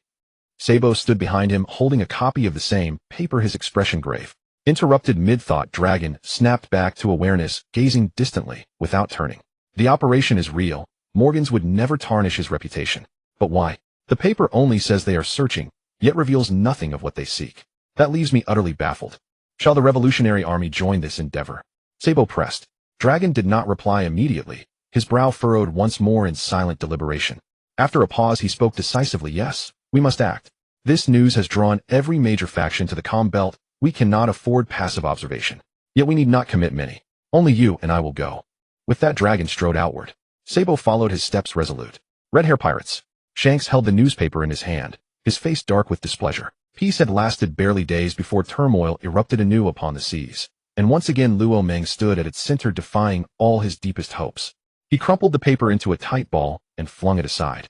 Rising to his feet, his voice dropped low and heavy. We're heading to the comm belt to see exactly what game they're playing. His crew followed, some smiling faintly, others calm or stoic, but all unwavering in step behind the man who led them. Totoland. Kaido, you've grown far too arrogant. For years I've never asked. Until now, why withhold this information? Charlotte Leanlean's expression was storm-dark. The moment she received the news, she called Kaido, certain their long-standing rapport would yield answers. Instead, he replied bluntly, I don't know. Hick, old hag. I said I don't know, and I mean it. No further explanation needed. Kaido slurred, his voice thick with alcohol and disdain. Frustrated and furious, Linlin slammed down the receiver. Katakuri, assemble the fleet. Our destination, the comm belt. As you command, mother. On an island teeming with apes, the earth bore countless sword scars. Two figures clashed fiercely, until a newspaper drifted down from the sky. The man with eagle-sharp eyes paused mid-combat to catch it. Scanning its contents, Mihawk's lips curved upward. Gazing toward the comm belt, he murmured softly, "My blade has sharpened once more. This time, can you still best me?" His smile vanished. Sheathing Yoru, he ignored his opponent entirely and walked calmly off the island. Whitebeard pirates. Captain, Luo Ming has struck again, bigger than the Summit War. Marco rushed forward, thrusting the newspaper into Whitebeard's hands. Whitebeard accepted it calmly, scanning the page swiftly. The seas shall tremble once more because of Luo Ming. Marco, fetch Luo Ming's Den Mushi. I'll call him myself. Yes, sir. Marco dashed into the cabin and retrieved the special snail reserved for Luo Ming. Bring. Whitebeard, what brings you calling? Anything urgent? Luo Ming's voice echoed through the line. Whitebeard replied, Luo Ming, what are you and the beast's pirates truly seeking in the comm belt? This commotion is unprecedented. You already know? Luo Ming sounded unsurprised. The beast's pirates and Kazuki family's coordinated mobilization could never stay hidden from the world government. Yet even he hadn't anticipated Whitebeard learning of it so swiftly. This gave him pause. Not only I know, it splashed across every front page worldwide. Every great power has already moved. The comm belt will be a crucible of convergence. Since everyone's gathering, won't you come watch the spectacle, Whitebeard? A silence lingered before Whitebeard asked Luo Ming, may I ask what drives this operation? I don't know. And a call. Whitebeard's brow twitched. Nonsense. No one launches a full-scale mobilization without purpose. This was sheer provocation. Fine. If he refused to speak plainly, then let him keep his secrets. Marco, set sail. Destination the comm belt. Let's add our own spark to the fire. Aye, Captain. Turning, Marco roared, crew, hoist anchor. We sail for the comm belt. Understood. The crew surged into motion, swift, fierce, practiced, and the ship surged forward. Meanwhile, those freed from impelled down by Luo Ming also raced toward the comm belt. Comm belt. A lone figure stood upon a frozen path. Akiji's gaze narrowed as he watched a streak of light approach. As it neared, he raised a wall of ice to intercept it, then caught the object that fell from the sky. What was this? A jolt surged through him. The item radiated energy that flooded his body. Instantly, old wounds sustained in battle sealed themselves, flesh knitting whole once more. His breath caught. Such power defied all known logic. Recalling Akainu's recent orders, a chilling realization dawned. Luo Ming's entire ascent might stem from the comm belt itself. If true, the implications were cataclysmic, and he had just glimpsed the truth. He had to alert the Marines immediately. Akiji pulled out a compact Den Mushi and dialed without hesitation. Akainu's face had darkened the moment he saw the newspaper, so much so that the 5 elders reprimanded him on the spot. Had the leak originated within the Navy? If so, a traitor lurked among them, and after this a thorough purge would be unavoidable. Just then the Den Mushi rang. His brow nodded. He recognized Akiji's private line. Only dire circumstances would prompt such a call. Admiral Akiji, have you uncovered something in the comm belt? Sakazuki, I've just received an artifact capable of instantaneous wound regeneration. I suspect Luo Ming's power originates here. I request immediate reinforcement and a full-scale grid-by-grid search of the comm belt. Akiji relayed the findings rapidly. Akainu listened, thrilled, electrified. The truth drew ever closer. Outstanding work, Akiji. This intelligence is vital. Continue your investigation. Reinforcements are en route. Akainu hung up and immediately reported to the 5 elders, then dispatched Admirals Isho and others along with Garp and Sengoku to reinforce the comm belt. Mariehua. Baicheng excitedly hung up the phone, his voice unable to conceal his joy. Our guess was indeed correct. The comm belt might truly be Luo Ming's origin. Wokiili Sheng was equally ecstatic, for this intelligence gave him hope of killing Luo Ming. As long as they obtained 100 or so of the items Akiji mentioned, Luo Ming would no longer pose a threat to the celestial dragons. The day of excruciating torment draws ever nearer. Since we know the comm belt holds strange items, we should mobilize in full force and claim everything for ourselves. Everything in the world belongs to the celestial dragons. Masi Sheng said calmly, this matter is too significant. We cannot just sit on the sidelines and watch the tigers fight. It's time for us to stir. Indeed, it should be so. Sadaisheng nodded. Good, since we have made up our minds, let us set off now. Baicheng said. With all 5 in agreement, they quickly assembled their forces, boarded ships, and headed directly for the comm belt. Now look at Luo Ming's side. After hanging up with Whitebeard, he had been pondering. Just for some unknown piece of intelligence, the seas were in turmoil. Were they all just bored and full of leisure? All forces were joining the comm belt, which put Isadisi and the others at some risk. Should he gather them? If he gathered them, the chances of searching would be slim. The system hadn't said what it was. If other forces found it first, it would be troublesome. Better to keep them separated. Even if they encountered danger, he could use instant movement to get there without wasting much time. Thinking this, Luo Meng turned to the female member of the Amazon Lily crew steering the ship and commanded, "Speed up, search our route as quickly as possible." Yes. After searching for 5 consecutive days, Luo Meng had found nothing, but he did encounter the Navy once. The leader was a Vice Admiral Luo Meng didn't recognize. When they saw Luo Meng, they dared not engage and turned the ship around to flee. 5 days had passed without any clue, and he was already irritated. How could Luo Meng let the Navy leave so easily? With a single zero, he blasted the retreating warship to pieces. At that moment, the Den Den Mushi in his pocket unexpectedly rang. "Yamato, have you found something?" "Stinky Luo Meng, I found an item. I don't know if it's the one you mentioned. This item can increase my speed to the extreme. At its fastest, it's almost as fast as your instant movement." Yamato's voice was filled with joy. "An item? What exactly was it? Was it the item from the system mission?" "Yamato, stay where you are. I'll come to you right now. Wait for me." "No problem, I'll wait for you here. Come on over." After hanging up, Luo Meng ordered the Amazon Lily crew to sail toward Yamato's location while he went ahead. Leaving a piece of Yamato's Viver card, Luo Meng instantly teleported off the ship. Not far away, in less than 10 minutes, Luo Meng found Yamato's ship anchored on the sea. "Stinky Luo Meng, you arrived in just 10 minutes. Yamato stepped forward and hugged Luo Meng, saying happily. Then she took out an item from her bosom. "This is what I found. See if it's the item you're looking for." Luo Meng's eyes narrowed sharply as he focused on the item Yamato held out. He recognized it. Wasn't this the rabbit talisman from the 12 talismans in the adventures of Jackie Chan? When Yamato mentioned speed, seeing the rabbit talisman, Luo Meng understood what was going on. Extreme speed, that was exactly the rabbit talisman's ability. But it didn't make sense. Damn it, my brain is about to burn. System Dad, are you there? Speak, what is it? Is the rabbit talisman in my hand the mission item related to the origin of the element fruit? Yes and no. The rabbit talisman and the element fruit originate from the same place. I can only say this much. When the host finds it, this system will tell you the whole story. It didn't give a direct explanation. However, Luo Meng gleaned some information from the system's words. Originating from the same place. Then it couldn't be some damn devil fruit tree. Besides, how could a devil fruit tree bear a rabbit talisman? Knowing this clue, the search became much easier. Luo Meng informed Hancock, ICDC, Kaido, and the Beast Pirates members. Then he returned the rabbit talisman to Yamato, smiling. "Yamato, this item is called the rabbit talisman. Wearing it can enhance one's speed to the extreme, comparable to my instant movement. With the rabbit talisman, your strength will increase another level. Use it well, and your power will be no less than that of the 4 emperors." "Is that so?" Yamato took it joyfully. "Then this isn't the item you're looking for, is it?" Luo Meng shook his head, replying, "It's somewhat related, but not what I'm looking for. We need to move quickly too. Since you found one, others might also find them. If the world government finds them first, their strength will increase greatly." Yamato fiddled with the rabbit talisman in her hand. "All right, let's set off now. Baylight, if you know what's good for you, put down the item in your hand, and we'll let you leave." On a certain island in the calm belt, Admiral Huangmu said arrogantly to Baylight in front of him. Baylight weighed a belt in his hand. He had come to the calm belt and landed on this island, coincidentally encountering Huangmu on the island, and just as coincidentally a stream of light flew from afar and landed on the island.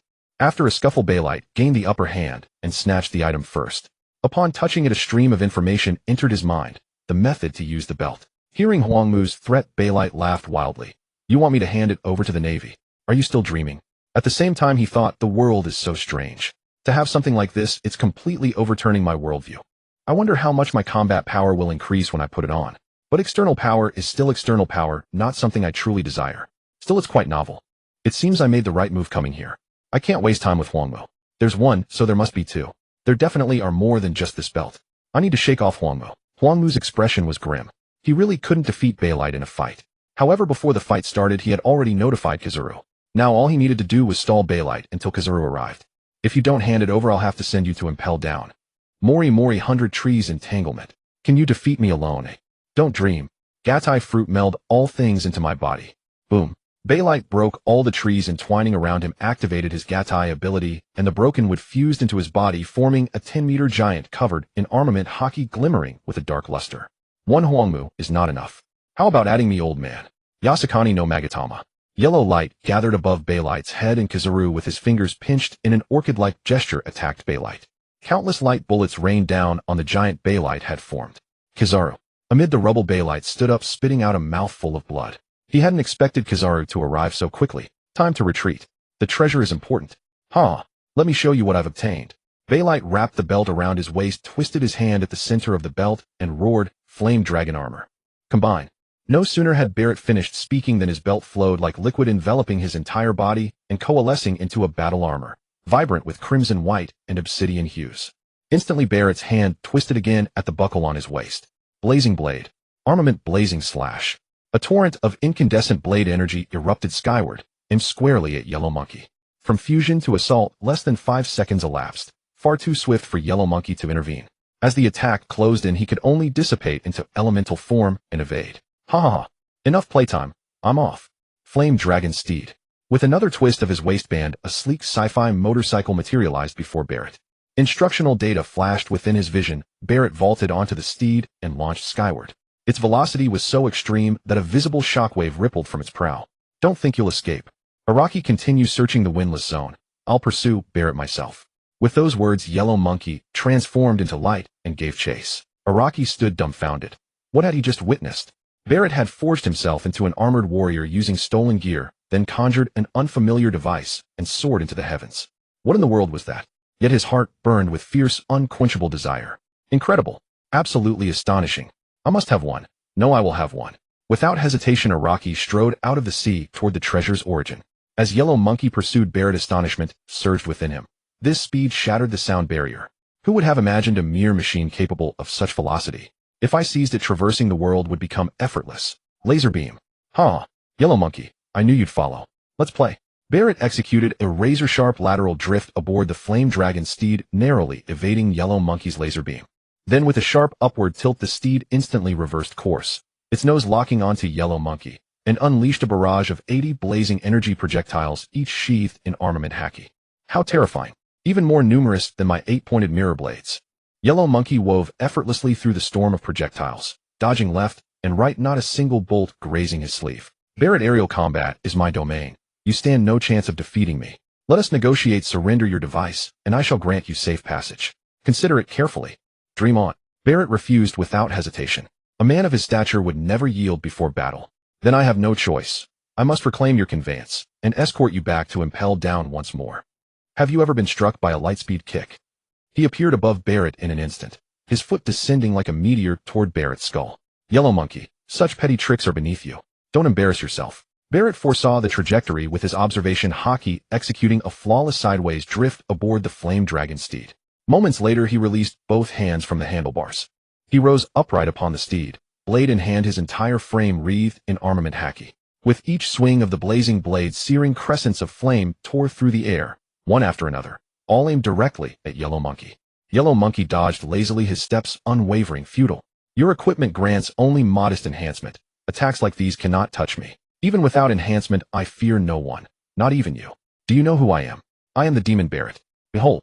Barrett leapt from the Flame Dragon Steed, stepping on empty air as he closed the distance. His right fist, glowing with dark, ominous radiance, blazed toward Yellow Monkey's jaw. Heavenly Cloud Sword. Yellow Monkey summoned his own luminous sword and met Barrett's fist with a downward slash. Boom. The collision shattered clouds within a 100-meter radius. In raw strength, Barrett held a slight edge. Yellow Monkey recoiled a full 100 meters, while Barrett retreated less than 50. Instantly, the Flame Dragon Steed reappeared beneath him, catching him midair. With a stable platform beneath him, Barrett surged forward once more, laughing aloud with unrestrained exhilaration. Clashing with true power ignites my soul. Again, armament Flame Dragon Dominance Fist. Barrett, I concede my strength falls short of yours, but I've already declared the skies are my domain. In this battle, you hold no hope of victory. Yellow Monkey abandoned direct confrontation, transforming into light to evade Barrett's devastating punch, then striking hard at Barrett's flank with a kick. Flame Dragon Steed.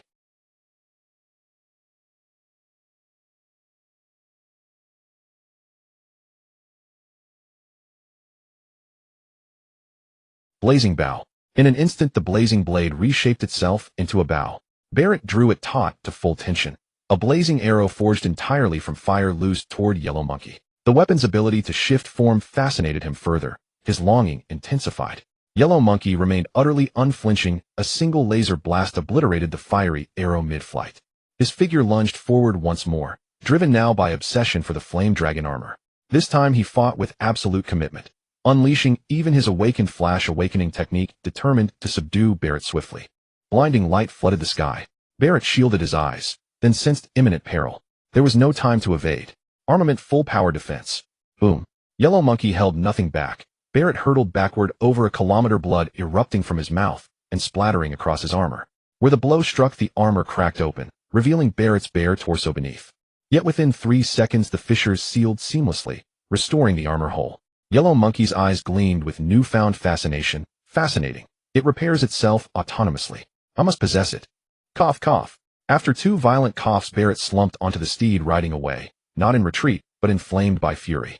If aerial combat offered no advantage, he would find an island and settle this duel on solid ground. Surrender. You cannot flee. Yellow Monkey trailed relentlessly behind, firing continuous laser beams at Barrett. Barrett ignored them all, enduring the barrage until he located an island, then delivering retribution in kind. Thus began a grueling aerial stalemate, until suddenly Barrett's gaze sharpened. No island appeared, but a most unexpected figure emerged. An idea ignited within him. From afar he subtly adjusted his course, aligning himself and the vessel into a single straight line. When Yellow Monkey fired again, Barrett swerved aside, leaving the laser to streak unimpeded toward the ship. Who dares strike my vessel? Have you grown weary of life? Charlotte Linlin, reclining amid her beloved desserts, serene and content, felt danger ripple through her observation hockey. With a thunderous roar, her hat morphed instantly into a colossal blade. She cleaved downward with crushing force, shattering Yellow Monkey's laser beam without effort. Yellow Monkey, you dare attack me? Yellow Monkey's expression darkened. He'd fixated solely on Barrett, oblivious to the vessel ahead, and worse, it belonged to a Yonko. Utter misfortune. Charlotte Linlin, I swear I didn't see you. Will you believe me? I was merely pursuing Barrett. The strike was purely accidental. Linlin's brow furrowed deeply, her blade pointing directly at Barrett. So that is Barrett. Indeed, it is, Barrett replied before Yellow Monkey could speak. Charlotte Linlin, we meet again after all this time. No need for pleasantries. Aid me in repelling Yellow Monkey, and I'll share the secret of the windless zone. Her gaze lingered on Barrett's armor. Linlin sensed this expedition into the windless zone might yield extraordinary rewards. Her intelligence was limited, but if Barrett offered valuable intel, assisting him wasn't unreasonable. Agreed, I'll help. But break your word, and even if you vanish to the ends of the earth, I will claim your life. Barrett nodded. Honor demanded truth. The windless zone teemed with overwhelming power. Pride was one thing, but folly quite another. And to secure greater treasures, he'd already begun weighing alliances with formidable factions. Unlike Barrett, Yellow Monkey's grimace deepened. Confronting Barrett alone held some promise, but adding a Yonko, that changed everything. Not a chance in hell. Sigh. It was inevitable. He'd never claim Barrett's artifact.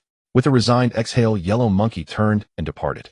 Barrett exhaled in relief, disengaged the flame dragon armor, and landed aboard Linlin's ship. Speak. Tell me everything you know. Barrett honored his vow, revealing every detail he possessed. Mama, how extraordinary. All of it belongs to me. Barrett, you may go. Linlin waved dismissively, signaling him to depart her vessel. Barrett did not move. After brief reflection, he said, Charlotte Linlin, the windless zone draws countless elite warriors. Even you acting alone risk death. Why not join forces? Divide the spoils equally. Consider it carefully. Linlin remained silent, seated thoughtfully, weighing gains against losses. She possessed reliable intelligence. The world government had mobilized nearly its entire force. Should she encounter them alone, defeat was plausible. An ally increased her odds, but equal division was unthinkable. Barrett, allyship is acceptable. Distribution is not. You stand alone. Oh, I command an empire. Shift the split from 50-50 to 70-30. I take 70, you 30. Agree, and stay. Refuse, and leave immediately. Deal. Barrett accepted without pause. Damn. Linlin instantly regretted her offer. Had she known he'd accept so readily, she'd have demanded 90-10. The calm belt, the island where Luffy was training today, welcomed a group of uninvited guests. Rayleigh was confronting them. Rayleigh, step aside, and let us search the island. We won't make trouble for you. Manyu led a naval warship. While sailing, he inadvertently spotted several streaks of light in the sky, and recalling his mission to the Woofing Didao, he realized that these streaks were likely treasures. Following the trail, he saw them all land on the island before him, but he never expected that the island would have Rayleigh, a powerhouse of the old era. Were it not for the treasure, he wouldn't want to cause trouble. He would have charged in long ago. Rayleigh, holding his sword in his right hand, revealed a faint smile and said, I wonder what is on the island that has the Navy making such a fuss. Would you mind letting this old man know? Rayleigh and Luffy had been training in seclusion on the island, completely unaware of the tumultuous events in the Woofing Didao. He was somewhat puzzled by the Navy's arrival. Rayleigh, why should the Navy explain anything to you? This island is not your exclusive territory. What right do you have to block us? Move aside, or don't force me to use force. Manyu was growing impatient. With a large number of powerful figures entering the Woofing Didao, if they wasted any more time, there was a high chance that a third party would interfere. The more anxious Manyu became, the more Rayleigh sensed something was wrong. He hadn't noticed that several beams of light had fallen on the island, or otherwise he would have known why Manyu was so anxious. Heh. If you won't tell me, this old man won't let you into the island so easily. Rayleigh squinted, slowly raising his sword, pointing its tip at Maniou and his group.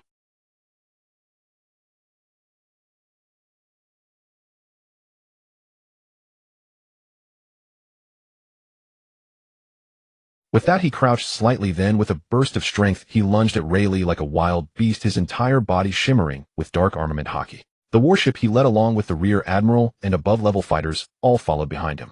Rayleigh frowned, unable to understand what was on the island that would drive the Navy to such extremes. However, he had no time to think further. The attack was already upon him. With a flicker of his figure, he dodged Maniou's powerful punch, then swung his sword, sending a rainbow-like sword beam that forced back several rear admirals and vice admirals who were following. He then turned and kicked Maniou in the waist, sending him flying. Old as he was, he could still fight. This was Rayleigh. He proved with actions that a legend is a legend, the older the wiser. Standing up, Maniou dusted off his clothes. Rayleigh's kick hadn't caused him any damage, but it was a bit humiliating. Again, while grappling with Rayleigh, Maniou said to the others, "I and the vice admirals will hold Rayleigh off. All of you enter the island and search. Once you find it, retreat immediately." Yes. Hundreds of soldiers immediately changed direction and headed into the island. "You think you can enter so easily? Did you ask me?" Rayleigh sent a sword beam to block the Navy soldiers entering the island. "How could Maniou allow that? You old fool want to stop my man. Did you? Ask me." Boom. Maniou moved into the path of the sword beam and punched out, striking several times before shattering the beam. His clothes were slightly torn. It must be said that Maniou was merely a haki user, and his strength was somewhat inferior to the former three admirals. Otherwise, he wouldn't have suffered minor setbacks in 2 exchanges against Rayleigh. But his goal was not to defeat Rayleigh, but to stall him, giving his subordinates time to search. Maniou tore off his torn clothes and said, "With us here, old fool, you can't stop my man." Rayleigh's brow furrowed slightly, then relaxed. He saw that the direction the Navy was heading was exactly where Luffy was training. Luffy had already gained initial control of haki, and with the many fierce beasts on the island, the Navy would not have an easy time. What was going on? Why did Rayleigh look unconcerned? Were there other strong fighters on the island? Maniou and his men saw that Rayleigh had no intention of pursuing, and even smiled, which gave them a foreboding feeling.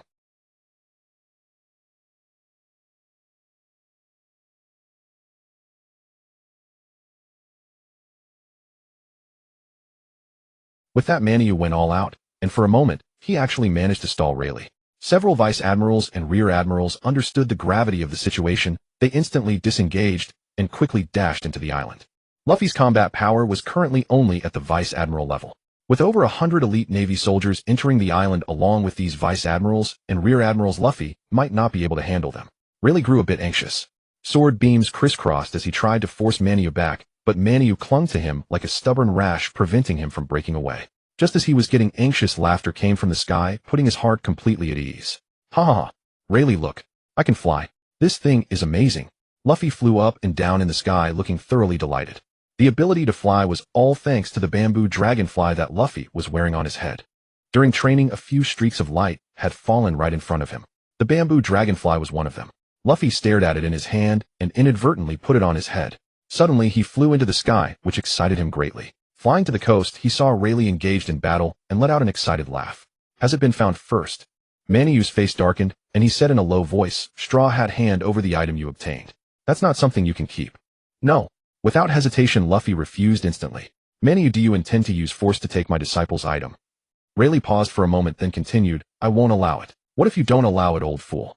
You'll give it whether you want to or not, or today will be your death day." "Ha ha ha. Empty Cat, you've come, and just in time. Let's join forces to kill Rayleigh and Straw Hat, Luffy." I saw 3 beams of light fall on the island. Luffy has one on his head. There are 2 more, either on him or inside the island. Kill them, and then we'll search together.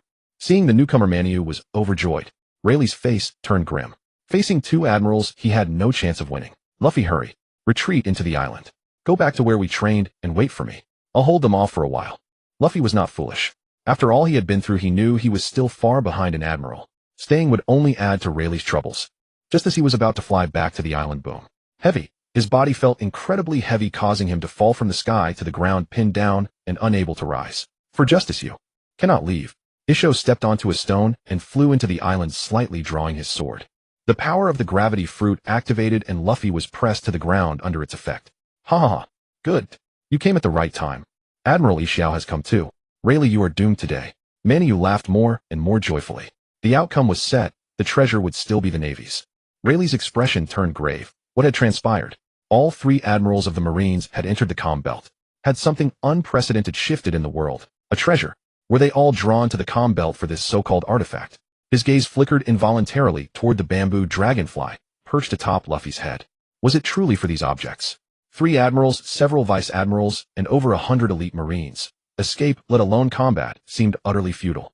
Alone he might have slipped away with confidence, but Luffy was here. He could not abandon his disciple and flee. Rayleigh sighed deeply. I will personally surrender the artifact Luffy obtained. May we then be permitted to depart. There was no choice, circumstance dictated submission. The sole hope lay in yielding the treasure and seizing a sliver of survival. Too late. I offered you that chance moments ago. You squandered it. Now sensing your peril you beg for mercy. Do you truly believe it possible? The bull seized advantage without mercy. Victory tilted wholly in his favor. The artifact was essential, and Rayleigh and Luffy alike must fall. Concat wasted no further words. Shifting instantly into his mythical beast form, he surged toward Rayleigh. Seeing this, the bull likewise dispensed with speech. Arming himself with Busashoka Haki, he pushed speed and strength to their absolute limits. Shiwaru remained motionless, suppressing Luffy with gravitational force as he advanced slowly before him. Luffy watched Rayleigh overwhelmed by 2 admirals. His heart clenched in silent anguish, yet he remained powerless, unable even to rise. Do not lay a hand on my disciple. Step back. Sensing imminent danger, Shiwaru whirled and unleashed a ferocious tiger blade strike. In that fleeting pause, Luffy broke free from gravitational restraint. Gear's second jet pistol. He ceased your futile efforts. You remain far too weak to challenge me. Surrender the artifact, and accompany me to impel down. Unfazed, Shiwaru tracked Luffy's trajectory with Kenbunshiku Haki swaying just enough to evade, then drove his blade into Luffy's palm, pinning it to the ground. Luffy. Pain tore a cry from Luffy's lips. Rayleigh's voice cracked with alarm. Rayleigh battling us too, yet still diverting attention elsewhere. Do you truly hold us in such contempt? Armed Void Edge Claw Strike. With a sharp whistle, Concat exploited Rayleigh's momentary laughs, infusing his claw with Busashoka Haki and faint spatial energy, and raked it across Rayleigh's chest. After sending Rayleigh flying, Concat halted, extended his bloodied claw to his mouth, and licked away the crimson droplets. Overconfidence, your gravest error in defeat.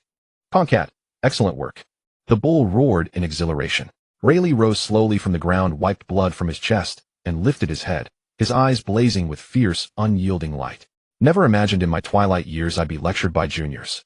If Roger learned of this, he'd surely laugh until tears streamed down his face. It's been ages since I bore such a wound. Strange how it stirs memories of those first days at sea. An old man you call me, but you forced me to fight for my life. Beware what follows, or you will perish. Boom. The instant those words fell, an overwhelming tide of Haushika Haki erupted from Rayleigh's very being. This old man. Facing Rayleigh at full power, even the 3 admirals were compelled to acknowledge. Alone none could match him in single combat.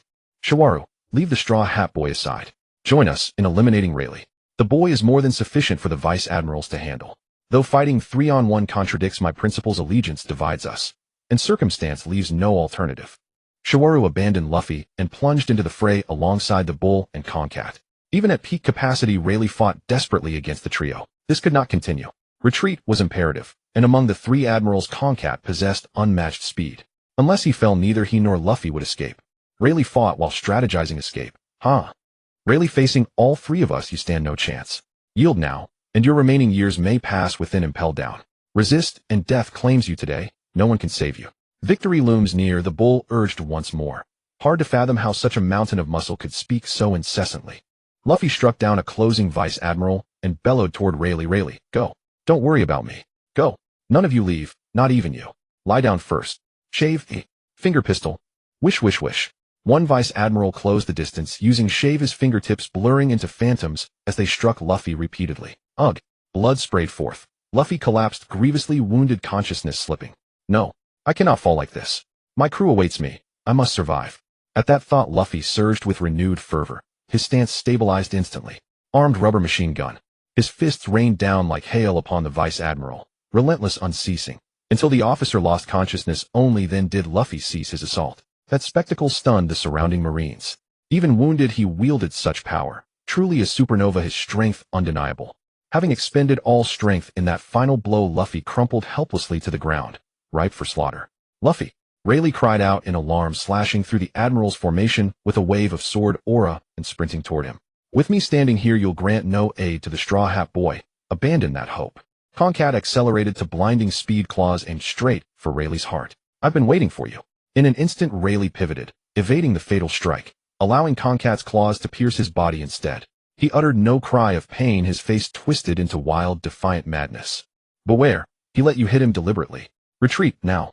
The bull, catching Rayleigh's expression, recoiled inwardly. "Damn, ruthless. This old man has mastered the art of trading wounds." "Too late. I return those words to you." Eyes burning with manic resolve, Rayleigh drove his sword straight into Concat's heart, a gamble of ultimate stakes, triumph or annihilation. "It's over," flashed through Concat's mind. He tried to recoil, but Rayleigh's left hand clamped onto him like iron. By the time he wrenched free, the blade had already pierced his own chest. Time seemed to slow. His vision sharpened, Rayleigh's sword inching ever closer to his heart, yet he could do nothing. Gravity amplification. Rayleigh froze, just for an instant. That split second ignited Concat's hope. He wrenched his body sideways. "Wish? Ah." Clutching his abdomen, Concat kicked Rayleigh away and retreated to the bull's side. "Shawaru, thank you. I owe you a debt." It was Shawaru's intervention that granted that crucial instant. Without it, Concat would have died today. Shawaru slid his blade into its sheath and murmured softly, "We served together. This required no repayment."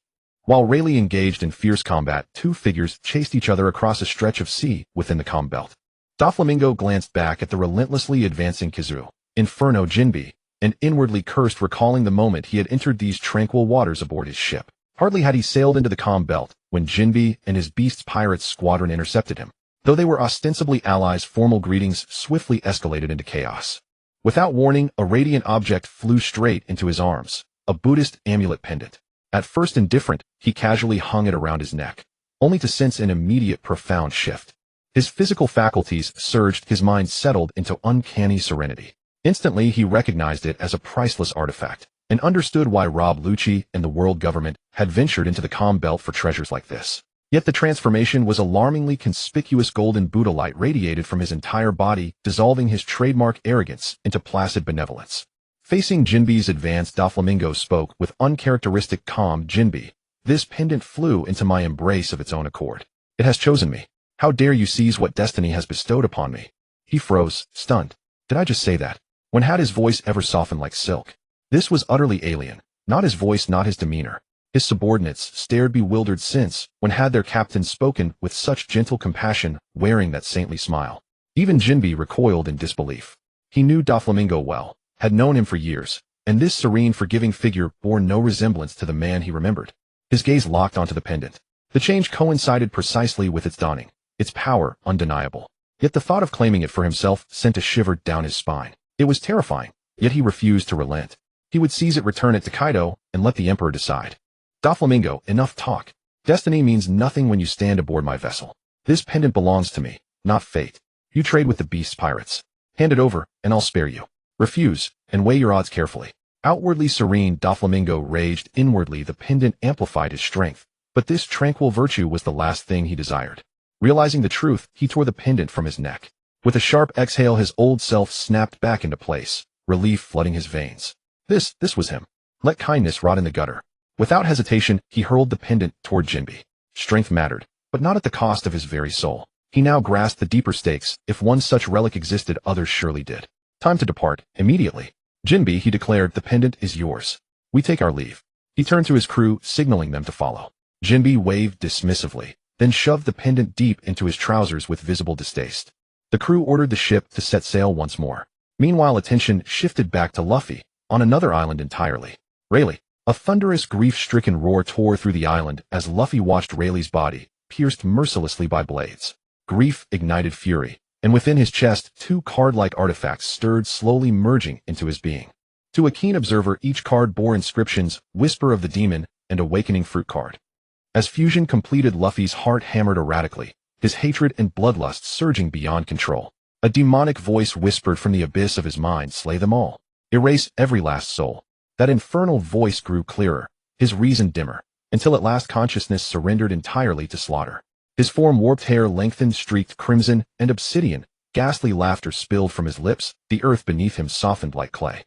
"Nika, the demon, has arrived." A king's haki erupted from him, not as aura but as malevolent presence.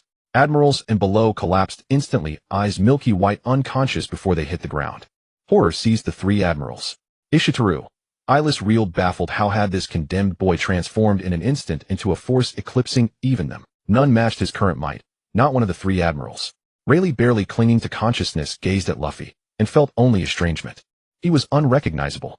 The boy who'd laughed like a child now wore the visage of a demon, his eyes ablaze with bottomless slaughter lust. Ha ha ha. Kill them all. In a blur, Luffy appeared before Urich. His fist, coated in hardened armament haki, smashed into the giant's face like lightning. Boom. Kizaru and Ishitaru staggered backward. Kizaru growled, Ishitaru, the boy's transformation must stem from some hidden artifact.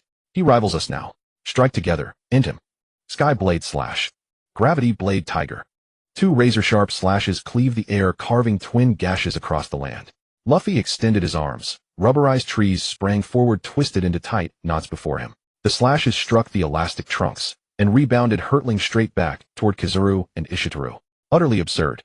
Kizaru's mind reeled. This defies logic. Ishitaru, though blind, perceived every detail through his Kenbunchiko haki. Gravity blade tiger. Tiger met tiger. Forces cancelled. Kizaru stood frozen, then watched dumbfounded as his own attack slammed into him, worsening wounds already grave. Ha ha ha, you're all doomed. Every last one. You won't succeed. Gravity amplification.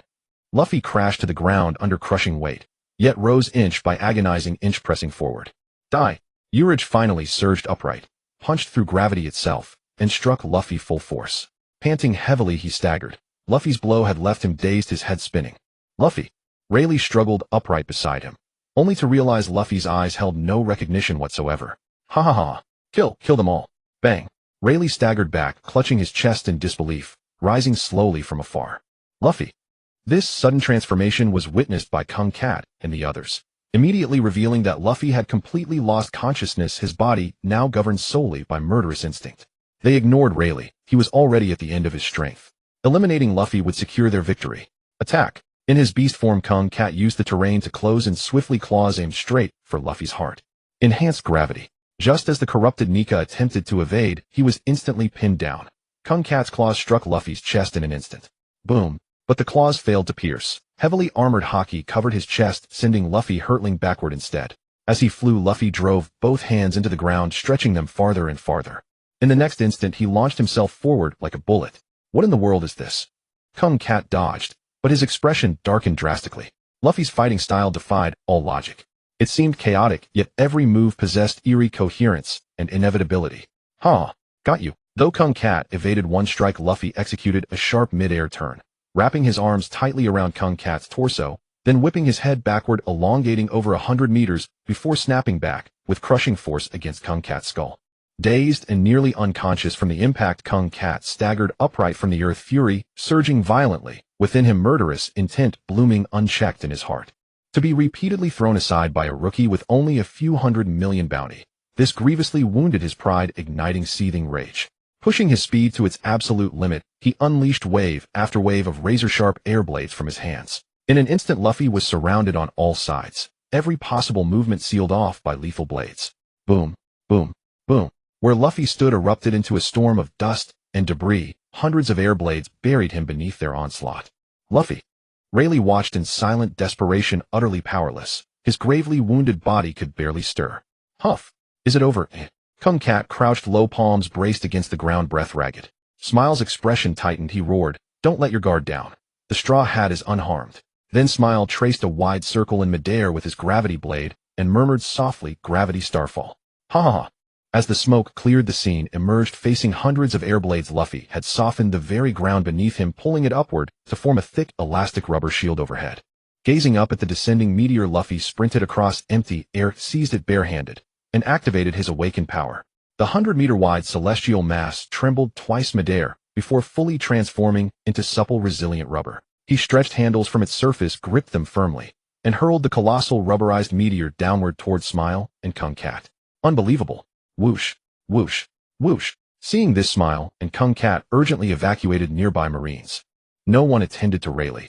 He could only watch helpless as the meteoric mace drew ever closer. Without intervention, he would surely perish beneath it. Yet fate delights in the unexpected. Whoosh. Air tremor.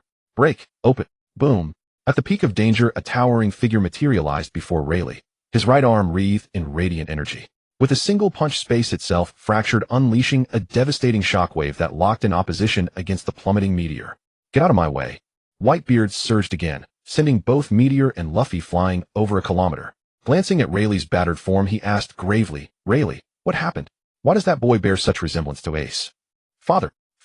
Before Rayleigh could reply, two more figures arrived. One wreathed in roaring crimson flames, another cloaked in ceaseless azure fire. It was Ace and Marco. Their Whitebeard pirates had sailed into the calm belt, searching fruitlessly for an entire day, until sensing battle nearby, they altered course directly toward the conflict.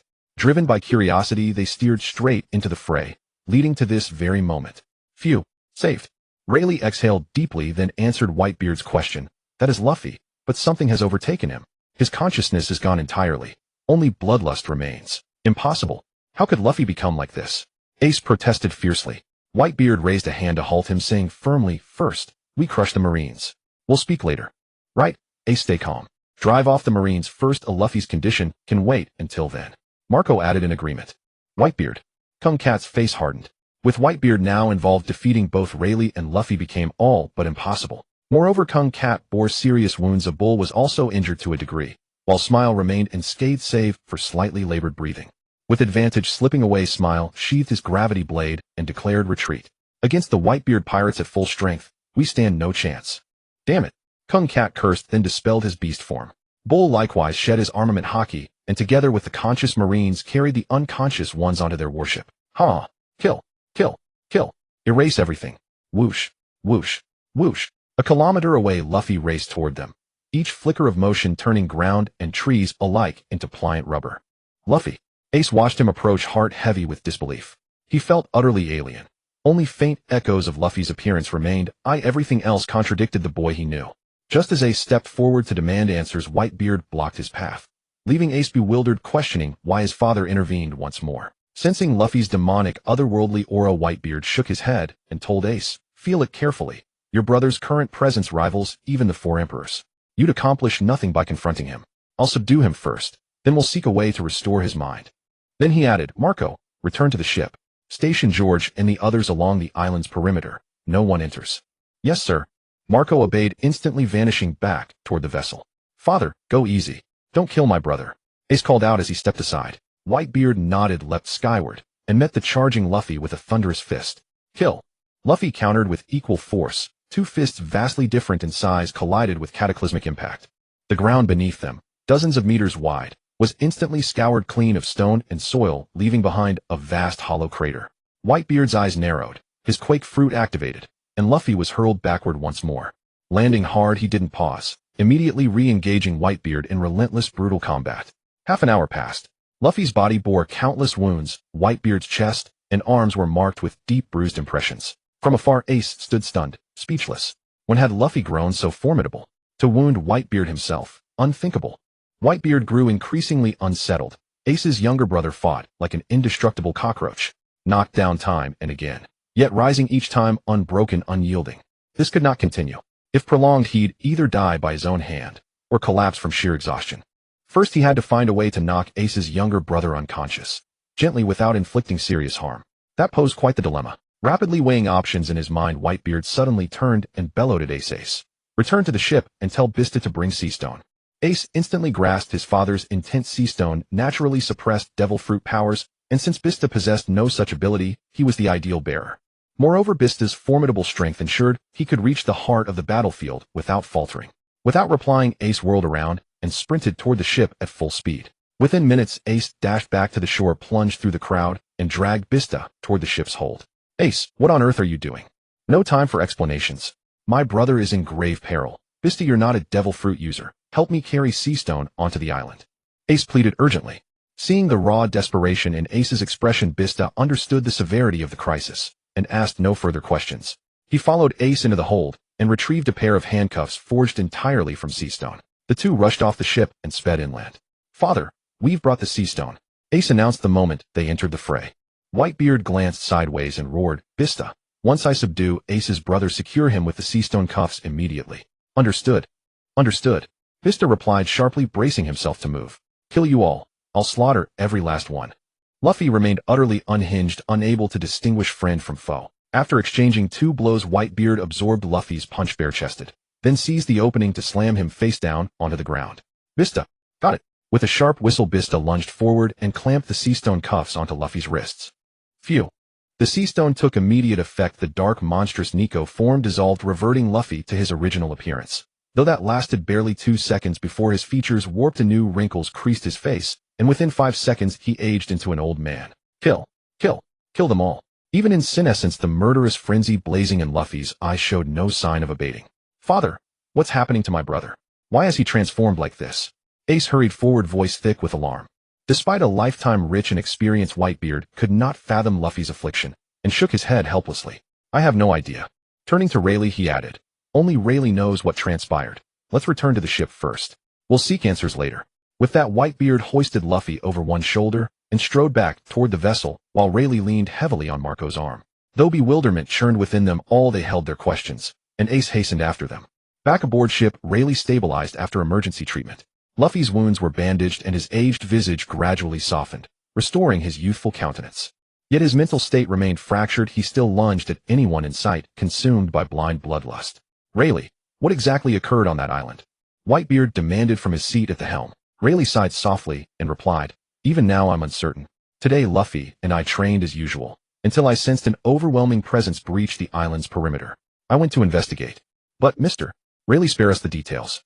I only want to know why my brother changed like this. Ace cut in sharply, his focus unwaveringly fixed on Luffy. Interrupted, Rayleigh did not bristle. He knew Ace's urgency stemmed solely from fraternal devotion. Recalling every instant, he seized upon a vital clue. Treasure. The Marines invaded seeking treasure, something Luffy unwittingly acquired. I saw only one artifact, a crown he wore to fly. There may be others hidden on him. Artifacts that triggered this transformation. Ace wasted no time. He strode to Luffy and searched him thoroughly, but found nothing else.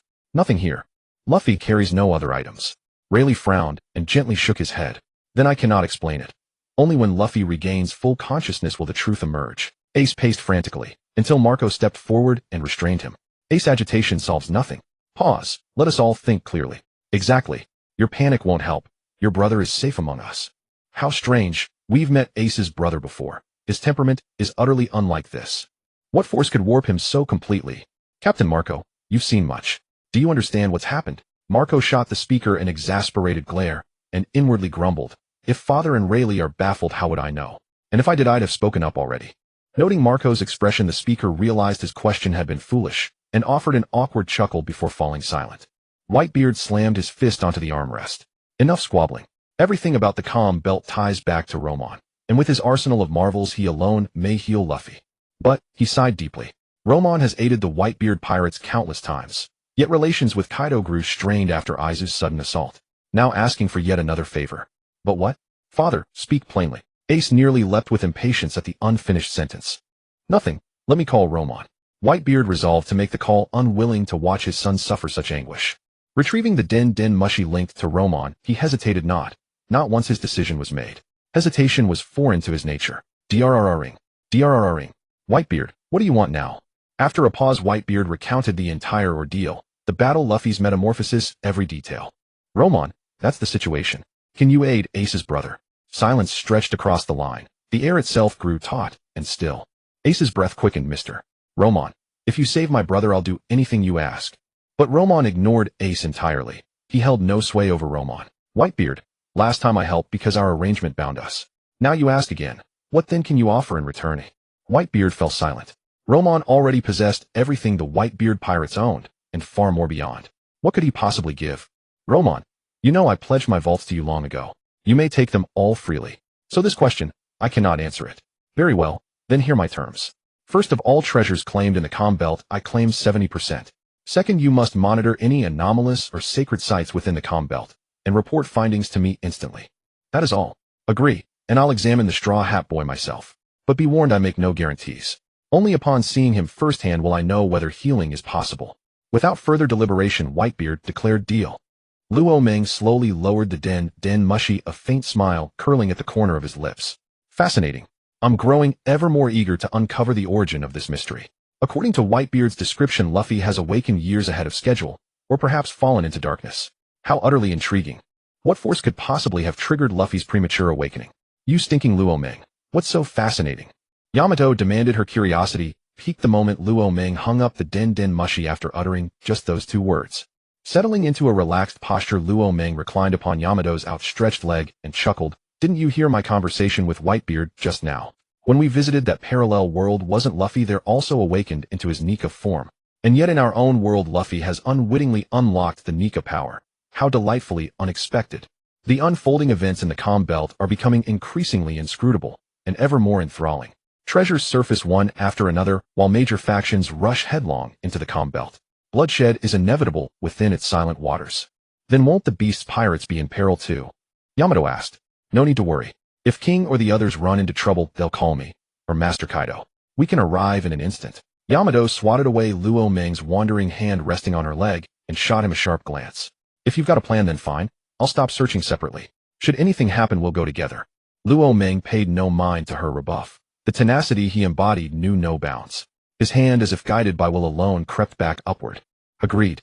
Traveling side by side keeps things from growing dull, and having you aboard makes every voyage infinitely brighter.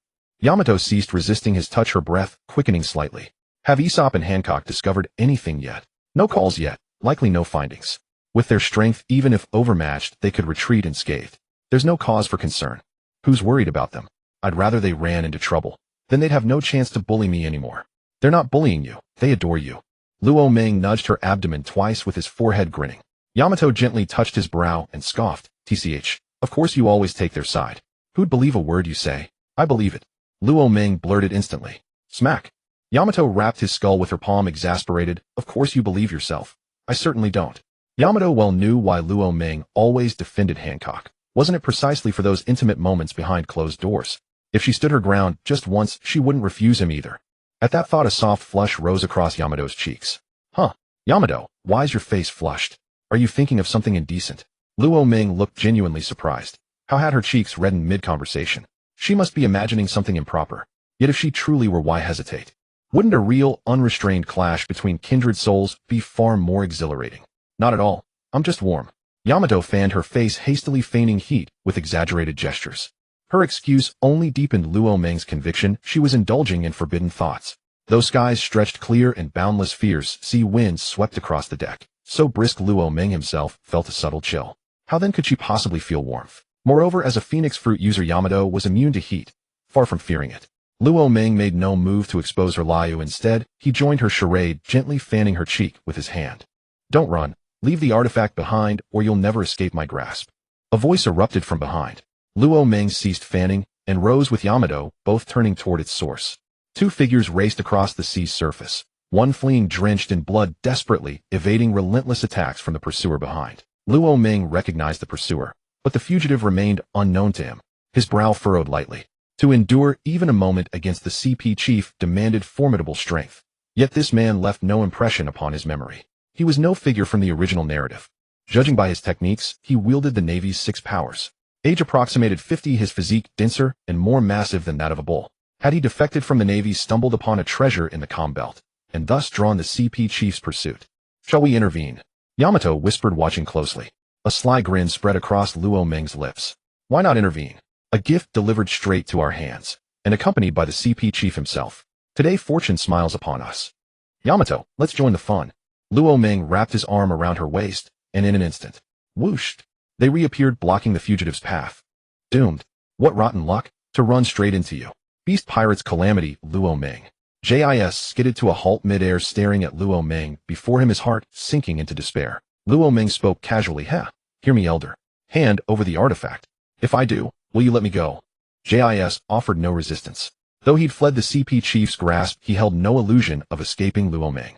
Reputation precedes reality. Though they'd never clashed, JIS had witnessed the Summit War. The sheer magnitude of Luo Meng's power was seared into his memory, indelible and haunting.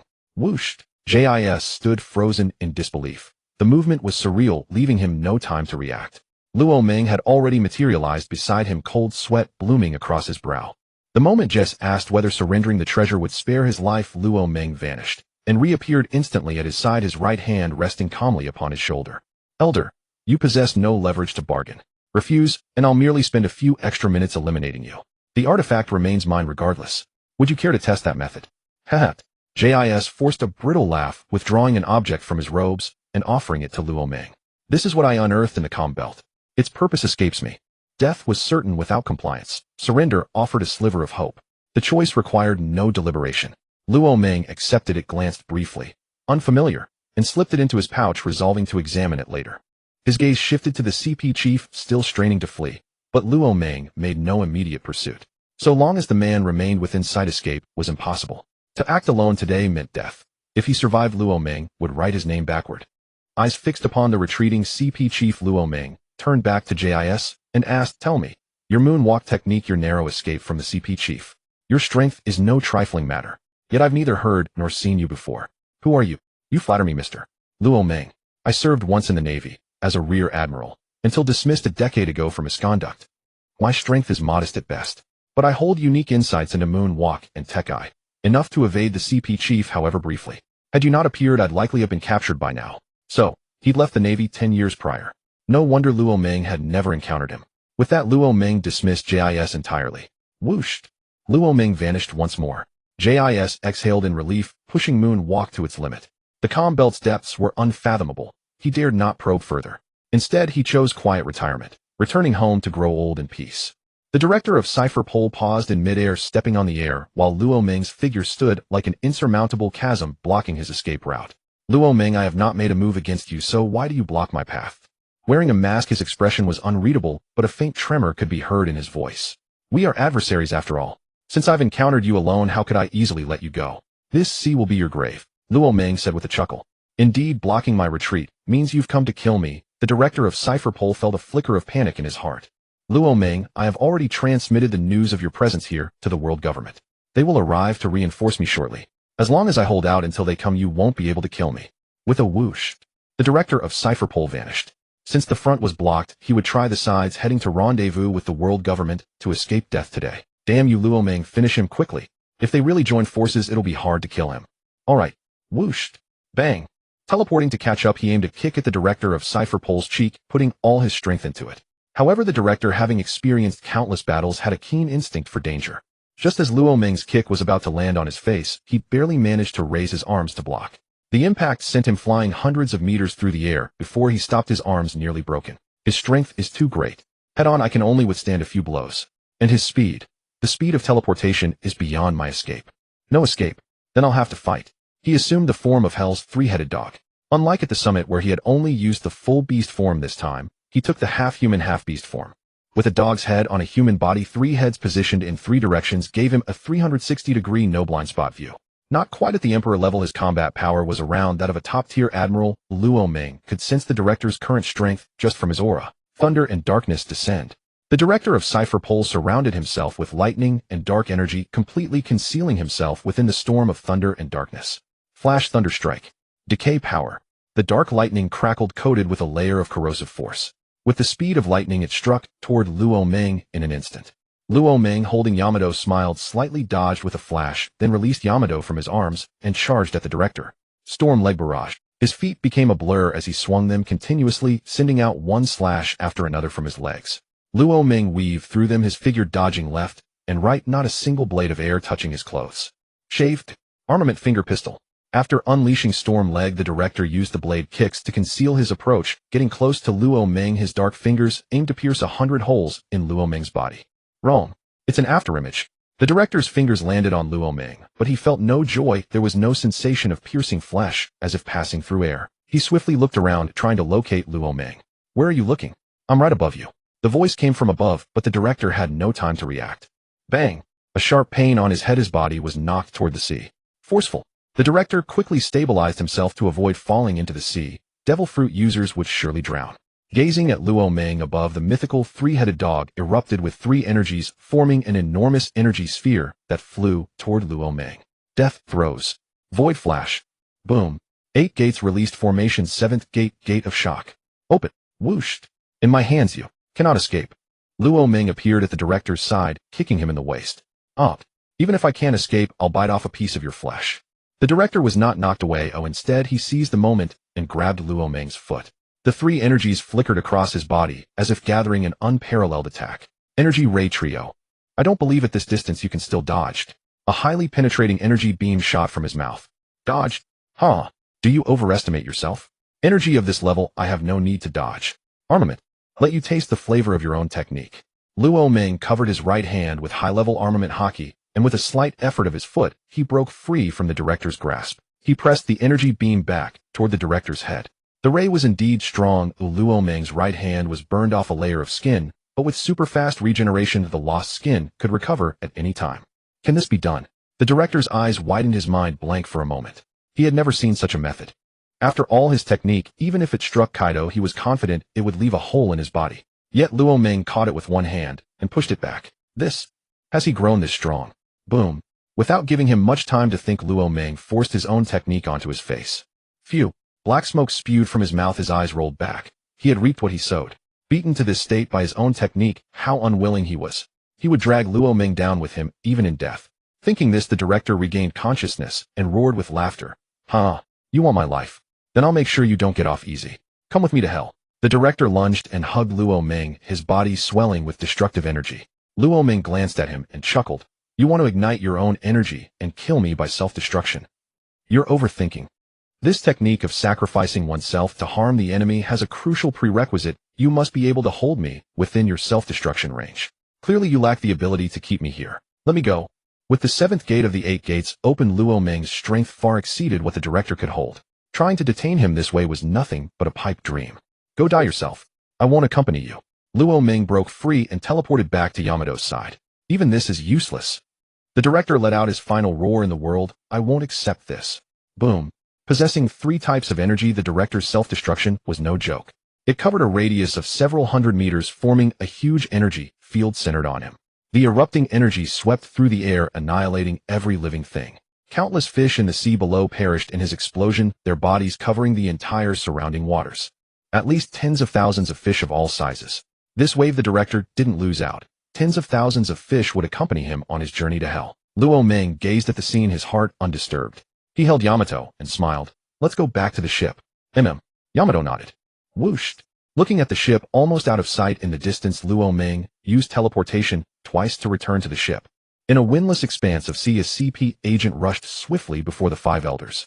Upon hearing his report, the 5 elders' eyes narrowed sharply. St. Peter declared, Laman's strength has surged once more. Barely 10 minutes have passed since the fleet admiral sent us his distress signal, and in that brief span Laman has slain the fleet admiral who stood at the pinnacle of the admiral's might. Truly terrifying. Issue orders, alter course immediately. We must avoid confrontation with Laman. Yes, sir. The CP agent bowed deeply and withdrew. St. Mars tapped lightly on the table, paused in thought, then said, entering the comm belt was never about Laman. We have already confirmed the presence of priceless artifacts here, and our world government has secured several. Akiji possesses one artifact capable of restoring grievous wounds. Kizuru and Barrett clashed fiercely over another. Though he failed to seize it, then he later acquired a second. Sengoku and Garp each obtained one as well, though its function remains unknown. Its nature as a treasure is unquestionable, and the one now in our possession. We have deciphered its function, yet it holds no utility for us. St. Wallery remarked, indeed. Since the comm belt's treasures are now confirmed to exist, Laman himself grows comparatively insignificant. So long as we acquire an artifact capable of slaying him, his death may be deferred until then. Saint Saturn idly twirled a vibrant 5-colored tablecloth in his hands and chuckled. Ha ha ha. How astonishing. Such things truly exist in this world. Even Vegapunk could never replicate them. It is indeed useless to us. Its sole power lies in transforming ordinary food into sublime delicacies fit for rewarding meritorious members of our families. The other 4 elders nodded in silent agreement. Let no benefit leak beyond our kin. An object of no use to them was perfectly suited as a gift for the celestial dragons within their own bloodlines. St. Peter concluded, then let it be so. Press forward with our search of the comm belt. Also dispatch word to all forces. None are to approach Laman's vicinity lest they cross paths with him. The order was sound, but undeniably humiliating. For decades others had veered wide to avoid them. Now the roles were reversed, leaving them chafing inwardly. Yet there was no choice. They harbored no confidence in defeating Laman, and should they meet him, death loomed as a very real possibility. With commands issued, their warship turned sharply and sailed in the opposite direction. 3 days passed. Across the comm belt no fewer than 10 fierce skirmishes erupted, each ignited by the desperate struggle to claim these artifacts. Every faction claimed spoils. The comm belt had been combed nearly clean. That day Laman and Yamato reunited aboard ship with Isteth and Boa Hancock. They sat together on deck. Stinking Laman, Yamato grumbled, we've scoured the comm belt for days, and still haven't found the place you seek. Where is it? Yamato sounded disheartened. Nearly 10 days had passed, several artifacts recovered, yet not a single clue to the site Laman sought. Isdeath smiled gently and patted Yamato's shoulder. Don't fret, Yamato. If it exists, it will be found. Only time remains uncertain.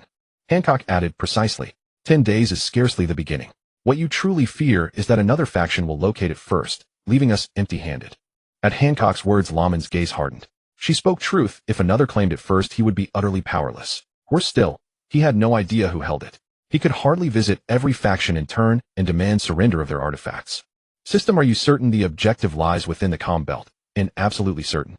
In, has the objective already been taken by another faction? In, rest assured. The objective of this mission cannot be removed by anyone, not even you, host. Immovable. And then where is it? In, system, can you offer even the faintest hint? At this rate, how long must we search? No. This quest belongs to you alone, and its reward shall be yours alone. Why should I grant hints? Find it yourself, through effort and resolve. Sigh. And the system remained unchanged, unyielding, unhelpful. Their sole lead was immovability. They had searched the seas of the comm belt thoroughly, yet found nothing.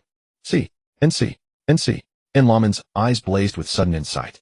He struck his palm triumphantly. Yes, it must be so. And my lord, have you discovered something? Startled by Laman's exclamation, Hancock asked urgently. Yamato and Isdeath turned to him as well. Laman swiftly clarified his reasoning. Perhaps our search began from the wrong premise entirely. The place I seek may lie neither on land nor upon the surface, but submerged beneath the waves or suspended high above the clouds. Hancock's brow furrowed slightly. My lord, the sky presents no great difficulty. Yamato, you, Kaido, and Jean may all fly with speed and agility, making aerial reconnaissance swift and thorough. But if it lies beneath the sea, the challenge multiplies tenfold. The comm belt's depths are fathomless, and teem with countless sea kings. Searching there would be akin to seeking a single needle in an oceanic haystack. Laman knew full well how daunting an underwater search would be, yet he had no alternative. Abandoning the quest was unthinkable. His only hope lay in the heavens. May the objective not reside beneath the waves. And let us first scour the skies completely. Should we find nothing, I shall journey to Fishman Island to enlist aid. Let the fishmen assist our search beneath the waves.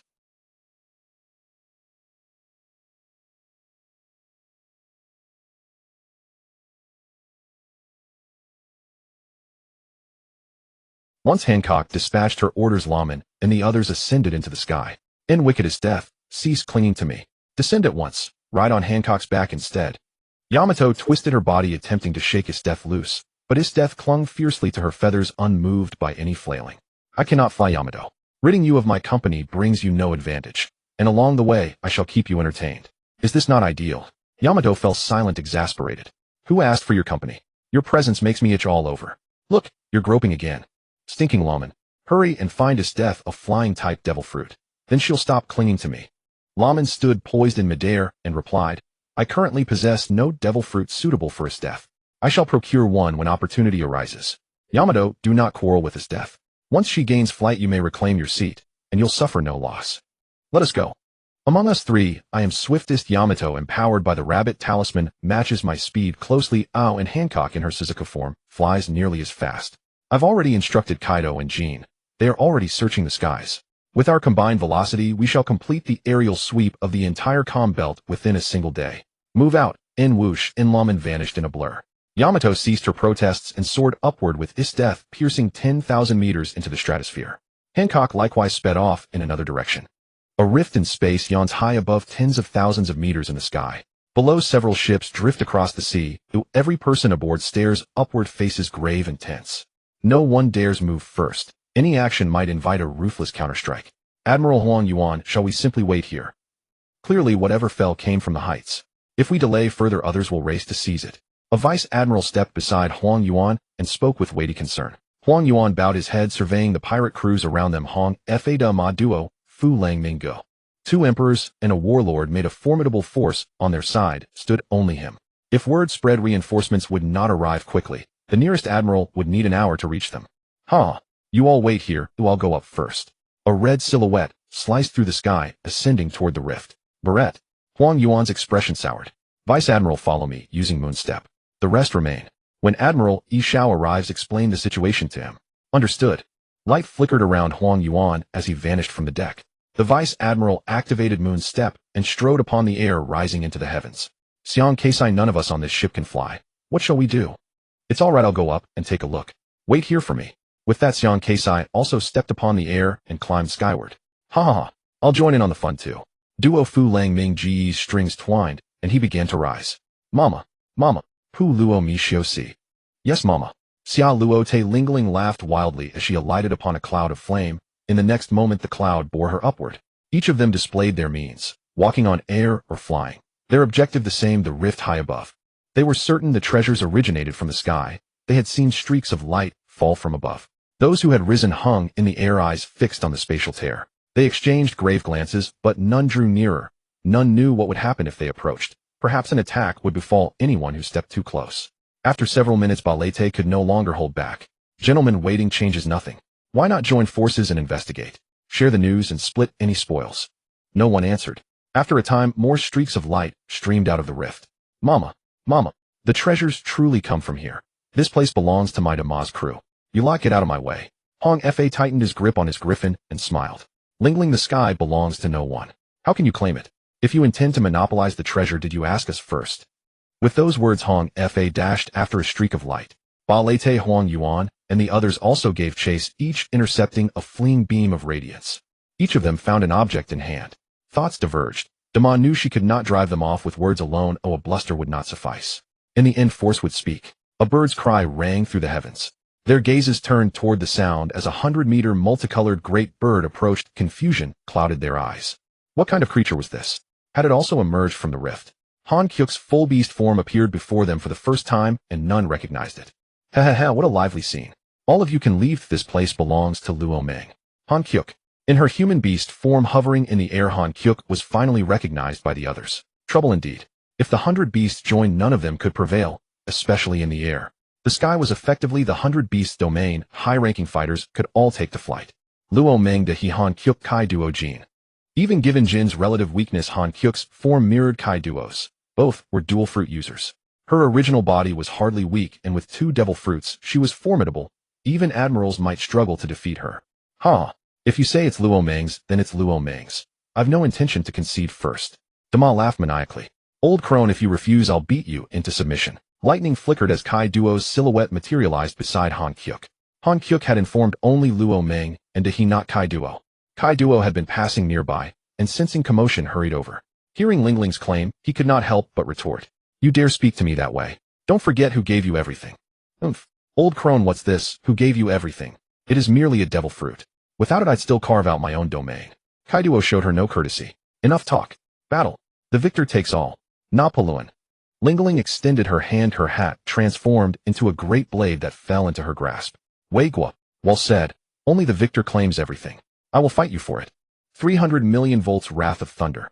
2 surging energies collided midair, their clash driving aside all the clouds and scattering the wind. Treasures continued to spill from the rift as the others plunged into the fray. Huang Yuan, don't think you can snatch it from me. Flame Dragon burst slash. Pursuing the same treasure, Ba Lete saw Huang Yuan reach it first and swung his Flame Dragon blade in a furious series of strikes. Ba Lete, if you could best me in the sky, you wouldn't have been chased by me before. In the air, you were never my match. 8-foot jewel hook. A scarlet energy slash met a golden orb. They collided and neutralized each other.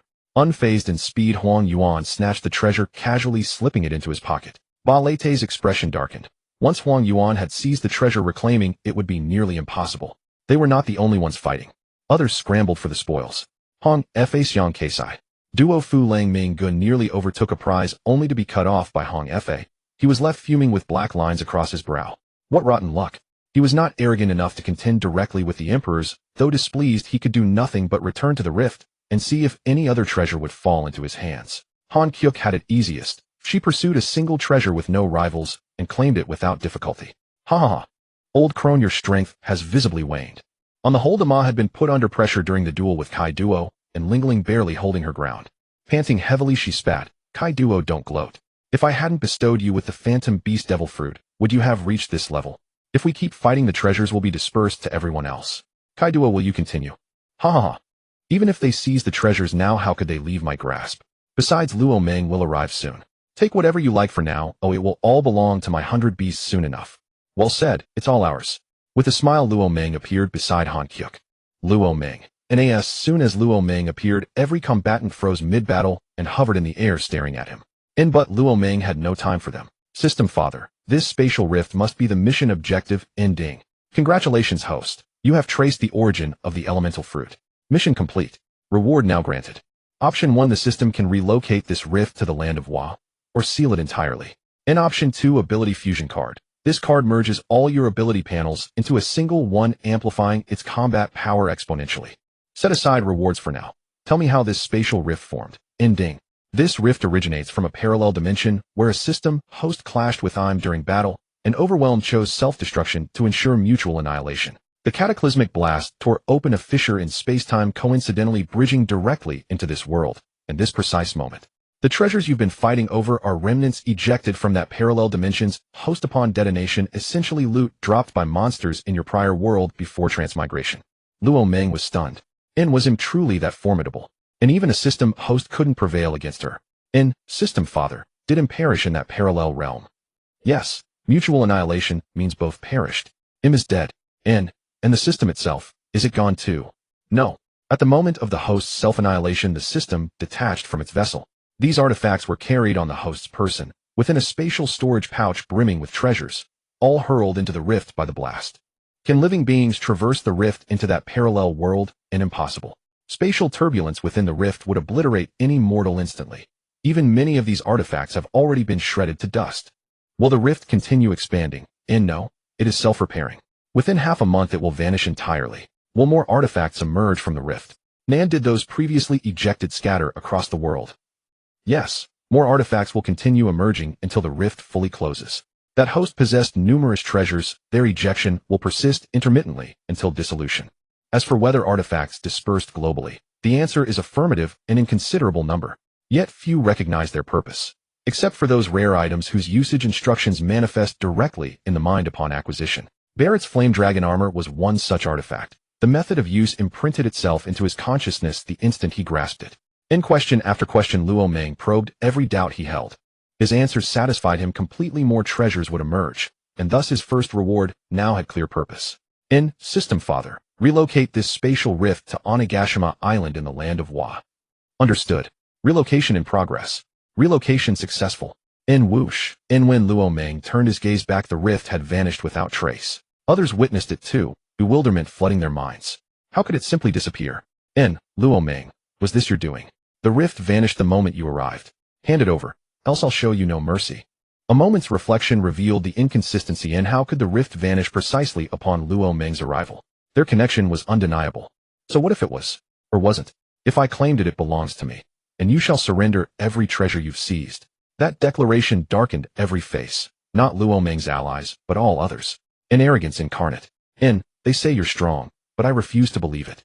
Let me test just how mighty you truly are. Cosmos. Yes, mother. Thunderous judgment. Whoosh. Before Ling Ling could even unleash her technique, Luo Meng stood beside her and delivered a crushing kick straight to her face. Boom. Mother. Prometheus shot forward, catching Ling Ling midair just in time. Ni's speed remained terrifyingly unmatched, and she stood no chance. With the rift gone, no further treasures would appear, and lingering risk losing even what they'd already claimed. None of them were fools. Kizaru vanished first, transforming into light. Barrett followed swiftly. Shanks descended toward the ground. Doflamingo had already departed the skies the moment Luo Meng appeared. This battle far exceeded his reach. Trying to flee. Leave your spoils behind first. Kaido lunged after Kizaru without hesitation. Boa Hancock pursued Barrett in hot pursuit. Big Mom, left unchallenged, assessed Luo Meng's power in a single strike, and abandoned all bravado. Mounting Prometheus, she fled. Luo Meng made no move to stop her. Advancing his own strength came first. System Father, when fusing abilities, is the retained panel chosen randomly, or may I select it myself? Ding. You choose freely. We recommend retaining the 8 gates release technique. Fusing all panels into it will eliminate the fatal side effects of the 8th gate's death gate. After fusion, could I defeat? I'm N50-50. Once fused, opening all 8 gates will elevate your combat prowess to the divine tier. Divine tier. Luo Meng's brow furrowed faintly. This was the second time the system had uttered the term. System Father, what exactly is the divine tier? And how did him ascend to it? The divine tier is this world's designation. Attained it by absorbing fragments of the world heart's energy. Upon reaching this tier, one commands all forms of energy, much like your elemental fruit. System Father, what is this world heart you keep mentioning? What is it? The world heart is the world's core, the very lifeblood sustaining existence. A hidden passage beneath Im's chamber in Marijoa leads directly to it. Should the world heart be destroyed, this world will crumble into oblivion. Absurd. And the more he heard, the more surreal it grew. Luo Meng fell silent, astounded that the one-piece world harbored such a concept. And then, were devil fruits themselves manifestations of the world heart? System Father, activate the ability fusion card. Retain the 8 gates release technique. Fusion in progress. Luo Meng closed his eyes, sensing his power surge infinitely within. 10 minutes passed before fusion completed. He clenched his fist. His baseline strength now surpassed even an admiral's. The sheer magnitude of his might captivated him utterly, inescapable, intoxicating. This sensation, exquisite beyond words. 8 gates release technique, death gate. Open, boom. Not a single wave of aura shattered clouds within a kilometer radius. His appearance mirrored the prior 8 gates release, skin flushed deep crimson verging on violet, yet none of the lethal side effects remained. Non-lethal boundless power surged forth. No strain, no pain, no cost. This was the perfected 8 gates release technique. Luo Meng smiled faintly, a grin both demonic and divine. His gaze descended upon the warriors still locked in battle below. He did not teleport. Instead, he sprinted across empty air, breaking the sound barrier effortlessly. His speed rivaled instantaneous relocation, nearly indistinguishable. Marijoa, slowly opened her eyes, a faint frown creasing her brow. This surge of energy. Whoosh. In the next instant she appeared high in the sky, her gaze fixed upon the distant horizon. Her heart stirred with quiet astonishment. The sheer oppressive aura she sensed rivaled her own. What had transpired recently? That man who breached Marijoa had already startled her, but now another figure emerged matching her in strength. Such beings ought not exist in this world. Only one supreme sovereign is enough. Whoosh. This sensation is magnificent. Below, the sea crowds tilted their heads upward, straining toward the source of the voice. Yet only sound echoed. No figure revealed itself. Bang! Kizaru doubled over in searing abdominal agony, hurtling backward like a bolt shot from a bow, his consciousness nearly flickering out. This was no failure on Luo Meng's part. After integrating the panel, his mastery of the 8 gates grew increasingly refined. The scale of his power could swell or shrink at will, ensuring precision rather than fatal overkill. Kaido stood stunned. His opponent vanished mid-combat. How could this be? Regaining his senses, he glanced at Luo Meng beside him, radiating crimson so deep it verged on violet, and asked, Luo Meng, was Kizaru truly worth unleashing such a state? This form eclipsed even his peak at Marineford by an immeasurable margin. As Captain Kaido felt deeply humbled, should he let Luo Meng and Yamato establish an independent faction within the Beast's pirates? After all, they were family. Founding a new force would pose no issue. Luo Meng raised his right hand and clenched his fist. No concern. I've fully mastered the 8 gates. Full release side effects are now obsolete. Whoosh. Bang. No sooner had Kizaru stabilized himself than he was struck again, hurled once more through the air. Tears of despair welled in his heart. Fine, fight, he would. Why single out me? I never provoked you before. Powerful. Unimaginably powerful. On Shank's ship, crew members gaped in speechless awe. Luo Meng treated Kizaru like a kickball, meaning he could do the same to them. Especially Jesus, who'd once fired a shot at Luo Meng. Would he spare Kizaru only to turn and kick him instead? Don't dwell on it. We depart immediately. Luo Meng's strength far surpasses ours. Staying means certain death. Shanks landed aboard his vessel and instantly issued the retreat order. Their movements did not escape Luo Meng's notice. Seeing the red hair pirates attempt to flee, he flashed a sharp predatory grin. In an instant he blocked their escape route. Leaving? Did you ask me first? Shanks and his crew paled visibly. Advancing to the bow, Shanks called out, Luo Meng, why bar our path? Do you intend to slaughter us all? Huh. Precisely. None of you shall escape today. Remain forever in the calm belt. Boom. Shanks instantly unleashed his conqueror's haki, yet it pressed upon Luo Meng with no effect whatsoever. With the 8 gates fully opened, Luo Meng weathered Shanks' overwhelming aura, as if it were but a passing breeze. Luo Meng, have you grown too arrogant? Will your beast's pirates stand alone against both the world government and my entire red hair pirates? Do you possess such strength? Slaying you is more than enough. Bang. Before the words faded, Luo Meng drove a devastating kick into Shanks, sending him crashing into the sea and punching a gaping hole straight through the ship's hull. Shanks!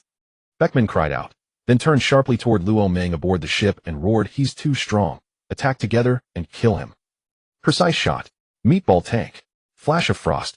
Red hair pirates unleashed their signature techniques, all converging upon Luo Meng. Futile effort. Whoosh bang. Whoosh bang.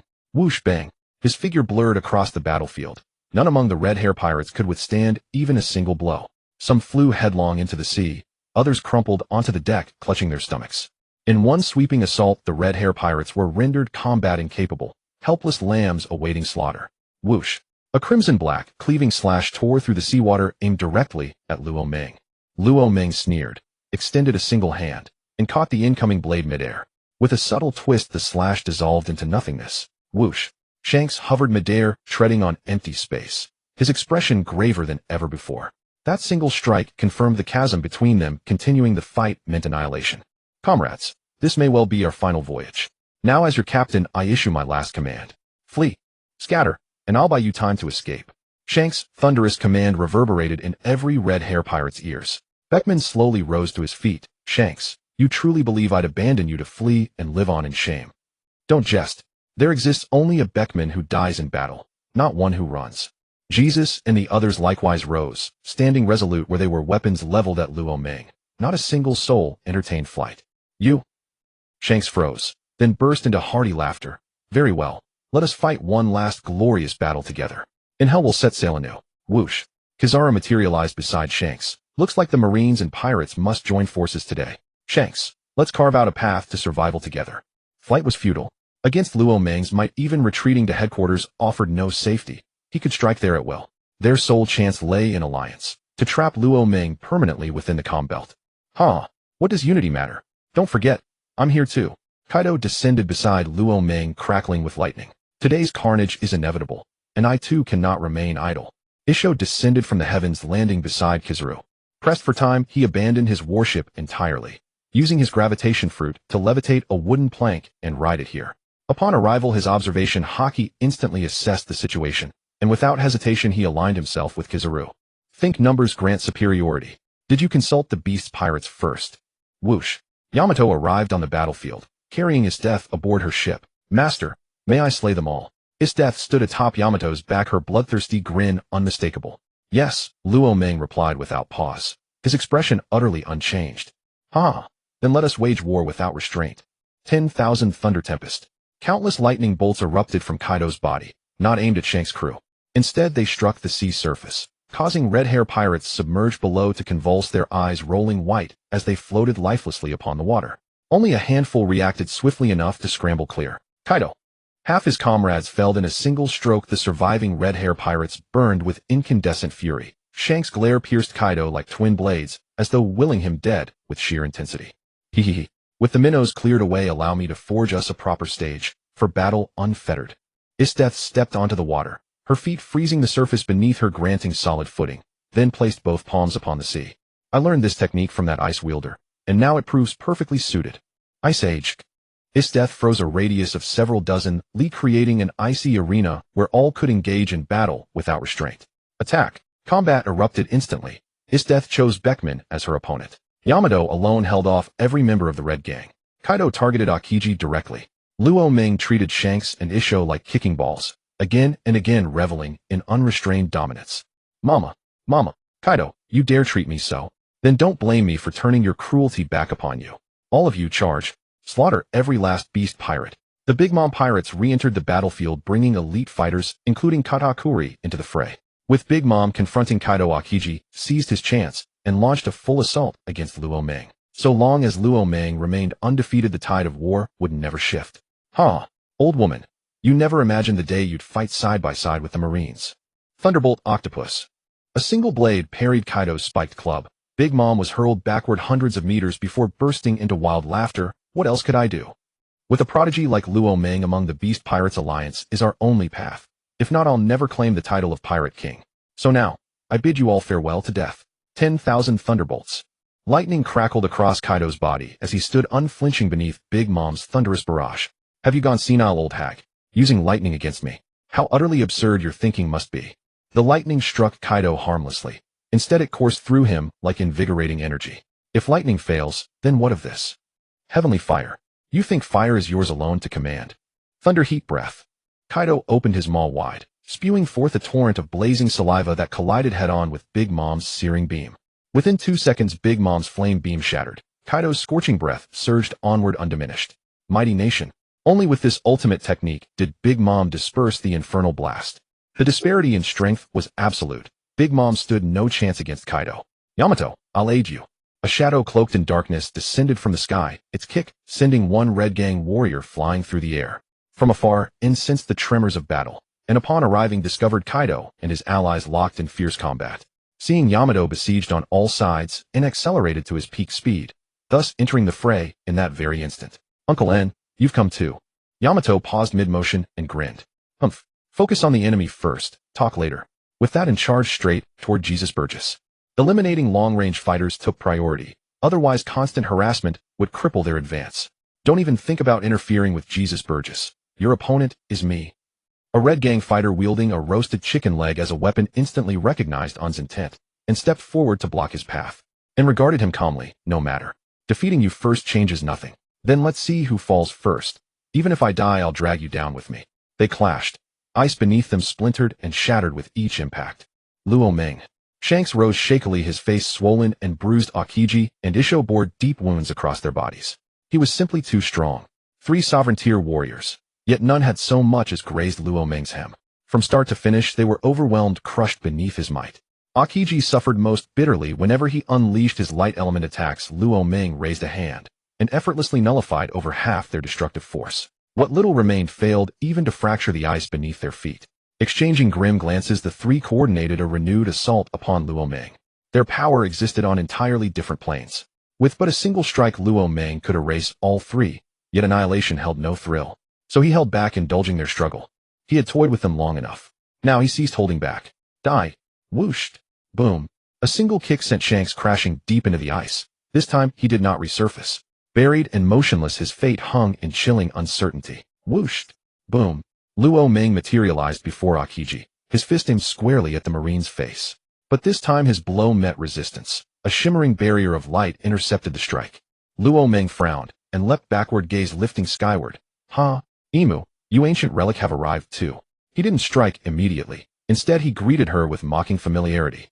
Aokiji exhaled in quiet relief, believing he'd narrowly escaped oblivion. He recognized his savior instantly. He'd glimpsed her once before in Marijoa, having barely kept pace with Luo Ming earlier. Would he fare any better now? It's you. I'm deeply intrigued. In such short time, how did you elevate your strength to this apex? Tell me, what is your secret?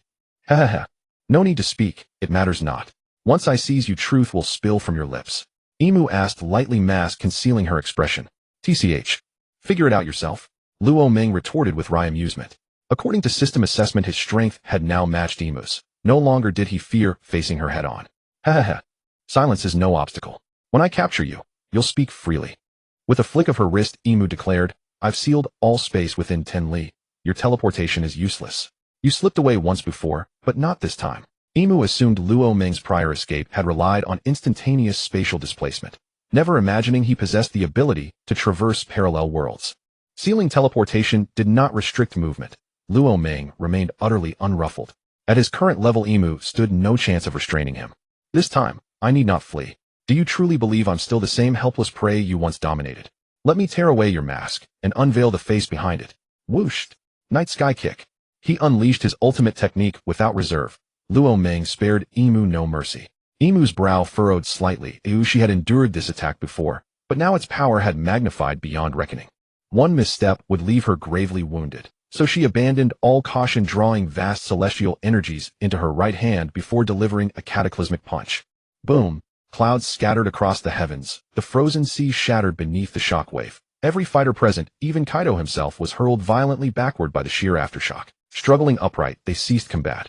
Eyes locked upward, solemn and awestruck upon the 2 figures suspended high above. Kaido murmured low, so, this is the celestial dragon warrior Luo Ming spoke of. Truly formidable. Even I would fall within mere exchanges. The world government's hidden reserves ran astonishingly deep. If not for Luo Ming's intervention, the world would remain forever shackled beneath celestial dragon rule. Stupid Luo Ming. Yamato watched the battle with anguished eyes. His death moved beside her, placing a reassuring hand on her shoulder. Don't worry. He won't fall. All combat halted. The war's fate now rested solely upon Luo Ming and the masked figure. If the masked one fell, they would perish. If Luo Ming fell, they might yet survive. If Luo Ming fell, they might yet survive. Amazing. Luo Ming poured himself into the fight, every fiber of his being suffused with exhilaration. In battle, each cell in his body seemed to boil, twitching and alive like a swarm of frantic fleas. They traded blows again, and after a single exchange they separated. Imu frowned as she watched the battle-frenzied Luo Ming. Puzzlement gnawed at her. No matter how she strained her mind, she could not fathom how Luo Ming had reached such prowess in so short a time. His strength unnerved her. If she did not kill Luo Ming now, she knew she would never sleep peacefully again. Her gaze swept the field, and she allowed a faint smile. Far off across the sea, she saw the Wuloxing rapidly approaching. Huh. Old man, what are you waiting for? Losing focus in battle is a grave mistake. Luo Ming swung a fist through the air, generating a compressed air wave aimed at Imu. My spirit senses are attuned to you at all times. There is no carelessness here. Imu flickered and evaded Luo Ming's strike with inhuman speed. She continued coldly, your strength has become a true threat to me. You will not be allowed to escape today. I am at least your equal in strength. Do you think telling me not to flee will make it so? Huh. Luo Ming, when the master says you cannot escape, then you cannot. As they spoke, the Wuloxing and Zhanghua and the others floated down and joined Huan Yuan and the rest. Wokulishing heard Luo Ming's words and arrogantly declared that Luo Ming could never slip free. You five take the others and slaughter Luo Ming's companions. Oh, I will hold him myself. Yes, sir. Having issued the command, Imu looked at Luo Ming and smiled faintly. In such a situation, can you still cope? Outnumbered. There were too many elite fighters of the Shiji Zhengfu. Even if Kaido and his allies were dual fruit wielders, their defeat was only a matter of time. The coming fight would be brutal. Damn it. She had not expected the Wuloxing and Zhanghua to arrive so soon. They could not continue the battle. They had to find a way to break free. Dai Kaido, do not linger. Find a chance to leave the battlefield. Luo Ming's voice reached Dai and the others with perfect clarity. Trying to escape. The Shiji Zhengfu forces heard Luo Ming's words as well, and threw themselves at Kaido and his allies with full force. For a time, Kaido and the others were driven back again and again. You will not leave today. Submit to death. One ruler is enough for this world. Confident that the outcome was decided, Imu's voice remained unhurried and composed. Luo Ming glanced skyward almost casually, a wicked smile curling his lips. I think we will be the ones to leave today. Your era of domination is over. What follows now is mine. Shoo! Flame domain. In her phoenix guise, Han Hyuk finally returned. With a beat of her wings, torrents of fire split the combatants apart. Dai seized the moment, leaping into the air and transforming instantly into a phoenix. Jean likewise took full beast form and flew to Dai's side. Huh, I'm leaving. Before I go, I'll give you a parting gift. Kaido stood in his hybrid beast form in midair, thunderous energy crackling about him. At its peak he roared. Awakening technique, thunder dragon aspect, apocalyptic thunder domain. Endless thunder burst forth from Kaido, forming a kilometer-wide domain of lightning that wrapped around the Wuloxing and their companions. Imu's eyes narrowed as she was about to intervene when Luo Ming would not let her have her way. Old man, stay and play with me a bit longer. He snarled. Don't worry about that other fight. Blow after blow landed, fist to flesh. Imu was relentlessly held and could not free herself from Luo Ming's grip. Isidasai stood behind Dai and murmured coquettishly, we withdraw. Before we leave, I shall give them a gift. Hankyuk. Ha. Dai will join you for a move. Two immense bird apparitions rose once more, their beaks widening as destructive fire condensed at their cores. Flame ray. The two beams were comparable in strength to one another. The air itself was burned into a vacuum channel by their passage. The Shiji Zhengfu forces were already contending with Kaido's great attack. Now two additional strikes rivaling Kaido's descended upon them, and they could not split their efforts. They could only watch as the flames struck their midst. Boom. Go. After that strike, Dai and the others abandoned the battle. Several figures simply fled the field. See, I told you you couldn't keep my people. Luo Ming's tone relaxed. Imu scowled at the smoking crater and spat an obscenity, utter trash. So many, and they cannot even hold back a few.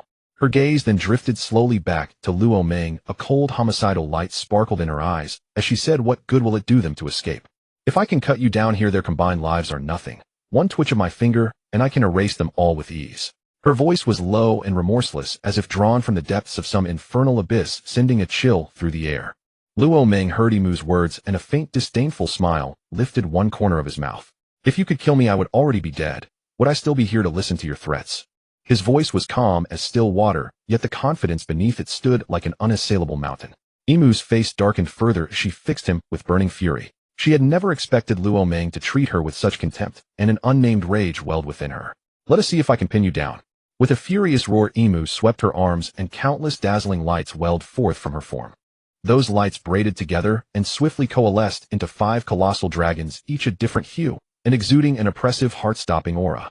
The 5 dragons reared and lunged at Luo Ming. Their massive bodies belched flames and frost potent enough to lay waste to anything that dared stand in their path. Luo Ming faced such a terrifying onslaught without a hint of retreat. He clenched both hands and fixed his gaze on the 5 elemental dragons with unwavering resolve. His hands blurred into afterimages as successive air waves radiated from his strikes. If one punch failed, then two, if two failed, then three. He would keep striking until they were dispersed. He made no effort to rely on fruit powers to counter. Having eaten only recently, even Huang Yuan's light element could not dispel him, much less the godlike Imo. Sir, we will help you. The Shiji Zhengfu forces finally emerged from the Thunder Domain and the explosions. Kaido and the others had fled, leaving their attention fixed on Luo Meng. They understood too that Luo Meng was the linchpin. If he died, the Baisho would pose no more threat to the Shiji Zhengfu. Seeking death. Zhouhu.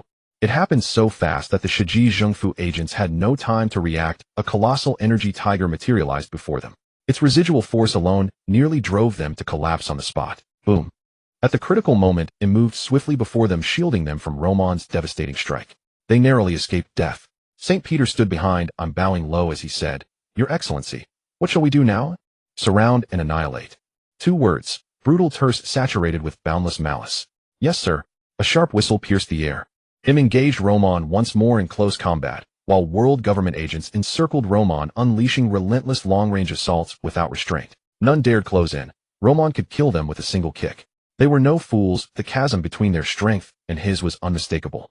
Annoying. Roman's power rivaled Im's, but now the 5 elders had joined the fray. Im held him fast, leaving Roman utterly unable to turn his attention toward the elders. Thus Im pinned Roman in place, while the 5 elders unleashed their attacks freely from a safe distance. Occasional hits landed. Though harmless, they were maddeningly persistent. Worse still, Im seized every opening to deliver merciless blows. Within 3 minutes, Roman's garments hung in tatters and fresh wounds scored his body, all inflicted by Im. 30 minutes.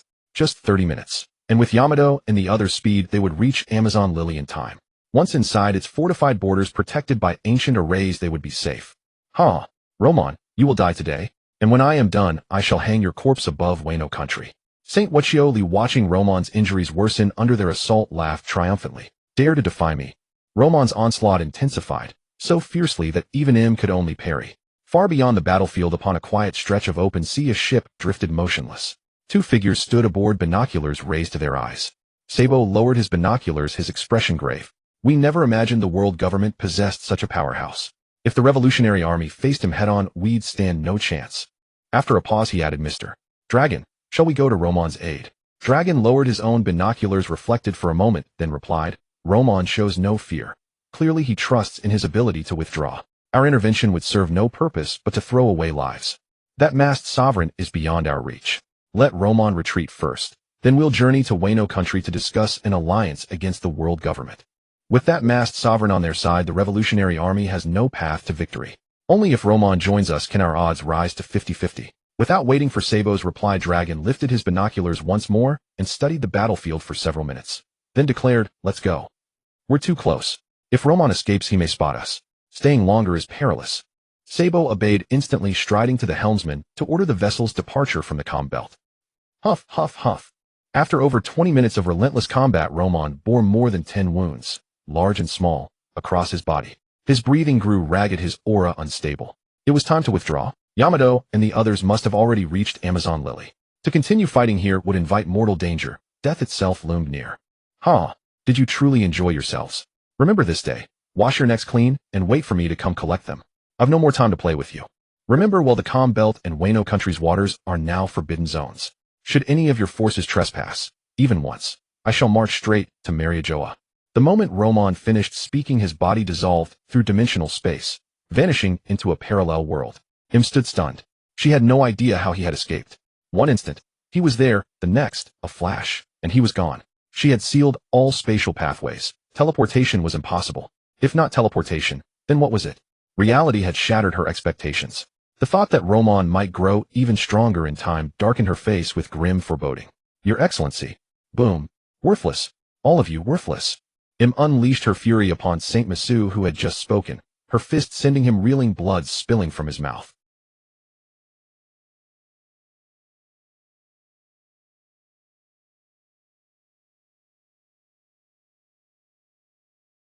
St. Peter stepped forward cautiously and answered, "Your Excellency, the comm belt lies closest to Amazon Lily. They have almost certainly returned there. And both Amazon Lily and Wano Country are shielded by impenetrable barriers. We cannot enter nor breach them." Wano Country. Had she not erased it from existence before her slumber, using the ancient weapon Pluton? Could this so-called barrier truly withstand even Pluton's wrath? He returned to base. I shall investigate whether this barrier is as invincible as claimed. Wished. Vanished in an instant. The 5 elders' faces tightened. Returning to Mariajoa meant certain punishment. Yet they had no choice. After all, they were servants. After ordering Sengoku back to headquarters, the 5 elders departed for Mariajoa. Sengoku, what is your assessment of this matter? Carp stood beside Sengoku and asked. Sengoku sighed deeply and replied, this is no longer within the Marine's jurisdiction. Let the 5 elders and that masked sovereign wrestle with it. Return to headquarters first. Report everything accurately to Akainu. Let him decide. I sense a coming upheaval, one that will reshape the world. If Roman defeats that sovereign, the world may fall entirely beneath his dominion. Oh dear, then trouble looms. If Roman rules the world, and we've fought him relentlessly, will he spare us? Kizaru asked, his injuries from the successive battles the most severe among the Marines. Sengoku fell silent at Kizaru's words. After a long pause he said, whether Roman wins, or that masked sovereign prevails, the Marines face bleak days ahead. We can only await fate's decree. Indeed, no matter who claims dominion over the world, the Marines' future holds no light. Let's return. There's no use dwelling on this now. Carp and the others nodded, boarding their warship and setting course for headquarters. Don't worry about Rinha. You needn't fear for Roman. He can traverse parallel worlds. He is in no danger. Let us return to the island. 3 minutes after Yamato and the others arrived at Amazon Lily, she stood gazing toward the distant battlefield, her brow furrowed with anxiety. Death gently placed a hand on her shoulder, offering quiet reassurance. Yamato knew Roman could flee to parallel realms, yet worry clung to her like mist. Wished. So, you've gathered here after all. Kaido stared upward, his expression grim. Fixed upon I'm hovering in the sky. Where's Roman? What have you done to him? Seeing I'm descend, Yamato rushed forward and demanded, where's Roman? You do better to worry about yourselves. Wasted no words. Elemental energy crackled across her palms as she unleashed a cataclysmic assault upon Amazon Lily. Kaido lunged to intercept, but the attack shattered against the defensive array. Jean stepped forward and said, the young master warned us Amazon Lily bears an array left by Roman. Brother Kaido, rest assured, she cannot break through. In a parallel dimension, Luo Ming instantly materialized in the sky above Marine headquarters. Who are you? How did you appear here? Inside Marine headquarters itself. Speak now and speak truthfully. Luo Ming ignored the voice. From his system space, he retrieved and swallowed a celestial being. His injuries vanished in an instant. Exhaling deeply, he finally turned his gaze toward the speaker. Sengoku. And not the aged Sengoku, but his younger self. Alongside him stood a youthful Carp and others, clearly assembling their forces for an imminent operation. Seeing Luo Ming's sudden appearance, the Marines tensed instantly. Their expressions hardened with grave vigilance. You refuse to speak. Then we'll detain you first, imprison you and impel down, where even your silence will crumble under interrogation. This time the voice belonged to Kong, the steel-boned admiral, whose figure shot forward like lightning, his fist roaring toward Luo Ming's face. TCH. Luo Ming scoffed, pivoted, and delivered a contemptuous kick. Kong was hurled backward at the same speed he'd charged, crashing into the ground with a thunderous impact that tore open a 10-meter crater. This was only because Luo Ming had exerted minimal force. Had he struck with full power, Kong would have been obliterated. Stand ready. Stand ready. The assembled Marines fell into disarray. Their supreme commander had been overpowered in a single blow. Attack. Subdue him, then interrogate. Sengoku and the others unleashed their abilities, converging upon Luo Ming. With no impeccable one restraining him, this contingent of Marines posed no true threat. Each charge met with a single kick, sending assailants sprawling helplessly onto the ground. In this parallel world, slaying them would serve no purpose. Luo Ming had no intention of killing any of them. Just as he prepared to depart, the system's voice resonated, halting his departure. Ding. A new quest has been issued. Travel to the Valley of the Gods and observe the battle therein. Participation is optional. You may watch as a neutral observer. Completion requires only witnessing the event in its entirety. Luo Ming's eyes widened. He understood at once. No wonder they were all so young, gathered en masse. This was the historic campaign against rocks. The quest originated from System 2, simple, effortless, requiring only presence. He would complete it swiftly, then return to his native world to inspect the spatial rift. He dared not delay. If the rift sealed before his return, he'd gain nothing. Time was finite. If he failed to complete the task within half a month, the rift would vanish forever. He hoped Kaido and the others would return promptly and discover the rift themselves, lest priceless treasures slip away unclaimed. First, however, he would secure the quest's reward, then depart. With that thought, Luo Ming glanced downward at the wary Marines below. No thought crossed his mind of boarding their ships. To strangers of unknown origin, the Marines would never grant passage. Whooshed. His figure dissolved, reappearing 10,000 meters high in the stratosphere. Supreme Commander, are you unharmed? Marines rushed to lift Kong and other fallen officers. Sengoku approached Kong and asked urgently. Kong shook his head faintly. I am unharmed. And you, all of you, are injured but lightly. That man held back considerably. Admiral Kong, do you recognize him? His strength is incomprehensible. None among us could withstand even a single strike. Silence fell. Kong strained his memory, searching desperately for any record, any name, but drew only blankness. Not a single trace surfaced in his recollection. I do not know him. World government archives contain no such individual. Perhaps he is a reclusive master long absent from the world stage. Sengoku fell silent. This mysterious interloper's intentions remained inscrutable. Was he ally or adversary? Might his presence jeopardize the Rock's operation? Supreme Commander, shall we proceed with the mission? Proceed or abandon? Kong hesitated. Would this stranger disrupt their carefully laid plans? If he sided with Rock's, the world government's defeat would be absolute, inevitable total annihilation. Yet Kong recalled, had the stranger been Rock's ally, he could have slain them all, effortlessly, in that very moment. Moreover, the operation remained shrouded in secrecy, known only to this Marine contingent, and perhaps Roger alone. Thus his sudden appearance at headquarters must have been sheer coincidence, posing no threat to the mission. Kong shook his head, dispelling doubt. We proceed. His arrival is merely an anomaly. We have invested months in planning. Abandoning now would render every effort meaningless. Understood. Our injuries are minor. We retain full confidence in success. Let us regroup immediately and resume our course. With those words, Sengoku and the senior officers boarded their warships once more. The operation resumed with disciplined precision. Kong remained rooted in place, contemplating possible contingencies. High above, Luo Meng observed it all, unconcerned whether his appearance might dissuade the Marines. Since the system had issued the quest, he knew the assault on Rocks would unfold regardless. All he needed was to follow along, as if on a leisurely journey. After one fierce clash, watching another battle unfold would be welcome respite. Meanwhile, back in his native world, the Kingdom of Women impelled relentless assaults against the barrier. Yet the shield held firm. Not a single crack appeared, while she herself grew visibly exhausted. Look at her, Dado. Does she not resemble a fool? Striking endlessly, achieving nothing, panting breathlessly, yet refusing to yield. Truly, she won't turn back until she hits the wall. Inside the Kingdom of Women is death, and others watched him's futile onslaught. At first Dado fretted, until she retrieved Luo Meng's life paper and saw it intact. Its flawless condition confirmed Luo Meng's safety. His absence meant he had traveled to a parallel realm.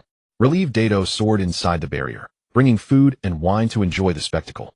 As Luo Meng had foretold, when enemies attacked they feasted and drank, untroubled, unafraid. She does look rather foolish. After all this time, still unable to breach it, utterly oblivious to her own futility, Dado replied, biting into a massive roasted drumstick, laughing as she addressed his death. Brother Kaido, I've already notified Jack and Queen.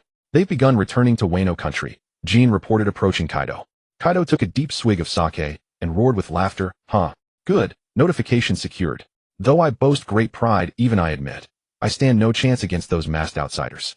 Let us wait here until she departs, then return to Wano Country. The barrier blocked physical force, not sound.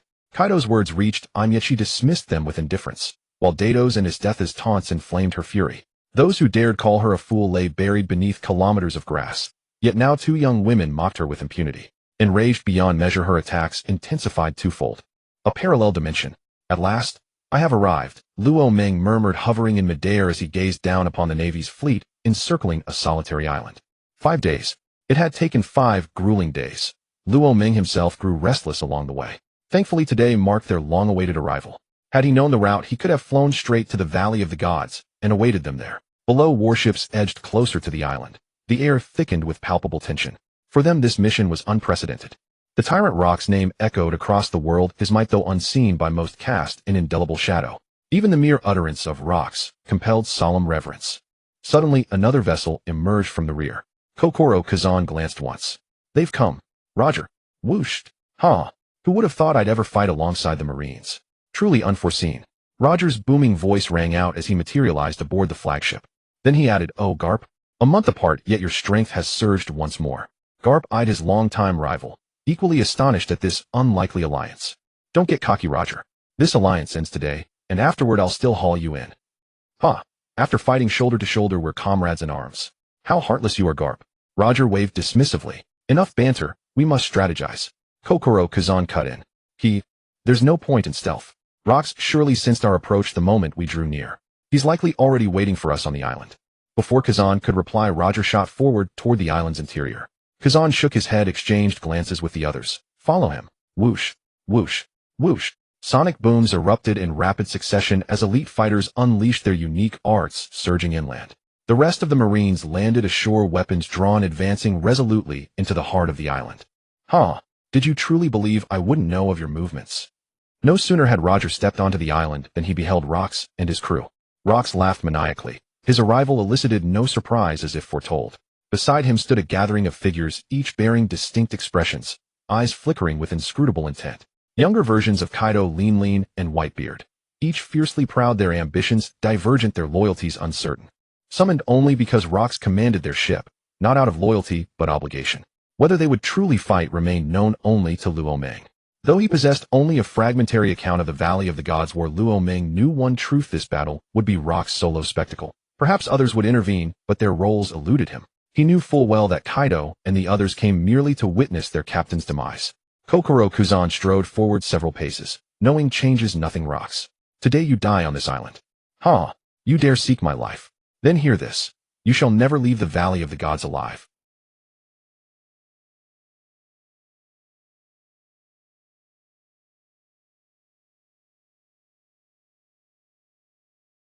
Huh, excellent. Come then. Armament annihilation. With a single punch, Rox shattered Roger's sword technique. War erupted in an instant. All engaged their chosen foes. Yet only a handful fought with earnest resolve. Kaido and the rest merely feigned effort.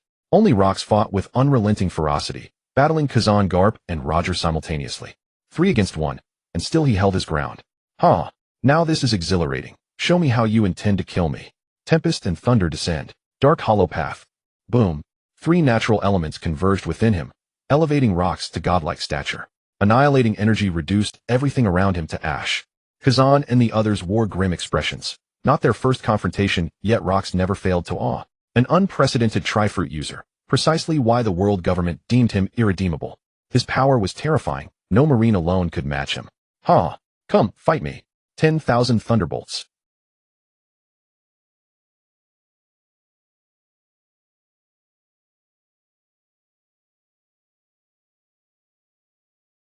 Wind blade silence. Fall back. Kazan roared, and instantly recoiled, striving to escape the storm of wind and lightning. An invisible gravitational force manifested, pulling the 3 retreating figures back into the maelstrom of wind and lightning. Huh, if you cannot flee, then do not. Retreat only emboldens your foe. Watch me cleave through this technique. Within the tempest, Roger wielded ace like a blur, each swing releasing a razor-sharp sword aura from the blade. After 80 or 90 strikes, the storm itself splintered, dissolving into nothingness. Rox, your death is ordained today. No one can save you. Bone fist, falling star. Earth-shattering blow. Kazan and Garp burst through, swirling dust, fists flying without restraint, aimed directly at Rox. Shrapnel and stones scattered in their wake, but nothing impeded their relentless advance. Rox met their charge with utter disdain, roaring, "Such feeble tricks! You insult me!" Thunder forms, sky-crushing cannon. Rox crouched slightly, drawing his hands to his waist, where infinite lightning coalesced.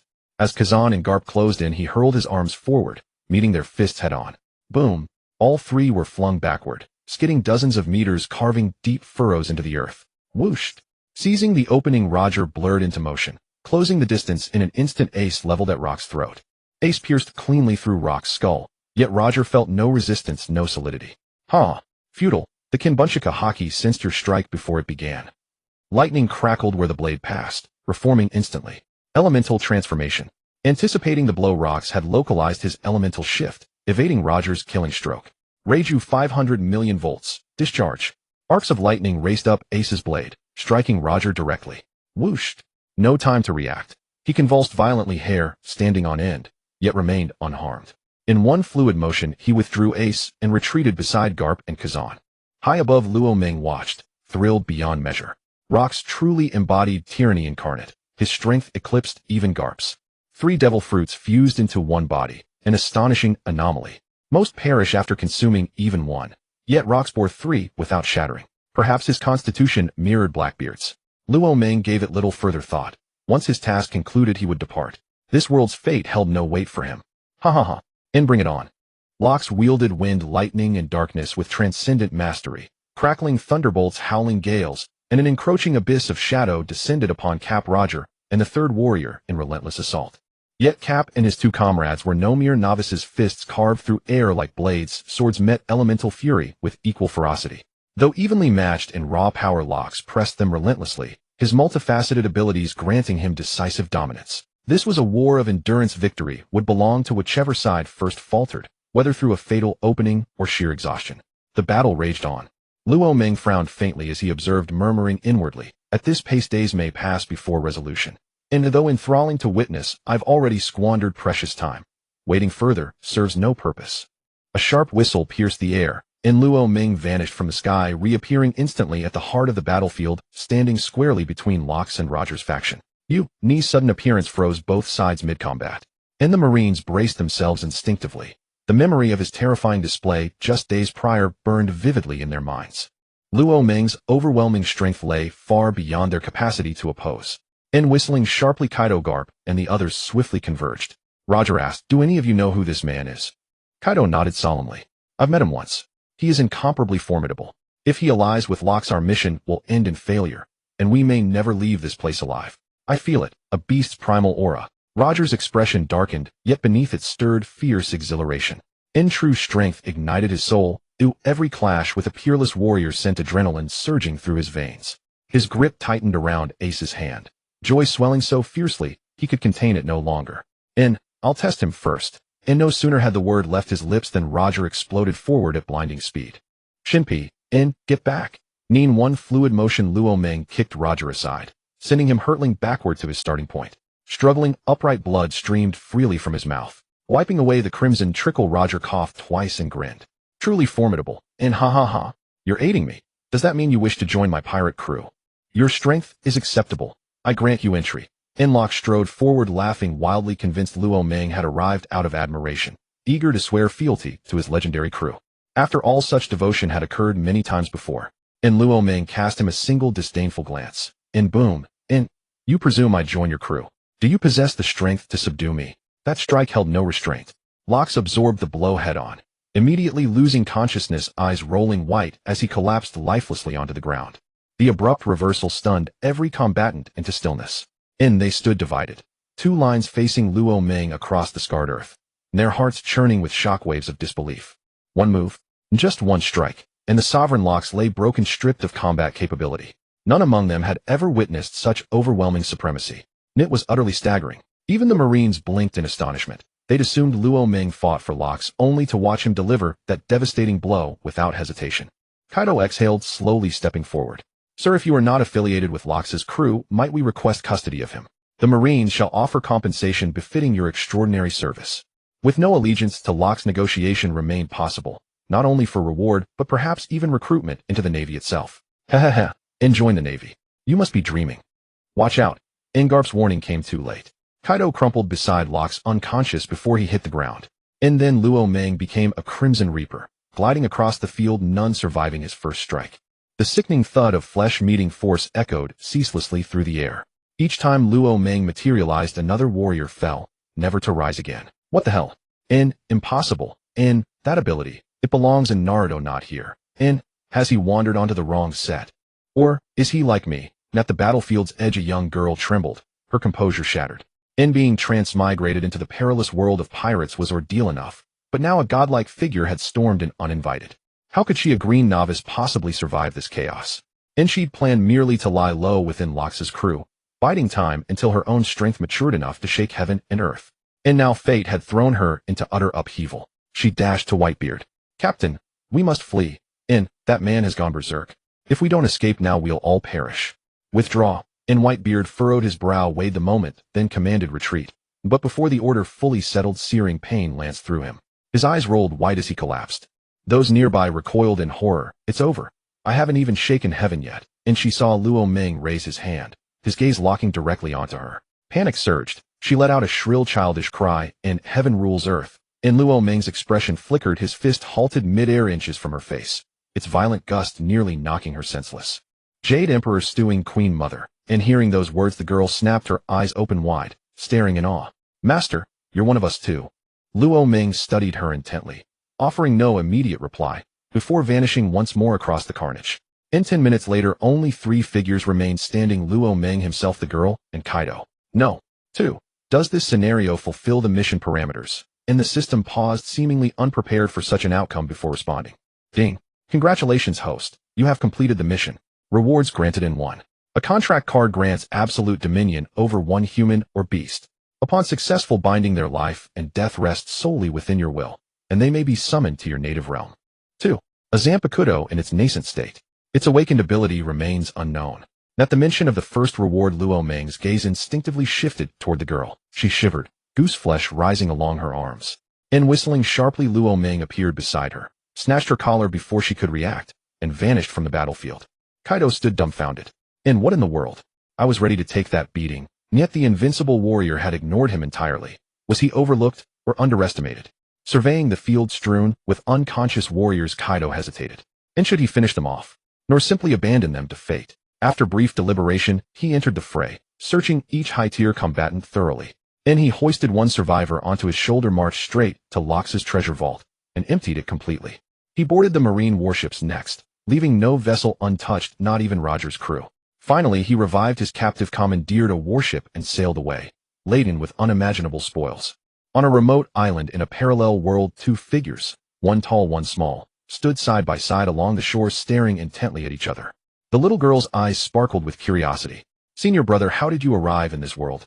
Luo Meng's gaze suddenly shifted, charged with unsettling intent, causing her to instinctively step back twice. He now resembled a sinister stranger, evoking a single chilling word in her mind: pervert. "Don't touch me. I know many things." Luo Meng chuckled darkly. "Tell me what you can do. If it proves useful, I'll spare you. Otherwise, I can—" She faltered, stunned into silence. As a 21st century otaku girl, her skills held no relevance here. She squeezed her eyes shut and blurted out, "I can whimper." A sharp slap echoed. "So you're a winner? Then I'll never let you go. I'll carve you apart slice by slice." Ah! Tears welled in her eyes. "We're from the same world. How could you be so cruel? Didn't your 9-year compulsory education teach you to respect elders and cherish the young? Can you truly bring yourself to harm such an adorable little girl?" Another resounding slap landed on her head. "Stop pretending. Little girl, don't be shameless. You may wear a child's body, but who knows how ancient the spirit inside truly is." "What do you mean, ancient spirit? Before my transmigration, I was 25, prime of youth, radiant and full of life." Luo Meng glanced at her, faintly amused. Age indeed remained every woman's sacred taboo. "Enough chatter. Tell me your name, and how you crossed into this world." She sighed deeply and sank onto the ground, her expression turning solemn. "It happened on a storm-lashed night." "Be concise, no rambling." Rubbing her head, she muttered plaintively, "My name is Zhou. On May 1st of the 21st century, I was watching One Piece, got overexcited, and punched my computer screen. When I woke up, I was here." Zhou. Luo Meng froze. That name rang alarmingly familiar. Could it be coincidence? Uncertain, he ventured, "Luo Meng." Without hesitation, she retorted, "Who's Luo Meng? Didn't he vanish without a trace? I even shed 2 tears for him." Then it struck her. Her voice trailed off. How could this man possibly know Luo Meng? Her eyes widened in disbelief as she stared at him. "Are you Luo Meng?" When he nodded, she burst out, "No way. No way. So it really is you. I knew you looked oddly familiar." Though Luo Meng had undergone corporeal transmigration, retaining his original features, repeated assimilations with interface panels and consumption of elemental fruits had drastically altered his appearance. Only faint traces of his former self remained. Zhou had been his classmate and closest friend. Both were devoted anime fans, sharing effortless rapport. Now, gazing upon her old comrade, memories of those sharp slaps ignited a dangerous glint in her eyes. She leapt onto him without warning and yanked fiercely at his ear. "I'll rip it off. Payback for hitting me." Relieved to see a cherished friend, Luo Meng simply let her vent her fury upon him. Only when she tired did he gently set her down. "There, we didn't know who you were just now. By the way, I recall you had parents. Now that you've transmigrated here, they must believe you're dead. How utterly heartbroken they'd be." Zhou sat dejectedly on the ground. "But I have no idea how to return." Her eyes suddenly lit up. "Luo Meng, you're incredibly powerful. Can you send me back?" "I'm afraid not, for now. Perhaps someday." "I see." Zhou fell silent. Luo Meng added, "Zhou, what are your plans now? This world is perilous. Originally, I meant to cling to Whitebeard's coattails, survive quietly until strong enough to venture forth. But now you're here, powerful, reliable. Staying beside you feels safer. You won't abandon your old friend, will you?" Luo Meng had no intention of abandoning her. He briefly recounted his own circumstances. Zhou froze once more. "A parallel world. One Piece has parallel worlds." "Absurd," she declared.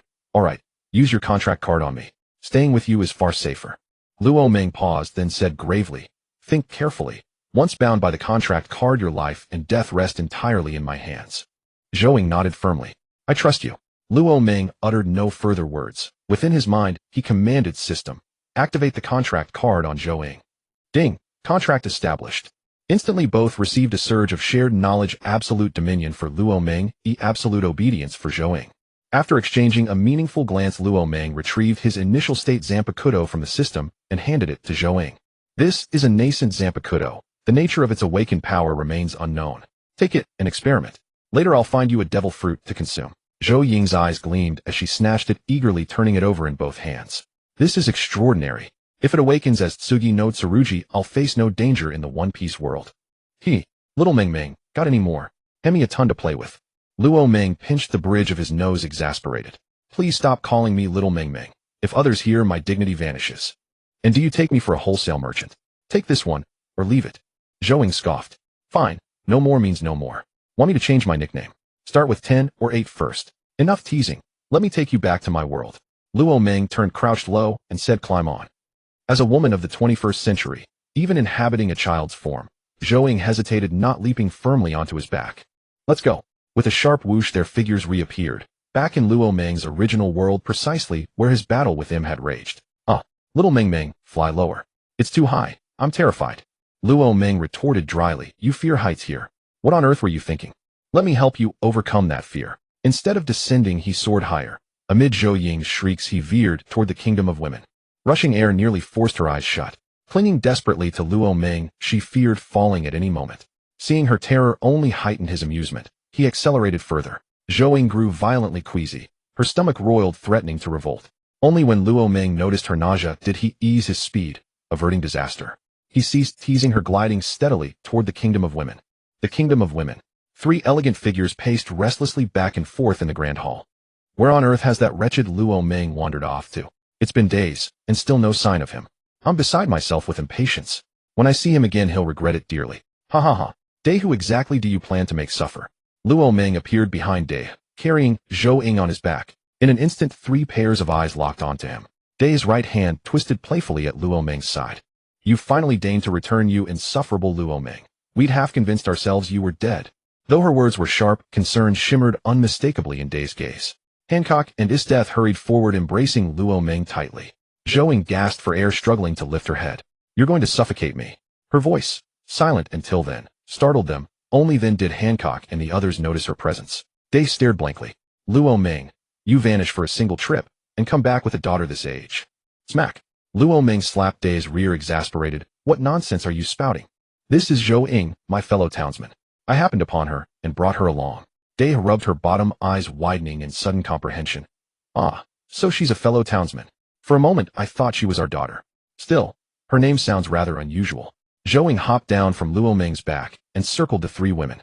A living empress, a living Dai, and a queen from the world of sword oratoria. After several turns she returned to Luo Ming's side, and declared, Luo Ming, you truly are something else.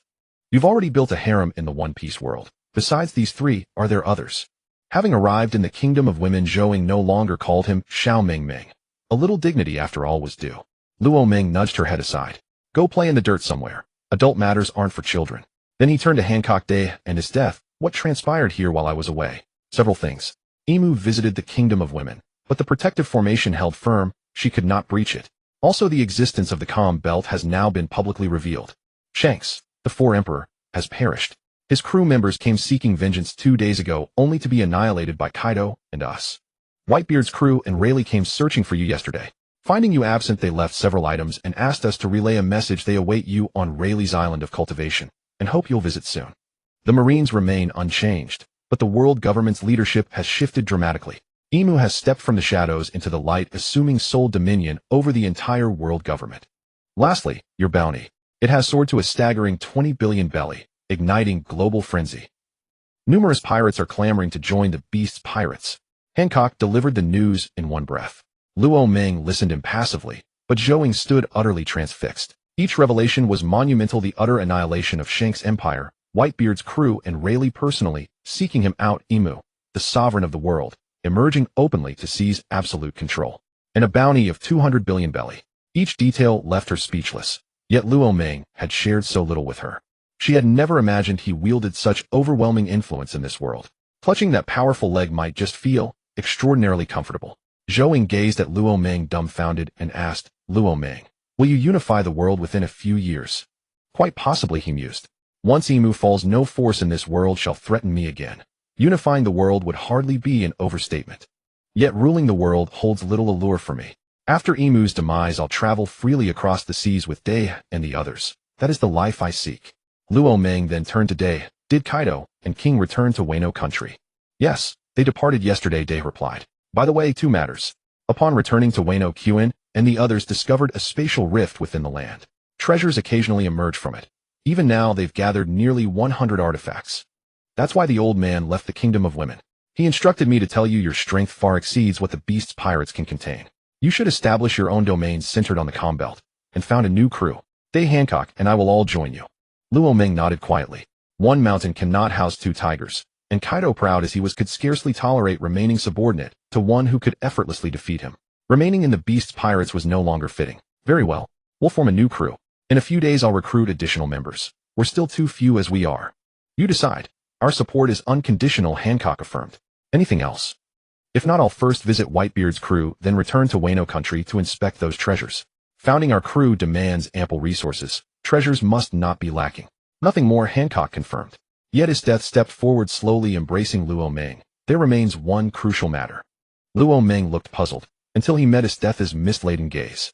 Then he understood. He swept Death into his arms and strode inward. Hancock, arrange accommodations for that little brat, then join me. Understood, my lord, Hancock replied, cheeks faintly flushed. She seized Zhou Ying by the collar and whisked her swiftly outside. Luo Ming, you scoundrel. You abandon friendship for beauty. You violate every principle of martial honor. Zhou Ying flailed helplessly, but Hancock paid no heed, delivering her to the guards before turning back. Passing Dai, she ignored her protests and pulled her along. This time Dai offered only token resistance, her feeble struggle ceasing when she realized escape was futile, and she acquiesced, letting Hancock lead her away. It promised to be a fierce encounter. Luo Ming, facing three at once, emerged unscathed, reducing them to utter ruin. Only the following morning did he step forth from the chamber refreshed and radiant. In the hall he found Zhou Ying puffing with indignation. Well, was last night satisfying? She demanded, arms crossed. Luo Ming poured himself water and replied coolly, what does a child like you understand? You haven't even matured fully. Why meddle in affairs beyond your years? Leaning close, he murmured, could it be you secretly loved me in your past life? Are you jealous? Zhou Ying's cheeks flushed, a silent admission. Flustered and tongue-tied, she could muster no reply. Luo Ming blinked in surprise. Had he struck truth? Gazing at her petite frame, barely a meter tall, he shuddered involuntarily. 3 years minimum. 5 if aggravated. He jerked his face away. Zhou Ying, I regard you as a brother. That you dare imagine becoming my woman. Such thoughts are dangerous and forbidden. You wretch. Who ever wanted to be your woman? Shameless. Zhou Ying cried, furious and flustered. Very well, very well. If you say it, I assent, then it isn't. Luo Ming casually placated her, observing her flustered expression. I'm stepping out for a while.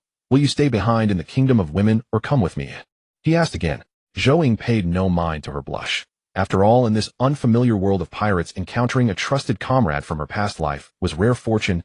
She would never let him leave her behind in the Kingdom of Women. From their conversation yesterday, she knew Luo Ming was heading to meet the Whitebeard pirates and return to Wano Country. Since One Piece was her favorite series, the chance to explore its world was one she would never pass up.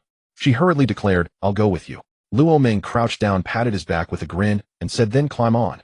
Once bitten, twice shy, yet familiarity bred ease. Zhou Ying sprang onto his back with practiced grace, her small head held high. Let's go. With her secured, Luo Ming strode outside and shot skyward in an instant. On the island where Rayleigh and Luffy trained, Ace tended to his younger brother. Luffy remained unchanged, eyes wild, mouth frothing with frenzied cries of kill. Ace watched his brother with mounting dread, days without food. At this rate, death was inevitable. Where was Luo Ming? Why hadn't he returned yet? Clack, clack, clack. Whitebeard approached Ace from behind, sighed deeply, and laid a heavy hand on his shoulder. Ace, don't fret so. Your brother won't fall. Trust that Luo Ming will arrive soon. Beside Whitebeard stood Rayleigh. Stepping forward from his side, he paused in silence before asking, even if Luo Ming arrives, will he truly save Luffy? Remember how vital Shanks is to Luffy. Whitebeard and Ace understood this truth all too well, yet they were powerless. They would resolve it after Luffy was saved. Among pirates, life and death are fated, of fortune and ruin hang by destiny's thread. For Shanks, the calm belt marked his final horizon, but Luffy's fate remained unwritten. And should Luffy, upon regaining consciousness, seek vengeance against Luo Ming, Whitebeard would not stand idle. Though he could not kill Luffy, restraining him was well within his power. Ha ha ha. Luo Ming laughed aloud. Rayleigh, you underestimate me. Having chosen this path, I bear no regrets. Let Luffy come seeking retribution for Shanks. I'll meet him head-on, holding nothing back. The islands lay close. Luo Ming, carrying Zhou Ying, crossed the distance in 3 swift bursts, arriving just as Rayleigh spoke those words. Luo Ming and Zhou Ying approached Whitebeard's group. Luo Ming turned to Rayleigh and asked, Rayleigh, I recall Shanks once sailed under your command. Do you hold no grudge against me? Rayleigh answered plainly, I do, but it changes nothing. The newspapers have already exposed your deeds. Not even Whitebeard's crew, let alone I, could stand against you now. Nor can we strike you. Now that him has seized control of the world government, only you possess the strength to oppose her. Luo Ming regarded Rayleigh with surprise. By your tone, you knew of him long before this. Rayleigh seated himself upon a broken log, his face grave as he replied, You all know I sailed with Roger to the final island. That secret was never meant to be spoken, but since him has emerged, silence serves no purpose. There was no treasure on the final island, only a colossal battlefield. Among its shattered ruins we learned the truth. The final island had once been a sovereign nation, the greatest empire 800 years ago. Roger and I uncovered fragments of its history. Piecing them together, we discovered it had been annihilated by the celestial dragons to preserve their myth as divine creators. The celestial dragons erased every trace of that nation, its people, its records, its memory. Im appeared in those archives as its supreme leader, a monstrous entity centuries old. Luo Ming and Zhou Ying showed no astonishment. Though the original narrative omitted such details, online analysts had long reconstructed fragments of this truth. Whitebeard and Ace, however, were visibly stunned, unaware such history existed. Yet Whitebeard dismissed it instantly. Family remained his sole pursuit. All else was irrelevant to him. Ace wasted no time. He rushed forward, bent low before Luo Ming, and pleaded, Mr. Luo Ming, please save my brother. Enough. What I promised I shall fulfill. Luo Ming stepped past Ace and stood before Luffy. Kill, kill, kill. Frowning, he studied Luffy's ravaged state, utterly baffled by how he descended into such madness. It was utterly inverted, his bloodlust overwhelming. System Father, are you still asleep? The host seeks guidance on resolving Luffy's condition. Yes. Do you have a solution? During the Calm Belt conflict, King acquired a sacred artifact, a Buddha pendant. Placing it upon Luffy will suppress his murderous impulse, but it must never be removed. Should it come off, the bloodlust will reclaim him entirely. Is it still in King's possession? Then another trip to Wano Country is unavoidable. Turning to meet Ace's hopeful gaze, Luo Ming said, A solution exists, but I must first return to Wano Country. The artifact required to save Luffy is not with me. Ace's eyes lit up. Salvation was possible. Mr. Luo Ming, allow me to accompany my brother to Wano Country. Ace blurted out, eager and urgent. You cannot match my speed. I'll depart for Wano immediately. Set sail with Luffy and follow me there. I'll await you in Wano Country. Thank you, Mr. Luo Ming. Ace bowed gratefully, then hurried Luffy toward the shore. Nearby stood the Whitebeard pirates' temporary encampment. Whitebeard, ignoring Ace's departure, turned to Luo Ming and asked, When do you intend to launch your final assault against the celestial dragons? Not yet. My strength rivals M's. I lack decisive advantage. When I ascend further, the hour of reckoning will dawn. Whitebeard rose to his feet. Agreed. Signal me the moment battle begins. I'll answer without hesitation. Ha ha ha. Rest assured, I'll need your forces to pin down the Marines. You won't be forgotten. Luo Ming smiled, then seized Zhou Ying's collar and swung her effortlessly onto his back. I'll head to Wano now. Victory draws near. Whoosh. Staring at the empty space where Luo Ming had stood, Whitebeard stood motionless, then murmured after a long pause, Rayleigh, what do you make of Luo Ming? What is there to say? His power is undeniable. During the shogunate crisis, he assumed governance of Wano Country and ruled it with remarkable order and clarity.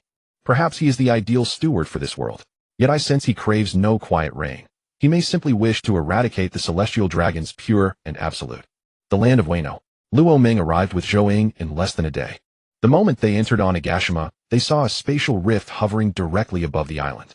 Jean stood alone in midair, guarding it, ready to seize any treasure the moment it emerged, ensuring none escaped the land of Wano. Whoosh! A smile flickered across Jin's handsome, mature face as he said, Luo Ming, you're back. He wasn't surprised Luo Ming had returned unscathed. His overwhelming strength was plain for all to see. Only Imu posed any real threat to him in this world. During the earlier battle, Jean had witnessed Luo Ming fight Imu to a standstill, and since Luo Ming could traverse other realms, Imu stood virtually no chance of ever killing him. Ha ha ha. Jean, haven't seen you in days, yet your charisma remains undimmed. Luo Ming laughed, clapping Jean on the shoulder. Then his gaze shifted behind Jean, to the spatial rift. It had shrunk by 1/3. After a quick calculation, Luo Ming knew it would fully seal itself within a few days. Have you determined the purpose of the treasures emerging from the rift? Luo Ming asked. Jean turned as well, gazing at the rift as he replied, over 100 items have emerged, of every kind imaginable. We recognize only devil fruits. The function of everything else remains unknown. We assumed you'd identify them. We've stored everything in the armory. Just ask Keen to retrieve them for you, Luo Ming. With that, Jean glanced past Luo Ming toward Zhou Ying and remarked, Luo Ming, who's this young girl behind you? Your daughter, perhaps? Why does everyone ask that? Do I really look like Luo Ming's daughter? Zhou Ying bristled, her eyes widening in indignation. Had glares been lethal, Jean would already be dead. Luo Ming shot Jean an exasperated look and retorted, I certainly don't have a daughter that grown up. Before he could finish, Zhou Ying slapped him hard on the head. Luo Ming, what do you mean by grown-up daughter? Are you insulting me? Luo Ming chuckled sheepishly. Would I dare insult you? That was just a slip of the tongue. Jean, this is Zhou Ying, a fellow townsman.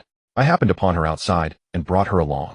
Remembering the system's note about the Buddha pendant on Jin's person, Luo Ming added, Jean, did you acquire a Buddha pendant in the comm belt? Jean frowned in thought, then recalled after a long pause, yes. I took it from Doflamingo. It has some effect, but wearing it seems to alter one's temperament, so I tossed it into my pocket. I've kept it with me these past days. Wait, I'll fetch it for you right now. He didn't question how Luo Ming knew of the pendant. His trust in Luo Ming was absolute. After rummaging through his clothes, Jean finally retrieved the pendant from his pocket and handed it over. Here, it's this one. Truth be told, I'd nearly forgotten it. Luo Ming accepted it and examined it closely. It bore the likeness of the Buddha, crafted entirely of gleaming gold strung on a crimson cord. At first glance, nothing about it appeared extraordinary.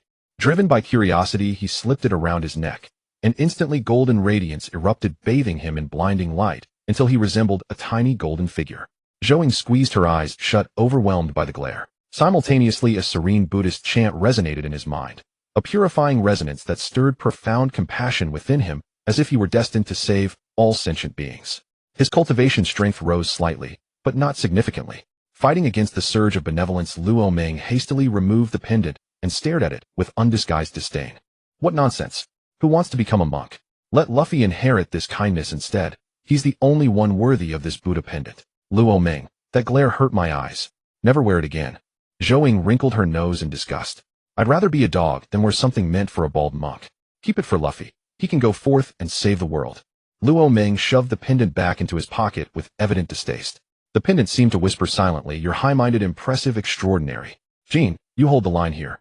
I'll go inspect the treasures. Anything suitable for you and the others I'll set aside. Jean nodded. Very well. Kaido should be drinking. Go ahead. Keen and the others are likely there too. Whooshed. Without another word, Luo Ming bounded away, Zhou Ying slung across his back, his form flickering rapidly before materializing inside the great hall. Inside the hall, Kaido and Keen were drinking together. Seeing Luo Ming walk in, they looked up in genuine surprise. They hadn't expected his sudden return. Ha ha ha. Luo Ming, if you're back, join me for a drink. Kaido boomed, raising a massive sake bowl with a grin. Keen and the others cheered joyfully, pulling Luo Ming deeper into the hall and thrusting a full bowl of sake into his hands, so warmly, as if welcoming home their own father.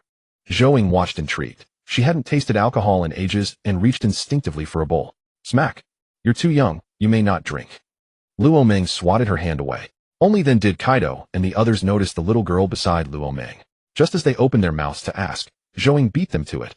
I'm not Luo Ming's daughter. Don't get the wrong idea. She truly feared it, not family, yet under the same roof. The same question had already come from Yamato, and now Jean. She dreaded Kaido asking next. Luo Ming sighed helplessly and explained, Gentlemen, this is Zhou Ying. She hails from my homeland. I met her by chance and brought her along. Kaido didn't press further, not even questioning why she'd spoken first, nor caring about the awkwardness of her preemptive denial. Hey, you, go fetch a bottle of milk for this girl. Luo Ming burst into laughter, but then paused, realizing Kaido wasn't wrong. Zhou Ying was in fact a child now, and milk was precisely what she needed.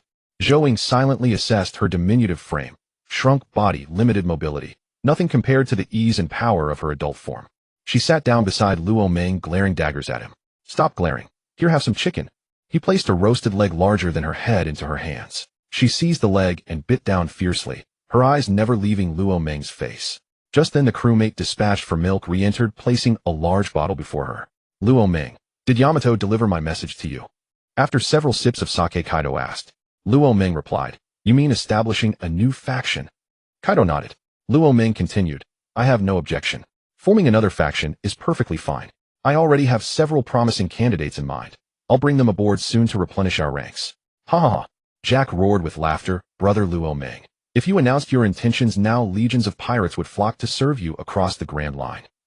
Luo Ming answered Jack's remark with 4 simple words. Quality over quantity. Luo Ming had his own plans recruiting new members. First and foremost, they had to be women, and strikingly beautiful ones at that. Among the world of pirates, several figures stirred his personal admiration. He intended to claim them all, leaving no room for refusal.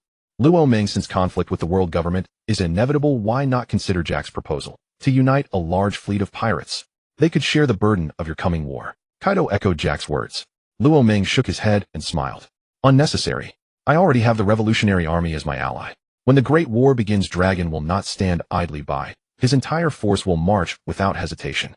Moreover, victory does not hinge on sheer numbers of expendable fighters, but on the outcome of my duel with him. Your task will be to hold back the world government's other elite warriors while I face her. Once our confrontation concludes, the fate of both sides is sealed. If I triumph, the world government falls. If I fall, we all perish. That law admits no exception. As it stands, I am already her equal in strength. Given time, I am confident I shall cast her from her divine throne. He spoke with unshakable certainty. Possessing the system, defeating him was merely a matter of time. Though his power had not yet reached its zenith, he would never recklessly gamble his life. Kaido and the others knew Luo Ming's might well enough. When he made such a declaration, he did so with absolute conviction. Very well.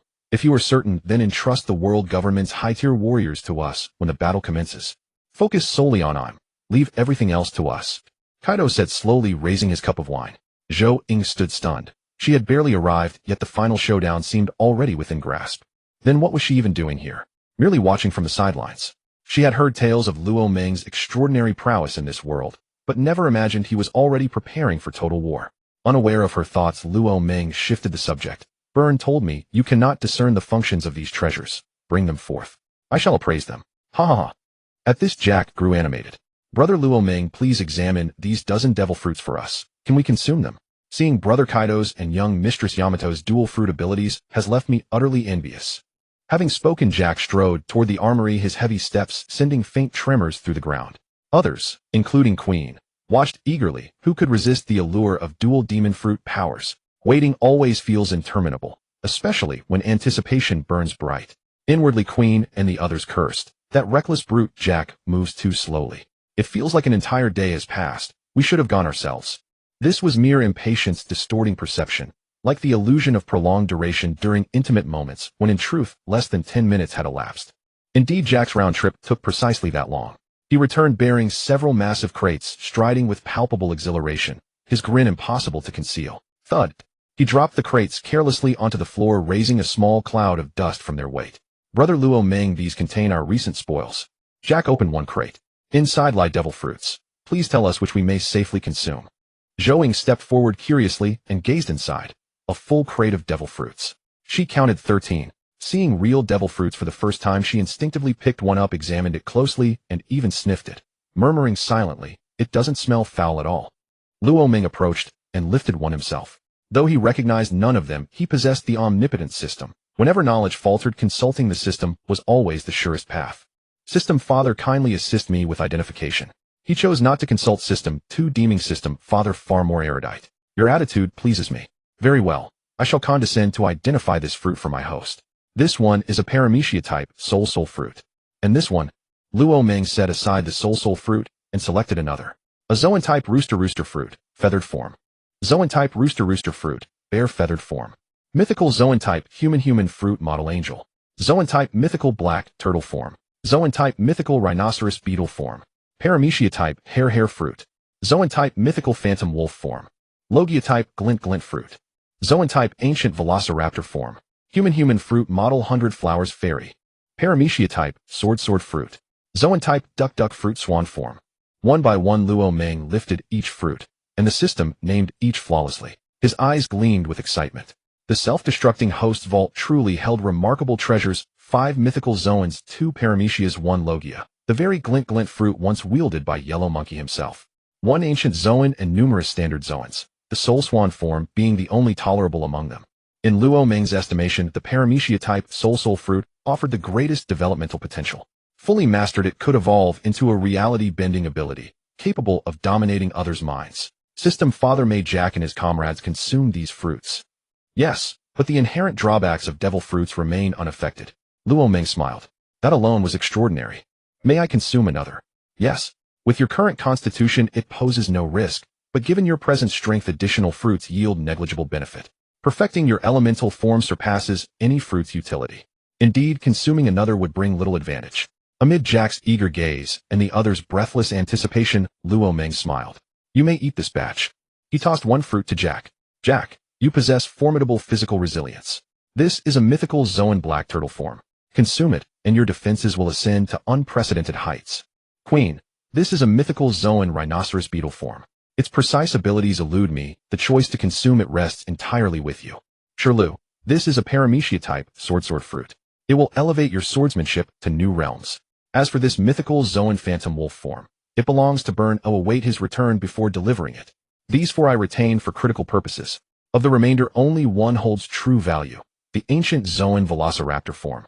Brother Kaido shall allocate it as he sees fit. Anyone desiring it must petition him directly. The remaining three are ordinary Zoan fruits, of negligible utility. Those who received fruits glowed with radiant eagerness, desperate to devour them instantly. Those left empty-handed watched Jack and the others with burning envy, ready to seize the fruits by force if given half a chance. One caveat though: these fruits may be consumed, their innate drawbacks, unlike Brother Kaido's, cannot be nullified. Hearing this, they dismissed it entirely. What mattered was simply having the chance to eat them. Zhou Ying tugged gently at Luo Ming's sleeve, her eyes sparkling as she asked, Luo Ming, is there one for me too? She was utterly envious. In the world of pirates, devil fruits were synonymous with survival. Luo Ming gave her a reassuring glance and said, among these four fruits, one belongs to you. Choose at your leisure once I've finished inspecting the treasures. Jack and the others had already received theirs. How could Luo Ming possibly forget his closest comrade? All four were top-tier fruits. Only Zhou Ying's choice remained. Seeing that Luo Ming had finished examining the devil fruits, Jack reopened the remaining chests. Senior brother Luo Ming, take a look. Perhaps there are more extraordinary treasures inside. At this, the other beast pirates who had yet to receive anything grew restless. Who wouldn't covet fine treasures? They clamored in unison. Senior brother Luo Ming, check whether anything inside suits us. I yearn to grow stronger too. If only I could obtain a treasure that boosts my power, I'd dare challenge one of the three disasters. Just imagining it sends chills down my spine. With your track record, dreaming of challenging a disaster is pure fantasy. I, however, seek strength solely to elevate the beast pirate's might. Brother, flattery has its limits, and we all know exactly who you are. You'll only hide deeper behind others' backs, skulking through every battle like a seasoned looter. That's not true. I've contributed enormously. Enough. Silence, all of you. This squabbling is unbefitting. Kaido strode forward and roared, then crouched beside the chests, gazing at Luo Ming with eager anticipation. He too longed for treasure. At Kaido's command, the quarreling crew instantly fell silent. Yet their eyes still gleamed with unspoken longing fixed upon Luo Ming. Zhou Ying burst into laughter. Such an unexpectedly endearing moment among the beast pirates hadn't appeared in the original storyline. Realizing all eyes had turned to her, she hastily clapped a hand over her mouth. Luo Ming shook his head helplessly and mentally addressed the system. Father System, are there any usable treasures in these chests? He saw no reason to waste effort. Scanning them was effortless for the system. Within these chests lay only a few items capable of enhancing one's strength. A card rested inside the chest before Luo Ming, a strength enhancement card ideally suited for Kaido. It would elevate his power dramatically, enabling him to overpower Whitebeard himself and attain near-divine status. Luo Ming's eyes lit up. Father System, may I use it? You may, but it will grant you no enhancement. Your combat prowess is already divine tier. This card cannot raise it further. His gaze dimmed. Had it worked, he could have completed his main quest. What a pity. Then, can it elevate Zhou Ying's strength to near-divine level? This card is formally named Tier 1 Enhancement Card. It elevates only one rank.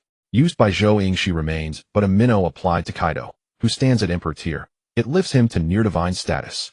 Luo Ming pursed his lips, then tossed the card to Kaido. Senior brother Kaido, this card suits you perfectly. Once activated, it shall elevate your might to near-divine supremacy. None in this world save myself and Imu shall stand against you. Kaido seized it joyfully and asked, Luo Ming, how do I activate it? Luo Ming realized he'd forgotten to inquire. How does one activate this card? Place the card upon your chest. It will fuse automatically. However, as this is a qualitative leap, full integration requires approximately 1 day. Luo Ming repeated the system's words verbatim. Kaido shrugged indifferently. 1 day seemed almost too brief to achieve near-divine might. He tucked the card into his pocket without immediate use and listened on. Host 2 additional cards hold utility. 1 is a growth acceleration card capable of advancing your comrade's age to 20 years. The other is a 3-colored Hockey Awakening card. Awakening denotes mastery at the highest tier. Was this not tailor-made for Zhou Ying? Luo Ming picked up both cards and pressed them into Zhou Ying's hands. One advances your age to 20, the other awakens your 3-colored Hockey. Zhou Ying erupted in ecstatic delight. She had long endured this frail childlike body. Never had she imagined such fortune. Clutching the cards tightly, she feared someone might snatch them away. The beast pirates voiced no objection, not that they dared. Host, the second chest contains 3 valuable artifacts, all originating from the Akame Ga Kill universe. Without the system's prompt, Luo Ming would have recognized them instantly. All 3 were Taigu the Romantic Cannon Pumpkin, the Beast King Transformation Lion King, and the Demon-clad armor. Luo Ming laid out the Taigu. You all know as death. These weapons are called Taigu, artifacts wielded by elite warriors. Each grants extraordinary power, but chooses its master autonomously. Do not say I denied you opportunity. Step forward and test your fate. Whomever a Taigu selects becomes its rightful bearer. A thunderous silence followed. The beast pirates stood stunned. Who didn't know his death? During their days in Wano Country, she dueled Yamato daily, her ice manipulation flawless and awe-inspiring. They'd assumed it was a devil fruit ability. Only now did they grasp it stemmed from her Taigu. Runt, one of the 6 flowers, stepped forward, first beaming with anticipation. Yet her smile quickly faded. None of the 3 Taigu responded to her. One by one the others tried. Only Faz F, whose innate vitality resonated strongly, earned the Lion King's acceptance. Ha ha ha. Power, pure surging power. The Lion King, now strapped to his waist, flooded him with raw energy. His form warped, muscles swelled, limbs thickened, and a lion-like visage emerged. He instinctively activated his devil fruit power again. His body shifted once more, merging lion and tiger traits into a singular fearsome hybrid. Onlookers stared green with envy, jealousy blazing hot enough to scorch their very souls. After savoring his newfound might, he bowed deeply to Luo Ming. Senior brother Luo Ming, thank you. From this day forth command me as you will. I shall obey without hesitation. Since the Lion King has chosen you, it is yours to wield henceforth. Luo Ming, may I try too? Zhou Ying gazed at Luo Ming, eyes alight with hope. If you wish, go ahead. Can you even lift the romantic cannon? She answered, not merely stepping forward with her small frame. Truly a transmigrator. No sooner had her fingers brushed the romantic cannon than the Taigu resonated, shrinking seamlessly to a size she could comfortably wield. All understood instantly. The Taigu had selected Zhou Ying. Effortlessly she lifted it aloft. Still unaccustomed to its operation, she accidentally triggered its firing mechanism. A pulse of energy coalesced at the barrel. Luo Ming reacted instantly, wrenching the muzzle skyward. Boom. The discharge was modest, barely breaching the ceiling. After all, the romantic cannon's power scaled with the magnitude of peril faced. Inside the chamber stood only allies. No true danger existed. Moreover, Zhou Ying's diminutive physique simply couldn't channel the cannon's full potential. You already know the use of the romantic cannon, so I won't dwell on it. Luo Ming said with a smile, lowering the hand that held the weapon. Don't worry, I've got it all covered. Zhou Ying happily retreated with the romantic cannon in hand. She had no desire to try the demon's embrace again. Mechas were not to her liking. The romantic cannon was her ideal weapon. For the last item, Kaido and the others also tried but failed. Luo Ming held the final imperial arm and said, since you've all had your turn, I'll take this last one. The others had no objections, blaming only their own lack of fortune. Next, Luo Ming appraised the last chest, which contained some useful items for the Flying Six and others. They took them joyfully and played with them endlessly. They were all auxiliary tools not worth further mention. After the appraisal, it was time to eat the devil fruits. Jack excitedly walked out with the others and came to Jin's side. Whooshed. Why did you all come out? Did something happen? Jin flew down and asked. Luo Ming tossed the devil fruit to him and said, mythical beast, nether wolf form. Jin caught it, a smile spreading across his face. All right, those who have obtained a devil fruit, eat it now. As Luo Ming finished speaking, Jack gulped down the fruit in a few bites. Queen and the others followed suit. Roar. A cry erupted, not of pain, but of ecstasy. After a few minutes, Jack transformed into a black and white mystic turtle, dozens of meters in size. Queen turned into a unicorn beetle, a rhinoceros beetle, not large in body, only a few meters, but with speed like a phantom. His claws on both sides gleamed with cold light, and a gray energy swirled around him. Jin became a giant wolf wreathed in black aura. These 3 were different from Yamato, not being fruit fusions. They could switch between 2 forms at will. The 3 of them switched forms, endlessly having a blast. Brother Kaido, how about testing their new abilities? Hearing Luo Ming's words, Kaido revealed a cruel smile and slammed his club hard against the ground. Boom. A huge cloud of dust rose from the earth. That's exactly what I had in mind. Whooshed. Rumbling thunderbagwa. Jack was reveling in his triumph when he sensed the sound of an incoming attack. Instinctively, he shifted into his mystic turtle form. Boom. He was sent flying hundreds of meters, but stood up in less than a second. Ha! I took Brother Kaido's attack and didn't even feel a thing. I'm invincible. After consuming the mystic turtle fruit, his external defense had increased by more than a little. In the past, a direct hit from Kaido's rumbling thunderbagua would have left him incapacitated. Then Kaido drew all three, Jean, Jack, and Queen, into his attack range, and a fierce battle erupted among them. Luo Ming walked over to Shilio and asked, after eating the sword chi fruit, how much has your power increased? Shilio drew his sword Reimai and swung it forcefully toward the sky. A massive sword chi followed his motion, cleaving the heavens. Not bad. This strike rivaled Mihawk's, and judging by Shilio's relaxed demeanor, he hadn't even used his full strength. Luo Ming patted his shoulder. Go up there and get used to your new power. Upon hearing this, Shilio raised Reimei and joined the fray. 4 against 1. Even Kaido with his 2 fruits found it a tough fight now. Luo Ming was watching with great interest when a soft cry caught his attention. He looked toward Zhou Ying. Damn. Whooshed. Luo Ming instantly vanished with Zhou Ying from the spot. Zhou Ying couldn't resist using the card during the battle between Kaido and the others. She didn't think about the fact that at 20 years old her clothes might not fit anymore. If Luo Ming hadn't reacted quickly, she would have been running naked on Onigashima. Up. Luo Ming took her back to his room. After about 10 seconds, Zhou Ying finally returned to her 20-year-old form. Strangely, she hadn't changed much from before her time travel, except for her height and skin. In his past life, Luo Ming had teased her, saying that with her looks, she could outshine all the actresses in the entertainment industry. Turn around. Zhou Ying covered her chest, her voice soft. Her face flushed as red as an apple. How careless. Didn't Luo Ming say the card would take a long time to fuse? Why did it happen so fast for her? If Luo Ming could hear her thoughts, he would have cried out in protest, I was talking about Kaido's fusion time being long, not yours. Tisk tsk. Zhou Ying, your figure and face are still this perfect. Luo Ming didn't turn around. Instead, he rubbed his chin and studied her with keen interest. Zhou Ying's face grew even redder, almost bleeding. Turn around now, or I'll bite you to death. She never expected Luo Ming to become so bold after time traveling. In the past, although they had hugged and fooled around, Luo Ming had always been the one to back down. Now it was the opposite. Luo Ming stopped teasing her and slowly turned around. Do you have any clothes I can wear? Zhou Ying asked, relieved that Luo Ming was no longer looking. At the same time, she felt a strange pang of disappointment. There's Yamato's clothes in the cabinet. They should fit your height now, Luo Ming said without turning his head. Zhou Ying opened the cabinet, took out a set of clothes, and quickly put them on. Luo Ming felt a chill. Just as he turned around, Zhou Ying bit his shoulder. Are you a dog? Luo Ming pretended to be in great pain. In truth, with his body's toughness, she could bite him for a lifetime and nothing would happen. Except for the most sensitive part of a man. Tell me, what did you just see? Zhou Ying demanded fiercely. The expression gave her a unique charm. Luo Ming answered dazedly. I didn't see anything. I have no idea there's a mole under your chest. I'll bite you to death.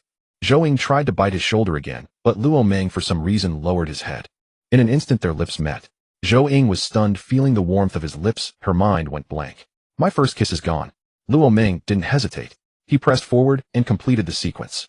The bastard even used his tongue. What should I do? Should I push him away? But it feels kind of nice. Zhou Ying was moved and began to respond, wrapping her arms around Luo Ming. Seeing this, Luo Ming grew bolder, his actions more daring, his hands joining in. This is it. I'm done for. Zhou Ying was immersed, not resisting. Like thunder and fire meeting, it only took a moment for a girl to become a woman. With a cry of pain, she completed the process. An hour later, I can't take it anymore, Luo Ming, stop. Zhou Ying pushed against his chest, trying to shove him away. Who knew what she had endured in that hour? Her body felt like it was falling apart. There was pain at first, then pleasure, then pain again. She was tossed between agony and ecstasy. Luo Ming got off her and lay beside her, looking unsatisfied. Zhou Ying let out a sigh of relief. Had it continued, she might have become the first transmigrator ever slain in bed. She turned her head sideways and gazed blankly at Luo Ming's face, asking softly, Old friend, what exactly are we to each other now? Luo Ming also turned his head to meet her gaze. Old friend, rest assured, I'm not the sort who abandons someone after intimacy. I'll take full responsibility. Zhou Ying sighed. Fine then. What's done is done. I suppose you'll just have to settle for me. Luo Ming grinned as he leaned closer. Since you've accepted, let's revisit our lesson together. Zhou Ying instantly pulled the quilt up to cover herself and refused loudly. Don't even think about it. If we're to revisit anything, wait until my body recovers. Otherwise you'll kill me outright. Fine. Seeing no chance to repeat the earlier moment, Luo Ming pouted. You've used that Supreme Haki Awakening card too, haven't you? Soon I'll give you a devil fruit. It will elevate you to elite combat strength. Once you accumulate sufficient battlefield experience, your power will rival that of an admiral. The Supreme Haki Awakening card awakened all three types of Haki simultaneously and combined with the Devil Fruit Zhou, once seasoned through battle, would attain Admiral tier might. Alright, Zhou rummaged through the pile of disordered clothing and retrieved the Awakening card, pressing it against her chest. Instantly, she felt an ineffable, profound sensation. The fusion lasted neither too long nor too brief, roughly 10 minutes. As Zhou sensed the surging power within her body, she was utterly captivated. Is this what true strength feels like? The card had not only awakened her three-colored Haki, but also dramatically enhanced her physical resilience. Even the lingering pain from moments before had vanished without a trace. Here are 4 Devil Fruits: Paramecia type Heart Fruit, Logia type Glint Fruit, Zoan type Human Fruit Mythical Beast Model Angel Form, and Zoan type Human Fruit Mythical Beast Model 100 Flower Fairy Form. As soon as Zhou completed her Haki fusion, Luo immediately produced the 4 fruits, all top-tier specimens, leaving her momentarily overwhelmed by choice. Noting her hesitation, Luo picked one up himself. Eat this one, the Human Fruit Mythical Beast Model 100 Flower Fairy Form. It resonates deeply with our Huaxia heritage, it suits you perfectly. Later I'll find you another fruit granting immunity to seawater. Alright, I'll trust your judgment. Zhou took the fruit and bit into it. A flicker of confusion crossed her eyes. Wasn't it supposed to taste terrible? Yet hers was sweet, like ripe honey peach. Delicious. Within moments she devoured it entirely, and still craved more. Wiping juice from her lips, she suddenly felt an entirely new energy stirring within her, and instinctively unleashed it. Her body began transforming rapidly. Her bare form was instantly clothed in a flowing white classical gown. Though her features remained largely unchanged, her bearing shifted, ethereal, transcendent, as if she were a celestial fairy descended from heaven. Luo stared spellbound. In this state, Zhou was breathtakingly enchanting. So much so that he nearly drooled, hastily snapping his mouth shut before asking, "Try sensing your ability. What does it feel like?"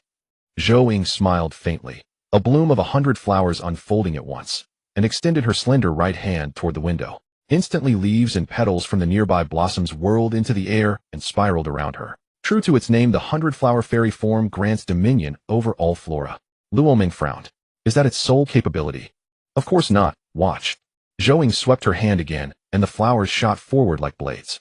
A cacophony of piercing impacts echoed. The wall became a tapestry of blossoms embedded deep, riddled with holes, yet astonishingly majestic. Anything else? That alone failed to stir Luo interest. A mythical beast-type fruit should possess far greater potency. Show me more. Zhou tapped the window frame with her right index finger. A soft pink aura emanated from her fingertip and settled upon a barren flower. Instantly, vibrant life surged forth. Petals unfurled, stems thickened, leaves unfurled anew. Regeneration. Zhou smiled gently. That's merely the beginning. I can also alter floral species directly, though my control remains nascent. At peak mastery, I am confident I could manifest blossoms with a single thought. Luo envisioned it vividly. Zhou confronting foes amid a sky ablaze with petals, each bloom deceptively beautiful, yet every petal poised to strike like a lethal blade. In truth, such power lived up fully to the title, 100-flower fairy. Pity though, he'd half hoped she'd ascend to become that immortal fairy of the celestial realm. Master your abilities gradually. When we return to Amazon, Lily Hancock and the others will serve as your sparring partners. Also beware falling into the sea. This fruit grants no seawater immunity. I'll secure another for you later. Now that your 3-colored Haki has reached advanced mastery, and combined with your fruit's power and romantic artillery, you'll face few genuine threats across the One Piece world. Zhou listened quietly. Understood. Without strength, I wouldn't dare venture out recklessly. Suddenly, Luo drew near, face to face, grinning mischievously. Judging by how you look, you're recovered. So shall we. Haha. A delicate flush bloomed across Zhou Ying's ethereal countenance. Her old friend was up to mischief again. Anticipation shimmered in her eyes. Seeing she made no move to push him away, and that rosy hue deepening, only heightened Luo's excitement. Another fierce, passionate clash erupted, midway through which Zhou declared, "I want to be on top." And as always, joy passed swiftly. 3 hours later, Luo and Zhou emerged from the house. Outside, Onigashima, Kaido and the 4 emperors still battled fiercely. Jack, once arrogant, now fought defensively. His formidable resistance could block physical strikes, but failed utterly against Kaido's lightning. His entire body trembled, paralyzed by electric shock. The other 3 bore wounds of varying severity. Kaido himself was badly injured, gashed by swords, bruised by blows, scorched by corrosives, yet bled little. His azure dragon form granted him monstrous regenerative capacity. After hours of relentless combat, all 5 fighters were exhausted, but their battle lust burned fiercer than ever. Luo surveyed the devastation. The ruined terrain, shattered earth, and collapsed hills. and realized if left unchecked they'd reduce their own stronghold to rubble. Everyone, enough testing of new powers. Why do you fight as if your lives depend on it? That's excessive. At Luoming's voice, all five froze instantly. Kaido roared with laughter. Ha ha ha. Got carried away. Started off dominating all four of them, but once they learned coordination, they held me evenly. What an exhilarating fight. With a thunderous shout, Kaido dispelled his devil fruit form. Luoming, you do whatever you please. I'm off to fuse my card now. Kaido couldn't wait to grow stronger, then thrashed the other three emperors all over again. The three disasters likewise shed their forms, staggering and collapsing onto the ground, their stamina utterly outmatched by Kaido's. Shirlu sheathed his sword and approached Luoming. Mr. Luoming, I wish to set sail. Sail whenever you wish. No one restrains you. Take a den mushif, contact me if needed. We stand as one. Should danger arise, the beast's pirates will never abandon you. Shirlu was deeply moved, nodding silently without uttering a word. Are you all right? Luoming stepped away from Shilio and approached Jean, Kaiwan, and Jack. Brother Luoming, I'm fine. If not for Kaido's lightning-based abilities, he wouldn't even have breached my defense. This devil fruit is truly extraordinary. Jack replied excitedly. Jean and Kaiwan shook their heads, signaling they were unharmed. As long as you're all safe, that's what matters. Kaiwan, now that you can fly, you and Jean will take turns guarding the spatial rift. Brother Luoming, I can fly too. Brother Jean and sister Kaiwan are more severely injured than I am. Let them return first to recuperate. Luoming glanced at Jack, mildly surprised. A flying turtle. How novel. Black and white patterns shimmered across Jack's carapace as he soared toward the spatial rift. Luoming observed closely, but detected no visible mechanism. Perhaps it was an innate ability of the mystic turtle. Jean, you two go back and recover. Among those treasure chests we retrieved earlier were healing ointments for scars. You know where they are, Kaiwan. Retrieve and use them. Kaiwan replied, understood. I'll use them immediately upon returning. With that, the two turned and walked inland toward Onigashima.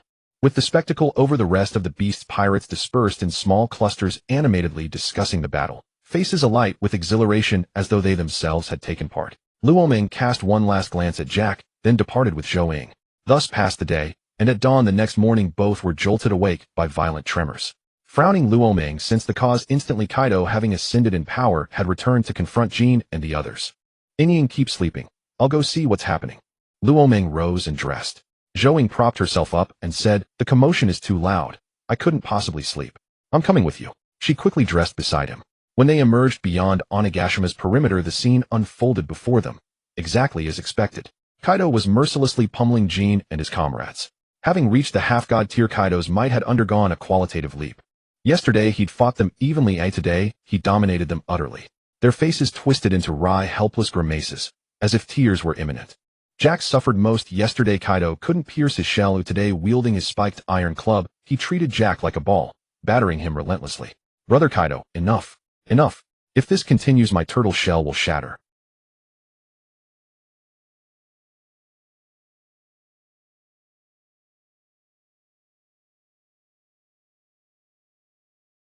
Kaido halted, mocking.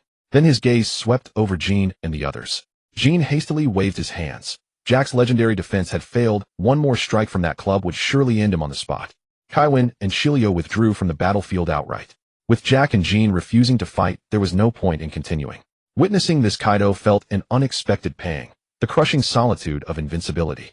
Then his eyes locked onto Luoming, and flared with fierce brilliance. His combat spirit surged uncontrollably. Luoming, fight me. Haha. Since Kaido craved defeat, how could Luoming deny him?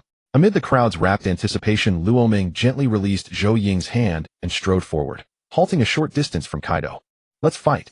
8 gates lock technique. 7th gate, the gate of wonder. Open. He refrained from opening the 8th gate, the gate of death, for that would be excessive against Kaido. The gate of wonder alone sufficed. Day Tiger. Excellent. This is what true combat feels like. Kaido roared with wild laughter, raising his spiked iron club high above his head. Thunder Tiger. 2 tigers clashed, one forged of pure energy, the other of crackling lightning. At the moment of impact, the earth sank inward, air convulsed, and lightning erupted chaotically in all directions. Spectators among the beast's pirates gaped in awe, until Jean bellowed, retreat. You're standing too close. You want to die? Zhou Ying had already retreated far behind Luoming the moment he advanced. She knew well that even the battle's aftershocks could wound her. Yet Jin's warning came too late. Gales and flying debris sent nearby pirates tumbling helplessly across the ground. Jean and his allies intervened, rescuing those tossed into the air. After considerable effort, they secured everyone at a safe distance. Brother Kaido and Brother Luoming, they're truly overwhelming. This battle resembles the apocalypse itself. Jack gasped, voice strained. Tell me, who will win, Kaido or Luoming? Jean looked at Kaiwin and replied, Kaido won't win. Luoming hasn't unleashed his full strength. Not yet. You've seen this technique before. He hasn't even revealed his ultimate power. Kaiwin and the others hadn't witnessed Luoming's complete 8 gates activation after fusion. Jean had. That power was absolute. Should Luoming ever fight at full capacity, Jean would pray for Kaido's survival. At that moment, the Flying Six and the true strikers pressed forward against the pressure approaching Jean and his group. Truly formidable. I wonder if I'll ever reach Brother Kaido's level. Don't even dream of it. You'd need a century just to approach Brother Kaido or Brother Luoming. Exactly. Do you think power comes easily? You've barely mastered armament and observation hockey, yet you fantasize about leaping straight to godhood. Go wash your face and sleep. Your dreams will offer everything reality denies. TCH, I'm only imagining. Do I not even have the right to imagine? You do. Dream on. Brother Luoming is my idol. I'll never catch up, not even if I ride a horse for life. The group chatted idly while watching the duel. Jean and the other elite fighters stood apart, eyes fixed intently on the battlefield. From afar, Zhou murmured softly, Luoming has truly transformed since arriving in this world. I never saw this reckless, fiery side of him before. But this Luoming is infinitely more captivating. Huh. Magnificent. I'll unleash my full power now. Kaido laughed wildly after being kicked airborne, rising to his feet once more. Luoming tilted his head slightly, granting silent permission. Reiju awakening technique, thunder, dragon manifestation. Boom. Kaido shot skyward as living thunder, his body swelling to titanic proportions. His azure dragon form stretched no more than 1,000 meters, but the thunder dragon manifestation spanned over 10,000. Fully unfurled, it blotted out sun and sky. The beast pirates' hearts churned with shock. Luoming, however, remained unmoved. Mere spectacle. Though colossal, the form made him a vastly easier target. With Luoming's speed and strength, that 10,000-meter frame was nothing but a colossal stationary bullseye. Every strike would land true. 10,000 thunders descend. Thunder dragon wind blades. Lightning fell like rain, wind blades sliced like swords, all converging upon Luoming. Just as impact seemed inevitable, he vanished, utterly. He reappeared atop the thunder dragon's head. Thud. A blow delivered with cataclysmic force crashed squarely upon the dragon's skull. The dragon's head plummeted earthward, but retaliated instantly. Arcs of electricity coursed through Luoming, sending sharp tingles across his nerves. Simultaneously, its tail coiled and slammed down upon him. Thud. Luoming absorbed the full force of Kaido's counterattack, crashing to the ground, then rising slowly as he massaged his limbs. Indeed, the half-god tier bore formidable weight. This battle raged for half a day. Both warriors fought with unrestrained exhilaration. Kaido stood atop the cliff, his body crisscrossed with wounds, breathing heavily, his steps unsteady. Yet his joy was unmistakable. Haha. Luoming, it's been scarcely any time since our last clash, and already I'm no match for you. Truly surreal. Luoming, by contrast, bore only faint shallow cuts. His breath remained calm and steady. Even without opening the 8th gate, his instantaneous movement rendered Kaido utterly outmatched. Hearing Kaido's words, Luoming deactivated the 8 gates of the body and smiled faintly, as expected. TCH. No modesty at all. I'm off to sleep. Kaido turned and strode into Onigashima. Zhou immediately rushed to Luoming's side and slapped his shoulder hard. Luoming, you're incredible. You've mastered the 8 gates of the body to perfection. Truly invincible. Luoming brushed dust from his clothes and grinned back. Not bad. Just the strongest under heaven. When did you get so shameless? Zhou feigned disgust. Luoming met her gaze, eyebrows arching playfully. Shameless. Didn't you witness something far bolder last night? You'll die, she snapped, kicking him lightly before retreating. Her cheeks flushed crimson. Recalling last night's passion, her pulse quickened, which she'd never imagined herself capable of such wild abandon. How she'd seized control mid-encounter, turning the tide entirely. Riding a wild steed across a dreamscape. Luoming swiftly caught up, slipping an arm around her shoulders. Brother, shall we review that lesson once more? That experience was addictive, especially with a lifelong friend from his past life. Luoming felt a thrilling surge each time. Zhou said nothing, only quickened her pace. Huh. Wait for me, brother. Amid their playful banter, a small vessel drew near the shores of Wano Country. Drifting through the calm, Belt Mihawk had not encountered Luoming. Upon emerging, he saw the newspaper the next day. Shank's death stirred no sorrow in him. Though they were friends, their paths diverged, as did their pursuits. He never contemplated vengeance. His sole desire was to challenge Luoming once more, to test whether his swordsmanship had finally surpassed his. What he did not know was that Luoming had already fused with his system, and no longer wielded a blade. Arriving at Wano's coast, Mihawk paused before entering, then unleashed an overwhelming torrent of sword intent. His aura pierced the heavens, every soul within Onigashima felt its razor-sharp edge.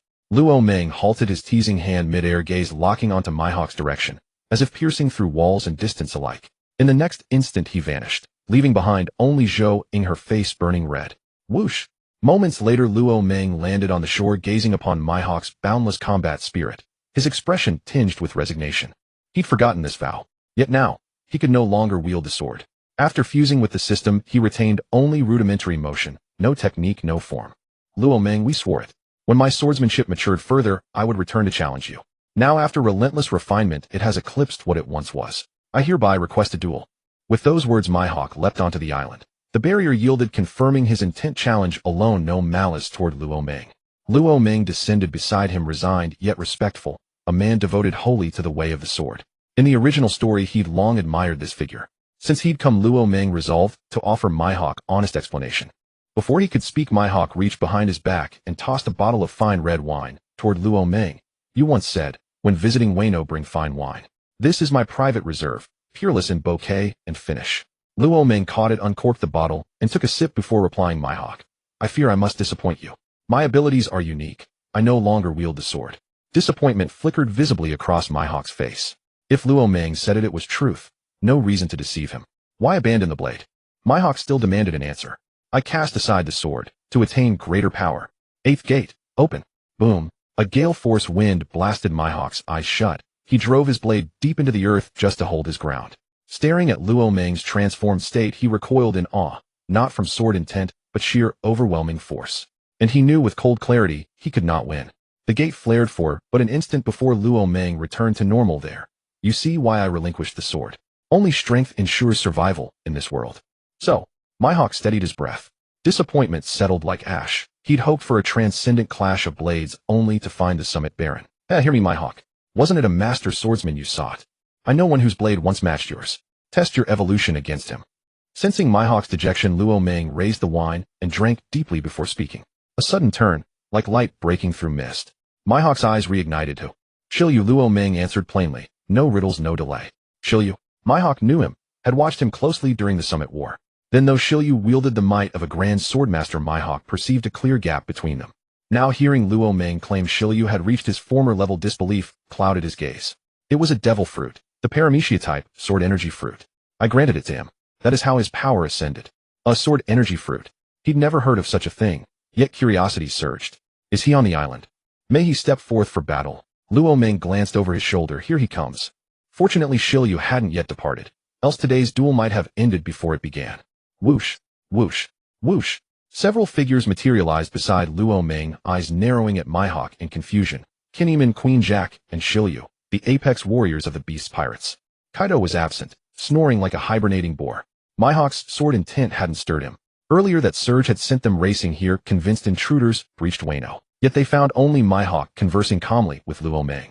Kinemon asked Luo Meng, what is this about? He's here to duel me. Then turning to Shiryu, you'll spar with Mihawk. Understanding dawned. Their expressions shifted, so this was a challenge for Luo Meng. Their glances toward Mihawk softened into quiet admiration. Such courage. They assumed no fight had occurred because Luo Meng chose not to engage. After all, it would have been sheer domination. Shiryu stepped forward, drawing Ryu from its sheath.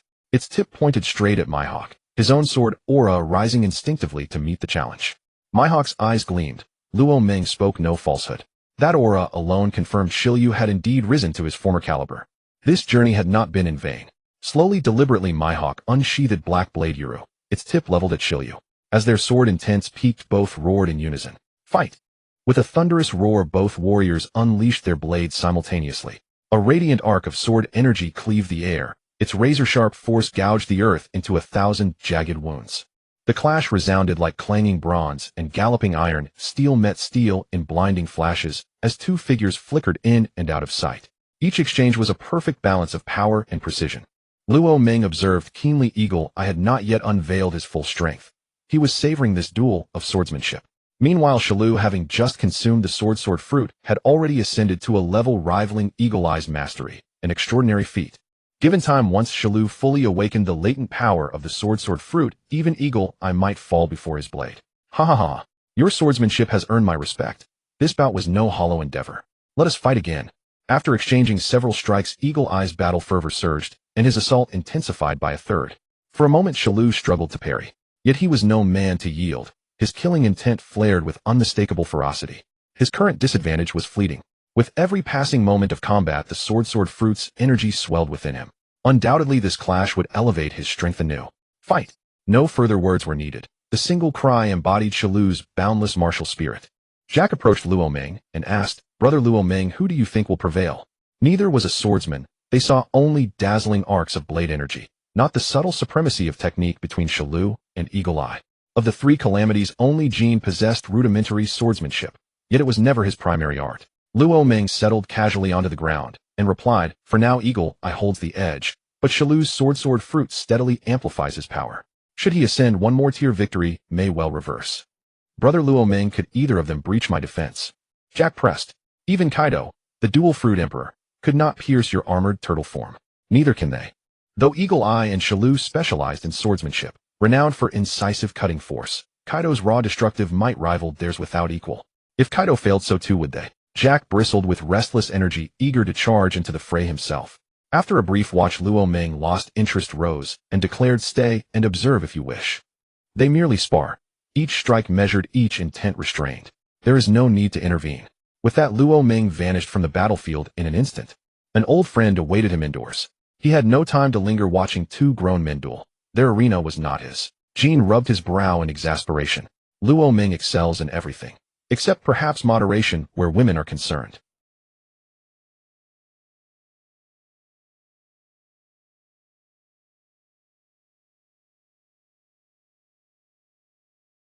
They only hinder my body refinement speed, Quinn echoed. After consuming the rhinoceros beetle fruit, his prior enhancements had dissolved, and last night he'd pondered how to reconstruct his physique to perfection. Seeing their unanimity, Jean sighed and offered his own variation. "Women only hinder my pace in following Brother Kaido." Three unyielding bachelors, utterly oblivious to the opposite sex, destined to remain forever solitary. "Brother Jean, shall we join the fray and test our strength against them?" Jack's eyes gleamed as he gazed upon the two locked in fierce combat. His reckless instinct ignited. He yearned to rush forward. Hadn't Brother Luo Ming assured him that neither could pierce his defense? Facing them both at once posed no risk. This is a duel of swordsmanship. No intervention required. "Wait until they finish, then challenge them yourself," Jean declined firmly. Disappointment flickered across Jack's face, only to vanish seconds later as he brightened. "Brother Jean, it's been ages since we three sparred. Why not fight now? Waiting is dull, don't you agree?" Quinn refused. "First, you two fight. I'll return to guard the spatial rift. Can't let our treasures slip away." Jean likewise declined Jack's invitation. Having consumed the armored turtle fruit, even Kaido could not breach his defense. Why court discomfort by sparring with Jack? "Very well. I'll wait for them to finish, then take them both on." "What's happened? Is something amiss?" Zhou Ying hurriedly asked as Luo Ming entered the room.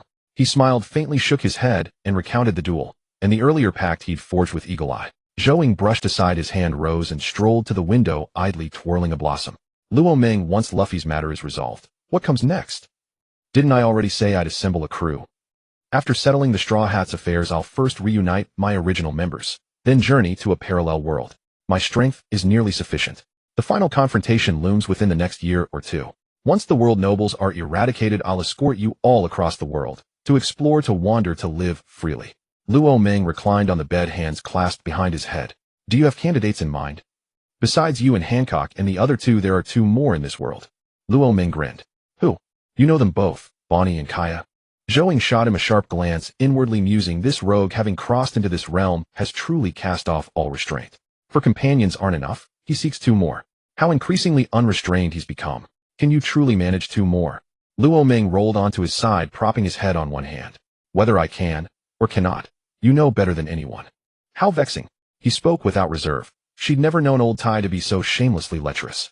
Had his rising power transformed him into such a shameless sensualist? "Luo Ming, you wouldn't dare form a crew where you're the sole man." His eyes lit up. "Ah, you truly understand me, old Tai. When one's power verges on invincibility, why recruit men when women suffice?" Seeing Luo Ming nod honestly, Zhou Ying surrendered utterly. To declare intentions of seeking more women, right before her very eyes, demanded astonishing audacity. Should she dismantle his instrument of transgression? Spare him future temptations? No, absolutely not. She shook her head fiercely. That tool was still hers to use, and she'd barely begun to savor it. How could she destroy it so soon? That matter could wait. There was ample time ahead. Luo Ming shivered involuntarily, thinking, why does old Tai's expression shift So wildly. It unsettles me. Has she devised some new scheme against me? After all, modern women might find my remarks rather difficult to accept. He remained unaware of Zhou Ying's thoughts, and she equally blind to his. After a moment's contemplation, Zhou Ying smiled, a quiet, knowing smile. She would devise a method to ensure Luo Ming had no energy left for other women. Haha. The next morning, Luo Ming and Zhou Ying entered the hall, only to find Yin Yin and Shilu still there conversing and drinking with Jean and others. It was unexpected. Their bodies were bandaged, evidently staying behind to recover from wounds. As Luo Ming walked in, Yin Yin, who usually wore a stern, immobile expression, broke into a rare smile. His lips curved upward, and his hawk-like eyes lent him an unexpectedly rugged charm, the kind of seasoned charisma only a mature man could possess. Huh. Luo Ming, you've arrived just in time. You already know Yin Yin. From today onward, he officially joins my Beast Pirates. Kaido laughed heartily, raising his cup. Yin Yin had joined the Beast Pirates. For years he had remained a solitary warrior, never pledging allegiance to any crew. What had prompted this unprecedented decision? Was it the sheer concentration of power within the Beast Pirates, a chance to test himself against true equals? Or had the shifting tides of the Grand Line compelled him to seek shelter beneath Kaido's banner? Still, Luo Ming paid it little mind. One more formidable ally meant strength for the beasts. Welcome, he greeted warmly before taking a seat with Zhou Ying. After last night's exertions, both Luo Ming and Zhou Ying were ravenous. They seized food without hesitation and devoured it eagerly. Luo Ming, how many days will you stay on Onigashima this time? Kaido asked. Swallowing his mouthful, Luo Ming smiled faintly and replied, I'd originally planned to remain until the Whitebeard pirates arrived, but I've changed my mind. I'll depart today. Kaido and the others exchanged puzzled glances. They knew nothing of the Whitebeard pirates' impending arrival in Wano Country, and Luo Ming hadn't mentioned it upon his return. Sensing their confusion, Luo Ming preempted their questions and recounted the entire matter unreservedly and in full detail. Only then did Kaido and his crew grasp why the Whitebeard pirates were coming to Wano Country. Luo Ming, do your crewmates have specific targets in mind? Kaido asked casually. Yes, several. My departure from Wano Country is precisely to bring them aboard. Kaido and the others were instantly intrigued. Who could possibly command such personal attention from Luo Ming? Brother Luo Ming, who are these people? Are they strong? Shall I sail out and seize them for you? Jack burst forth, electrified by the thought that Luo Ming's recruits might be elite warriors, and eager to prove himself. Zhou Ying watched Luo Ming with an oddly knowing gaze. She already knew whom he intended to invite. Only Bonnie possessed combat prowess. Yuko was utterly ordinary. She waited amused to see how Luo Ming would respond, her expression teasing and sly. Noticing her look, Luo Ming shot her a sharp glare. The ones I wish to invite are rather average in strength. No need for Jack to lift a finger. If they're not strong, then forget it. Jack immediately lost interest. Without real combat potential, they'd be useless at sea. Better to stay on Onigashima sparring regularly with Jean. That, after all, was the life of a true man. To pour one's sweat into battle, that was the very essence of romance. At that moment, Yin rose, lifted his wine cup, and approached Luo Ming. His voice carried quiet urgency. Luo Ming, I've heard from Captain Kaido about your ability to traverse worlds. I seek worthy opponents beyond this one. Will you take me there?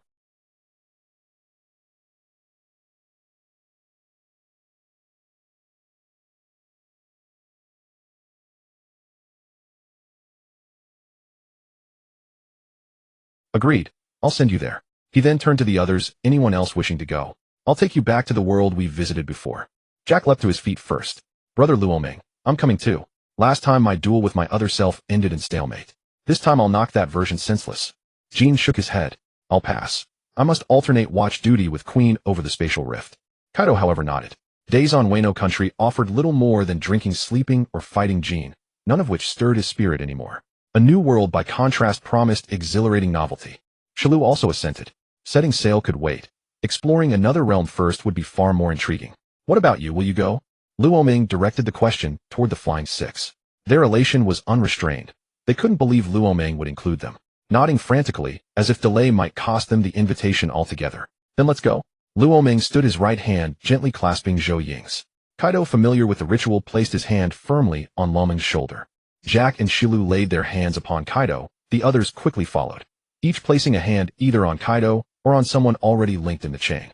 Not a single soul dared approach Zhou Ying. They feared her wrath. With a soft they vanished. Jean watched them disappear, then calmly stepped out to relieve Queen at the rift. When Luo Ming and the others reappeared, they hovered midair. Those unable to fly plummeted instantly. Jack transformed into his colossal sea turtle form, dozens of meters long, easily accommodating everyone aboard his broad armored back. A thunderous roar erupted. battle tremors seized their attention. Luo Ming shifted his gaze rightward. Fortune favored them, they had materialized near Wano Country. The clash resounded directly from Wano Country itself. Ha ha ha, finally a fight worth having. Jack cried, vanishing in a streak of light as he rocketed toward Wano. Young master, flee now? So long as you live, the beast's pirates shall never fall. Within Wano Country, Jean desperately repelled Araki and shouted toward Daikoku, Shinjin Yamato. Peace had held since Luffy's affair was resolved, yet calamity returned without warning. Blackbeard and his crew annihilated the Big Mom pirates, and Eileen perished in that cataclysm. With the death of Devil Fruit, users' memories of Araki and others surged back.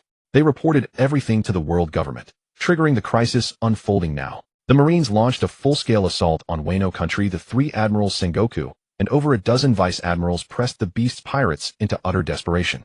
Kaido fought Admiral Yellow Monkey and Admiral Isho for 2 days and nights. Now he lay unconscious, motionless on the ground.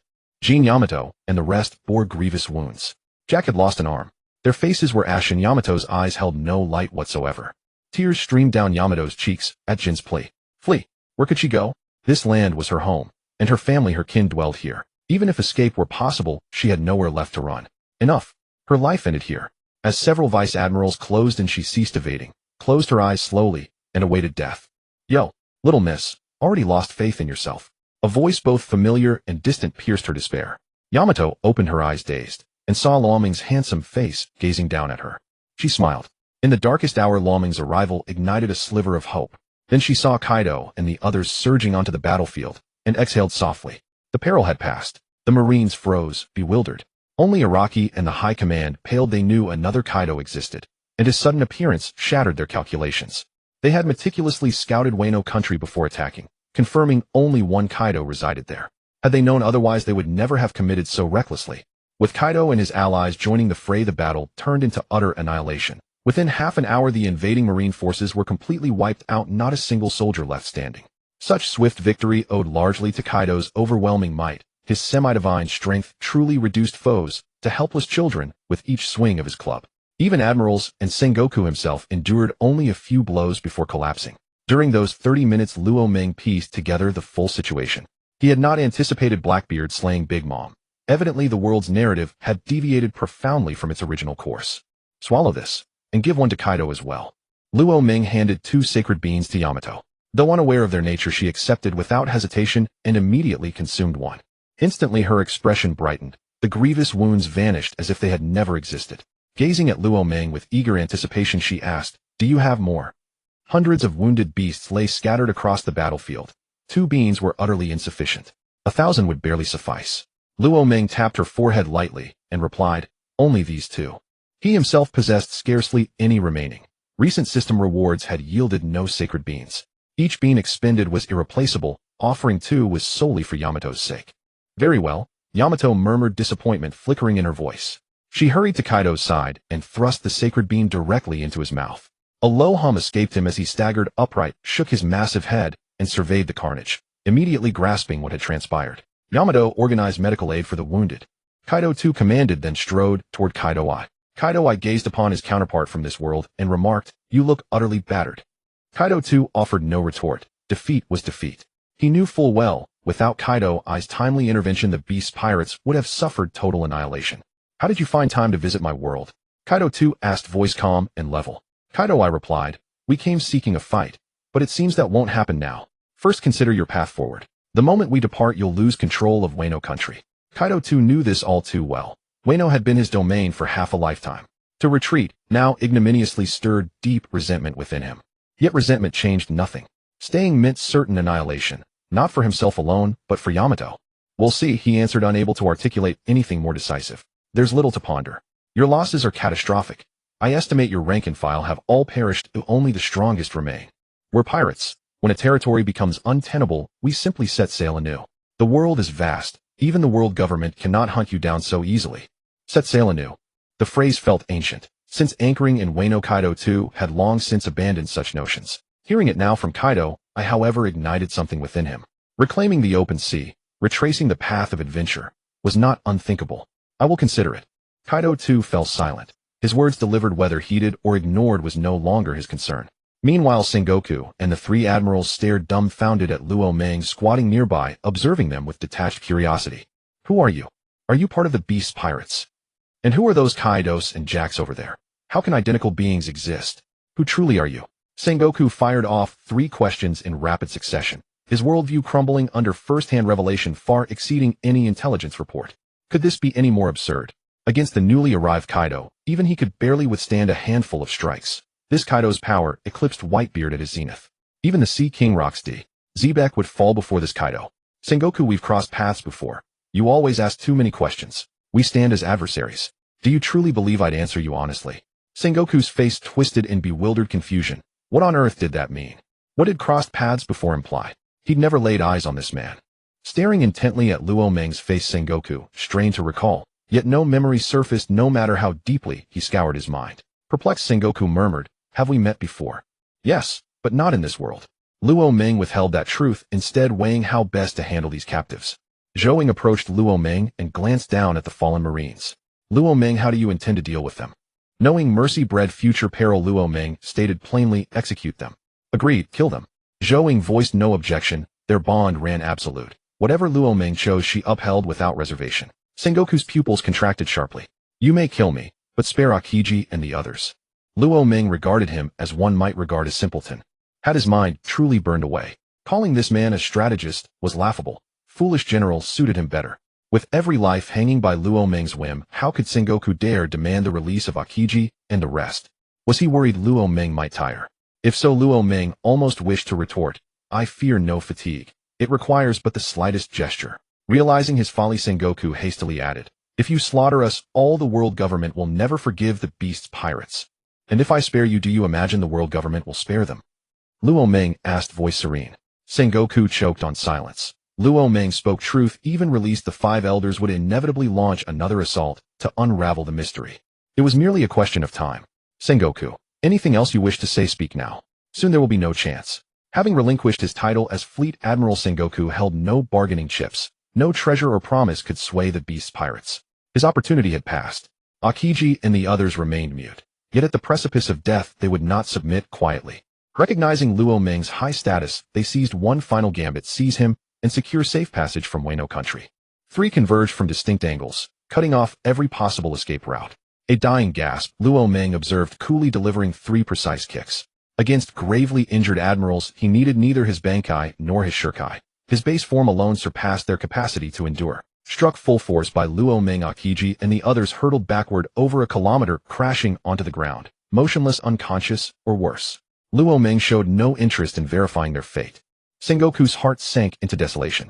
He'd contemplated attacking, but witnessing Luo Meng's prowess, he knew resistance was futile. Luo Meng shook his head. Killing a resigned lamb held no appeal. Let Kaido decide their fate. Luo Meng beckoned to Kinemon, the sole and scathed commander still standing. As Kinemon approached, Luo Meng instructed, Kinemon, fetch several seastone handcuffs from Onigashima. Bind all survivors. Their ultimate disposition rests entirely with you. Kinemon acknowledged and returned into Onigashima to retrieve the restraints. Luo Meng led Zhou Ying to Kaido no. One side and said, Brother Kaido, Zhou Ying and I will return first. I'll come back to Wano Country in a month to pick you up. Please inform the others for me. I won't say goodbye to them personally. With that, Luo Meng nodded to this world's Kaido as a gesture of farewell. Then he took Zhou Ying and returned to the original world. Hawkeye had his own matters to attend to. He found a marine battleship, commandeered a small boat from it, and departed Wano Country, heading toward his own territory. Time passed in a flash. The sky over Wano Country darkened as night fell. A group gathered inside Onigashima, and heavy expressions weighed on every face. Yamato, how severe are our losses? Kaido sat in the main seat, his face calm, as if no loss could shake him. According to the tally, the Beast Pirates' ordinary members number less than 100. Jack lost an arm, King and Queen are severely wounded, and the Tobi Rappo are all on the brink of death. Yamato reported the casualty figures with difficulty. When she had finished the count earlier, she had nearly fainted from the shock. The Beast Pirates had truly suffered a devastating blow. Fewer than 1 in 10 of their ordinary members survived. Kaido no. One was also deeply troubled by the numbers. Though they were not from the same world, they were still the same crew, with the same people. It felt as if he himself had been annihilated. Kaido no. Two's expression remained unchanged, but a trace of sorrow flickered deep in his eyes. Decades of hard work all lost in an instant. The foundation he had built over decades was destroyed within days. His dreams, his ambitions seemed shattered at this moment. That's it then. Prepare yourselves. We set sail tomorrow. Kaido no. Two's voice was strained. No one could feel good about abandoning the foundation they had fought so hard to build. But he had no choice. As Kaido knew, one had said once they left holding Wano Country was practically impossible. Not to mention the Marines. If the news spread, pirates would come crawling to trample him and climb to the top. Rather than that, it was better to abandon Wano and return to the sea to write another legend. This time the legend of the Beast Pirates would be written by Yamato, with Kaido assisting. Hearing Kaido's words, Yamato nodded and went down to make preparations with the still able king. Brother Kaido, if you ask me, we should just charge straight to Marineford and wipe out the Marines. Then nothing would be a problem. Seeing the pathetic state of his counterpart in this world, Jack had long wanted to attack Marine headquarters. He had come to fight this world's Kaido, but instead found that his counterpart had already been beaten by the Marines. A simmering rage built inside him, and he felt he had to vent it. Fine, Kaido said. We can attack Marineford, but we can't drag it on too long. Just teach them a lesson. If we fight too long, we might draw out him. Luo Ming isn't here, and none of us can match him. Kaido didn't oppose Jack's proposal, but he hadn't lost his senses. With Luo Ming absent, if they provoked him, none of them would escape. Jack didn't care about that. Kaido's approval excited him. Opportunities to personally storm Marineford were rare. This time, he would truly raise hell. But when he thought about how weak Marine headquarters was now, he couldn't help feeling a little disappointed. The three admirals and Sengoku had all been captured by them. What fighting strength could Marine headquarters still have? Only Akainu was left to defend the base. Then let's go. Kaido no. Tu also stood up. The Marines had destroyed his foundation. How could he not return the favor? He instructed the Tobi Rappo they had brought to stay behind and assist Yamato. Then the four Kaido figures soared into the sky heading toward Marineford. Beneath their calm expressions hid boundless killing intent. On the original worlds, if anyone looked closely, they could see two figures flickering in and out of the empty air. Each time they vanished, they reappeared miles away. This was Luo Ming and Zhou. After returning to the original world, Luo Ming had been rushing non-stop with Zhou. This time his target was Bonnie. But he didn't know where she was, so he decided to go to Shabandi Archipelago first. Xiachi would surely have information on Bonnie's whereabouts. Seeking out Xiachi, the intelligence broker, was always the right move. In a matter of moments, Luo Ming arrived at Shabandi. He didn't idle around the island, but went straight to Xiachi's bar. Yo, what brings little Luo Ming to a nobody like me? Seeing that it was Luo Ming, Xiachi blew out a smoke ring and teased him with a smile. Still, she was a bit surprised. Luo Ming was now a true celebrity, though logically, he shouldn't have time to come looking for her. Sister Chi, you haven't changed a bit. Luo Ming and Zhou sat down. Without waiting for Xiachi's invitation, Luo Ming helped himself to a bottle of liquor from the counter. 100,000 berries. Uffed. Luo Ming spat it out as soon as it entered his mouth. Typical Xiachi, too ruthless. A bottle of liquor that cost a few hundred berries, and he'd only taken one sip, yet she charged him 100,000. Zhou covered her mouth with a light laugh. She found it amusing. Luo Ming acting like this was quite endearing. Sister Chi, you're too harsh. 100,000 for one sip. Am I drinking gold? Luo Ming spread his hands. No money to pay. All I've got is this worthless life.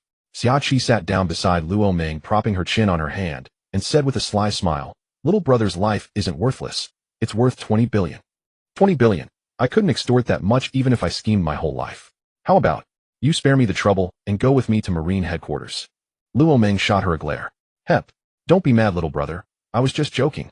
Luo Ming wasn't really angry. He knew Xiachi was teasing her. It was all just play acting. Who could fool whom? Alright, enough fun. What brings you here, little brother? Getting down to business, Luo Ming didn't beat around the bush. Sister Chi, I want to know the whereabouts of the supernova Bonnie. Xiachi glanced at Luo Ming, then at Zhou. Counting 1, 2, 3, 4 in her mind, Xiachi's eyes widened. She thought to herself, this kid is quite the romantic. For isn't enough, he's still looking for more. Youth is wonderful. Unlike Rayleigh. Never mind. Luo Ming paid no attention to her gaze and asked again, so Sister Chi, do you have any intel on Bonnie's whereabouts? Withdrawing her gaze, Xiachi didn't beat around the bush. You're in luck, little brother. Bonnie is on Shabandi right now. Go to this address, and you'll find her. Xiachi pulled a notepad from the counter, quickly scribbled an address, and handed it to Luo Ming. His eyes lit up as he reached out to take it. That's perfect timing. Thanks, Sister Chi.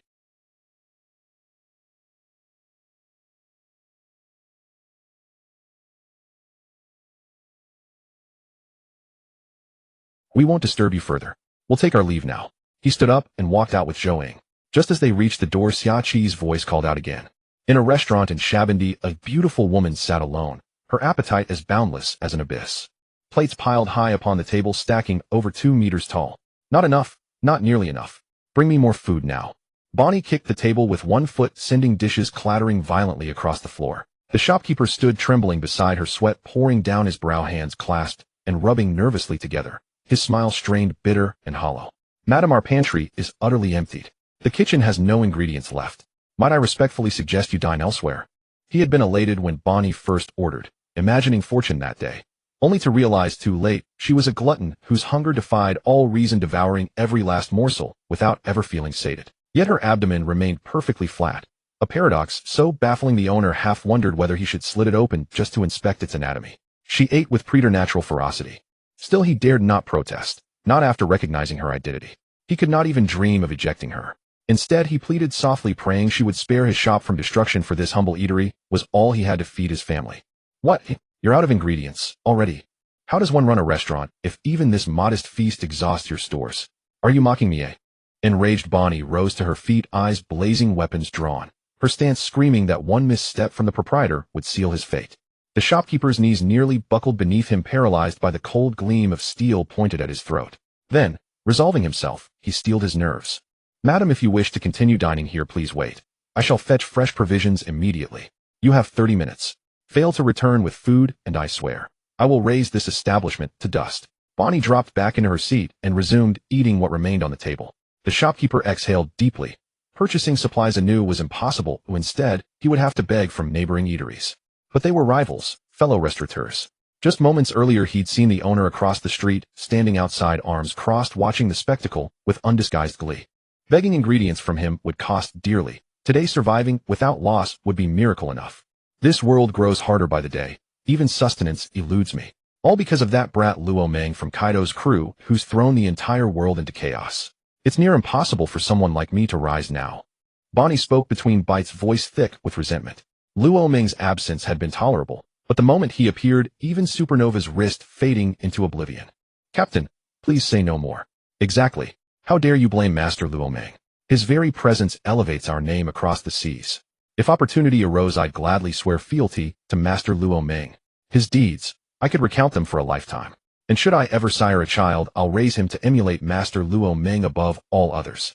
My dearest Master Luo Meng. Her crew launched into fervent praise, yet their eyes darted frantically toward Bonnie, blinking desperately. Cold sweat beaded on their foreheads, their legs trembled, threatening collapse. Had they not leaned on each other, they would have crumpled instantly. Eyes wide with disbelief fixed upon the space behind Bonnie. Have you lost your minds? Is Luo Meng your father? What did he give you, gold, glory, or godhood, that you grovel before him so, eh? Remember, I am your captain, a role model. If you ever bear children, let me be their exemplar, not him. Just you wait. I'll reduce Luo Meng to a toddler given half the chance. Bang. Her crew collapsed onto the floor, hearts pounding. One grim thought. We're finished. We're doomed. They exchanged glances, then whispered. Brother, if you survive, remember to light incense for me next year. Friend, I doubt even our ashes will remain. What incense could possibly burn? Wah, sisters, I haven't even married yet. I can't die here today. Nor can I. I still have a handsome young lover at home. I haven't savored him enough.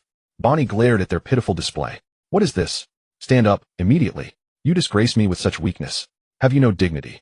Luo Meng isn't even here. What harm is there in speaking freely? Can he truly materialize behind me right now? Her fallen crew froze, stunned into silence. No, wait. Captain, you're absolutely right. Turn around. Look behind you. Quickly, turn around. Their minds screamed in silent, frantic unison. Bonnie ranted on. Unaware her crew watched her now like a fool performing on stage. Then, she stiffened. A warm breath brushed her ear, followed by quiet words. I hear. You've blamed your hunger on me. I hear. You plan to turn me into a 3-year-old. I hear. You hold deep grievances against me. And now, I stand directly behind you. So tell me, how exactly do you intend to act upon those words? 3 I hears, and 1 now, exploded in Bonnie's mind like thunderclaps, leaving her dazed and reeling. I was only talking. Surely that counts for something. Is heaven mocking me? Starving was hardship enough, but this was cruel irony, not a shred of humor in it. They say, never speak of people by day nor ghosts by night. Turns out the old saying holds true. Feeling that unmistakably masculine breath against her ear, Bonnie turned, slowly, reluctantly. Luo Meng's smiling face filled her vision instantly, her forehead slick with sudden icy sweat. Go on, speak. Why have you fallen silent? Here I am, before you. Why not enact every threat you uttered moments ago? Luo Meng tilted his head, lips curling into a sly, enigmatic smile as he met her gaze. Swallowing terror, Bonnie leapt backward, staring at Luo Meng, speechless, stunned. Nothing to say. Then allow me to dispatch your crew first, and savor your own punishment afterward. Zhou Ying, listening keenly from behind Luo Meng, rolled her eyes skyward with theatrical exasperation. Bonnie was genuinely frightened, yet loyalty still flickered faintly within her. No, you cannot touch my crew. These words were mine alone. Whatever wrath you bear, direct it solely at me. She abandoned the coarse, old woman honorific, realizing further arrogance would doom them all. Besides, they praised you, not maligned you. Surely that earns them mercy. Her crew's eyes lit up. This captain was worthy. In crisis, she bore the weight. They hadn't chosen poorly. No exceptions. A family must stay whole, together. If the captain falls, her crew follows her into the void. As Luo Meng spoke, amusement danced coldly in his eyes.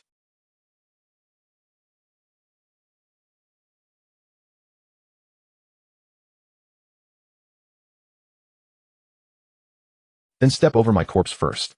Uff. Luo Meng stopped scaring her. It's clear you've terrified them senseless. Zhou Ying couldn't suppress her laughter. Luo Meng truly had a playful streak. He seemed to derive genuine delight from others' distress. Luo Meng turned back with a sigh and said, honestly, it's just harmless fun. Don't you find it amusing, Ying? Play. Boney froze. What did they mean by play? Had Luo Meng never even considered killing her? She had spoken rashly. Would he truly let her go unpunished? I can hardly believe it. What are you two talking about? Were you just frightening me earlier? Boney asked, dazed. Luo Meng had no intention of teasing her further. The mood had already been shattered by Zhou Ying, and prolonging the jest would serve no purpose. Yes. I was merely frightening you. Well, were you frightened? Judging by your reaction just now, you must have been utterly terrified.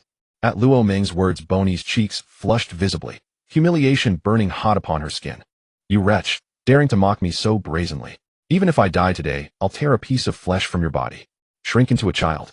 Boney shot forward toward Luo Meng in a blur, leapt high into the air, inverted her body mid-flight, and slammed her right palm downward toward his forehead.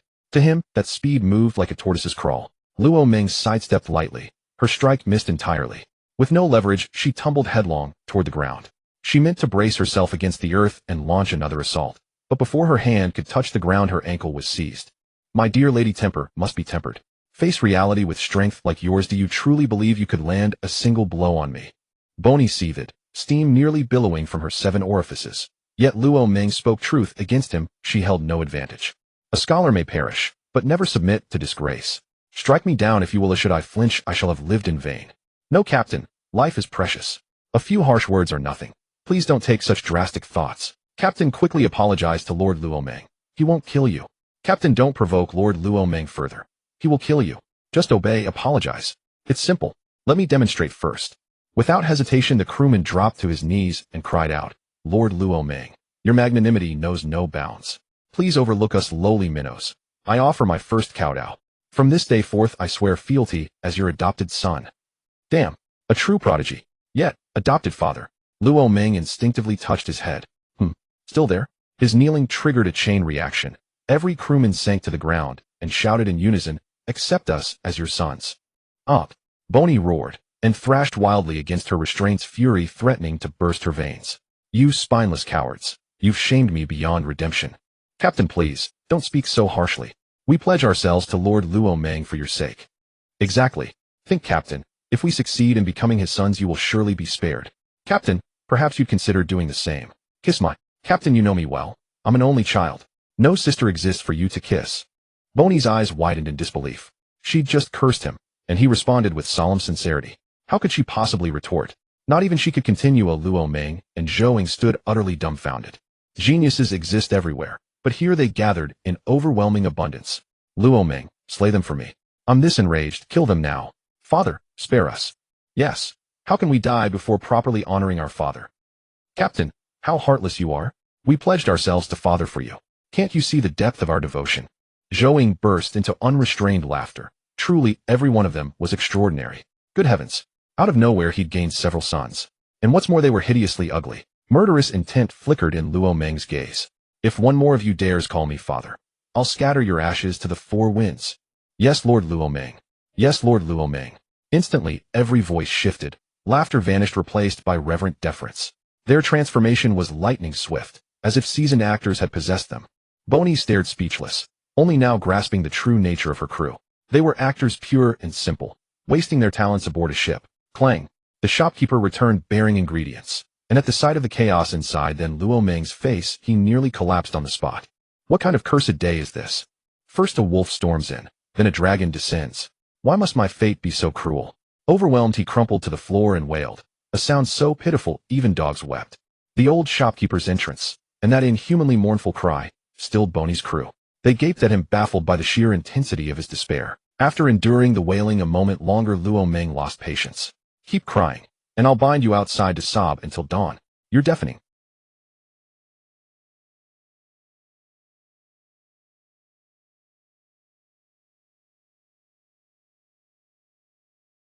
The shopkeeper instantly fell silent. Luo Meng waved dismissively. Go back where you came from. Don't clutter my sight. The shopkeeper blinked blankly. This is my shop. I've nowhere else to go. Yours? Then why wail at the door? Don't you know it harms business? Get in now. Luo Meng snapped. The shopkeeper shuffled inside, still dazed. Luo Meng dismissed him entirely. No more time to waste. He declared firmly, Boney, I formally invite you to join my team. You hold no right to refuse. Boney's crew rejoiced. Finally a powerful patron to cling to. But Boney herself stood frozen. She hadn't expected Luo Meng to extend such an invitation. Considering her mission, joining Luo Meng's team might well ease its completion. She ceased her resistance. Release me, now. At her words, Luo Meng loosened his grip. Boney braced herself with one hand flipped upright and stood firm before speaking.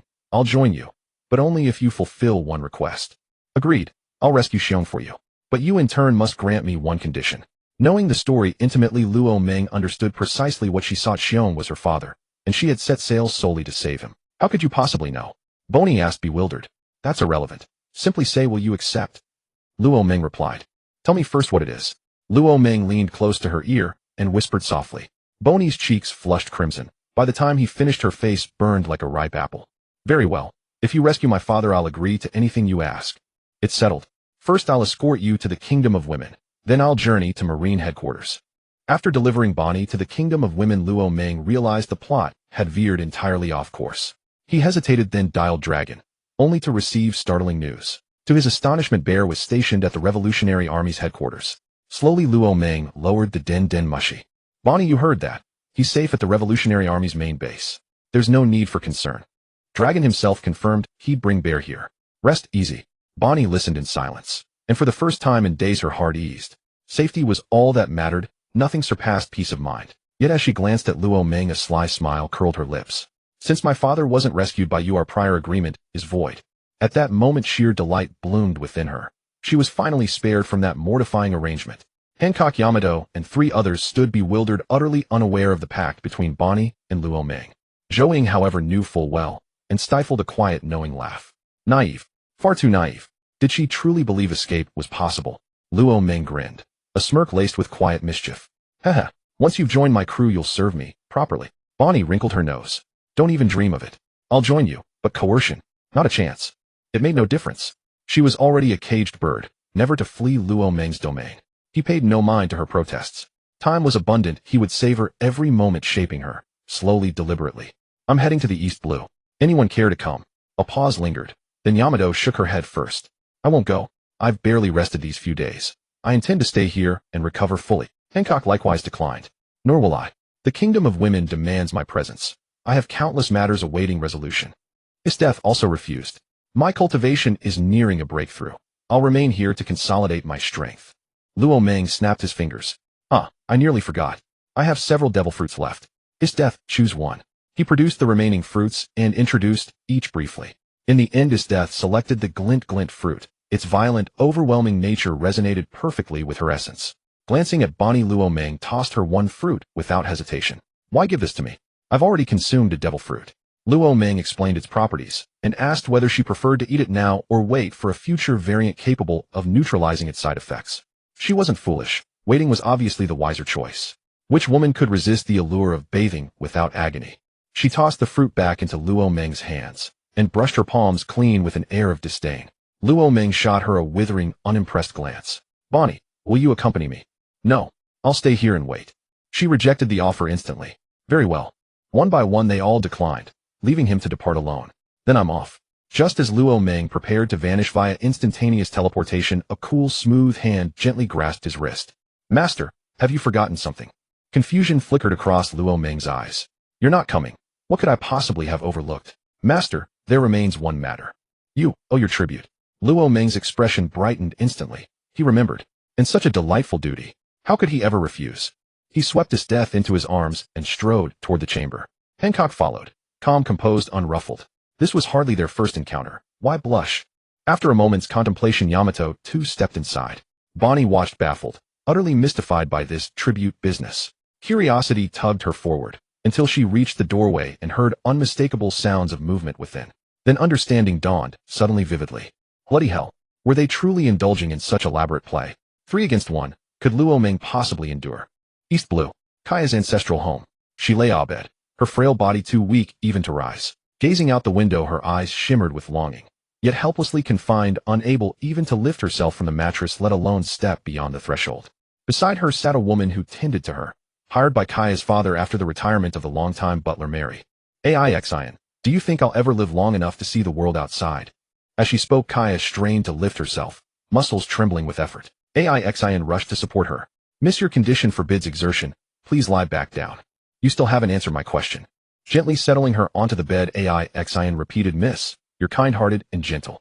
You'll be fine. Don't dwell on dark thoughts. Kaya knew her own body better than anyone, and understood Aixian offered only comfort, not certainty. Yet each word of solace, however fragile, kindled a small, persistent ember of hope within her. Hope that miracles might bloom, just beyond the next breath. Alas, such dreams remained just that, dreams. Miss, are you hungry? Shall I fetch something for you? Kaya shook her head. No, I've no appetite. Please leave me be. I'd like a moment of solitude. Of course. I'll wait just outside. Call if you need anything. Aixian bowed quietly and slipped through the door. Kaya's gaze drifted once more to the window, watching sunlight dapple the leaves, listening to birdsong ripple through the breeze, until sleep claimed her soft and deep. Scarcely had she fallen asleep when a figure materialized at the window.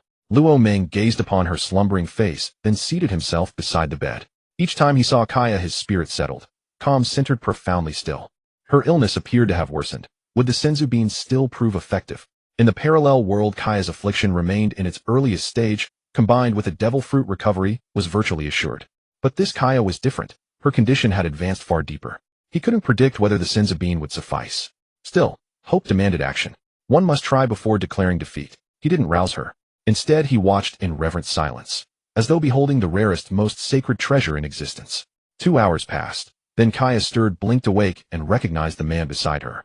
Few in the world failed to know Luo Ming's face, yet she felt no fear. His smile alone was enough to anchor her soul. What brings you all the way to the East Blue? She asked lightly, as if greeting an old friend over tea. Luo Ming tenderly brushed a stray lock from her forehead and smiled. For you. A faint flush warmed her cheeks. The first time any man had touched her so gently, and certainly the first time the world's strongest had done so. Yet doubt lingered. Have we met before? In a sense, yes. In another, no, he replied, offering an answer both truthful and elusive. Then from his system, he withdrew a senzu bean. Open your mouth. Eat this. Without thought, Kaya obeyed, her compliance as natural, as inevitable as dawn following night. The instant she swallowed it, her eyes lit with sudden brilliance. Strength flooded her limbs. Overjoyed, she leapt from the bed and spun twice across the floor. Like a woodland sprite reborn, light, radiant, unburdened. Luo Ming gazed motionlessly at her dancing, each movement a flawless, mesmerizing spectacle. After spinning for a while, Kuya finally paused. Only then did she realize he was watching, and a delicate flush rose to her cheeks. She was overjoyed, so much so that she'd forgotten someone else was in the room, lowering her head shyly, unable to meet Luo Ming's gaze. He stepped forward slowly and gently smoothed her slightly disheveled hair before saying, Shall I take you out? Kuya nodded, her face still flushed, then murmured, I need to say goodbye to my father. Of course. She hurried toward the door. She didn't even need a mirror to know how crimson her cheeks had become.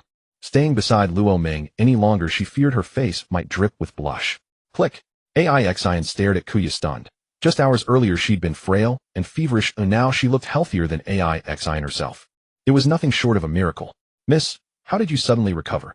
Curious and guileless, Aixian voiced her bewilderment without hesitation. Instinctively, Kuya glanced back over her shoulder.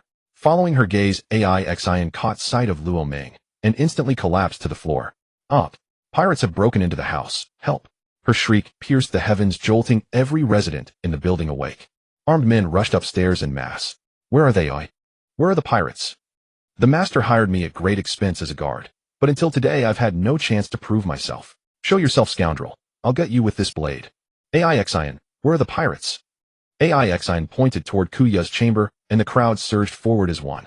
Kuya remained dazed. The sequence of events had unfolded too swiftly for her to comprehend. Before she could explain, the mob had already reached the doorway.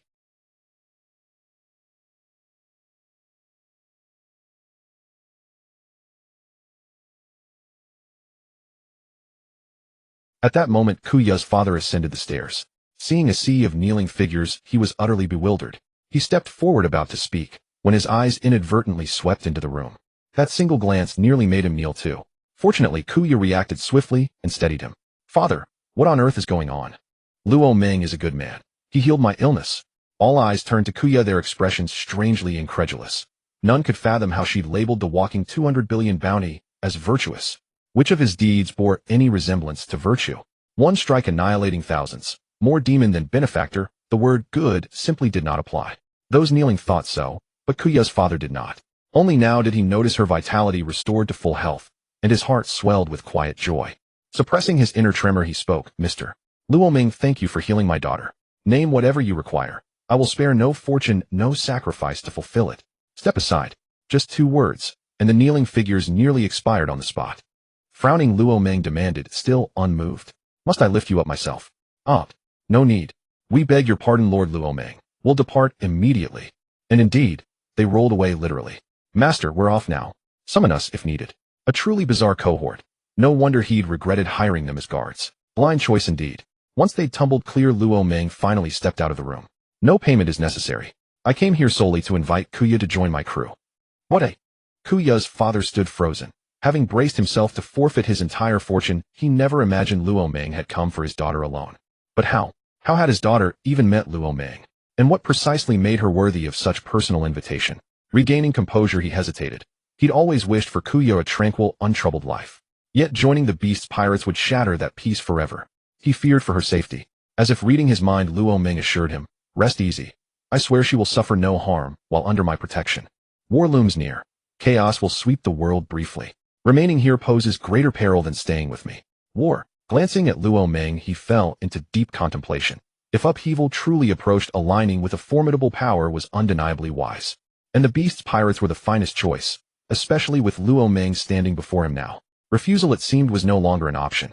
"Naturally, should Kuya join my crew, I'll relocate you all to Wano Country. There you'll remain safe, so long as the world itself does not implode." Kuya's father did not answer immediately. Instead, he turned to his daughter. "Daughter, this choice is yours alone. Join or decline. I shall not stand in your way." "I join."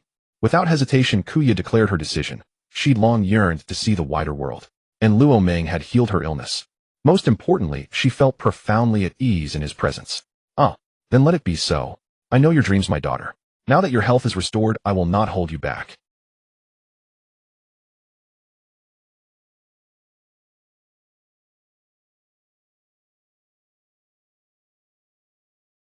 "Thank you, father." Kuya beamed, a smile radiant, pure, and unguarded. Luo Meng smiled too, no resistance, no detours, another step closer to his dream. "You won't accompany us to Wano Country?" "No. I neglected to clarify earlier, I intend to rebuild my crew, establishing our base in Amazon Lily. Wano Country holds little future for me. Amazon Lily forbids all men save myself. Thus I place you in Wano Country." Softly, Kuya added, "Luo Meng, given the sea's current perils, could you escort my father there?" He pondered. It was reasonable. To perish en route would devastate Kuya. "Very well, but I must attend urgent matters first. I'll escort your family, only your servants may remain behind. Or wait for my return, and I'll bring you all together. Servants matter little, but we possess considerable gold and jewelry. Leaving them behind feels like forfeiting wealth." "No concern. Bring forth your valuables, and I'll carry them for you." "Luo Meng, may I bring Aixine? She stands utterly alone now her family has passed. Without us, she'll have no path forward." Luo Meng stroked her hair gently. "Agreed. Kuya's word is law." After a flurry of activity, all valuable items were gathered and piled high in the hall, forming a veritable hill of wealth. Luo Meng watched, his lips twitching involuntarily. He had once seen anime depicting Kaya's family as affluent, but never imagined their fortune would be this staggering. Even this single mound of jewels alone, Luo Meng estimated at a glance, was worth at least a quarter of his own total assets. And that did not account for their steady, inexhaustible stream of income. Kaya's father truly was a prodigy of prosperity. "Lord Luo Meng, this represents precisely 1% of my family's fortune. The rest must remain to sustain our enterprises. I need not appear in person, everything can be arranged remotely by telephone." "What?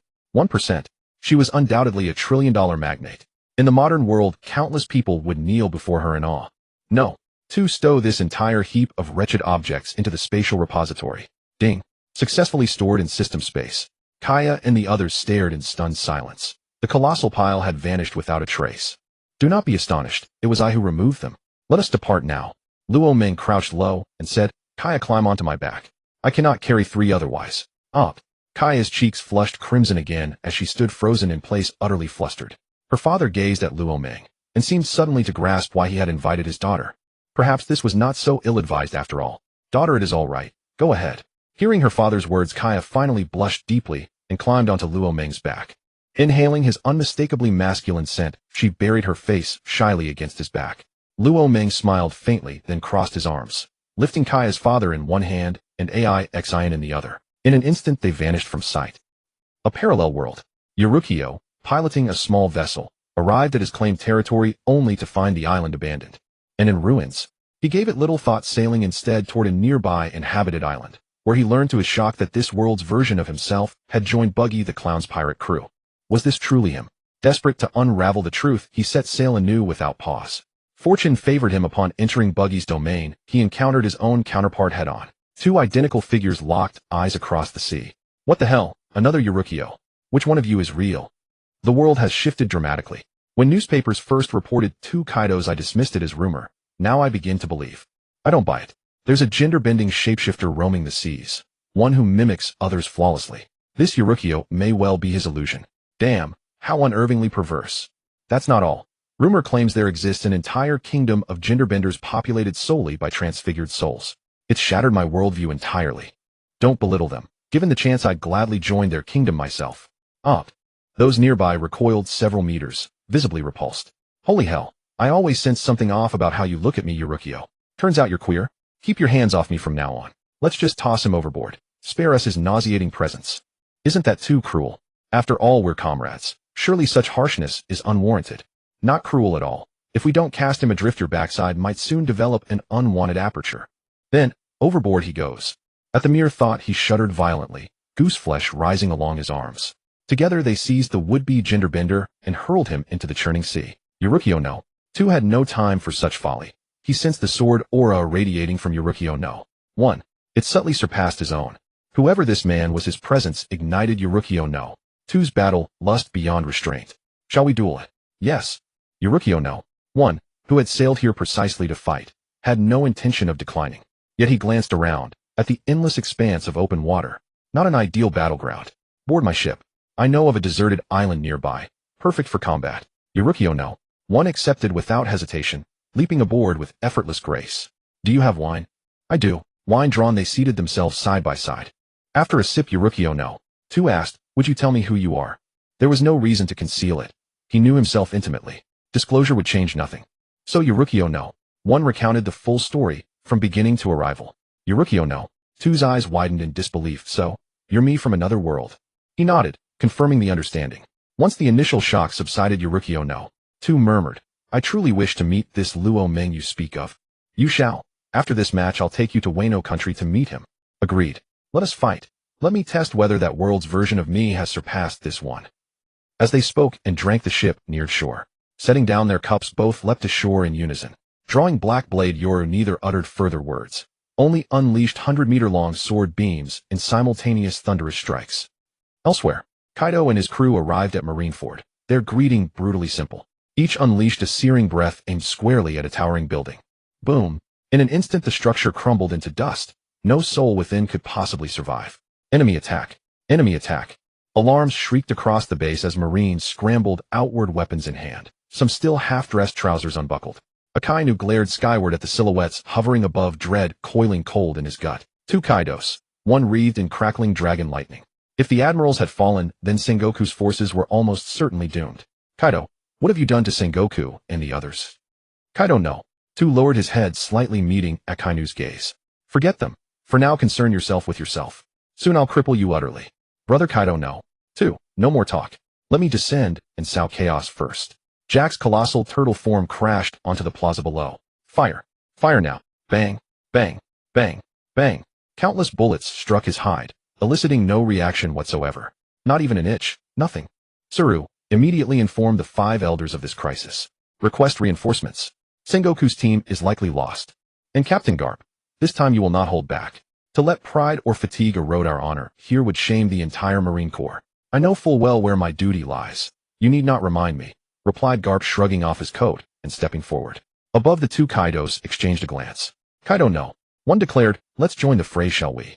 Instantly transforming into his dragon-human hybrid form, he landed near Jack, letting bullets ricochet harmlessly off his armored flesh. Shirlu could not afford such defiance. He lacked the monstrous physiology of Kaido and his kin. With a flick of his wrists, countless sword beams erupted, scattering gunners into panicked retreat, clutching their heads and fleeing for cover. A parallel dimension. Luo Meng hovered motionlessly in midair, emanating an aura both formidable and enigmatic. Behind him, Kuya clung tightly to his back, her exquisite features alight with exhilaration and trepidation. Sunlight bathed them, casting their silhouettes upon the air. Kuya wore a flowing white gown, her figure graceful and ethereal, like a celestial maiden descended from heaven. Her skin was snow-pale and silken smooth, radiating a soft, captivating luster. Her gaze brimmed with fascination for Luo Meng. In him, she perceived wonders beyond measure. After delivering Kuya's father to the land of harmony, Luo Meng had brought her here, to this very dimension. It was the same timeline where he had first met Kuya, yet 5 years further along. Luo Meng, is this truly the other world you once spoke of? Kuya gazed upon the unfamiliar yet wondrous landscape before her, her heart swelling with indescribable excitement.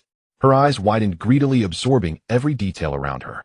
The sky above was a flawless azure, clouds drifted weightlessly in the air. She even reached out to touch one, only to find it insubstantial.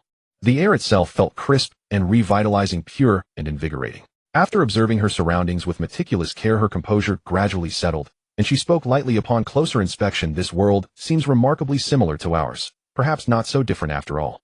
Her gaze swept slowly across the horizon, thoughtful and searching, as if striving to discern the subtlest divergences between the two realms, and simultaneously attempting to grasp the logic and laws governing this alien world. Luo Meng glanced back over his shoulder at Kuya, clinging to him, a faint relaxed smile curving his lips. Truthfully, these two worlds are fundamentally identical.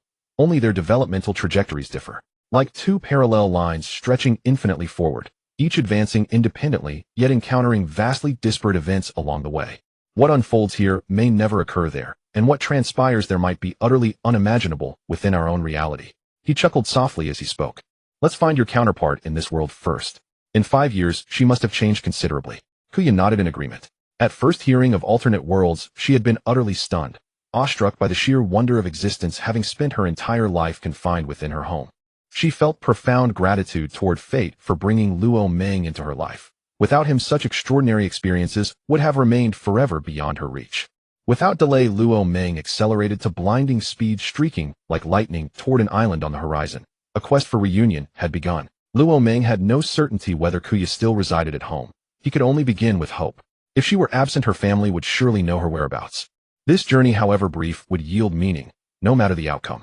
Inside Kuya's home, her father sat in the courtyard sipping tea, his mood unusually buoyant. Having just earned billions, he had become fabulously wealthy. Whoosh! Clang! A sudden apparition startled him. Yet as he rose and looked, his expression swiftly brightened with delight. Daughter, what brings you home? Weren't you off in the new world? Then turning to Luo Meng, he added warmly, so, you found her at last. Mr. Luo Meng, 5 years since we last met. How have you fared? From those few words alone, Luo Meng instantly grasped the situation.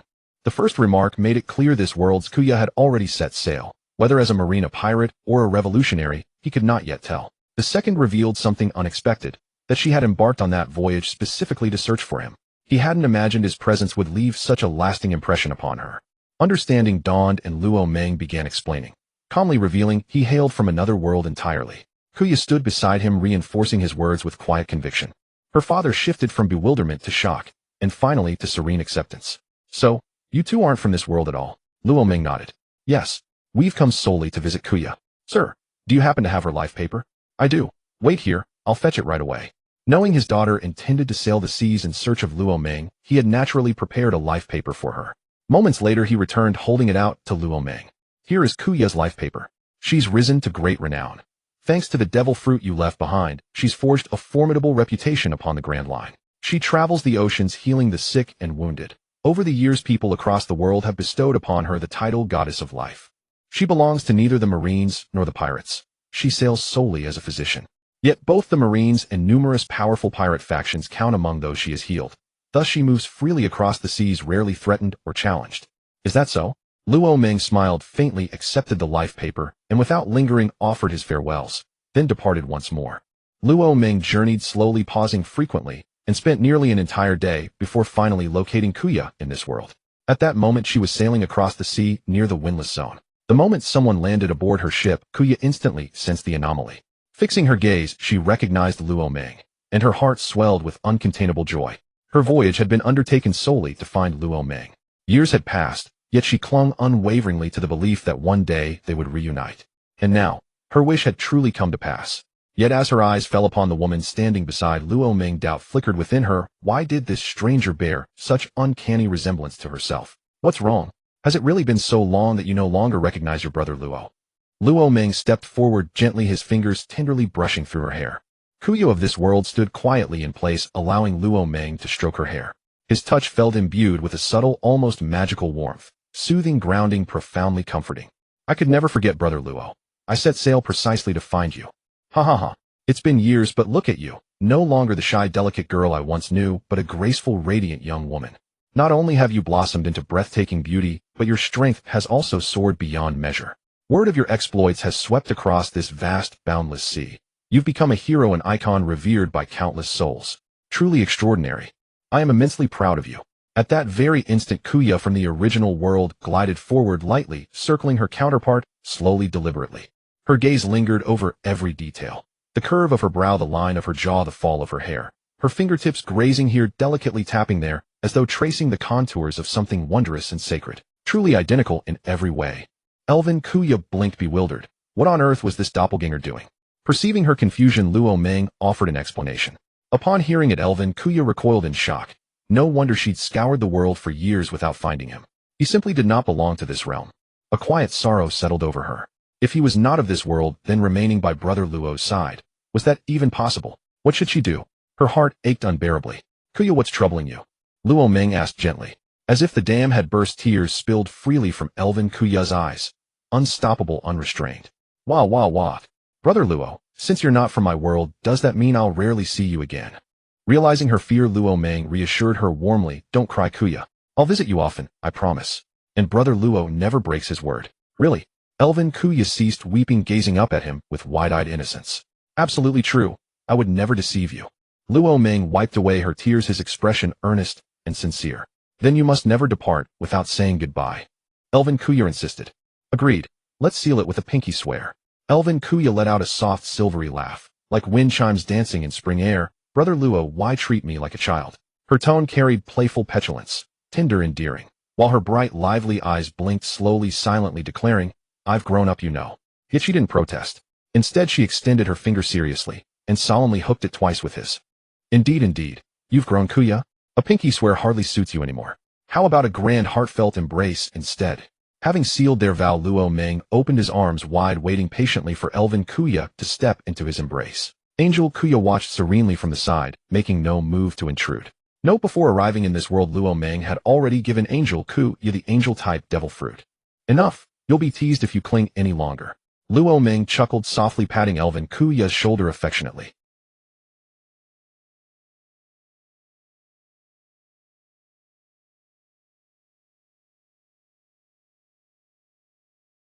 At last Luo Meng turned his attention to the ship, where a crew of luminous green figures moved purposefully about their tasks.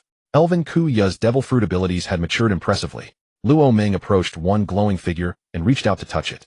It possessed tangible texture and emitted a gentle, soothing aura. Clearly the elven fruit leaned toward healing, but whether it held offensive capability remained unknown. She turned back, smiling sweetly. Brother Luo, my armament haki is still nascent, only at the beginner stage, but my observation haki has advanced to the point of foreseeing the future.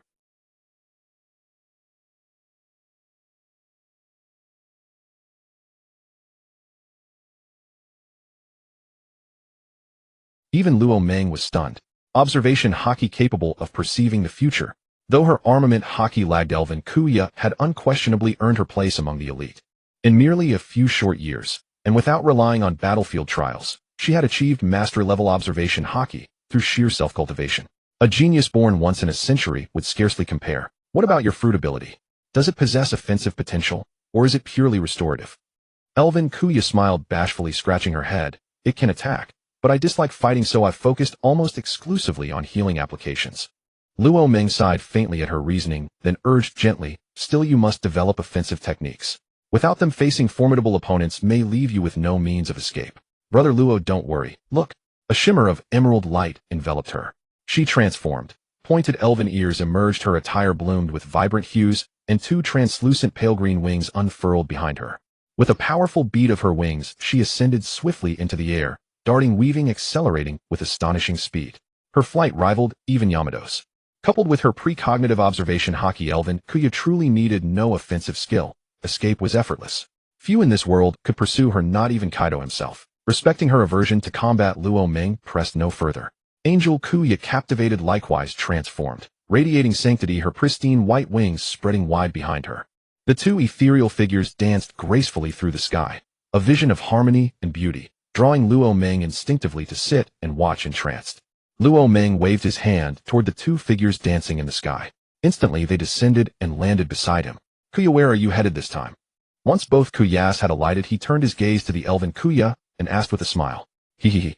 Brother Luo Ming, I've been invited by the Marines to treat a rear admiral in Marineford. After circling him once, the elven Kuya replied with a chuckle. Luo Ming stared at her in genuine surprise. She'd truly risen to remarkable heights. According to her father, she now commanded influence across both lawful and outlaw circles. Countless individuals owed her favors. We'll accompany you. Very well. Brother Luo Ming, are you hungry? I'll prepare something for you. The elven Kuya asked. Luo Ming shook his head. Do you have wine? Bring me a bottle. I'll skip the meal. We just ate not long ago, and I'm hardly famished. Wine? Yes, I've several bottles, all gifts from others. Since I don't drink much, they've been stored in the cabin. Wait just a moment. I'll fetch one for you right away. With that, she darted into the cabin and returned shortly holding 2 bottles. 2 bottles of red wine.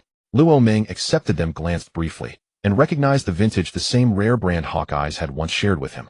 Uncapping one, he took a sip. The flavor was rich yet refined, neither overpowering nor harsh.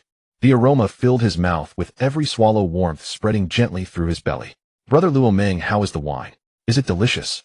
The elven Kuya asked eagerly. Not bad. Your benefactor clearly possesses excellent taste.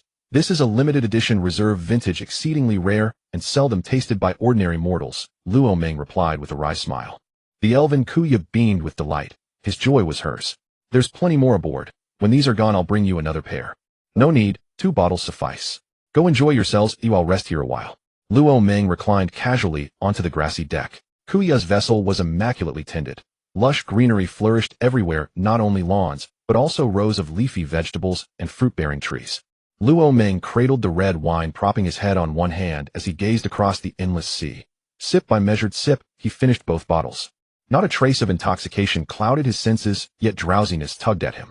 Lying back upon the soft grass, arms folded beneath his head, he drifted into slumber. Seeing this, the 2 Kuyas instantly lowered their voices to whispers, tiptoeing lest they disturb his peaceful repose. Has Dr. Kuya still not arrived? How many days has it been already?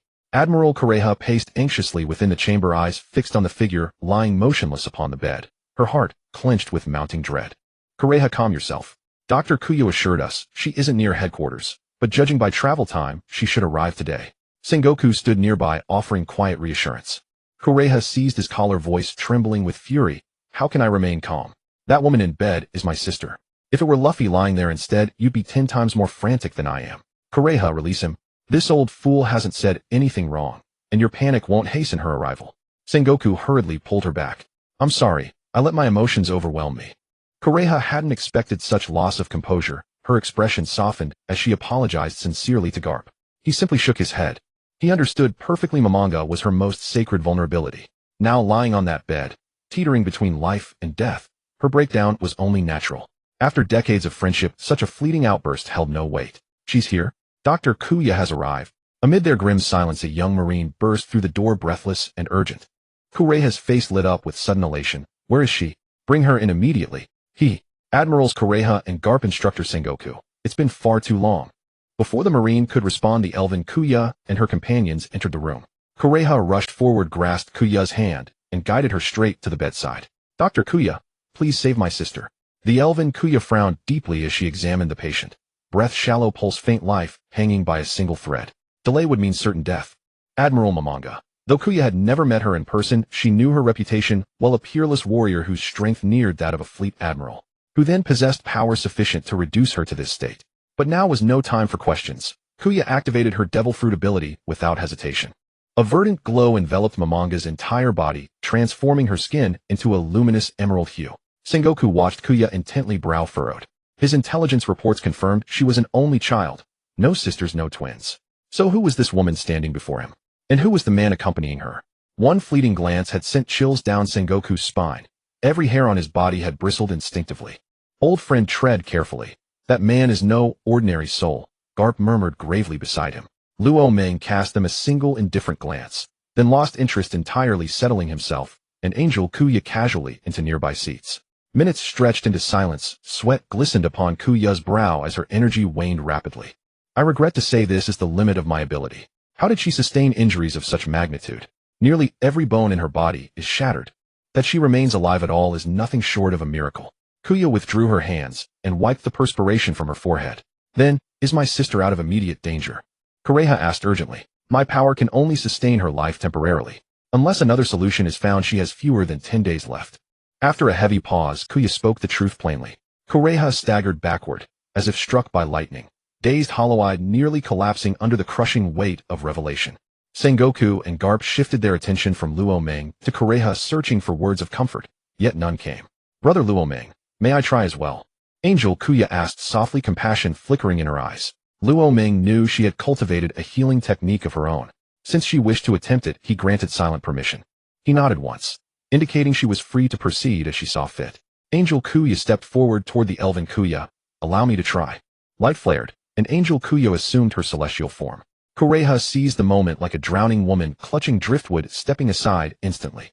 Garp and Sengoku followed suit, but their eyes remained locked upon her unblinking. Another unprecedented devil fruit, like Kuya's never before witnessed across the Grand Line. Regardless of their speculation, Angel Kuya folded her hands reverently, then opened them wide. A radiant orb of holy light hovering serenely above her palms. Angel's blessing. In an instant, the sanctified radiance flowed into Momonga's body, and even in unconsciousness, she sighed aloud in blissful relief. Witnessing this, the elven Kuya renewed her own efforts, white and green energies intertwining seamlessly. Momonga's pallor receded, visibly, color returning to her cheeks, as if dawn broke anew upon her face. Done. Exhausted, the elven Kuya lowered her trembling hands. Her bones are fully restored. She is no longer in mortal peril. She hadn't anticipated that Angel Kuya's divine ability could re-knit shattered bone. Only when fused with her own life-restoring essence did salvation become possible. And thus Momonga's life was saved. Upon learning that his younger sister was out of mortal danger, Admiral Kaku immediately bowed deeply to the two Kayas. Elven healer Kaya smiled and gently waved her hand.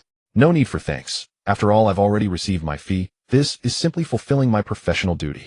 Only after confirming his sister's safety did a faint smile finally appear at the corner of Admiral Kaku's lips. It's different. The modest sum Dr.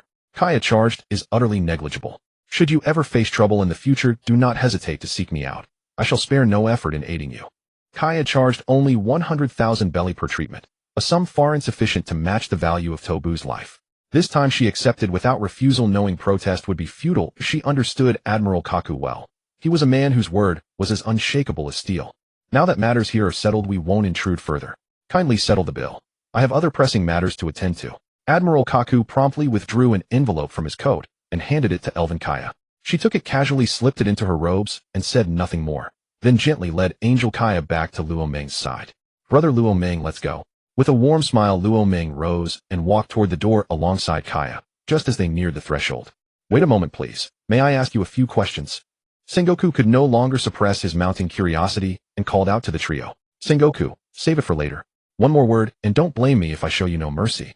Admiral Kaku roared. She knew precisely what he wished to ask, yet this moment was profoundly ill-timed.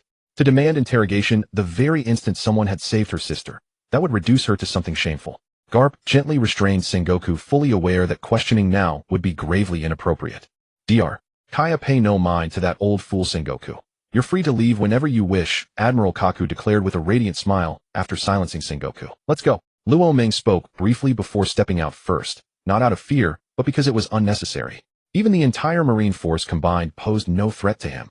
Yet he remained uneasy about Elven Kaya's safety. He could slaughter every Marine and depart without consequence, but Im remains. And so long as Im lives, Kaya remains in peril. He could not take her back to his native world. Instead, he resolved to return only when strong enough to slay Im. Then cleanse this world entirely and forge for her a realm of lasting peace. Thereafter Luo Ming accompanied her across the open sea for 10 days straight, until with profound reluctance on Kaya's part, he finally departed.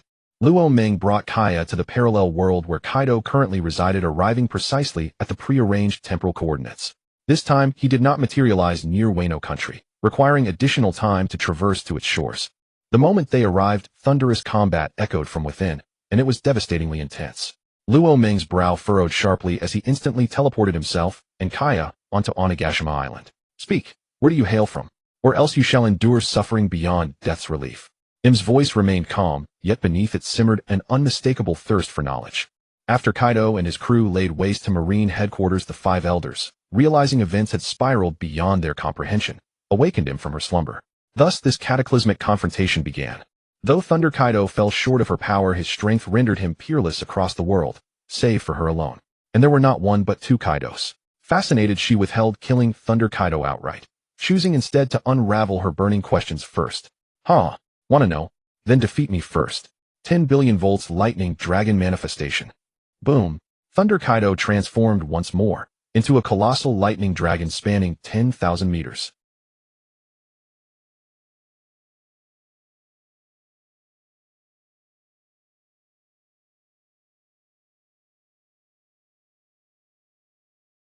Unfathomably powerful.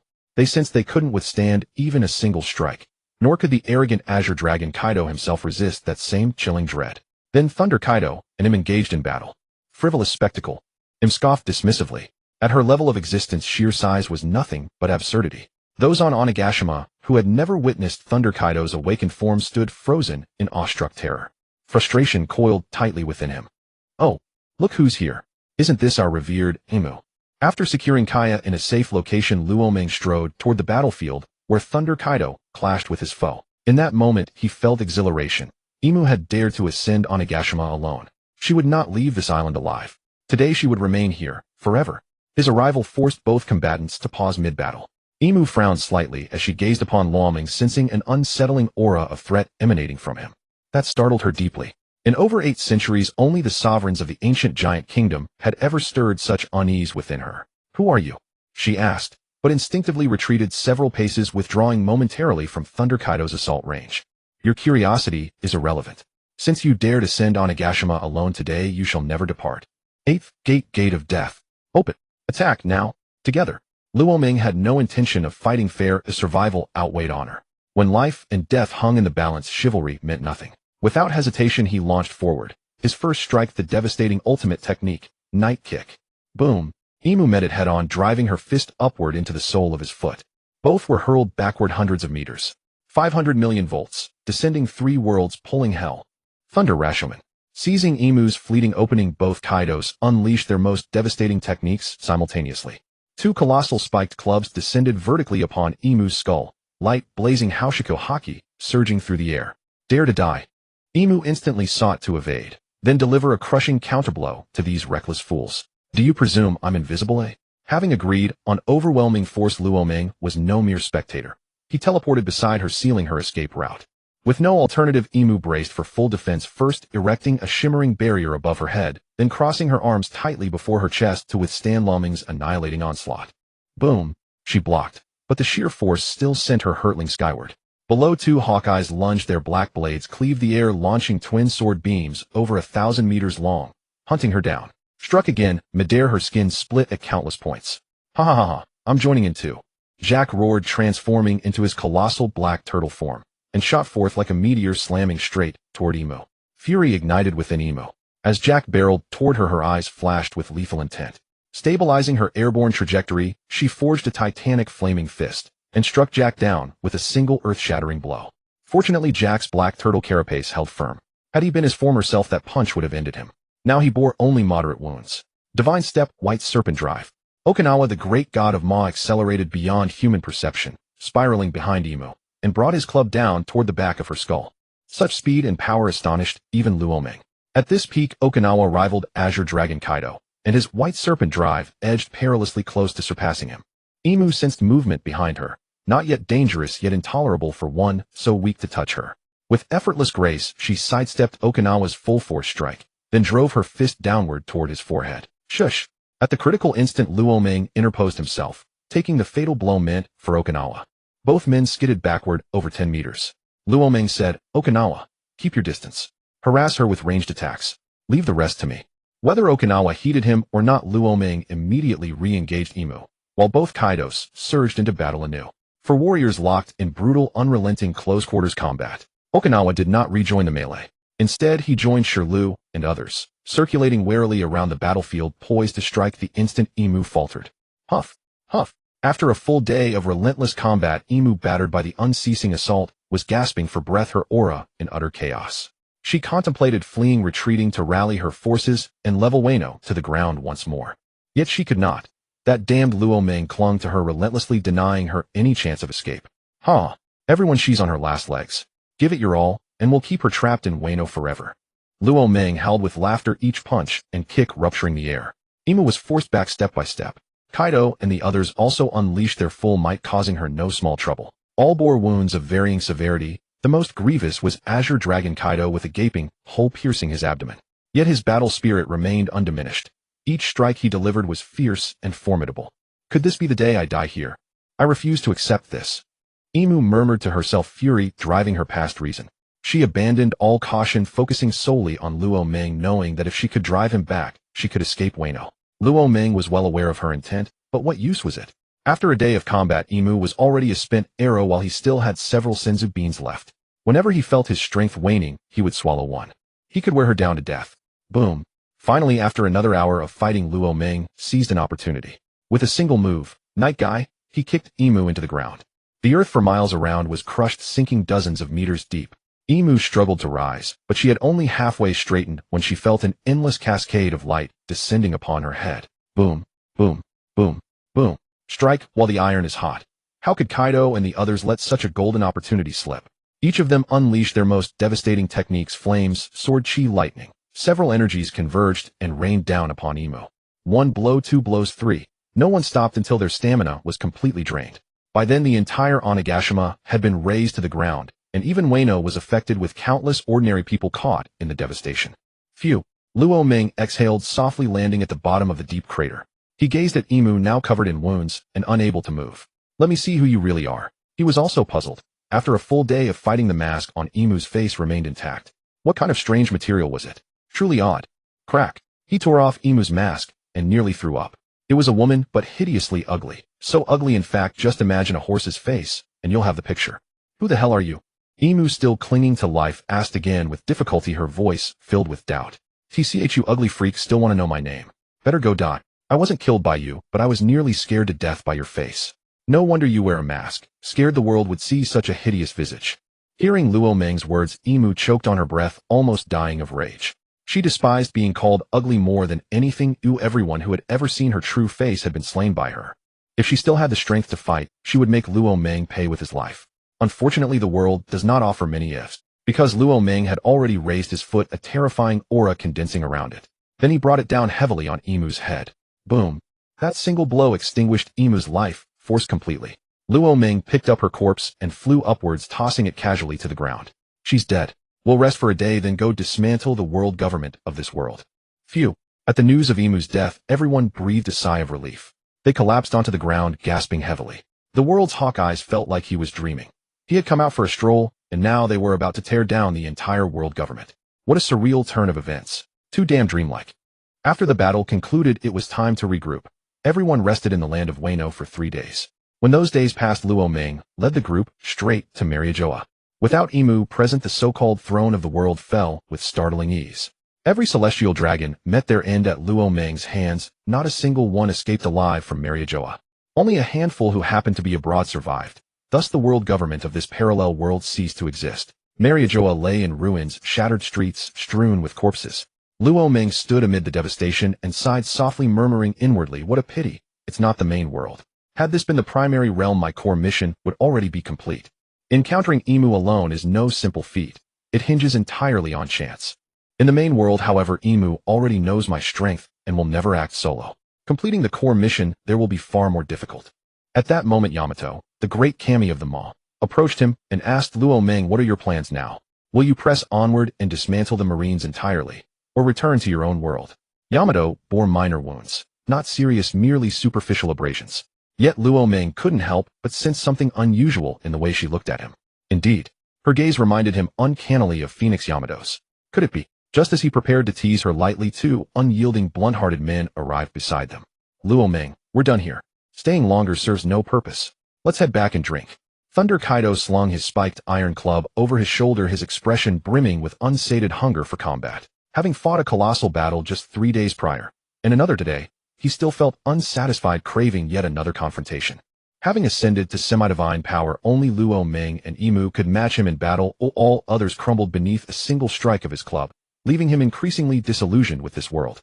Thunder Kaido mused inwardly, I'll go back and resume my suicide quest. Luo Ming shot him an exasperated glare, just as he'd begun contemplating courting this world's daughter. Their timing couldn't have been worse. Couldn't they have delayed their arrival by even a few minutes? Though he voiced none of this aloud, Luo Ming surveyed the shattered battlefield and decided there was no further reason to remain. Very well, we'll return to the land of Wano. We'll rest a few days before heading back to our world. Without hesitation, Luo Ming took flight, first Yamato soaring beside him, while Kaido and the others followed closely behind. Jack transformed into his black turtle form, with 3 figures standing upon his broad back: Hawkeye's Shiryu and another warrior, each radiating palpable sword intent toward one another. You 3 had better not start fighting on my back, or I'll toss you all into the sea. Jack sensed tension rising and hastily interjected. If you must fight, wait until we reach Wano. Then I'll stand still and let you strike me as you please. His words worked. All 3 immediately suppressed their sword aura. Yet their expressions remained grim, not because Jack had intervened, but because his final remarks stirred memories of an incident 2 days prior. It had been utterly humiliating. Jack in his black turtle form had withdrawn entirely into his shell, unreachable. From dawn until noon, the trio hacked relentlessly at him, yet not a single hair nor scale was harmed. Not even his shell bore so much as a scratch. Worse still, Jack had mocked them incessantly from within, taunting, biting, relentless. His insults grew so scathing that even Hawkeye's lost composure, yet nothing they tried could pierce his defense. Now faced with Jack's renewed challenge, the 3 stood speechless, unsure how to respond. Except, they'd fight in frustration. Refuse. Their pride would suffer. After a long silence, they chose neither, opting instead for stoic silence, neither agreeing nor declining. After returning to the land of Wano, the group celebrated for 3 consecutive days, reveling in joy. On this day, Luo Ming and the others finally had to return. After bidding farewell to everyone, they brought Kaido and his crew back to their original world. Whoosh! The land of Wano remained unchanged, the only difference being that the spatial rift in the sky had completely sealed. Luo Ming stood on the ground, stretching his arms. After several days of hard work, he had also been drinking for days. He was somewhat tired. Brother Kaido, I'm going back to sleep for a while. Go ahead. Kaido waved his hand dismissively. Kaya stepped forward, taking Luo Ming's arm, and said with a smile, Luo Ming, I'm going to see my father first. All right, just do your own thing. In the land of Wano, you don't need to worry about danger. I know. Kaya gently kissed him on the cheek. In these days, although they hadn't crossed that line, kissing was frequent. Then the group began to separate. Kaya transformed into her angel form and flew into the land of Wano, as her father was now living in the flower capital. Kaido and Jack and the others headed toward Onigashima, wanting to go back and drink again. Luo Ming used teleportation to return to Da. He's room, collapsed onto the bed and soon fell into a deep sleep. Molly Xiaoya. Imu was in her room, her chest heaving slightly as streams of energy entered her body. Luo Ming's strength made her feel a sense of oppression, as she understood that if she couldn't make further progress in the next battle, she might be defeated. After all, Luo Ming's strength had grown too fast. She had only seen him twice. The first time she saw him, he was still a slightly bigger small fry. When they met again, his strength had become a towering tree. The power that had taken her hundreds of years to achieve, he had attained in a short time. This inevitably made her feel fear. However, Imu was somewhat helpless. After reaching her level of power, it was extremely difficult to take another step forward. For 200 years, she had been absorbing the energy of the Earth's core every moment, but the gains were very meager. Her strength had only improved a little, far from being able to massively increase her combat power. Thinking this, she stopped absorbing energy, opened the door, and walked out. Her gaze turned to the Whitebeard pirates. A few days ago, they had obtained the pendant from Jean. After Lu Fei put it on, he indeed regained his sanity. However, the style had completely changed. At this moment, Lu Fei's body was radiating a faint Buddhist light with a compassionate expression. Lu Fei, are you really sure you don't want to be a pirate anymore? A stood beside him, looking very helpless. This Lu Fei was completely different from the one he knew. However, compared to losing his life, this was already the best outcome. I see, I have decided to give up the position of a pirate. For the rest of my life, I plan to save all sentient beings and make the world free from suffering. Lu Fei said this with a very calm expression. His dreams had been cast far away. What about your crew? What will they do? Lu Fei looked at the sky as a gentle breeze lifted his hair slightly. It's not a conflict. They have their own dreams. I will find them and set sail again. Only my dream has changed. AIC sighed. As long as you figured it out, that's fine. Whatever you want to do, I'll support you. AIC, would you like to join my cause of saving sentient beings? The world is full of suffering. We should accomplish something great. Lu Fei still wanted to persuade AIC to join. But how could that be? After all they had been through, Whitebeard decided to disband the Whitebeard pirates, and AIC intended to stay by Whitebeard's side. A family should be complete, not a single one can be missing. Luo Ming awoke at dawn, rising from his bed with a languid stretch. He then stepped out of his room and made his way to the conference hall, where he often drank, only to find Kaido and others gathered in a tight circle intently examining something. Curiosity stirred within him. Friends, why aren't you drinking at this hour? What on earth are you staring at? Luo Ming called out from behind. Luo Ming, you're here? Come quickly, take a look at this. It flew out of a spatial rift. I can't identify it. Jean swiftly ushered Luo Ming into the circle. At first Luo Ming regarded the machine before him with mild bewilderment, until his gaze fell upon the inscription etched upon its surface. His pupils contracted sharply like needles piercing the dark. What the hell? What the hell? A coarse exclamation burst from his lips, raw with shock. Kaido, observing Luo Ming's stunned expression, instantly deduced he recognized the device. Luo Ming, do you know what this thing does? Without waiting for an answer, Luo Ming waved his hand for silence and stepped forward, scrutinizing the machine with meticulous care. There, boldly emblazoned across its surface, read the words, nuclear missile launcher. A jolt of disbelief surged through him. This ultimate weapon had appeared. If someone from a parallel world possessed such power, how could they possibly have been forced into a mutual annihilation with him? Could him withstand the destructive force of a nuclear detonation? Impossible. Even Luo Ming himself harbored no confidence in surviving such a blast. Him certainly could not. Only one explanation remained plausible: the missile had indeed been launched, but I'm sensing its approach had evacuated the blast radius in advance. Yet the five elders lacked the capability to evade it. Now that he held this ultimate weapon in his hands, why wait for strength to accumulate? Fire it now? Even if I'm somehow escaped, they would simply mount another coordinated assault. This time, she would die for certain. His main quest would finally be fulfilled. Realization dawning, Luo Ming broke into a triumphant smile. Comrades, the final battle begins. Are you ready? Kaido and the others erupted with exhilaration. Their warrior instincts flared to life, long starved for combat. We've been ready all along. Luo Ming, tell us, when do we storm the world government? Not yet. Let me gather everyone first. With those words, Luo Ming vanished in an instant, teleporting away from Onigashima to retrieve Yamato and the others. He would also summon Dragon and Whitebeard. For the final confrontation, absolute preparation was essential. Half a month passed. Within Wano Country, multiple factions converged. Dragon led the entire revolutionary army into action. Whitebeard had intended to come alone, but Ace and the others insisted on joining him, leaving him no choice. Thus the Whitebeard pirates mobilized en masse. All eyes now turned toward Luo Ming, standing on the shore. He stood before the nuclear launch system, its interface sophisticated, even incorporating a precision targeting array. It could pinpoint any location within the One Piece world, enabling surgical strikes. Though only a single warhead remained, it was more than sufficient. One detonation would reduce Mary Geos to ash. His gaze settled upon the crimson activation button at the device's center. A sly, chilling smile curled his lips, and with deliberate force he pressed it down. Boom! The missile soared skyward, a blazing meteor carving a luminous trail across the heavens toward its target. The celestial dragons remained blissfully unaware, indulging in decadent revelry, oblivious to the Reaper descending upon them. Boom! Without question, the warhead struck its mark, unleashing a searing, blinding flash. A colossal mushroom cloud billowed upward. As the smoke dispersed, Mary Geos had vanished, erased utterly from the face of the world by the nuclear cataclysm. That ill-fated sovereign failed to escape. Absorbing geothermal energy, her focus had drifted, leaving her unprepared for the sudden terminal threat. Luo Ming then led his forces in dismantling the world government entirely. The Marines surrendered en masse, Sengoku and his peers withdrew into quiet retirement. Sovereignty passed to the revolutionary army. Luo Ming had no desire to rule the world. He preferred a life of joy and peace with Kaya and the others. Naturally, Wano Country and the Kingdom of Women remained outside the revolutionary army's jurisdiction. Yet after toppling the celestial dragons, his main quest remained incomplete. After deep reflection, Luo Ming realized one fugitive had slipped through the net. Doflamingo. With a casual gesture, he erased him. Instantly, a system chime resonated in his mind. Ding. Congratulations, host. You have completed your primary quest. Reward granted: ascension to the sovereign realm. It has been an honor serving alongside you. This system now departs. As the sovereign realm's power flooded his being, Luo Ming felt omnipotent, capable of obliterating this entire world with a single thought. Hearing the system's farewell, he smiled faintly. Leaving so soon, he reached out and seized the shimmering light, attempting to flee his body.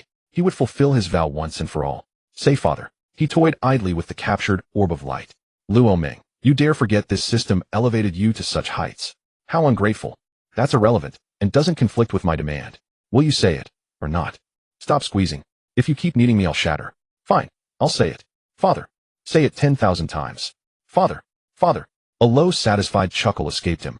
His heart swelled with triumph. At last his title was rightfully affirmed. Then with a mere flick of his hand, Kaya from a parallel timeline, and Yamato, the great god of them all, materialized before him. Reaching the sovereign realm rendered interdimensional retrieval effortless. Thus began Luo Ming's unapologetically blissful life, free of shame, brimming with joy. And so concludes this tale, its narrative having grown too unruly to sustain further.